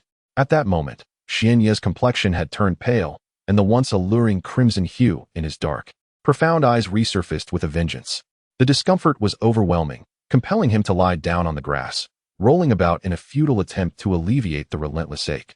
No matter how he moved, the agony persisted, as if countless ants were gnawing at his brain, and these were no ordinary ants, but rather ones armed with bullets. Slaughter! Slaughter! Slaughter! A voice echoed relentlessly in Xianyi's mind, showing no signs of abating. Why is this happening? Why is this happening? The excruciating pain rendered him almost lifeless, sprawled on the ground in a wretched state. Fortunately, there was no one else in the courtyard at that moment. Otherwise, he would have faced humiliation. Blood, slaughter, blood, slaughter. The voice continued, I need blood, I long for blood, I crave blood. From the moment this voice emerged, it had been insidiously guiding Xianyi, incessantly influencing his heart, as if striving to transform him into a relentless machine of carnage. The anguish in his head prompted a cry, yet it merely provided a fleeting respite from the torment, which remained unabated. So painful, so painful, so painful. The depths of his ebony eyes began to shift toward a mesmerizing blood red, growing ever more vivid, as boundless malice erupted from within him. If anyone were to enter the courtyard now, they would be struck dead by the sheer force of this overwhelming malevolence. Slaughter, slaughter, slaughter, slaughter, slaughter. The voice in his mind was intoxicating, leading him to question his very essence. Do I need to slaughter? Do I yearn to experience the thrill of killing? Oh, my head aches terribly. A hint of confusion danced in Xianyi's gaze, a rarity since his transmigration into the world of Naruto. This was the first time he bore such an expression. Would engaging in slaughter alleviate my suffering? Would tasting blood free me from this torment? The thoughts surged within him. And though he could not fathom why such notions arose, the idea of slaughter had firmly taken root in his mind. No, I cannot succumb. In that instant, clarity returned to Xianyi's eyes, and he awakened to the truth. I will not be controlled. I refuse to become a mindless demon of slaughter. I do not wish to be a machine of death. No, I do not want this, absolutely not. In the depths of his mind, Xianyi fervently resisted, desperately attempting to defy the voice echoing within his consciousness. Suddenly, a formidable phantom of a tiger materialized behind him, towering nearly 100 meters in height. Adorned with a striking coat of black and white fur, sturdy limbs, and menacingly sharp claws that could instill fear in anyone who beheld them. It roared, its furious growl resonating as if something had transgressed its will. Had Xianyi been able to see it, he would undoubtedly recognize this majestic beast as the white tiger, one of the 4 divine beasts. Otherwise, he could not fathom what other tiger could possess such grandeur. The voice in his mind grew increasingly insistent, its seductive power intensifying. What had once been a moment of clarity in his gaze shifted back to a pair of mesmerizing, blood-red eyes, brimming with an insatiable desire for slaughter. I do not wish to be controlled by this bloodlust, he thought. I do not want this. Yet, despite his mental protests, he found himself utterly powerless against the voice's command. An inexhaustible wave of malevolent energy surged forth from within him, filling the courtyard with an overwhelming aura of malice, causing the temperature to plummet in an instant. However, Xianyi remained oblivious to this chilling change, as did the looming specter behind him. The pervasive malice seemed to render them impervious to such sensations. Why has everything turned blood-red? A flicker of confusion crossed Xianyi's expression as he strained to open his eyes wider, yet the crimson hue persisted. Why does the world appear in such a color? Why the sanguine shade? Strangely, he found himself not entirely averse to it. In fact, there was an odd sense of affinity, a burgeoning fondness for this feeling. Suddenly, a glimmer of struggle flickered within his gaze once more, yet this attempt proved futile. The bloodlust remained, his eyes still radiating a violent crimson, his body suffused with an endless malevolence. Irritated, he struck the ground, an inexplicable sense of agitation swelling within him, a discomfort that seemed to urge him to evade the impending slaughter. With a thunderous impact from his right hand against the earth, a terrifying fissure erupted in the courtyard's ground, gaping half a meter wide and stretching far beyond the confines of the yard itself. This sudden realization left Xianyi utterly astonished. Why was he able to inflict such devastation so effortlessly? With his strength, such destruction should not have been possible. What could be the reason behind this? Xuanya was profoundly perplexed. Only a few days prior, he had personally tested his abilities, and at that time, his power was nothing compared to the monstrous force he wielded now. Yet, why had this transformation occurred?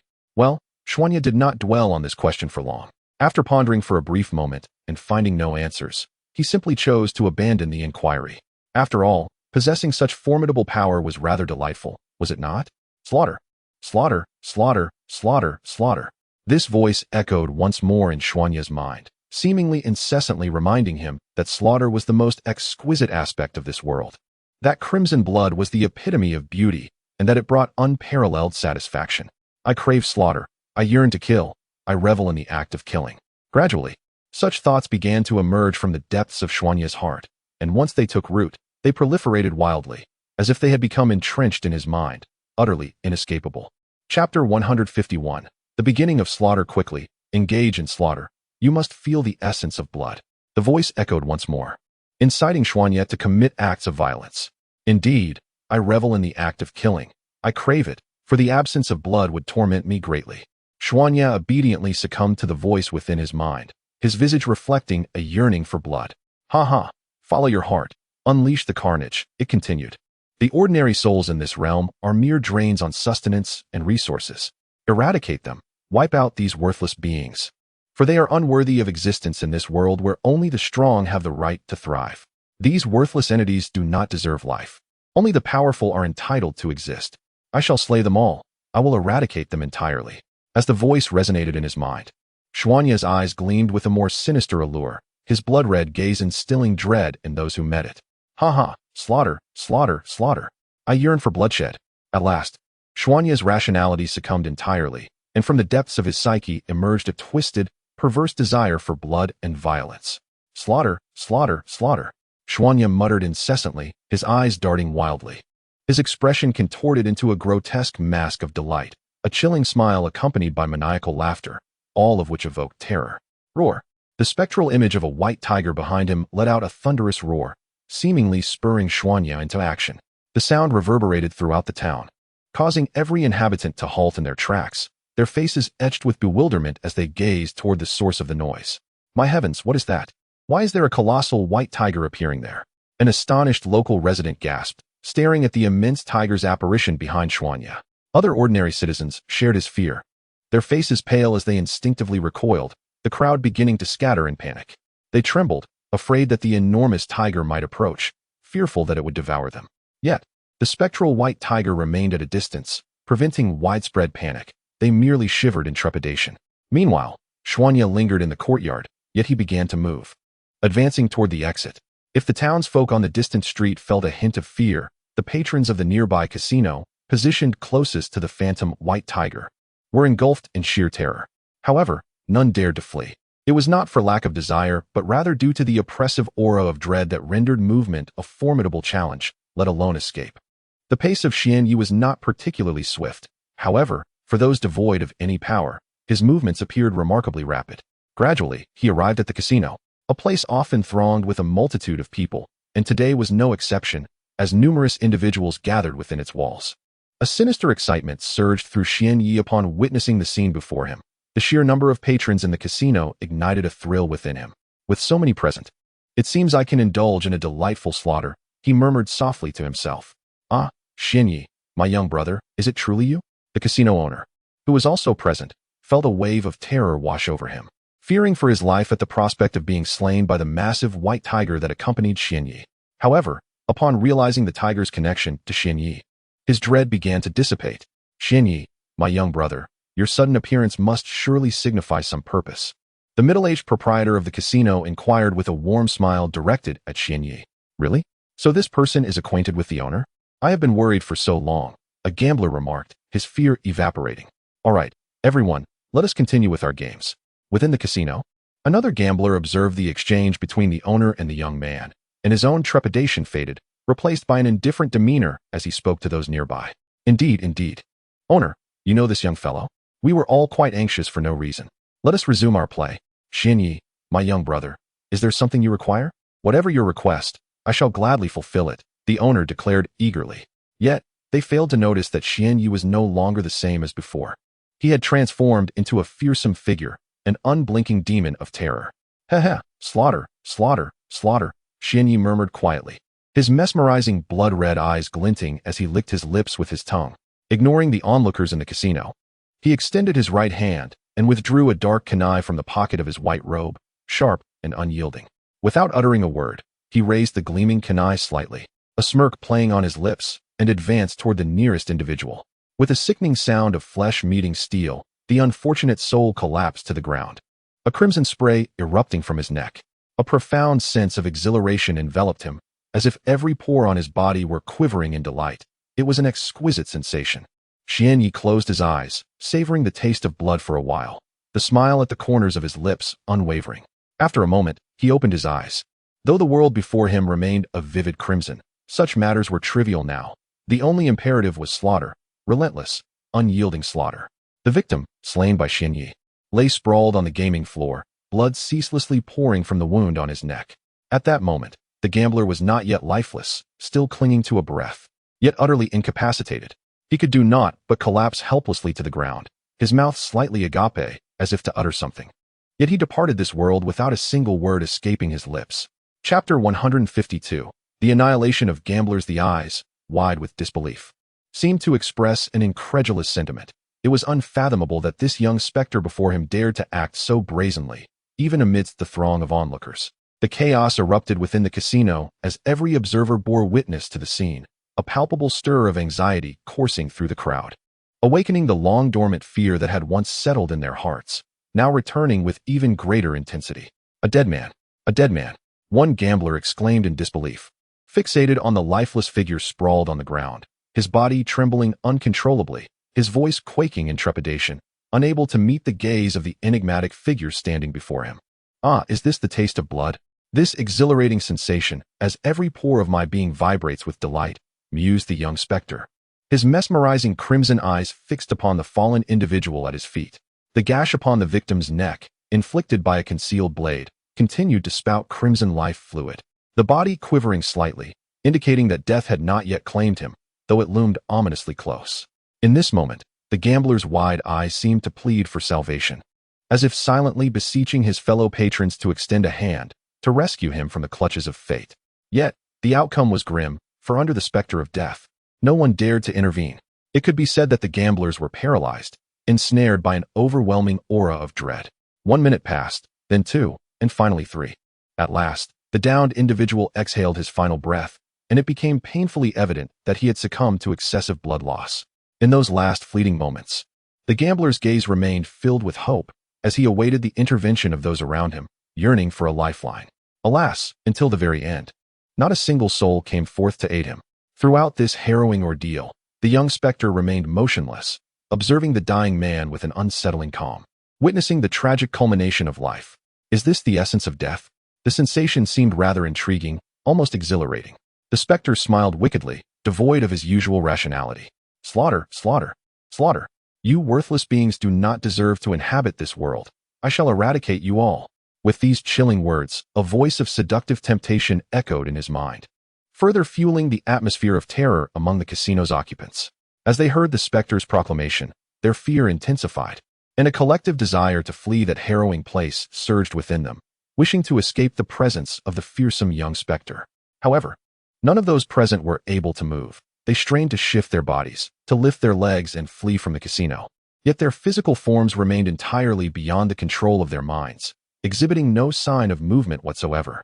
Under such immense pressure and the overwhelming aura of malevolence, someone finally began to unravel.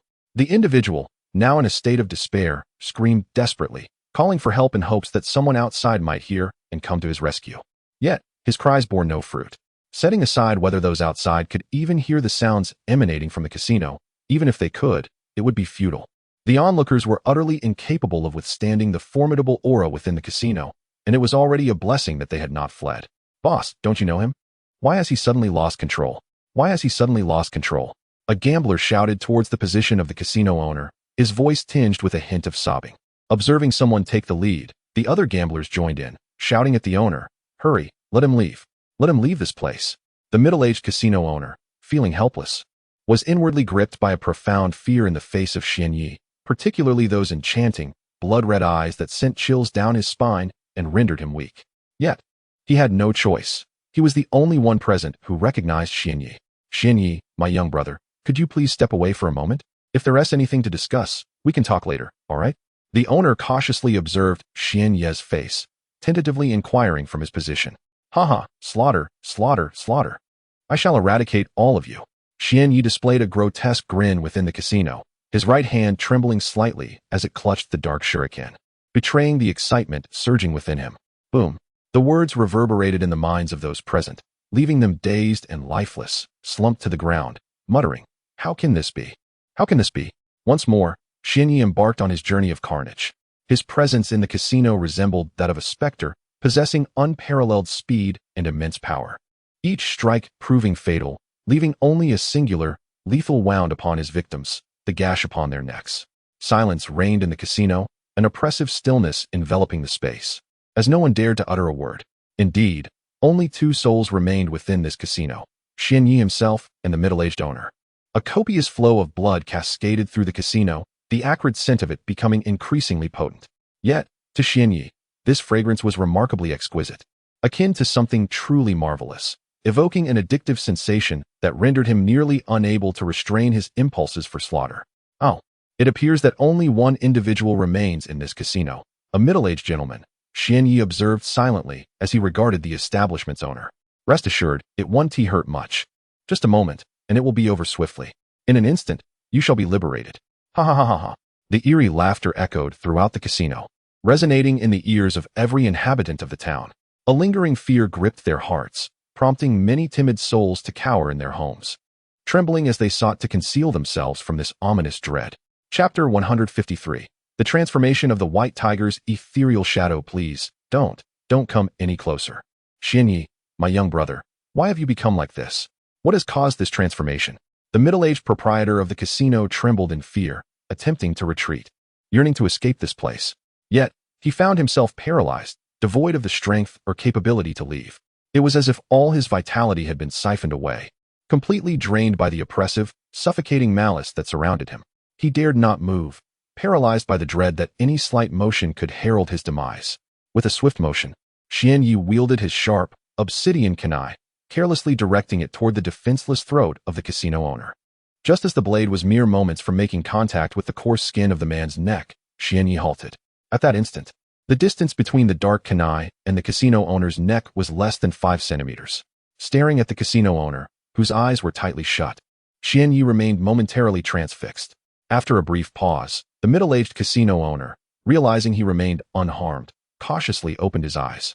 The first sight to greet him was the menacing kunai, its sharpness perilously close to his throat. In that moment, a cold sweat broke out upon his brow. Life and death teetered on the edge of a knife. Should the kunai advance even slightly, death would be inevitable. Should it withdraw, life would be spared. Xianyi found himself enveloped in confusion, grappling with an inexplicable reluctance to end the life of the casino owner before him. Why was there this hesitance? Were not these individuals mere detritus of society? Did they not squander the resources of this world? Should I not eliminate them all? Yet, why was there an undercurrent of resistance within me? As Xianyi wrestled with these thoughts, a resounding voice erupted in his mind, more powerful than before, echoing with a thunderous intensity. The words reverberated through his consciousness, obliterating the faint resistance that lingered within. Slaughter, slaughter, slaughter. You crave destruction, you revel in it. Go forth and indulge your desires. Partake in a glorious feast of carnage. Once this voice emerged, it resounded in Xianyi's mind, persistently influencing his innermost judgment. Within the casino, the middle-aged proprietor observed that Xianyi had yet to strike. His expression bore the marks of internal struggle. He sensed an opportunity, a chance to evade death. After all, even the lowliest creatures cling to life. How much more so a human? In this world of shinobi, no one truly wished for their demise, and the casino owner, now on the cusp of savoring life, was even less inclined to face death. As more content is being loaded, please hold on. This site only supports mobile browser access. If you see this paragraph, it indicates that the chapter content has failed to load. Kindly disable your browser's reading mode, immersive mode, and ad blocking features. Or copy the URL to read it in another browser. Just as the casino owner was about to plead for mercy from Xianyi, the dark kunai, poised perilously close to his neck, shifted. At that moment, Xianye's eyes seemed to radiate an alluring intensity, devoid of any color, filled solely with an insatiable thirst for slaughter and an overwhelming aura of malevolence. With a swift motion, the kunai sliced through the air, leaving a black streak in its wake, accompanied by a faint roar as it cut through the atmosphere. Under ordinary circumstances, Xianyi would not have been able to achieve such speed. It rivaled that of an elite jonin, far beyond the capabilities of his chunin status. In an instant, the kunai effortlessly severed the casino owner's throat. Initially, the owner did not register the shock, his head still intact. It appeared that the speed was so remarkable that even the world around them failed to react as Xianyi executed the lethal strike. No mark was left, nor did a drop of blood spill, creating an eerily surreal atmosphere. 1 second, 2 seconds, 3 seconds. Suddenly, a subtle line appeared on the casino owner's neck, and blood erupted forth, cascading down as his head fell to the ground. He attempted to speak, his mouth moving silently in confusion, unable to fathom the situation. Why had Xianye's position shifted? The casino owner glanced at Xianyi again and noticed something amiss, but his gaze weakly diverted. That headless body seemed oddly familiar. In that fleeting moment, he recognized his own form, yet he could not comprehend it was indeed himself. The casino owner's head arced through the air, finally landing on the ground, blood gushing forth from the severed neck, a direct result of the lethal cut. The blood flowed wildly, painting the scene in vivid crimson. Oh, the taste of blood. How exquisite, how delightful, how profoundly pleasurable it is. Xianyi closed his eyes, savoring the rich aroma of blood that enveloped him, relishing the sound of its flow around him.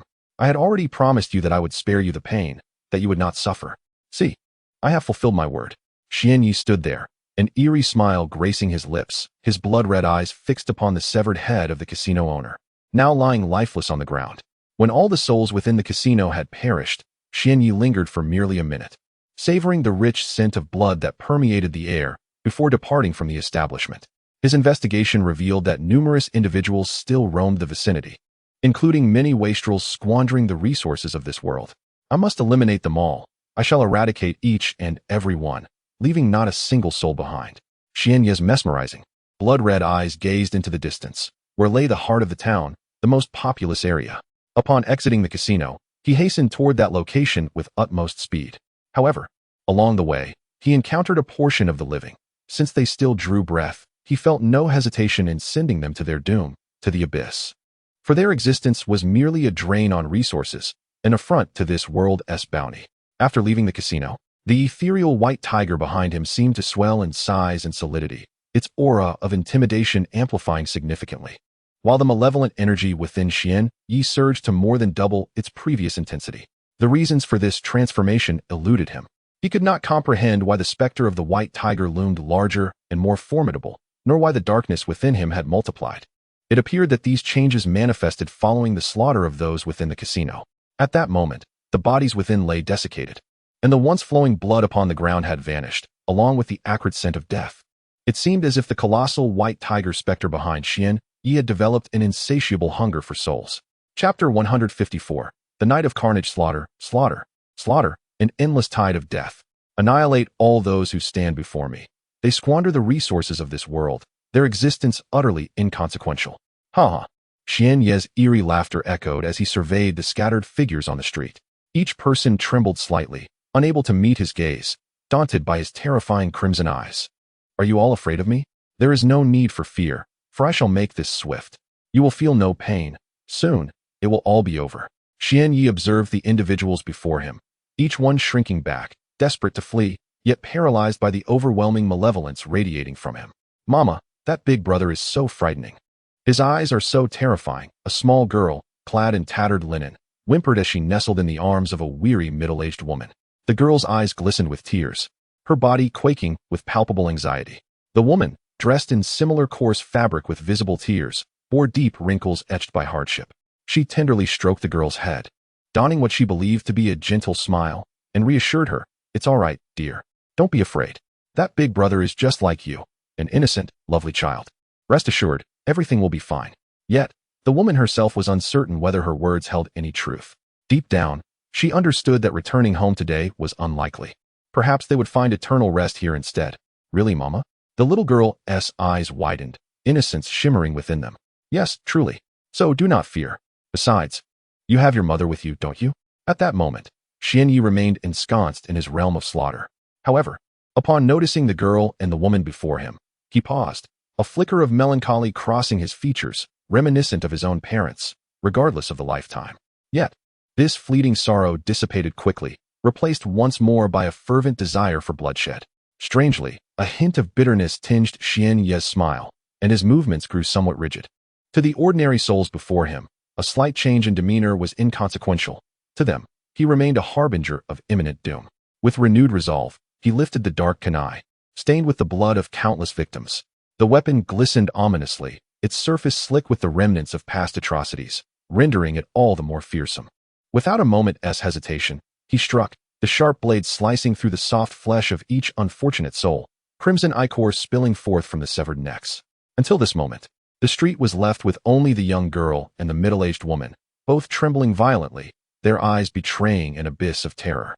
It seemed as though the specter of death loomed over them, rendering them breathless. Fear, dread, anxiety, an array of negative emotions surfaced. Xian Yi was uncertain why he had chosen to spare these two until the end. Perhaps it was a subconscious decision, a flicker of reluctance to extinguish their lives. The thought of granting them a chance at survival seemed a worthy consideration. Observing the two shivering figures, Xian Yi noted their embrace, with the middle-aged woman shielding the girl more than the other way around. The dark kunai in his hand rose slightly, suspended in the air as his mind wrestled with an internal conflict.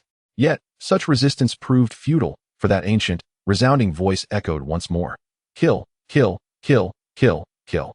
Upon hearing this command, the glimmer of defiance, compassion, and mercy in his gaze evaporated, leaving only an insatiable thirst for blood.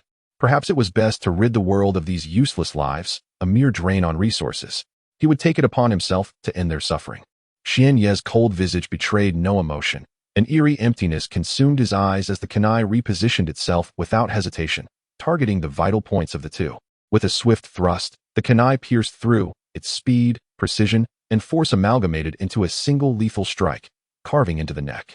Blood gushed forth, not in trickles, but in torrents. Raising his gaze, he noticed the moon hung high in the sky, the temperature around him turning crisp and cool. A grotesque sphere of blood ascended into the air, ultimately devoured by the colossal phantom of a white tiger looming behind him. Night had fallen, and the starlit sky remained breathtakingly beautiful, instilling a profound sense of calmness. Xian Yi found a patch of clean earth and sat down, gazing dreamily at the enchanting expanse above. After a while, his gaze shifted to the lifeless girl he had just slain. She was not particularly beautiful. Her skin bore the signs of sun exposure, giving her a darker hue. Even in death, she lay cradled in her mother's embrace, her eyes inexplicably wide open, seemingly fixated on him. Did she wish to etch his visage into her memory? Ultimately, such musings were inconsequential. Perhaps this world operated under its own harsh rules. To live and survive, one must wield formidable strength. Without it, even a death met in vain was rendered meaningless. A sudden pain pierced through Xian Ye's mind, as if something collided within, tormenting him. His face turned ashen, the dormant consciousness within him stirred once more, clashing violently with the urge for slaughter, both vying for dominance. In this fierce internal struggle, it is invariably Xian Ye who suffers. The pain, though significant, pales in comparison to the dire consequence of his consciousness failing. Should that occur, he may forever be relegated to a mere machine of slaughter. A great battle rages within Xian Ye's mind, marked by intense conflict. Yet the consciousness of the white tiger steadily maintains the upper hand, and this advantage continues to expand. Before long, Xian Ye's own consciousness succumbs, defeated by that of the white tiger. However, even in defeat, that consciousness does not vanish. Instead, it retreats into the deepest recesses of his mind, lying in wait. Chapter 155. The Golden Gate. The consciousness of Xian Yi sought to conceal itself. Yet the formidable awareness of the white tiger's phantom was powerless against it.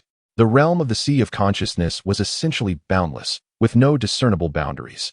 This concealment bore its own advantages, allowing for the anticipation of an opportune moment, an occasion to strike decisively against the white tiger's consciousness. When that moment arrived, it would signify the emergence of Xian Ye's own consciousness. A thunderous roar reverberated, echoing through the relatively modest town, resonating in the ears of all who dwelled there.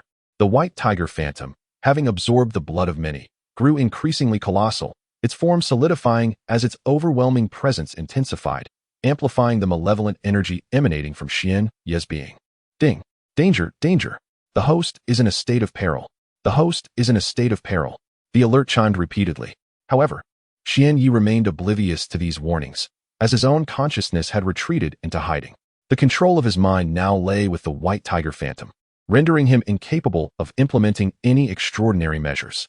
Were Xian Yi able to hear the system's alerts, he would undoubtedly unleash a torrent of curses, imploring the system to devise a solution against the white tiger phantom. Alas, such considerations were mere hypotheticals, far removed from reality. The night was eerily tranquil. Aside from the occasional chirping of insects, no other sounds disturbed the stillness, as if the town had transformed into a desolate realm devoid of humanity. Nevertheless, the fervor for slaughter remained unabated in Xian Ye's eyes, a burning desire that persisted. Slaughter, slaughter, slaughter, slaughter, slaughter. The ancient, resonant voice surged once more within Xian Ye's mind, issuing commands. Slaughter. I shall extinguish the lives of all within this city. They are unworthy of existence in this world. I will annihilate them all, leaving not a single soul behind. The carnage was far from over.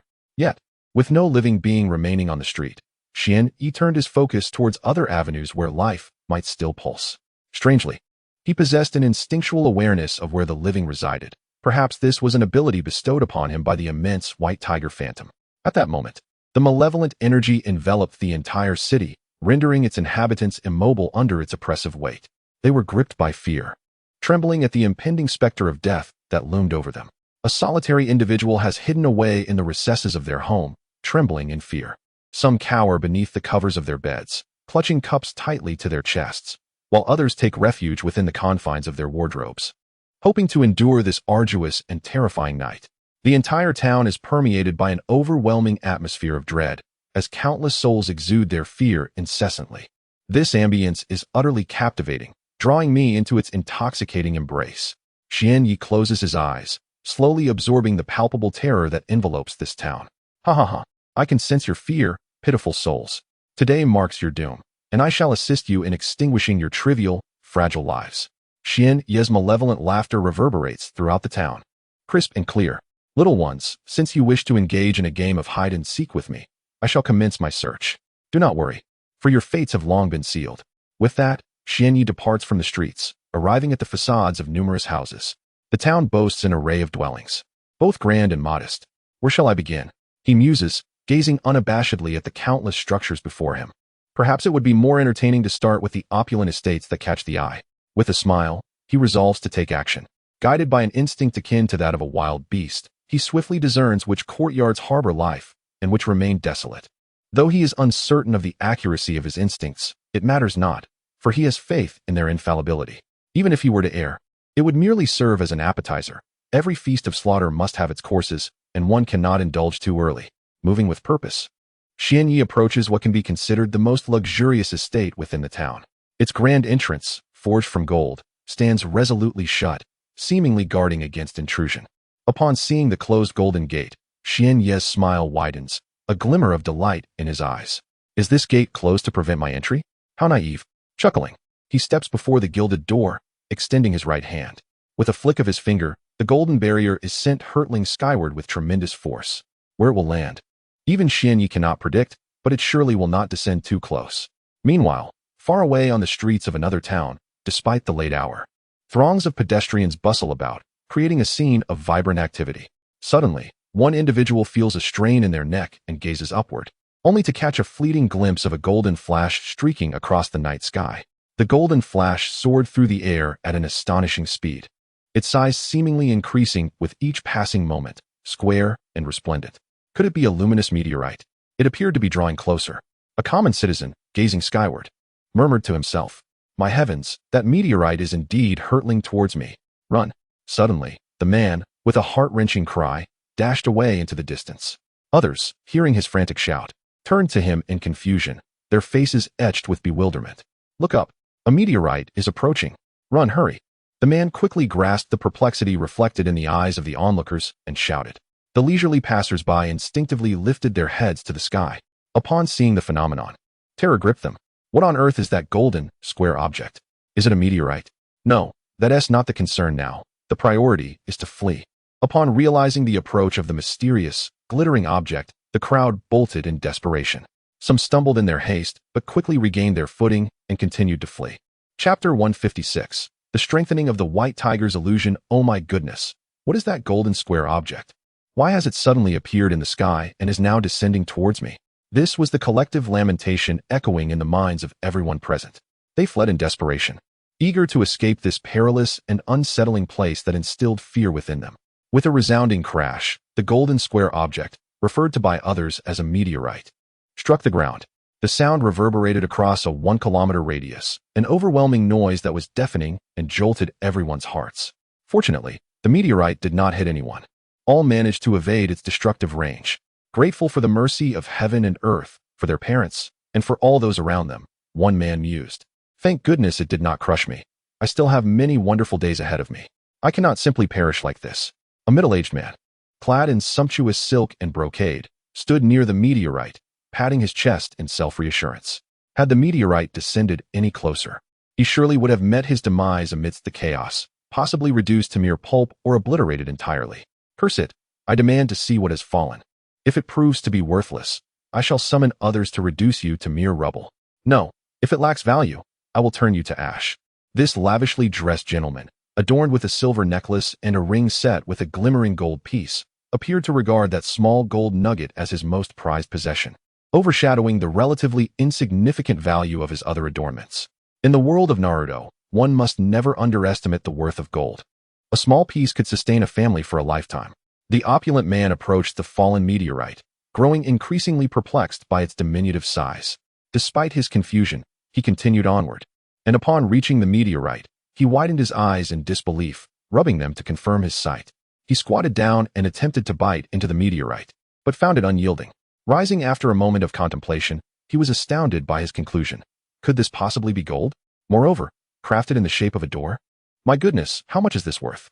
Instantly, the man's eyes sparkled with avarice as he cautiously surveyed his surroundings. No one was around, and it was fortunate indeed, for otherwise, this gold would have been claimed by others. He patted his chest and let out a sigh of relief. Then, with utmost haste, he sprinted towards his home, where a modest sum of money resided. His household had employed a few strong guards, and he thought it wise to have them secure the gold before the fear of theft consumed him. The town where Xian Yi found himself remained shrouded in a heavy aura of malevolence, engulfing the entire area. The pervasive fear drove the townsfolk to retreat to the safety of their homes. At that moment, Xian Yi stood before the entrance of an opulent courtyard, though its grand gate had mysteriously vanished, flung away by his own might. Little did he anticipate that the golden door would incite a series of events. Night had fallen, casting a veil of darkness over the courtyard, yet the moonlight illuminated the surroundings, rendering them partially visible. With his consciousness under the dominion of the white tiger's ethereal form, Xian Yi found himself stripped of all prior ninja techniques. However, the passive ability known as the Eye of God remained intact, allowing him to perceive the night as brightly as day. As he ventured into the courtyard, Xian Yi instinctively sensed the presence of the living within, and the numbers seemed considerable, hinting at the existence of ninjas as well. The courtyard sprawled extensively, adorned with rare trees, stones, blooming flowers, and precious medicinal herbs, alongside unseen blue fish swimming in its ponds. These azure fish appeared to possess subtle energies within, captivating Xian Yi's attention as they emitted an alluring charm. It seemed that consuming them would confer a benefit, potentially augmenting his own strength. With a wicked grin, he licked his lips, fixating on the fish in the pond. He extended his right hand towards the shimmering creatures, pausing in midair. In an instant, a formidable force surged forth, drawing all the blue fish into the air and presenting them before him. A mighty roar erupted from the white tiger's shadow behind him, reverberating through the courtyard, causing the very space to tremble. The fish visibly shriveled as every ounce of energy was siphoned into the gaping maw of the colossal white tiger. With a decisive bite, it consumed the entirety of the sustenance. Upon devouring this energy, the imposing white tiger's form behind Xian Yi appeared to swell and solidify, its aura of intimidation intensifying. Energy, energy, energy, I crave energy. The thoughts that echoed in his mind had shifted from a desire for blood to an insatiable thirst for power. Yet, the yearning for blood had not dissipated. After lingering in the courtyard for a brief while, he once again extended his right hand, not towards the pond this time, but towards the precious herbs that lay within reach. These medicinal herbs are beneficial to me. They are all mine, and I shall absorb their entire essence. Once again, before my very eyes, the precious herbs in the basin withered away, losing all their vitality and inevitably succumbing to decay. Xian Yi closed his eyes, savoring the energy he had just absorbed. Though scant, it was certainly better than none. Undoubtedly, the phantom of the white tiger grew slightly larger once more, its somewhat translucent form solidifying further, while the malevolent aura emanating from Xian Yi intensified. There was no question that his strength had become considerably more formidable. Upon opening his eyes, Xian Yi moved his right hand once again, directing a powerful suction towards those esteemed flora. In an instant, all the plants withered. Although these flowers and trees were exceedingly precious, they harbored little energy, incapable of enhancing Xian Yi's power or fortifying the white tiger's phantom. However, despite the limited energy, it was certainly better than nothing. Haha, now I can partake in tonight's feast of slaughter. To the weak souls, I shall assist you in escaping this sea of suffering. I will ensure your departure is devoid of pain. Rest assured, I shall accept no recompense. Xian Yi's eerie laughter echoed once more, reverberating throughout the town. The arrival of the first captain filled the black dragon with exhilaration, rendering him momentarily speechless. Nearly 3 months have passed since I began writing this, and though the results are not exceptional, this is the first book I have earnestly committed to. While my initial effort lacks experience and finesse, I find solace in the knowledge that as long as there are readers, I shall not abandon this work. Moreover, this endeavor serves to hone my writing skills. Regardless of the outcome, I shall steadfastly continue, unless no one wishes to read it. Or should I encounter some unforeseen circumstance, though I shan't entertain such thoughts. In essence, these are the sentiments I wish to convey, and I shall refrain from further rambling. Chapter 157. The wealthy of the town. Within this opulent courtyard, there resided an elderly man, who appeared to be on the brink of death. He occupied the central chamber of this estate, his frail body trembling, and his eyes filled with a palpable fear. Surrounding him were numerous, burly middle-aged men, each possessing a robust physique that exuded strength. Beside the elder stood a man clad in a form-fitting black attire, characterized by short black hair and a fierce countenance marred by a prominent scar that bisected his face, lending him an air of menace. At this moment, he, like the others, cowered within the confines of the room, attempting to evade an impending threat, a presence that instilled a deep-seated terror within them. In the courtyard, Xian Yi strolled leisurely, an insidious smile gracing his lips, as he emanated a formidable and terrifying aura that cast a pall of fear over all present. As he walked, he mused aloud, it seems the owner of this estate is rather affluent. One wonders if their wealth is the fruit of honest labor or the exploitation of the common folk's toil. Although Xian Yi's primary consciousness had been shattered by the phantom of the white tiger, his subconscious continued to influence his judgment and perceptions. In this world where strength reigns supreme, it was likely that these affluent individuals had amassed their fortunes at the expense of the laboring masses. Regardless, he thought to himself, today, you shall all meet your inevitable demise. With a subtle smile, Xian Yi's instincts guided him to a chamber at the heart of the estate, significantly larger and more lavishly adorned than the others. Confident that it harbored occupants, he proceeded without hesitation towards its location. The door to this room was firmly shut, crafted from an unknown yet seemingly quality wood. If you think this mere door can impede me, you are sorely mistaken, Xian Yi chuckled softly. He extended his hands, pressing against the sturdy wooden door, which yielded easily to his forceful touch, swinging open to reveal an empty space. Yet, Xian Yi was certain that someone was within, for he could sense their fearful presence emanating from the shadows. Little mice, I am coming for you, he stated with a playful smirk, addressing the vacant room. Though his voice was quiet, it reverberated through the stillness, gradually fading into silence. The chamber was expansive, containing numerous smaller rooms. If they were not here, they must be concealed elsewhere. Xian Yi lifted his head, casting his gaze in a particular direction, revealing a sinister smile. Just as he stepped into another adjoining room, several figures suddenly emerged beside him. Upon closer inspection, there were 3 burly men and 2 ninjas launching an attack. The black dragon ominously hinted, please save this for later, as if urging the reader to revisit. Upon witnessing this scene, Xian Yi remained unperturbed. He extended his right hand and retrieved a dark kunai from beneath his white robe. This robe was not entirely white, as the stains of blood from countless slaughters marred its pristine fabric, rendering it somewhat macabre. The kunai, having tasted human blood, seemed to possess an otherworldly aura. In Xian Yi's perception, his movements were leisurely, almost languid, as he produced the sharp kunai from his pocket. Yet, to the 5 attackers, it appeared as though the weapon had materialized in an instant, faster than the blink of an eye. Their pupils constricted slightly, astonished by Xian Yi's elusive speed. However, having already initiated their assault, they could not halt their advance, and were compelled to continue their attack. The The clash of weapons echoed as Xian Ye's kunai met the arms of his assailants. The three robust men wielded iron-long swords, appearing sharp and sturdy, while the two ninjas brandished kunai akin to Xian Ye's. At the sound of the weapons colliding, their blades shattered, leaving the assailants wide-eyed in disbelief as they beheld their swords, now severed into two pieces. How could this sword break? That's impossible. One of the men gasped in astonishment. In truth, Xian Ye's kunai was comparable in sharpness and durability to those of his foes. But due to the amplification of his strength and chakra, his weapon remained intact while theirs had succumbed to destruction. Yet, unbeknownst to them, a minute crack had formed in Xian Ye's kunai, so subtle and fine that it would go unnoticed upon casual inspection. Nevertheless, despite this slight fissure, it did not hinder his capacity for slaughter. Even if that kunai were to break beyond usability, he had other backups at his disposal.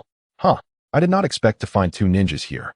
It seems your status is not insignificant, Xian Yi chuckled, a wicked grin gracing his features, his body exuding an overwhelming aura of malice that was truly intimidating. You, don't come any closer.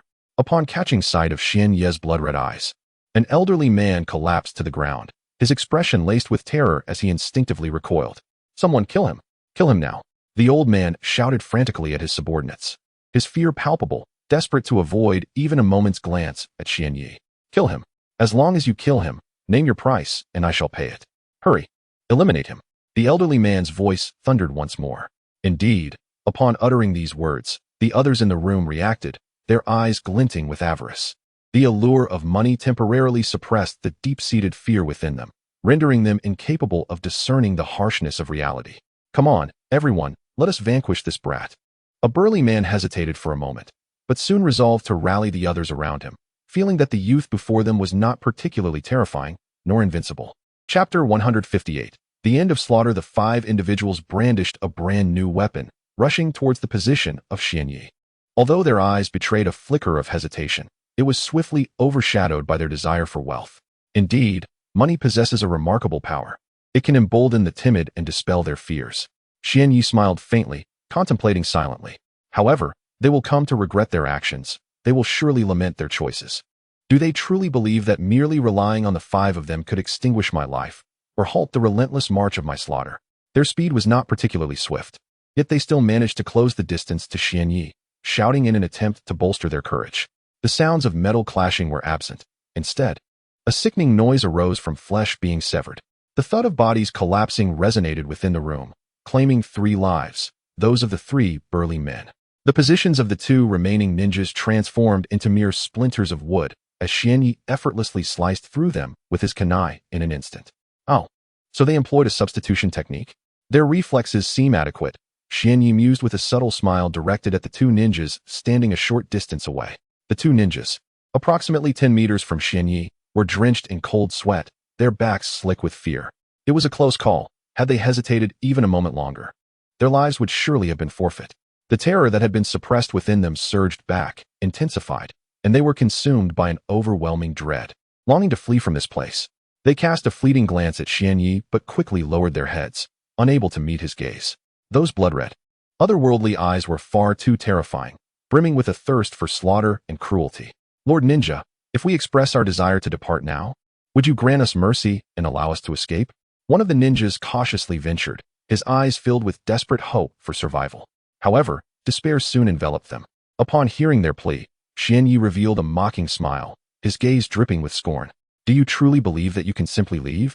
Is this not the height of folly, a mere fantasy? Xian Yi barely suppressed a laugh. Indeed, Lord Ninja, you have no intention of letting us go. We realize now that we have overstepped.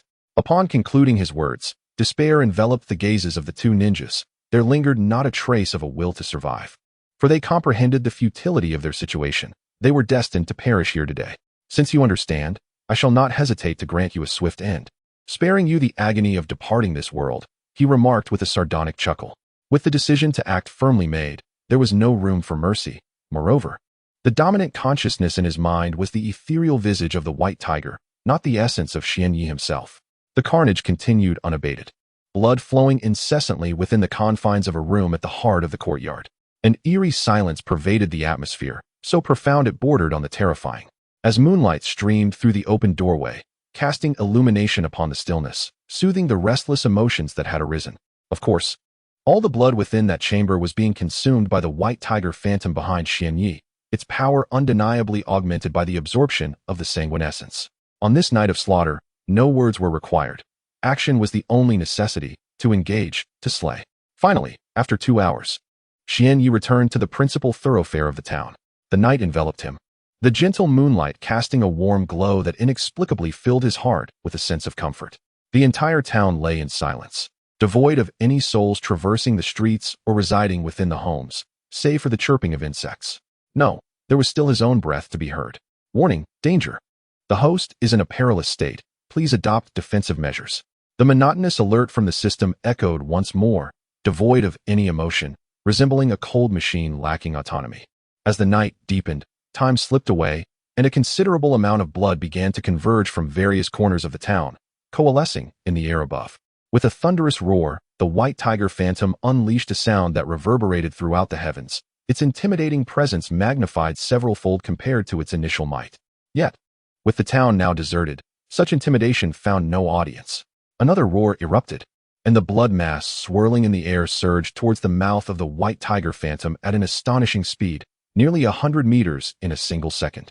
Warning to the host. Should the host fail to implement defensive measures, the system will initiate compulsory defenses. The notification resounded again, serving merely as a reminder without any action taken. If Xianye's consciousness were still intact at that moment, he would undoubtedly wear a bitter smile, lamenting endlessly about the system's indifference. Soon, the vivid crimson orb of blood flew to the mouth of the white tiger's phantom.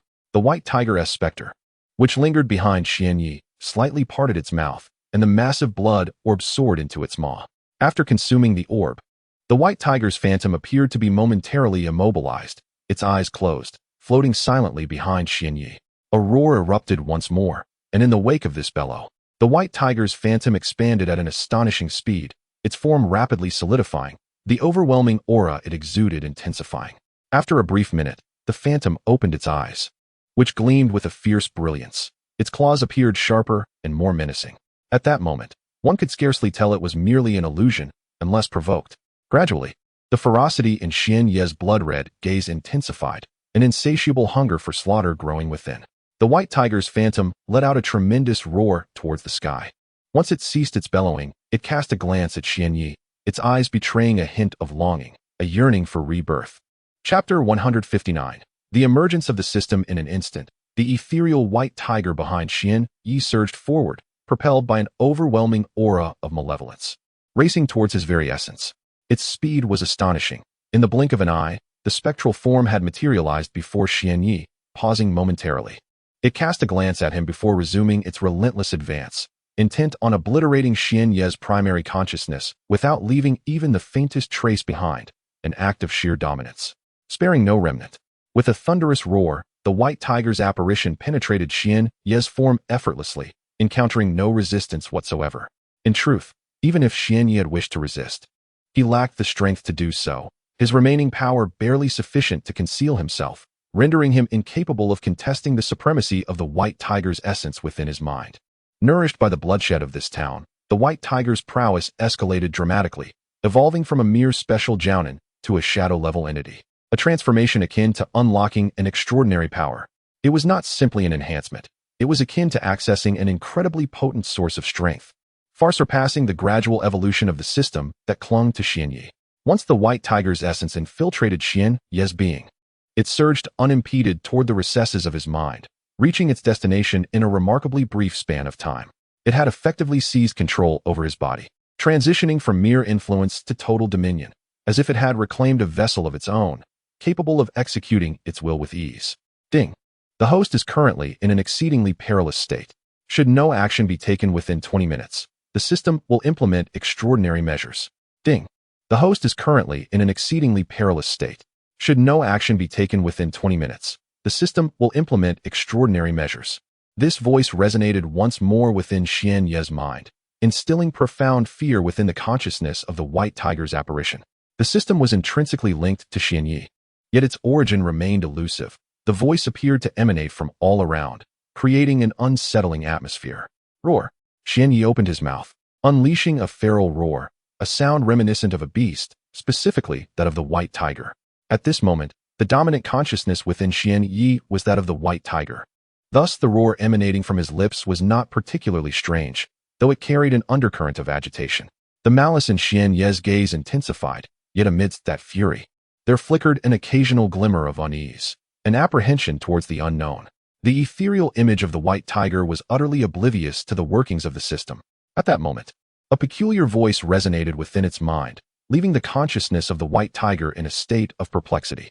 It was exceedingly agitated and restless, its heart laden with unease. Having just seized control of the human's mind, it was unwilling to retreat or to fail at such a critical juncture.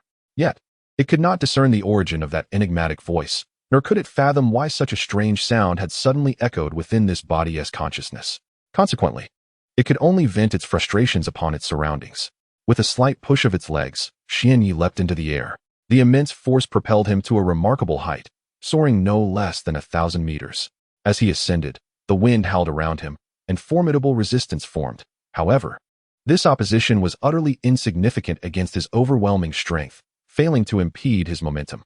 Once he reached a considerable altitude, he began to descend, gaining speed as he fell, with the wind resistance increasing in tandem. Just before he struck the ground, Xian Yi extended his hands before him. With a thunderous crash, his fists, enveloped in chakra, made contact with the earth, producing a sound that resonated for miles, a truly deafening roar.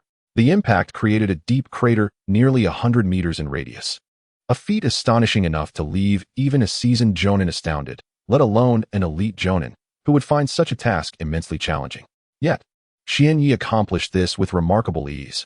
Merely extending his hands and exerting a slight force resulted in such catastrophic destruction. Moreover, he had not even unleashed his full potential. This was merely a casual strike, yet it yielded such overwhelming power, truly remarkable. Following this display, Xian Yi did not cease his rampage. Instead, he continued to unleash destruction with his iron fists, relentlessly demolishing everything within his sight. The ground shook with each resounding impact, as structures that appeared resilient crumbled under the might of his blows. In truth, these edifices were as fragile as sheets of paper beneath the force of his fists. After 20 minutes of unyielding destruction, Xian Yi finally came to a halt, his chest heaving not from exhaustion, but from the exhilaration coursing through him. 20 minutes later, Xian Yi ceased his destruction. At that moment, however, he had not alleviated the tumultuous feelings within him. Rather, he found himself devoid of any further objects to obliterate. Everything within his reach had already collapsed, leaving nothing intact. The system noted that the host had made no decisions during this interval, thus it would resort to coercive measures. The voice of the white tiger's phantom echoed with intense irritation and wrath, resonating persistently in his mind, yet its origin remained elusive, offering no clues for its discovery. With nothing left to shatter, the white tiger's phantom could only roar skyward in frustration. Undoubtedly, the fury and agitation lingered, yet what could be done? What solutions remained? The system announced that the coercive measures would commence in 3 seconds. The host was advised to prepare. 3, 2, 1, begin. Chapter 160. System rewards. As the voice of the system faded, an overwhelming surge of unease and agitation surged within the consciousness of the white tiger's ethereal form. It remained a mystery why the sound of the system provoked such fury. Perhaps this spectral tiger, driven by instinct, sensed the formidable and perilous nature of the system's voice, one that could threaten its very existence. Once the system's voice dissipated, an unfamiliar and potent energy manifested in Xian Ye's mind, astonishing even the white tiger's apparition, which felt a twinge of fear. Loading more content. Please wait. This site is optimized for mobile browsing. If you encounter this paragraph, it indicates a failure to load the chapter content. Please disable reading modes, including browser reading mode, novel mode, and ad blocking features, or copy the URL to another browser for reading. Roar. The white tiger's phantom roared, attempting to intimidate the newly emerged energy within Xian Ye's mind. Yet this time, the spectral tiger underestimated the situation. The energy, released by the system, was not so easily deterred. The emergence of this energy instilled a flicker of hope in Xian Yi, a glimmer of possibility to vanquish the consciousness of the white tiger. It was akin to two nations in conflict. One nation possessed overwhelming strength, while the other was relatively weak. Suddenly, a third nation emerged, shifting the entire balance of power. The previously clear situation became muddled once more. However, given that this energy was a product of the system, Xian Ye's chances of triumph were significantly enhanced, for the system's creations were invariably of superior quality. Upon its arrival in Xian Ye's mind, The unfamiliar energy began to survey its surroundings before gradually engaging the consciousness of the white tiger.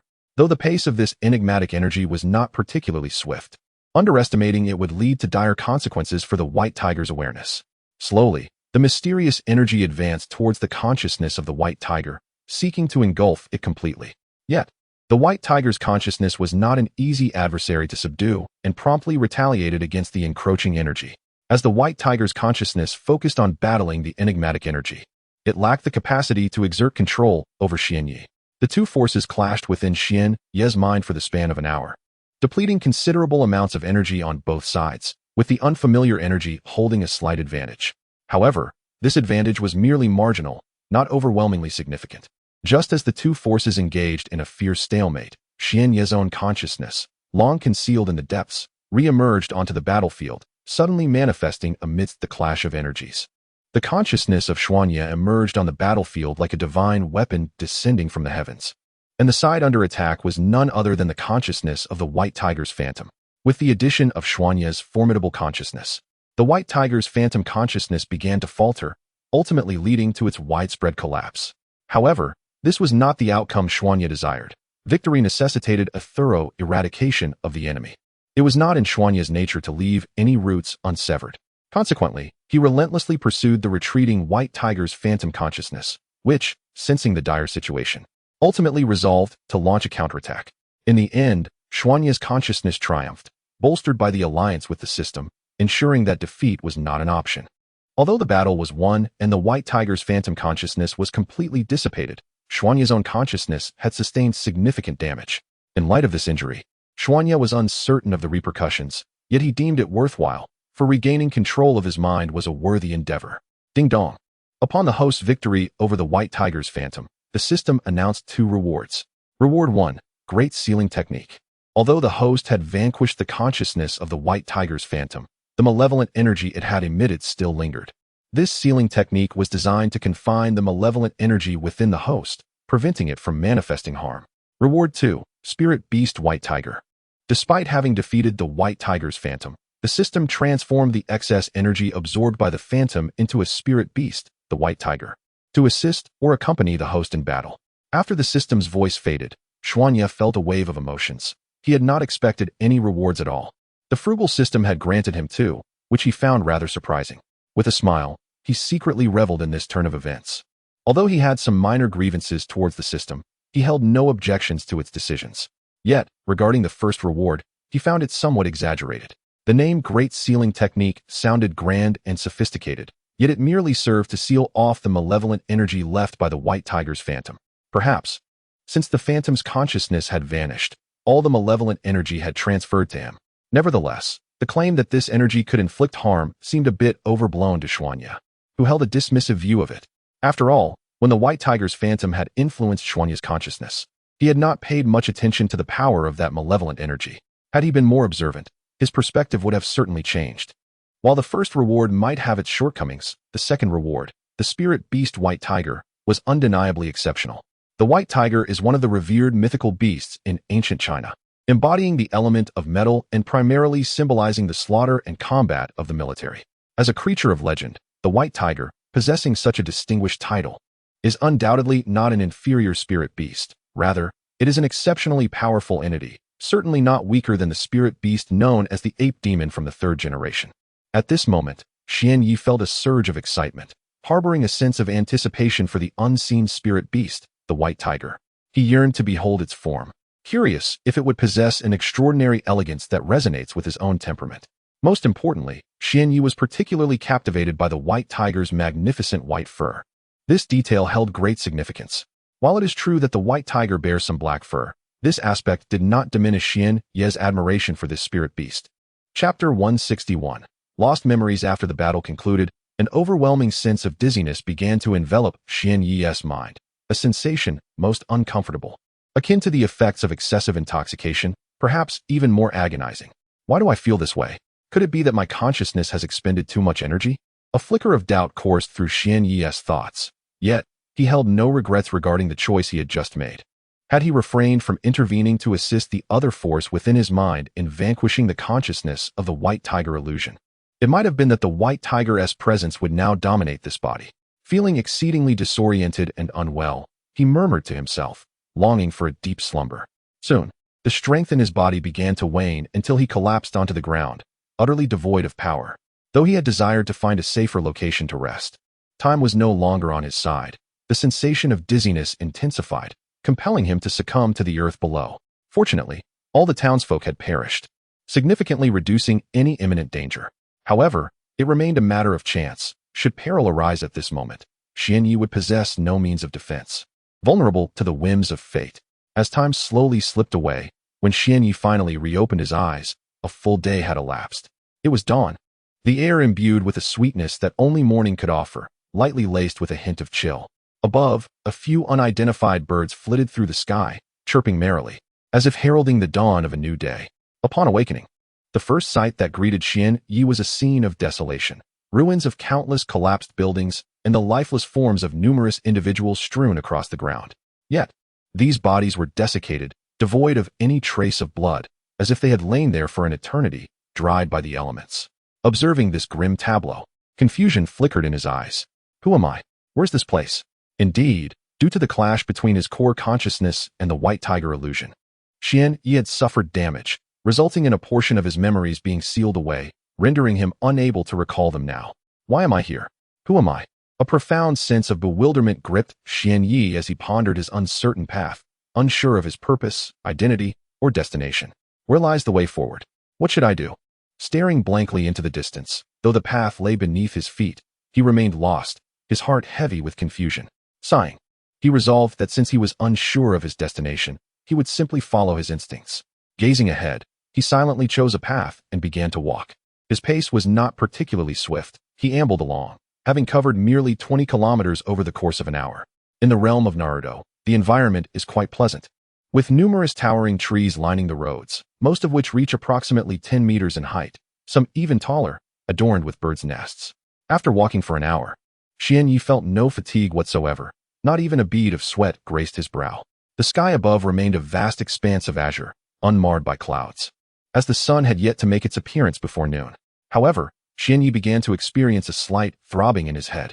This discomfort persisted briefly, lasting only a minute before dissipating, replaced by an influx of memories. Confronted with these memories, both unfamiliar and eerily recognizable, Xianyi found himself pondering a question deep within. Am I perhaps a ninja? Yet, this inquiry bore no answers, leaving him to engage in a solitary dialogue, tinged with awkwardness. It dawned on him that he was indeed a formidable ninja, proficient even in physical techniques that surpassed the level of chakra mastery. As he gazed upon the flood of memories surfacing in his mind, those strange yet familiar ninjutsu and taijutsu, he found himself at a loss for words. In truth, this state of being was rather favorable. The original memories eluded him, which meant that many of his worries had also dissipated, freeing him from the burdens of troubling thoughts. Lost in contemplation, Xianyi suddenly noticed a necklace hanging around his neck, igniting a spark of curiosity. He grasped the necklace to examine it closely. It was a beautiful blue crystal pendant. With a smile, Xianyi admired the exquisite piece. However, upon closer inspection, he discerned that the front of the blue crystal bore 2 engraved characters.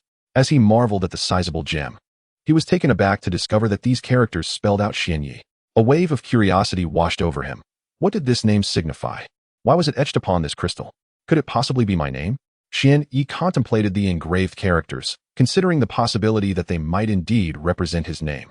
Since his memories were shrouded in obscurity, he decided to embrace these 2 characters as his own designation. After all, adopting this name seemed quite fitting. With a smile, he resolved that Xianyi would henceforth be his name. My name is Xianyi. Xianyi shouted towards the sky twice, a means to vent the pent-up frustration within. Thus, Xianyi continued to walk forward, relentlessly progressing until he arrived at a town. He strolled into the town, which was replete with numerous houses and bustling with a multitude of pedestrians, rendering it quite vibrant. Why do I perceive this town as relatively prosperous? Is it because I have visited other towns before? It must be so, much like the place I awakened in, which could certainly be deemed a town, perhaps even a flourishing one. Yet, I remain perplexed as to why it transformed into that desolate state, why there was not a soul in sight in that town. Xianyi harbored such questions in his heart, holding on to this deep-seated curiosity regarding that forsaken place. Chapter 162. Benevolence unbeknownst to Xianyi. The town he had departed from was entirely devoid of life. Every inhabitant had been slain by his own hand. Although the consciousness of the White Tiger's phantom had influenced his actions at that time, the culpability ultimately lay with Xianyi. 3 days had now elapsed since he left that desolate town, and throughout this period, he had traversed the terrain solely on foot, unceasingly moving forward without a clear destination or understanding of where he might end up. During these 3 days, Xianyi immersed himself in the study of the grand sealing technique and the art of summoning. Yet, for reasons unknown, he found himself particularly fixated on the grand sealing technique, perhaps recognizing it as a matter of utmost significance. His relentless exploration of this technique persisted, despite its inherent complexities, which did not deter his fervent desire to master it. Truth be told, learning the grand sealing technique proved to be a formidable challenge. He toiled and studied diligently for 3 full days, and only just recently had he succeeded in executing this formidable ninjutsu. In the course of these 3 days, Xianyi came to understand the necessity of acquiring the grand sealing technique, driven by the overwhelming presence of malevolent energy emanating from within him. Although he remained perplexed by the source of this terrifying energy, he recognized that such inquiries were of little consequence now that he had perfected the technique and brought it to fruition. Upon invoking the grand sealing technique, a potent force seemed to manifest upon his forehead. For reasons he could not articulate, Xianyi felt an overwhelming terror emanating from this force, as if even he, the wielder of this ninjutsu, was momentarily daunted by its presence. This force intensified, drawing all the malevolent energy within him to converge upon his forehead, where it began to condense and coalesce, ultimately forming a singular, formidable white tooth. This tooth exuded an air of authority, capable of instilling a profound fear in anyone who dared to gaze upon it.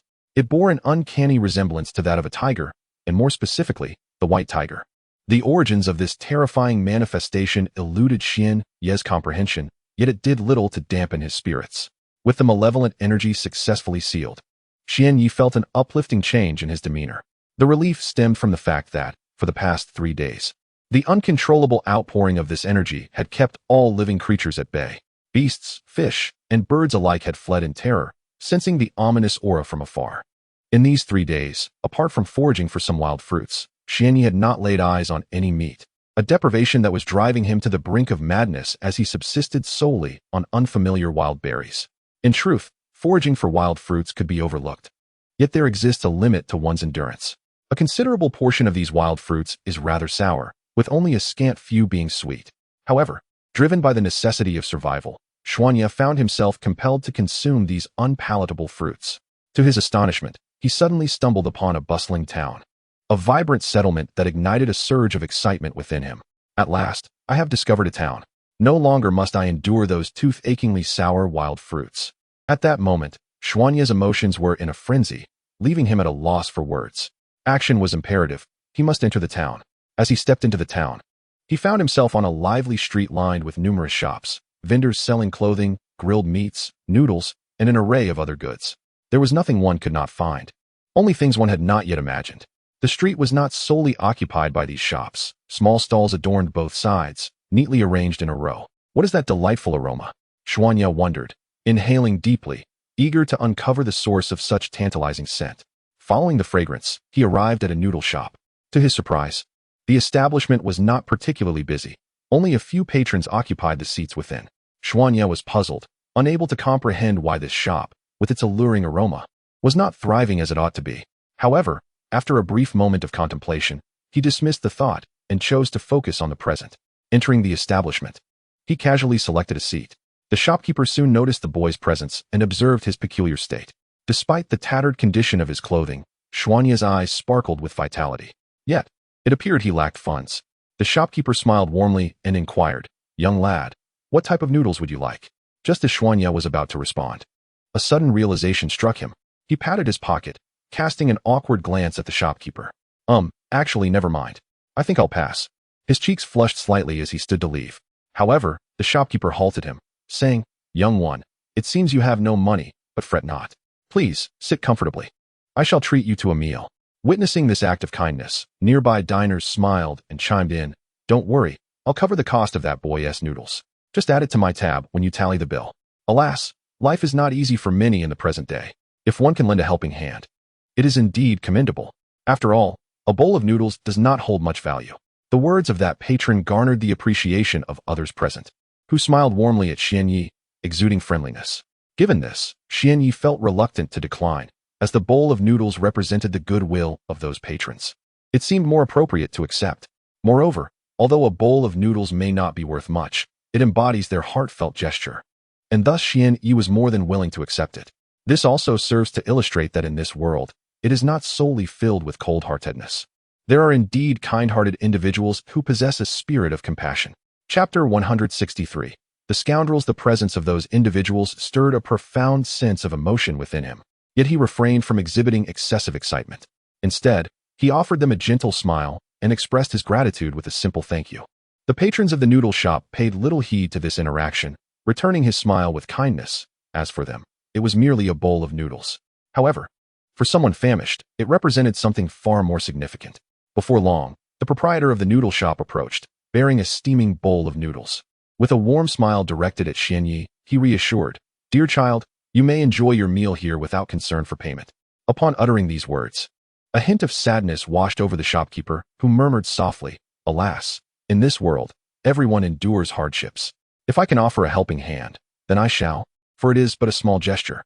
Oblivious to whether Xian Yi had heard him, he continued to speak quietly to himself, shaking his head slowly before retreating. Before Xian Yi lay a bowl of noodles, brimming with abundance. It featured generous portions of marbled meat and an assortment of seafood, presenting an enticing sight. Upon seeing the dish, Xian Yi, who had been feeling lightheaded from hunger, eagerly seized the chopsticks beside him and began to indulge in the noodles. They were scalding hot, freshly prepared, yet the flavor was exquisite, so delightful that he wondered if his hunger amplified the dish's appeal. Xian Yi consumed the noodles with remarkable speed, and before long, the bowl was entirely emptied, with not a drop of broth remaining. After finishing, a blissful smile graced his face. Savoring delicious food invariably uplifts one's spirits. Sitting comfortably in the chair, he gently patted his slightly round belly, feeling utterly content. Just as Xian Yi was about to depart the noodle shop, 5 individuals entered through the door. These young men, seemingly not exceeding the age of 30, appeared to be in their 20s. Each donned flamboyant attire. Their hair dyed in vibrant shades of red, wielding iron rods, their faces adorned with mischievous grins. Upon entering the establishment, they bellowed at the shopkeeper, "Hey, you must be the owner of this noodle shop. Hurry and hand over the cash, or else we'll ensure your business ceases to operate." Among them, the most robust young man stepped forward, clad in a slightly loose garment, raising his silver iron rod with a boastful demeanor, a smirk playing on his lips. The moment the shopkeeper laid eyes on these 5 intruders, his expression darkened, revealing an unmistakable disdain directed at them. However, the proprietor of the noodle shop refrained from voicing his dissent, for he understood the dire consequences of resistance. He was acutely aware that should he oppose these 5 individuals, the establishment would likely cease operations altogether, especially given that he stood alone against them. Though the shop was filled with patrons, they were merely transient diners. And in the face of danger, they would undoubtedly flee. After all, few would risk their lives for someone they scarcely knew. "Boss, hurry up and hand over the money. Once we have it, we'll take our leave. Our time is exceedingly precious, so don't waste it," said the leader of the 5. A smirk playing on his lips as he spoke without a hint of restraint. The expression on the noodle shop owner's face twisted in agitation. His muscles twitched as he clenched his fists tightly. Yet, he quickly quelled his fury and released his grip. He knew that engaging in conflict was not an option. The repercussions would be catastrophic. Not only would the shop be forced to shut down, but he would also likely suffer a beating at their hands. Observing the owner's lack of defiance, the 5 became increasingly brazen. "Oh, how convenient. I haven't eaten all morning. Since you run a noodle shop, serve me 5 bowls of your finest ramen. Let us fill my belly first," one of them exclaimed, laughter echoing among the group. Yes, you old man. Hurry up with the noodles. Or else, should I take offense, I may very well smash your establishment." As the 5 sauntered into the shop, they behaved as though they were in their own home, issuing commands to the owner with impunity. The unarmed patrons, sensing the imminent danger, fled the scene in terror upon witnessing the arrival of these 5 ruffians. The proprietor remained silent, standing blankly before the pot of boiling noodles, preparing 5 bowls for his unruly guests. Although his heart burned with indignation towards these societal miscreants, he felt utterly powerless. How could a man devoid of strength possibly resist such brazen thugs? The atmosphere within the noodle shop grew increasingly tense, apart from the 5 rowdy young men. Only Xian Yi sat quietly in his chair, maintaining a stoic demeanor as he observed the unfolding scene with cold detachment. The aroma of the noodles soon wafted through the air, igniting the appetites of the 5 intruders. "Old man, hurry up and serve my noodles. If you're slow, I swear I'll break your legs," one of them barked impatiently. A young man, adorned in a floral shirt, smiled and whistled as he spoke to the proprietor of the noodle shop. The owner, upon hearing their words, refrained from uttering much, offering no resistance. Instead, he hastened his movements. The noodles were soon served, undeniably delicious, and the 5 young men devoured their meal with an insatiable fervor, their manners quite unbecoming. The proprietor stood beside them, and as he observed their voracious consumption, a flicker of satisfaction gleamed in his eyes. For him, the establishment of this noodle shop was not merely a pursuit of profit, it was a means to nourish the hungry, to craft a bowl of delectable noodles. Witnessing the famished individuals relish his creation bestowed upon him an overwhelming sense of fulfillment. Chapter 164. The Resurgence of Malevolence After Finishing Their Meal. The 5 individuals casually picked up a toothpick from the table and began to pick their teeth, exhibiting an air of nonchalance. After a brief period of dental maintenance, one of them turned to the owner of the noodle shop standing nearby and remarked, "Old man, your noodles are quite unpalatable. I nearly retched from the taste. Don't you think you ought to compensate me for this culinary affront?" As he spoke, the man revealed his malicious demeanor. "Enough, old man, don't waste our time. Hurry up and pay the protection fee. Once you hand over the money, we'll be on our way, saving both your time and mine." Another of the group interjected impatiently. Upon hearing the mention of a protection fee, the shop owner's expression soured. "I have no money.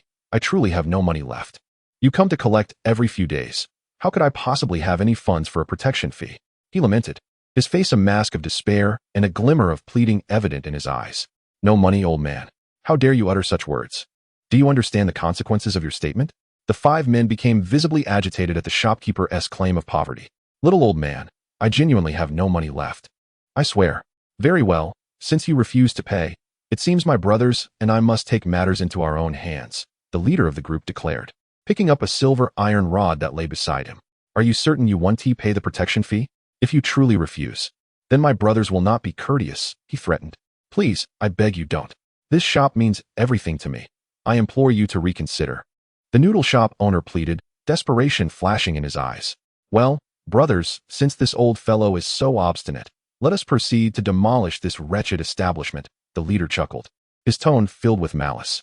"Indeed, brother, if this old man is so ignorant of the rules, we shall destroy his noodle shop today," the others echoed, brandishing their iron rods and kicking aside the nearby tables and chairs, preparing to wreak havoc. "Stop, please, I beg of you. This shop is vital to my existence. Without it, I cannot survive." Suddenly, the shop owner fell to his knees, clasping the leader's leg tightly, tears welling in his eyes. The scene unfolded so unexpectedly that the leader was momentarily taken aback, originally believing the old man intended to retaliate. Instead, he found himself confronted with a display of desperation and submission. Witnessing the shop owner's cowardly demeanor only intensified the leader's mirth. "Ah, old man, cease clutching at my feet. It is of no avail. Should you refrain from demanding protection money today, I assure you, regardless of who may arrive, I shall utterly demolish this establishment. I implore you, grant me 10 days, just 10 days, and I vow I shall procure the protection fee. Please, spare this shop from ruin." The owner of the noodle shop knelt on the ground, fervently begging for mercy, hoping they might extend a few more days. Meanwhile, seated nearby, Xianyi had clenched his fists and furrowed his brow, his heart ablaze with anger towards the 5 young men. Yet, the 5 youths remained oblivious to Xianyi's presence, continuing to laugh as they mercilessly assaulted the kneeling shopkeeper, indifferent to the pain they inflicted. "Old man, no matter what you say today, as long as you cannot produce the money, I shall undoubtedly smash this place to pieces. Please, I beseech you," the shopkeeper uttered, tears welling in his eyes. His voice choked with emotion as he repeatedly pleaded with the 5. However, the leader of the group dismissed the shopkeeper's pleas with disdain, pulling him aside and instructing his companions, "Brothers, let us wreak havoc." Thus, they raised their silver clubs, preparing to strike the nearby tables and chairs. "No, please, don't. I implore you." It was evident that despair had enveloped the shopkeeper's gaze, a flicker of resignation evident within.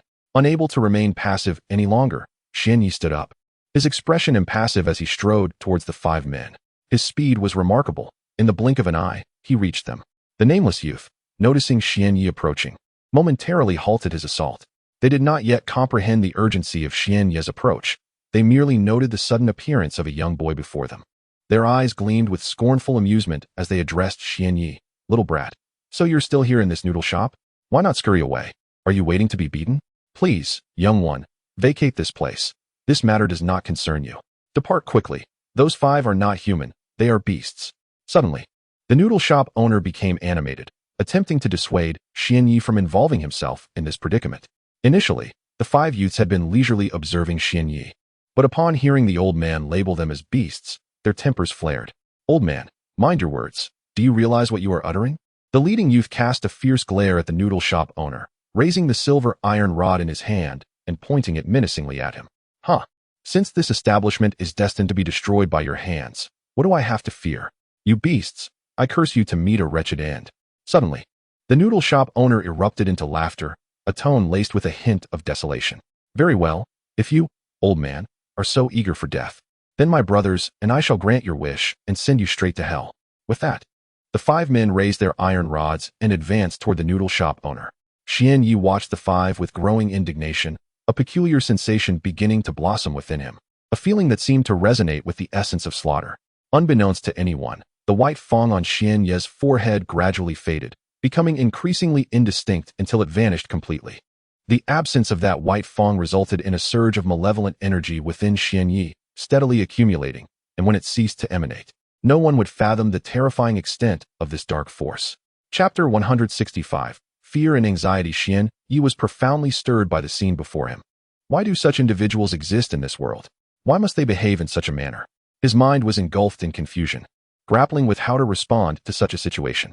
Is this world inherently so grotesque, devoid of kindness and compassion? Or is it merely a realm where the strong dominate, leaving the weak utterly powerless to resist? Soon, however, Xianyi's thoughts shifted away from these ponderings, for the 5 young men in the noodle shop were exceedingly infuriating. He felt an overwhelming desire to eliminate them. Truly, he yearned to rid the world of their presence. The atmosphere in the establishment grew increasingly volatile, as the audacity of the 5 youths escalated. Old man, get the hell out of my way and stop holding on to me, or I want to be responsible for my actions. The ringleader sneered, disdain evident as he addressed the shop owner, who clutched his leg. Yet, the owner remained resolute, his grip tightening as if to protect his beloved noodle shop, which seemed to hold immense significance for him. With a sudden explosion of force, the ringleader kicked the kneeling proprietor, sending him crashing into a nearby table.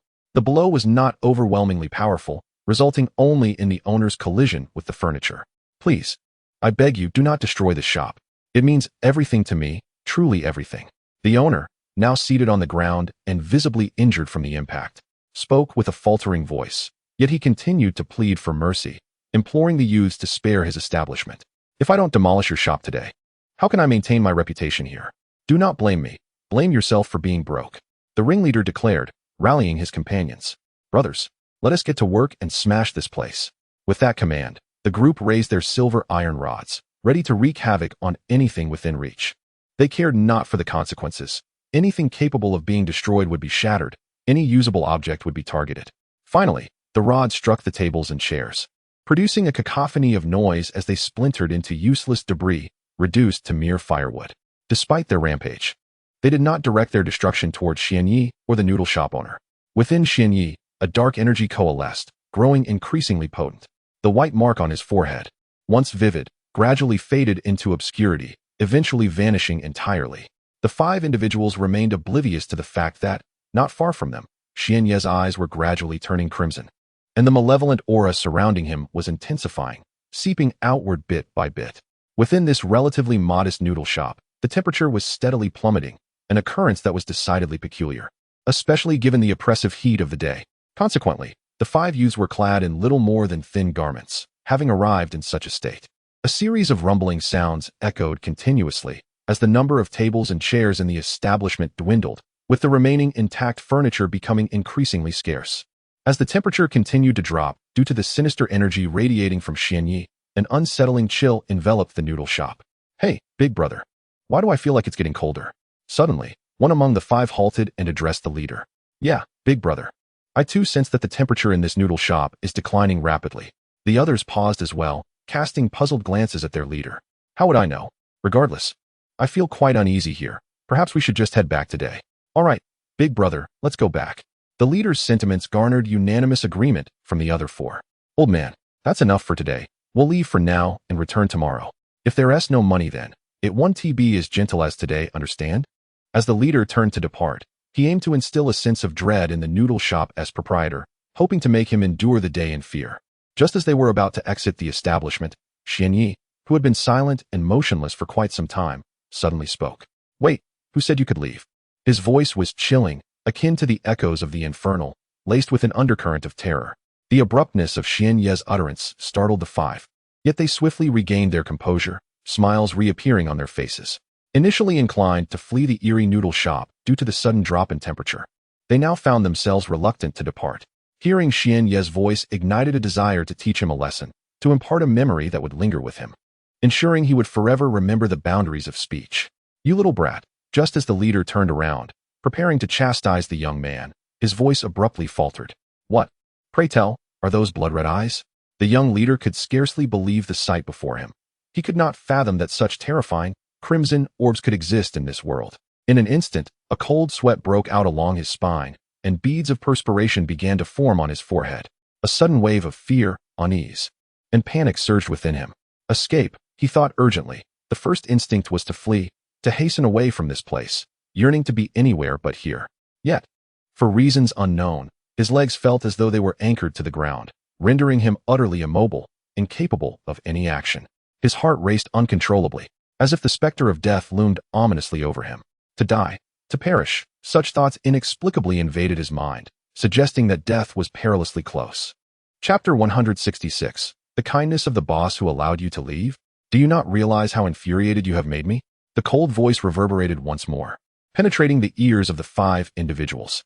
The looming dread of death enveloped them, as fear, panic, and a plethora of negative emotions began to fester within their hearts. Please, don't come any closer, they pleaded in terror, their hearts gripped by an overwhelming sense of dread. At this moment, the thought of resistance had completely vanished from their minds. There was not even a trace of it remaining. Why had that seemingly harmless little demon transformed into such a formidable entity? They were bewildered, unable to comprehend how the fragile-looking child before them had suddenly morphed into a ferocious tiger. Why must you act this way? Why must you do this?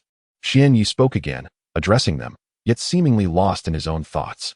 But soon, his blood-red eyes shifted back to them, focusing intensely on the five. This noodle shop's owner is a truly kind person. Why do you insist on treating him this way? Why must you force him? Xianyi murmured softly. At the entrance of the shop, the hearts of the five youths were consumed by fear. They found themselves rendered speechless. Their eyes filled with terror and a hint of regret. Yet, it remained unclear whether their remorse stemmed from their decision to cause trouble today, rather than choosing to do so tomorrow or the day after. Inside the noodle shop, the elder owner widened his eyes in disbelief as he gazed at the child standing at the doorway. The contrast was staggering. A seemingly harmless child had become so powerful, leaving him in a state of incredulity. However, a flicker of hesitation, reluctance, and pity crossed the owner's eyes, as if he were grappling with a significant decision. Meanwhile, Xianyi maintained a stern expression, the white tusk on his forehead having vanished, while a surge of malevolent energy emanated from his being. The temperature within the shop had plummeted to a winter-like chill, creating an atmosphere so frigid it caused one's body to tremble involuntarily. Since you have destroyed this noodle shop today, you shall all perish here. You must all die. At last, Xianyi declared his verdict upon them, sealing their fates. No, please, I do not wish to die. I beg of you. Xianyi regarded the kneeling leader of the group with a look of disdain. The scene mirrored a previous moment. The noodle shop's owner had also been so humble, so earnestly pleading for mercy, yet that young man had shown him no mercy. Since the young man had not spared the owner of the noodle shop, Xianyi had firmly resolved in his heart that he would not let those few youths escape unscathed. Let them never see the light of another day. Hee. You have vandalized the owner's establishment, and thus you must all face death. Are you prepared to accept the coming of your demise? Xianyi chuckled as he gazed at the five individuals collapsed on the ground, his expression one of utter madness. At that moment, Xianyi seemed to revert to a cold-blooded figure, devoid of any compassion for others, consumed by a thirst for slaughter. Prepare yourselves to embrace death. As soon as Xianyi finished speaking, he extended his right hand and retrieved a dark kunai from the pocket of his loose white robe. The kunai emanated an ominous black glow, almost blinding in its intensity. Just as he was about to act, the owner of the noodle shop approached from behind. Placing a hand on Xianyi's shoulder, he glanced at the five youths on the ground, his eyes reflecting a moment of hesitation. Finally, the owner made his decision and spoke. Let it go, let it go. They have had a hard time too. As long as they do not cause trouble here again, we should spare them. The owner's heart was soft. He could not bear to witness death before his eyes, even for those who had vandalized his shop. Xian Yi's hand hovered in the air for a moment, hearing the owner's words and sensing his internal struggle. We will never cause trouble again, we promise. Please, spare us. The 5 youths, upon hearing the owner plead on their behalf, immediately chimed in, promising not to disturb the noodle shop again. However, the sincerity of their words remained questionable. Yet, given the owner's appeal, Xian Yi found no reason to act violently in the shop. This further solidified his belief that good people still existed in this world, though perhaps they were far outnumbered by the wicked. Very well. Since the owner has pleaded for your mercy, I shall grant you this opportunity. This time, I shall let it slide. However, should I discover that you return to cause trouble at this noodle shop again, do not blame me for my ruthlessness. Xian Yi's demeanor turned icy, his tone lacking any semblance of compassion, a stark contrast to his youth. Nonetheless, the oppressive aura he exuded was so intense that it instilled fear in others, leaving no room for thoughts of rebellion. All right. We will not cause trouble at this noodle shop again, we swear. The leader of the 5 declared earnestly, attempting to win trust through their vows. The owner of the noodle shop, feeling somewhat contemplative, expressed his thoughts on the struggles of life, his gaze reflecting a sense of weariness, as if he were lamenting both the state of the world and the hardships of his own existence.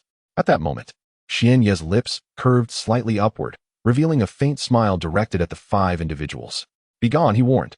For should I discover your return to cause trouble in this establishment, your existence will no longer be tolerated.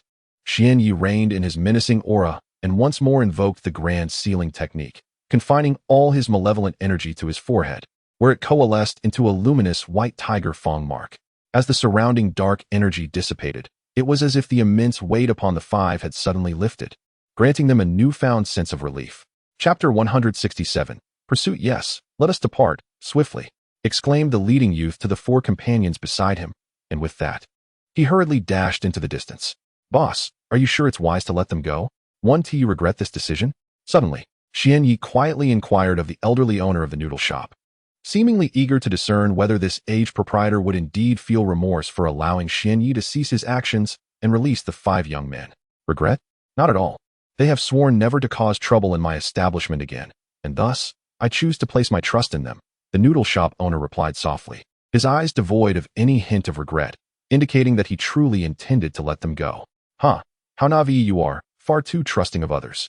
It seems I must intervene to resolve the ensuing issues, Xian Yi pondered silently.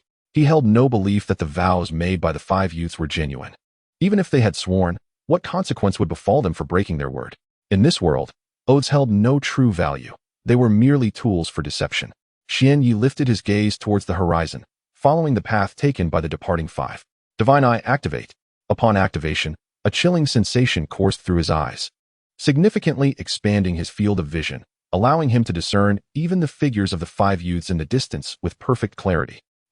It appears they haven't fled too far, Xian Yi observed. Although they were running, their speed was pitifully slow, perhaps not even a fraction of Xian Yi's own pace. What are you saying? The elderly owner seemed to have caught a faint whisper from Xian Yi, though he could not quite make out the words, likely due to his age and diminishing hearing. What? I didn't say anything.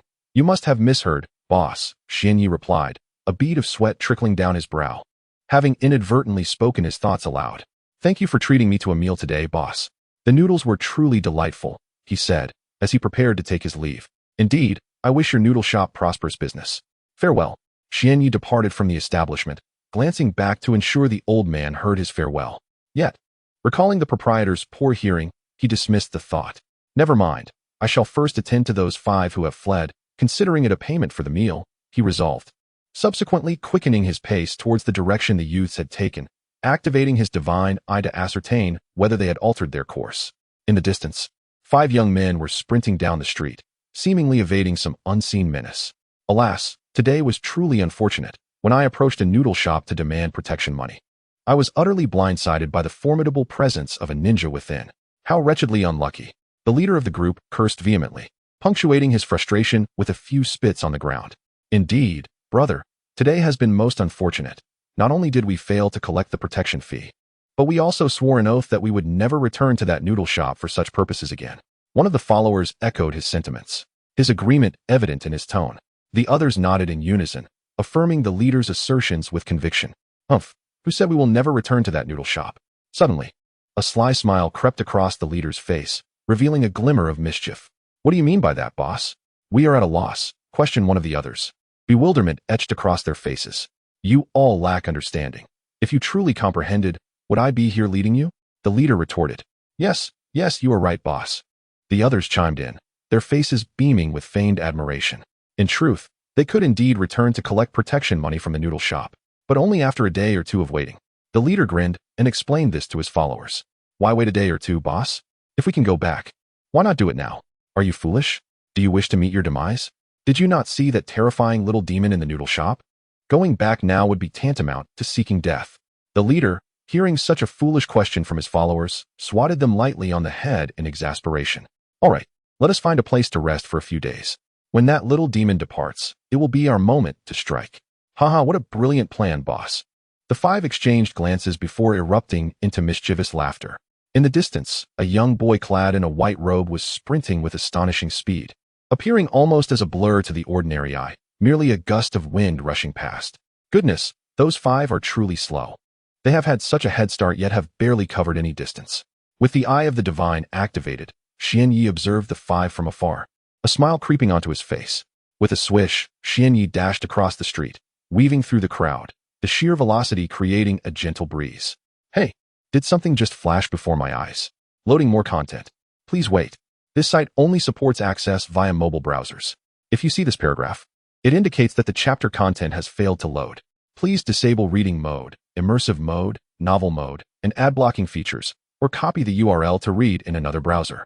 Suddenly, on the street, a robust middle-aged man caught sight of something fleeting, his eyes momentarily dazzled as if someone had dashed past. Perhaps I'm merely misjudged, he thought. After all, how could anyone move with such swiftness? The burly man chuckled to himself, indulging in a moment of self-deprecation before continuing on his way. In a corner of the street, Xian Yi observed the stout man for a while, a hint of curiosity flickering in his gaze. It was surprising that the middle-aged gentleman possessed keen eyesight, managing to catch a glimpse of his figure. Remarkable indeed. Xian Yi felt a sense of admiration for this man. Even in this small town, there were individuals of discernment. For now, it was imperative to locate the five individuals first. Once they were dealt with, this world would be his playground. At this moment, excitement welled up within Xian Yi, and he found himself inexplicably drawn to this matter concerning Shren. Chapter 168. The supremacy of the strong. Closer, they are almost within reach of the five individuals. As the distance narrows, Xian Yi's excitement intensifies. Although the origin of this feeling remains a mystery, it holds little significance. What matters is his own happiness and exhilaration, rendering other concerns trivial. At this moment, the five have arrived at a rather secluded street, sparse in both population and dwellings, with merely a handful of structures dotting the landscape. The distance from the town center is considerable, perhaps accounting for the limited number of residents. It seems unlikely that more than 100 souls inhabit this area based on the sparse housing. Brother, do you truly intend for us to stay here for the next couple of days? It appears there are no additional accommodations available, one of the younger companions quizzically inquired, glancing around at the scant buildings. Surely, you can devise a solution, the leader casually remarked. If there are no surplus houses for us, why not eliminate a family? That would free up a dwelling for us, would it not?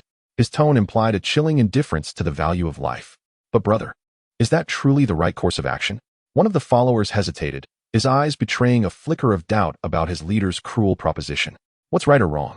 This world operates on a simple principle. The strong survive, while the weak perish.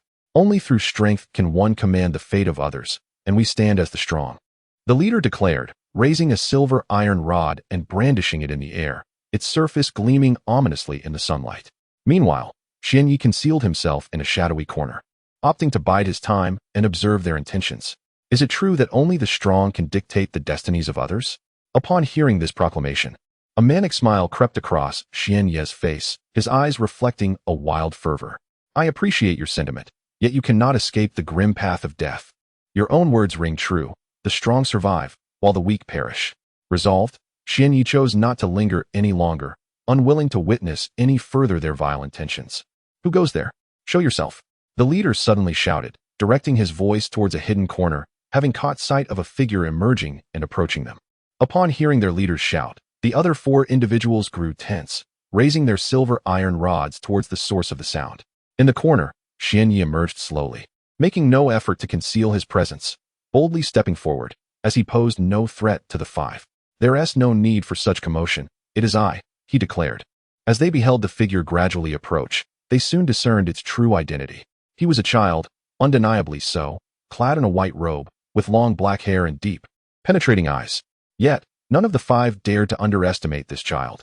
They regarded him with trepidation, their bodies trembling involuntarily. Fear enveloped their hearts once more, making even the act of breathing feel laborious. How did you suddenly appear here? The leader stammered, swallowing hard. Beads of sweat forming on his brow as he gazed at Xianyi. There is no need to be so frightened. After all, you possess no means to resist me. Perhaps it would be wiser to forego any resistance, as it might lead to a more merciful demise, Xianyi replied casually, fixing his gaze upon the leader. What do you intend to do here? Just say it plainly, the youth demanded. What I wish to do is quite evident. I have come to eliminate you, Xianyi stated with a smile, addressing them with a deliberate slowness. Why does such a person exist in this world, smiling as they speak of killing, as if it were a source of delight?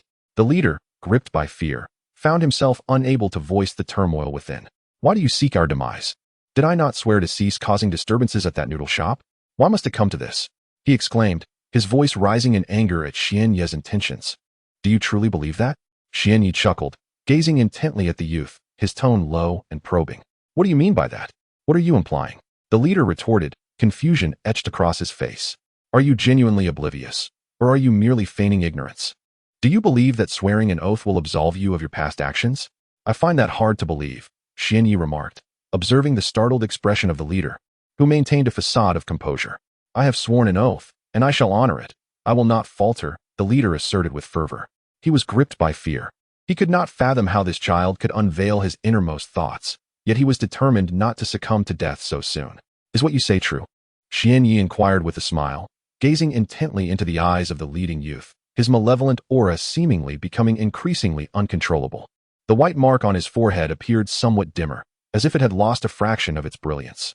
Suddenly, the leading youth felt as if a colossal mountain bore down upon him, causing discomfort and making it difficult for him to breathe. How can this be? Why is this happening? It feels just like this morning. This sensation is truly unbearable, constricting my breath. A terrifying torrent of malevolence emanated from Xianyi's body, pressing toward the leading youth. It seemed that this overwhelming aura alone might render him immobile. Xianyi silently contemplated this possibility. Chapter 169. The End of Slaughter. Look at your current state. Are you not at my mercy? Perhaps it is wiser not to resist. It might make this ordeal a tad more bearable.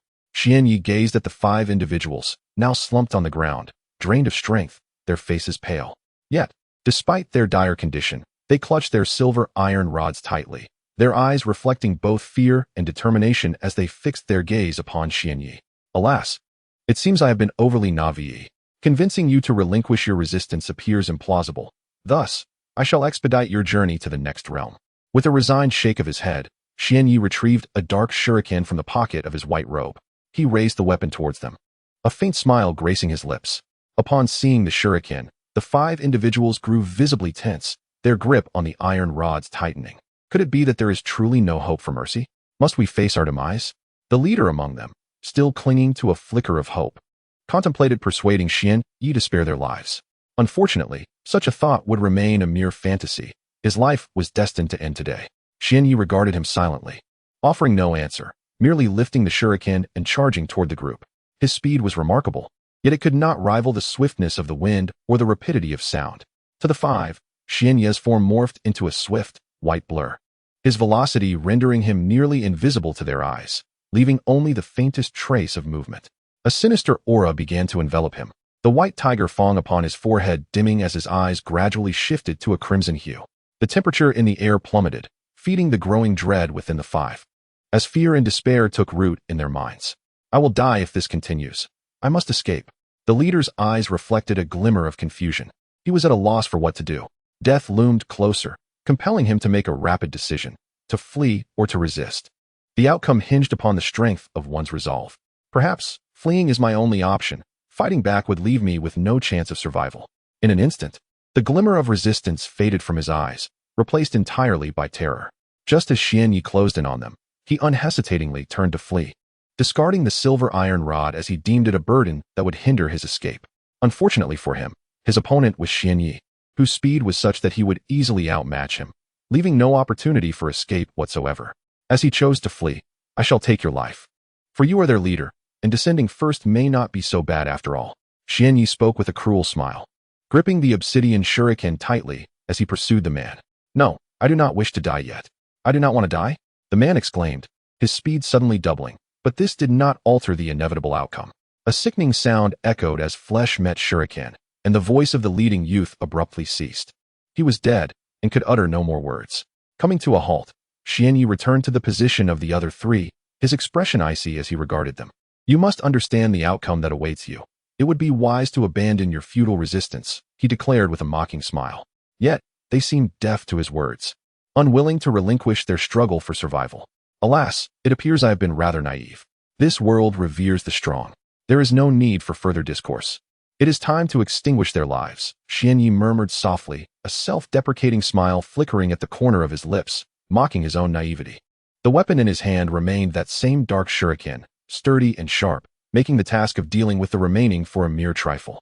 With a swift motion, Xian Yi maneuvered past the four, each collapsing to the ground, a fatal wound cleaving their necks. Blood flowed from their wounds, staining the earth crimson. Suddenly, several hawks soared through the sky, their keen eyes fixated on the recently deceased five. However, they did not descend, as if something were deterring them, although they lingered above. They did not flee, circling restlessly in the air. Xian Yi gazed up at the hawks, a faint smile gracing his lips, as the malevolent aura surrounding him gradually subsided, sealed within the white fangs emblazoned on his forehead. Once the aura was contained, the white fangs regained their vibrant hue, no longer the dull white they had been. Perhaps this world is indeed governed by the principle of survival of the fittest, where only the strong can endure, find joy, and live for themselves. Subsequently, Xian Yi departed from the scene, leaving the five corpses behind, as it was likely that the hawks would soon feast upon them.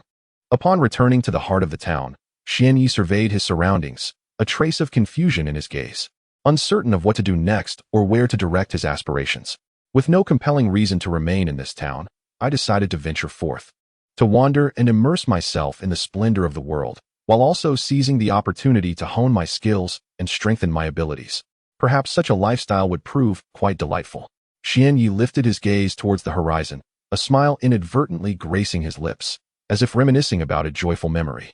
After departing from the town, Xian Yi embarked on a journey of exploration, treating the world as his home. He relied on wild fruits to quell his hunger, and on occasion, when he encountered wild beasts, he could indulge in a more varied diet. Such a life was not without its merits. Although life was rather agreeable, it did somewhat neglect the pleasures of the palate. The sustenance of late had been rather subpar. Most wild fruits were sour, and the meat from the beasts lacked seasoning, leaving him to roast it plainly. Nevertheless, the inherent flavor of the meat was quite satisfactory, and he found joy in the simple pleasure of his meals. Chapter 170. The Spirit Beast. White Tiger. Thus, a month passed by without any significant events taking place. If one were to insist on identifying something noteworthy, it would indeed qualify as a minor occurrence. Within the recesses of memory, it seemed that there existed a summoning technique. Xian Yi was perplexed as to why such a technique resided in his mind. Nevertheless, the presence of this knowledge prompted him to delve into its study. Embracing this notion, he devoted considerable time each day to mastering the art of summoning. Finally, after 3 days of diligent research, Xian Yi successfully executed the summoning technique for the first time. To his astonishment, he conjured a magnificent white tiger, its fur a striking interplay of black and white. The creature stood approximately 3 meters tall and measured around 5 meters in length, its robust limbs and muscular frame exuding an aura of strength and ferocity. The initial summoning of the white tiger startled Xian Yi, for he had never anticipated that the summoning technique could invoke such a formidable beast. From the moment he laid eyes upon it, he felt an undeniable affinity. Its pristine white fur, powerful limbs, and sharp teeth were testament to its might. Moreover, to Xian Yi's surprise, this white tiger was capable of speech. Having never encountered spirit beasts in this world, he was taken aback by the revelation that his summoned companion could communicate. Regardless, since this spirit beast was summoned by him, it was now his ally, and he was its companion. In this vast world, it seemed that only the white tiger could be relied upon for support. Uncertain of the creature's true strength, Xian Yi engaged in a friendly comparison, ultimately discovering that their powers were closely matched, rendering it difficult to determine a clear victor. This outcome filled Xianyi with joy, as his spirit beast possessed strength equivalent to his own, ensuring that it could assist him in battle. In a dense forest, the duo roamed leisurely, with Xianyi perched comfortably upon the tiger's back, having opted for this mode of travel over walking. Why, one might ask? Would he choose to walk when he had a magnificent steed at his disposal? It would indeed be an act of folly. Moreover, riding on the back of the white tiger was an undeniably pleasant experience. Oh, little boy, it's all because of you that the beasts in this vicinity dare not approach. How do you intend to compensate me for this? The child sitting atop the white tiger gently patted its back, speaking softly, a look of playful exasperation gracing his face. Master, it is all my fault. Please punish me. The little white tiger said, its voice resonating loudly, startling the birds in the forest into flight and sending the beasts scurrying away. Oh dear little white. Do keep your voice down. You frightened away the food. I bear you no ill will. Merely a casual remark, Xianyi said softly, gently stroking the soft fur of the white tiger. The white tiger seemed to revel in this affection, clearly enjoying its master's touch. Very well, let us hasten onward. There appears to be a town ahead, where we can indulge in some delightful cuisine. With a light pat on the white tiger's back, it surged forward, racing ahead. In terms of speed, the white tiger far outpaced Xianyi, moving at more than double his speed. This disparity initially left Xianyi feeling somewhat disheartened, but soon his spirits lifted. After all, the white tiger was his familiar, and its swiftness translated to his own. The wind whipped past, trees swayed alongside them, and the distant town drew nearer. At last, after 10 minutes, Xianyi and the white tiger arrived at the outskirts of the town. Upon arrival, Xianyi instructed the white tiger to shrink its form to that of a domestic cat.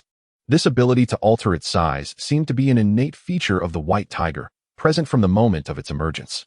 Once the white tiger had diminished in size, Xianyi cradled it in his arms and sprinted toward the bustling town. Ah, delectable food, here I come, he called out as he entered the town, drawing curious glances from the surrounding crowd, their expressions tinged with intrigue. Embarrassed by the attention, Xianyi quickly moved away, seeking the most vibrant street in the town.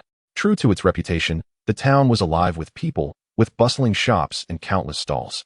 As Xianyi traversed this lively street, he marveled at the array of shops and stands, though his focus was primarily on the street food. What is that delightful aroma wafting through the air? Following the enticing scent, Xianyi made his way to a small stall. Ah, grilled meat. No wonder it exudes such an irresistible fragrance. His eyes sparkled with anticipation, fixated on the skewers of meat being grilled, nearly drooling at the sight.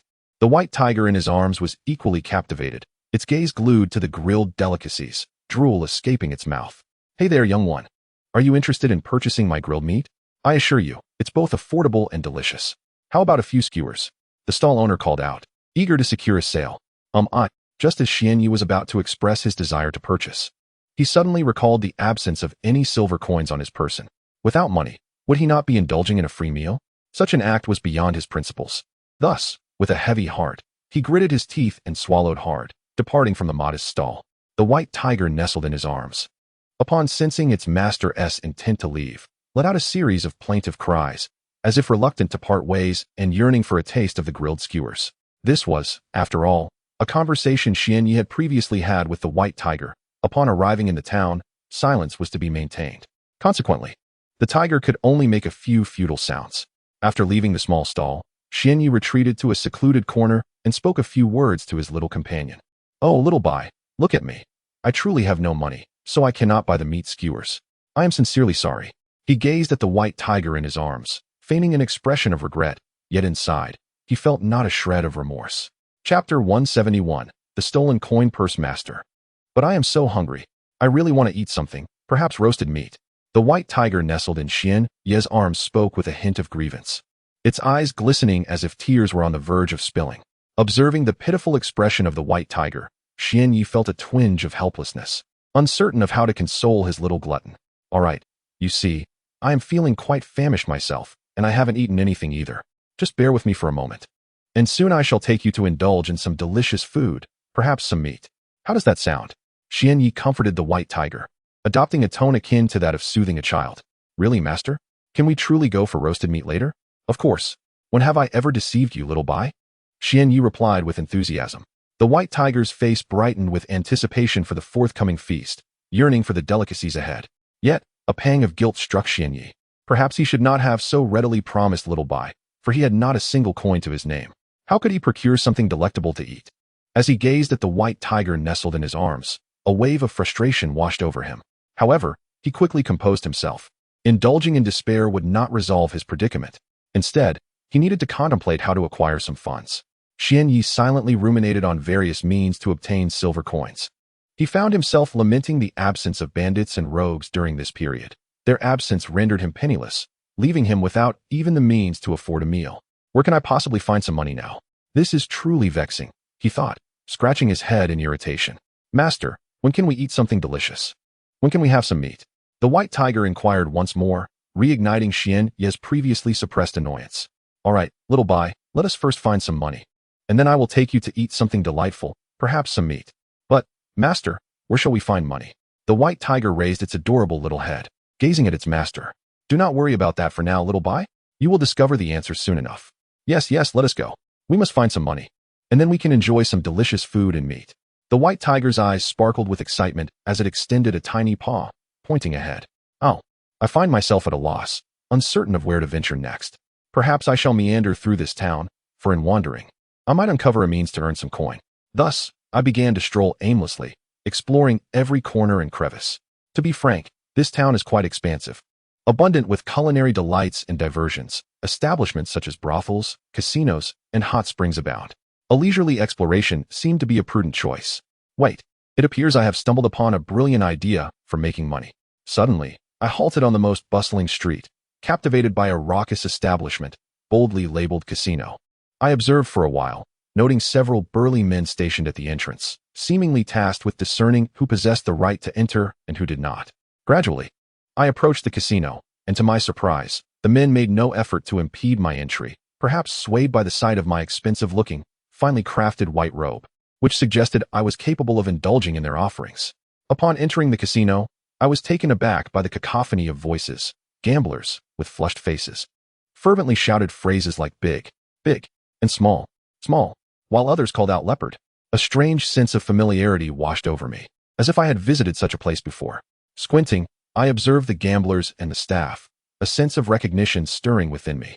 However, I resolved to first acquire some funds. Otherwise, I would be left without even enough for a meal, which would be quite inconvenient.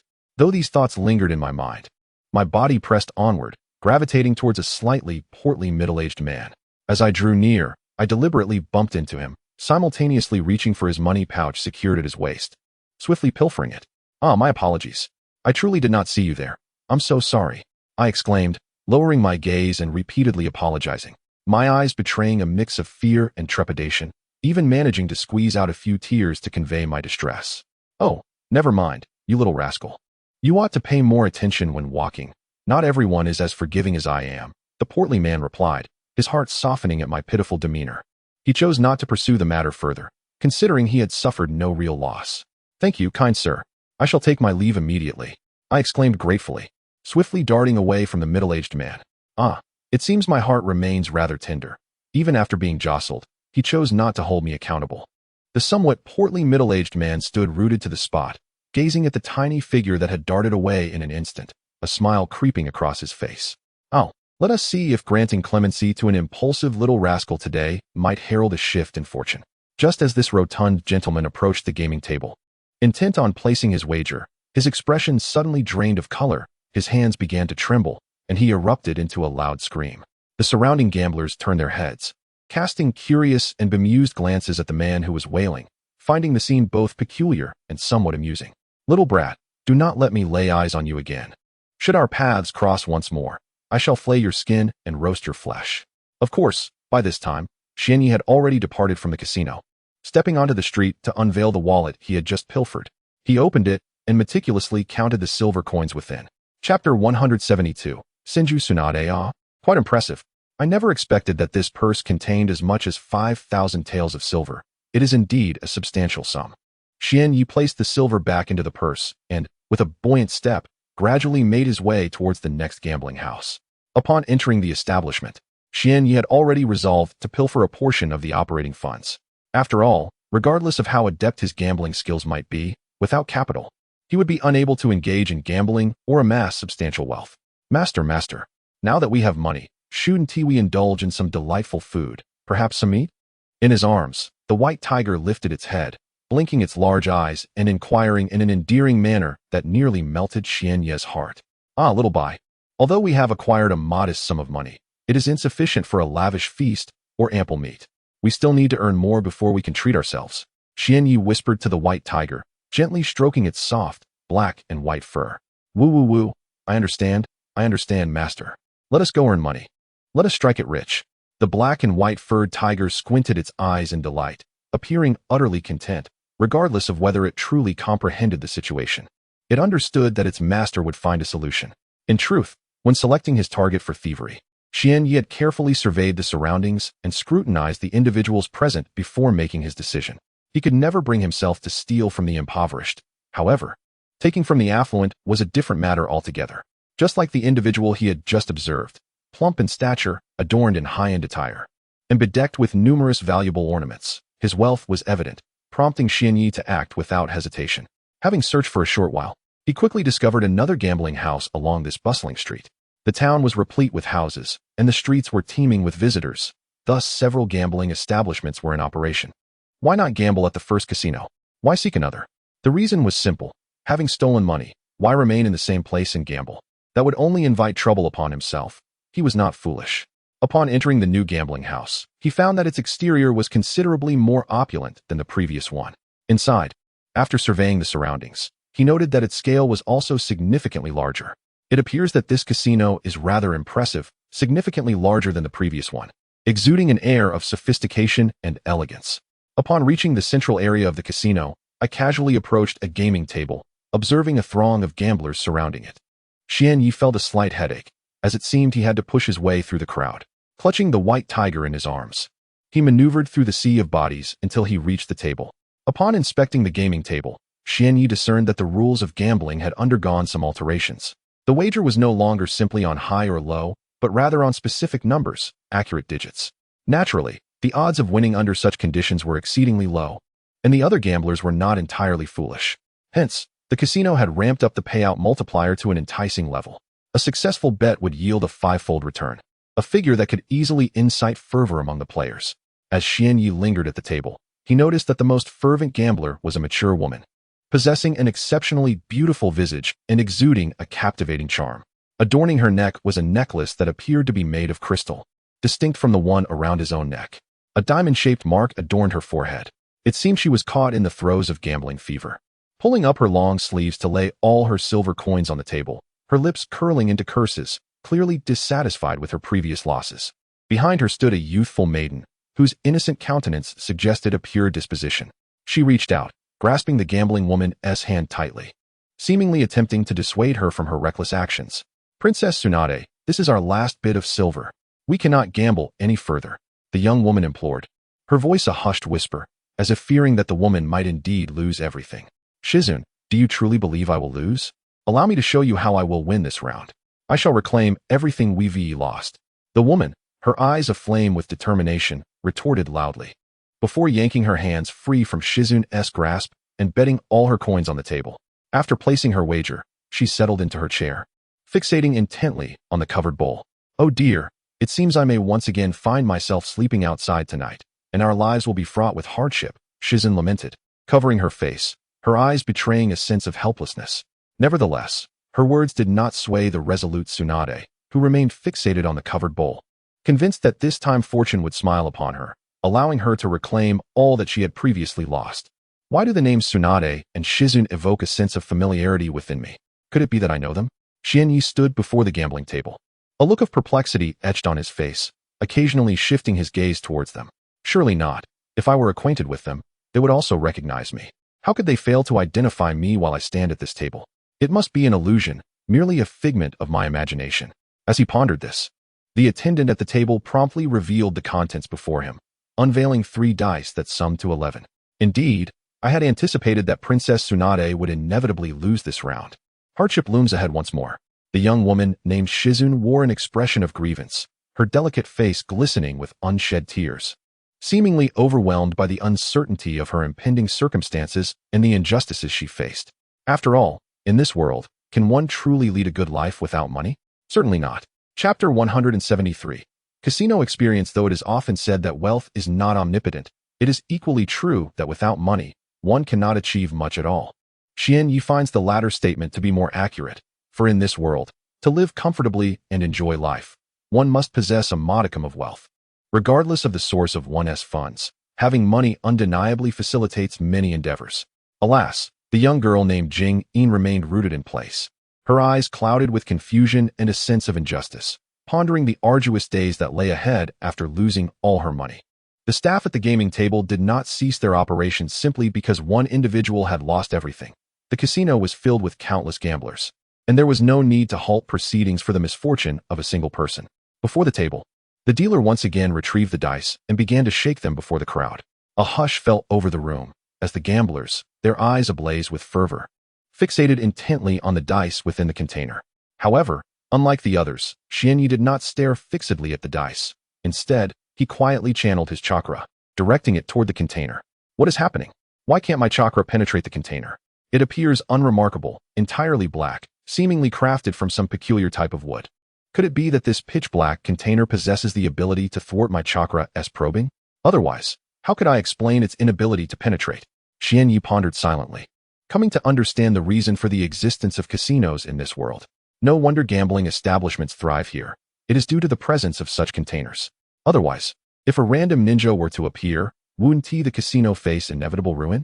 Subsequently, Xian Yi closed his eyes, retracting all his chakra, and focused intently on the sound of the shaking container. His ears perked up, and soon the dealer ceased shaking the container, gently placing it back onto the table. Bang! The container was set down, returning to the gaming surface. All right, everyone, place your bets quickly. If you miss this opportunity, there will be no second chance. The dealer called out, prompting all the gamblers to stake their money. At the table, only Xian Yi wore a slight smile, devoid of anxiety or anticipation, as he gently placed all the coins from his pouch on the number 10. All right, bets are locked in. I am about to reveal. More content is loading. Please wait. This site only supports mobile browser access. If you see this paragraph, it means the chapter content failed to load. Please close your browser's reading mode, novel mode, and disable ad blocking features, or copy the URL to read in another browser. The worker, with little ado, directly lifted the pure black container that held the dice before the gambling table. Indeed, the sum of the dice within amounted to 10. The gamblers gathered around the table exhibited a spectrum of emotions upon seeing the number. Some were exuberantly joyful, while others bore expressions of regret and sorrow. So it is indeed the number 10. It seems my ability to discern the sounds of the dice has not diminished. I remain quite accurate, Xian Yi mused inwardly. Though he displayed no outward expression, the worker promptly commenced his duties, returning 5 times the amount won to the victors and collecting all the losses for himself. Xian Yi, having won 25 million taels of silver, along with his original 5,000 taels, had amassed a grand total of 30,000 taels. Princess Tsunade, let us depart. We have exhausted our funds and can gamble no longer, Shizun said softly, cradling the pig once more, her head bowed, seemingly reluctant to remain in this place that had brought her such sorrow and drained her purse. Wait a moment, I wish to observe a little longer. It seems I have discovered an intriguing little rascal, Tsunade replied, a slight smile gracing her lips as she glanced toward Xian Yi's position, speaking softly to Shizun. Upon hearing that Tsunade had no intention of leaving just yet, Shizun felt a wave of helplessness wash over her. Yet she could not compel Tsunade to make a different decision. Thus she resigned herself to linger in the casino for a while longer. I've made a modest profit. My luck is indeed favorable, Xian Yi chuckled audibly, intending for the other gamblers to hear, hoping they might place similar bets. The worker resumed shaking the dice, quickly concluding the motion and gently placing the black container back on the table. All right, bets are locked in. Everyone should understand the rules. All the gamblers promptly placed their bets without altering their decisions based on Xian Yi's actions. Witnessing this scene, Xian Yi felt a twinge of regret. If only he could ensnare a few greedy souls into paying a price, it might prove quite entertaining. Soon, Xian Yi once again pushed 200,000 taels of silver forward, this time placing his bet on the number 5. This move did not draw the attention of others, who remained fixated on the pure black container, seemingly reciting silent prayers in hopes of their victory. The black container was opened once more by the worker, and indeed, the total of the 3 dice was 5, granting Xian Yi another significant win. Meanwhile, on the opposite side of the table, Tsunade squinted slightly, observing Xian Yi intently for some time. Unable to discern how this little rascal managed to win, it could not possibly be attributed to mere luck. For reasons unknown, there exists an instinctual feeling within Qianshou that the little demon before her, engaged in gambling, is destined to win, assuredly avoiding any losses. As expected, the outcome confirmed the accuracy of Qianshou's intuition. Indeed, the little demon was capable of securing victories and avoiding defeat.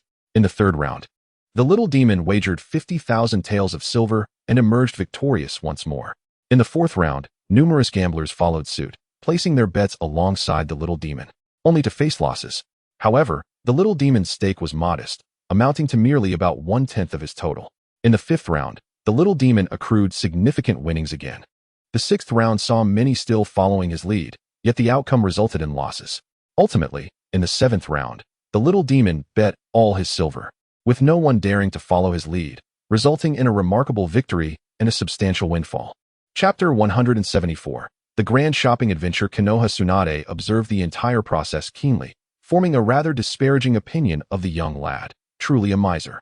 Indeed, her assessment of Xianyi was that of a stingy individual.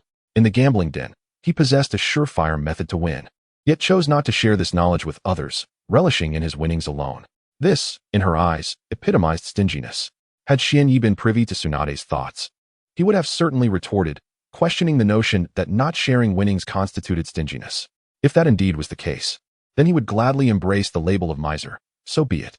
As he gazed at the substantial sum of silver before him, amounting to approximately 5 million taels in banknotes, a sum that an average citizen could scarcely hope to amass in 3 lifetimes, Xianyi pondered whether he had accumulated enough wealth.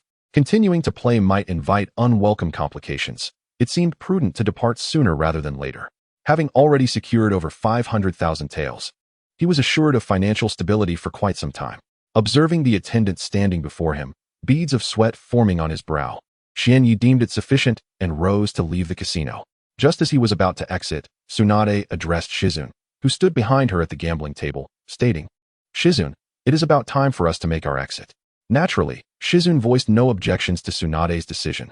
For her, the casino was a place of sorrow, and the prospect of leaving was most welcomed. "Oh, that young master has finally departed. If he lingered any longer, I would have truly been at a loss for what to do," sighed the attendant at the gambling table, exhaling deeply in relief at Xianyi's departure. "Ah, little bai, look at how much money I've won. It's time to treat you to some delicious food, the meat you adore," Xianyi exclaimed.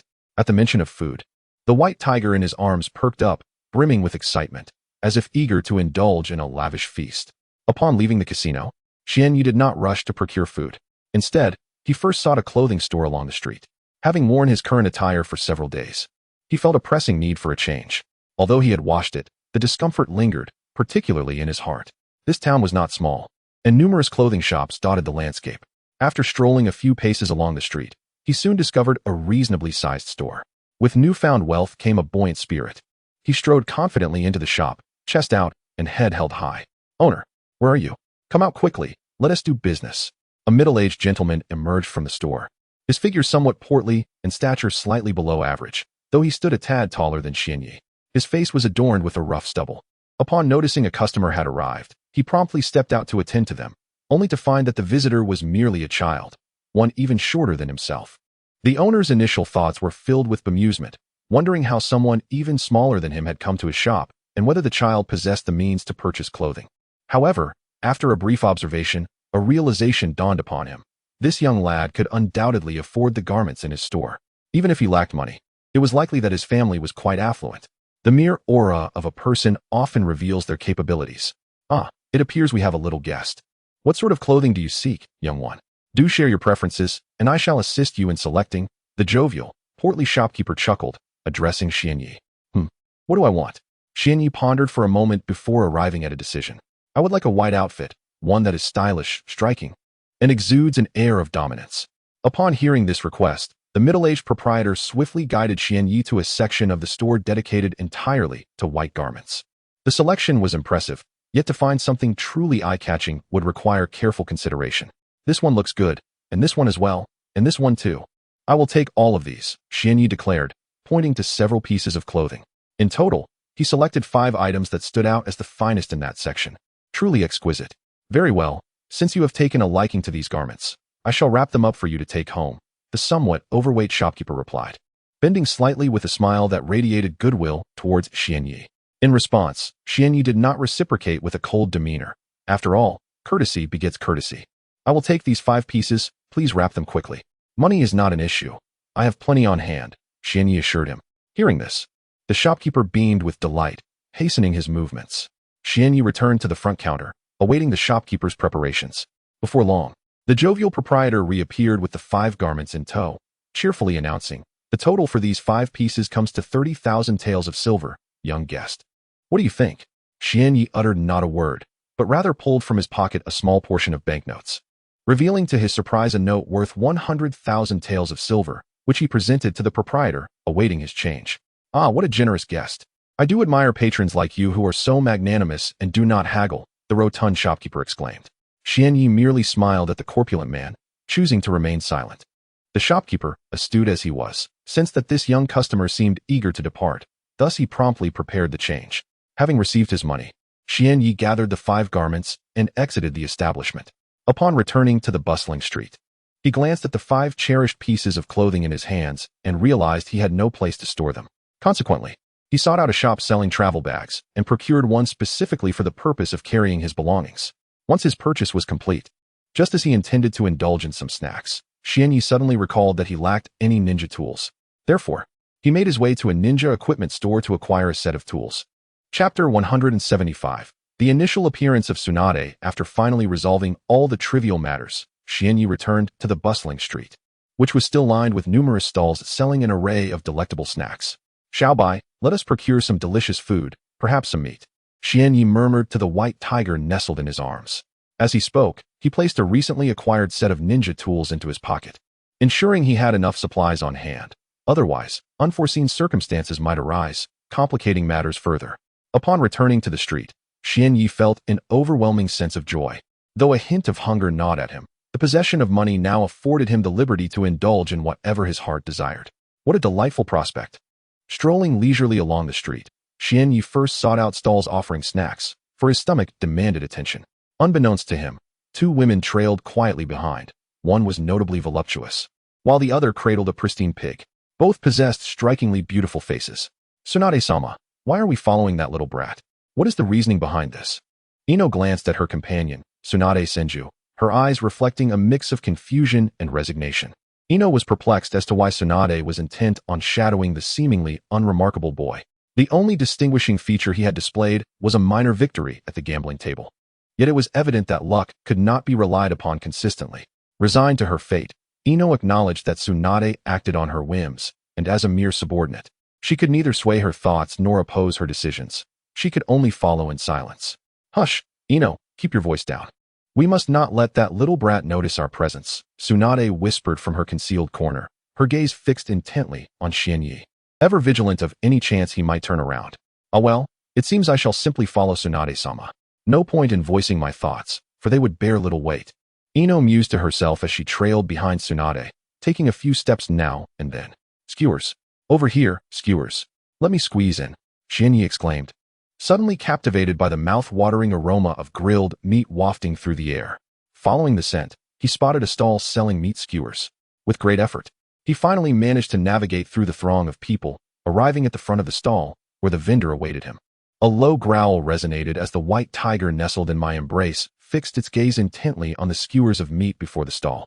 Droplets of saliva dripped from its mouth, and it pawed eagerly at the hem of Xianyi's flowing white robe. I understand, little white. There's no need to rush, Xianyi chuckled, glancing down at the excited creature. He promptly called out to the stall owner, Sir, please prepare 10 skewers of meat. Mildly spicy. Upon hearing its master's words, the white tiger became animated, extending its tiny paws to enthusiastically signal the number 3. All right, 30 skewers, is it?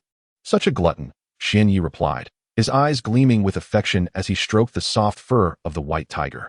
Sir, please add 20 more skewers, all mildly spicy. And do hurry. Understood, young patron. A total of 30 skewers, correct? It will be ready shortly, the stall owner responded warmly, his face adorned with a beaming smile. 3 minutes later, with 30 skewers perfectly grilled, Xianyi strolled down the street, a small bag in hand, occasionally pulling out a skewer to savor its flavor. The white tiger, too, partook, using its own paw to retrieve the treats instead of relying on Xianyi to feed it. As they continued their journey, sampling various snacks, Xianyi's stomach gradually filled. As time passed, he unwittingly drifted away from the bustling town, the buildings along the street becoming fewer. Not far off, in a secluded corner, two women appeared to have grown impatient and made their way towards Xianyi. "Hey, you there. Come out." With a keen sense of intuition, Xianyi immediately sensed someone approaching from behind. Suddenly, Tsunade emerged from the shadows, followed closely by Shizune. Tsunade clapped her hands together, seemingly astonished by the young boy's perceptiveness. "Ah, little brother, I didn't expect you to sense my presence so swiftly.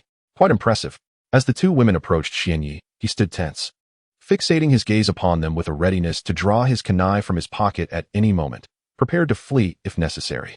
Tsunade, now before him, wore a friendly smile, conveying no intent of hostility. "Little brother, there's no need to be so tense. I have no intention of making a move." Kushina held her hands close to her chest, her gaze fixed intently on the young boy standing before her, seemingly attempting to see through him, to unveil all his secrets. "Humph, if you wish to avoid conflict, then what is your intention in approaching me? To engage in conversation?" Xianyi replied with a blank expression, his voice cold as he addressed the two women before him. He was reluctant to engage with those who exuded such an oppressive aura. "Haha, little brother. I told you not to be so tense. I merely wish to chat with you. Is that so unacceptable?" "Chatting is not necessarily the case," Xianyi retorted, his tone remaining frosty, devoid of any warmth. "Oh dear little brother, don't be so heartless. Your demeanor only makes me like you more," the woman before him remarked brazenly. Hearing such bold words caused a faint blush to creep onto Xianyi's cheeks, a fleeting sensation of shyness that he quickly suppressed. For reasons unknown, Tsunade, standing before Xianyi, found herself inexplicably drawn to this boy, feeling a fondness akin to that of a brother and sister. Chapter 176. Companionship. Senju Tsunade observed the subtle shifts in the expression of Xianyi, finding the young boy before her rather intriguing. Perhaps her initial desire to meet him stemmed from the genuine confidence he exuded in the casino, yet upon further contemplation, Tsunade discerned that this boy possessed another facet to his character. Extending her right hand towards Xianyi's face, it appeared she wished to caress his youthful features. "What do you intend to do?" Xianyi queried, his composure faltering as he confronted the audacious woman before him, who shamelessly sought to touch his face, inciting a flicker of anger within his usually placid demeanor. In his embrace, the white tiger shared a deep connection with him, attuned to the fluctuations of his emotions. The creature, sensing a shift in its master's mood, emitted a series of growls towards the voluptuous woman, its voice tinged with both curiosity and a hint of intimidation. "How amusing. This little cat possesses quite the spirit," Tsunade mused silently, acknowledging the creature's attempt to assert dominance, though she recognized it had misjudged its target. With a fierce glare directed at the white tiger nestled in Xianyi's arms, she thought. In an instant, the white tiger cowered, retreating further into Xianyi's embrace, its eyes averted from the formidable woman it deemed threatening. "How unexpected for a mere kitten to roar at me. Yet now it quivers," Tsunade remarked. Observing the small creature's reaction, the tiger's eyes glistened with moisture, rendering it irresistibly adorable. "Well then, what do you actually want? If there's nothing pertinent, I shall take my leave," Xianyi declared, unable to maintain his stoic facade any longer, expressing his frustration towards the relentless woman before him. Tsunade, momentarily taken aback, noticed an uncanny resemblance between Xianyi and her younger brother, Senju Rope Tree, leaving her momentarily speechless. Gathering her thoughts, she slowly addressed Xianyi. Little brother, may I inquire your name?" "My name is Yi. You may call me Xiao Yi," he replied, revealing a fragment of his identity to the rather unconventional woman. Yet, Xianyi withheld the entirety of the truth, as even he remained uncertain of his true name, having adopted Xianyi, the inscription on the necklace he wore, as his own. "Xiao Yi, what a delightful name. Would you consider accompanying me? We could wander together," Tsunade unexpectedly proposed, her gaze revealing a mix of hope and trepidation. As she gazed upon the woman before her, Xuanya felt her heart soften. After all, she had nowhere else to go. Perhaps accompanying them would prove to be a wise decision. Moreover, the woman's strength surpassed her own, and aligning with her could expedite Xuanya's journey towards becoming the strongest in this realm. "By the way, I realize I still do not know your names," Xuanya inquired. "Remember this. I am Tsunade Senju, and this little companion of mine is Shizune." Tsunade appeared to be in high spirits, her face adorned with a smile. Yet, Xuanya sensed that this smile was markedly different from the one she had initially displayed. At first, it seemed somewhat forced, almost contrived, as if it had been summoned against her will. Now, however, the smile radiated authenticity, emanating from a place of genuine warmth. All right, let us be on our way. And this little one in my arms is not merely a kitten. She is a white tiger, strong in her own right. The mention of the white tiger, a formidable lineage, piqued curiosity in Xuanya. Why, then, have I never heard of this race before? Tsunade pondered aloud. I am uncertain. Even I do not know where Little Bai comes from. Ever since I performed the summoning technique, she has been unable to return. Is that so? It seems this Little Bai has quite an intriguing backstory, Tsunade remarked with a smile. Thus, Xuanya began to accompany the woman named Tsunade Senju, following her wherever she ventured. Upon returning to the town, Xuanya, Tsunade, and Shizun sought refuge in an inn. Upon entering, Xuanya casually took a seat, showing little inclination to engage with the matters at hand. However, Tsunade appeared somewhat awkward, forcibly drawing Xuanya closer to her and whispering a few words in her ear, which clarified the source of her discomfort. It turned out that Tsunade had lost all her money at the gambling house, leaving her with nothing to pay for their lodging. Consequently, she had no choice but to enlist Xuanya to cover the expenses. Fortunately, the inn's rates were not exorbitant. They rented a single room for a mere 200 taels a day. 200 taels was not a significant amount for Xuanya, who possessed over 5 million taels in wealth. This paltry sum was beneath her notice. Yet, for ordinary citizens, 200 taels might represent the wages earned over 1 or 2 days of labor. Perhaps due to Xuanya's youth, only one room was booked, and there were no precautions taken. That evening, the trio returned to their room, which was reasonably spacious, equipped with 3 beds, initially intended for each to sleep separately. However, Tsunade insisted on pulling Xianyi to her bed, claiming that they should share a mattress. In truth, Xianyi was not particularly averse to this arrangement, for Tsunade was a formidable woman in her own right, and he had not suffered any losses. As night fell and Xianyi sought to rest, Tsunade persistently engaged him in conversation, seemingly unsatisfied with their lengthy discussions, yearning for more discourse. She frequently inquired why he was able to amass such wealth at the gambling tables. Xianyi's answer remained consistent. He could discern the sound of the dice rolling to ascertain their numbers. Yet, Tsunade remained half awake and skeptical, seemingly unconvinced by his explanation. Moreover, she mocked Xianyi's cunning nature, labeling him as a petty-minded boy who hoarded wealth for himself, depriving others of their earnings while ensnaring them in schemes. Such derisive remarks made Xianyi feel somewhat embarrassed, and in the end, he chose silence, closing his eyes and disregarding her banter. Chapter 177. Daily exercise. The nights swiftly passed, and Xianyi found himself oblivious to how he had succumbed to slumber.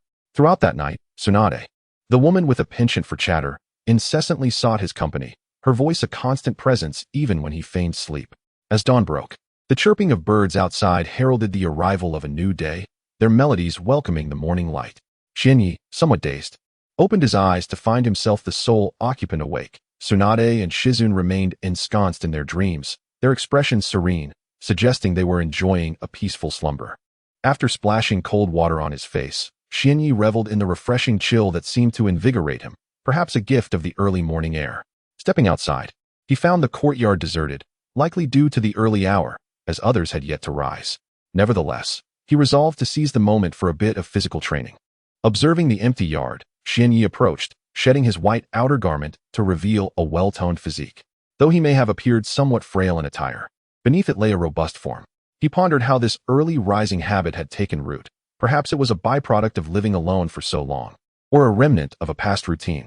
To enhance his workout, he retrieved the weighted vest he had purchased from the ninja equipment shop the previous day, which bore a staggering weight of 5,000 pounds. Donning the vest, he embarked on his fitness journey, beginning with a few laps around the town to warm up. After completing 10 laps, he returned to the inn. On most days, such a feat would feel effortless. However, with the added weight, the task proved significantly more arduous, amplifying his fatigue manifold. As he entered the inn's courtyard, his breaths hastened, and beads of perspiration dotted his forehead and back. After a brief moment of rest, his breathing steadied, and he felt sufficiently warmed up. Now it was time to engage in more rigorous training. 1, 2, 3.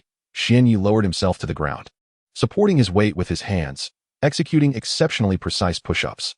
This exercise served to effectively engage various muscle groups, yielding remarkable results. 1997. 1998. Exhaustion washed over him, and he felt an overwhelming urge to simply collapse onto the ground for a respite. After completing a set of push-ups, my breathing became rapid once more, no longer steady, and my entire body began to ache. with strength continuously ebbing away. Only 2 push-ups remained to reach the monumental count of 20,000. Yet, fatigue enveloped me, rendering my body weak and limp. A thought suddenly surfaced in my mind. Perhaps I should simply lie down on the ground and rest for a moment. This notion took hold of me, intensifying my weariness. No, I cannot succumb to such thoughts. To thrive in this world, one must possess an unwavering willpower. Only then can one gradually grow stronger and endure in this ruthless realm. From an unknown depth within my being, a surge of strength emerged, invigorating my fatigued and aching body. 19,999, 20,000, phew, at last, it is over. Upon completing the grueling 2,000 push-ups, I collapsed onto the ground, utterly spent, unable to muster even a trace of energy, drenched in sweat. It felt comforting, truly delightful.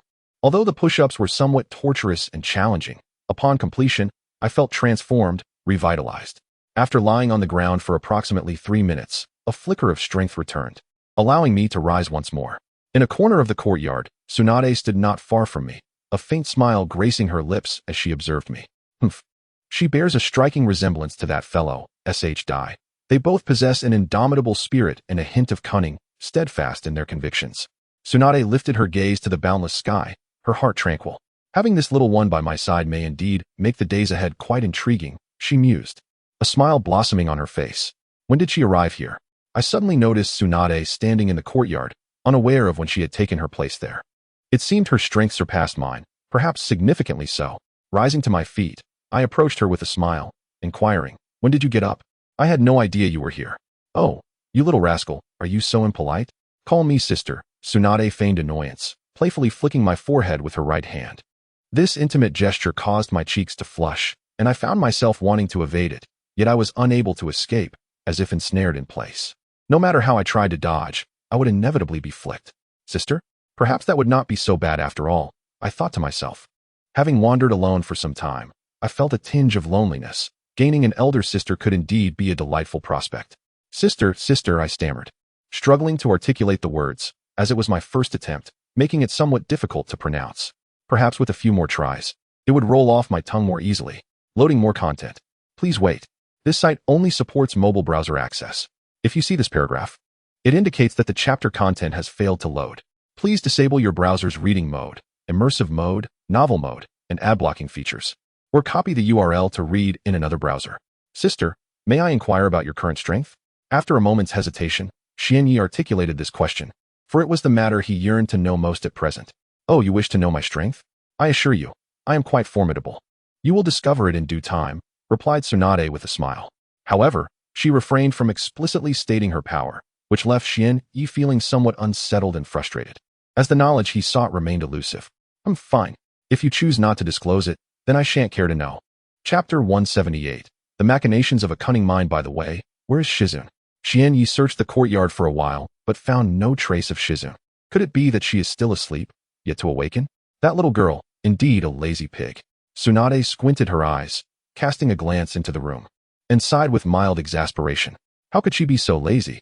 Yet, I can't help but think that you are not much different, Xianyi mused silently to himself, refraining from voicing his thoughts.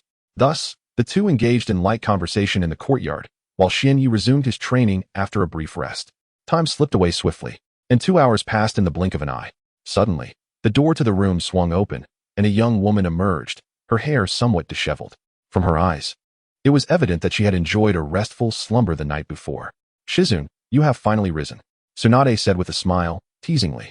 Ah, Princess Tsunade, I unintentionally overslept. Shizune's face flushed slightly, her demeanor shy as she avoided eye contact. Haha, well, it's already morning. Let us go and have something to eat, Tsunade replied cheerfully. Arf arf. Upon hearing the mention of food, the white tiger, who had been lying nearby, suddenly perked up, as if its stomach had been grumbling with hunger. Such a glutton.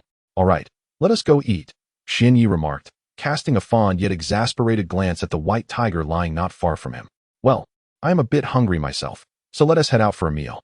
With that, the group left the courtyard and made their way to the inn's dining area, where breakfast was served. After finishing their meal, the two women, one man, and their two pets departed the inn, having taken all their belongings with them. Xianyi looked at Tsunade, hesitating for a moment before finally speaking up. Sister, could you leave the money with me? It would be more convenient that way. What? You want to keep the money? Absolutely not. The Black Dragon interjected, reminding them, please save your collections after reading. I knew it would come to this. I should have never given her the money yesterday. The previous night, before darkness had fallen, Tsunade had cleverly deceived Xian Yi into parting with all his money, claiming it was needed for purchases, yet that money had vanished without a trace. Feeling a twinge of sadness, he pondered, his heart heavy with unspoken grievances. Sister, where are we heading now? Since recovering the money seemed futile, he decided to inquire about their destination, hoping that perhaps he would recognize the name. You need not concern yourself with the destination. Simply follow along. Senju Tsunade exuded an air of authority, refraining from disclosing their next location and instead directing Jinya to accompany her. How stingy to withhold such information, Jinya mused internally. After departing from the inn, the trio meandered aimlessly through the streets. A sense of familiarity washed over Jinya. Had he not visited this place just the previous day? He raised his gaze to observe the surroundings, an inkling that he had indeed been here before. As his eyes shifted, he suddenly noticed his sister, Senju Tsunade, smiling. Indeed, she bore a slight smile. A feeling of intrigue enveloped him. It seemed a conspiracy was afoot, suggesting that something significant was about to transpire. Jinya refrained from inquiring about their destination again, for he understood that even if he did, she would remain reticent. This is the very casino from yesterday, Jinya realized, regarding the establishment before him with a sense of peculiarity. Why had they returned here so early? A cadre of robust middle-aged men stood guard at the entrance, serving as the casino's sentinels. Following Senju Tsunade inside, Jinya noted that despite the early hour, the casino was still teeming with patrons. Observing closely, he discerned that many of these gamblers bore dark circles under their eyes, streaked with bloodshot veins. Had they not slept at all last night? Had they been engaged in gambling throughout the night? Such questions flickered through Jinya's mind, though he was not particularly inclined to seek answers. Where are all the dealers? Come forth, I have returned. Senju Tsunade's voice rang out loudly within the casino, startling Jinya momentarily as he gazed at her in bewilderment. Uncertain of the reason behind her proclamation, every patron in the casino turned their attention towards her, and Jinya felt a wave of embarrassment wash over him. He wished to distance himself from the scene. So it is the same crowd from yesterday. Quickly, someone attend to us. The casino's proprietor, upon spotting Senju Tsunade's entrance, lit up with excitement, gazing at her as though she were a prized catch. To the owner, she was indeed a lucrative opportunity. From within the depths of the casino emerged a staff member, who promptly approached to cater to the trio. Under the guidance of this attendant, they arrived at a gaming table, where the rules remained unchanged from the previous day. Guessing numbers was still the game at hand. Upon encountering the casino, and observing the faint smile at the corner of Tsunade's lips, Xian Yi quickly discerned the situation at hand. He had not anticipated that his sister possessed such a flair for amusement. After all, she had spent the previous night accusing him of being cunning. Yet she was no different herself. A subtle smile graced Xian Ye's face as he regarded the casino owner with a gaze of pity, if his assumptions were correct. This establishment was on the brink of bankruptcy. Soon, the gambling commenced, with Tsunade producing the entirety of the funds she had extracted from Xian Yi the previous night. Naturally, the strategy was orchestrated by Xian Yi, for Tsunade was incapable of discerning the numbers concealed within the purely black dice. The initial round began, and Xian Yi confidently wagered half of his gleaming silver. The outcome was, predictably, a victory. As for why he did not stake all his money at once, it was simply a matter of preparation for the forthcoming rounds. By adopting this strategy, he could later ensnare the other gamblers, ensuring that it sufficed for only him to profit. The fortunes of the others were of no concern to him. Chapter 179, Temptation Before Them. The croupier once again shook the pitch-black container, which was capable of obscuring chakra detection. However, this was of little consequence to Xian Yi, as he relied solely on the sound of the dice to discern their numbers. Place your bets, place your bets. Time waits for no one. The croupier called out, urging the players at the betting table. The gamblers responded eagerly, hastily placing their wagers. At that moment, a mix of anxiety and anticipation painted the faces of the majority of the players, each silently hoping for a stroke of luck to win. After all, those who frequented the casino did so with the intention of profiting. Who would willingly enter a casino to lose? Once more, Xian Yi chose to wager only half of his funds, refraining from risking everything, for should he bet at all, it would be far more challenging to deceive others in the game. Let the games begin. The atmosphere was charged with excitement as the players clamored. The croupier showed no intention of delaying. With a swift motion, he lifted the cover off the container. 3 pristine white dice lay revealed, their total sum amounting to 13. 13. How could it be 13? Why can't I win just once? Disappointment echoed around the table as players lamented their losses. The mood was somber, as losing money inevitably cast a shadow of sorrow over them. Joy was a rarity in the face of defeat. Xianyi merely cast a cursory glance at the exposed dice and allowed a slight smile to grace his lips, for his keen hearing enabled him to discern the outcome. The croupier, though slightly taken aback, quickly pushed Xianyi's winnings towards him. The third round commenced anew, and the players, undeterred, placed their bets once more. They were fully aware that the odds of winning were exceedingly slim, yet they remained resolute, driven by the prospect of fivefold profits. In the allure of such extraordinary gains, they lost their sense of reason. Regardless of the daunting odds, they continued to wager, driven by a relentless desire to gamble.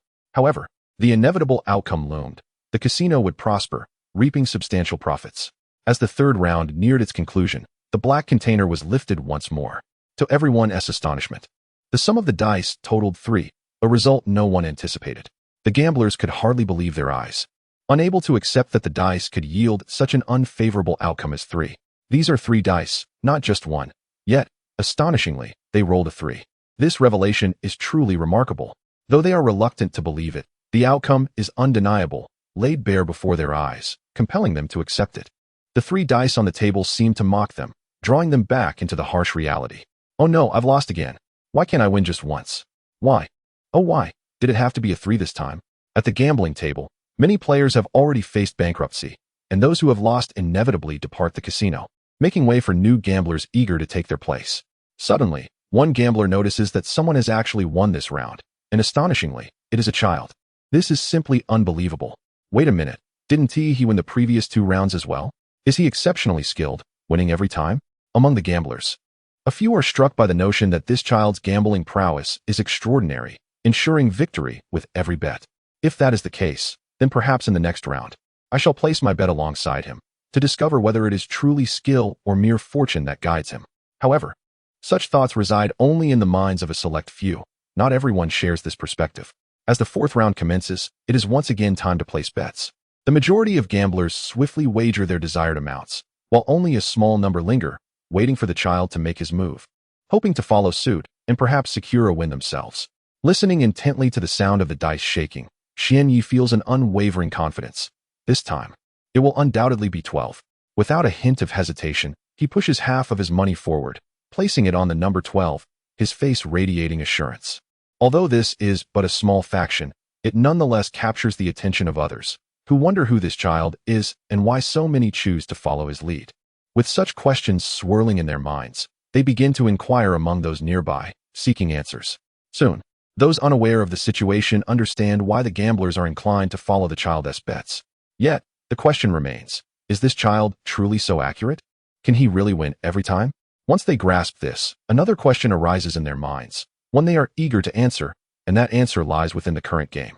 The pure black bowl was once again opened by the staff, and the gamblers surrounding the table held their breath, consumed by tension. Some were anxious because they had placed their bets alongside that little sprite, while others were eager to see if the sprite's wager would prove accurate. Finally, the black bowl was unveiled, revealing that the sum of the 3 dice was 12. Indeed, 12. This result astonished all present at the gambling table, including the staff member involved. Indeed, it is 12. I just followed the bet. I have won. I have triumphed, exclaimed one gambler, elated. Thank goodness I placed my bet as well. Otherwise, I would have missed out on this victory. A small number of gamblers beamed with joy, while the majority wore expressions of regret. Chapter 180. The rise of malevolence. Regret permeated the air. They lamented their decision not to follow that young gambler in placing their bets. Had they joined him, they too would now bask in the spoils of victory. Alas, the world offers no remedy for regret. Opportunities must be seized by one's own hand. Furthermore, this moment may not represent a fortuitous chance, but rather a perilous abyss. Should one fall into its depths, escape may prove impossible, leaving them entombed within. Tragically, it appeared that many in the vicinity of this gaming table would meet a similar fate. Xianyi surveyed the surrounding gamblers, recognizing that many would soon be ensnared. Yet, Xianyi felt no shame in his actions. After all, he had not coerced anyone into matching his wager. Each gambler had chosen to partake of their own volition. Some might label him stingy or petty, but he simply detested the notion of sharing his fortunes with those unconnected to him. The obsidian bowl was once more shaken by the casino staff, the clattering of dice resonating throughout the establishment. It was time to place bets again. And it seemed the patrons at this table had reached a silent consensus. None were eager to stake their claims, instead fixating on the young gambler ahead. They only needed to follow his lead, mirroring his bet to reap the rewards effortlessly. Xian Yi pushed forth a modest sum of silver, settling on the number 5. Though this figure was meager with slim odds of success, the other gamblers followed suit, aligning their bets with that of the young gambler. Observing this scene, the casino employee appeared increasingly flustered, beads of sweat forming upon his brow. It was a rare occurrence for all patrons to wager on a single number, should they triumph. The casino would indeed find itself in dire straits. The employee, youthful in appearance, swallowed hard, his gaze fixed intently on the dark bowl. The casino's revenue directly influenced his earnings. A prosperous establishment meant a fatter paycheck, while losses would yield scant compensation. Thus, it was only natural for him to feel such trepidation at the prospect of the gamblers winning. Come on, hurry up. What are you dawdling for? Suddenly, a sharp-featured gambler stepped forward, voicing his displeasure at the employee.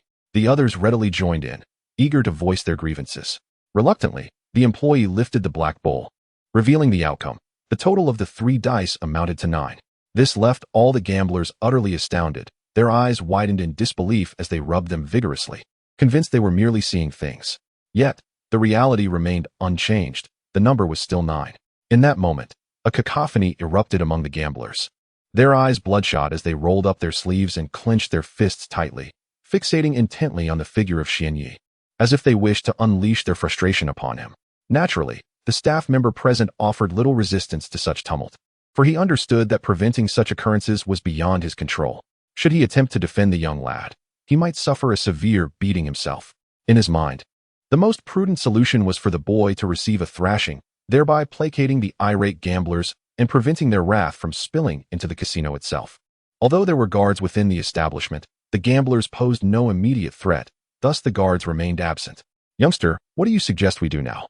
We lost money. Don't you think we deserve some compensation?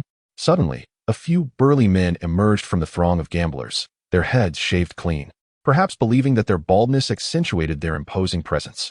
Compensation? Huh. What sort of compensation do you envision?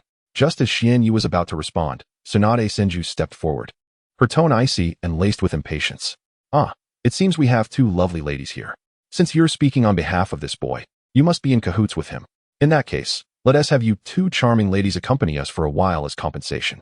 If you please us, we might even spare you some change. One of the tallest men laughed, his muscles bulging like boulders, his arms thicker than Tsunade's thighs.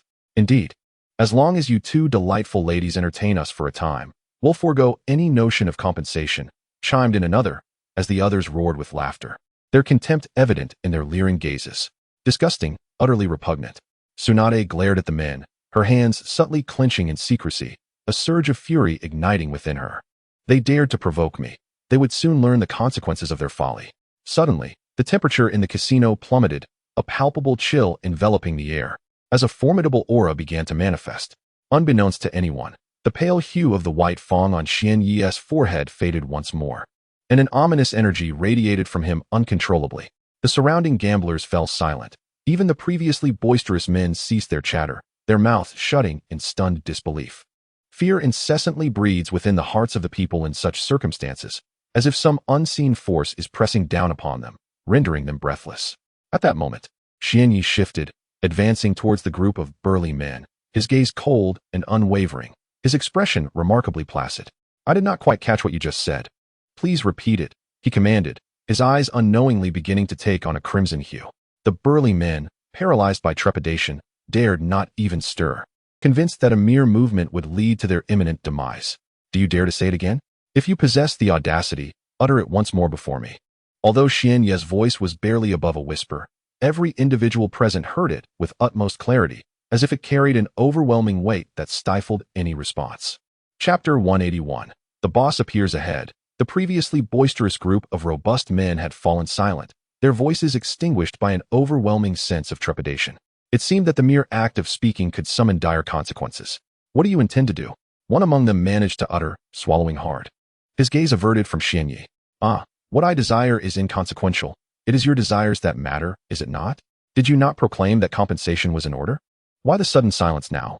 Xian Yi's crimson eyes widened, fixating upon the men with an intensity that rendered them nearly mute. Why has Xiao Yi undergone such a transformation? What is this oppressive aura that has suddenly enveloped him? I have never witnessed such a terrifying presence manifesting in him. Senju Tsunade, standing beside Xianyi, also sensed the aberration and the menacing energy radiating from him. Then, Tsunade placed her hand gently upon Xianyi's shoulder and softly advised, "Let them go. I suspect they are too frightened to act further." Her touch snapped Xianyi back to clarity, causing the malevolent energy to dissipate considerably. Closing his eyes, he silently enacted the Great Sealing technique, imprisoning the ominous energy within the white talisman upon his forehead. I did not anticipate my anger to surface so readily. It appears the aura within this talisman has a significant impact on me, Xianyi mused inwardly. Upon reopening his eyes, he addressed the men before him with a commanding voice, "Begone. I do not wish to see you again." With the sealing of his malevolence, the oppressive atmosphere within the casino gradually lifted, the temperature returning to normal. "Leave quickly." The men exchanged glances and promptly fled the casino, disappearing from sight. Why must such individuals always frequent the casino? They lose and then blame me. I did not coerce them into betting alongside me, he lamented. Why do I keep using the term always? Have I perhaps visited a casino before? Soon, Xianyi dismissed these trivial thoughts and focused intently on gambling, on winning. Hand after hand, fortune favored him, with only a few losses occurring due to others betting alongside him. Such unearned gains were unacceptable to Xianyi. He intentionally placed bets to lose. After several rounds, the gamblers in the casino hesitated to follow Xianyi's lead, opting instead to rely on their own luck. As time slipped away, the pile of silver coins before Xianyi continued to grow, causing the casino owner to panic, yet feeling utterly helpless against the trio. Having witnessed the recent events, the owner was acutely aware that the young boy and his two female companions were formidable foes, thus refraining from irrationally summoning the casino guards. "Continue. Do not dawdle," Xianyi intoned quietly, observing the trembling hands of the dealer. Though the dealer wished to delay the game, he realized it was futile. He had witnessed the extraordinary prowess of the trio and knew he could not provoke them, yielding to their demands. If this month's earnings are a bit less, so be it. Who could have anticipated such monsters gracing our casino? The dealer lamented, casting a resentful glance at Xianyi, for it was they who had rendered his commission nearly non-existent. Round after round, Xianyi's fortune amassed to a staggering 80 million taels, forming a considerable heap. At that moment, the casino owner could no longer contain himself. He hurried to the table. A look of despair etched on his face as he addressed the young boy and his two companions. Wiping the sweat from his brow, the casino owner, with a countenance bordering on tears, pleaded, "I beseech you, show us mercy. Our establishment is modest, and your continued winnings are beyond our means." "Oh, it is the casino owner. Worry not. I am well aware of your finances. Did I not lose nearly 100 million taels here just yesterday?" Tsunade remarked with a smile as she approached the table, her demeanor seemingly unfazed.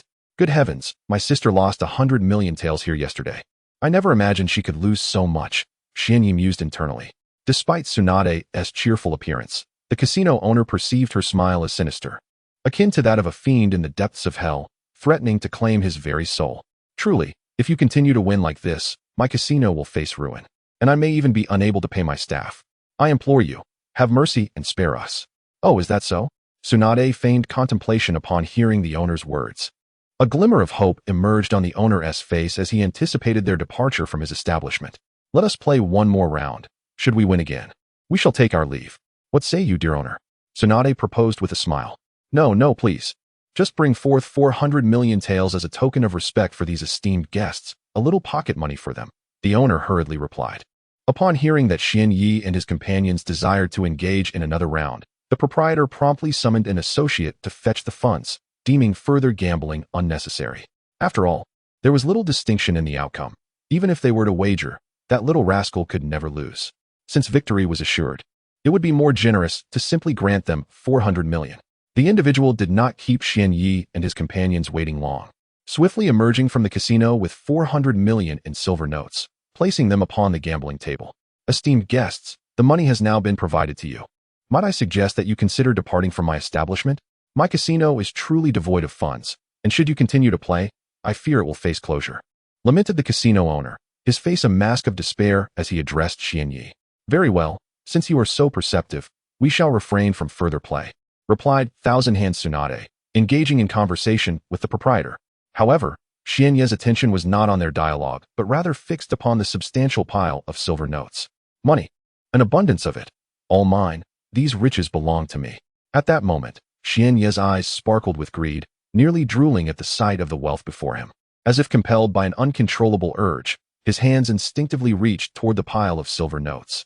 Just as he was about to grasp the money, a delicate hand, pale and slender, seized his wrist.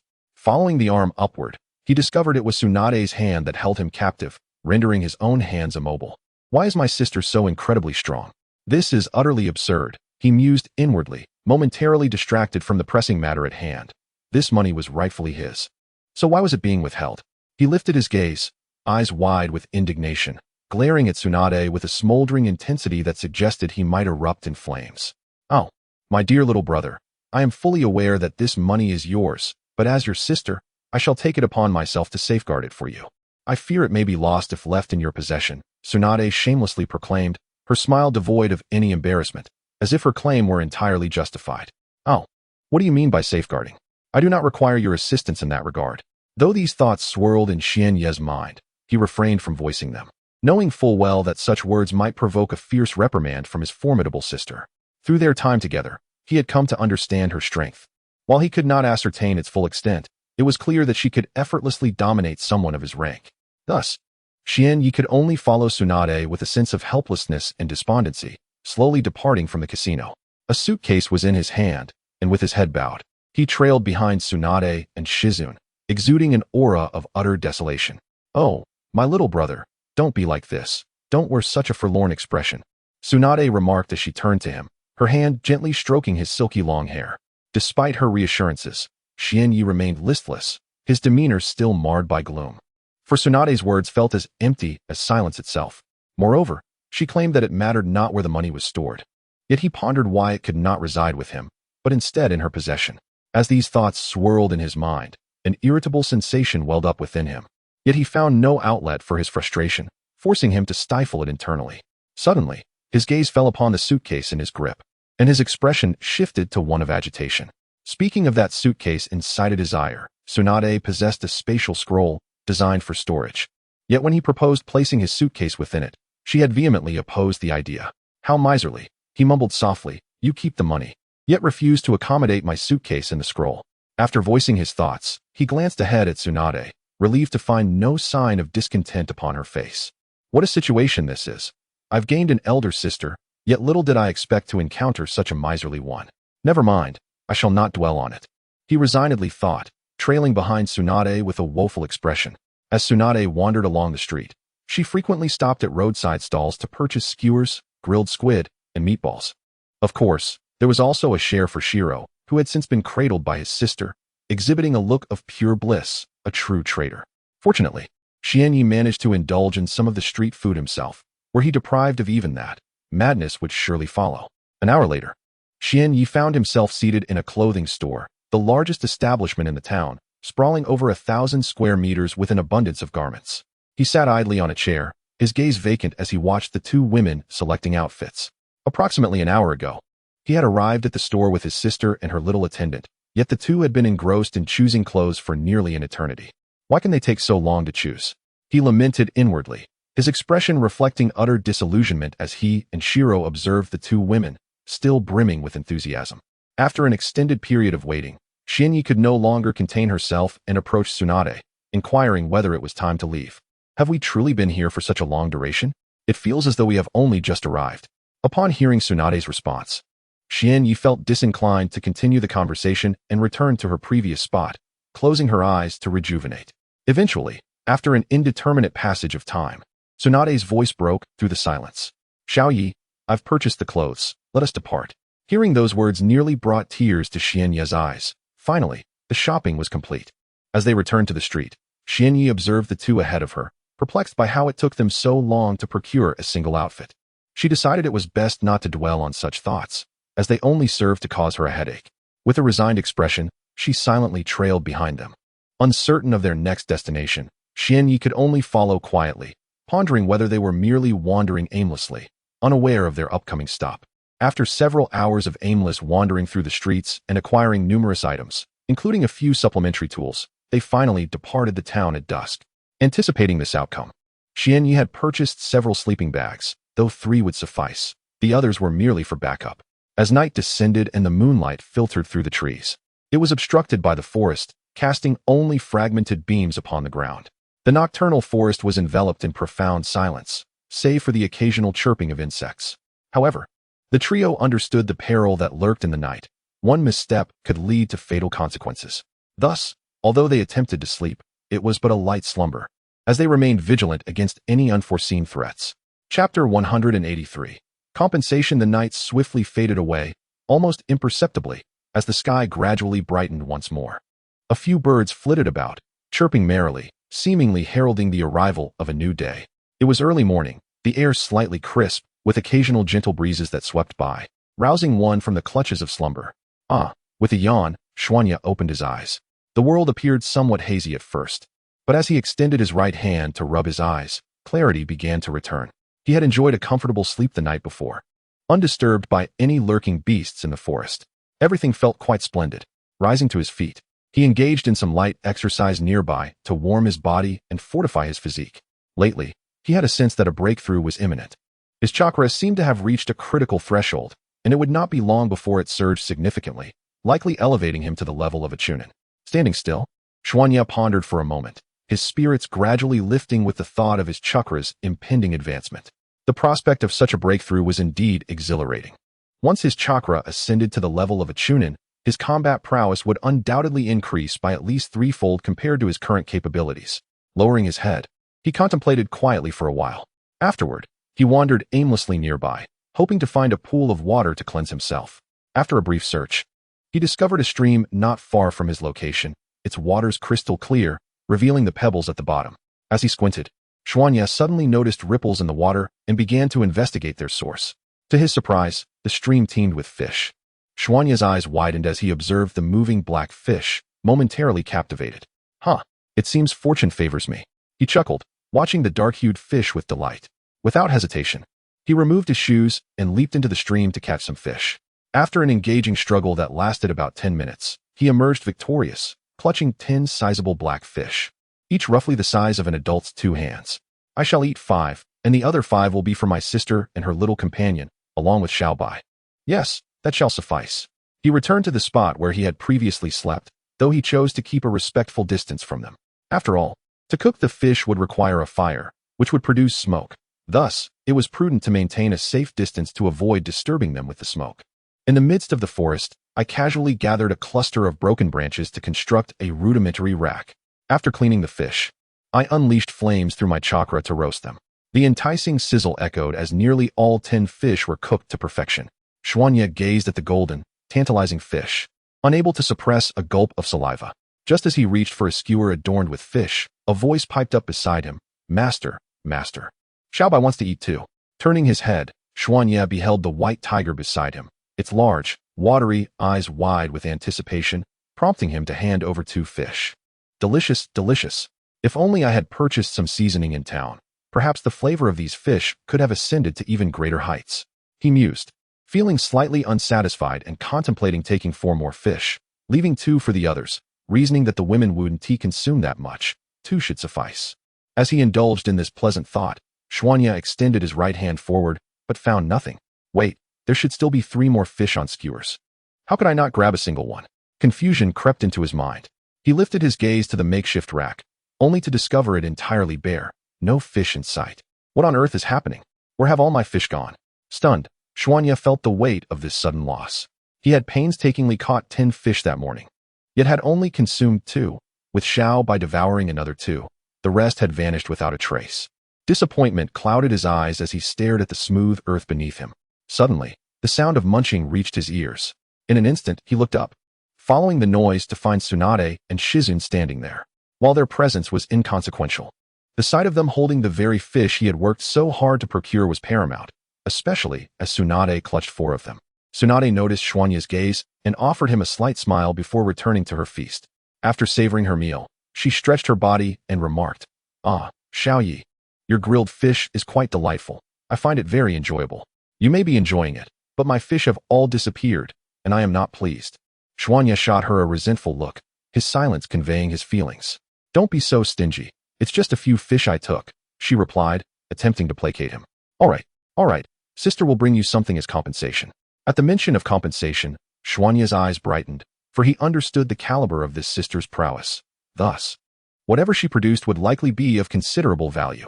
Tsunade approached slowly, revealing a dry biscuit in her hand, a remnant from the previous day's purchase in town. For a mere few coins, one could acquire a dozen of these, each roughly the size of a palm. Tsunade handed the cookie to herself, and naturally, she had no other intentions. She simply took it and began to eat. The delightful sweetness was accompanied by a somewhat dry texture, yet it was still palatable. After Xianyi finished the piece of cookie in his hand, he once again gazed at Tsunade, questioning whether the compensation was not supposed to be provided. He picked at the remnants stuck between his teeth, then fixed his gaze upon her, his eyes still glimmering with anticipation. Observing this scene, Tsunade looked at Xianyi with a puzzled expression, inquiring if the compensation had not already been given. Upon hearing this, Xianyi felt a chill run through him, as if something unpleasant was about to unfold.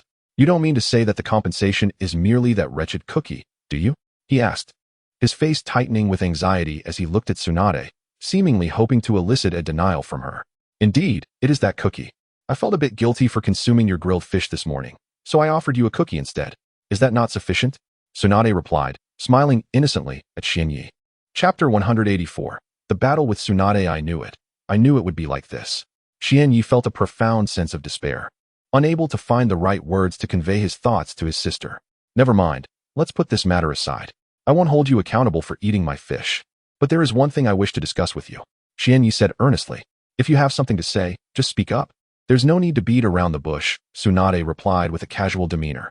"I wish to enhance my strength. I desire to grow stronger. Since you possess formidable power, I would like you to train me, to help me become even more powerful," Xianyi declared, gazing intently at Tsunade.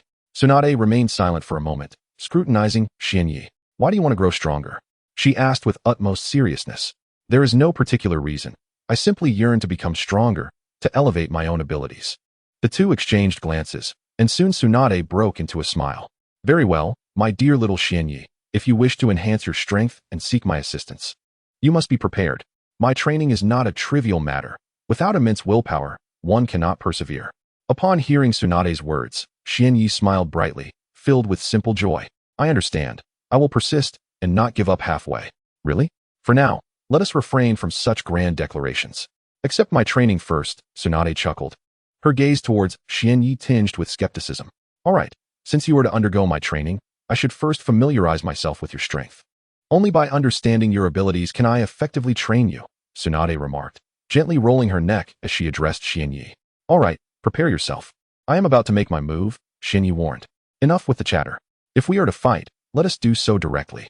Even if I am unprepared, you will not defeat me," Tsunade replied nonchalantly, seemingly dismissive of Xianyi, believing him to pose no threat. In truth, Tsunade's words were entirely accurate. Given the vast disparity in their powers, even without precautions, she would not be defeated by Xianyi. "Well then, here I come. The Eye of God, activate." Determined to give his all against his sister, Xianyi knew he must exert every ounce of strength, or he would suffer a crushing defeat. Upon activating the Eye of God, his vision sharpened, and the world around him became remarkably clearer and slower. Xianyi narrowed his eyes, observing Tsunade in front of him. After a moment of scrutiny, he discerned numerous weaknesses in her stance. It seemed that any attack directed towards her could yield an advantage, perhaps even vanquish her. "How dare you underestimate me? Since you hold such a low opinion of my capabilities, I shall make you regret it." Though a flicker of surprise coursed through him, Xianyi did not hesitate and charged directly towards Tsunade's position. This confrontation was initiated by Tsunade, who sought to assess the true extent of Xianyi's prowess. Thus, Shiro did not join the fray.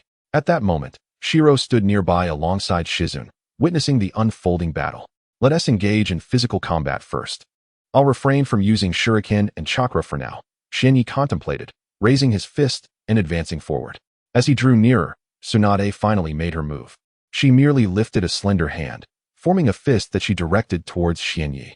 Instantly, unease gripped Xianyi's heart as he intently regarded her delicate arm. Sensing the immense power behind that punch, a primal instinct urging him to evade. I refuse to believe it. I must see just how formidable this sister of mine truly is," Xianyi thought to himself. Thus he raised his fist and swung it towards Tsunade, summoning all his strength to meet her blow. A thunderous crash ensued as Xianyi felt an overwhelming force emanating from the impact of their fists. In an instant, he found himself outmatched, his body propelled backward until he collided with a tree, utilizing it to absorb some of the force. The outcome was clear. Xian Yi was decisively defeated, utterly unable to retaliate. I can't believe my sister possesses such strength. I lacked even the capability to resist, and was sent flying. He mused internally, rubbing his aching fist.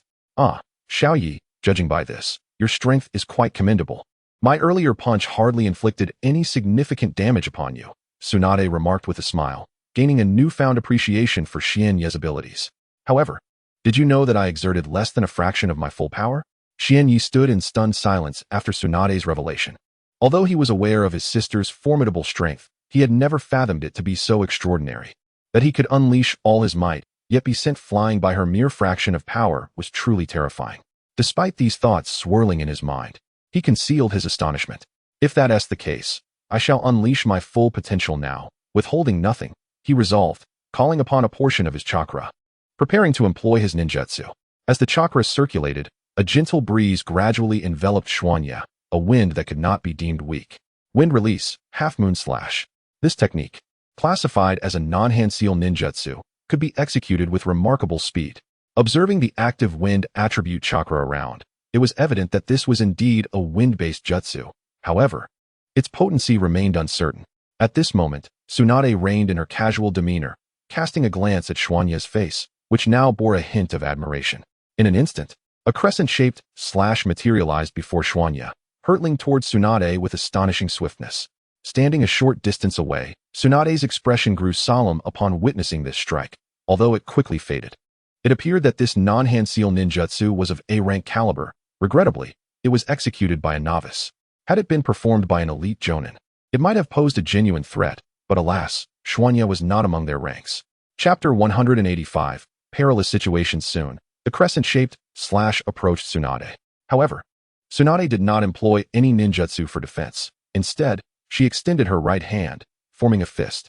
Through the eye of God, Xian Yi could distinctly see a layer of chakra enveloping Tsunade's fist. Her demeanor was remarkably composed, devoid of any hint of panic, as she stood quietly, smiling at Xian Yi. With a thunderous crash, the crescent slash collided with Tsunade's fist. In Xian Yi's divine vision, the attack appeared utterly fragile, effortlessly shattered by Tsunade's fist, leaving no remnants. How infuriating! I never anticipated my sister's fist could be so formidable, easily dismantling my A-rank ninjutsu without effort. Yet, her ability to do so is not without reason. After all, my current chakra level merely aligns with that of a genin, falling short of even a chunin. It is perhaps entirely reasonable that my sister could easily counter my ninjutsu, though I am acutely aware of the rationale behind it. A sense of reluctance lingers in Xian Yi's heart, a frustration at how effortlessly his ninjutsu was dismantled. If only my power were greater, perhaps my techniques would not have been so easily countered. Yet, in this world, there are no ifs, nor any remedies for regret. Only the harsh reality and lives as fleeting as grass. Despite the effortless counter of his ninjutsu, Xian Yi did not concede defeat. Instead, he resolved to unleash even more fervent techniques. His plan was to unleash a torrent of ninjutsu until his chakra was entirely expended, after which he would engage in taijutsu with his sister. Although he understood that defeat was inevitable, he was determined to fight nonetheless. Shadow Clone Technique. Xian Yi utilized his chakra to perform the Shadow Clone Technique, manifesting a clone of himself. Wind release. Crescent slash. Following the creation of the clone, Xian Yi recklessly unleashed his A-rank wind ninjutsu, the crescent slash. Although the power and speed of his technique were inadequate due to his genin level chakra, it still managed to pose minor inconveniences to Tsunade. Bang, bang, bang. With a mere flick of her fist, Tsunade obliterated the wind ninjutsu that soared toward her, leaving not a trace behind. After executing over a dozen crescent slashes, Xian Yi's chakra was finally depleted. His expression turned serious, a cold, emotionless visage replacing any previous demeanor. Truth be told, once his chakra was exhausted, he felt a certain discomfort, akin to the sensation of power vanishing abruptly. Although his chakra was entirely spent, his physical stamina remained intact, allowing him to continue battling Tsunade, albeit with the outcome being a one-sided rout. Loading more content. Please hold on. This site only supports mobile browser access. If you see this paragraph, it indicates that the chapter content has failed to load. Please disable reading mode, immersive mode, novel mode, and turn off the ad blocking feature, or copy the URL to read in another browser. With his chakra completely depleted, Xian Yi was left to rely solely on his physical strength and taijutsu. Although his knowledge of taijutsu was limited, It sufficed for the situation at hand. Despite having only one technique, the Tai Chi palm, available to him, it proved to be adequate for combat. Activating slow mode for the Tai Chi palm, Xianyi silently resolved. Once he engaged the slow mode, he dashed towards Tsunade's position. Though Tsunade appeared to have numerous openings, Xianyi understood that they were mere illusions. The moment he made a move, those apparent vulnerabilities would vanish without a trace, allowing Tsunade to launch a counterattack in that instant. Since he had no clear strategy, he decided to strike freely, disregarding any notions of openings, and charged directly into the fray. Thus, in slow mode, Xianyi swiftly engaged Tsunade in combat. Her movements remained simple, utilizing her delicate hands to confront him. However, anyone who underestimated her would surely suffer a grave miscalculation. For within those slender hands lay immense power, an intensity that even Xianyi found challenging to withstand. Indeed, the force was formidable. Yet with the slow mode of the Tai Chi palm, he could barely manage to fend it off, allowing him to engage in a straightforward exchange with his sister. What was happening? Why was Xiaoya suddenly able to withstand her power? Although her strength was not even a full layer, it was not something just anyone could resist. Even some genin would struggle against it. Tsunade furrowed her brow, contemplating this anomaly, but soon dispelled her doubts. It appeared that when facing someone with significantly greater strength, the hidden energy of the slow mode Tai Chi palm could not be utilized. Xianyi mused to himself. He had just been subtly employing the hidden energy when it had backfired, resulting in a slight disadvantage. However, while the hidden energy of the slow mode Tai Chi palm was unavailable, he could still harness its essence, applying the principle of yielding to greater force and leveraging the weak against the strong. During their exchange, Tsunade grew increasingly frustrated, feeling as though her younger brother was leading her by the nose. The force she unleashed, initially at full strength, was reduced to a mere fraction upon striking Xianyi. This sensation was profoundly unsettling for Tsunade, leaving her extremely uncomfortable and distressed. It seemed that she could no longer afford to dally with Xiaoya. It was time to bring this confrontation to a swift conclusion. In her heart, Tsunade silently resolved to amplify her strength, elevating it from a mere level to a formidable one. As she unleashed a punch, Xianyi, despite having mitigated the force of her strike, found it utterly ineffective. The power remained overwhelmingly terrifying, seemingly even more potent than before. Tsunade's strength was already exceedingly fearsome, but now it appeared to have surged yet again, rendering Xianyi's task increasingly arduous. With each clash, the intensity of their confrontation escalated. During this exchange, Xianyi narrowly avoided defeat on several occasions, almost succumbing to Tsunade's powerful blows. Should one of her punches connect, it would be no trivial matter. It would signify a grave situation. Given the immense force behind Tsunade's strikes, a single hit could render him incapacitated, leaving him unable to rise again. The reality was that a single blow would immobilize him, resulting in inevitable injury. It could be said that Xianyi now found himself in a perilous predicament. Chapter 186. 20,000 push UPS. To my dismay, I had not anticipated that Tsunade's strength had grown even more formidable. I was on the brink of faltering. At that moment, my breath became somewhat erratic, and my tightly clenched fists began to tingle. Although the immense power was somewhat mitigated by the full mode of the Tai Chi palm, it still remained terrifying, far beyond what I could easily withstand. It appeared that Tsunade was intent on a swift resolution, no longer willing to engage in a drawn-out confrontation, and had amplified her current strength.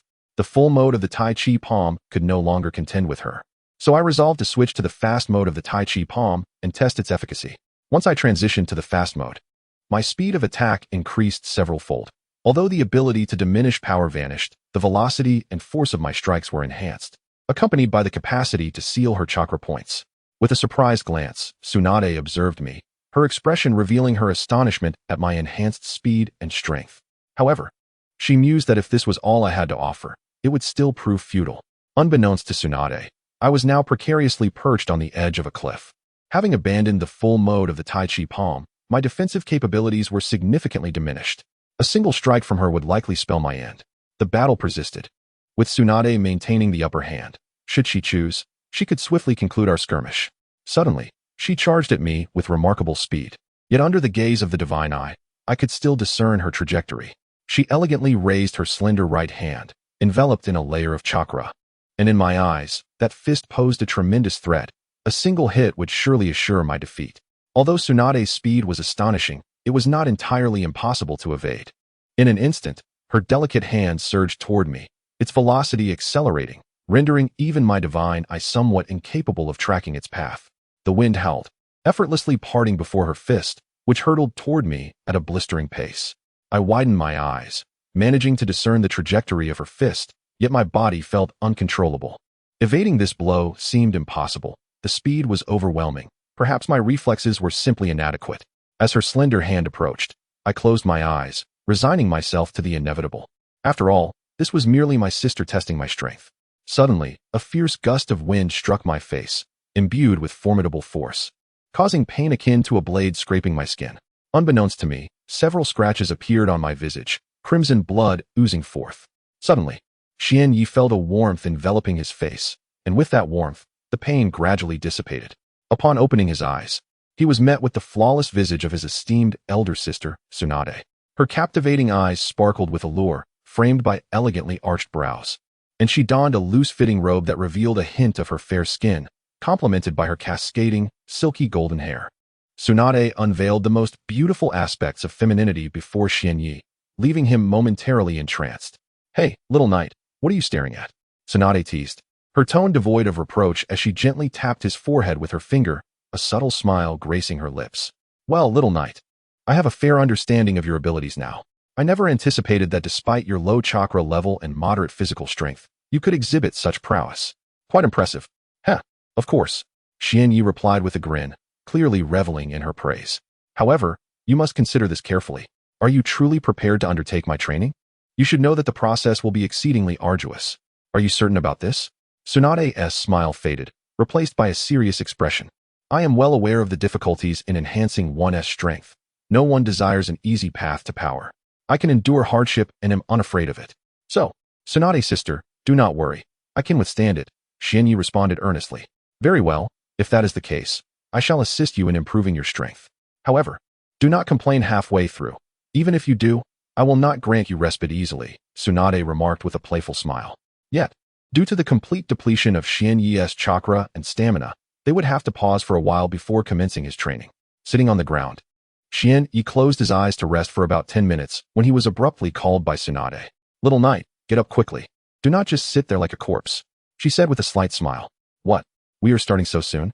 I've only rested for 10 minutes. Xian Yi's expression soured slightly. The intense battle had left him fatigued, and he had not yet regained his strength, yet the training was to commence. "Huh, didn't you say you weren't afraid of hardship? Why does it seem impossible now? Or were your earlier words mere bravado?" Tsunade teased, her tone playful. "Unacceptable. We shall begin now." Provoked by her words, Xian Yi immediately ceased his rest and stood up. "Well, since I have rested sufficiently, I shall commence with 20,000 push-ups," Tsunade casually declared after a moment's contemplation. 20,000 push-ups, such a staggering number, Xian Yi mused silently to himself. A tremor of trepidation coursed through his heart. Although he was aware of the arduousness that lay ahead, he had not anticipated the daunting task of performing 20,000 push-ups. This was no trifling matter. Despite the flicker of hesitation within him, he could not allow it to manifest outwardly. With an air of resolute determination, he remained silent and began the grueling endeavor without a word. Under ordinary circumstances, 20,000 push-ups would present no significant challenge for Xian Yi. However, having just emerged from a fierce battle, his stamina and chakra were nearly depleted, and after merely 10 minutes of rest, the prospect of executing 20,000 push-ups seemed rather formidable. Yet, Xian Yi was not one to easily relinquish his aspirations without attempting. How could one succumb to the belief of impossibility? Chapter 187. A detailed explanation of Tai Chi Palm. 2 hours later, Xian Yi, having arduously completed 20,000 push-ups, found himself utterly exhausted, collapsing to the ground. He gasped for breath, his body trembling slightly, drenched in perspiration. Each inhalation felt like a monumental effort, and a peculiar tingling sensation coursed through him, a sign of his strength gradually augmenting. Strangely, despite the overwhelming fatigue, an unexpected surge of energy welled up within him, granting him the strength to rise. As he stood, panting heavily, he managed a weary smile at Tsunade. "Sister Tsunade, look at me. I did it without complaining." At that moment, Xian Yi felt an immense sense of pride. He had never before accomplished 20,000 push-ups under such exhausting conditions. "Huh, you seem quite pleased with yourself." Tsunade chuckled, though she held back a smile, not wishing to dampen his spirits. "But this is merely a small test, a trial of your endurance and willpower. If you cannot even manage this, then there is no need to continue." Xian Yi, oblivious to her teasing, was determined to press on. Tsunade then instructed him to engage in ninjutsu practice, despite her limited knowledge of the techniques. After all, Xianyi had the wind release, half-moon slash at his disposal. 5 minutes later, Xianyi emptied his chakra once more, the sensation of utter powerlessness enveloping him again, a most uncomfortable feeling as if all his strength had evaporated. This time, Tsunade permitted him a 20-minute respite before commencing the next phase of training. They ventured into the forest for a long-distance run, to continue until sheer exhaustion rendered him incapable of moving further. The run was grueling. Several times, Xianyi contemplated stopping, yet each thought was swiftly banished from his mind. He understood all too well that to enhance his abilities, he must endure extreme hardship. To falter in this process would only render future advancements more arduous. Thus, he gritted his teeth and persevered, losing track of both distance and time, until he could barely lift his legs, each movement accompanied by sharp pangs of discomfort. Finally, Xianyi could run no more, collapsing to the ground in utter defeat, his body trembling and his complexion pale. Breathing became a laborious task, and he struggled to swallow, feeling as though blood lodged in his throat, unable to be expelled. Tsunade had been quietly observing everything from behind Xianyi, her demeanor cold and detached. When Xianyi fell, she made no move to intervene, merely extending her hand to assist him, guiding him to lean against a sturdy tree. Utilizing her medical ninjutsu, she began to heal him. Leaning weakly against the trunk, Xianyi felt the gentle touch of Tsunade's right hand as she channeled her healing chakra. After invoking her medical techniques, a surge of vibrant green chakra emanated from Tsunade's palm, imbued with a potent life force capable of remedying various ailments. Gradually, she brought this healing chakra closer to Xianyi's body, and he sensed a remarkable comfort wash over him. The warmth enveloped him, alleviating his discomfort and even dispelling the metallic taste of blood from his throat. "Xiaoyi, how do you feel? Are you all right?" Tsunade inquired softly, her concern evident yet expertly concealed from prying eyes. "Who am I? I am your brother. I won't be so easily defeated," Xianyi replied with a hint of bravado. "Now, rest for a moment. I will tell you about my taijutsu," Tsunade said, shifting the conversation. "By the way, what was that taijutsu you used during our battle? It seemed extraordinarily powerful, capable of diminishing my attacks while enhancing your own speed and strength." Suddenly remembering, Tsunade turned to Xianyi with keen interest, her curiosity piqued by the unfamiliar technique. "Sister Tsunade, the taijutsu I employed is called Taiji Palm. It possesses remarkable capabilities and comes in 2 modes, the fast mode and the slow mode." Xianyi paused deliberately, a playful smile gracing his lips as he gazed at Tsunade, who remained focused and unblinking. "Hurry up, continue speaking. Why are you staring at me?" she urged, unfazed. The Taiji Palm in its 2 modes each has unique characteristics. The slow mode can diminish an opponent's attack power by approximately 30%, while simultaneously injecting a subtle internal force into their body. This internal force is particularly formidable. It remains undetected until it accumulates to a significant level, at which point it can be detonated to inflict substantial damage upon the adversary. Conversely, activating the fast mode causes the effects of the slow mode to dissipate, yet it drastically enhances one's speed and strength. Additionally, it can seal the chakra points of the opponent without excessively depleting one's own energy. Xianyi spoke deliberately, articulating each word with great detail, fearful that Tsunade, seated before him, might not fully comprehend. Upon concluding his explanation, Tsunade was evidently taken aback. She had never anticipated the existence of such a formidable martial art in this world, especially one wielded by her own brother. Tsunade had always believed she was well-versed in the various martial arts of the world, such as the Konoha steel fist style, Konoha's gentle fist, and several others. Yet, now there emerged a discipline known as Tai Chi Palm, distinguished by its rapid and slow modes, both possessing immensely powerful capabilities. The rapid mode enhanced speed and strength, while simultaneously sealing the opponent's chakra points, whereas the slow mode diminished the opponent's attacking force and could infuse internal energy into their body. After hearing Xianyi's account, Tsunade found herself instantly intrigued by this martial art of which she had never before heard.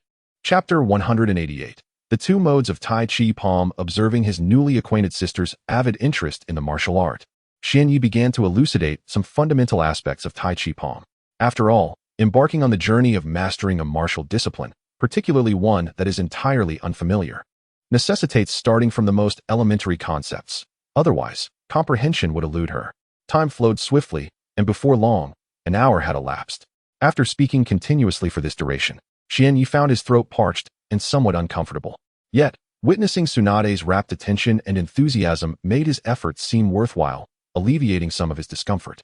Despite the relief, the dryness in his throat persisted. Suddenly, Xianyi halted, staring blankly at Tsunade. She, caught up in the excitement of the discussion, was taken aback by his abrupt pause. Xiaoyi, please continue. Don't stop. I'm thoroughly engrossed. Tsunade's expression bore a hint of impatience. When discussing martial arts, every detail demands careful attention, and thus it is imperative to absorb each part diligently. Tsunade, my throat is a bit uncomfortable. I would like to have some water, Xianyi admitted. Oh, you want water? I'll fetch some for you. Tsunade's cheeks flushed slightly upon hearing his request, though the redness quickly faded. In an instant, Tsunade vanished from her spot, leaping onto a nearby tree. To Xianyi's eyes, she had become invisible in the blink of an eye. Wow, Tsunade's speed is truly impressive. I wonder when I will be able to move as swiftly as she does, Xianyi mused to himself. Young Master Xiaoyi, do not be disheartened. Given your rapid progress, you will likely catch up to Princess Tsunade in no time. Shizun chimed in, seemingly offering words of comfort. I was merely expressing my admiration. Shizun, there's no need to console me. My spirit is not so fragile, Xianyi replied with a smile. By the way, how much of what I shared about Tai Chi Palm did you understand, Shizun? He inquired, glancing at her. Young Master Xiaoyi, I only grasped about half of what you explained. Shizun is a bit slow and couldn't fully comprehend your meaning, she responded softly, her voice so light that it might have gone unheard if one wasn't attentive. Xianyi noticed a faint blush on her cheeks, hinting at her shyness. Could it be that she has developed feelings for me? Although I consider myself quite dashing, I prefer not to pursue someone older than myself, Xianyi silently pondered. The appellation young master appears to have originated when Tsunade accepted Xianyi as her younger brother, prompting Shizun to address him as such. In truth, her choice of title was not erroneous. After all, she refers to Tsunade as princess, thus it is entirely fitting for her to call me young master. Xianyi did not engage in prolonged conversation with Shizun, as Tsunade hurriedly returned from a distance, perhaps having been away for no more than a minute. Observing Tsunade, she maintained a demeanor of calmness, her face unflushed and breath steady, yet a hint of urgency flickered in her eyes, which she struggled to conceal. Here, this water is for you to drink, Tsunade said, handing Xianyi the water she had fetched from a nearby stream. Without hesitation, he took the water pouch, opened it, and tilted his head back to drink. After consuming roughly a quarter of the contents, the parched sensation in his throat began to dissipate, bringing him considerable relief and alleviating the raspiness from his voice. However, upon finishing the water, Xianyi did not immediately commence discussing the Tai Chi Palm technique. Instead, he lingered, dragging his feet and delaying the conversation, intentionally avoiding the topic. This behavior greatly vexed Tsunade, for the Tai Chi Palm is a profoundly intricate martial art. Without proper elucidation, mastering it would prove exceedingly challenging. Tsunade was particularly eager to learn this technique and wished to grasp its various intricacies, leaving her with an insatiable itch for knowledge. Yet, she refrained from directly prompting Xianyi, opting instead to wait patiently for him to finally elaborate. At that moment, Xianyi seemed to embody the essence of an elderly person moving at a glacial pace, which left Tsunade feeling as if her heart were being pricked by 1,000 needles. Xiaoyi, please, enlighten me on the Tai Chi Palm technique without further delay, Tsunade finally exclaimed in frustration. Oh, I understand. I shall begin at once, Xianyi responded, observing Tsunade's urgent expression and allowing a smile to grace his face. Tsunade, witnessing this playful demeanor, felt a surge of annoyance, momentarily contemplating delivering a reprimand, though she ultimately dismissed the thought. Now, where did we leave off? Ah, yes. We were discussing the rapid mode of the Tai Chi Palm, which emphasizes swiftness, immense power, and the method of sealing an opponent's chakra points. As he spoke, Tsunade once again became engrossed in his words, listening intently, fearful of missing even a single syllable. In the realm of profound martial arts, even a slight misunderstanding can significantly diminish the effectiveness of the technique or render it utterly unusable.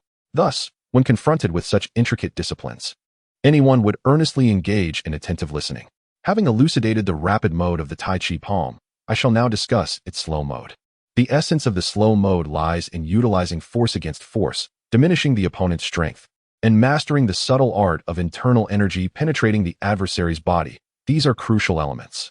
Time passes swiftly. In an instant, the bright midday sun has descended to the foothills of the mountains. In truth, within the forest, the distinction between noon and afternoon is negligible, as the towering trees overhead shield one from direct sunlight. From midday until now, It seems that 5 hours have elapsed. I never anticipated that a discourse on the Tai Chi palm could extend for such a duration. Truly, a miscalculation on my part. It was only when Xian Yi paused that Tsunade and her companion, Shizune, realized that the afternoon had indeed arrived, with the sun now resting at the mountain's base. No longer at its zenith. Chapter 189. The Power of Strength as Night Fell. Xuanye ceased his discourse and instead listened intently as Tsunade elucidated the application of strength, particularly the art of wielding monstrous power. She meticulously detailed how to evenly distribute chakra across one's fist and how to unleash the most formidable force. After absorbing Tsunade's insights, Xuanye felt a surge of eagerness and was compelled to experiment with the application of this newfound strength. He pondered how he could effectively harness this monstrous power and ensure that chakra was evenly spread across his fist. Having listened to Tsunade's teachings for a considerable period and engaging in direct combat with her, Xuanye sensed he had grasped a fragment of the technique.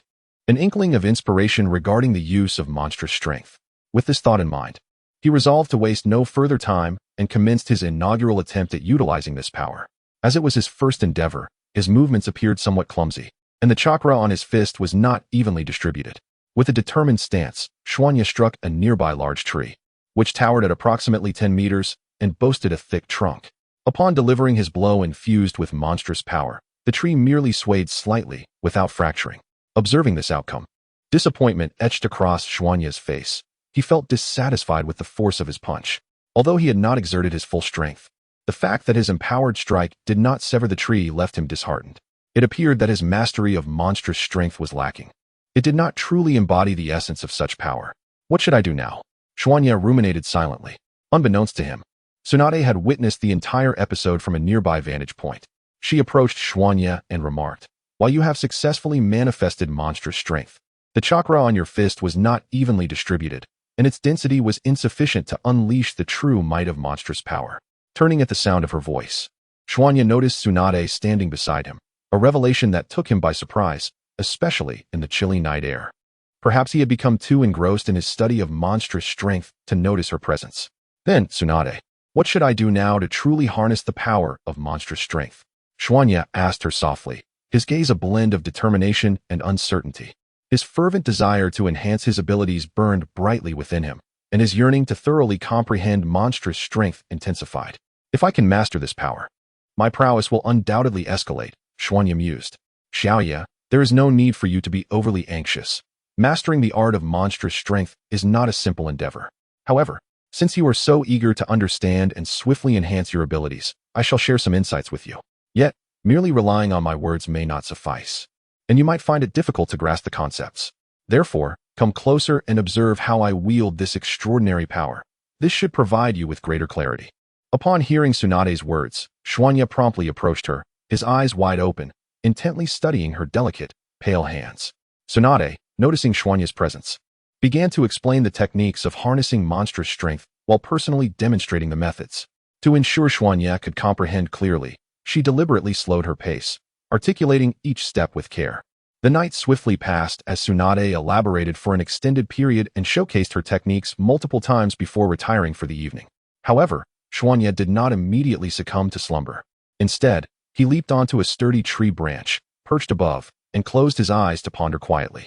As dawn broke, Xuanye gradually opened his long-closed eyes, revealing a pair of bright, profound orbs that seemed to conceal his thoughts. Monstrous strength, it should be harnessed in this manner, he mused. He descended to the ground once more, channeling his chakra and enveloping his fists with it, noting every detail essential for wielding this formidable strength. Within seconds, a thin membrane of chakra enveloped his fists, appearing fragile to the touch, yet emanating a powerful aura. After a moment of concentration, he opened his eyes again, feeling the intensity of the chakra surrounding his fists amplify slightly. He swung his fists, striking the trunk of the large tree before him. With a resounding crash, the tremendous force of his blow shattered the tree's trunk, which fell heavily to the ground, creating a thunderous noise. The forest, home to many slumbering birds, erupted in chaos as they were startled awake, hastily taking flight to escape the unforeseen threat. The power of this monstrous strength is astonishing. I hardly exerted any force, yet I managed to break the trunk of a tree several meters in height with a single punch. Xuanye stood beside the severed tree, his eyes wide with disbelief as he gazed at the fractured trunk before him. "Impressive. I didn't anticipate that in just one evening, you could master the technique of monstrous strength to such an extent. You truly are my brother. Although Tsunade endeavored to mask her astonishment, a glimmer of surprise lingered in her gaze. Haha, am I not a genius when it comes to the application of such trivial techniques? It is as effortless as a mere flick of the wrist for me. More content is loading. Please wait. This site only supports access via mobile browsers. If you see this paragraph, it indicates that the chapter content has failed to load. Kindly disable the reading mode, browsing mode, novel mode, and ad blocking features, or copy the URL to read in another browser. Of course, upon hearing the praise from my sister Tsunade, Xianyi could not help but display a proud expression, his face blossoming with a smile. However, Tsunade, when exactly did you arrive here? I didn't even notice your presence. Xianyi glanced at Tsunade, who stood beside him, his expression marred by a sense of exasperation. It was astonishing that his sister could evade his detection and appear right beside him. If she were an enemy, it would have been a grave concern. Well, the truth is that my strength surpasses yours by an immense margin, so it is only natural that you did not perceive my presence, Tsunade remarked with a smile. Addressing Xianyi. Chapter 190. Roasted rabbit meat. To her astonishment, Tsunade never anticipated that her younger brother would progress so swiftly, mastering the art of brute strength in such a short span. Perhaps it could be said that her brother was a rare genius, a prodigy seldom encountered in a century. Although Tsunade had meticulously imparted the secrets of utilizing this extraordinary power, dedicating considerable time to its instruction and demonstrating its application on multiple occasions, she never imagined he would grasp it within a single night. His initial attempts at wielding this strength appeared somewhat unrefined, yet with time and practice, such awkwardness would surely dissipate. Observing Xianye's application of this newfound strength only solidified Tsunade's conviction. Her brother was undeniably gifted.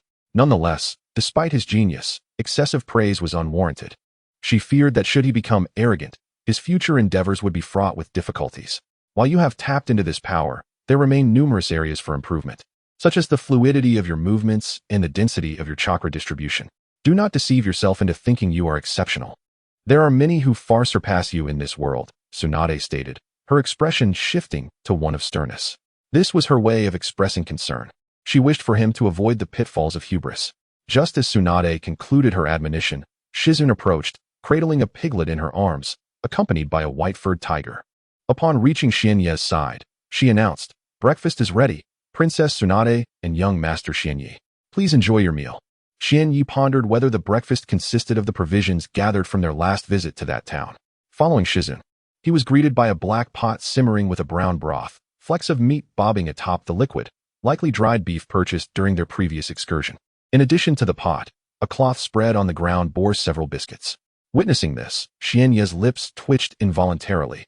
Despite his mental preparation, the sight was still disheartening. Was this all he was to consume at such an early hour? Reluctantly, he faced the reality of his limited options. Just then, he spotted the little white tiger trailing behind Shizune, its expression mirroring his own disdain. An idea sparked within him as he realized he had overlooked the creature's capabilities. Oh, how could I forget about Xiaobai? It can effortlessly locate wild beasts in the forest. In that case, with a smile, he called out, "Xiaobai, come here." The white tiger, seemingly attuned to Xianye's intentions, trotted over with a light-hearted gait. The black dragon hinted, "After viewing, please remember to collect." Without explaining to Tsunade, he dashed away with the little white creature trailing behind. Tsunade pondered where they might be headed, her mind filled with questions. However, she quickly dismissed her concerns, for with Xianye's current strength, he was unlikely to encounter any danger in this forest, unless he crossed paths with a particularly formidable genin. Moreover, this was neither a battlefield nor near a ninja village. The chances of encountering a ninja were virtually non-existent. "Lady Tsunade, where has young Master Xianyi gone?" Shizune inquired softly, casting a glance at Tsunade. "Humph, don't worry about that fellow. Who knows what he intends to do? Let us focus on breakfast," Tsunade replied casually, showing little concern for Xianye's safety. The meat was somewhat tough and not particularly appetizing, and the soup lacked flavor, while the biscuits were also unimpressive. Well, it'll have to suffice, she thought with a frown. Meanwhile, Xianyi was sprinting ahead, glancing back at the white tiger beside him. "Little Bai, are you certain there are beasts around here?" "Master, you must trust me. I can sense that beasts are definitely nearby, just a short distance ahead," the white tiger affirmed confidently. Upon hearing this, Xianyi chose not to question further. After all, it was his summoning beast, capable of a profound bond of understanding. Who else could he trust if not it? After running a while, Xinyi spotted a few rabbits grazing not far away. However, these little creatures seemed quite cautious, frequently lifting their heads to survey their surroundings for any potential danger. Only after confirming the area was safe would they lower their heads to resume grazing. Ah, splendid. It seems breakfast will be comprised of these little ones. Xinyi decided upon spotting the rabbits, intent on having rabbit meat for the morning meal. In truth, rabbit meat is quite delectable. Although lacking seasoning, Xinyi believed that even roasted without condiments, it would still taste delightful. He approached stealthily, keenly observing which of the rabbits appeared plump and tender. Soon, he was close enough to the rabbits, swiftly extending his hands to grasp one fat rabbit in each. Little Bai, at his side, clutched another in its mouth. With a gentle squeeze, he dispatched the two in his hands and repeated the process, soon gathering a total of 8 rabbits. Satisfied with his haul, he turned back toward his original path. Xinyi moved with remarkable speed, returning in mere minutes. As he journeyed onward, he gathered several sticks and strung the rabbits he had caught together. Along the way, he encountered a small stream, where he took the opportunity to cleanse the rabbits in its refreshing waters. Upon returning, Xinyi commenced the delightful task of roasting the rabbits. Naturally, patience was essential during this process. Without it, one would only end up with charred meat rather than the delectable rabbit flesh. After approximately half an hour, the meat in Xinyi's hands was nearly fully cooked, while Xiaobai sat beside him, drooling and wagging its little tail in eager anticipation. Chapter 191. The Feast. The roasted rabbit, its skin a golden hue, emanated an irresistible aroma that tantalized both Xinyi and the petite Bai beside him. Suddenly, 2 women appeared silently at Xinyi's side, standing quietly in his shadow, intently observing him as he roasted the rabbit. These 2 were Tsunade and Shizun. However, a flicker of irritation marred Tsunade's expression, though her gaze remained fixated on the succulent, golden-brown meat, brimming with anticipation. Haha, I am quite clever to have caught several little rabbits for my breakfast, Xinyi exclaimed excitedly upon seeing the nearly ready rabbit meat. Unbeknownst to him, Tsunade's countenance grew increasingly dark, her expression more serious by the moment. Meanwhile, Shizun, standing nearby, appeared somewhat anxious, casting glances between Xinyi and Tsunade, seemingly concerned for his well-being. Who does this delicate hand resting on my shoulder belong to? It is rather lovely, Xinyi remarked suddenly, speaking without a filter. Humph. Little knight, what are you up to? A chilling voice emerged from behind him, a sound he recognized all too well. It was Tsunade's voice. Haha, nothing much. I just happened to see a few rabbits and caught them, Xinyi replied, instantly feeling a wave of trepidation wash over him, daring not to breathe too heavily. So, a few rabbits passed right in front of you, and you effortlessly caught them? Is your luck truly so exceptional, little knight? How is it that I have wandered for so long without encountering a single rabbit or beast? Tsunade's voice, though not loud, resonated with a foreboding quality in Xinyi's ears, akin to the voice of death, instilling great apprehension. Indeed. Just as a few rabbits happened to appear before me, I seized the opportunity to catch them. The rabbits are freshly roasted, and I was just about to call you over to join me in this feast. I didn't expect you to arrive just in time, saving me the effort of calling you. Xinyi cautiously observed Tsunade's expression, mindful of her emotions, fearing her sudden outburst. Well, little knight, it seems you are quite considerate of your sister. If that is the case, then your sister shall take a few rabbits to enjoy. You wouldn't mind, would you? Tsunade smiled, addressing Xinyi.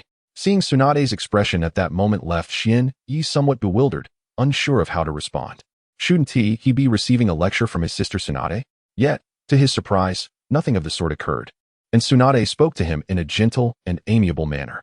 This unexpected situation made Xinyi feel a tad embarrassed, prompting him to quickly reassure her. It's all right. Sister, please, help yourself. It's only right for a brother to provide his sister with some rabbit meat, he said with a smile, carefully addressing Tsunade. Ah, little Yi, my brother is quite considerate. Since you insist, I shall not hold back, she replied, moving towards the platter of roasted rabbit meat. The rack held a total of 9 perfectly roasted rabbits, each approximately the size of an adult's head, golden brown, and exuding an enticing aroma. Xinyi observed the rabbits, contemplating that with 3 people and 1 white tiger, they surely had enough to eat. Despite feeling a pang of regret at having to share the fruits of his labor, he understood that in order to avoid a severe reprimand, he had to relinquish some of his rabbit meat. Tsunade gracefully extended her slender fingers, picking up 2 wooden skewers, each adorned with a succulent, golden brown rabbit. She handed one to Shizun at her side, and another to the little white tiger on the ground. Blowing gently on the still warm meat, she eagerly took a bite, her first impression being one of delightful flavor. Although it lacked complexity, it was still delicious. The original taste shining through. Quite good indeed, little Yi. Your culinary skills are commendable. These rabbits are exceptionally well roasted, Tsunade remarked, savoring the rabbit meat Xianyi had prepared. I'm glad you enjoy it, sister, Xianyi replied awkwardly, a shy smile gracing his face. At this point, 3 of the roasted rabbits had already been consumed, leaving 6 remaining. However, Tsunade appeared unsatisfied, as if she desired more. As Xianyi had anticipated, she swiftly finished the rabbit in her hand and returned to the rack for 3 more. 1 for herself, 1 for Shizun, and 1 for the little white tiger. Watching Tsunade take the meat so casually filled Xianyi with hesitation. He yearned to intervene, yet reason warned him against it. To do so would invite trouble, and the prospect of a beating seemed inevitable if he attempted to stop her. Little knight, you wouldn't mind, would you? Sister is feeling a bit hungry, so it's perfectly fine to indulge in a few more. Tsunade can take care of herself, yet she insists on informing Xuanya while doing so, which leaves Xuanya feeling quite uncomfortable. At that moment, Xuanya's heart is undoubtedly in turmoil, and she experiences a profound sense of unease. But she cannot reveal any of her emotions on her face, thus she can only force a smile. It's all right, of course, it's no problem. Sister Tsunade, please enjoy your meal. I won't mind at all, Xuanya says, suppressing the pain within her and displaying a strained smile.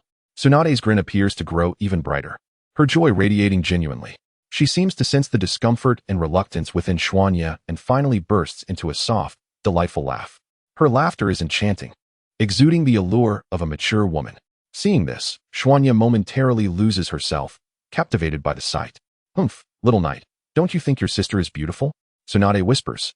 Xuanya acknowledges, realizing her own misstep, and swiftly averts her gaze, no longer fixating on Tsunade. Chapter 192, Medical Chakra. Very well. You may consume the remaining pieces. Little Yoru, I shall abstain, Tsunade remarked with a smile, her tone laced with a hint of playful intimidation. However, from now on, you will be responsible for our meals. It is rather unseemly to indulge alone. Loading more content. Please hold on. This site only supports mobile browser access. If you see this paragraph, it means the chapter content has failed to load. Please disable reading modes, including browser reading mode, novel mode, and ad blocking features. Or copy the URL into another browser to read. And no, that's not it. I was just about to invite you to join me for a meal. But you happened to be right next to me, Xianyi said, a hint of embarrassment coloring his expression as he glanced at Tsunade. Oh, is that so? Really? Tsunade's voice dripped with skepticism. Indeed, truly. You must believe me, Tsunade-sensei, Xianyi implored, fully aware that he could not afford to take liberties with his words, especially considering Tsunade's formidable strength. If she chose to reprimand him, it would be a simple matter for her. Very well, you may consume the remainder, Tsunade replied. Why are you staring at me with such gratitude? Xianyi quickly responded, only daring to take the roasted rabbit from the rack once Tsunade had given her consent. Though he had prepared the rabbits himself, he understood that he could only proceed with her approval. With a flutter of excitement, Xianyi extended his hands to grasp the roasted rabbit meat from the rack, holding one stick in one hand while the other remained intact. Overcome with eagerness, he inhaled the enticing aroma wafting from the roasted rabbit. It truly smells delightful, igniting my appetite instantly. His stomach growled with hunger, and in a moment of fervor, he leaned in to take a bite of the roasted meat. The skin was tender and fragrant. Despite the absence of seasoning, the inherent flavor elevated the entire dish. Observing Xianyi devouring the meat with such fervor, a faint smile crept upon Tsunade's lips. At this moment, he resembled a child, shedding the pretense of maturity he had donned previously. Before long, all the rabbit meat had vanished into Xianyi's stomach. He stretched his body, licking his lips, savoring the lingering taste. The flavor of this roasted rabbit is quite exquisite. I almost marvel at my own culinary skills, he mused, gazing at the now extinguished rack. Oh dear, I am so full, he exclaimed, patting his belly. Although he claimed to be satiated, he knew he could easily consume 2 more if he wished. However, as he glanced at the ground, now littered with bones and charred twigs, he realized that some cleaning was in order. Ignoring the mess would not be prudent. Frowning at the remnants, Xianyi remarked, it seems I must tidy up this chaos. Having finished breakfast, the grueling training was about to commence. Tsunade, smiling, addressed Xianyi. All right, let us begin, she said. The intensity of Tsunade's training was excruciating. The term hellish training was indeed aptly named. As long as he had breath and the ability to move, he could not afford to pause. Only when he was utterly exhausted, collapsing to the ground, would Tsunade permit him a respite. during which she would channel her healing chakra to facilitate his recovery. Time swiftly passed, leading into midday, with the sun perched high in the sky, though the dense forest shielded them from its direct rays. At that moment, Tsunade leaned against the trunk of a large tree. Her ears perked and her eyes observing Xian Ye's every move, exuding an air of tranquility. Meanwhile, Xian Ye remained entrenched in his arduous training, not only focusing on enhancing his stamina, but also diligently cultivating his extraordinary strength. Additionally, Tsunade had recently imparted knowledge of medical ninjutsu to him, teaching him how to generate healing chakra. To her astonishment, Xian Ye was able to produce medical chakra almost instantaneously after her explanation. It was an extraordinary sensation. Xian Ye stared in wonder at the vibrant green chakra in his hand, brimming with life and capable of healing the wounded. This feeling was peculiar. He could not comprehend why generating medical chakra felt as though it was an innate ability, executed with remarkable ease and no hint of awkwardness. Is this truly medical chakra? It appears remarkably potent, Xian Ye inquired, gazing at the luminous green energy in his palm. Tsunade, equally taken aback, quickly masked her surprise. After all, she had lived in a world where human life was often disregarded for decades. Yes, indeed, that is medical chakra, she replied, though she feigned nonchalance. However, do not let this fleeting success lead you to arrogance. There are many who surpass you. Xian Ye, feeling somewhat disheartened, muttered, so, I am considered quite lacking? I had thought my talent exceptional. Allow me to demonstrate the distinction between my medical chakra and yours, Tsunade declared with a hint of pride. She raised one hand and began to channel her chakra, transforming a portion into medical chakra. Soon, a substantial mass of pure, vibrant green healing chakra manifested in her palm, radiating an astonishing vitality that rendered Xian Ye's efforts incomparable. Ah, so this is Tsunade's medical chakra. It appears that I have a considerable journey ahead to reach such a level. Indeed, the concentration of my medical chakra and the robustness of my vitality are simply not on the same scale as yours, Kuru. Tsunade, without considering Kuru's feelings, spoke candidly. Now, let me elucidate the issues with your medical chakra and the precautions one must take while generating it. Gradually, several hours passed, and the sky darkened, with the sun that once hung high in the sky now resting at the foot of the mountains. I see. No wonder there is such a significant disparity between my medical chakra and Tsunade's. It seems I have substantial issues to address. Kuru appeared to grasp much, nodding in understanding. Well, since you comprehend now, let us attempt once more to generate medical chakra and see if there has been any improvement. Chapter 193. The power of inner strength. Upon concluding his words, Xuanya closed his eyes, first taking a moment to organize the knowledge he had just acquired and the essential considerations for producing medical chakra. He then sought to calm his mind, allowing his emotions to settle before embarking on the process of creating medical chakra. Extending his right hand, Xuanya gradually channeled a portion of his chakra into it, ultimately transforming all of that chakra into medical chakra. As the transition occurred, the color of the chakra in his right hand steadily shifted to a vibrant green. And within that sphere of chakra, a tremendous vitality began to manifest. Hey, Tsunade, it seems that my medical chakra has improved significantly compared to last time, Xuanya remarked, looking at Tsunade with a hint of confusion. In truth, Xuanya had not delved deeply into the intricacies of medical chakra. Yet the remarkable change in the vitality of the chakra within his hands was evident even to someone like him, who had not extensively studied the subject. It was clear that he had made substantial progress this time. Tsunade, somewhat speechless, fixed her gaze on Xuanya's right hand, disbelief etched across her face. However, the undeniable evidence lay before her, compelling her to accept the truth. She had not anticipated that her younger brother possessed such formidable medical talent. Today, she truly understood what a genius in this world was.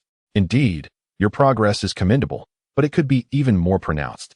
Although your advancement is not yet substantial, it remains within an acceptable range, Tsunade stated, her ability to speak untruths gradually improving. At this moment, her words felt as genuine as truth itself. Sighing, Xuanya reflected. It seems my progress is still not sufficiently evident.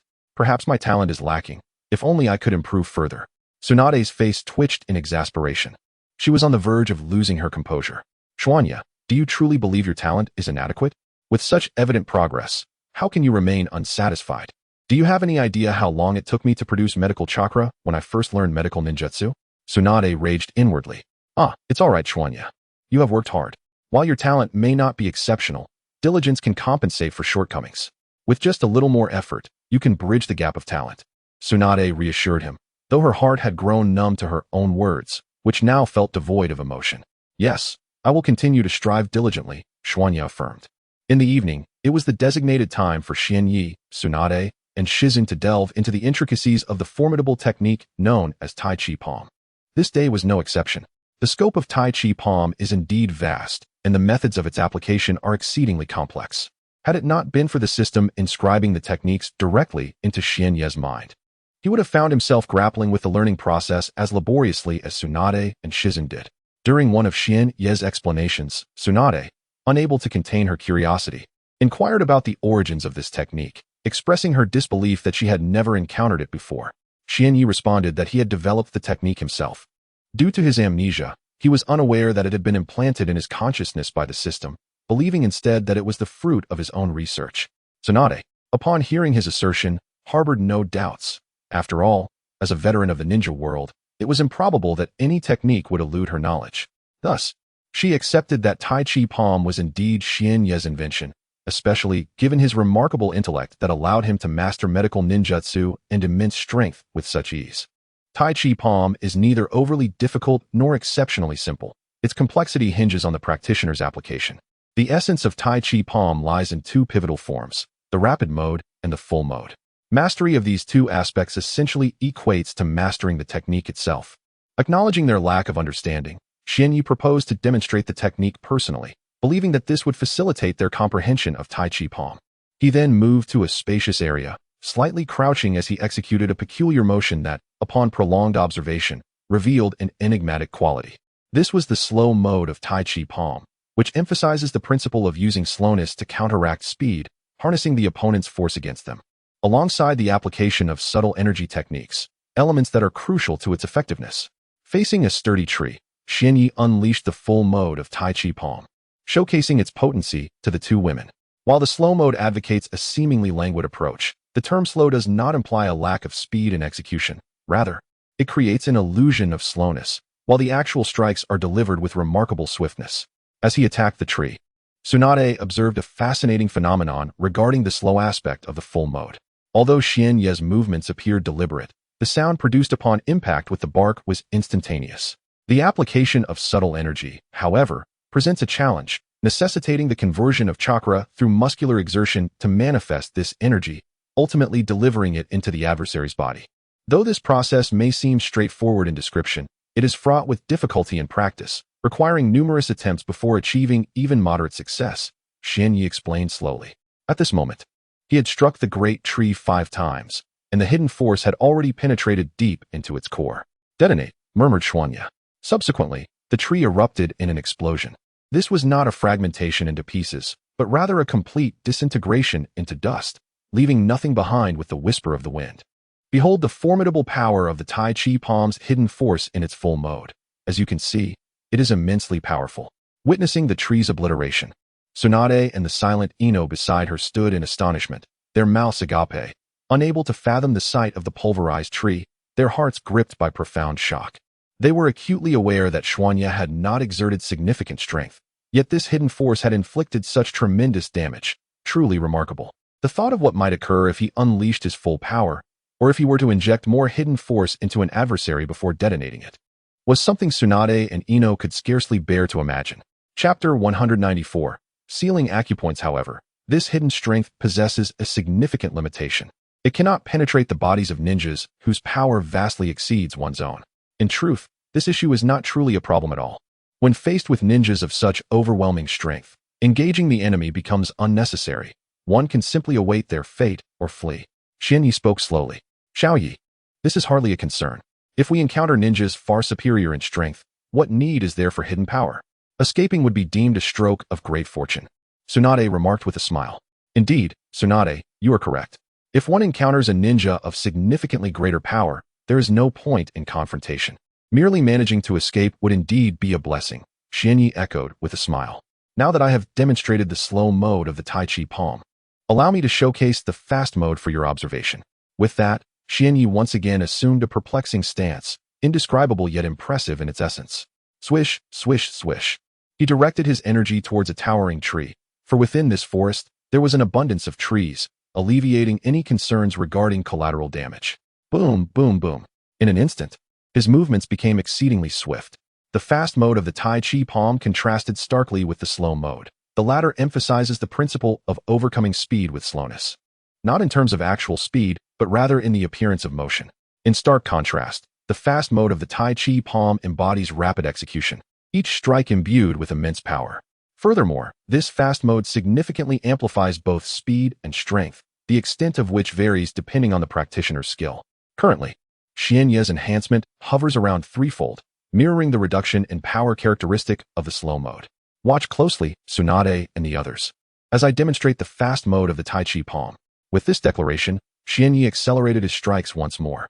The fast mode not only enhances both strength and speed, but it also possesses a formidable capability, the ability to seal the chakra acupoints of the enemy. The sealing of chakra acupoints? This bears a striking resemblance to the gentle fist technique of the Hyuga clan. However, in comparison, the Tai Chi palm proves to be more potent. Tsunade contemplated for a moment before speaking. The Hyuga clan? Xianye inquired, puzzled. Indeed, they are a prominent clan within the Hidden Leaf Village. The Hyuga clan is considered one of the most powerful clans in Konoha, second only to the Uchiha clan. Tsunade explained. Tsunade explained to him. So that's how it is. I understand now, Xianye nodded. After 2 more hours, Xianye had elaborated on 2 disappearances for the 2 of them. Although somewhat fatigued, the effort was undeniably worthwhile. Having listened to Xianye for such a long time and witnessed little Yura demonstrating both the fast and slow modes of Tai Chi palm, Tsunade felt she should be able to practice it as well. She found a clear space and began her training. In a similar vein to Tsunade, Shizen sought a space beside her mentor to practice the Tai Chi palm as well. It appeared deceptively simple and was easy to comprehend. Yet only through personal execution could one truly grasp the intricacies of the Tai Chi palm.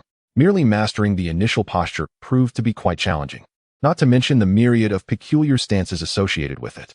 Beyond these unusual postures lay the techniques for chakra point sealing in fast mode, methods to enhance speed and power, and in slow mode, the subtleties of dark energy manipulation and techniques to diminish an opponent's strength, all of which were exceedingly difficult.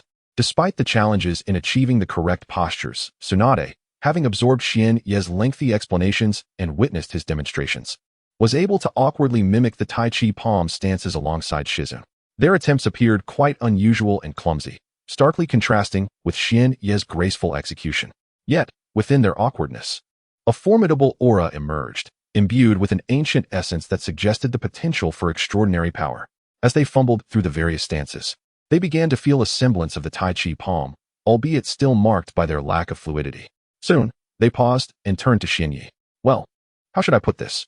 Your execution of the Tai Chi palm is rather stiff and lacks fluidity, which is quite discomforting to witness, Xianye remarked. Perhaps it's due to your limited practice, or maybe your understanding of this martial art is still quite shallow, resulting in such an execution. Honestly, it's commendable for a first attempt to reach this level, Xianye reassured them. Perhaps the profundity of Tai Chi palm is what makes it so challenging to learn. Tsunade mused softly. All right, let's call it a night. We shall rest and depart from here tomorrow, Tsunade declared. Where are we heading to? Xianye inquired, puzzled. I'm not entirely sure myself. We'll just wander aimlessly. No need to be overly deliberate about our destination, she said, gazing into the distance. So that is how it is. Perhaps this is indeed a fine decision. Although the destination remains unknown, isn't it rather intriguing?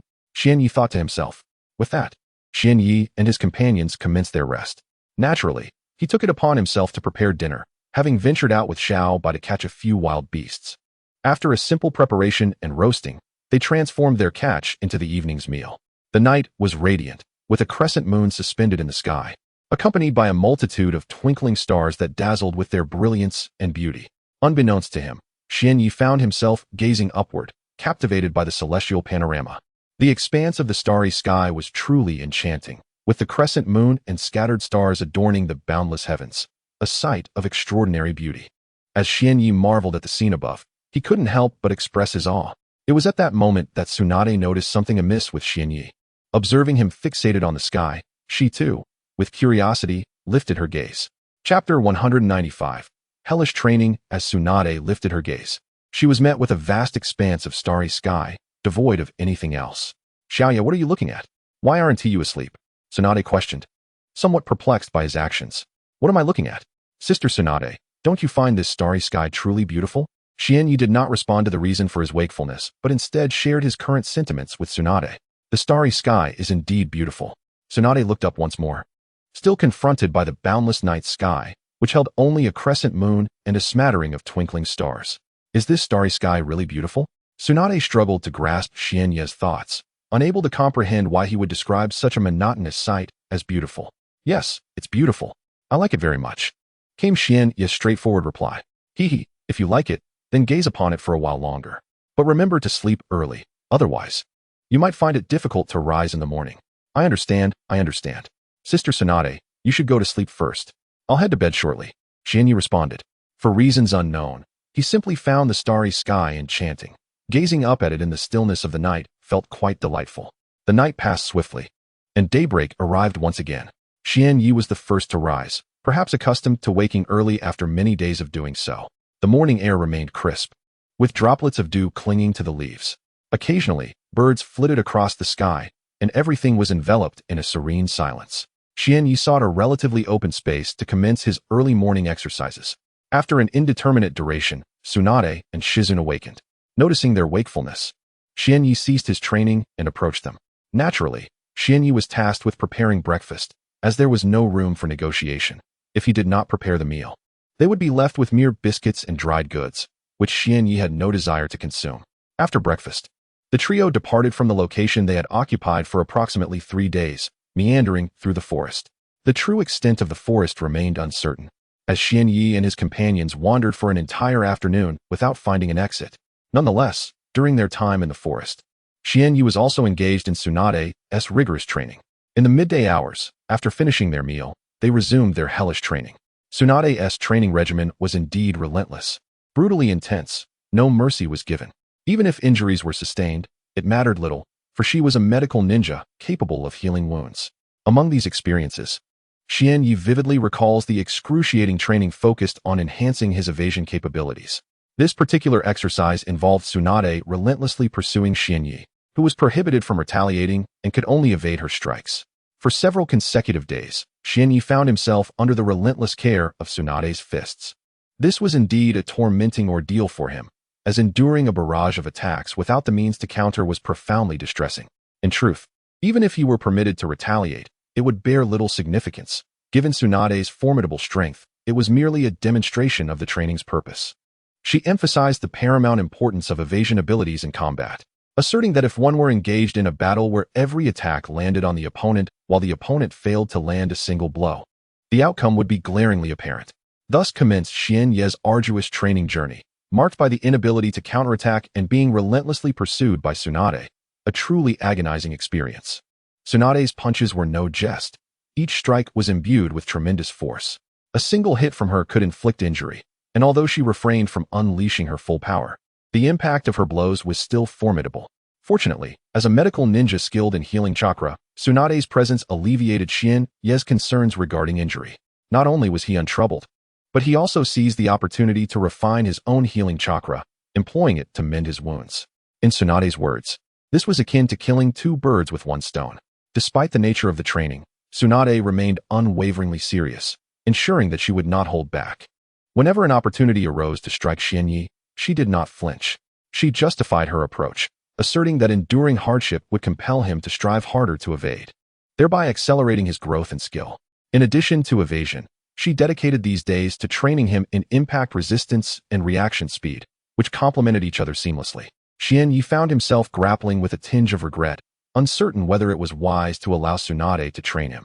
If one were to evaluate the pace of skill enhancement, his decision was undoubtedly astute. However, reflecting on the process itself was an entirely different matter, one he wished to forget due to its sheer torment. Each day's training concluded only at night, when Tsunade would remain by his side, observing as he utilized chakra for self-healing and offering guidance whenever he faltered. These days could be deemed the most fulfilling of Xianyi's life. Prior to encountering Tsunade, his training had been rather casual. In stark contrast to his current regimen, one might say that his previous efforts were merely a warm-up, perhaps even falling short of that. Only a few days have elapsed. Yet Xianyi can distinctly perceive the enhancement of his prowess. His strength has significantly increased, along with his endurance and physical vitality, and his speed has also improved. Even his chakra has seen considerable advancement. Compared to a few days prior, His abilities have made remarkable progress, and Xianyi feels immense satisfaction in this regard. After all, he has been enduring grueling training, a process that is not merely painful. If such efforts did not yield any improvement, it would be truly disheartening. In addition to his own training, each night, Xianyi takes the time to impart the techniques of Tai Chi Palm to Tsunade and her companion, demonstrating the movements himself. After days of diligent practice, they have finally managed to execute all the postures of Tai Chi Palm. Although their movements remain somewhat awkward and lack fluidity, they have made substantial progress compared to a few days ago when they could not even perform a single stance. Chapter 196. Hidden Dangers. On this particular evening, Xianyi once again underwent an inhumane and arduous training regimen. Fortunately, he was able to rely on the healing powers of medical chakra. Otherwise, he would likely have been rendered immobile until the following day. With the increased frequency of practice, Tsunade and Shizun's understanding of the Tai Chi Palm technique deepened. Their stances became increasingly peculiar, yet they exuded an air of profound mystery. The execution of their palm techniques grew more fluid, and they had begun to grasp the fundamental principles of the Tai Chi Palm, learning how to adopt those unusual postures, weaken their adversaries, and enhance their own strength and speed. As they progressed, they gradually became adept at employing the slow-mo dark energy and began to comprehend how to seal the chakra points of their opponents in fast mode. Their abilities were significantly bolstered by mastering this martial art. Xiaoyi, I have long wished to inquire about the white tiger tooth upon your forehead. Its presence evokes a sense of foreboding within me, Tsunade said one evening after completing their Tai Chi practice, stepping before Xianyi to pose her question. Gazing up at the vast expanse of the starry sky, Xianyi replied slowly, "This white tiger tooth is no benign entity. If given the choice, I would prefer its absence from my forehead." Tsunade, with a hint of concern, responded, "Then what precisely is this white tiger tooth on your forehead? Could you share its significance with your elder sister?" As Tsunade observed his forehead, she sensed a palpable shift in Xianyi's demeanor. His previously tranquil emotions now seemed to ripple with agitation. The white tiger tooth upon my forehead brings calamity. Whenever my emotions surge too intensely, it will vanish," Xianyi explained, eliciting a puzzled reaction from Tsunade. "Vanished? Did you not express disdain for it? Wouldn't its disappearance be a relief?" she inquired. Xianyi couldn't help but let out a wry smile, sighing as he clarified, "Sister, you misunderstand. The kind of disappearance I refer to is not what you envision. It merely fades from my forehead, yet it still remains within me. If my emotions swell too greatly, the white tiger tooth will gradually disappear. In such instances, an overwhelming surge of malevolent energy will erupt within me, clouding my mind and igniting an insatiable urge for slaughter. During that period, my power could increase tenfold or more. However, this enhancement comes with a caveat. I will lose control of my body, and my consciousness may temporarily fade until the desire for bloodshed subsides, at which point I will awaken once more." The voice of Xianyi was somewhat low, and he had consistently maintained a reluctant attitude towards this matter. In his daily life, he consciously suppressed his emotions, preventing any significant fluctuations. Consequently, he generally preferred to avoid human interaction, as contact could potentially disrupt his emotional equilibrium, transforming his white canine tooth into boundless malevolence, momentarily turning him into a ruthless fiend. Xiaoyi, hesitant yet earnest, remarked, "Do not be too disheartened. I believe you have managed this situation well." "Indeed, I have resolved it," Xianyi thought. "As long as I keep my emotions in check, this ferocious tooth shall remain sealed by the grand sealing technique, unable to morph into unrestrained malice, thus allowing my sanity to prevail." With a wry smile directed at her, Xianyi then lifted his gaze to the vast expanse of the starry sky. The celestial canopy remained breathtakingly beautiful, instilling a sense of tranquility within him. For reasons unknown, Xianyi found solace in gazing upward at the infinite stars during the night, a habit that likely predated his amnesia. "Oh, my sister Tsunade remains oblivious to my memory loss. It is perhaps best to keep this from her to spare her unnecessary worry," he mused while admiring the heavens above. Tsunade, observing Xianyi's demeanor, felt a pang of discomfort. It pained her to see such a young child endure such torment. Were he an ordinary stranger, she might have turned a blind eye. After all, countless souls in this world suffer grievously, and one cannot tend to every plight. However, Xianyi was her only brother now, and she felt compelled to assist him. Suddenly, a spark ignited in her eyes as an idea struck her. "Oh, I possess the Yin sealing technique. Perhaps imparting this S-rank sealing art to Xiaoyi could aid him." Thus, Tsunade shared her knowledge of the S-rank Yin sealing technique with Xianyi, teaching him the intricacies of its application. Xianyi, with his extraordinary talent, resolved to master this sealing technique upon hearing Tsunade's words. He was unsure how it compared to the grand sealing technique he had already learned or whether the S-rank in sealing technique would prove useful. Yet, such considerations were of little consequence. This S-rank sealing art was bestowed upon him by his sister, Senju Tsunade, and regardless of its efficacy, he was determined to learn it. Perhaps it would prove beneficial.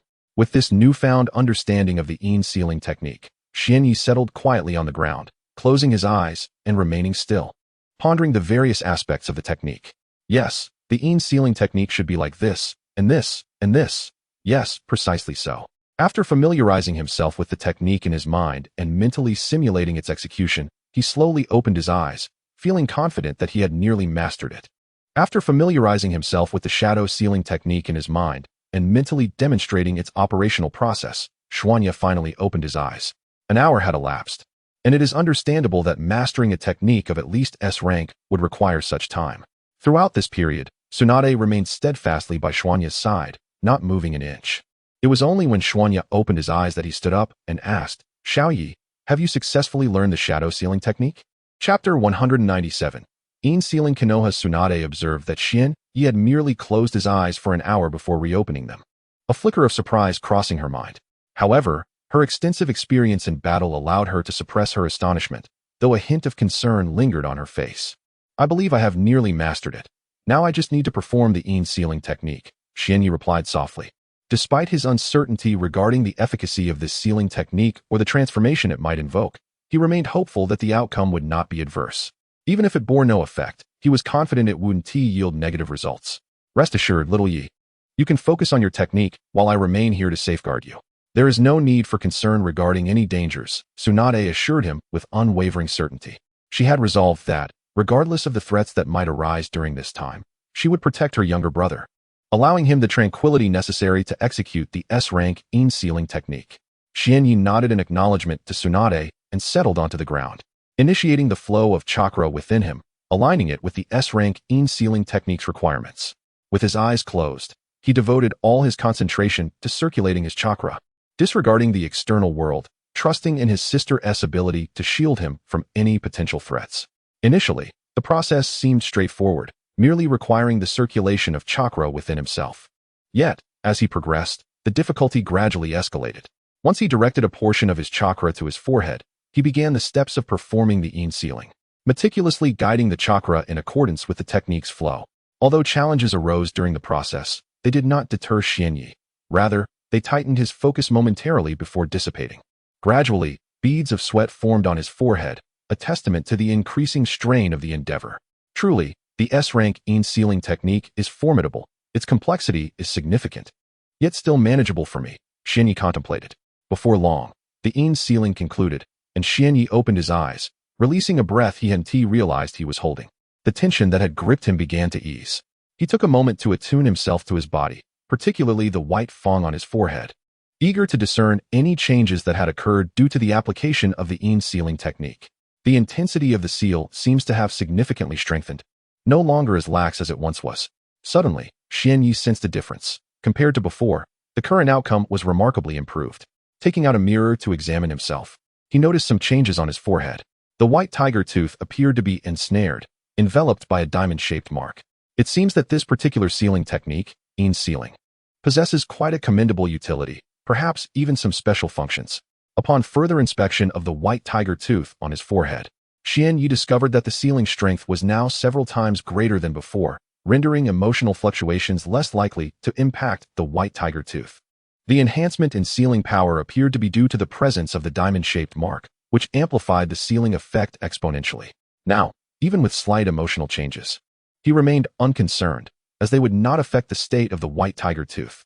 However, there were still drawbacks. It seemed that due to the existence of the diamond-shaped mark, during moments of emotional agitation, it would absorb the malevolent energy emitted by the white tiger tooth, subsequently sealing it. This presented a disadvantage. While maintaining composure prevented complications, excessive emotional turmoil would cause the malevolent energy to double in intensity. Should the white tiger tooth encounter issues, the absorbed malevolent energy sealed by the diamond mark would also be released, resulting in a significant surge in Xianyi's combat power. In moments of clarity, Xianyi's combat prowess could increase dramatically, which might bring him some joy. Yet, during such instances, his consciousness would temporarily fade, rendering any boost in strength merely an opportunity for greater slaughter, resulting in a higher body count.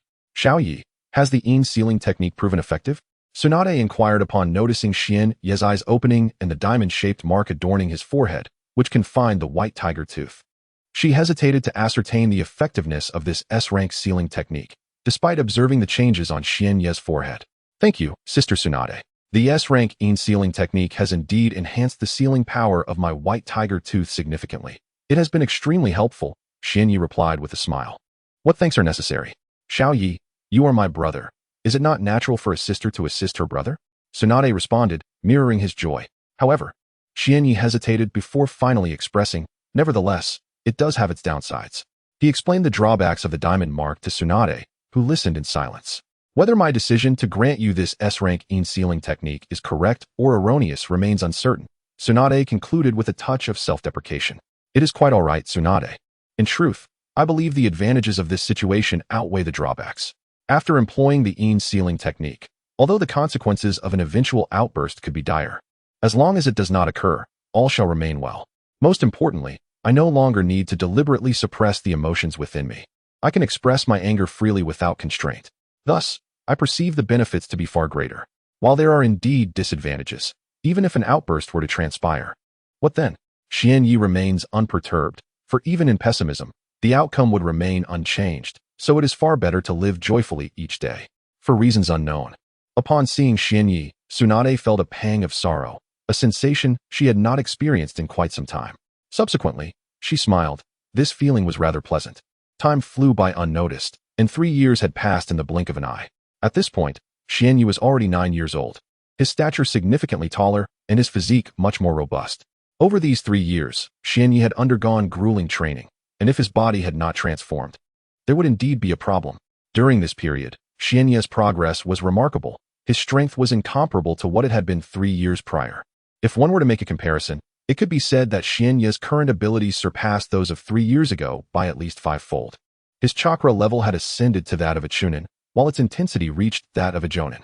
Moreover, his proficiency in various taijutsu and ninjutsu had significantly improved, including his medical ninjutsu, as he often sustained injuries during his intense training and had to heal himself. Tsunade did not intervene. She merely stood by, observing with a detached gaze. Only when Xian Yi was truly unable to mend his wounds would she offer assistance. Otherwise, she would remain hands-off. Perhaps the disparity between having a proficient mentor and not is indeed vast. Throughout Tsunade's rigorous training, Xian Yi never anticipated such significant progress in his abilities. His chakra, ninjutsu, taijutsu, and other skills had all seen notable enhancement, elevating his prowess to several tiers. In these 3 years, perhaps due to the Yin sealing, Xian Yi had not once experienced a temporary loss of consciousness. Even when his emotions fluctuated on occasion, the white tiger tooth on his forehead remained utterly still. It seems the S-rank Yin sealing technique bestowed upon him by Tsunade was extraordinarily potent. Otherwise, there would have undoubtedly been multiple outbursts during this time. Although these 3 years passed without incident, and the malevolent energy remained sealed, Xian Yi could sense the growing intensity of the malevolent energy accumulating within the white tiger tooth on his forehead, becoming increasingly dense. The malevolent energy grew increasingly formidable, instilling a sense of trepidation within itself. Should that white tiger fang truly unleash its destructive force, its power would undoubtedly surpass anything witnessed 3 years prior by several magnitudes, rendering its newfound strength exceedingly terrifying. At that juncture, it was likely that few would possess the capability to withstand such might, leaving the only recourse to allow the ominous energy to dissipate naturally. Aside from Xian Yi, the advancements made by Tsunade and Shizun over the past 3 years were remarkably pronounced, particularly in their comprehension of the Tai Chi Palm technique. Although their manifestations of the technique did not yet rival the potency of Xian Yi's, they were nonetheless impressive. In the swift mode of the Tai Chi Palm, they had mastered the ability to effortlessly seal their opponent's chakra while simultaneously doubling their own speed and strength. One must not underestimate this amplification. Doubling one's abilities is a profound concept. Tsunade, already a formidable figure at the level of a Kage, would see her power and speed both augmented, resulting in an effect far greater than mere arithmetic. In addition to their proficiency in the swift mode, they had also become adept at the slow mode of the Tai Chi Palm, enabling them to easily infuse their opponents with hidden energy. thereby diminishing their strength to a degree equal to their own enhancement, also by a factor of 2. Eye of the God, activate. At this moment, Xianyi found himself engaged in combat with Tsunade in a relatively open area, necessitating the full exertion of his power. Otherwise, he would not be worthy of standing against her. Tai Chi Palm, swift mode, activate. Once again, Xianyi unleashed his most potent martial art, activating the swift mode of the Tai Chi Palm, which augmented his strength, speed, and overall capabilities by 5-fold. This surge of power instilled in him a sensation that he could engage Tsunade in a climactic battle, yet he was acutely aware that this feeling was misleading, merely a byproduct of his sudden enhancement.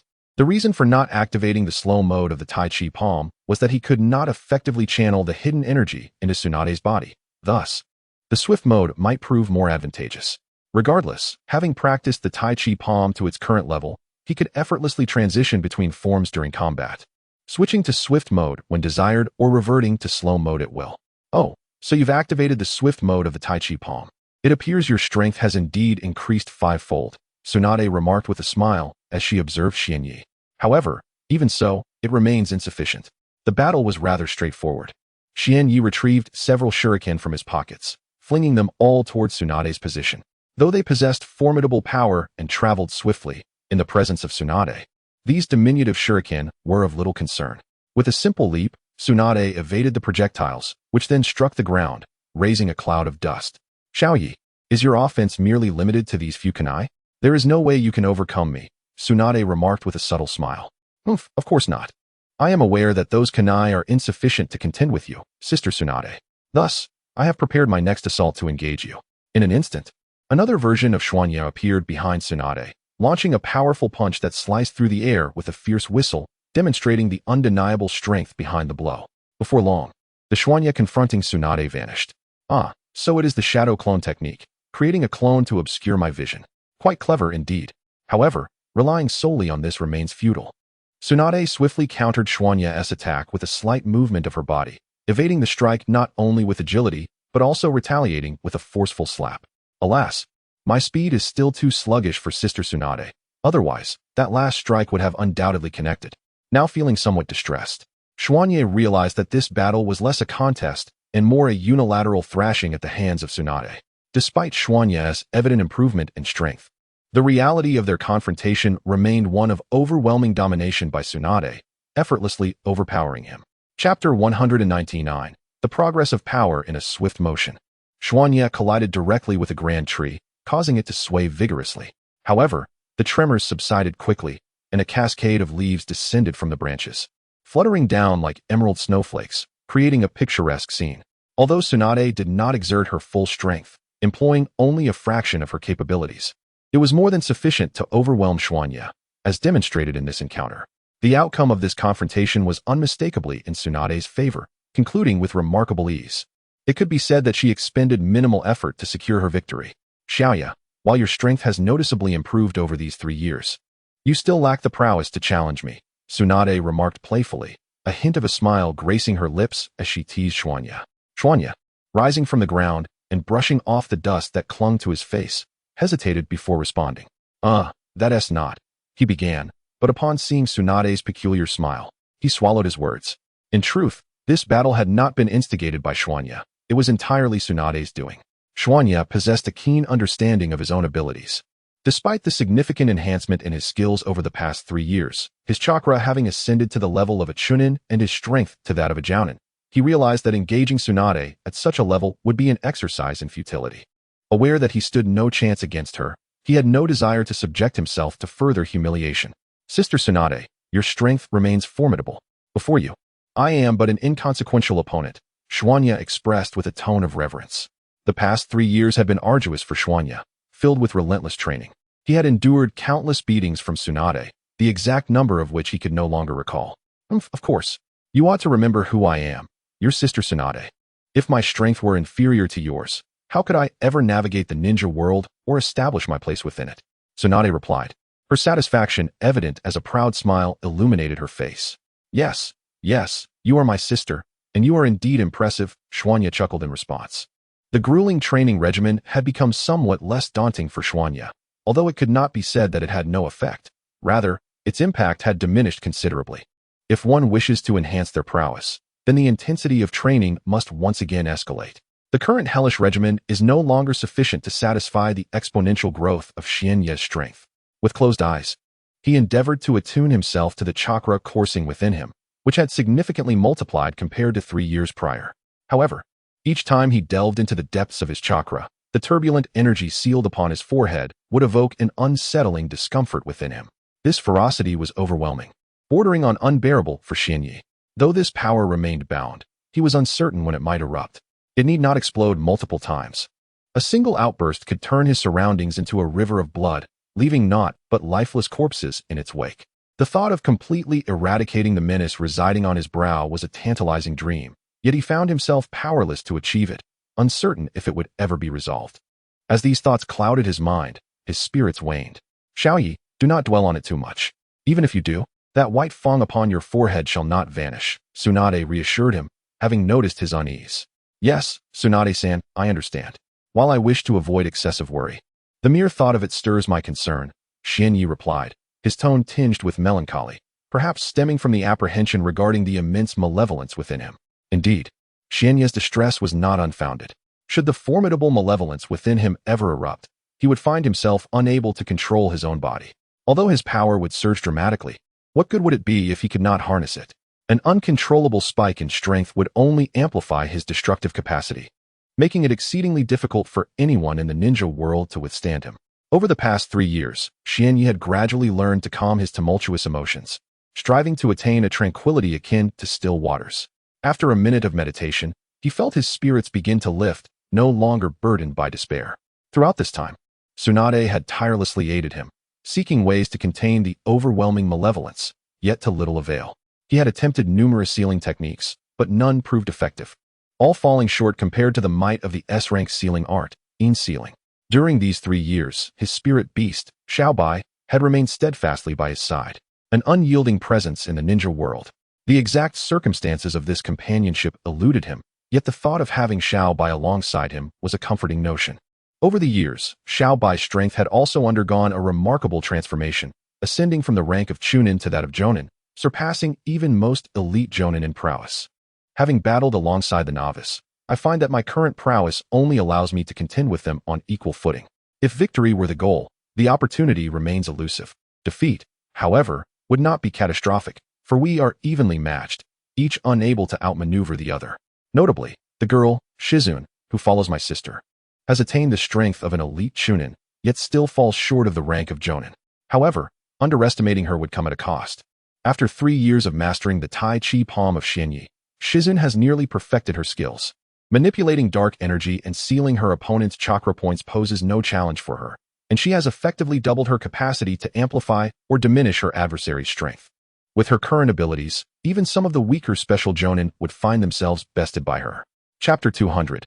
The True Hellish Training Naturally. Xianye had engaged in combat with the girl, Shizune, but he felt that their encounters bore an undertone of torment, akin to his battles with Tsunade. Defeating Shizune did not necessitate Xianye exerting his full strength. On this particular day, he refrained from the hellish training regimen. Tsunade had mentioned that no training would be conducted today, allowing him a respite. Upon hearing this astonishing news, Xianye felt a wave of joy wash over him. Yet his elation was short-lived upon hearing Tsunade's subsequent remark. Xiaoyi, dear sister, I have observed a significant enhancement in your capabilities. Continuing with the same intensity of hellish training would yield negligible results. Thus, I intend to escalate your training regimen starting tomorrow, allowing you to experience the true essence of hellish training. As Xianye looked at Tsunade, who spoke these words with a beaming smile, an unease settled over him. Could it be that the training he had undergone over the past 3 years had not been genuine hellish training, but rather a diluted version? This doubt lingered in his mind, preventing him from truly resting throughout the day. As he pondered the nature of authentic hellish training and how it differed from his regimen over the past 3 years. Soon, night fell, and with a heart filled with trepidation and unease, Xianye endured the night. The following day, before dawn broke, Xianye, Shizune, and the small white creature were still in a deep slumber, relishing the sweetest moments of sleep. However, this tranquility was short-lived.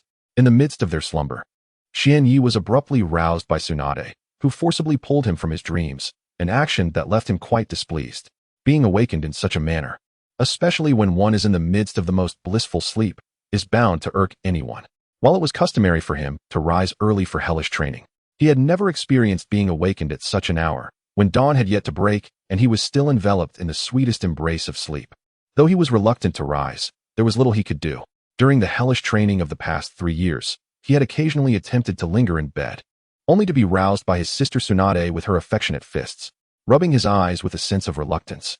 Xian Yi opened his somewhat bleary gaze to meet Tsunade's presence before him. Sister Tsunade, why are we up so early? He inquired, harboring an unfounded worry that he might develop dark circles under his eyes. In truth, such concerns were unnecessary. Given the robust physique of a ninja and Xian Yi's current status as a genin, forming dark circles would prove to be a formidable challenge. Upon hearing Xian Yi's words, Tsunade shook her head with a wry smile and remarked, Xiao Yi, have you forgotten? Did I not mention yesterday that today we would engage in genuine hellish training? Such rigorous training does not necessitate rising at this early hour. Xian Yi felt a twinge of discomfort. He had been forcibly awakened during the most blissful part of his slumber. Sister Tsunade, could you perhaps allow me to sleep for just a little longer? Just 1 hour. 1 hour would suffice. I am utterly exhausted, Xian Yi implored with a childlike charm. Are you certain you wish to sleep for another hour? Tsunade inquired, maintaining her smile, though a hint of sternness began to appear on her face. At that moment, Xian Yi's mind was still somewhat foggy, rendering him oblivious to her subtle shift in demeanor. Yes, I am certain. Just 1 hour is all I need. He replied hastily. Seeing the expression on Xian Yi's face, Tsunade realized it was time to employ a more persuasive approach. So, do you wish to rise immediately? Or would you prefer to experience the affection of my fist? She said, gradually raising her fist. The sight jolted Xian Yi awake, dispelling his lingering drowsiness in an instant. Hee, I will get up right away. I think it's best to forego your fist's affection, he chuckled, responding respectfully. Very well, Xiao Yi. You must understand that your current life is already quite comfortable. Although the training may be arduous, as long as you draw breath, is that not a blessing? Tsunade paused, gazing towards the horizon, then continued. You must realize that during the war, the luxury of sleep was a rare commodity. Surviving was a feat in itself. Sleep rarely exceeded 5 hours, and in comparison, you are indeed fortunate. Tsunade then reached out to gently ruffle Xian Yi's hair. Xiao Yi, you are my only. Though this training may be tough, if you wish to endure in this world, sacrifices must be made. Your current investment is time and effort, which will yield formidable strength. Her tone grew somber as she added, I cannot remain by your side forever, so I wish for you to possess the ability to protect yourself in my absence, ensuring that you are not vanquished by foes. Xian Yi could sense a heaviness in Tsunade's mood, as if she were recalling some painful memories, casting a shadow over the moment. Upon hearing Tsunade's words, Xian Yi fell into deep contemplation. Indeed, what Tsunade said was undeniably correct. In this perilous world of ninjas, the threat of death looms every day. Only by enhancing one's own strength can one acquire the ability to protect oneself. Xian Yi was uncertain about the true extent of power possessed by those formidable individuals in this realm. However, he was acutely aware that with his current status as a jonin and his chakra level akin to that of a chunin, facing those powerful ninjas would be utterly futile. There would be no opportunity even to escape. Reflecting on this, Xian Yi found no objections to the rigorous, hellish training regimen that Tsunade had devised for him, and he wholeheartedly agreed with her. Sister Tsunade, why, 3 years ago, did you not subject me to the true hellish training, opting instead for a milder version? He inquired. With a smile, Tsunade responded, Ah, little Yi, if I had imposed the genuine hellish training upon you 3 years ago, do you think you could have endured such an intense regimen? Chapter 201. If it were 3 years ago, Tsunade, you might have set me such an intense training regimen, but I perhaps would have been unable to complete it. Xian Yi chuckled softly, casting a glance at Tsunade, who stood before him with an exquisite visage, her forehead adorned with a diamond-shaped mark. Indeed, 3 years ago, I might not have possessed the capability to endure such rigorous training, making your efforts in customizing it rather futile. A hint of despondency clouded Xian Yi's gaze, reflecting his dissatisfaction with the pace of his own progress. This sentiment of discontent is entirely understandable, for in the world of Naruto, a person's life is as fragile as a blade of grass. Should an adversary prove stronger, they could dictate Xian Yi's fate. However, times have changed. His strength is no longer akin to that of 3 years past. After enduring Tsunade's arduous training over the past 3 years, Xian Yi's prowess has significantly advanced. Not only has his strength seen considerable enhancement, but it seems his mindset has also undergone transformation. From initial weakness, indecisiveness, and an inability to persist in tasks, He has evolved into a figure of resilience and determination. No matter the cost, Xianyi is now committed to fulfilling the objectives he sets for himself, refusing to relent until they are accomplished.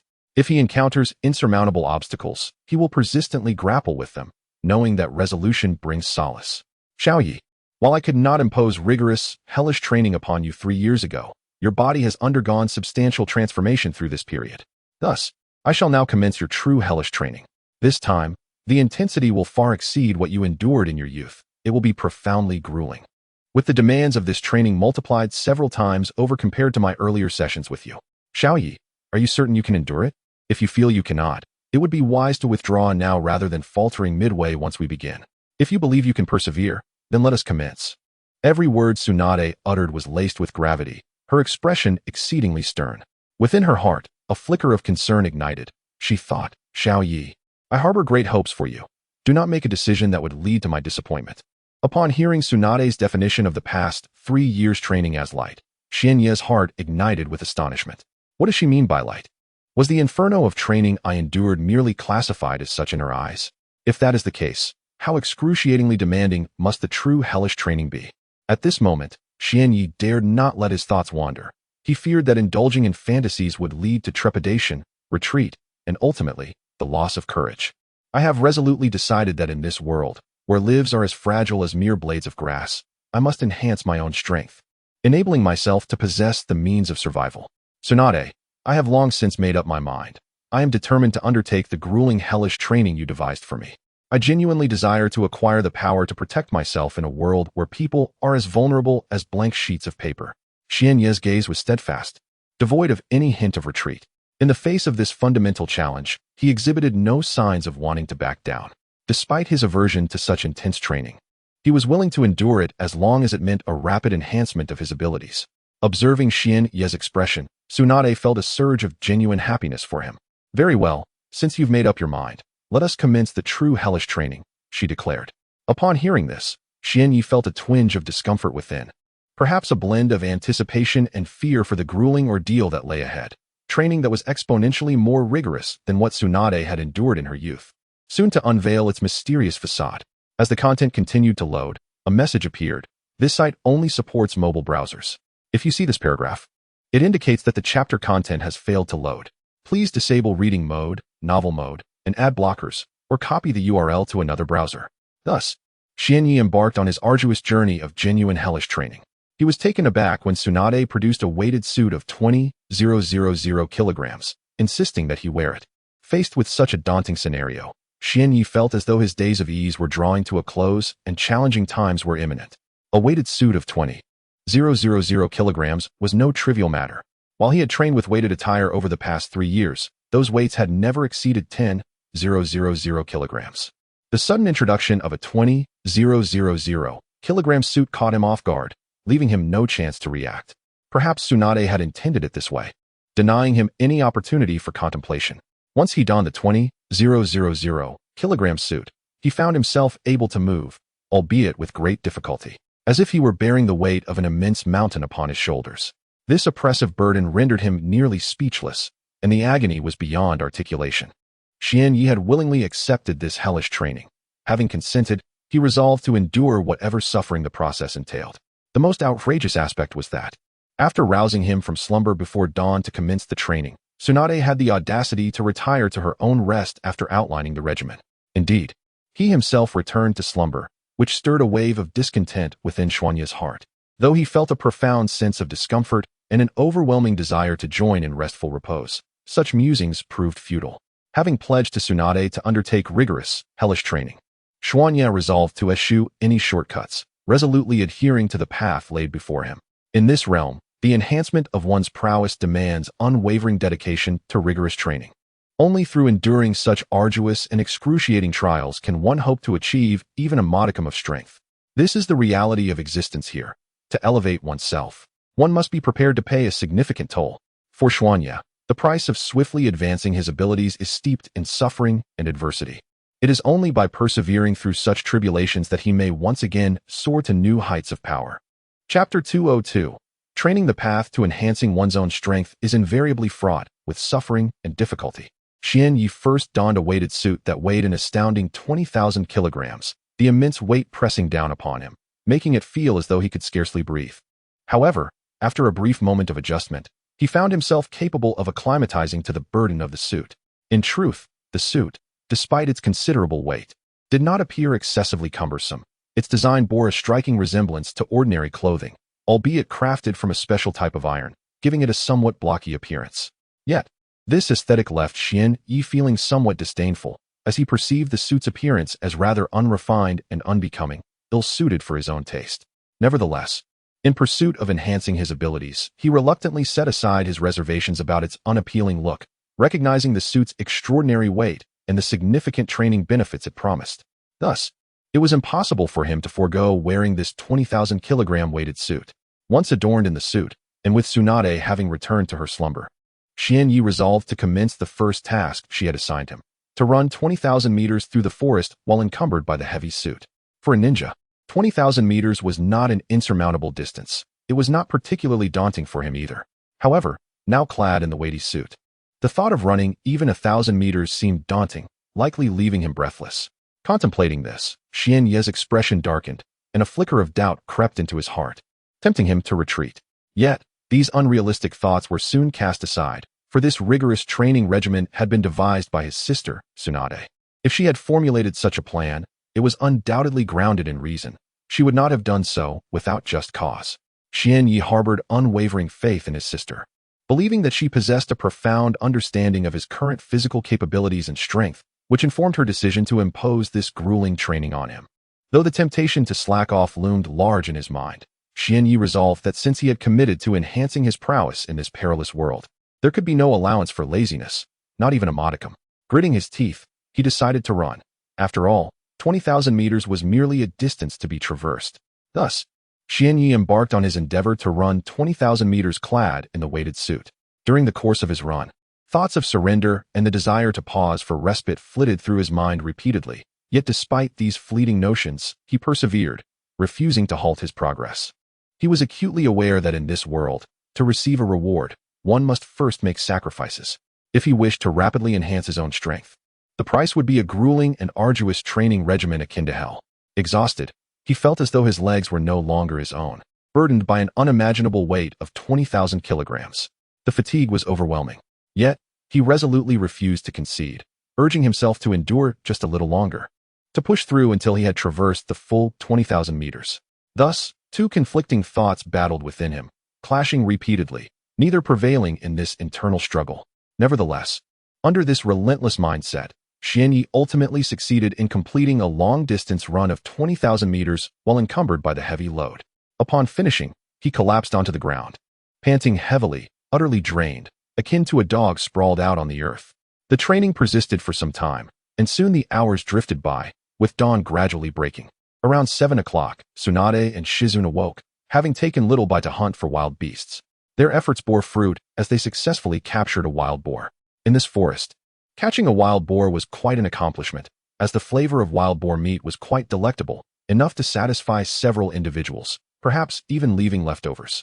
By 7 o'clock, Xian Yi finally halted his grueling training, taking a brief respite. Seizing this opportunity, he prepared breakfast, which consisted of the wild boar discovered by Little Bai. To be candid, Little Bai's sense of smell had seemingly sharpened over the past 3 years, making it increasingly adept at locating wild creatures, whether due to experience or an enhanced olfactory ability. After a satisfying meal, Xian Yi resumed his hellish training, this time with Tsunade observing closely at his side, occasionally offering pointers and highlighting his shortcomings. Naturally, under Tsunade's watchful gaze, he dared not indulge in any laziness, fully aware that if his sister were to catch him slacking, it would lead to considerable trouble. In addition to the grueling regimen, Tsunade also imparted some martial arts techniques and medical chakra skills to Xian Yi. Over these 3 years, his martial prowess had grown exponentially, and his medical chakra skills had seen a significant enhancement, improving several-fold compared to 3 years prior. The martial training continued, with Tsunade relentlessly pursuing Xian Yi in combat. During these sessions, he was prohibited from employing any ninjutsu, relying solely on physical techniques. And he was also barred from utilizing the exceptionally powerful and somewhat abnormal Tai Chi palm. After all, this training aimed to enhance Xian Yi's physical capabilities, and such restrictions were entirely justifiable. It is evident that the outcome of the battle between Xuanya and Tsunade would be a resounding defeat for Xuanya. In fact, it would not merely be a defeat, but rather a rather devastating one. Perhaps due to the presence of medical chakra, Tsunade showed no mercy, striking with unrelenting force. Even though Xuanya would suffer greatly, a mere application of medical chakra would suffice for his recovery. The following day, he would once again be full of vitality, bouncing around without any issues. Such is the formidable power of medical chakra, a truly extraordinary ability. Chapter 203. Harvest time flowed steadily. And though such days seemed monotonous, Xianyi found a profound sense of fulfillment in this life, dispelling the emptiness he once felt. On this particular day, Xianyi continued his grueling training devised by Tsunade. This hellish regimen was exceedingly challenging, testing one's mental fortitude. Only those with unwavering resolve could endure. Even if one managed to persevere temporarily, surrender was inevitable in due course. The long-distance running aspect of this training was excruciating. Clad in a weighted suit of 20,000 kilograms, he was compelled to run a relentless distance of 20,000 meters. This process was profoundly torturous. During these runs, Xianyi acutely felt the gradual depletion of his stamina and the transformation of his body as fatigue and soreness set in. Yet, halting was not an option. Any cessation would render the effort futile, diminishing the training's effectiveness. However, if Xianyi could persist, the benefits of the long run would manifest, enhancing his physical endurance and honing his mental resilience. Aside from running, the hellish training encompassed numerous other arduous exercises, such as push-ups, combat with Tsunade, evasion drills, speed training, and combat prowess enhancement, each proving immensely challenging. Time, it seemed, behaved paradoxically. When one yearned for its swift passage, it crawled, yet when one ceased to focus on it, it slipped away unnoticed. As the seasons passed, another year elapsed, and Xianyi had turned 10. He had grown several centimeters taller and had considerably bulked up. His strength markedly enhanced. After enduring a year of rigorous training, Xianyi's prowess had increased at least fivefold compared to a year prior, a truly astonishing leap that even Tsunade found remarkable. At present, Xianyi had ascended to the pinnacle of the Jonin rank, his chakra reaching the zenith of the Chunin level. While he was not yet capable of engaging in a true battle with Tsunade, he was now able to spar with her. Xianyi felt that with just a bit more improvement, he could achieve another significant breakthrough in strength and chakra levels, greatly amplifying his abilities. However, during his years of training under Tsunade, Xianyi had not acquired many formidable jutsu, perhaps due to her limited repertoire in that regard. Despite this, he had gained substantial knowledge in physical techniques. Although he possessed a remarkably powerful technique, the Tai Chi Palm, his comprehension of martial arts still fell short compared to Tsunade's profound understanding. However, in order to master Tsunade's martial arts, it is necessary for her to impart her knowledge. Indeed, Tsunade proves to be an exceptional instructor, her teaching methods leaving Xianyi with an overwhelming sense of appreciation. Her approach yields remarkable results. Were it any other teacher, Xianyi might merely receive instructions on what to do, leading him to undertake solitary study and contemplation. Yet Tsunade diverges from this norm. She encourages Xianyi to practice independently first, allowing him to refine his skills before she offers her insights, subsequently highlighting areas for improvement until perfection is achieved. Xianyi, in turn, does not disappoint Tsunade. Rather, he astonishes her. His innate talent is truly formidable, enabling him to acquire knowledge with astonishing swiftness across all disciplines, requiring minimal time to master new concepts. During their sparring sessions, Tsunade must exercise caution, unable to afford the luxury of complacency as she risks being outmaneuvered by Xianyi. Nevertheless, the outcome remains a resounding defeat for him, as the disparity in their strengths is glaringly evident. Regardless of Xianyi's prowess or exceptional talent, the reality of their abilities prevails. After a year of dedicated study, Xianyi has made significant strides in his understanding of medical chakra, displaying a marked improvement compared to a year prior. His medical chakra is not only stronger, but also imbued with a newfound vitality. Notably, while his overall power does not rival Tsunade's, he has reached a level where he can engage her in a contest of strength, indicating that his medical chakra is now comparable to hers. Although a slight gap remains, it is negligible, akin to zero, rendering it virtually non-existent. With such potent medical chakra at his disposal, Xianyi is confident that he can navigate the complexities of the ninja world with greater ease. The realm is fraught with danger, and a moment's inattention can lead to injury. It is in these moments that the true value of medical chakra emerges. The ability to heal one's wounds expedites the return to combat readiness. In scenarios where both parties sustain considerable damage, Xianyi, possessing medical chakra, is likely to emerge victorious, as he can surreptitiously mend his injuries while his adversary struggles, thereby gaining a substantial advantage. Xian Yi has always held a steadfast belief that in the future, his medical chakra will undoubtedly surpass that of Tsunade. After all, he is still young and possesses ample room for growth, coupled with formidable talent. Thus, his aspiration to rival Tsunade is certainly not a mere fantasy. Beyond this, over the past year, Xian Yi has delved deeply into the martial arts he has mastered, enabling him to unleash even more potent physical and ninjutsu techniques. This dedication has yielded significant rewards. The Tai Chi Palm, which could previously only achieve a 5-fold enhancement or reduction, has now reached an astonishing capability of 7-fold amplification or diminishment. This 7-fold figure is indeed an extraordinarily formidable number. Chapter 204. The amplification of ninjutsu power. The figure of 7-fold is not as simplistic as it appears. It signifies a direct enhancement of one's speed, strength, and overall physical attributes by 7 times, thereby equating to a 7-fold increase in power. Beyond mere augmentation, it also possesses the capacity to diminish the enemy's strength, reducing their capabilities by a factor of 7, which is an exceedingly formidable prospect. Consider the implications in combat: the instantaneous elevation of one's prowess by 7-fold, or the simultaneous reduction of an adversary's strength by the same measure, would undoubtedly leave them astounded, rendering them incapable of mounting an effective counterattack. This scenario significantly heightens the likelihood of one's victory. In addition to her own enhancements, Tsunade, alongside Shizune, has also experienced considerable growth. Tsunade's chakra level has ascended to that of a Kage, thus the volume of her chakra has not increased dramatically. Conversely, Shizune's chakra reserve has seen a notable increase, and it is anticipated that a modest further enhancement will elevate her to the rank of Special Jonin. Aside from chakra, the most significant improvement for both lies in the mastery of the Tai Chi Palm technique. Over the past year, Tsunade has diligently practiced this martial art, delving deeper into its intricacies. This profound understanding has rendered the Tai Chi Palm technique increasingly formidable, with her enhancements and reductions now reaching 3-fold. While 3-fold may pale in comparison to Xian Yi's 7-fold, it should not be underestimated. Tsunade's current strength at the Kage level, when tripled, becomes exceedingly terrifying. In a scenario where Xian Yi is fully unleashed, battling Tsunade without her Tai Chi Palm, he can only compel her to utilize a fraction of her full strength, approximately 2/3. Beyond that threshold, Xian Yi would struggle to maintain his stance. For Tsunade not only possesses Kage-level chakra, but also wields an extraordinary physical strength that is nothing short of monstrous, making her nearly unparalleled in combat. In terms of ninjutsu, Xian Yi has also made significant strides.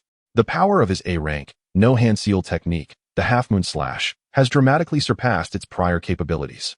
However, Xian Yi harbors a lingering sensation that this A-rank technique still holds potential for further enhancement. While the current manifestation of the half-moon slash appears impressive and audacious, Xian Yi senses an underlying inadequacy. Its power, though commendable, seems to possess room for improvement. The technique appears somewhat unstable, suggesting that its internal structure could be fortified, its sharpness enhanced, and the chakra input increased.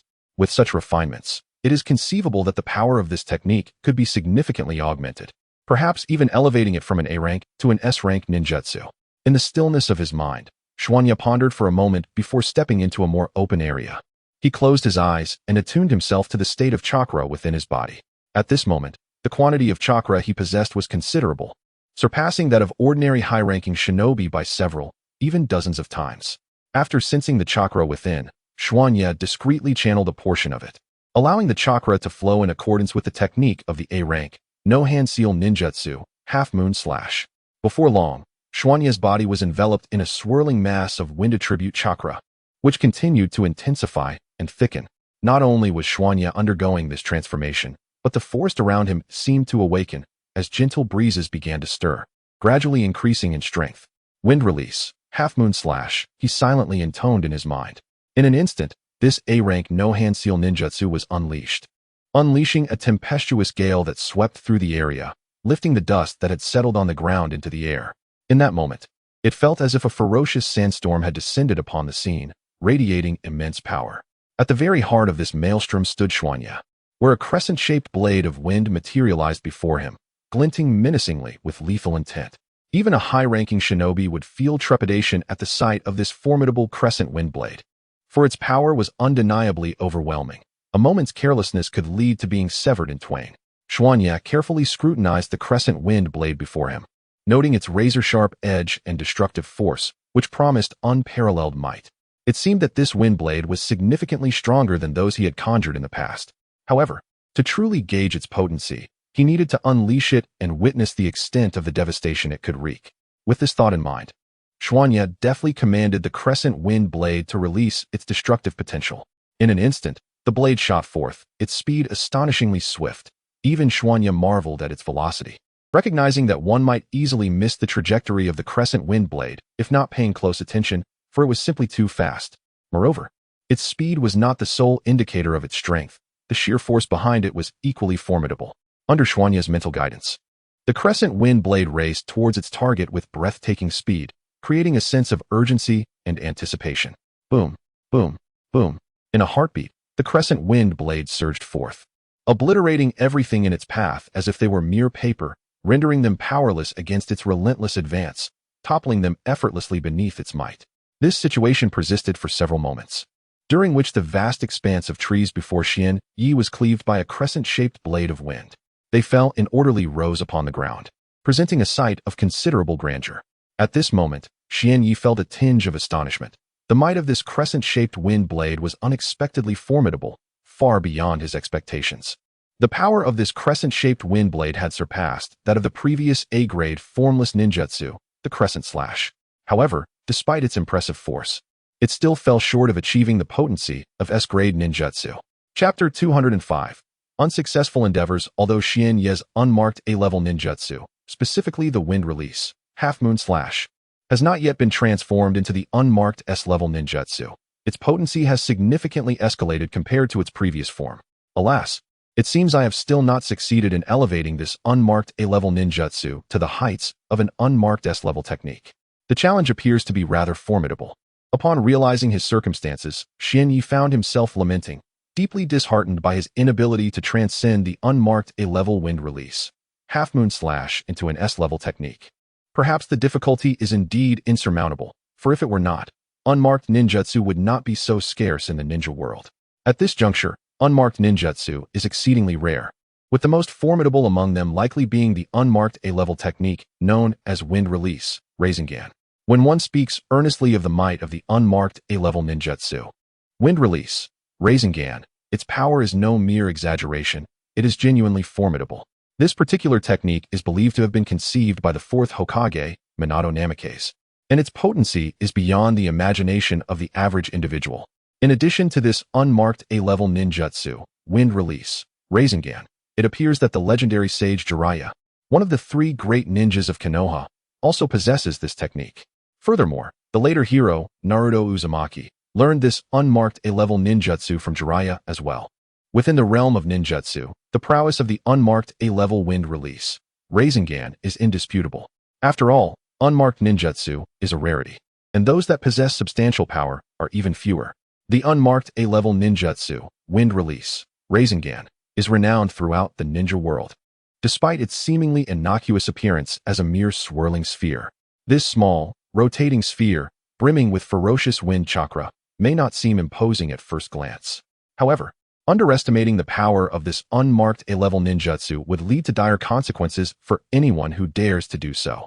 One must never belittle the might of the wind release, Rasengan.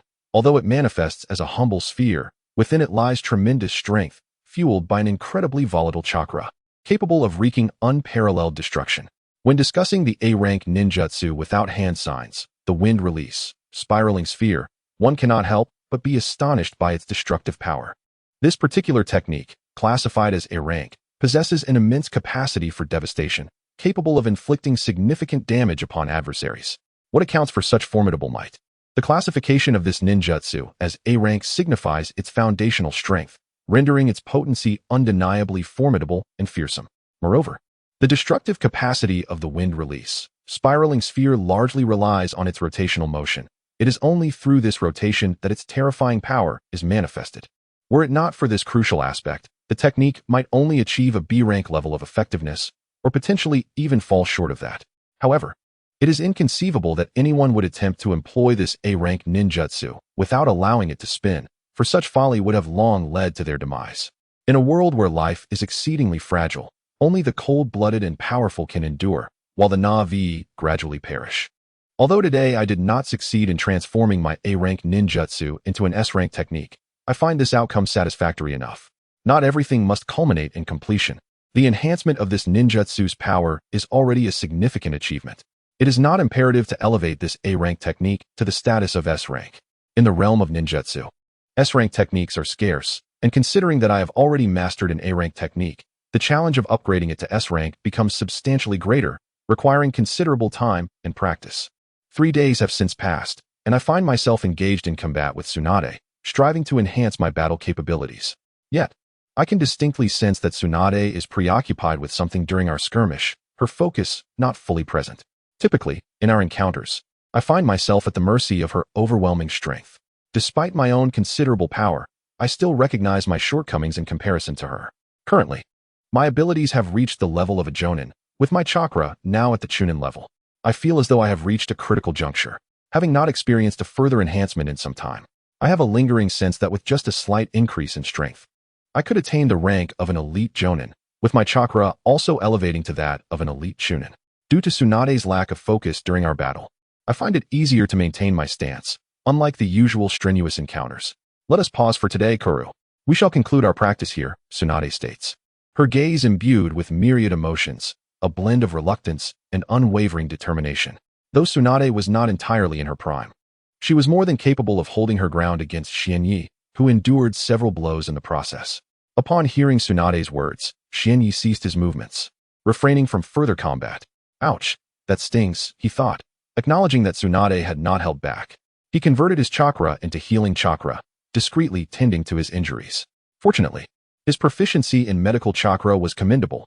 Otherwise, his wounds would have posed a significant challenge, and he felt too embarrassed to trouble Tsunade for assistance. Chapter 206, Departure Soon. Xianyi found himself perplexed by Tsunade's actions and turned to her with a question. Sister Tsunade, why did we conclude our practical training so early today? Normally, our sessions last much longer. His confusion was evident, prompting him to voice his inquiry. Despite his bewilderment, a sense of relief washed over him. After all, no one relishes the prospect of being relentlessly pummeled, and he certainly was not a masochist. The early cessation of their sparring was advantageous, sparing him from further punishment.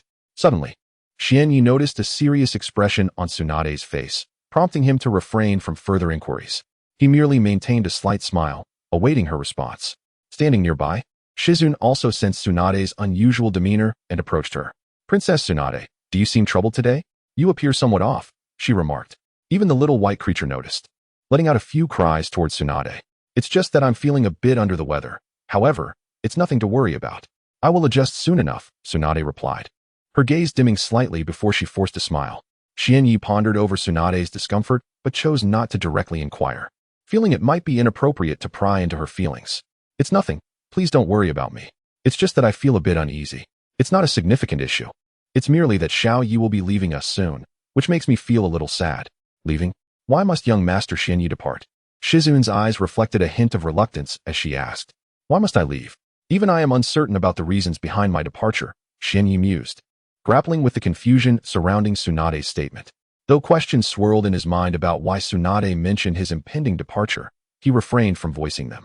After all, since Tsunade has spoken those words, she must be prepared to provide an explanation.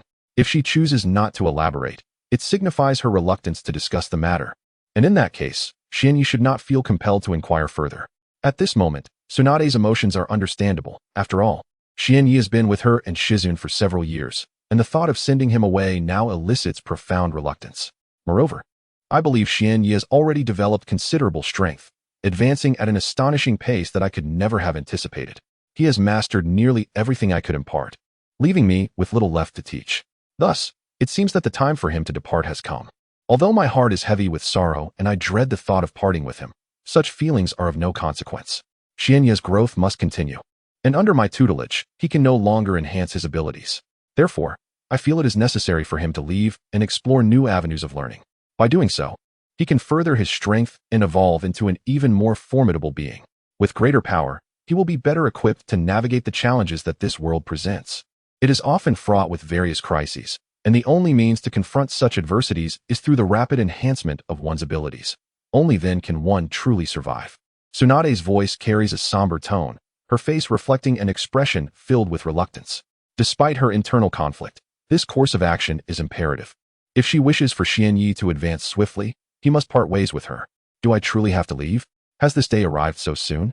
Although I had mentally prepared for it, the reality of this moment brings about an undeniable sense of loss, Xianyi thinks. Feeling a deep sense of discomfort, yet recognizing that to elevate his skills, he must venture beyond this place. I understand, Sister Tsunade. I will prepare to depart immediately. Thank you for the care you have provided me over the years. I am truly grateful. His gratitude is sincere and heartfelt, devoid of ulterior motives, merely an expression of appreciation for their nurturing. I have already devised a plan for you, Xianyi. Even though you are leaving me, I have prepared a letter for you. When you depart, seek out Jiraiya, one of the legendary Sannin, to teach you the ways of ninjutsu. One of the legendary Sannin, Jiraiya, has indeed prepared a path for me, courtesy of Tsunade. Thus, I need not fret about the future. I shall simply follow Tsunade's arrangements and seek out the revered sage, the Toad Sage Jiraiya. As he stands alongside Tsunade in prowess, his strength is undoubtedly formidable. Therefore, I harbor no concerns regarding Jiraiya's capabilities, nor do I fear stagnation in my own growth. Your innate talent is truly exceptional. And although you have acquired a wealth of knowledge under my tutelage, mastering formidable strength and healing chakra, as well as numerous combat techniques and experiences, you possess the potential for further enhancement. Do not squander your gifts. Strive to elevate your abilities even more swiftly. Unlike me, who has limited ninjutsu skills and relies solely on brute strength and healing chakra to navigate this shinobi world, I hope you will emerge as a powerful ninja. It is my fervent desire that you thrive within this realm, avoiding the fate of being slain by other shinobi. Should you perish, it would leave me profoundly sorrowful. Tsunade's gaze gradually filled with melancholy. Although she outwardly maintained a stoic demeanor in the face of her departing brother, deep within, her heart ached with immense pain. Chapter 207. A New Journey. Sister Tsunade, rest assured, I shall undoubtedly become a formidable ninja, one who commands the admiration of others and instills a sense of fear. I am determined to grow into a powerful ninja capable of safeguarding myself, so you need not worry about me. My life is not so easily extinguished. Though there are those who wish to eliminate me, it is not a simple task. Should anyone dare to lay a hand upon me, I will ensure they experience the consequences of their actions, and they will certainly come to regret their decision. Xianyi's words rang with conviction, each syllable imbued with sincerity, and his expression exuded unwavering resolve. Haha, little Yi, I have immense faith in your abilities. Given your current strength, there are indeed not many ninjas who pose a significant threat to your life. However, do not underestimate this world of ninjas. There are still those whose prowess surpasses yours. Hence, I sincerely hope you remain vigilant. I do not wish to face a future without you. Tsunade spoke softly, her gaze filled with reluctance.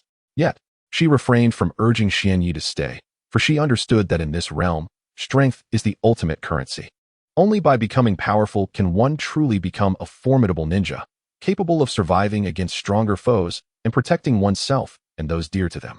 Go now. Seek out one of the legendary three, the Toad Sage Jiraiya. Present him with the letter I entrusted to you. He will comprehend and take you under his wing, imparting his jutsu and aiding you in becoming even more powerful. Understood, Sister Tsunade. However, there is one matter that I hesitate to mention. As he spoke, a subtle smile graced Xianyi's lips. Little Yi, if there is something on your mind, do share it. If it is something you can confide in me, do not keep it bottled up. It will bring you some comfort. Tsunade encouraged, her ears perked up at the prospect of his revelation. Well, it's just that. Sister Tsunade, could you possibly lend me some money? You know, the silver I won at the casino a few years back, just a few million would suffice. I don't ask for much, Xianyi replied, half jokingly. In truth, his jest was not born of a genuine desire for wealth, but rather an attempt to lighten Tsunade's mood and alleviate her sorrow. How dare you demand money? Hurry and be off. Do not linger any longer. Tsunade's face hardened at the mention of money, her earlier melancholy dissipating. Seeing Tsunade's reaction, Xianyi felt reassured and turned to venture towards the destination she had indicated, where the legendary Jiraiya was said to reside. At this moment, Tsunade stood in the forest, her gaze fixed on the distant figure of Jinya, a faint smile gracing her lips. Did Shinya truly believe I was oblivious to his intentions? I hope that when I am no longer by your side, your journey proceeds smoothly. Thus, with resolve, Jinya embarked on his quest to locate his sister Tsunade's esteemed ninjutsu mentor, one of the legendary Sannin, Jiraiya. Upon leaving the forest, Jinya found himself wandering alone along a bustling street, captivated by the array of delectable snacks lining either side, yet a sense of melancholy tugged at his heart. Oh, traveling alone is indeed a considerable adjustment. After years of companionship with Tsunade and Shizune, the abrupt shift to solitary travel felt quite disconcerting. Since bidding farewell to his sister Tsunade, Jinya had resolutely set forth on the path to find Jiraiya. However, his search appeared less than fruitful. Initially, the destination he intended to pursue was the place Tsunade had indicated, where Jiraiya was said to be. Yet, even upon reaching this location, he found no sign of him. Perhaps I have arrived too late. He must have departed this town by now, as I had feared. A bitter taste lingered at the corners of Jinya's mouth. Locating one individual proved to be a daunting task. As he surveyed the street, his attention was drawn to the enticing food stalls, and his mouth watered in anticipation. However, upon patting his pockets, he realized he possessed not a single coin. All his funds were entrusted to Tsunade. In the past, whenever he needed to purchase something, Tsunade would handle the expenses, rendering him unaccustomed to carrying money himself. What to do now that I am penniless? Jinya felt a wave of confusion wash over him, uncertain of his next move. As he wandered aimlessly along the street, a sudden glimmer of recognition sparked in his eyes. He spotted a familiar establishment bearing the sign casino. Must I once again resort to the mischief of gambling to earn some funds through my old means? Jinya pondered silently. Yet, a nagging feeling of unease accompanied this thought. Surely, the casino's profits were hard-earned. Nevertheless, he quickly dismissed such reservations, embracing a new perspective that lightened his spirit. No, the existence of casinos is inherently detrimental. Thus, by entering and winning against them, I would be contributing to their downfall, performing a service to society. With this resolution in mind, Jinya strode confidently into the casino. An hour later, Xianyi emerged from the casino, where the owner and his entourage were awkwardly smiling and waving at him. Had it not been for the bruises adorning their faces, the scene might have appeared far more harmonious. What on earth is the background of that little brat? I am a nin, yet I couldn't withstand even a single move against him. One of the casino's enforcers exclaimed in frustration. Shoo, are you out of your mind? I don't want to die? The slightly rotund owner, upon hearing his enforcer's words, turned pale with fear and quickly interrupted him. That is a ninja lord. You must show him respect. Otherwise, if that esteemed ninja hears you, your life will surely be forfeit. Realizing his words were inappropriate, the enforcer's complexion also turned ashen. Fortunately, it seemed that the esteemed ninja had not overheard him. Chapter 208. The Grandest and Sister Tsunade. Rest assured, I will become a powerful ninja. One that commands respect and instills fear in others. I will become a formidable ninja capable of protecting myself, so you need not worry about me. My life is not so easily extinguished. Others may wish to take my life, but it will not be so simple. Even if someone attempts to harm me, I will ensure they experience the consequences of their actions. They will surely regret it. Xianyi spoke with conviction, each word resonating with seriousness, his expression unwavering. Xiaoyi, I have great faith in your abilities. At your current strength, there are not many ninjas who could threaten your life. Nevertheless, do not underestimate this ninja world. There are indeed those more powerful than you. Therefore, I sincerely hope you remain cautious. I do not wish to see a day when you are no longer here. Tsunade's voice was soft, her eyes filled with reluctance, yet she refrained from urging Xianyi to stay, for she understood that in this world of ninjas, strength was the only currency that mattered. Only by becoming truly powerful could one avoid being slain by stronger foes and protect oneself and those dear to them. Xiaoyi, you may go. Soon, seek out one of the three sages, Jiraiya, and present him with the letter I entrusted to you. He will comprehend its significance and take you as his disciple, teaching you ninjutsu to further enhance your strength. Understood, Sister Tsunade. However, there is one matter I am still contemplating whether to reveal. As he spoke, a subtle smirk graced Xianyi's lips. Xiaoyi, if there is something on your mind, please share it. If it is something you can discuss with your sister, do not keep it bottled up, it will ease your burden. Upon hearing that Xianyi had something to say, Tsunade immediately perked up, eager to listen. Well, Tsunade, could you possibly lend me some money? Just a few million would suffice, considering I won quite a sum at the casino a few years ago, Xianyi remarked with a hint of jest. His intention in making such a request was not born out of a genuine desire for wealth, but rather a hope to lighten Tsunade's mood and alleviate her sorrow. You little rascal, asking for money. Hurry up and get lost. Don't linger here any longer. Tsunade's countenance darkened the moment she heard Xianyi's request, her sadness dissipating as she shooed him away. Seeing the shift in Tsunade's demeanor, Xianyi felt a sense of relief and proceeded toward the destination she had indicated. where Jiraiya, one of the legendary Sannin, was supposedly located. Meanwhile, Tsunade stood in the forest, her gaze fixed on the receding figure of Xianyi, a faint smile gracing her lips. Does he truly believe I am oblivious to his intentions? I hope that when I'm not by your side, your journey will be smooth. Thus, Xianyi embarked on his quest to locate his sister Tsunade's mentor, the legendary Sannin, Jiraiya. Upon leaving the forest, he found himself alone on the bustling streets, surrounded by an array of delectable street food, which stirred a pang of discomfort within him. Traveling alone is quite an adjustment, he mused, recalling the years spent journeying with Tsunade and Shizune. Now, the sudden solitude felt rather disconcerting. After bidding farewell to his sister, Xianyi set forth in search of Jiraiya, but the results thus far had not been promising. The first location Tsunade had mentioned was where he should find Jiraiya, yet despite arriving at that spot, he had yet to encounter him. Perhaps I have arrived too late. He may have already departed from this town, he contemplated, a bitter taste forming at the corners of his mouth. Finding a person truly proved to be a formidable challenge. As he turned his gaze toward the tempting array of street food, his stomach began to grumble in protest. However, upon patting his pockets, he realized he had not a single coin to his name. All his money was in Tsunade's possession. She had always taken care of expenses, leaving him without the need to carry cash. What should I do? I have no money, Xianyi lamented, feeling adrift and uncertain. Wandering aimlessly down the street, his eyes suddenly brightened at the sight of a familiar establishment. The sign above the door read casino. Xianyi pondered silently within. Must I once again wreak havoc upon this casino, reverting to my old ways to earn some money? Yet, he felt a twinge of unease about such actions, recognizing that the casino's profits likely came with their own struggles. However, he quickly discarded this notion, adopting a new perspective that brought him solace. No. The existence of casinos is itself a calamity.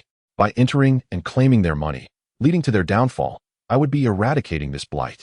In essence, I would be performing a noble deed for humanity. Embracing this thought, Xianyi strode confidently into the casino.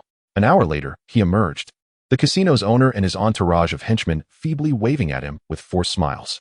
Had it not been for the bruises adorning their faces, the scene might have appeared quite harmonious. Boss, who exactly is that little brat? I am a Chunin, and I couldn't withstand even a single move from him. One of the casino's thugs exclaimed, seething with anger. Shoo. Are you seeking death? I certainly do not wish to meet my end. The portly owner, upon hearing his thug's words, turned pale with fear and swiftly interrupted. That is a distinguished ninja. You must show him the utmost respect. If that esteemed ninja were to catch wind of your insolence, your life would undoubtedly be forfeit. At that moment, the thug realized his words were ill-chosen, his complexion draining of color. Fortunately, that esteemed ninja likely did not hear me. Chapter 209. The sleazy uncle in his embrace, the white tiger joyfully howled, a sound that echoed the long-forgotten pleasures of soaking in a hot spring.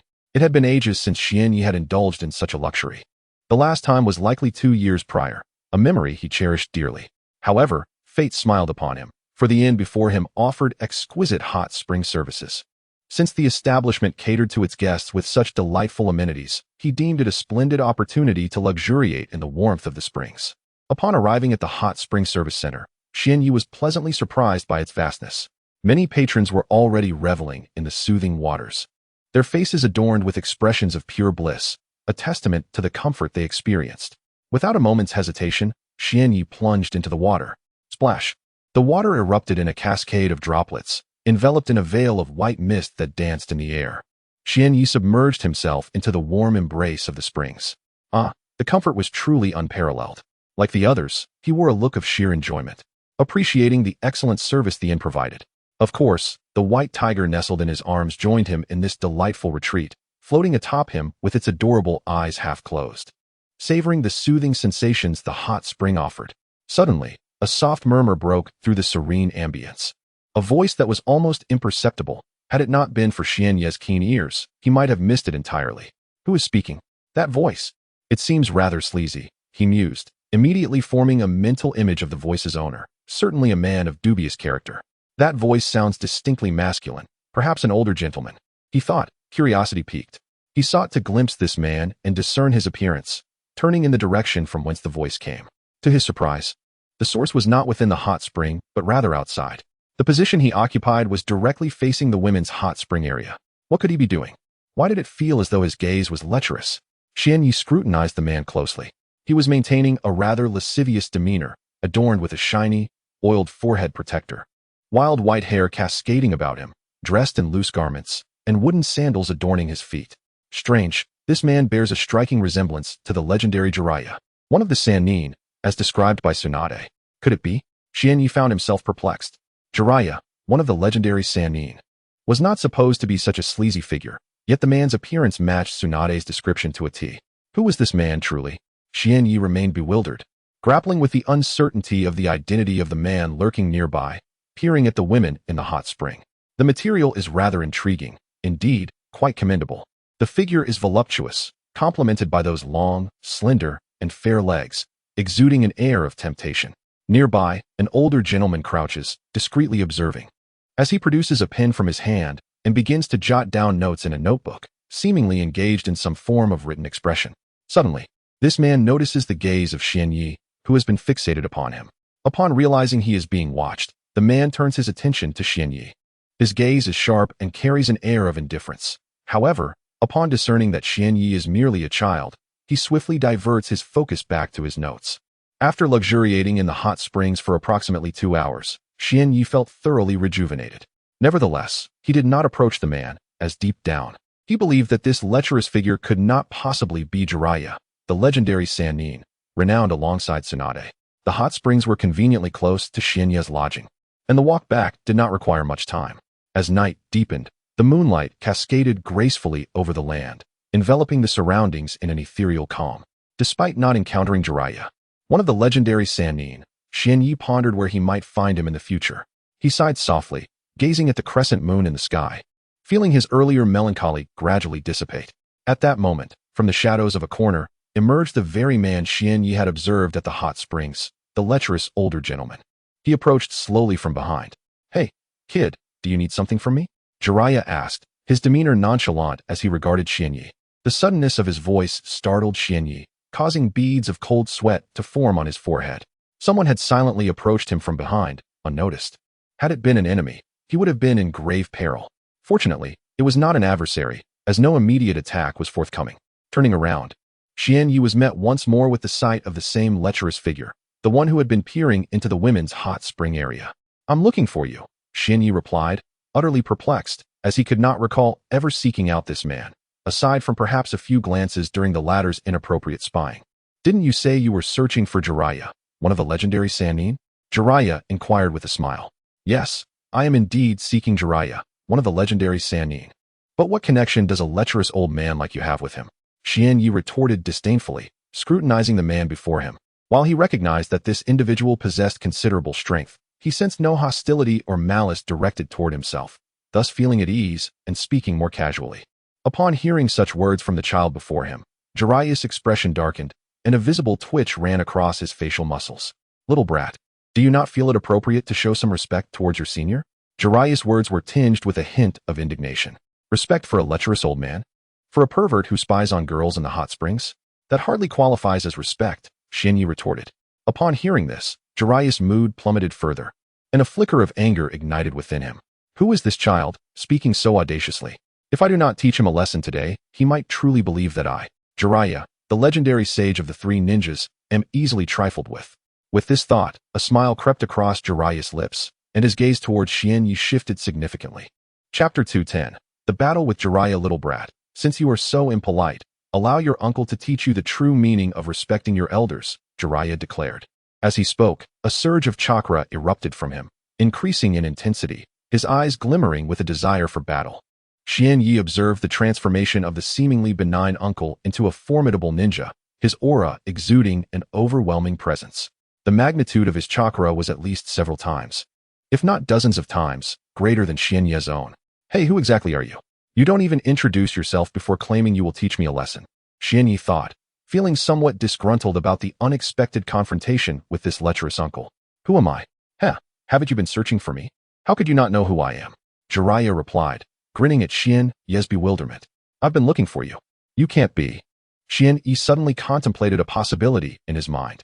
"Haha, have you guessed it? Indeed, I am Jiraiya, the Toad Sage, one of the legendary three ninjas," Jiraiya proclaimed with an air of arrogance, pointing at Xianyi. Xianyi stared at Jiraiya, rendered speechless. The Toad Sage, one of the legendary three ninjas, could not possibly be this lewd, and unremarkable figure. If given the choice, he would certainly prefer to disbelieve that this person was Jiraiya. However, Tsunade had described the appearance of Jiraiya, and it matched. Coupled with the violent chakra fluctuations and the overwhelming aura emanating from him, along with his own admission, it seemed undeniable. Who would have thought that the Toad Sage, one of the legendary 3 ninjas, would turn out to be such a character? I must admit, I feel somewhat disappointed. Xian Yi shook his head, gazing at Jiraiya for a moment before speaking with a tone of resignation. What do you mean by that? Are you suggesting that the Toad Sage, one of the legendary 3 ninjas, is merely this sort of person? Do you look down upon me? Jiraiya's eyes widened. His gaze focused intently on Xian Yi, his formidable chakra locking onto the arrogant boy, seemingly ready to strike at any moment. Humph, so you wish to fight? Very well. Let me test the renowned strength of Jiraiya, the Toad Sage, and see if you are worthy to be my ninjutsu teacher. Xian Yi maintained his bravado.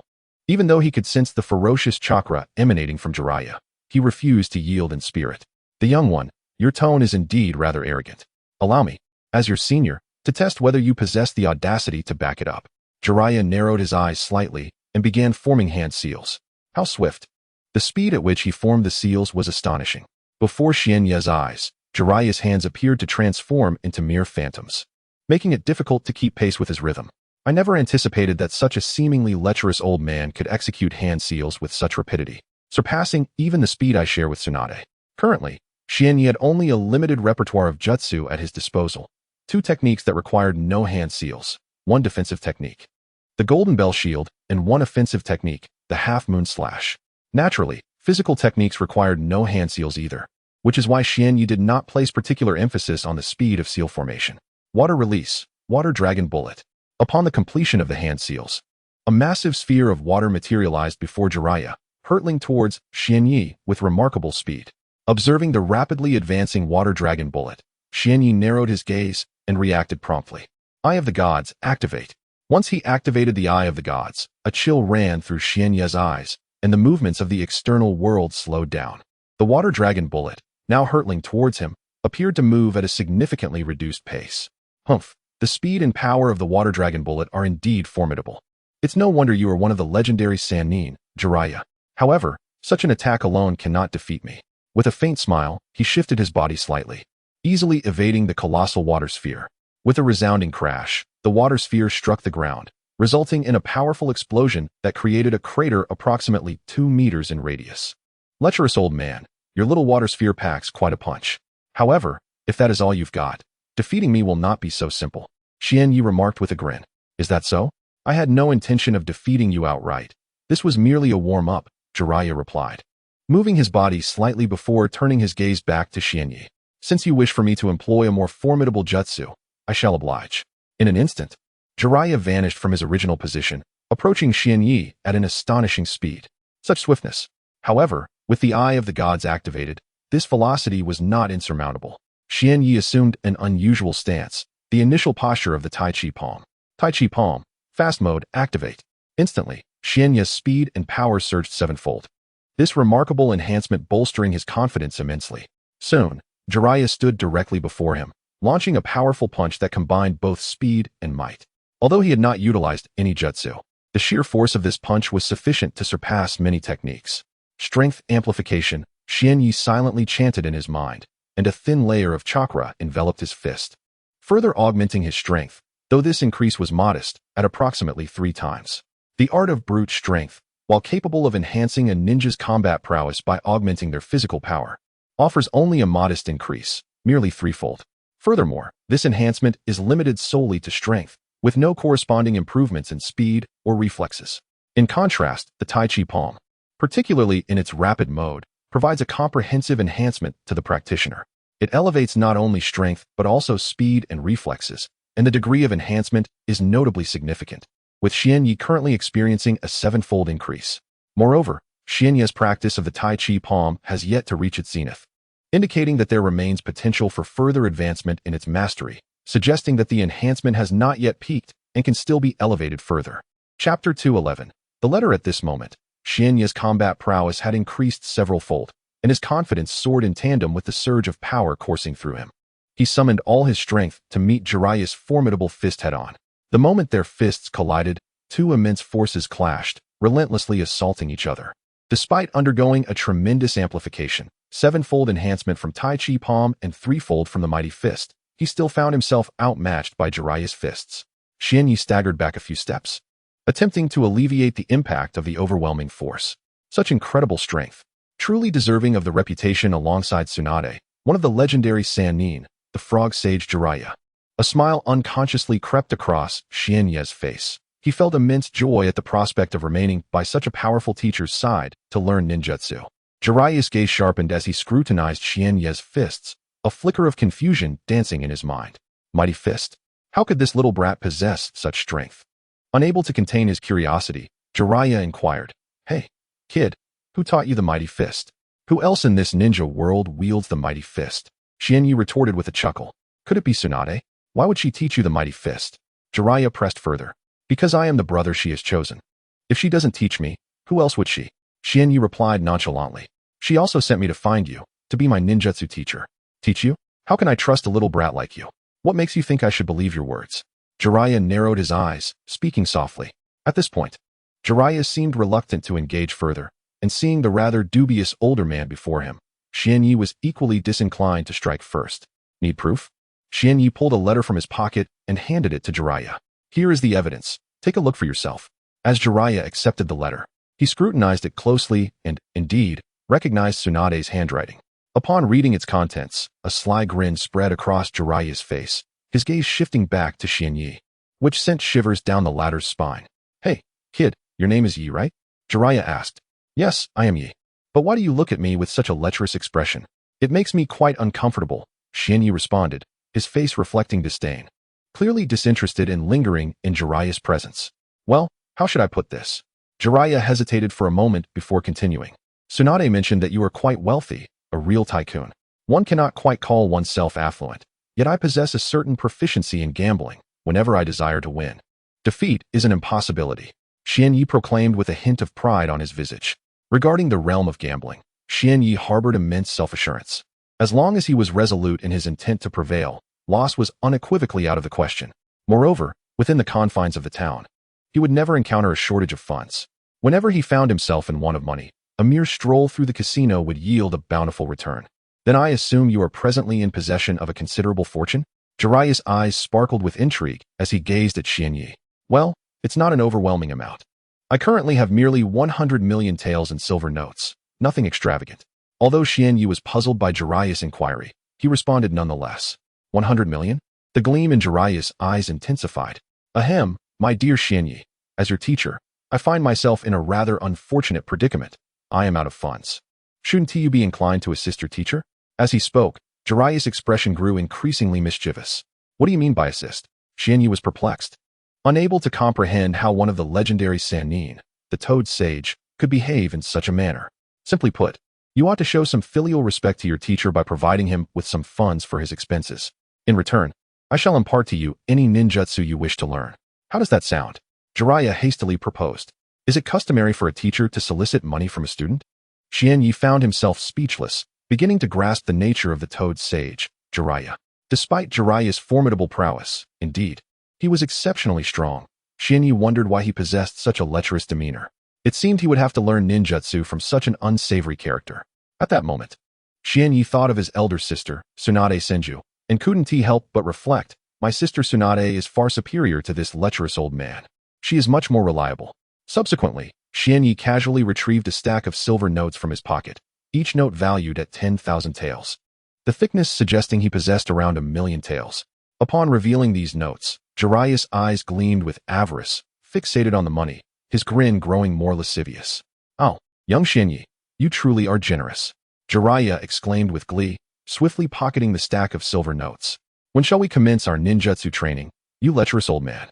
Xianyi inquired with impatience. "Oh dear, it is quite late now. Let us retire for the night, and we shall begin our lessons tomorrow," Jiraiya replied. "Tomorrow then?" Xianyi looked up at the night sky, realizing it was indeed late, and it seemed he would have to wait until the morrow to commence his studies in ninjutsu. Upon returning to the inn, Jiraiya, having recently acquired a substantial fortune, decided to secure a room in this establishment, conveniently located adjacent to Xianyi's. The night had deepened, enveloping the earth in profound silence, punctuated only by the occasional chirping of insects. Xianyi lifted his gaze to the celestial tapestry above. The night sky remained as enchanting as ever. He pondered what Tsunade and Shizen might be doing at this moment. Were they resting, training, or perhaps contemplating him as well? As he gazed into the vast expanse of stars, a wave of nostalgia for Tsunade and the others washed over him. It would be prudent to retire for the night, as the hour had grown late, and an early rise was necessary to study ninjutsu in the morning. After indulging in the beauty of the night sky for a little while longer, Xianyi retreated to his room, laid himself upon the bed, and closed his eyes. In this serene twilight, he surrendered to rest, reflecting on the myriad experiences that had unfolded during this time. Chapter 212. Fishing at night. The night swiftly passed, giving way to a new day. Outside, a chorus of birds chirped, having risen early in pursuit of sustenance. Xianyi, too, was up at dawn. Years of grueling training had instilled in him the commendable habit of early rising, allowing for greater cultivation time. As he opened the tightly shut door and stepped outside, he inhaled the fresh morning air, which felt sweet and pleasantly cool, soothing to the senses. After engaging in some physical activity and breaking into a light sweat, he splashed some water on his face, feeling much more alert. Turning his gaze towards Jiraiya's room, he noticed the door remained firmly closed. Upon pushing it open and entering, he discovered the space was vacant. Where could he have gone? This morning, Xianyi had risen early and spent time exercising outdoors, only to find Jiraiya absent upon opening the door. Never mind. It was best to seek something to eat and satiate his hunger. Exiting the inn, he had gathered all the essentials in his backpack, though he found the burden of carrying it cumbersome. However, given the circumstances, it was a necessity, as he lacked scrolls for storing items. As he wandered through the bustling streets, it was evident that despite the early hour, many pedestrians were already engaged in their daily pursuits. After some deliberation, Xianyi ultimately opted for a noodle shop, not due to the inferiority of other establishments, but simply a craving for noodles today. Upon entering the noodle shop, he found it quite populated, with nearly half the seats occupied. Choosing a table at random, he called out, "Boss, one bowl of seafood noodles, please." The proprietor, having heard his request, responded, "Certainly. Please have a seat. Your noodles will be ready shortly." 5 minutes later, the owner approached with a steaming bowl brimming with an array of seafood, including crabs and shrimp. The aroma was enticing, instantly whetting Xianyi's appetite. He picked up a pair of chopsticks from the table, lifted some noodles, and took a bite. Though the noodles were somewhat hot, they were delightfully chewy and tasted exquisite, leading him to finish the generous serving in no time. The bowl of noodles cost 50 silver coins. After settling the bill, Xianyi departed the shop and meandered through the streets of the town, enjoying the ambience. Half an hour later, Xianyi had traversed nearly every street in the town, yet he had not glimpsed Jiraiya's figure. How peculiar. Where could Jiraiya have vanished to? He promised to teach me ninjutsu yesterday, and now he has seemingly disappeared without a trace. Truly frustrating, Xianyi mused, feeling a tinge of annoyance. Oh well, I suppose I shall continue searching. It can serve as a diversion, a chance to enjoy myself. With this thought, he found his spirits lifting. After years of grueling training under Tsunade, he had scarcely had the opportunity to indulge in leisure. Now, with a chance to truly play, it seemed a delightful prospect. At this hour, nearly all the shops along the streets had opened their doors, for business was hard to come by. If they did not open early, they risked losing customers to their competitors. Oh, what's that? Fishing? Suddenly, Xianyi's eyes sparkled with excitement as he hurried toward a nearby stall. Upon entering, he discovered it was indeed a fishing game. However, the nets were made of paper, complicating the task. "Excuse me, how much for these fish?" Xianyi inquired, pointing at the colorful creatures. "Young patron, these fish are caught using the nets, which are priced at 10 silver coins each," replied the elderly shopkeeper. His face lined with wrinkles, hair mostly gone, and teeth slightly yellowed, hunched over as though burdened by age. 10 silver coins? Then I would like 5 nets, please," Xianyi stated confidently. "Certainly, here are your 5 nets," the shopkeeper replied, handing over the nets after receiving 50 silver coins. Thus, Xianyi embarked on his fishing adventure. Is fishing truly so difficult? Having never fished before, Xianyi was unaware of the techniques involved. He merely plunged the net into the water and, upon spotting a fish, swiftly raised the net. However, the outcome was less than favorable. The net, having absorbed water, tore when the fish struggled to escape, and it swam away. Despite the setback, Xianyi remained undeterred. It is normal for the first attempt to fail, he reassured himself, confident in his abilities. With a few more tries, success is surely within reach. During his second attempt, he endeavored to gently lift the fish. Yet, inexplicably, the fish became frantic, thrashing about wildly, and once more, the flimsy paper net succumbed to the struggle, ripping yet again as the fish darted away. I can do this. I must remain calm, avoid anger, and approach it with patience. A few more attempts, and I shall surely succeed, he consoled himself inwardly. In his third attempt, however, Xianyi inadvertently applied too much force, causing the delicate paper to tear once again, and the fish slipped through the breach. On the fourth and fifth attempts, success eluded him once more. At this juncture, Xianyi resolved to confront the challenge of fishing head-on. He would not depart until he successfully caught something. In a fit of frustration, he tossed a banknote worth 10,000 taels of silver to the proprietor, declaring, "Give me 10 more nets. I'll save the excess funds for later." The sheer value of the note momentarily stunned the vendor, yet he complied, providing Xianyi with the requested nets, for it was the nature of business to accommodate customers. On his sixth attempt, Xianyi took a moment to compose himself, silently bolstering his resolve before plunging into the endeavor, only to face yet another failure. The seventh, eighth, ninth, and 15th attempts all met with the same disheartening fate. By this point, Xianyi's face had flushed, a vein pulsing visibly on his forehead, and his brows furrowed in determination. "Today, I shall not relent. I will not leave until I succeed," he mused fervently. Once more, he approached the proprietor for 10 additional nets, prepared to engage in a relentless battle. Chapter 213. Finally, successful fishing is a skill that demands tranquility. One must cultivate a calm mindset to achieve success. A turbulent disposition renders the prospect of success nearly impossible. I, for one, have repeatedly encountered failure. I am determined to ascertain just how challenging this endeavor truly is and how many attempts it will take to succeed. At this moment, Xianyi's temperament was somewhat agitated. His brows twitched sporadically, and his muscles trembled. I cannot allow myself to remain in this state. I must relax and approach this anew. Such a volatile mindset will undoubtedly hinder my chances of catching a fish. I must find serenity. Inwardly, Xianyi consoled himself. With a steady mindset, he gently submerged the net into the water, carefully targeting the position of the fish, ready for a catch. To his delight, the golden fish was soon ensnared within his net. However, it suddenly began to thrash violently, struggling fiercely, causing Xianyi's heart to race with trepidation. Ultimately, the paper net succumbed to the fish's efforts, yielding a small tear. Though not large, it was sufficient for the fish to escape. Xianyi widened his eyes. Fixating intently on the shimmering fish in the pool, his composure shattered, his patience evaporated. "You have forced my hand. I had no intention of resorting to such measures, of utilizing chakra, but I see no alternative." Once more, Xianyi grasped the paper net and lowered it into the water with a casual demeanor, effortlessly seeking out another golden fish to catch. Prior to this, he had quietly channeled his chakra, enveloping the net with it, thereby enhancing its resilience against tearing. The outcome, however, was not as favorable as he had hoped.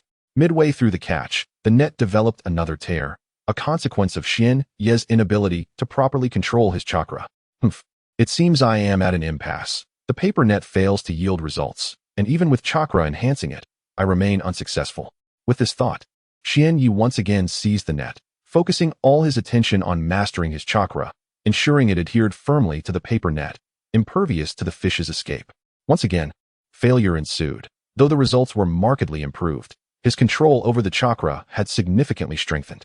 "Dear guest, perhaps it would be best to abandon this endeavor. Allow me to simply gift you 2 golden fish instead. What do you think?" The elderly shopkeeper, seemingly unable to bear the sight, suggested to Xianyi, hoping to encourage him to withdraw. Enough, giving up is not an option. At this moment, Xianyi was in the throes of struggle, on the cusp of success. Abandonment was not an option, and with fervor, he exclaimed, "Grandfather, it's quite all right. I have ample funds and can afford to indulge." The elderly man, observing Xianyi's resolute expression, felt a sense of helplessness and allowed him to continue. Catching fish is a skillful endeavor, and the control of chakra involved is equally intricate. This type of chakra manipulation differs from the fundamental techniques of treading water or climbing trees. It is an advanced form of control. It is deemed sophisticated because it allows chakra to attach to external objects rather than merely being centered on oneself, thus qualifying as a higher level of chakra manipulation. After enduring around 10 failures, Xianyi finally experienced his first success, triumphantly lifting a fish into a transparent plastic bag. The exhilaration of this initial success was exquisite. His spirits soared as he reflected on the arduous journey that made this achievement all the more precious. It seems I truly am a genius. Although I struggled with the technique, my mastery over chakra remains unchallenged, he thought, filled with a sense of pride and joy in his accomplishment. While I have succeeded, I must reinforce my skills further. Let me catch a few more delightful goldfish, Xianyi mused. He promptly took the makeshift net crafted from paper and submerged it into the water, preparing to capture the goldfish. To be candid, the paper net was reasonably sized, capable of accommodating nearly 3 fish. Initially hesitant to catch multiple fish at once due to his prior failures, his newfound confidence urged him to attempt it now, provided he was cautious not to tear the net. Behold, little goldfish, your doom is at hand. This time, I shall capture you all. Xianyi chuckled inwardly. In a swift motion, he exclaimed, I'm catching. Soon, 2 goldfish appeared in the net, along with a splash of water. The captured goldfish flailed in panic, struggling desperately to escape the suffocating confines of the net. They yearned to return to the water, but their aspirations remained merely thoughts, as the execution of such a desire was far from simple. It cannot be said that it is effortlessly achievable. One might assert that it is virtually impossible. After all, the net crafted from paper is imbued with the chakra manifested by Xuanya, which renders it remarkably resilient and less susceptible to tearing. It appears that my proficiency in utilizing chakra has seen a modest advancement, as I can effortlessly capture 2 goldfish with this paper net, seemingly with great ease. At this moment, Xuanya's heart swells with contentment, and his thoughts drift towards a sense of tranquility. However, the elderly man appears to have something he wishes to express. Yet he ultimately refrains, his eyes betraying a hint of reluctance. To Xuanya's surprise, he realizes that there are no longer any fish in the vicinity. Has he truly caught them all? The once vibrant waters are now devoid of the delightful goldfish, leaving only a clear expanse of water. Chapter 214. Return to the casino. At this moment, Xianyi noticed the change in the elderly man, observing the unusual glint in his eyes. It dawned upon him that he had taken all the goldfish, which meant the old man would suffer significant losses, perhaps even incurring a debt. Contemplating this, Xianyi resolved that since he had won all the elderly man's money, he would simply give the manager the entire sum of 10,000 taels without expecting any return. Old man, since I have taken all your fish, I shall give you the entire 10,000 taels. No need for change, Xianyi gently addressed the aged manager. The manager seemed taken aback, as if he could not believe his ears. Indeed, I am giving it all to you. No need to return any change. Xianyi reassured the manager. After all, 10,000 taels is but a trifling amount to me. It is merely a drop in the ocean. Do not worry. I have plenty of money. How can that be? Young guest, I cannot accept your money. I must give you change. As a merchant, I must adhere to the rules. Since you caught these goldfish, they belong to you, and I cannot accept this money, the manager insisted, his face resolute, affirming his stance. Old man. I have already stated that this money is of no concern to me. It is merely a trifle, Xianyi replied, somewhat helplessly. That is simply unacceptable. How could I possibly take advantage of a child? No, absolutely not, the elderly manager insisted, displaying a touch of stubbornness. With no other recourse, Xianyi decided to leave the shop. As he departed, he turned back and called out, Old man, the money is entirely yours. You need not return it to me. It truly does not matter to me. The elderly man could only shake his head, casting a glance at the receding figure of Xianyi, and lamented. Are all children these days like this? He then looked again at the 10,000 taels in his hand, shaking his head in resignation as he returned to the shop. Back on the street, Xianyi wandered aimlessly, uncertain of where to go. An hour later, he sighed. Where on earth has Jiraiya gone? I've searched for so long and still can't find him. He promised to teach me ninjutsu, yet on the very first day, he has vanished. How ridiculous. Xianyi continued to grumble about Jiraiya's unreliability and pondered why Tsunade had chosen to name him one of the legendary Sannin, the Toad Sage. The Sannin were renowned figures in the ninja world, often associated with immense strength and striking appearances. Yet, how could someone like this lecherous old man, who seemed to revel in voyeurism, bear such a title?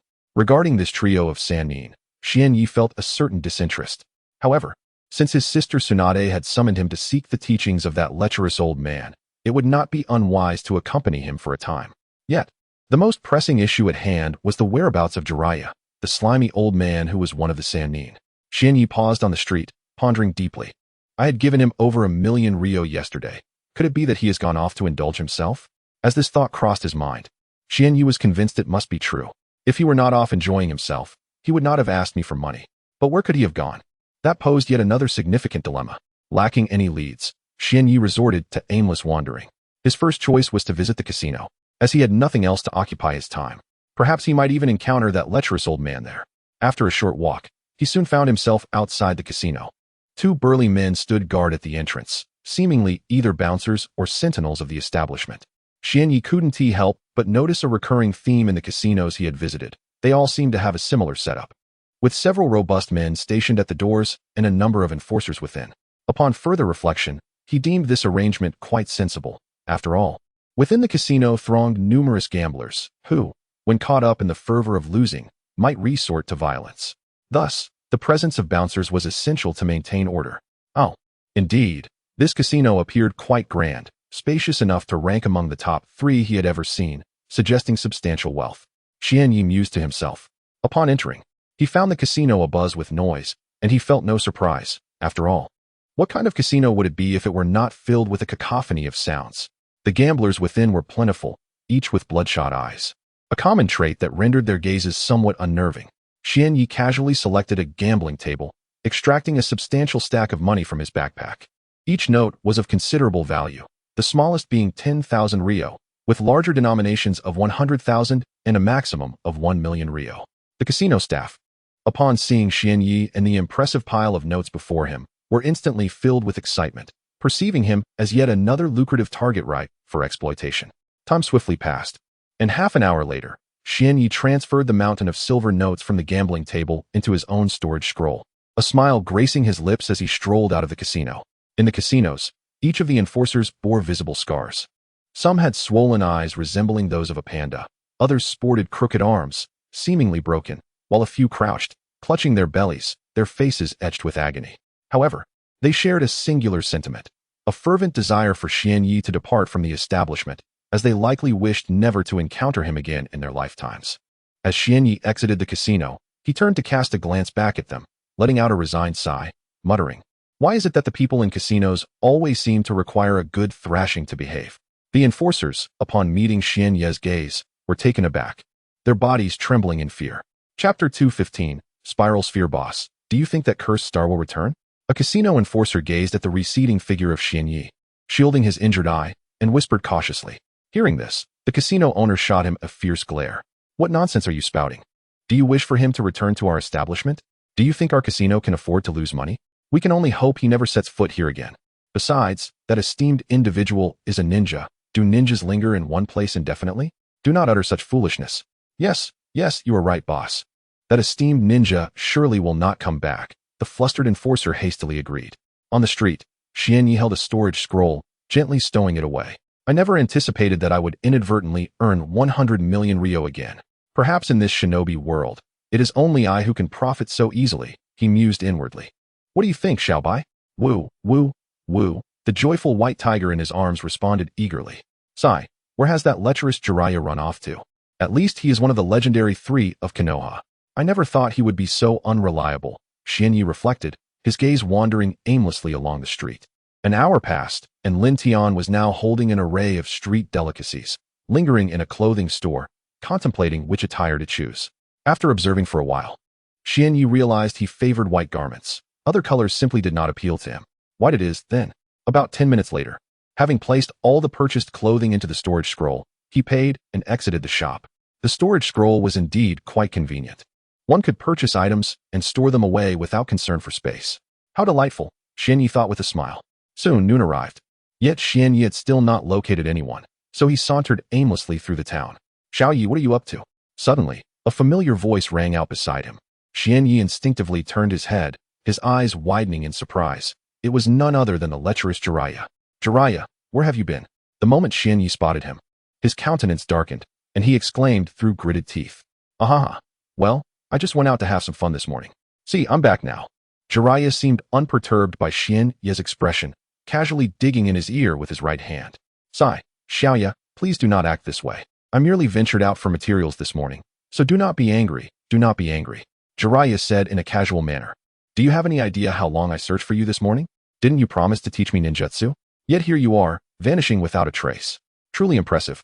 Xianyi retorted, still harboring some resentment. Ah, what a trivial matter. I shall refrain from such actions in the future, Jiraiya said, placing his hand on Xianyi's shoulder with an air of nonchalance. By the way, I heard from your sister Tsunade that you possess fire attribute chakra, he inquired. Gazing at Xianyi had not disclosed the truth about his chakra attributes to Tsunade, simply stating that he possessed fire attribute chakra, fearing that revealing his mastery over all attributes would alarm her. Indeed, I do possess fire attribute chakra. Why do you ask, you lecherous uncle? Xianyi shot Jiraiya a glance before responding. Upon hearing Xianye's reply, despite the unpleasant tone, Jiraiya remained unfazed. Fire attribute chakra, you say? Although Tsunade mentioned in her letter that your talent is quite remarkable, I am keen to ascertain just how exceptional it truly is. If we are to test your talent, let us begin by teaching you this non-attribute ninjutsu, he declared. With that, Jiraiya conjured a swirling sphere of chakra in the palm of his hand, which Xianyi could distinctly sense contained immense destructive power. As Jiraiya explained the name of the technique, he elaborated on its origins, stating that it was developed over several years by the fourth Hokage, Minato Namikaze, of Konoha. This Rasengan, however, is incomplete. While it relies on rotation and explosion to unleash tremendous devastation, it only possesses a change in form without a transformation in nature, thus rendering it incomplete. Jiraiya gently explained to Xianyi. To be fair, Jiraiya's teaching seemed quite proficient. After listening for a while, Xianyi grasped the origins and mechanics of the technique, though he had yet to attempt it himself and was uncertain of his success. The Rasengan, being a non-attribute A-rank ninjutsu, differed from his own A-rank technique, the half-moon slash, primarily in that the former was non-attribute while the latter was a wind-style jutsu. Perhaps the power of the Rasengan could rival that of his wind-style half-moon slash. But since he was learning a new technique, he should attempt it personally to gain a better understanding. With this thought in mind, Xianyi began to channel his chakra, directing it to his right hand while following Jiraiya's instructions on the Rasengan's execution. Before long, a sphere began to form on Xianye's right hand. Though it appeared somewhat unstable and noticeably different from the Rasengan, Xianyi gazed at the orb in his hand, feeling a sense of dissatisfaction despite the achievement at hand. Yet, reaching such a milestone for the first time was commendable. Beside him, Jiraiya's eyes widened in astonishment as he fixated on the seemingly diminutive sphere. Disbelief etched across his countenance. Internally, Jiraiya was cursing in frustration. He thought to himself, while Tsunade had proclaimed that Xiaoyi possessed exceptional talent, surely it could not be to such an extraordinary extent. After all, during his initial attempt, he could barely maintain the chakra, which dissipated into the air almost immediately. Chapter 216. The final respite. Alas, how cruel fate can be. Why must the world harbor the existence of prodigies? At this moment, Jiraiya felt as if he had ingested something vile. He looked helplessly at Xuanya, who, despite evoking a pang of jealousy due to his innate talent, remained beyond Jiraiya's reach. After all, he was Tsunade's younger brother. Has it not succeeded? Xuanya gazed at the minuscule orb in his hand, letting out a resigned sigh. He chose to relinquish control over it, allowing it to dissipate and merge with the air. Failure was inconsequential, for this was merely the first trial. If the initial attempt bore no fruit, then subsequent efforts would surely yield success. Very well, let us calm our minds and seek tranquility. After closing his eyes and taking a deep breath, Xuanya reopened them, channeling a portion of his chakra to his right hand, following the trajectory required for the Rasengan. Suddenly, a thought struck him. Was this ninjutsu conceived by the fourth Hokage? Why did the name Minato Namikaze evoke such familiarity? Why did his heart race upon hearing it? Xuanya's gaze turned momentarily bewildered, but soon these uncertainties faded. He poured all his focus back into executing the A-rank ninjutsu, the Rasengan. As he channeled his chakra, a sphere began to form in the palm of his right hand, seemingly larger than the one he had previously conjured. It must spin, without rotation. All efforts would be in vain. Xuanya struggled to control the orb, channeling most of his mental energy to initiate its spin.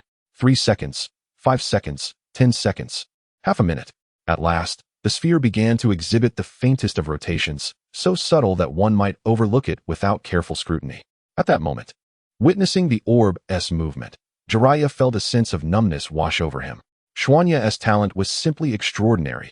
Even if he were to suddenly master the Rasengan, Jiraiya would not be astonished, but rather would consider it a matter of course.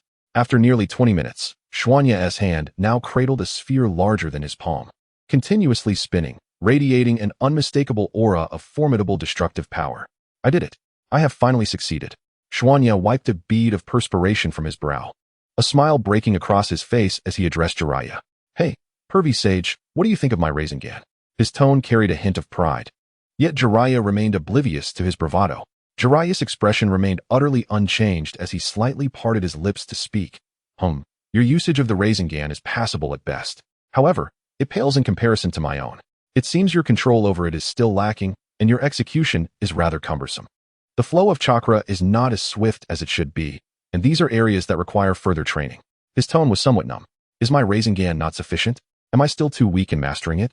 Has the time spent learning this ninjutsu been too lengthy? Am I still too unaccustomed to its use? Xianyi murmured to himself. Upon hearing his own mutterings, Jiraiya inexplicably felt an urge to deliver a good beating to him. With your remarkable talent, mastering the Rasengan should have taken you no more than 20 minutes. What more do you desire? Do you wish to ascend to the heavens?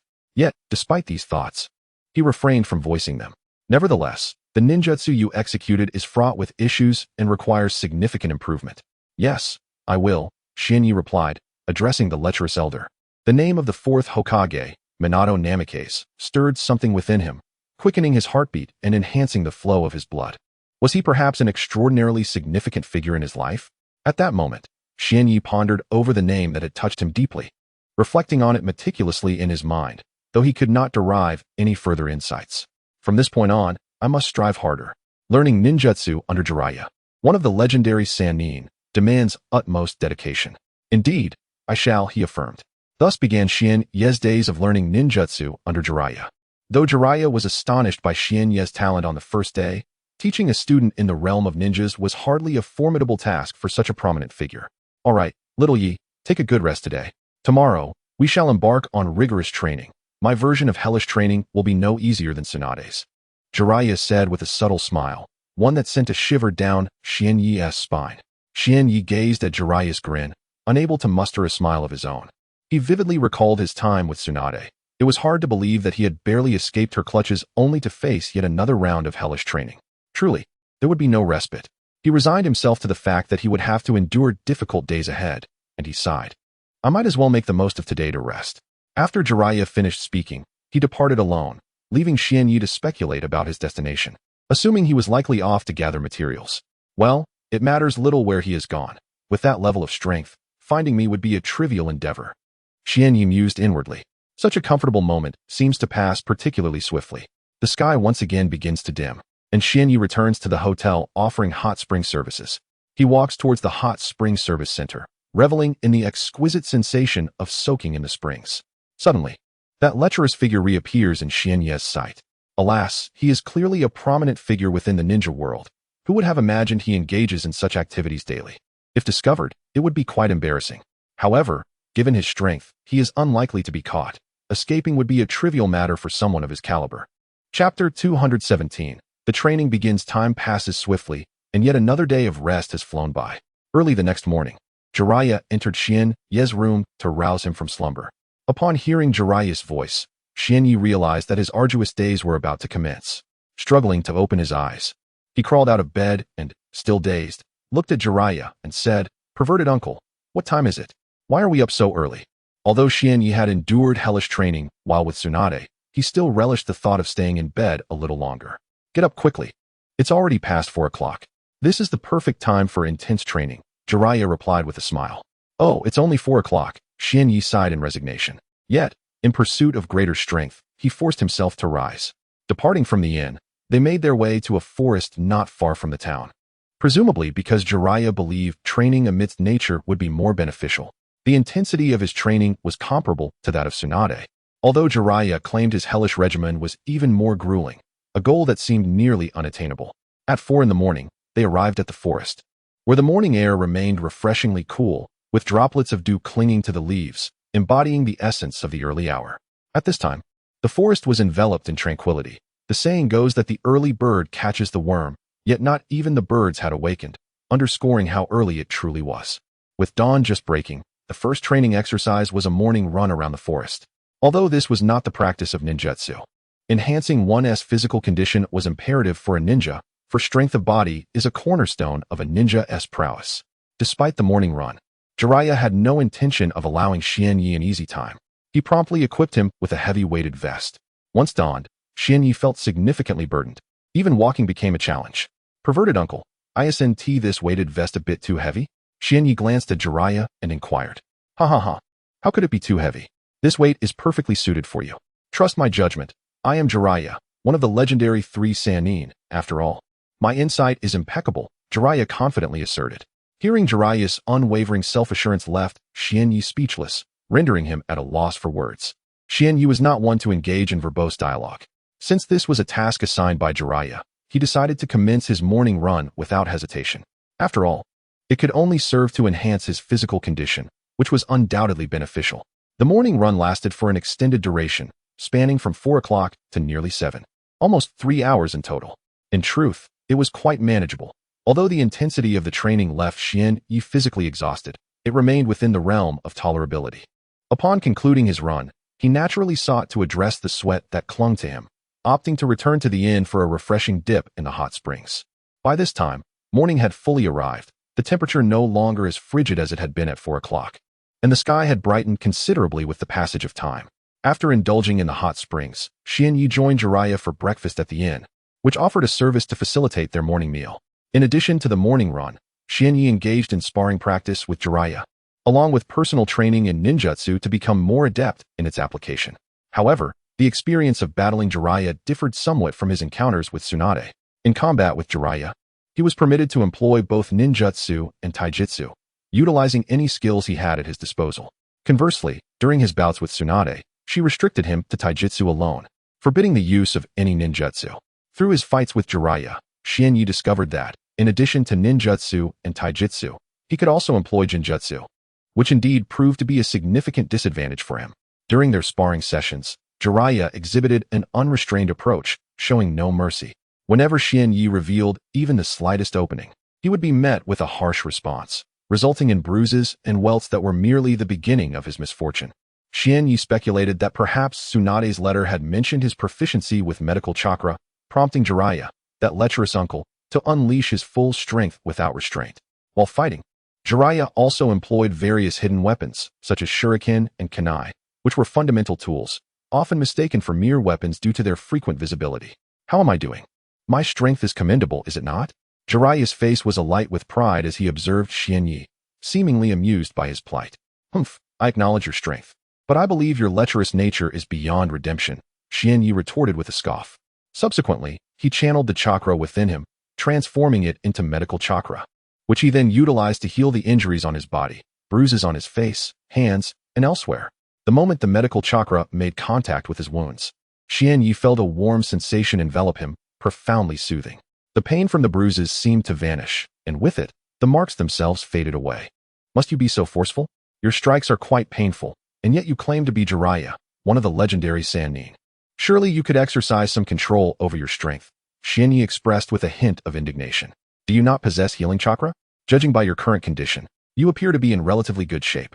Moreover, a bit of extra force serves to etch this mistake into your memory, ensuring that you remain vigilant in the future and avoid further injury, Jiraiya replied with a sense of inevitability.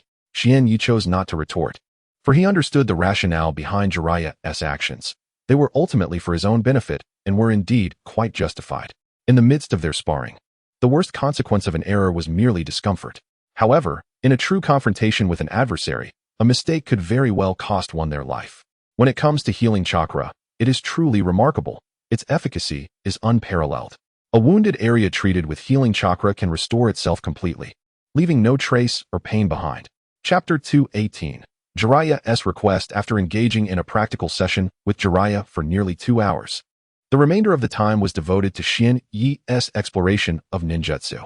Mastering ninjutsu is an essential aspect, akin to the spiral sphere learned the previous day. Although he had acquired it, a deeper understanding required further familiarization. Around 11 o'clock in the morning, Xian Yi and Jiraiya found themselves seated at a grand round table adorned with an array of delectable dishes, each emanating steam, enticing the appetite. At this moment, Xian Yi cast a disdainful glance at Jiraiya and remarked, "You lecherous old man, do you possess no money? Did I not give you nearly 1,000,000 ryo yesterday? Why must I pay again today?" Jiraiya, upon hearing Xian Yi's words, displayed no signs of embarrassment. Instead, he rubbed his hands together and responded, "Little knight, look at how much money you have. Surely treating your teacher to a decent meal is not too much to ask?" In response to this, Xian Yi could only regard Jiraiya with utmost contempt. He had never encountered anyone so shameless and audacious, particularly someone who held the title of his mentor. The lunch was swiftly consumed. Despite the lavish spread before them, it was Xian Yi and Naruto who devoured most of the feast, though a significant portion found its way into Jiraiya's stomach. Xian Yi pondered the mystery of how Jiraiya, with a seemingly modest appetite, could accommodate such copious amounts of food, truly remarkable. With lunch concluded, The afternoon was equally packed. Jiraiya began instructing Xianyi on various ninjutsu techniques, elucidating their applications and pointing out areas for improvement in Xianyi's execution. In addition to this, Jiraiya introduced Xianyi to several new techniques, including commonly used forms such as water and earth manipulation, overwhelming him with knowledge. In Jiraiya's mind, Xianyi's talent was extraordinary, and thus he felt no qualms about imparting a multitude of techniques at once. Even as he witnessed Xianyi effortlessly employing these skills in combat, Jiraiya could not suppress his astonishment.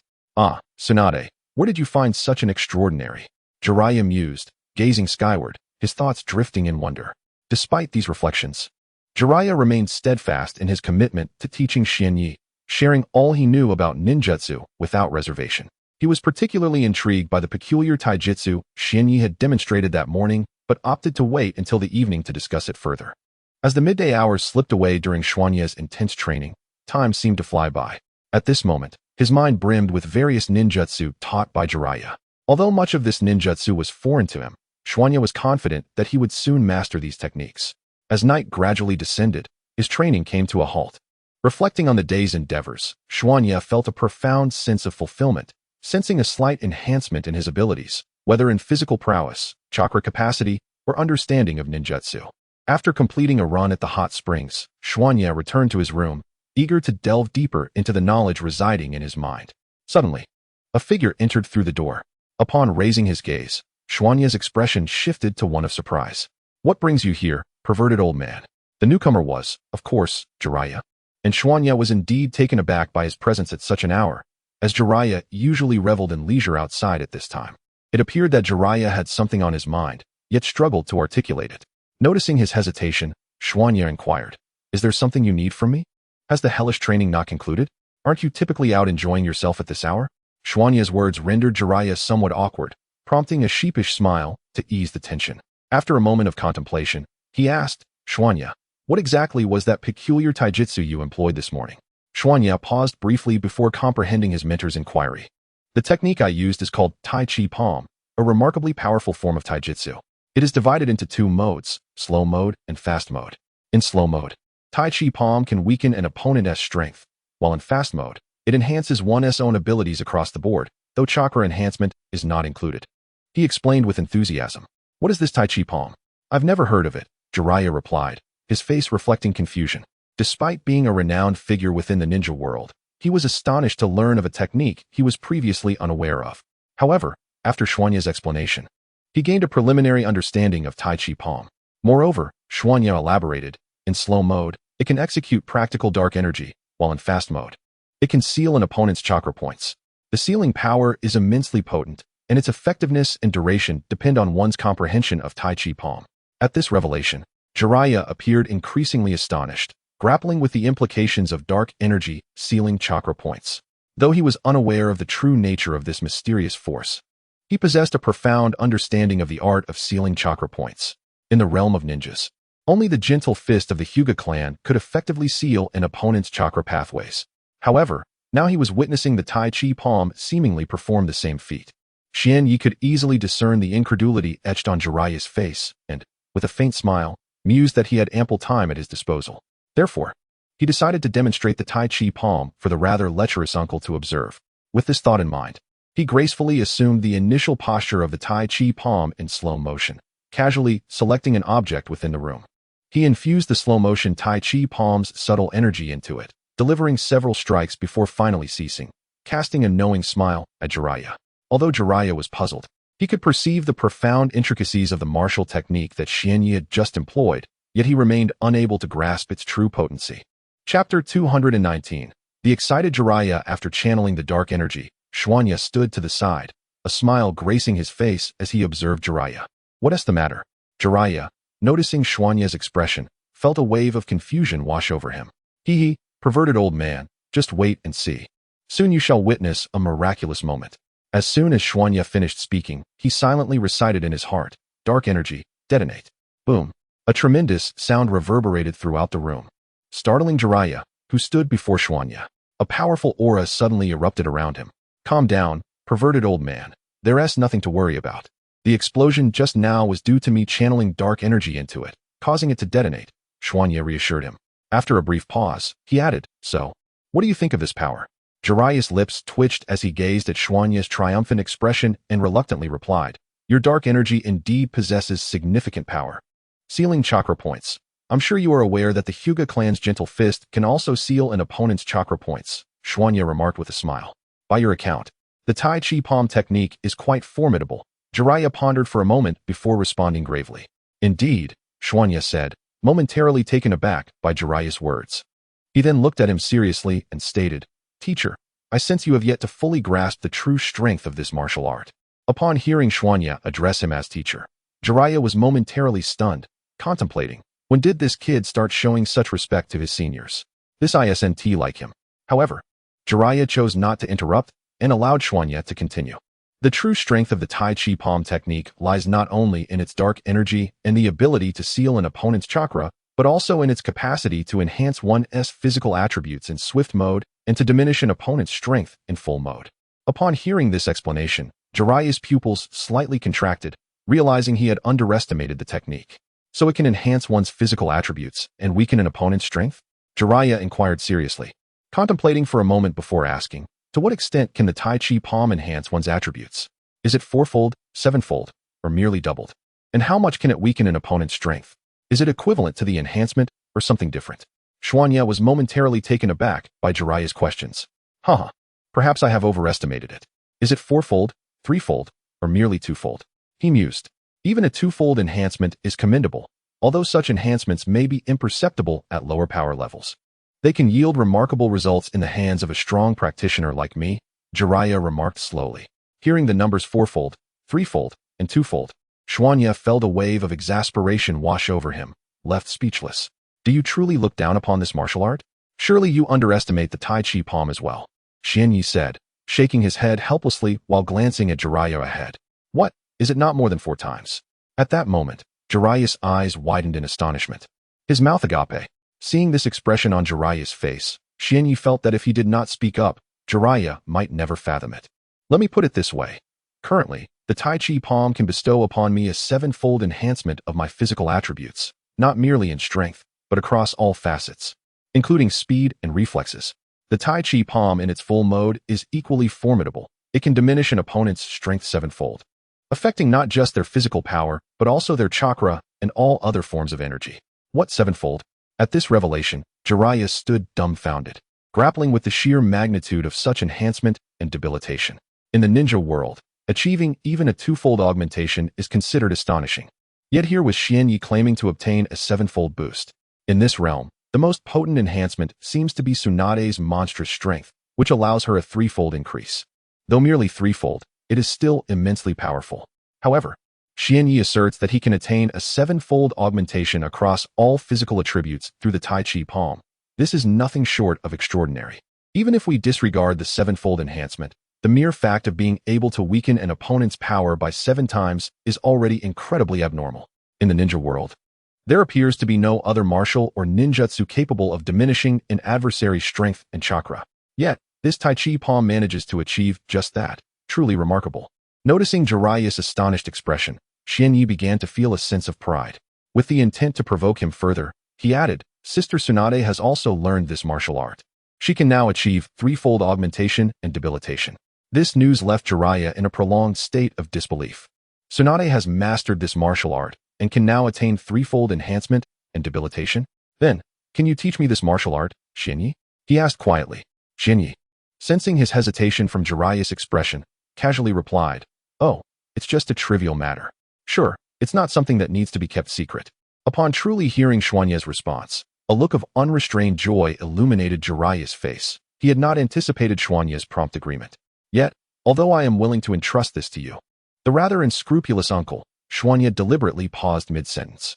What is it? Jiraiya immediately pressed on. It is the Tai Chi palm technique. Its complexity is indeed formidable. When I instructed Tsunade, she devoted considerable time and endured much hardship to master this technique, Xuanya remarked, casting a glance at Jiraiya. I am not afraid of hardship. What is hardship after all? Haven't I endured my fair share over the years? Jiraiya boisterously replied. Chapter 220. Morning Tai Chi practice. Xuanya observed Jiraiya's nonchalant demeanor and chuckled, remarking, if you are not afraid of hardship, then there should be no issue. However, I do fear that you might find this martial art too daunting and abandon your studies. He recalled the time when Tsunade had immersed herself in learning this very technique. It had taken her a considerable amount of time to master the Tai Chi palm. I fear no difficulty, especially if I have already braved the trials. Now, without further ado, teach me this martial art, Jiraiya declared with mock seriousness. Very well, since you are so eager to learn the Tai Chi palm, I shall teach you. After all, it is not impossible to instruct others, Xuanya thought to himself, proceeding to elaborate on the foundational concepts of the Tai Chi palm to Jiraiya. However, it appeared that Jiraiya struggled to grasp the information, evident from his bewildered expression. Xuanya shook his head in resignation and sighed before simplifying his explanations further. Xuanya, could you possibly repeat that? I still don't quite understand, Jiraiya said, embarrassment etched on his face. Xuanya, seeing Jiraiya's expression, felt a muscle twitch in his face and reluctantly spent another lengthy period reiterating the lesson. After nearly an hour, Jiraiya finally exited the room, satisfied, and returned to his quarters to ponder over the knowledge Xuanya had imparted. The Tai Chi palm, while seemingly uncomplicated, posed significant challenges for those wishing to master it. The peculiar movements could easily intimidate others, dissuading them from even attempting to learn. Xuanya watched Jiraiya's figure recede into the distance, letting out a resigned sigh. Although Jiraiya appeared less gifted than Tsunade, he was commendably willing to listen and unashamedly seek guidance. Had it been someone with a stronger sense of pride, they likely would not have acted in such a manner. Jiraiya's greatest asset was his thick skin, making him quite adept at humbly asking for help.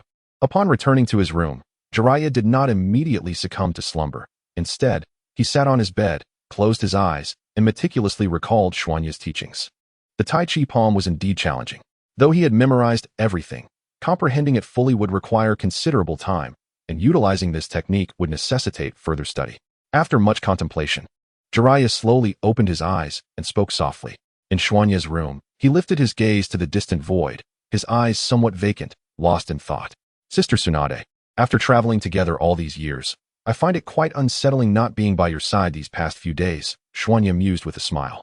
However, he reflected, no matter the discomfort, it was of little consequence. To enhance one's strength, such sacrifices were essential. Moreover, in this world, no feast lasts forever, and one must learn to adapt. The hour had grown late, and Xianyi contemplated that it was nearly time to retire for the night as he gazed upon the vast expanse of the starry sky. The following morning, he rose early from the warmth of his bed, not waiting for Jiraiya to summon him, but taking the initiative to rise on his own. The hour was indeed quite early, and Jiraiya remained in his chamber. After surveying Jiraiya's room, Xianyi mused to himself that it would be advantageous to engage in some exercise before Jiraiya awoke, a splendid choice to warm up. Yet, what should such a warm-up entail? Xianyi pondered quietly. Suddenly, a spark ignited in his eyes, and he thought, why not practice Tai Chi this morning? While Tai Chi may not be an exceedingly vigorous activity, it serves as an excellent warm-up. Without further hesitation, he sought a spacious area, established a stable stance, and assumed the initial posture of the Tai Chi form, proceeding to execute the movements with grace. To the untrained eye, the Tai Chi movements appeared languid. However, their true velocity was deceptive. In reality, the execution was swift, though it gave the illusion of slowness. Mastering the art of Tai Chi requires not only skill, but also the ability to convey a sense of slowness while maintaining rapidity, a feat not easily achieved. Even for the most talented individuals, necessitating extensive practice to master. As the peculiar movements unfolded, they appeared exceptionally slow, yet, in a confrontation, one would discover that Xianye's actions were anything but sluggish. His prowess included the remarkable ability to harness and redirect force. At that moment, the door to Jiraiya's room creaked open, revealing a figure with silver hair clad in a loose coat adorned with a symbol atop his head, his demeanor remarkably casual. He stretched and yawned, then noticed Xianyi in the distance, recognizing the extraordinary nature of his movements. Could this be Tai Chi? Jiraiya stood still for a moment, scrutinizing the display before him. Indeed, it appeared to be Tai Chi, particularly in its full form, deceptively slow, yet capable of harnessing energy to diminish an opponent's strength. Suddenly, Jiraiya realized he struggled to comprehend the intricacies of Xianye's movements, which had grown increasingly profound and enigmatic, leaving him unable to grasp even the slightest nuance. Nevertheless, as a seasoned ninja, Jiraiya could discern the formidable power inherent in this full-form Tai Chi, recognizing its potential to significantly weaken an opponent's force. Is this how the Tai Chi palm appears in full mode? It seems quite formidable, mused Jiraiya thoughtfully. Nevertheless, despite the arduousness of the learning process. I am determined to pursue it, for is it not an intriguing endeavor? Suddenly, as Xianyi practiced the Tai Chi palm in full mode, his movements transformed from seemingly slow to exceedingly swift, with an escalating velocity that continued to intensify, becoming ever faster. It was not only Xianyi's speed that was amplifying, but also the complexity of executing the Tai Chi palm, leaving Jiraiya, who initially managed to grasp it, utterly bewildered. Chapter 221. Breakthrough in Ninjutsu. This was the swift mode of the Tai Chi palm, moving with a rapidity akin to the wind, perhaps even surpassing it. The force and velocity of the strikes were continually amplifying, indicating a progressive enhancement of power. At this moment, Xianyi stood in a relatively open area, practicing the Tai Chi palm. To be honest, using the Tai Chi palm for a morning warm-up was indeed a splendid choice. After completing a full set of Tai Chi palm movements, Xianyi paused, standing still to take deep breaths, allowing his body to recuperate. The exertion had caused beads of fine sweat to emerge across his body, rendering him somewhat uncomfortable. Nevertheless, engaging in such activity early in the morning felt quite invigorating. He sensed a significant uplift in his spirit and demeanor. "Xiaoyi, why are you up so early today?" came Jiraiya's voice from a distance. Xianyi turned to respond. "I didn't expect you to be awake as well. You sly old man. Shouldn't we commence our training? But please wait for me a moment. I need to soak in a hot spring first." Soon, Xianyi departed to the service center of the hot spring, and without hesitation, he plunged into the steaming waters. Soaking in the hot spring was undeniably delightful, especially after a vigorous morning workout that left him drenched in sweat. It was pure bliss. At that moment, Xianyi found himself reluctant to leave the warmth of the spring. "Ah, how wonderful it is to soak in the hot spring. I suppose training will commence soon," he mused inwardly. After approximately 10 minutes of indulgence in the hot spring, Xianyi reluctantly emerged and followed Jiraiya into a forest to begin their day of training. Time flew by unnoticed as Xianyi immersed himself in his practice. Throughout the day, within the forest, Xianyi activated a substantial amount of chakra within him, guiding it along the pathways he envisioned in his mind. "Wind release, half-moon slash," he exclaimed, summoning the technique. Indeed, this was the wind release, half-moon slash, a jutsu that required no hand seals, merely channeling chakra sufficed. Upon circulating a portion of chakra within his body, the concentration of chakra surrounding him surged, awakening the wind attribute chakra, which grew increasingly vibrant. Before Xianyi, a crescent-shaped slash materialized, transparent and modest in size, measuring roughly 1 meter in length. However, the power it embodied was extraordinarily fierce. With a mere thought, the wind attribute half-moon slash hurtled towards a small hill, moving with astonishing speed. Even Xianyi found it challenging to discern its trajectory. Even with the activation of the divine eye, he could only barely perceive its path. Evading it seemed nearly impossible. The crescent-shaped wind attribute slash soared toward the small mountain in an instant, imbued with unparalleled force. With a resounding crash, the crescent wind blade generated by the wind release technique made contact with the mountain, which crumbled before it as if it were mere tofu, effortlessly cleaving it in two. The energy expended was minimal, barely a fraction of the power behind the wind attribute crescent slash.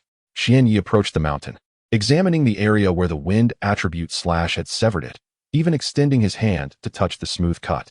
Although the mountain was bisected, the slash had only a modest reach of just over a meter, preventing it from cleaving the entire mountain in half.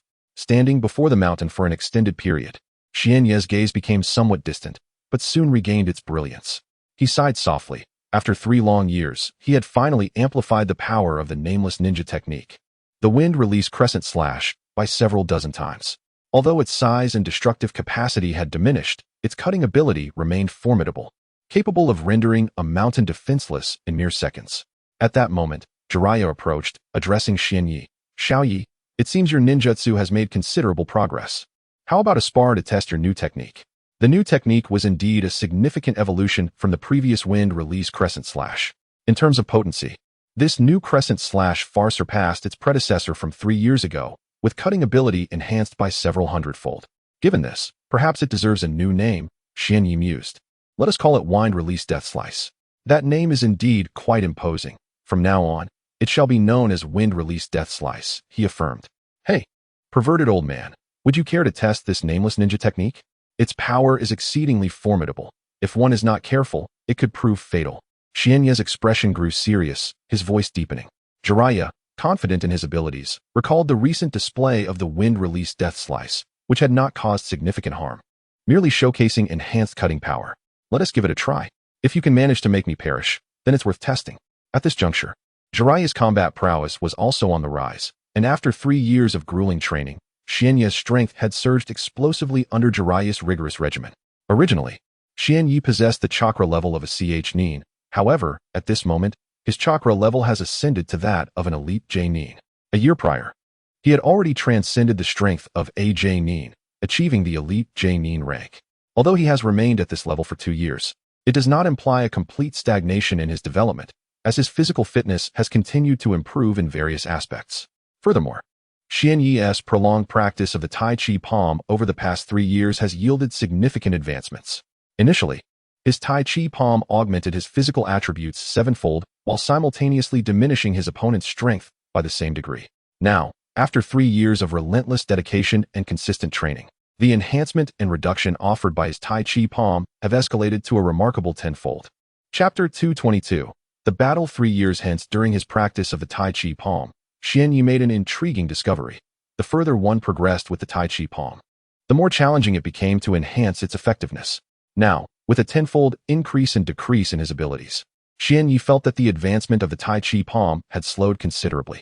Not only was the improvement in the Tai Chi palm sluggish, but Xianye also found that the deeper he delved into this martial art, the more unfamiliar it became to him, as if the more he practiced, the more he perceived the vast profundity of Tai Chi palm.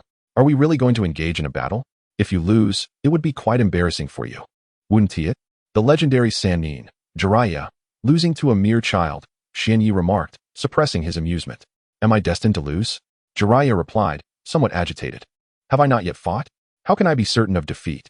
Moreover, during these 3 years, I have also made significant strides in my mastery of Tai Chi palm. I have achieved a 3-fold increase and decrease, effectively tripling my strength. As Jiraiya spoke of his accomplishments in Tai Chi palm, his excitement was palpable, his words flowing with exuberance. All right, enough. I acknowledge your breakthroughs in Tai Chi palm, but I have made progress too. I can now achieve a 10-fold increase and decrease, Xianye casually interjected. Upon hearing this, Jiraiya's heart stirred with tumultuous excitement, unable to find calm. While he was aware of Xianye's advancements, hearing the notion of a 10-fold increase and decrease once more left him in a state of astonishment. Truly a monster, possessing such formidable talent. A 10-fold increase and decrease, combined with the innate strength of a seasoned elite ninja, makes engaging in battle quite a formidable challenge. Jiraiya pondered quietly to himself. What are you thinking about, you old pervert? Are we going to fight or not? Xianye called out, noticing Jiraiya's momentary distraction. Humph. Do you think I would fear you? I am Jiraiya, one of the legendary Sannin, a veteran of the ninja world. Why would I be afraid of a mere brat? Jiraiya retorted, his composure wavering. Shall we begin? If so, let us not delay any further, Xianye suggested quietly. Multiple lion's main technique. Jiraiya exclaimed as he swiftly performed the hand seals. His speed was remarkable, and the chakra within him surged rapidly. Upon completing the seals, his hair lengthened instantaneously, becoming extraordinarily resilient as it surged toward Xianye, aiming to ensnare him. Multiple lion's main technique, Xianye observed, clearly perceiving Jiraiya's every movement and witnessing the silver strands of hair rushing toward him. A faint smile graced Xuanye's lips. He was not anxious, but rather relaxed and at ease. With a flicker of intent, he activated the Eye of God. Upon its awakening, he felt a distinct transformation within his eyes, a chilling sensation coursing through them. Everything around him appeared to slow down. The pace of each movement diminished by several folds, including the frantic assault of Jiraiya's technique. The wild lion's mane. Such a sluggish speed cannot ensnare me, he mused, observing the silvery, resilient strands of hair that approached him. With a light leap, Xuanye ascended onto a branch of a towering tree, around 10 meters in height.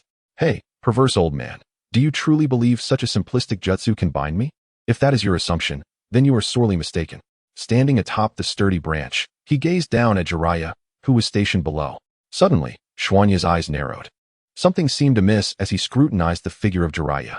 In an instant, he vacated the branch, leaping to another tree nearby. Just as he made his escape, a silhouette emerged from behind the tree trunk, wielding a spinning sphere of chakra, aimed directly at him. Wind release, spiraling sphere. The tree trunk erupted violently, splintering into countless shards that scattered in every direction, leaving nothing of the once mighty tree in the wake of such destructive force. Xuanye, now perched on another tree, patted his chest, inhaling deeply as he chuckled to himself. Fortunately, your Rasengan retains formidable power, old man. I nearly fell victim to it. Indeed, a shadow-level ninja is not easily trifled with. One misstep could lead to dire consequences. Xiaoya, your observational skills remain impressive, Jiraiya remarked, standing atop a tree branch and locking eyes with Xuanya. Observational skills?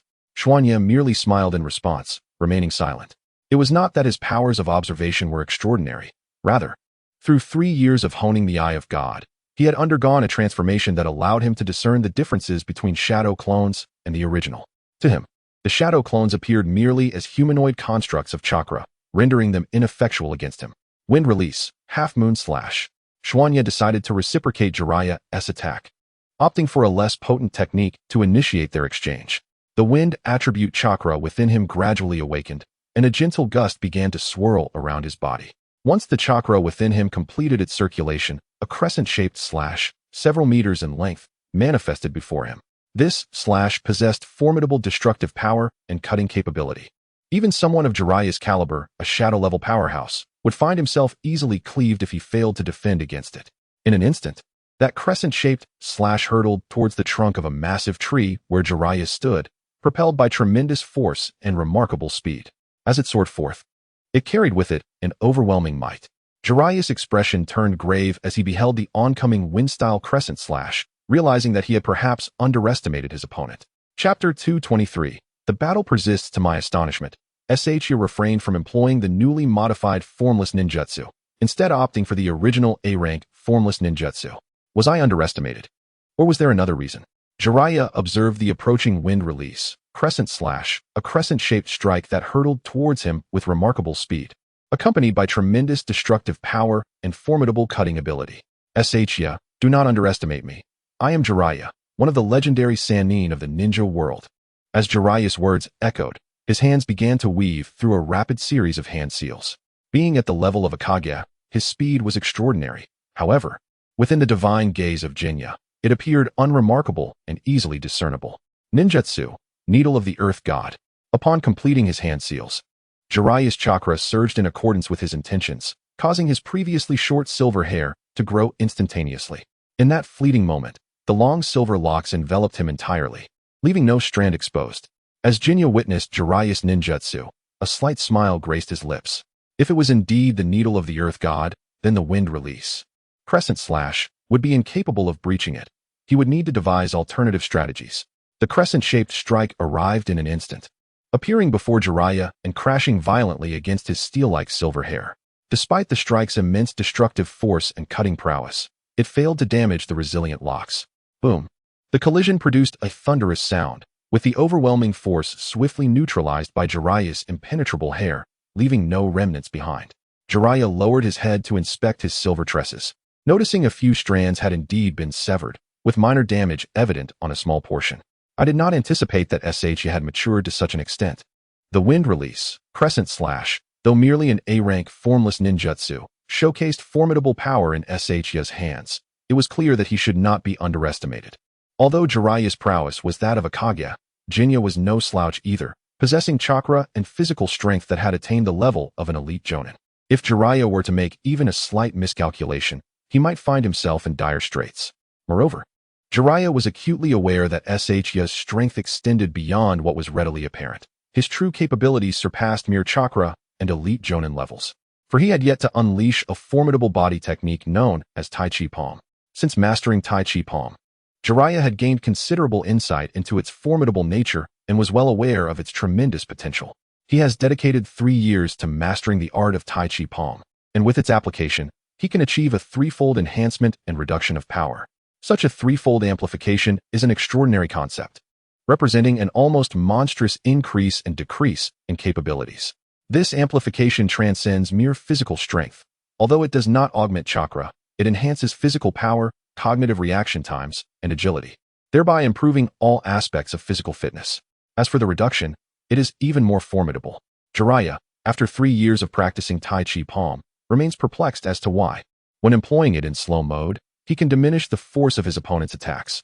The notion of power here is remarkably broad. It encompasses not only physical strength, but also chakra, rendering it capable of neutralizing any form of force. Hence, If Jiraiya possesses strength at the level of a Hokage, then when Xianyi utilizes Tai Chi Palm in slow mode, Jiraiya's jutsu and physical prowess would be subject to a staggering tenfold reduction. A tenfold diminishment is no trivial matter. It signifies a drastic decrease in one's capabilities. Although speed and reflexes may not decline by the same magnitude, the impact of this reduction is profoundly significant. Endure the Rasengan. Suddenly, a voice echoed before Jiraiya, and he sensed a tremendous surge of chakra, an overwhelming destructive force manifesting before him. This power lacked the cutting precision of wind release, half-moon slash. Yet the destructive capacity of the Rasengan surpasses even that of A-rank jutsu, making it far more potent. Xiaoyi, are you finally prepared to strike? Jiraiya observed the rapidly moving figure of Xianyi, remaining remarkably composed as he slightly leapt back from his original position. However, Xianyi was not about to squander this opportunity. He maintained his speed, wielding a swirling orb of chakra, directing it towards Jiraiya with intent. As Xianyi's figure drew ever closer, Jiraiya's hands finally sprang into action, beginning to form seals as his chakra surged vigorously within him. Is Jiraiya preparing to utilize a defensive jutsu? Xianyi pondered, yet despite the whirlwind of thoughts racing through his mind, his body remained in motion, accelerating towards Jiraiya without pause. Indeed, Jiraiya, known as one of the legendary Sannin in the ninja world, the Sage of Toads, possesses chakra levels on par with the Hokage. Coupled with his ability to enter Sage mode, his strength is undeniably formidable. Although Jiraiya possesses an impressive level of chakra, his strength does not correspondingly reflect this potency. Despite his dedication to training and the significant increase in his practice of the Tai Chi Palm technique over the past 3 years, his physical capabilities remain inferior. In contrast, Xianyi's physical attributes are now aligned with his chakra level, both embodying the caliber of elite genin. 3 years prior, however, Jiraiya's physical strength was merely that of a special genin, which, while commendable, does not denote exceptional power. Chapter 224. The activation of the Tai Chi Palm's swift mode over the past 3 years, having learned the extraordinary body technique of Tai Chi Palm from Xianyi. Jiraiya has significantly increased his training regimen. As of now, 3 years later, Jiraiya's strength has escalated from the level of a special jonin to that of a jonin. However, he remains considerably distant from the rank of an elite jonin. Based on the passage of time, it is clear that Jiraiya will require over 3 years of rigorous training to reach the esteemed level of an elite jonin. Earth release. Earth flow wall in a swift motion, Jiraiya completed the hand seals, and his chakra began to circulate within him. In that instant, a wall of earth materialized before him, forming a solid defense. It was the earth release, earth flow wall. A smile flickered across Xianyi's face. However, it was apparent that this earthen barrier alone would not withstand the formidable Rasengan in his grasp. Xianyi's speed remained undiminished, and in fact, it surged slightly higher as he prepared to unleash the Rasengan, eager to wreak havoc. Jiraiya, if this is all you have, then your defeat is inevitable, Xianyi declared loudly. Deep down, he was well aware that Jiraiya could not be easily vanquished. If it were that simple to defeat him, he would not be one of the legendary Sannin, the Sage of the Toads. Xianyi's words were merely an attempt to influence Jiraiya's mindset, hoping to instill a hint of doubt that might marginally enhance his own chances of victory. In an instant, Xianyi arrived before the earthen wall Jiraiya had erected and, without hesitation, extended his right hand, aiming the Rasengan directly at the barrier. With a resounding crash, the impressive wall, despite its formidable appearance, could not withstand the might of Xianyi's Rasengan for even a second. A gaping hole was created, revealing Jiraiya standing just beyond it. Hey, Jiraiya-sensei, let us see if my Rasengan meets your standards, Xianyi remarked with a faint smile, as the Rasengan hurtled towards Jiraiya. Boom. Jiraiya made no attempt to retaliate or evade. Instead, he charged directly into the path of Xianyi's Rasengan, clasping his own right hand firmly around it without yielding. Witnessing this, Xianyi's pupils constricted, and a sense of foreboding surged within him. Indeed, the figure of Jiraiya before Xianyi vanished in the next moment, transforming into a dissipating mass of chakra energy that faded into the ether. It was a shadow clone. How unfortunate. I have fallen into a trap. Xianyi was taken aback. Although his divine eye could discern whether an individual was a shadow clone, the earthen wall obstructing his view had concealed the truth. When the Rasengan obliterated the wall, a cloud of dust erupted, preventing Xianyi from realizing that the Jiraiya before him was merely a clone, resulting in this unexpected turn of events. Suddenly, from behind Xianyi, Jiraiya revealed his true self, leaping swiftly down from a large tree trunk. In a mere heartbeat, he formed several hand seals with remarkable speed, channeling a significant amount of chakra within him to execute a formidable ninjutsu. Ninjutsu Needle Hell. Upon invoking this technique, Jiraiya's silvery locks instantly lengthened once more. His formerly smooth hair transformed into a hardened, resilient form.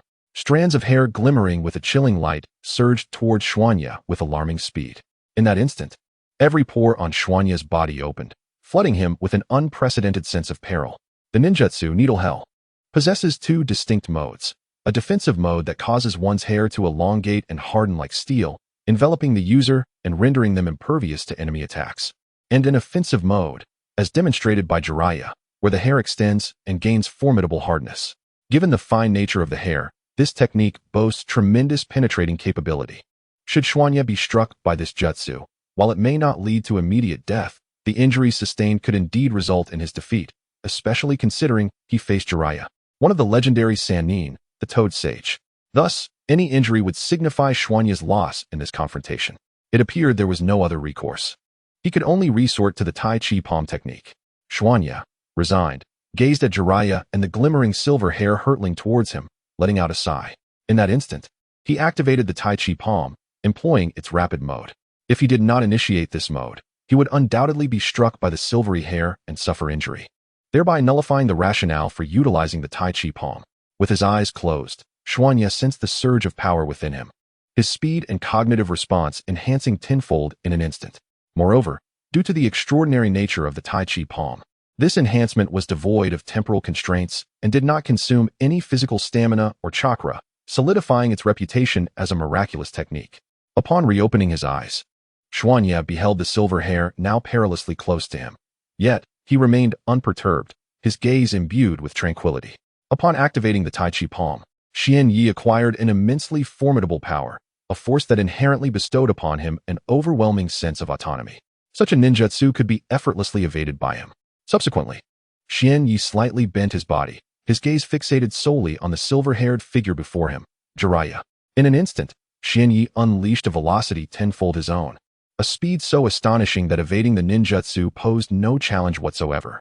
In the next heartbeat, Xian Yi found himself in an entirely different location, while the silver strands of hair relentlessly pierced towards the spot where he once stood. Moments later, the area struck by the silver hair was riddled with countless voids, numbering in the hundreds, a sight both terrifying and awe-inspiring. Chapter 225, Wind Release. Death cutting upon witnessing the formidable power of Jiraiya's ninjutsu. The needle of the earthly tomb, Xian Yi felt a surge of trepidation. Fortunately, he had just employed the rapid mode of the Tai Chi palm, enhancing his physical prowess tenfold. Had he not done so, the consequences of being struck by such a terrifying jutsu would have been dire. While his life was not in mortal danger, the jutsu was potent enough to inflict considerable harm upon him. Engaging in battle with Jiraiya, one of the legendary Sannin of the ninja world, meant that any injury would signify a defeat in this encounter. Xian Yi was determined not to concede this match so easily. He aimed to unleash his full potential. If he were still unable to overcome Jiraiya at that moment, he would accept defeat without resentment. With a resounding boom, the needle of the earthly tomb concluded, and Jiraiya surveyed the swirling dust with a mix of gravity and exhilaration. Has he finally unleashed the Tai Chi palm? He pondered. From the current state of affairs, it appeared that Xian Yi had indeed activated the rapid mode of the Tai Chi palm. Had he opted for the slow mode, evading this attack would have been impossible. Jiraiya, fully aware and exceedingly cautious, observed his surroundings with unparalleled focus. Where could he be hiding? He mused, as he had no knowledge of Xian Yi's current position. Thus, he devoted all his mental faculties to scanning the area, particularly the shadowy corners that were most likely to conceal Xian Yi. The atmosphere grew tense as Jiraiya's muscles tensed, his eyes narrowing slightly, with his mental energy wholly concentrated, awaiting Xian Yi's assault. 10 seconds passed, then 20, then 30, yet Xian Yi still did not reveal himself.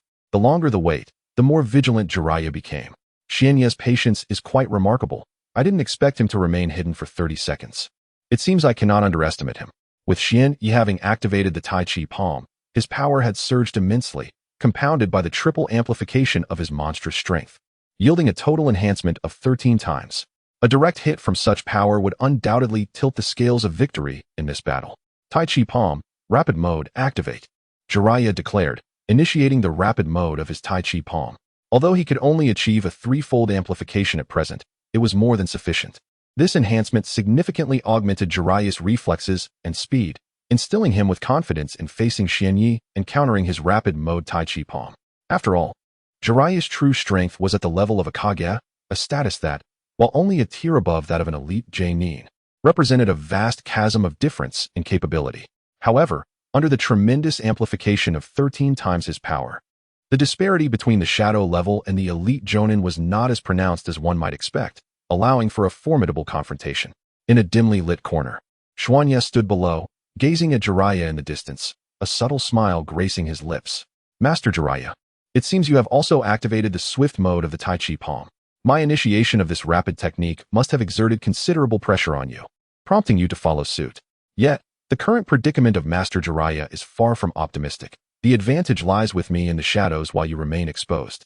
You must direct your full attention to the surroundings, and should I strike without your defense in place, victory in this match will undoubtedly be mine.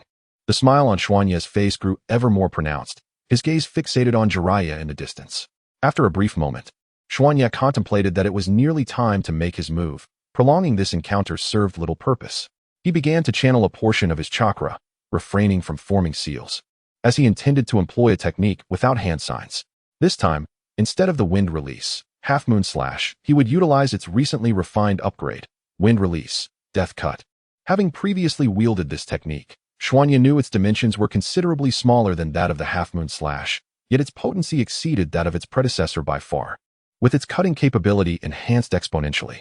Surrounding Xuanya, faint currents of wind began to manifest, his chakra now fully mobilized, culminating in the formation of a crescent-shaped slash, roughly 1 meter in length, before him.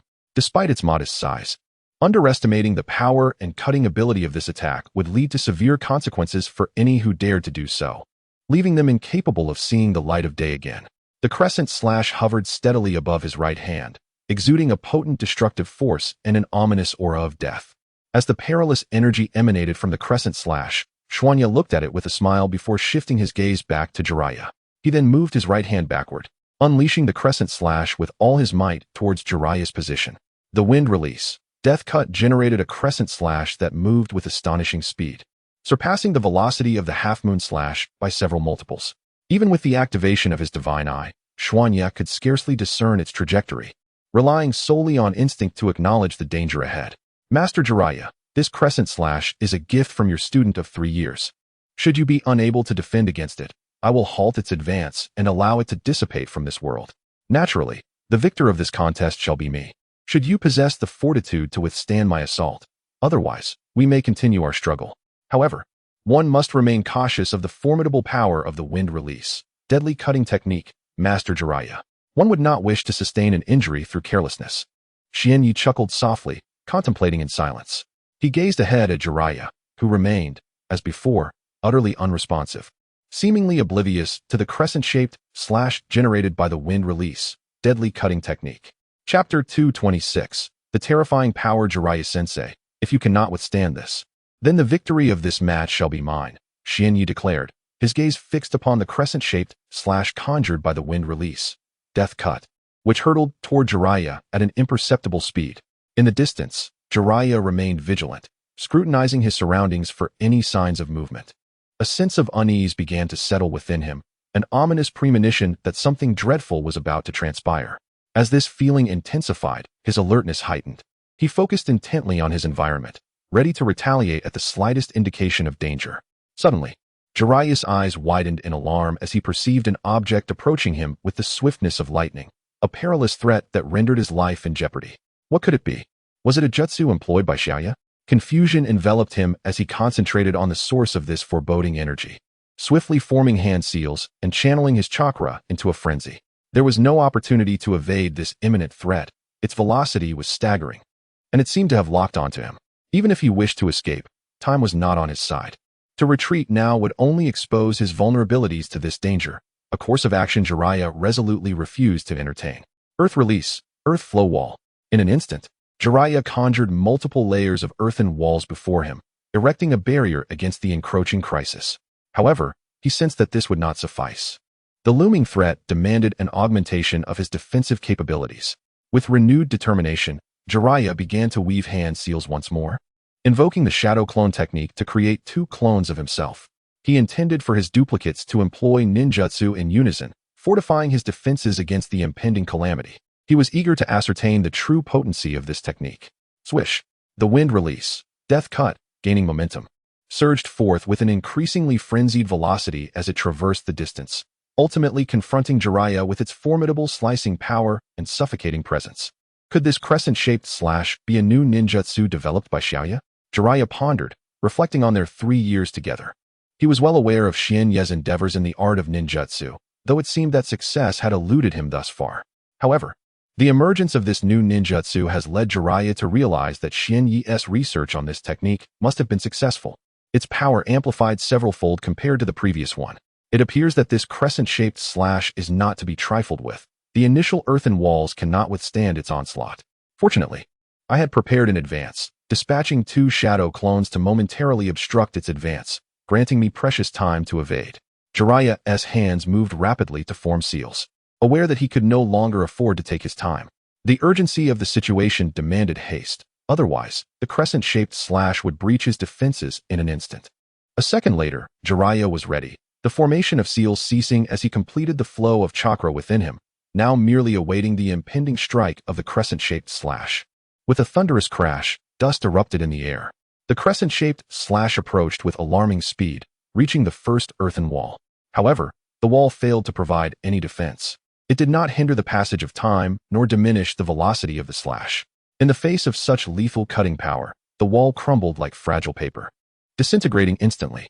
The second, third, and fourth walls met the same fate, collapsing before the relentless advance of the crescent-shaped slash, which left them in ruins. Witnessing this, Jiraiya felt a surge of trepidation. He had previously assessed the power of the crescent-shaped slash, yet had underestimated its might, which far exceeded his expectations. It was clear that he could not withstand it head-on. He must evade while his shadow clones engaged the oncoming attack. Jiraiya's resolve solidified. He could not confront the crescent-shaped slash directly and needed to retreat. Swiftly, the deadly cutting technique surged forth, having breached all barriers before him, aiming to slice Jiraiya in half at an astonishing speed, showcasing its formidable cutting ability. Jiraiya's gaze sharpened as he fixed his eyes on the rapidly approaching crescent-shaped slash, ready to unleash his prepared jutsu. In a swift motion, his 2 shadow clones charged forward, each wielding a swirling sphere of chakra. Though this was no ordinary Rasengan, it was an enhanced version, the Great Rasengan, exponentially more powerful and considerably larger than its predecessor. As his shadow clones advanced, Jiraiya himself was not idle. He unleashed his own jutsu. Fire release, super great fireball. In an instant, he expelled a massive ball of flame from his mouth. Its heat intense and its power formidable. Yet, before the crescent-shaped slash, it seemed almost insufficient. In a swift motion, Jiraiya, along with his 2 shadow clones, wielded the Rasengan, confronting the crescent-shaped strike head-on. However, their efforts proved futile. The formidable force of the crescent slash easily overpowered the Rasengan, rendering it alarmingly fragile. In an instant, the wind-style technique, known as the death cutting, cleaved through the Rasengan, which subsequently dissipated into the ether as its core was severed. The disappearance of the 2 shadow clones and their Rasengan occurred in the blink of an eye. Ultimately, Jiraiya's final jutsu was the fire release, great fireball technique. Serving as his last line of defense, the sole technique he could rely upon to buy himself precious moments to evade the impending crescent strike. Chapter 227. Departure. Once again, as Jiraiya's chakra circulated within him, the fire attribute chakra surrounding his body began to surge with vitality, causing the temperature to rise continuously with the release of the fire release, great fireball technique. A massive, searing fireball erupted from Jiraiya's mouth, hurtling toward the colossal fireball before him. This fiery sphere, immense in size and blistering hot, appeared to possess formidable power. However, Jiraiya did not relent. Instead, he seized the opportunity to let his fireball collide with the impending death-cutting technique. With a soft thud, the fireball proved feeble against the death-cutting technique. Despite the great fireball's considerable might, it could only withstand the onslaught for a fleeting second before being swiftly cleaved in half by the merciless wind technique. 1 second may seem brief, yet it granted Jiraiya ample time to evade the crescent-shaped slash produced by the death-cutting technique. This technique, newly devised by Kyuubi, showcased astonishing power, leaving Jiraiya astounded.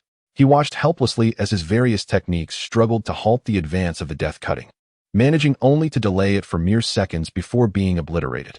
The sheer ferocity of the death-cutting technique had transcended the boundaries of A-rank ninjutsu. One might even consider it to be S-rank, if not more. Emerging from the shadows, Kuru leaped before Jiraiya, brandishing a wind blade approximately 20 centimeters in length. "Teacher, who do you believe has triumphed in this battle?" Kuru inquired with a sly smile, the wind blade hovering effortlessly above his right hand.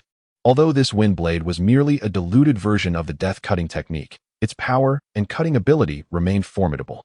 "Are you asking who emerged victorious?" Jiraiya glanced at the wind blade in Kuru's grasp and, with a pained smile, conceded, "It is undoubtedly you, Kuru, even if I were reluctant to admit it. That wind blade of yours is not to be underestimated." In truth, the moment Jiraiya laid eyes on the wind blade, he realized he had lost this match. Despite its modest length, each blade possessed a cutting power capable of easily slicing through his defenses. "Kuru, your growth over these past 3 years has been remarkable. Now, I find myself unable to defeat you. It seems I must concede to your prowess. Tsunade, your brother Yaa possesses an extraordinary talent that could easily be deemed monstrous. Over the past 3 years, his growth and strength has been remarkable. Rest assured, even I find it impossible to defeat him now. With his current prowess, navigating this ninja world should pose no challenge for him." Xian Yi gazed at Jiraiya, who was lost in thought, his eyes wandering as if contemplating something profound. "Teacher Jiraiya," he softly called out, breaking the silence. "Huh, what is it?" Jiraiya responded, snapping back to reality. "I wish to inquire about our plans. Are we to continue with the hellish training?" Xian Yi asked. "Is there still a need for hellish training? With your current abilities, you are already equipped to venture forth on your own. Moreover, in these 3 years, I have imparted all that I can teach you. The effectiveness of further hellish training has diminished," Jiraiya reflected silently. After a moment of contemplation, Jiraiya composed his thoughts and spoke. "Xian Yi, your strength has now surpassed mine. There is no necessity for further hellish training. Is that so? Then what shall we?" "Xian Yi, remember, in this world, no gathering lasts forever. Each person has their own path to follow.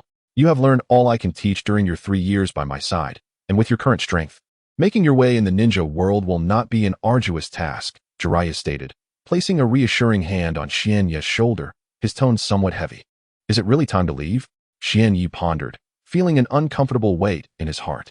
He had sensed this moment approaching for some time now, particularly during their recent battle when the feeling became most intense. "Must I leave?" A fledgling cannot always rely on the presence of a mighty eagle. In the 3 years spent with Jiraiya, Xian Yi had developed a fondness for the somewhat lecherous man, akin to the affection he held for his sister, Tsunade. However, after 3 years of learning by Jiraiya's side, the moment of parting had inevitably arrived. At that moment, Xian Yi's demeanor darkened. He wished to remain silent, hoping time would slow to allow him to linger a little longer with Jiraiya. "Xian Yi, please don't be disheartened. Life is about partings and reunions. It does not mean we shall never meet again. Given the chance, we will certainly cross paths once more. Furthermore, as your master, I find I have little left to teach you. With your abilities, standing on your own should not be a challenge. You simply need to hone your skills independently in this ninja world, and you will undoubtedly become an exceptional ninja." Jiraiya smiled, but as Jinya looked up, he noticed that the smile was forced, as if it pained him deeply. Surely, there was something lodged within his heart, especially after having spent 3 years together. The sudden prospect of parting felt truly bittersweet. All right, you've clung to me for 3 years. What now? Do you still wish to hold on? Be proactive. Don't wait for me to tell you." Jiraiya feigned anger, speaking with a fierce tone. "Master, are you really leaving?" Jinya felt his eyes growing misty, and a pang of sorrow tugged at his nose. Chapter 228. A new journey indeed. The time for my departure is drawing near. After all, I have imparted my teachings to you for 3 years now. However, before I take my leave, there is a matter I wish to discuss with you, Uchiha. Jiraiya's tone gradually shifted to one of seriousness, his expression becoming earnest. "What is it? Speak freely, Jiraiya-sensei. I am all ears," Uchiha replied. "Before I depart, can I perhaps request a bit more money?" Suddenly, Uchiha's eyes widened in realization as he fixed his gaze upon Jiraiya. "Money? Indeed, just money," Jiraiya chuckled, his countenance reverting to the mischievous demeanor that Uchiha first encountered. Unable to suppress a laugh, Uchiha did not hesitate this time. Instead, he promptly produced a storage scroll and retrieved a considerable sum of silver notes, likely amounting to tens of millions of taels. His generosity was remarkable, perhaps spurred by Jiraiya's impending departure, as Uchiha offered the money without the slightest hesitation. Jiraiya, being equally forthright, swiftly stowed the pile of silver notes into his own storage scroll, erupting into hearty laughter before making his way into the distance. As Sh watched Jiraiya's figure recede, tears welled in his eyes. He wiped them away with his right hand and turned, leaving the forest without looking back. Jiraiya was gone, and Sh found himself aimlessly wandering through the woods, uncertain of his destination or where he should pause. This sensation was profoundly disheartening. He had grown accustomed to the days spent with Jiraiya, yet the necessity of parting remained. This was not the first time he had experienced such a farewell. Even though he had endured it once before, the anguish was still unbearable, leaving him feeling lost and at a loss for what to do. I can't succumb to this despair. It's merely a departure. I must learn to be strong. This state of mind is unbecoming, he thought to himself. Turning to the white tiger that accompanied him, he felt a warmth in his heart. Thankfully, he had Sh by his side. Being alone would have made this ordeal far more painful. Sh, where do you think we should go now? Sh inquired, glancing at the tiger beside him. The white tiger offered no verbal response, but transformed back to its original size, expanding from mere centimeters to a towering 6 or 7 meters tall. Roar, roar, roar. The white tiger turned to Sh, seemingly conveying something. Ah, so you want me to ride on your back? Sh mused, lowering his head to steady his tumultuous emotions. Sitting upon your back appears to be a rather agreeable decision. After all, I am uncertain of where I ought to venture. Thus, I shall remain here, allowing you to determine our destination. Xianyi, without hesitation, leapt onto the back of the white tiger and settled himself firmly. Once Xianyi was secure, the white tiger unleashed its speed, dashing forth with remarkable swiftness. The gale rushed past Xianyi's face, imparting a refreshing chill. The scenery around him existed merely for a fleeting moment, only to be swept away to his rear in the next. Thus, Xianyi has been perched upon his guardian's back for 2 days and nights. Throughout this duration, the white tiger did not pause for even a moment. It surged forward relentlessly, acutely attuned to its master's emotions. Unbeknownst to him, the predominant hue of the surrounding environment gradually transformed into a blanket of white, while the temperature steadily declined. After 2 days of ceaseless travel, they had arrived in a frigid realm, abundant with swirling snowflakes. Xianyi remained oblivious to his whereabouts, nor did he desire to ascertain his location, for knowing or not knowing held little significance. The white tiger eventually came to a halt, allowing Xianyi to dismount. The sensation of separation, which had grown over the past 2 days, began to wane. Now, Xianyi felt a gnawing hunger. It was time to procure sustenance. Surveying his surroundings, he discovered a landscape blanketed in snow, a pristine expanse of white. The biting cold enveloped him, and he was clad in nothing but a thin garment. Yet, he felt no chill. Despite the frigid atmosphere and the pervasive snow, Xianyi, with the resilience of an elite shinobi, managed to maintain his body heat. This paltry temperature was scarcely a concern for him. His stomach let out a low growl, and Xianyi, with an impassive expression, patted his abdomen, acknowledging his hunger. Little White, like me, has also gone 2 days without food. It is high time we seek out some provisions, he murmured to himself. He then remounted the white tiger, instructing it to guide him in search of living prey. Given the complete snow cover, relying solely on Xianyi's abilities to find food would undoubtedly prove to be a formidable challenge. Even with the activation of his divine eye, which greatly enhanced his field of vision, locating a meal would remain a daunting endeavor. After all, in this icy expanse, the beasts were predominantly cloaked in white fur, thereby complicating the search for sustenance. However, for the white tiger, this posed no significant issue. It required not the gift of sight to seek out prey. Merely its keen sense of smell was sufficient to detect the scent of wildlife, allowing it to track their presence with ease. Even the faintest scent wafting from afar poses no challenge. It can be traced with ease. As Xianyi leapt back onto the back of the white tiger, it surged forward with remarkable speed. Yet, as Xianyi surveyed the endless expanse of white surrounding him, a sense of numbness enveloped his heart. The monotonous landscape, blanketed in snow, rendered him devoid of sensation, as if he were perpetually confined to a singular place, with the only distinction being the occasional tree trunk emerging from beneath the snow. After approximately 2 minutes of the white tiger's swift gallop, its pace began to wane, gradually coming to a halt.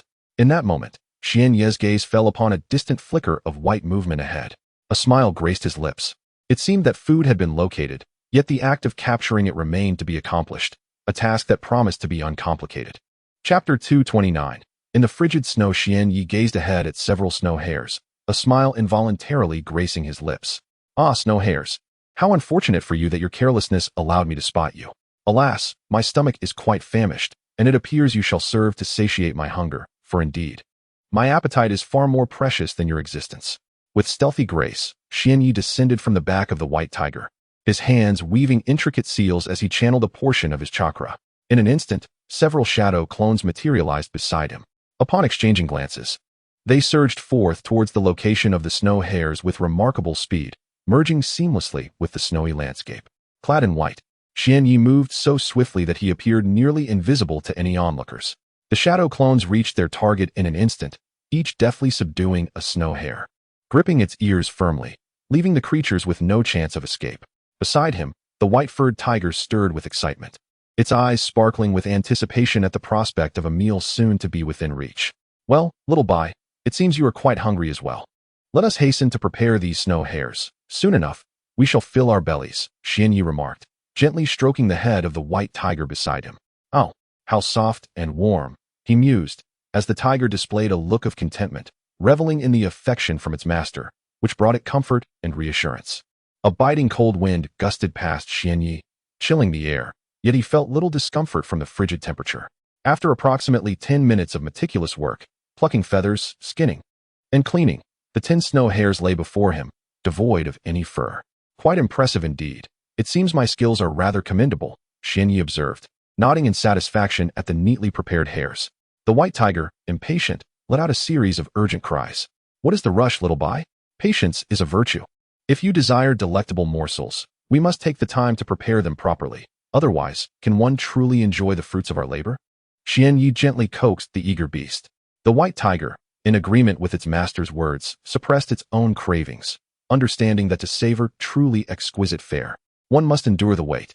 The storage scroll was unfurled by Xuanya, who retrieved a specialized grilling rack along with several slender iron rods intended for skewering the snow hares.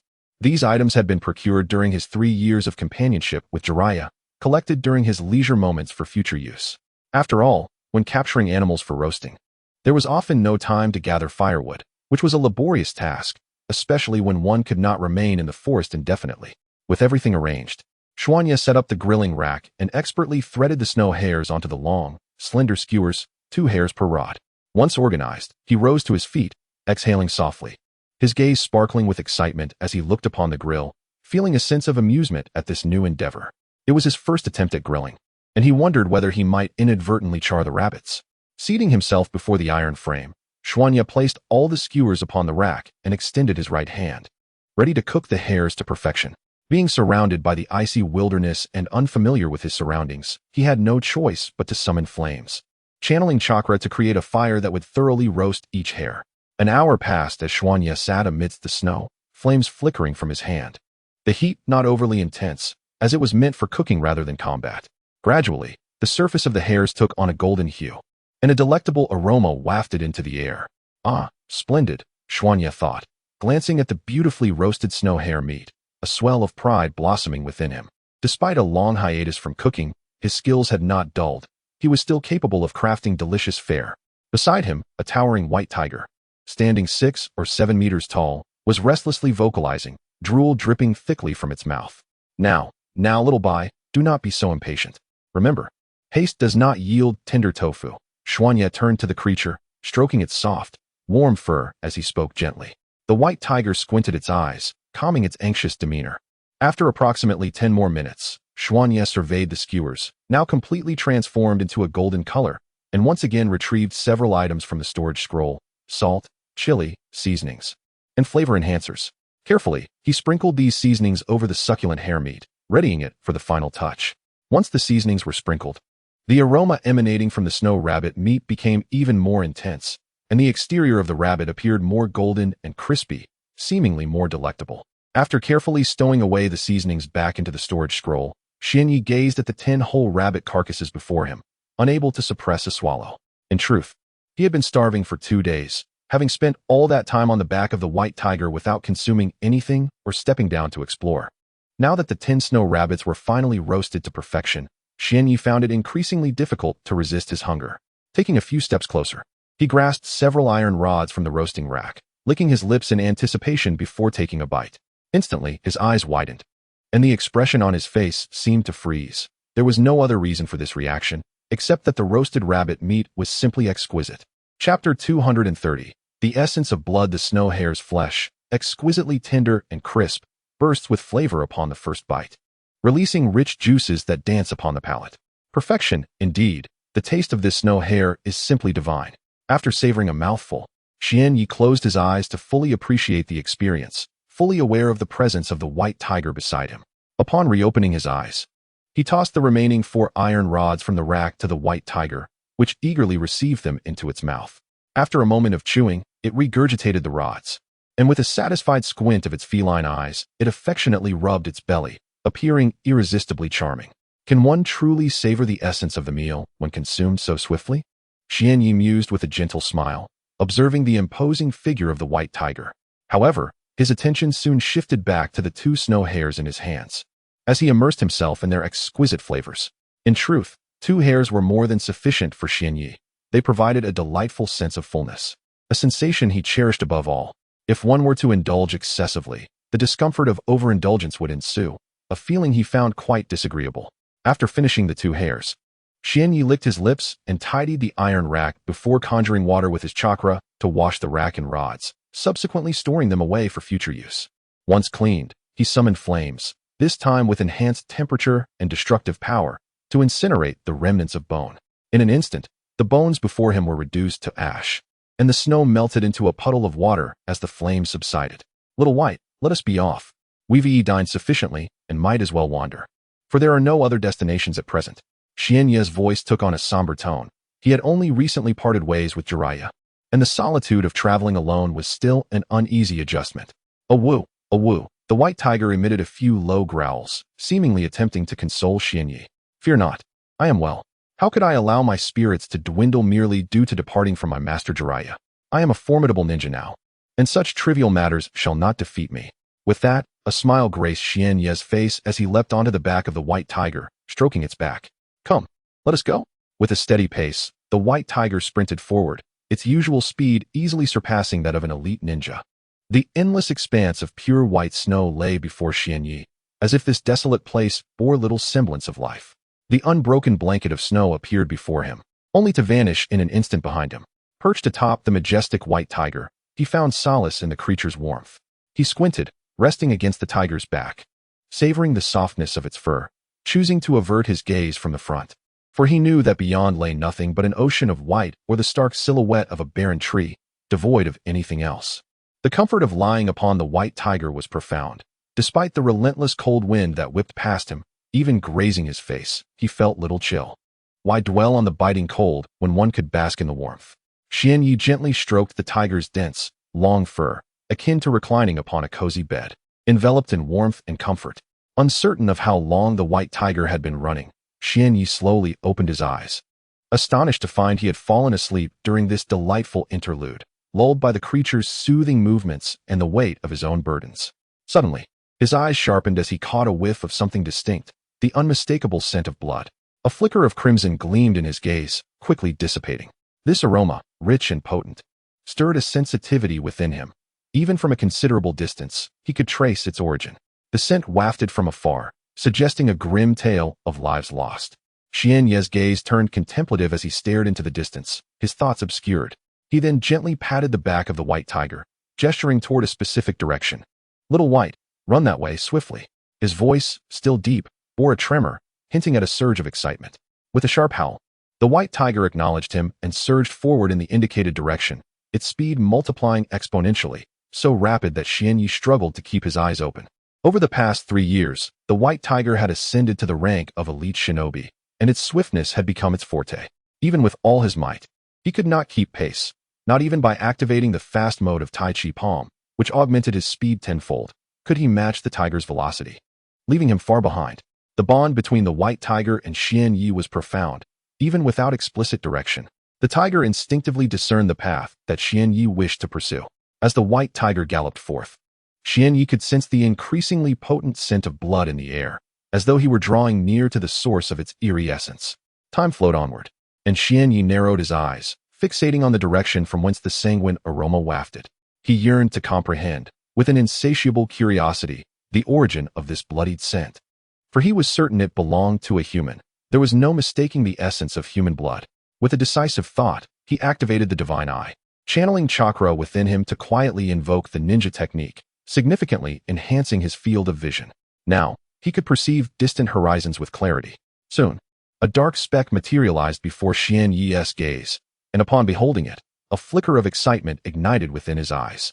At last, he was greeted not by an expanse of blinding white, but by the sight of something beyond the relentless snow. Chapter 231. The weak are like ants. Xian Yi's lips curled into a faint smile, his eyes alight with a mix of excitement and anticipation. He had endured nearly 2 days in this frigid expanse, surrounded solely by an endless blanket of white snow. However, before him now appeared a singular dark spot, a village. Could he not be exhilarated by this sight? Xiaobai, let us hasten our pace. Xian Yi gently caressed the soft, warm fur of the white tiger. Speaking softly to it, he sensed the scent of blood growing increasingly potent in the air, certain that its source lay within that small village. Upon hearing her master's command, the white tiger surged forward, her speed multiplying several-fold. Already swift, she now moved with an astonishing swiftness, her colossal form blending seamlessly with the snowy landscape, appearing as a mere extension of the white surroundings. Closer, closer, Xian Yi urged, his excitement intensifying as he felt the alluring scent of blood drawing nearer, almost within his grasp. It had been a long time since he had encountered such a fragrance, one that was intoxicating in its allure. A smile graced his lips, his eyes sparkling with enthusiasm and a hint of confusion. Why did this place emanate such a scent of blood? Was there something sinister lurking here? Xian Yi's gaze turned cold. He had come here purely out of curiosity, merely to satisfy his intrigue. He harbored no particular concern about the presence of anything unusual, as long as it did not provoke him. The white tiger unleashed her full speed, swiftly arriving at the village, where Xian Yi regarded the dilapidated settlement with a detached demeanor. What could one say? It appeared to have suffered some calamity, with numerous corpses strewn about outside, blood still oozing from them. Xian Yi could discern a trace of warmth in the blood, indicating that these individuals had perished not long ago. Was this the result of an encounter with someone? Xian Yi dismounted and approached the fallen figures, contemplating that in this world, strength reigns supreme. Lacking power is a transgression. Without strength, one becomes prey for the ruthless. Within Xian Yi, there was no stir of emotion. He felt no anger towards the lifeless bodies before him. Why should he harbor anger for those he had only just encountered? Such feelings were reserved for those he truly cared for. With that, Xian Yi summoned the chakra within him, releasing a torrent of searing flames that engulfed the corpses, reducing them to mere ash. Suddenly, a frigid gust swept through, carrying the dark ash along its path, gradually fading into the distance. Is there anyone left? Xian Yi assessed his surroundings and strolled toward a particular direction. Before long, the air was permeated with the scent of fresh blood, signifying yet another life extinguished. Ah, the sound of anguished cries, loud, piercing screams that Xian Yi could discern. Though he was unaware of their human origin, he leaped back onto the back of the white tiger, a faint smile gracing his lips. Little Bai, let us proceed to that spot, but this time, we shall not rush. Xian Yi settled firmly atop the white tiger, surveying the chaos along the village streets, bodies strewn about, blood flowing freely, and even the necks of some children marred by knife wounds. So many lives have perished. It seems the inhabitants of this village have nearly all succumbed. He murmured to himself. Was he enraged? Did he feel anger? It seemed he was devoid of such emotions, merely sensing a burgeoning restlessness within. The heavy aroma of blood lingered in the air, and at times, a red glimmer flickered in his eyes. How to describe this sensation? It was not one of aversion. Rather, it was oddly comforting, akin to being enveloped in a warm spring, intoxicating his spirit. A perversion? What of it? This world operates on such principles, where the strong can indulge their whims while the weak struggle to exist, merely serving as a testament to the might of their betters. Perhaps proof, in this realm, must be etched in blood to be truly striking and memorable. Over there, perhaps a dozen individuals? The white tiger ambled forward. And at that moment, Xian Yi's gaze fell upon more than 10 figures, clad in tight-fitting attire. Each wielded shurikens and kunai, their faces relaxed, their eyes gleaming with mockery, as if engaged in a game of eagle catches chick. Encircled within them were 5 individuals, 2 lifeless, while 3 huddled together, a man, a woman, and a young girl, trembling as they clung to one another, their eyes filled with nothing but terror. Fear, a palpable aura of death enveloped them as they pleaded, desperately seeking the right to survive. A family? Xian Yi, with his keen vision, scrutinized the trio in the distance, pondering silently. Plead, beg desperately. Perhaps I might take pity and spare you. He mused with a chuckle. The surrounding ninjas bore expressions of derision, as if they had not yet had their fill, yearning to continue relishing the thrill of manipulating life and death. Would they truly plead at this juncture? Yet, it seemed futile. Those ninjas would never relinquish their grip on the three. Xian Ye's gaze remained icy, devoid of any flicker of emotion. In this dire moment, it seems that the only recourse left for the three besieged individuals is to implore. What else could they possibly do? Escape is an impossibility. Surrounded by a throng of ninjas, these three ordinary souls, devoid of any power, find their desire for flight utterly futile.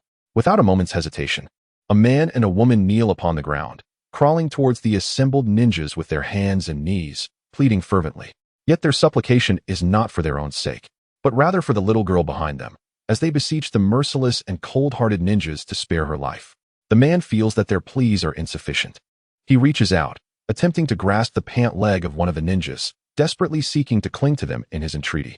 With a disdainful glare, one ninja furrows his brow and, without hesitation, extends his right leg, kicking the man several meters away. Chapter 232. The strong control their fate. The ninja exerted minimal force, yet that slight pressure thrust the man's foot into the abyss. A violent cough erupted, and a mouthful of blood was forcefully expelled from the man's lips, accompanied by an overwhelming wave of agony flooding his mind. His eyes widened in horror, and the area around his abdomen, where he had been struck, darkened to a deep shade of purple. Despite the relentless torment coursing through his body, he crawled towards the ninjas, pleading desperately, abandoning all semblance of dignity in his plight, yearning solely for the survival of his daughter. Was there any hope? It seemed utterly futile. Why did they persist in this manner? Xian Yi observed the three individuals from a distance, a hint of confusion flickering in his gaze as he tightened his grip on the white tiger's fur. Below him, the massive white tiger quickened its pace, sensing its master's intent, propelling itself towards that direction with increased speed. Filthy creatures, do not dare touch me with your soiled hands. Do you know what you are in my eyes? Rodents, pathetic and wretched, eking out a miserable existence in this world. Though you possess no power and are frequently hunted by the strong, you refuse to perish. Each year, countless are born, and countless more die. I am weary of you. I no longer wish to play this game. You shall meet your end. A ninja's gaze glinted with cruelty as he surveyed the trio encircled by his comrades, issuing commands to those beside him. Death was the only fate awaiting them. After all, their leader had given the order. Could they possibly defy it? In truth, death itself should not be feared. One swift stroke to the neck could end it all. The true terror lay in the dread preceding death, a fear that eclipsed the finality of demise countless times over. Quickly, Xian Yi whispered, and the white tiger understood its master's intent, accelerating further. The ninjas, responding swiftly to their leader's command, unleashed a flurry of shurikens and kunai towards the two men. Fragile, life was exceedingly fragile. Without formidable strength, nothing held significance. Xian Yi gazed into the distance, musing softly. He was increasingly aware of the world's harsh realities. Brutality and arbitrary slaughter dominated the landscape. To thrive, one must relentlessly strive to enhance their own power. Fear cloaked them, and the scent of death hung thick in the air. They felt no dread, only shifting their final glances to the little girl, their eyes betraying a mix of reluctance and loathing towards the ninjas. Loading more content. Please wait. This site only supports access via mobile browsers. If you see this paragraph, it indicates that the chapter content failed to load. Please disable reading mode, browsing mode, and ad blocking features, or copy the URL to another browser for reading. If hatred could kill, then those ninjas would have perished hundreds of times over. Alas, hatred is powerless. Only formidable strength provides the foundation for one's voice, and only such strength wields the sharpest blade for taking life. Death is but an ephemeral event. In that fleeting second, the adult figures were pierced by shurikens and kunai, resembling a hedgehog from a distance. Blood, a copious flow of warm, vibrant life essence, gushed from their wounds, the richness of it intoxicating. Even in those final moments, the adults cast lingering glances at the little girl, as if reluctant to part ways. Unwilling to forget her in death, she did not weep, nor did she cry out, but sat quietly on the ground, embracing her knees, her head nestled against them. Her large, lustrous eyes remained fixed upon them, reflecting resentment, anguish, and helplessness. Oddly, the little girl appeared peculiar. Xian Yi observed her silent demeanor with intrigue. She had not uttered a word, and aside from the emotions conveyed through her gaze, her expression remained inscrutable. Xian Yi found himself increasingly fascinated by her, as it was the first time he had encountered someone with such a captivating gaze. As the distance closed, The white tiger moved with such swiftness that it defied description. Anyone near it would be unable to perceive its trajectory, for it was too fast, beyond the capability of the human eye. Root out the threat. Eliminate that little girl without leaving a single survivor. The ninja's eyes were merciless, their words brooking no dissent. A ninja stepped forward, wielding a kunai. After casting a fleeting glance at the girl, he hurled the weapon toward her. Is it finally time to die? How I loathe this fate. I do not wish to perish so easily. The little girl widened her already large eyes, filled with defiance. Though she did not exhibit fear, only a deep-seated unwillingness to accept her fate. In this cruel world, should I survive, I shall become powerful, ensuring that my destiny remains firmly in my grasp, no longer a victim of those who would trample the weak. The kunai drew nearer, and the girl lacked the means to evade it. To her, the weapon's speed was a blur, arriving before her in an instant. Fearful, the little girl lowered her head, questioning her own heart. Death did not seem so terrifying. It was merely a fleeting moment. Within her heart, there was no fear, only a profound sense of unwillingness. Her parents had been cruelly slain by merciless ninjas, leaving her utterly alone. Oh, heavens, she whispered, if only I could wield formidable power. I would exact vengeance upon those ninjas for my parents, annihilating them all. Yet, did she still possess that opportunity, the chance to vanquish those who had caused her such pain? Now, with her eyes tightly shut, she awaited the arrival of death. At this moment, despair enveloped her. Death loomed over her, yet she felt no fear. Her body remained still, merely closing her eyes to endure it all. Injustice, there was no equity in this world. All she felt was resentment, a deep-seated bitterness for her own lack of strength, for her inability to destroy those ninjas. Chapter 233. The Despair of a Little Girl. Father, Mother. What does death truly feel like? I am coming to accompany you, my dear parents, the girl lamented.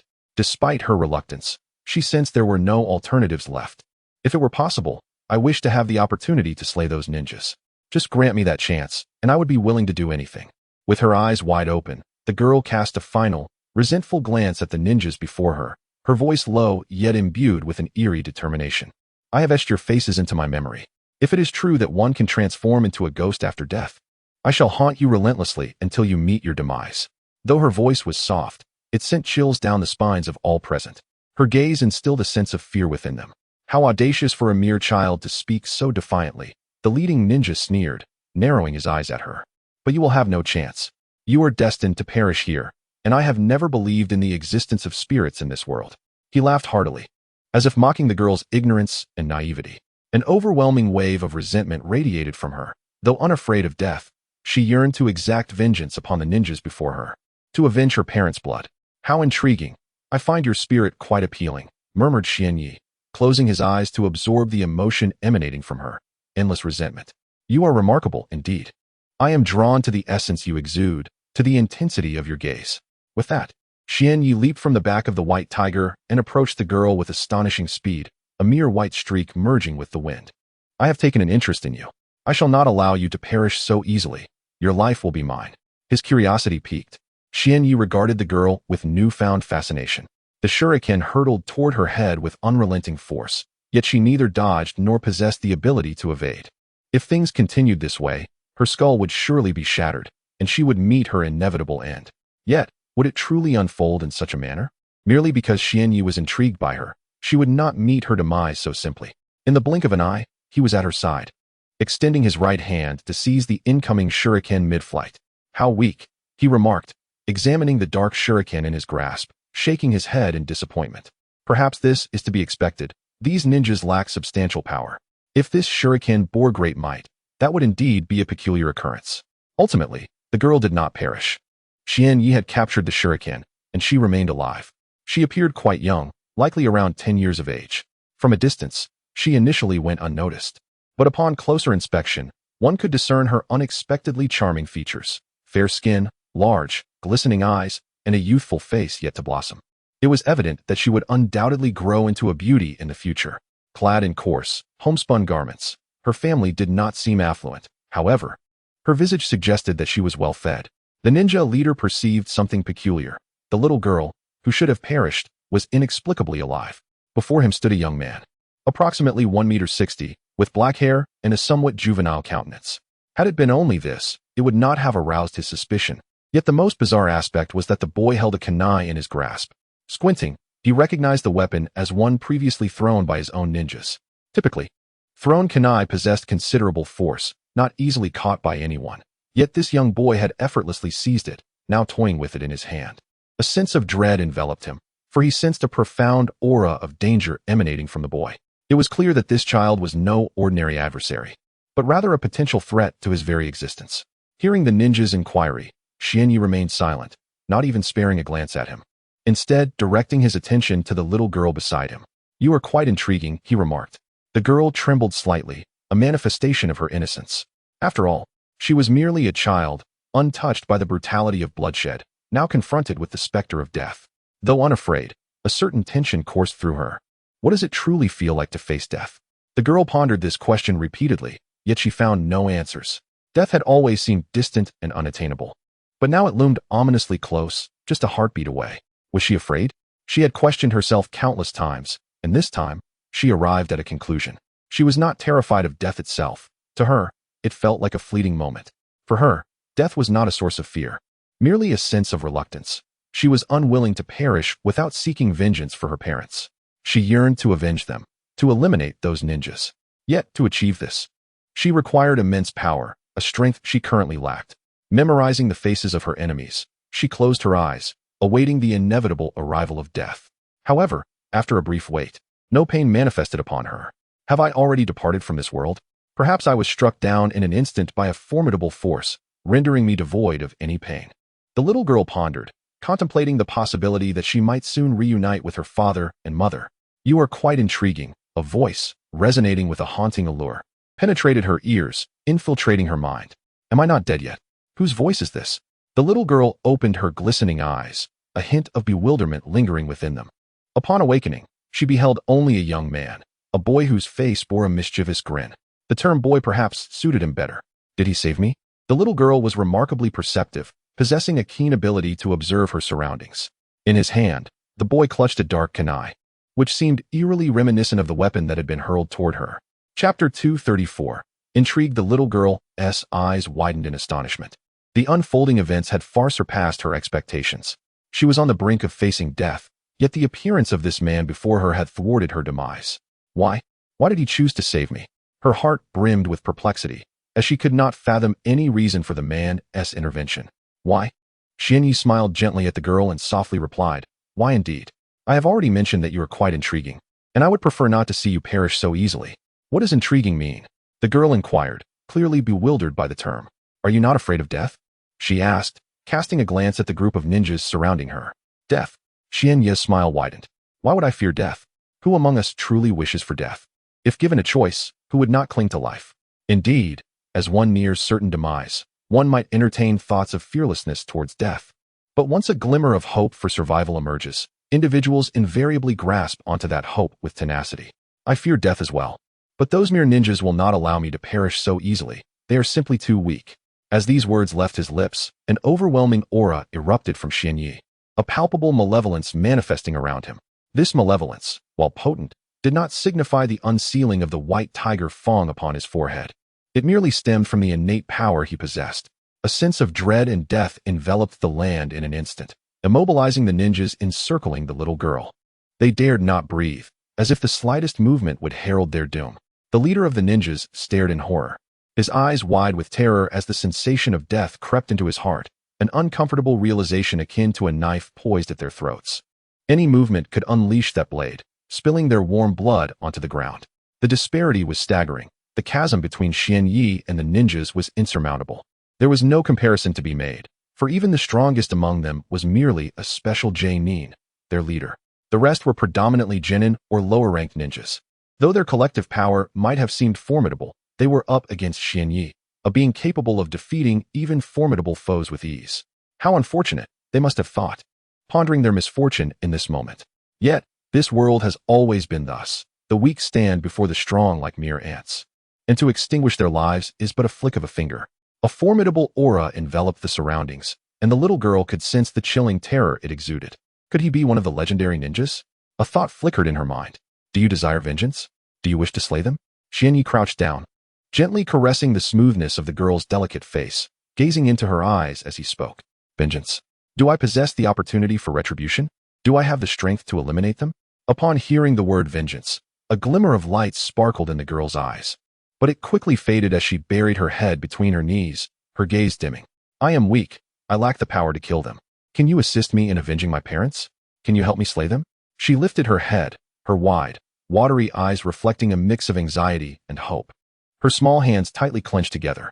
I will help you seek vengeance, Xianyi declared, extending his right hand to touch her face, which felt remarkably smooth beneath his fingers. Yes, help me avenge them. As long as you assist me, I am willing to do anything you ask. The girl tightened her fists, looking at Xianyi expectantly. I will not help you seek vengeance, he replied without the slightest hesitation, his words directed straight at her. Indeed, he would not assist me in my quest for revenge. Perhaps I had overthought it. The sparkle in her eyes faded, and she lowered her head. Though I shall not personally assist you in avenging your parents, I can empower you to take their lives yourself, allowing you to exact your own retribution. Xianyi grasped her chin, compelling her to meet his gaze. But I lack the strength. I cannot kill them. I am too weak. The girl made no effort to resist Xianyi's hand, though her eyes darted away, avoiding his intense stare. Look at me. Just tell me whether you wish for revenge. The rest is inconsequential. His voice was clear, his expression serious as he fixed his eyes upon her. I want it, more than anything, she replied without hesitation, her eyes resolute, her face reflecting her fury towards those who had wronged her. Upon hearing her response, Xianyi smiled slightly, placing a kunai in her hands. Hold this kunai and slay them all. With my presence, they shall not resist. The girl stared at Xianyi for a moment before gripping the kunai tightly and rising to approach the ninjas. She asked no questions, did not inquire why they would not resist. She chose to believe Xianyi's words unconditionally.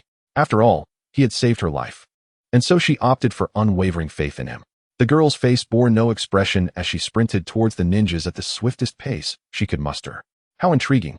Truly intriguing, thought Xuanya, his fondness for the little girl growing ever stronger. The ninjas widened their eyes in terror, trembling with an overwhelming sense of dread. Run.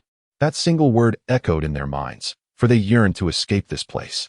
Although the girl posed no tangible threat, the presence of the man exuded an aura of peril, as if any movement could cost them their lives. They could not remain.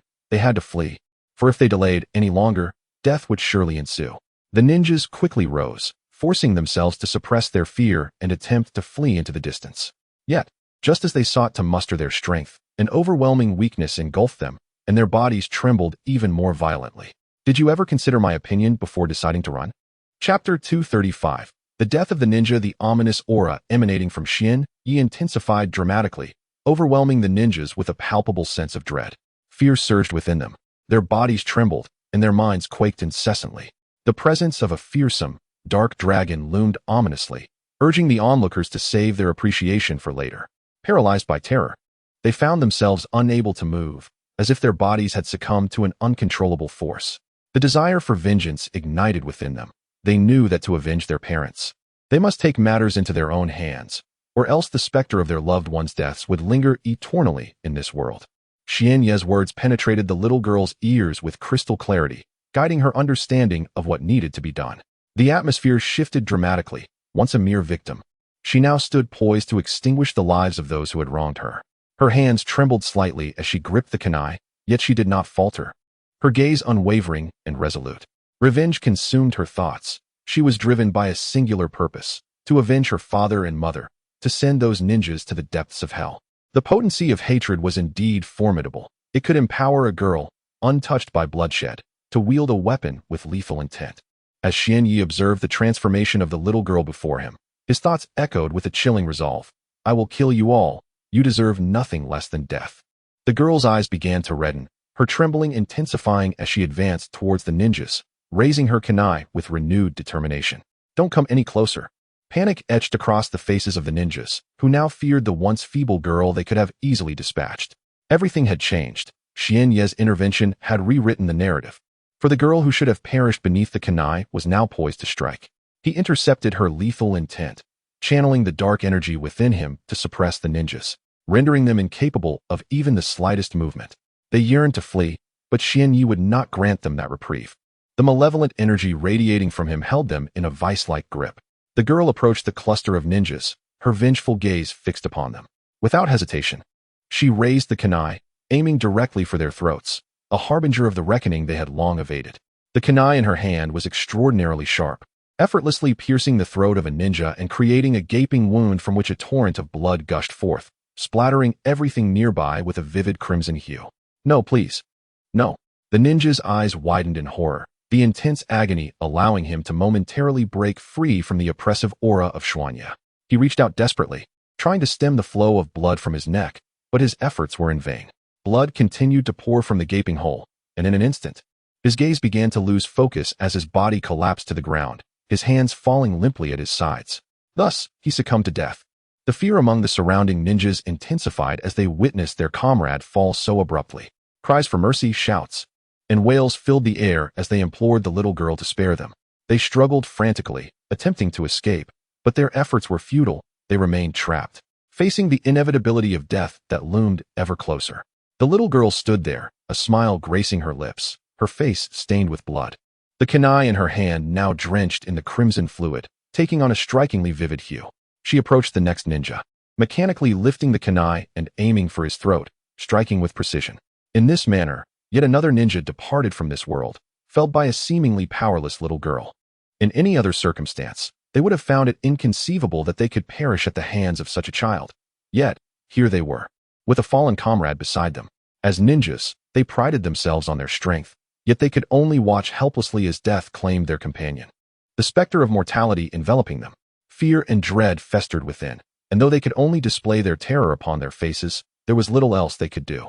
The slaughter continued, powerful ninjas falling before the might of a defenseless little girl, who showed no mercy as she raised her kunai time and time again, targeting the throats of her victims with ruthless determination. Her eyes remained open during the killings, as she sought to witness the expressions of those she dispatched. It is fear, it is trepidation, and there is also a sense of panic. The ninjas now appear as mere ordinary individuals devoid of any power.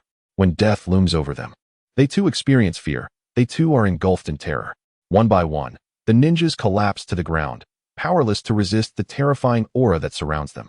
The tremors of their minds and the shivers of their bodies have stripped them of any resolve to fight back.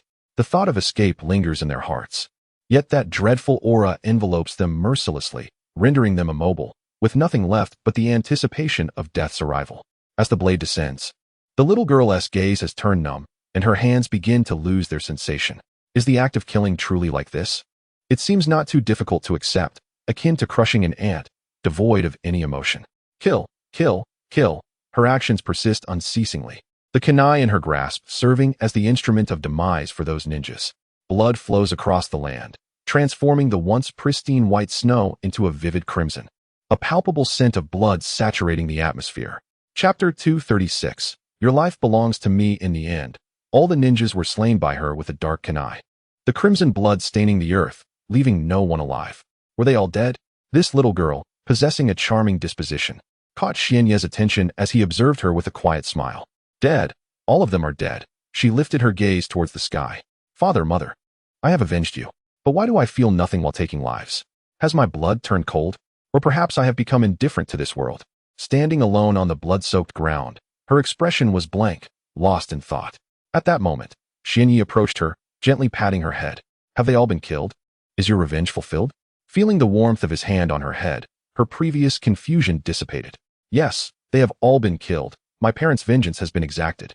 Xianye smiled softly, speaking to her with tenderness. You know, there is no such thing as unconditional help in this world. Since I have aided you in avenging your parents and saved your life henceforth belongs to me. I shall be your master. Upon hearing Xianye's words, the little girl trembled slightly, but quickly composed herself. She looked up with her sparkling eyes at the man who appeared slightly older than herself. Master? Her voice quivered, clearly sensitive to the notion of being a servant. Indeed, I shall be your master from now on, and you will be my slave. I do not care what your name was before. From this moment forward, you shall be called Shui. Do you understand? Xianye's right hand, which had been stroking her head, glided down to caress her smooth, fair face, reminiscent of an infant's delicate skin. Shui, is that to be my name? The little girl showed little resistance, for she understood that there is no such thing as unconditional assistance. Her life now belonged to him, her master. My name is Xianye. Remember your master's name. Do you understand? His tone was serious, carrying an air of authority that brooked no dissent. Xianye. My master's name is Xianye. The little girl wished to lower her head, but the firm hand beneath her chin denied her that action. For reasons unknown, her heart raced. Her previously pale cheeks flushed a deep crimson, her body growing warmer, her breathing quickening. Shui, shall I truly be called Shui? This was the moment when Xianyi, channeling a small portion of his chakra, extended his left hand, unleashing a torrent of searing flames that surged forth towards the lifeless bodies scattered around them. Amidst the searing heat, the crimson snow upon the earth instantaneously melted, transforming into pools tainted with the essence of life. With a resounding thud, flames collided with the lifeless corpses, igniting them in an instant, and before long, they gradually vanished, becoming mere ashes that danced away on the gentle breeze. From this moment forth, I shall be your master, Snow. You are my slave, your life belongs to me, and you shall not dare to perish without my consent. Do you understand? Xianyi spoke to Snow with a certain gravity. I understand, my master, Snow replied. Her cheeks flushed, unable to meet Xianyi's gaze, lowering her head in deference, hesitant to utter a word. From now on, he is my master. My life was saved by him, thus it rightfully belongs to him. Snow, the vengeance for your parents has been avenged. It is time for us to depart. Xianyi's somber words reached her ears. Are we leaving? Snow lifted her head slightly, gazing at her master, her face flushing once more, her heart racing. Perhaps this was not so bad. Her parents were gone, having departed from this world, leaving behind no lingering attachments. Yet now, she found herself with a master, and it seemed a notion she could accept. As she lowered her head, her thoughts surged chaotically. In the distance, a majestic white tiger approached Xianyi, aware that its master summoned it forth. Such a large tiger, she murmured, her body weakening as Snow instinctively leaned closer to Xianyi, fear flickering in her eyes. Regardless of her past actions, Snow was merely a young girl now. It was only natural for her to feel apprehensive in the presence of such a colossal creature. Lin Tian observed her expression without any hint of surprise. There is nothing to fear, Xianyi reassured, turning to gently stroke her head. My master, such a large tiger. Snow exclaimed, her wide eyes glistening with unshed tears. Seeing her expression, Xianyi chuckled softly and shook his head. However, he also gained a deeper understanding of the concept of hatred. Its power was formidable, capable of transforming a girl untouched by bloodshed into one who wielded a sharp, dark kunai, ruthlessly slaying every ninja in her path. As the hatred dissipated, Shui transformed once more into an ordinary little girl, brimming with her own thoughts. And it was at this moment that her fear became apparent. Shui, there is nothing to worry about. That tiger is my companion, and it will not harm you. Xianyi gently reassured her, caressing her flushed cheeks with a tender touch. The sensation was smooth and comforting. Moreover, I do not wish for you to be so timid.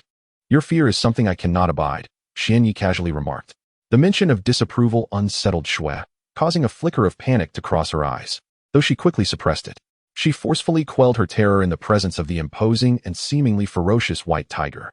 Master, I promise I will not be this way again. I shall no longer be afraid. Shui's face turned somewhat pale, clearly indicating how much Xianyi's words meant to her. With her parents gone, having departed from her life, the only thing Shui could cherish in this world was her master. If her master were to abandon her, what reason would she have to continue existing? This was the turmoil within her heart. For her, her master was the last vestige of her will to live. Chapter 237. The feeling of power. The magnificent white tiger emanated an overwhelming aura, instilling dread even in the hearts of elite shinobi standing nearby, let alone the powerless Yuki. Xianyi approached and gently caressed its head. The white tiger let out a joyful roar, reveling in the soothing touch of its master. With an effortless leap, Xianyi mounted the majestic creature's back, sitting regally atop it. Yuki, come here. It is time for us to depart. Xianyi turned to Yuki, who appeared weak and hesitant, unable to meet the gaze of the formidable beast. Climb up, Yuki stammered, her voice trembling, betraying her fear of the white tiger. Yes. Hurry up. Do not keep me waiting for too long. Xianyi's tone shifted to a serious note, casting a cold glance at Yuki, who stood timidly at a distance. Master, I am afraid, Yuki admitted, her legs shaking and her voice quivering, tears welling in her expressive eyes, her delicate face reflecting an unmistakable fear. Sighing at her expression, Xianyi felt a pang of helplessness. Hatred is truly a peculiar force. Who would have imagined that this little girl had just moments ago wielded a dark, sharp kunai to vanquish all the shinobi? Master, I am frightened, Yuki confessed, her eyes filled with trepidation, compounded by a sense of worry. In this world, both her parents had perished, leaving her without a reason to live or any sense of purpose. Yet, at the brink of death, Xianyi had appeared and rescued her. From that moment on, Her existence gained meaning, and her life belonged solely to him. With a resigned sigh, Xianyi dismounted from the white tiger, patting its massive head. "Look what you've done, you've frightened Yuki." The white tiger emitted a low growl, conveying its innocence. Xianyi approached Yuki, lifting her effortlessly and placing her upon the spacious back of the white tiger. "This is the only time I will permit this. Should you act this way again, I shall be displeased." Yuki nodded quickly, her face flushed red, the blush extending to her neck. "I promise I won't do this again, master."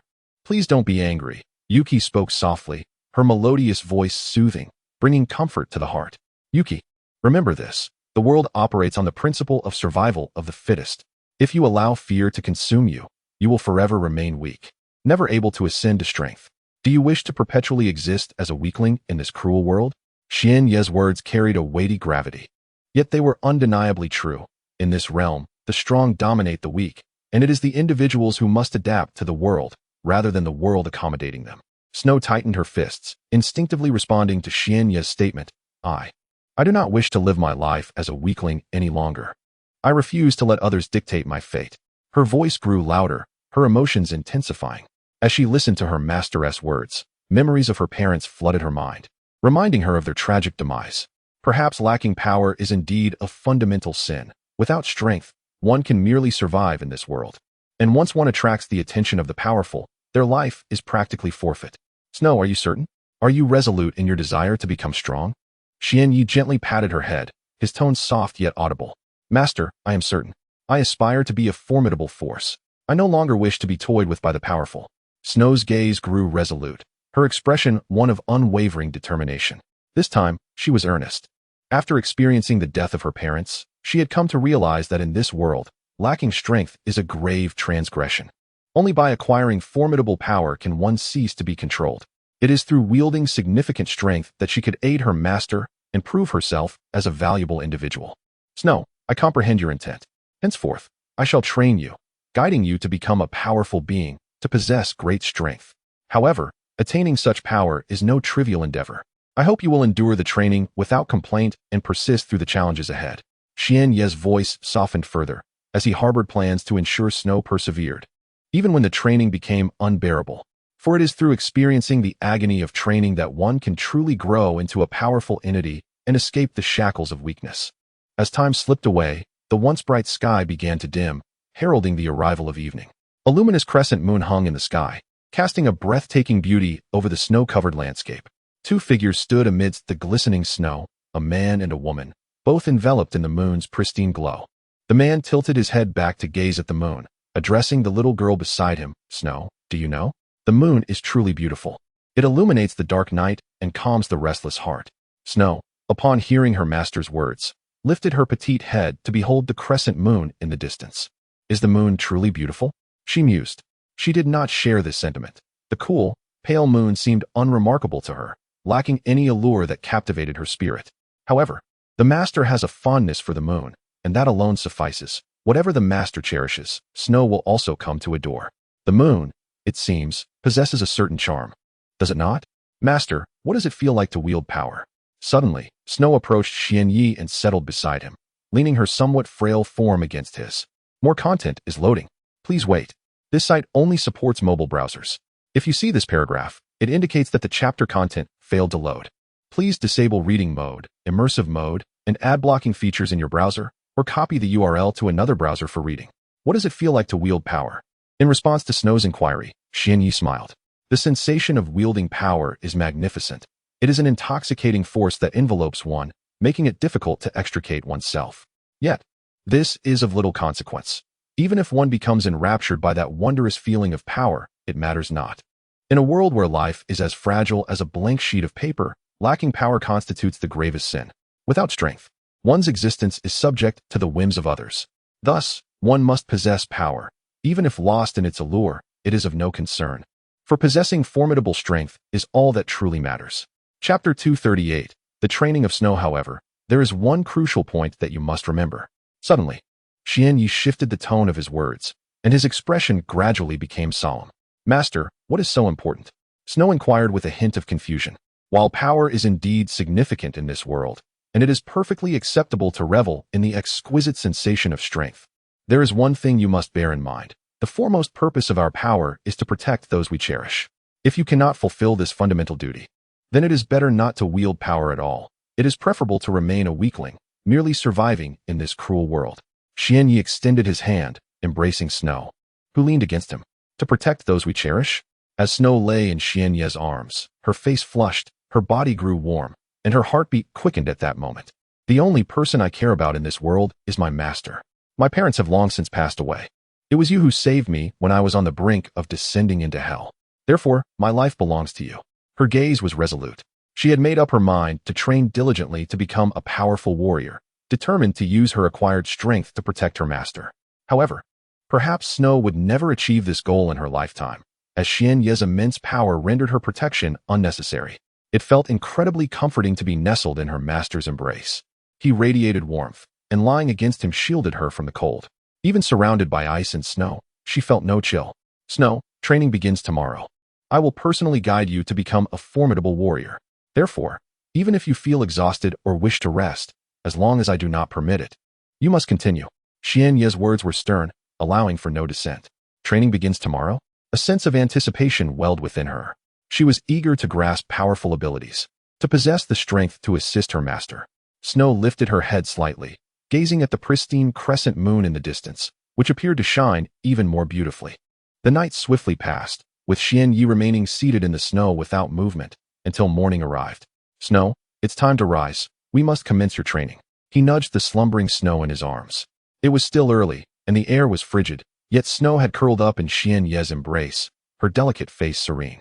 Reluctantly, Snow opened her eyes, the first sight being her master, Xianyi. She glanced around, realizing she was nestled against him, causing a wave of panic to wash over her as she promptly scrambled to her feet. Master, she uttered softly. Yes, it's time to rise. First, let us have something to eat. After we finish, we shall begin your training.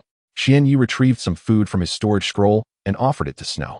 The biscuits were visually appealing and appeared quite delectable. Section reading 111. Shui swallowed hard. For her, the cookie before her was a delicacy unlike any she had ever tasted. Living in this snow-covered region, her family was steeped in poverty and resources were scarce. Consequently, she often went hungry, so the mere presence of a cookie brought her immense happiness. However, Xianyi held a different perspective. For him, consuming a cookie early in the morning was a rather distressing affair. He had awakened long before, but with Shui resting in his arms, he felt it inappropriate to stir her. Thus, he remained seated, biding his time until it was suitable to rouse her. Sigh. It seems that if I don't eat the cookie now, I'll have nothing else to sustain me. Reluctantly, he decided to nibble on the cookie, finding its sweetness not entirely displeasing. After consuming a few pieces, he retrieved more from his storage scroll and tossed them above the head of the white tiger. Awoo. The white tiger swallowed the airborne cookies with a pitiful cry, clearly expressing its desire for meat rather than these meager biscuits. All right, I understand. Let us fill our stomachs with these cookies for now, and later we shall hunt for something more savory, Xianyi said, petting the tiger's fur with a hint of exasperation. Awoo. The tiger responded joyfully to his words. Ah, you truly are something.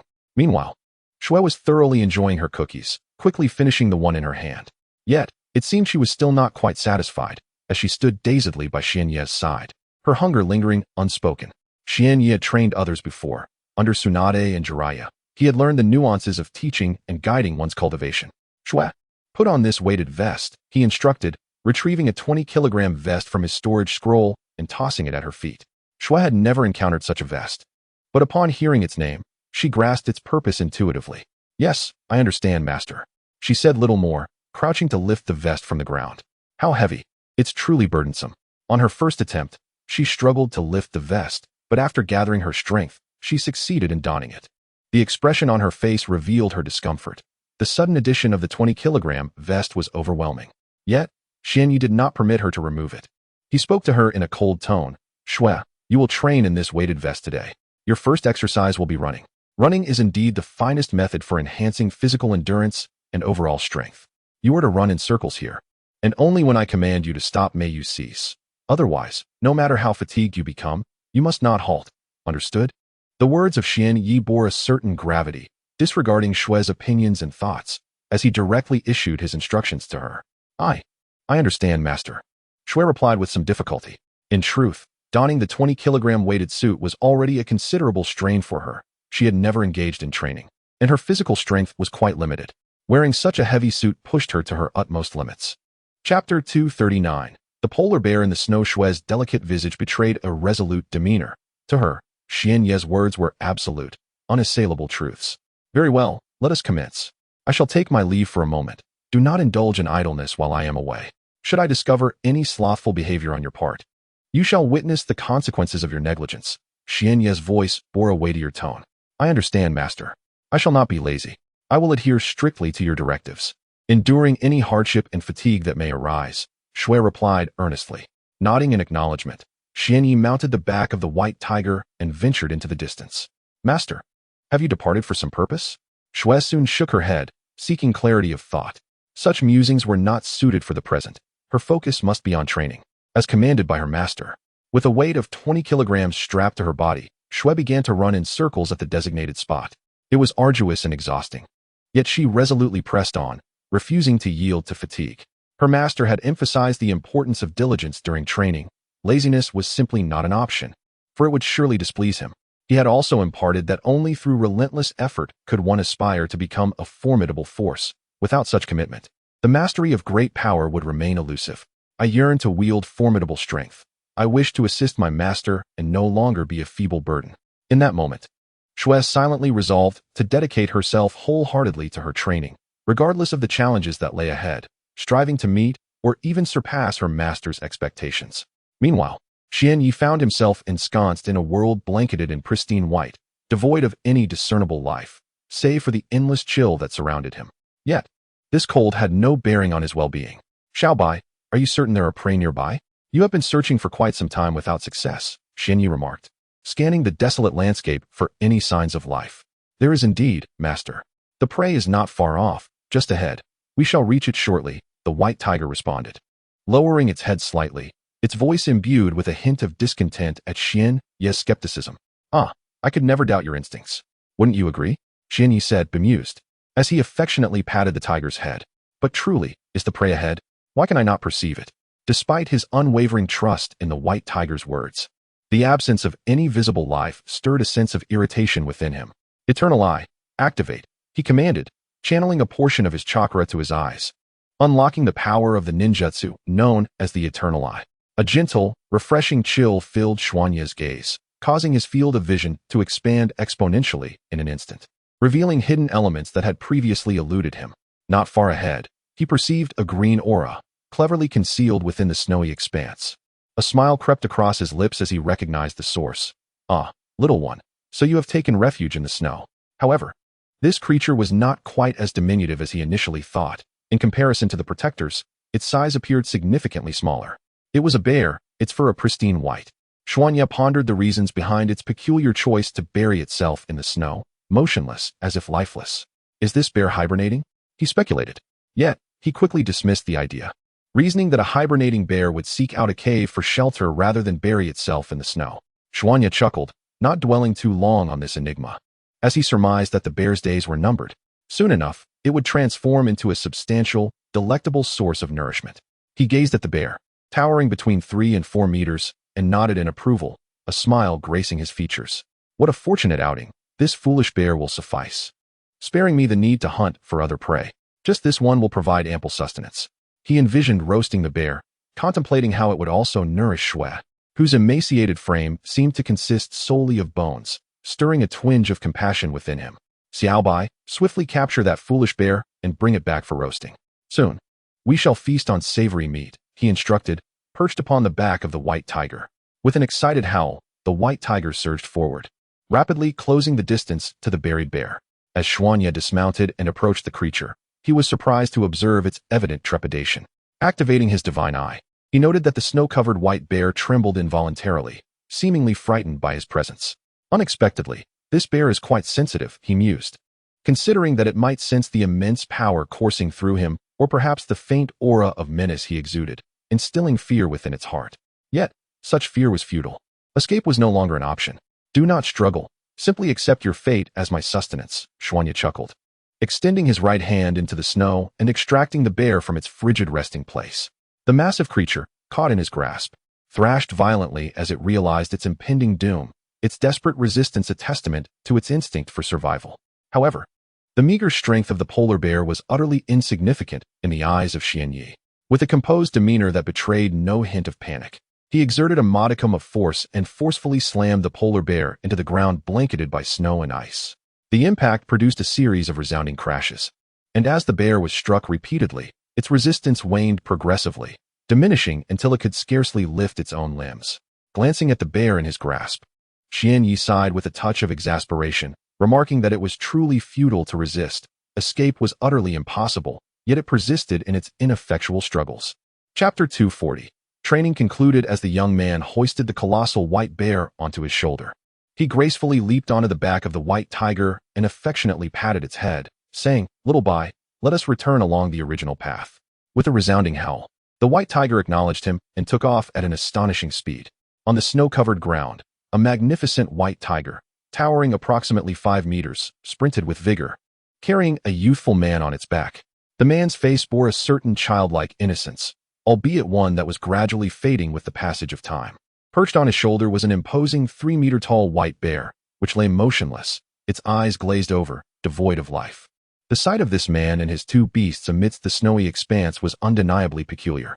"Little Bai, could you hasten our pace? The sooner we return, the sooner we can indulge in some delectable roasted meat," the young man gently urged, stroking the massive tiger's head. The white tiger did not respond verbally, but instead obeyed its master through action. Its speed surged once more, rendering the surrounding environment somewhat indistinct. He was unaware of just how fast the white tiger was moving, but he was certain that Little Bai's speed far surpassed that of elite shinobi, rivaling or even exceeding that of formidable shadow-level warriors. Endless winds whipped across the young man's face, and all that was visible around him was a blur of white. He found himself disliking this disorienting sensation, despite the fact that he was safely seated atop the white tiger. The discomfort lingered, quietly channeling a portion of his chakra. He directed it toward his eyes. Divine Eye, activate. In an instant, a chilling sensation coursed through his vision, transforming the indistinct white haze into a vivid landscape blanketed in snow and ice. The unsettling feeling that had plagued him dissipated with the activation of the Divine Eye, bringing him considerable relief. It was not the peril he feared, but rather the loss of control, akin to the transition from strength to vulnerability. Before long, they returned to their original location, and from a distance, he spotted the figure of Shui, slender yet resilient. It had been nearly 20 minutes since his departure, indicating that Shui had been running in her 20-kilogram weighted attire for almost the same duration. The young man dismounted from the white tiger, glanced at the white bear on his shoulder, and, with an impassive expression, walked past Shui. Master, he has returned."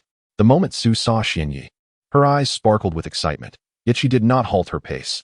Instead, she continued to run swiftly. At that moment, beads of sweat adorned her forehead, and her back was drenched from the prolonged exertion in a 20-kilogram weighted outfit. The fabric clung tightly to her slender frame, accentuating her fragile physique. As Xianyi passed by Su, he naturally noticed her condition, observing the pallor of her delicate face. Although a pang of concern stirred within him, he chose not to reveal it outwardly. He believed it sufficient to ensure that Su would have better nourishment in the future. Words were unnecessary for such matters. Xianyi found a suitable spot, retrieved a grill from his storage scroll, and after preparing the 3 to 4 meter tall white bear, he sliced the meat into several pieces, placing them on the iron rack. Raising his hands, he channeled chakra to his arms, and a surge of searing flames erupted from his palms, engulfing the bear meat. An hour passed, and Xianyi remained seated before the grill, his hands extended as torrents of intense heat continued to radiate from his palms. The meat began to take on a golden hue, releasing an enticing aroma that wafted through the air. Suddenly, Xianyi turned his gaze towards Su, who was still valiantly continuing her run. Her face had turned ghostly pale, devoid of any color, and her lips were dry. It seemed her legs had grown numb. Yet she persisted, gritting her teeth in determination. Realizing that she had reached her limit, Xianyi called out, "Su, you may stop now." Upon hearing his words, Su's body softened, and she collapsed onto the ground, her eyes vacant and her breaths coming in ragged gasps. The color had drained from her face, a stark contrast to her earlier resolve, now utterly spent. "I'm so tired, truly exhausted," Su murmured, swallowing hard as a sharp pain coursed through her throat, making the act of swallowing a challenge. Finally, "Is it over?" she thought. "Here, take this water and sip it slowly." Xianyi approached her, offering a water pouch with gentle encouragement. "Once you've finished drinking, come to me at your own pace. There's no need to rush." Returning to the grill, he sprinkled some seasonings over the now golden bear meat, enhancing the already mouth-watering aroma. The aroma wafted through the air, a tantalizing scent of roasted meat. Xue stood beside Xuanya, her eyes fixated on the succulent barbecue, her mouth watering in anticipation. The sizzling sound resonated as the fat from the bear meat began to bubble, releasing an increasingly enticing fragrance as time passed. After waiting for approximately 5 minutes, Xuanya ceased the circulation of his chakra and halted the flames that had been cooking the meat. He stepped closer, inhaling deeply, and prodded the meat with a metal rod. "Ah, it's nearly done. This is the perfect moment for the bear meat," he mused. With that, Xuanya plucked a bear leg from the grill and extended it towards Xue. However, she hesitated, unsure of her master's intentions. "What are you standing there for? Hurry and take it, don't dawdle. Grab the bear leg and eat it. Let not a morsel go to waste." Xuanya's gentle voice reached her ears. "Is this for me?" Xue pondered, momentarily taken aback. Living in this snow-laden realm, she seldom had the luxury of meat, and even when she did, it was often desiccated. "Indeed, this bear leg is yours. Do not let it go to waste," Xuanya affirmed. Chapter 117. The Night of Action in the Vast Mountains. The presence of women is exceedingly rare. Typically, only men venture into such rugged terrains, and when faced with these men, bandits are left with no choice but to resort to extortion. There exists a subset of women who do traverse these mountains. They are often of noble birth or great wealth, invariably accompanied by a multitude of guards. Thus, such women are beyond the reach of mere bandits. Now, however, there appears a strikingly beautiful woman, which is bound to captivate the attention of the bandits. To be candid, being a bandit in these mountains is far from an enviable profession. The mountains are home to numerous formidable beasts, and an encounter with these creatures would likely spell certain doom for any intruder. Beyond these powerful animals, the mountains are teeming with venomous snakes, insects, and vermin. While common serpents and pests may pose little threat, those found in these mountains are predominantly toxic, and a single misstep could lead to a fatal bite. In such a perilous environment, coupled with the scarcity of women, it is no surprise that the minds of these bandits are consumed with thoughts of the rare female presence. Their intentions are all too predictable, and barring any unforeseen circumstances, the fates of the two individuals are likely to be grim. The elderly steward would undoubtedly be the first to meet his demise at the hands of the bandits, while the young maiden would likely endure a harrowing fate, subjected to the whims of her captors. Should she survive this ordeal, she may very well be taken to the bandits' lair, imprisoned, and kept for their eventual desires. Suddenly, a notification from the system echoed in Xianye's mind. Task: eliminate all bandits in sight. Task difficulty: none. Rewards: 10,000 chakra proficiency punishments. None. The system, which had been quiet for several days, sprang to life once more, and Xianye felt an exhilarating surge of emotion at the prospect of a new task. He understood well that with the issuance of a task came corresponding rewards. Yet, he found himself slightly dismayed by the paltry reward of merely 10,000 points of chakra proficiency. Was the system being somewhat miserly, or did it underestimate his abilities? Ding. Would the host like to abandon this task? For reasons unknown, the system suddenly posed this question to Xianye. Abandon? That was simply out of the question. Despite the modest reward, it still represented an opportunity to enhance his proficiency, thus accelerating his chakra level's advancement. There is a saying, even a mosquito, small as it may be, is still meat. Though the reward may be meager, it is certainly better than nothing.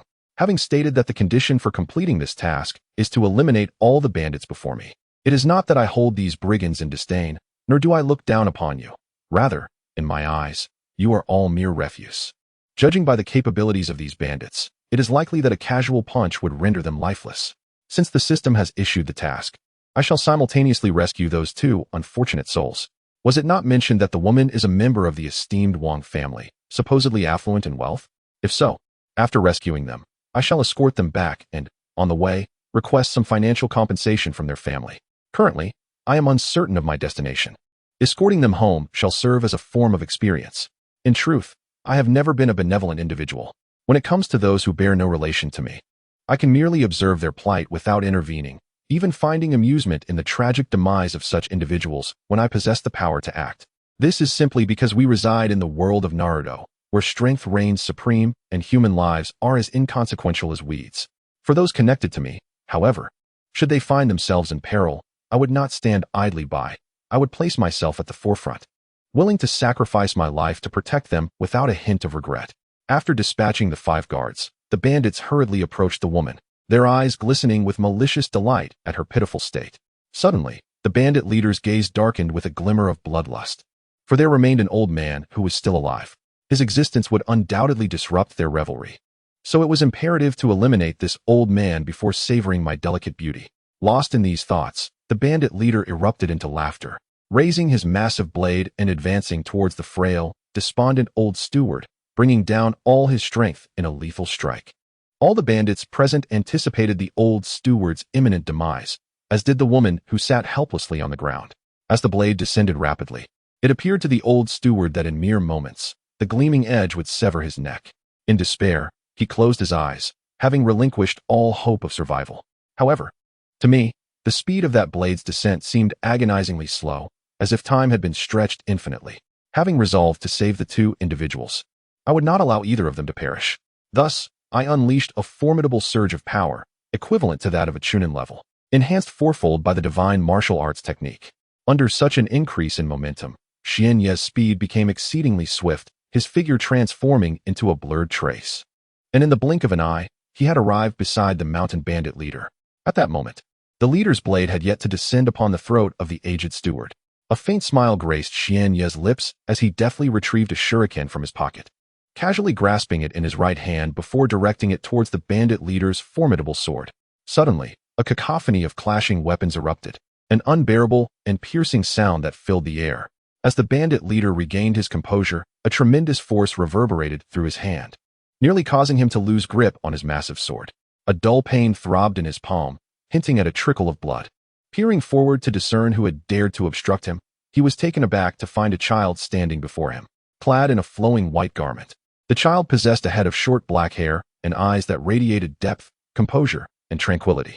The small shuriken held in the child's hand starkly contrasted with the imposing sword wielded by the bandit leader, highlighting the disparity between them. Chapter 241. The grand finale. Time flies swiftly, and in the blink of an eye, 5 years have passed.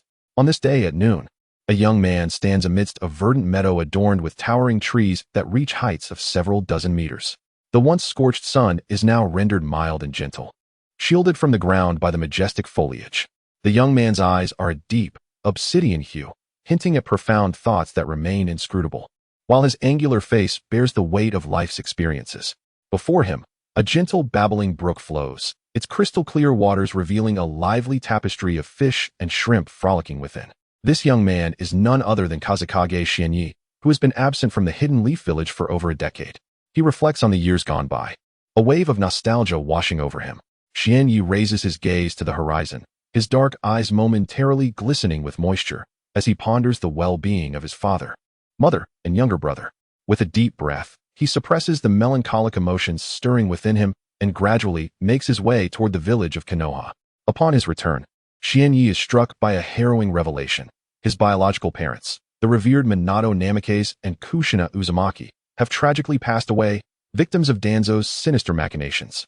In an instant, a torrent of rage surges through Xianyi's mind, accompanied by an unyielding resolve. Danzo must die. Thus, Xianyi embarks on a quest within the Hidden Leaf Village to locate Danzo and the Root organization he commands. After all, Root is a faction solely under Danzo's dominion, devoid of any benefit for Konoha. In fact, they are in direct conflict with the fourth Hokage, Yuan Fei, over the position of Hokage.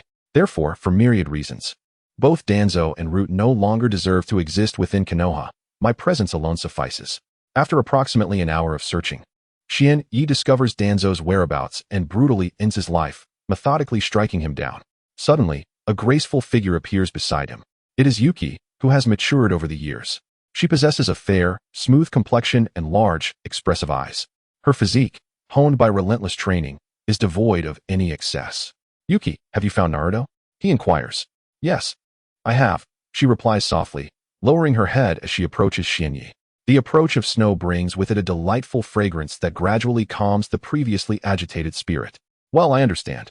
Please, lead me." Xianyi's voice trembles slightly as he closes his eyes. After all, he is about to meet Naruto, and his emotions are a touch exhilarated. Moreover, closing his eyes at this moment does not impede his movement in any way. Approximately 5 minutes later, upon encountering Naruto, Xianyi imparts to him all the skills he has mastered. Thus, the days pass slowly, and Xianyi steadily evolves into one of the most formidable ninjas in the ninja world.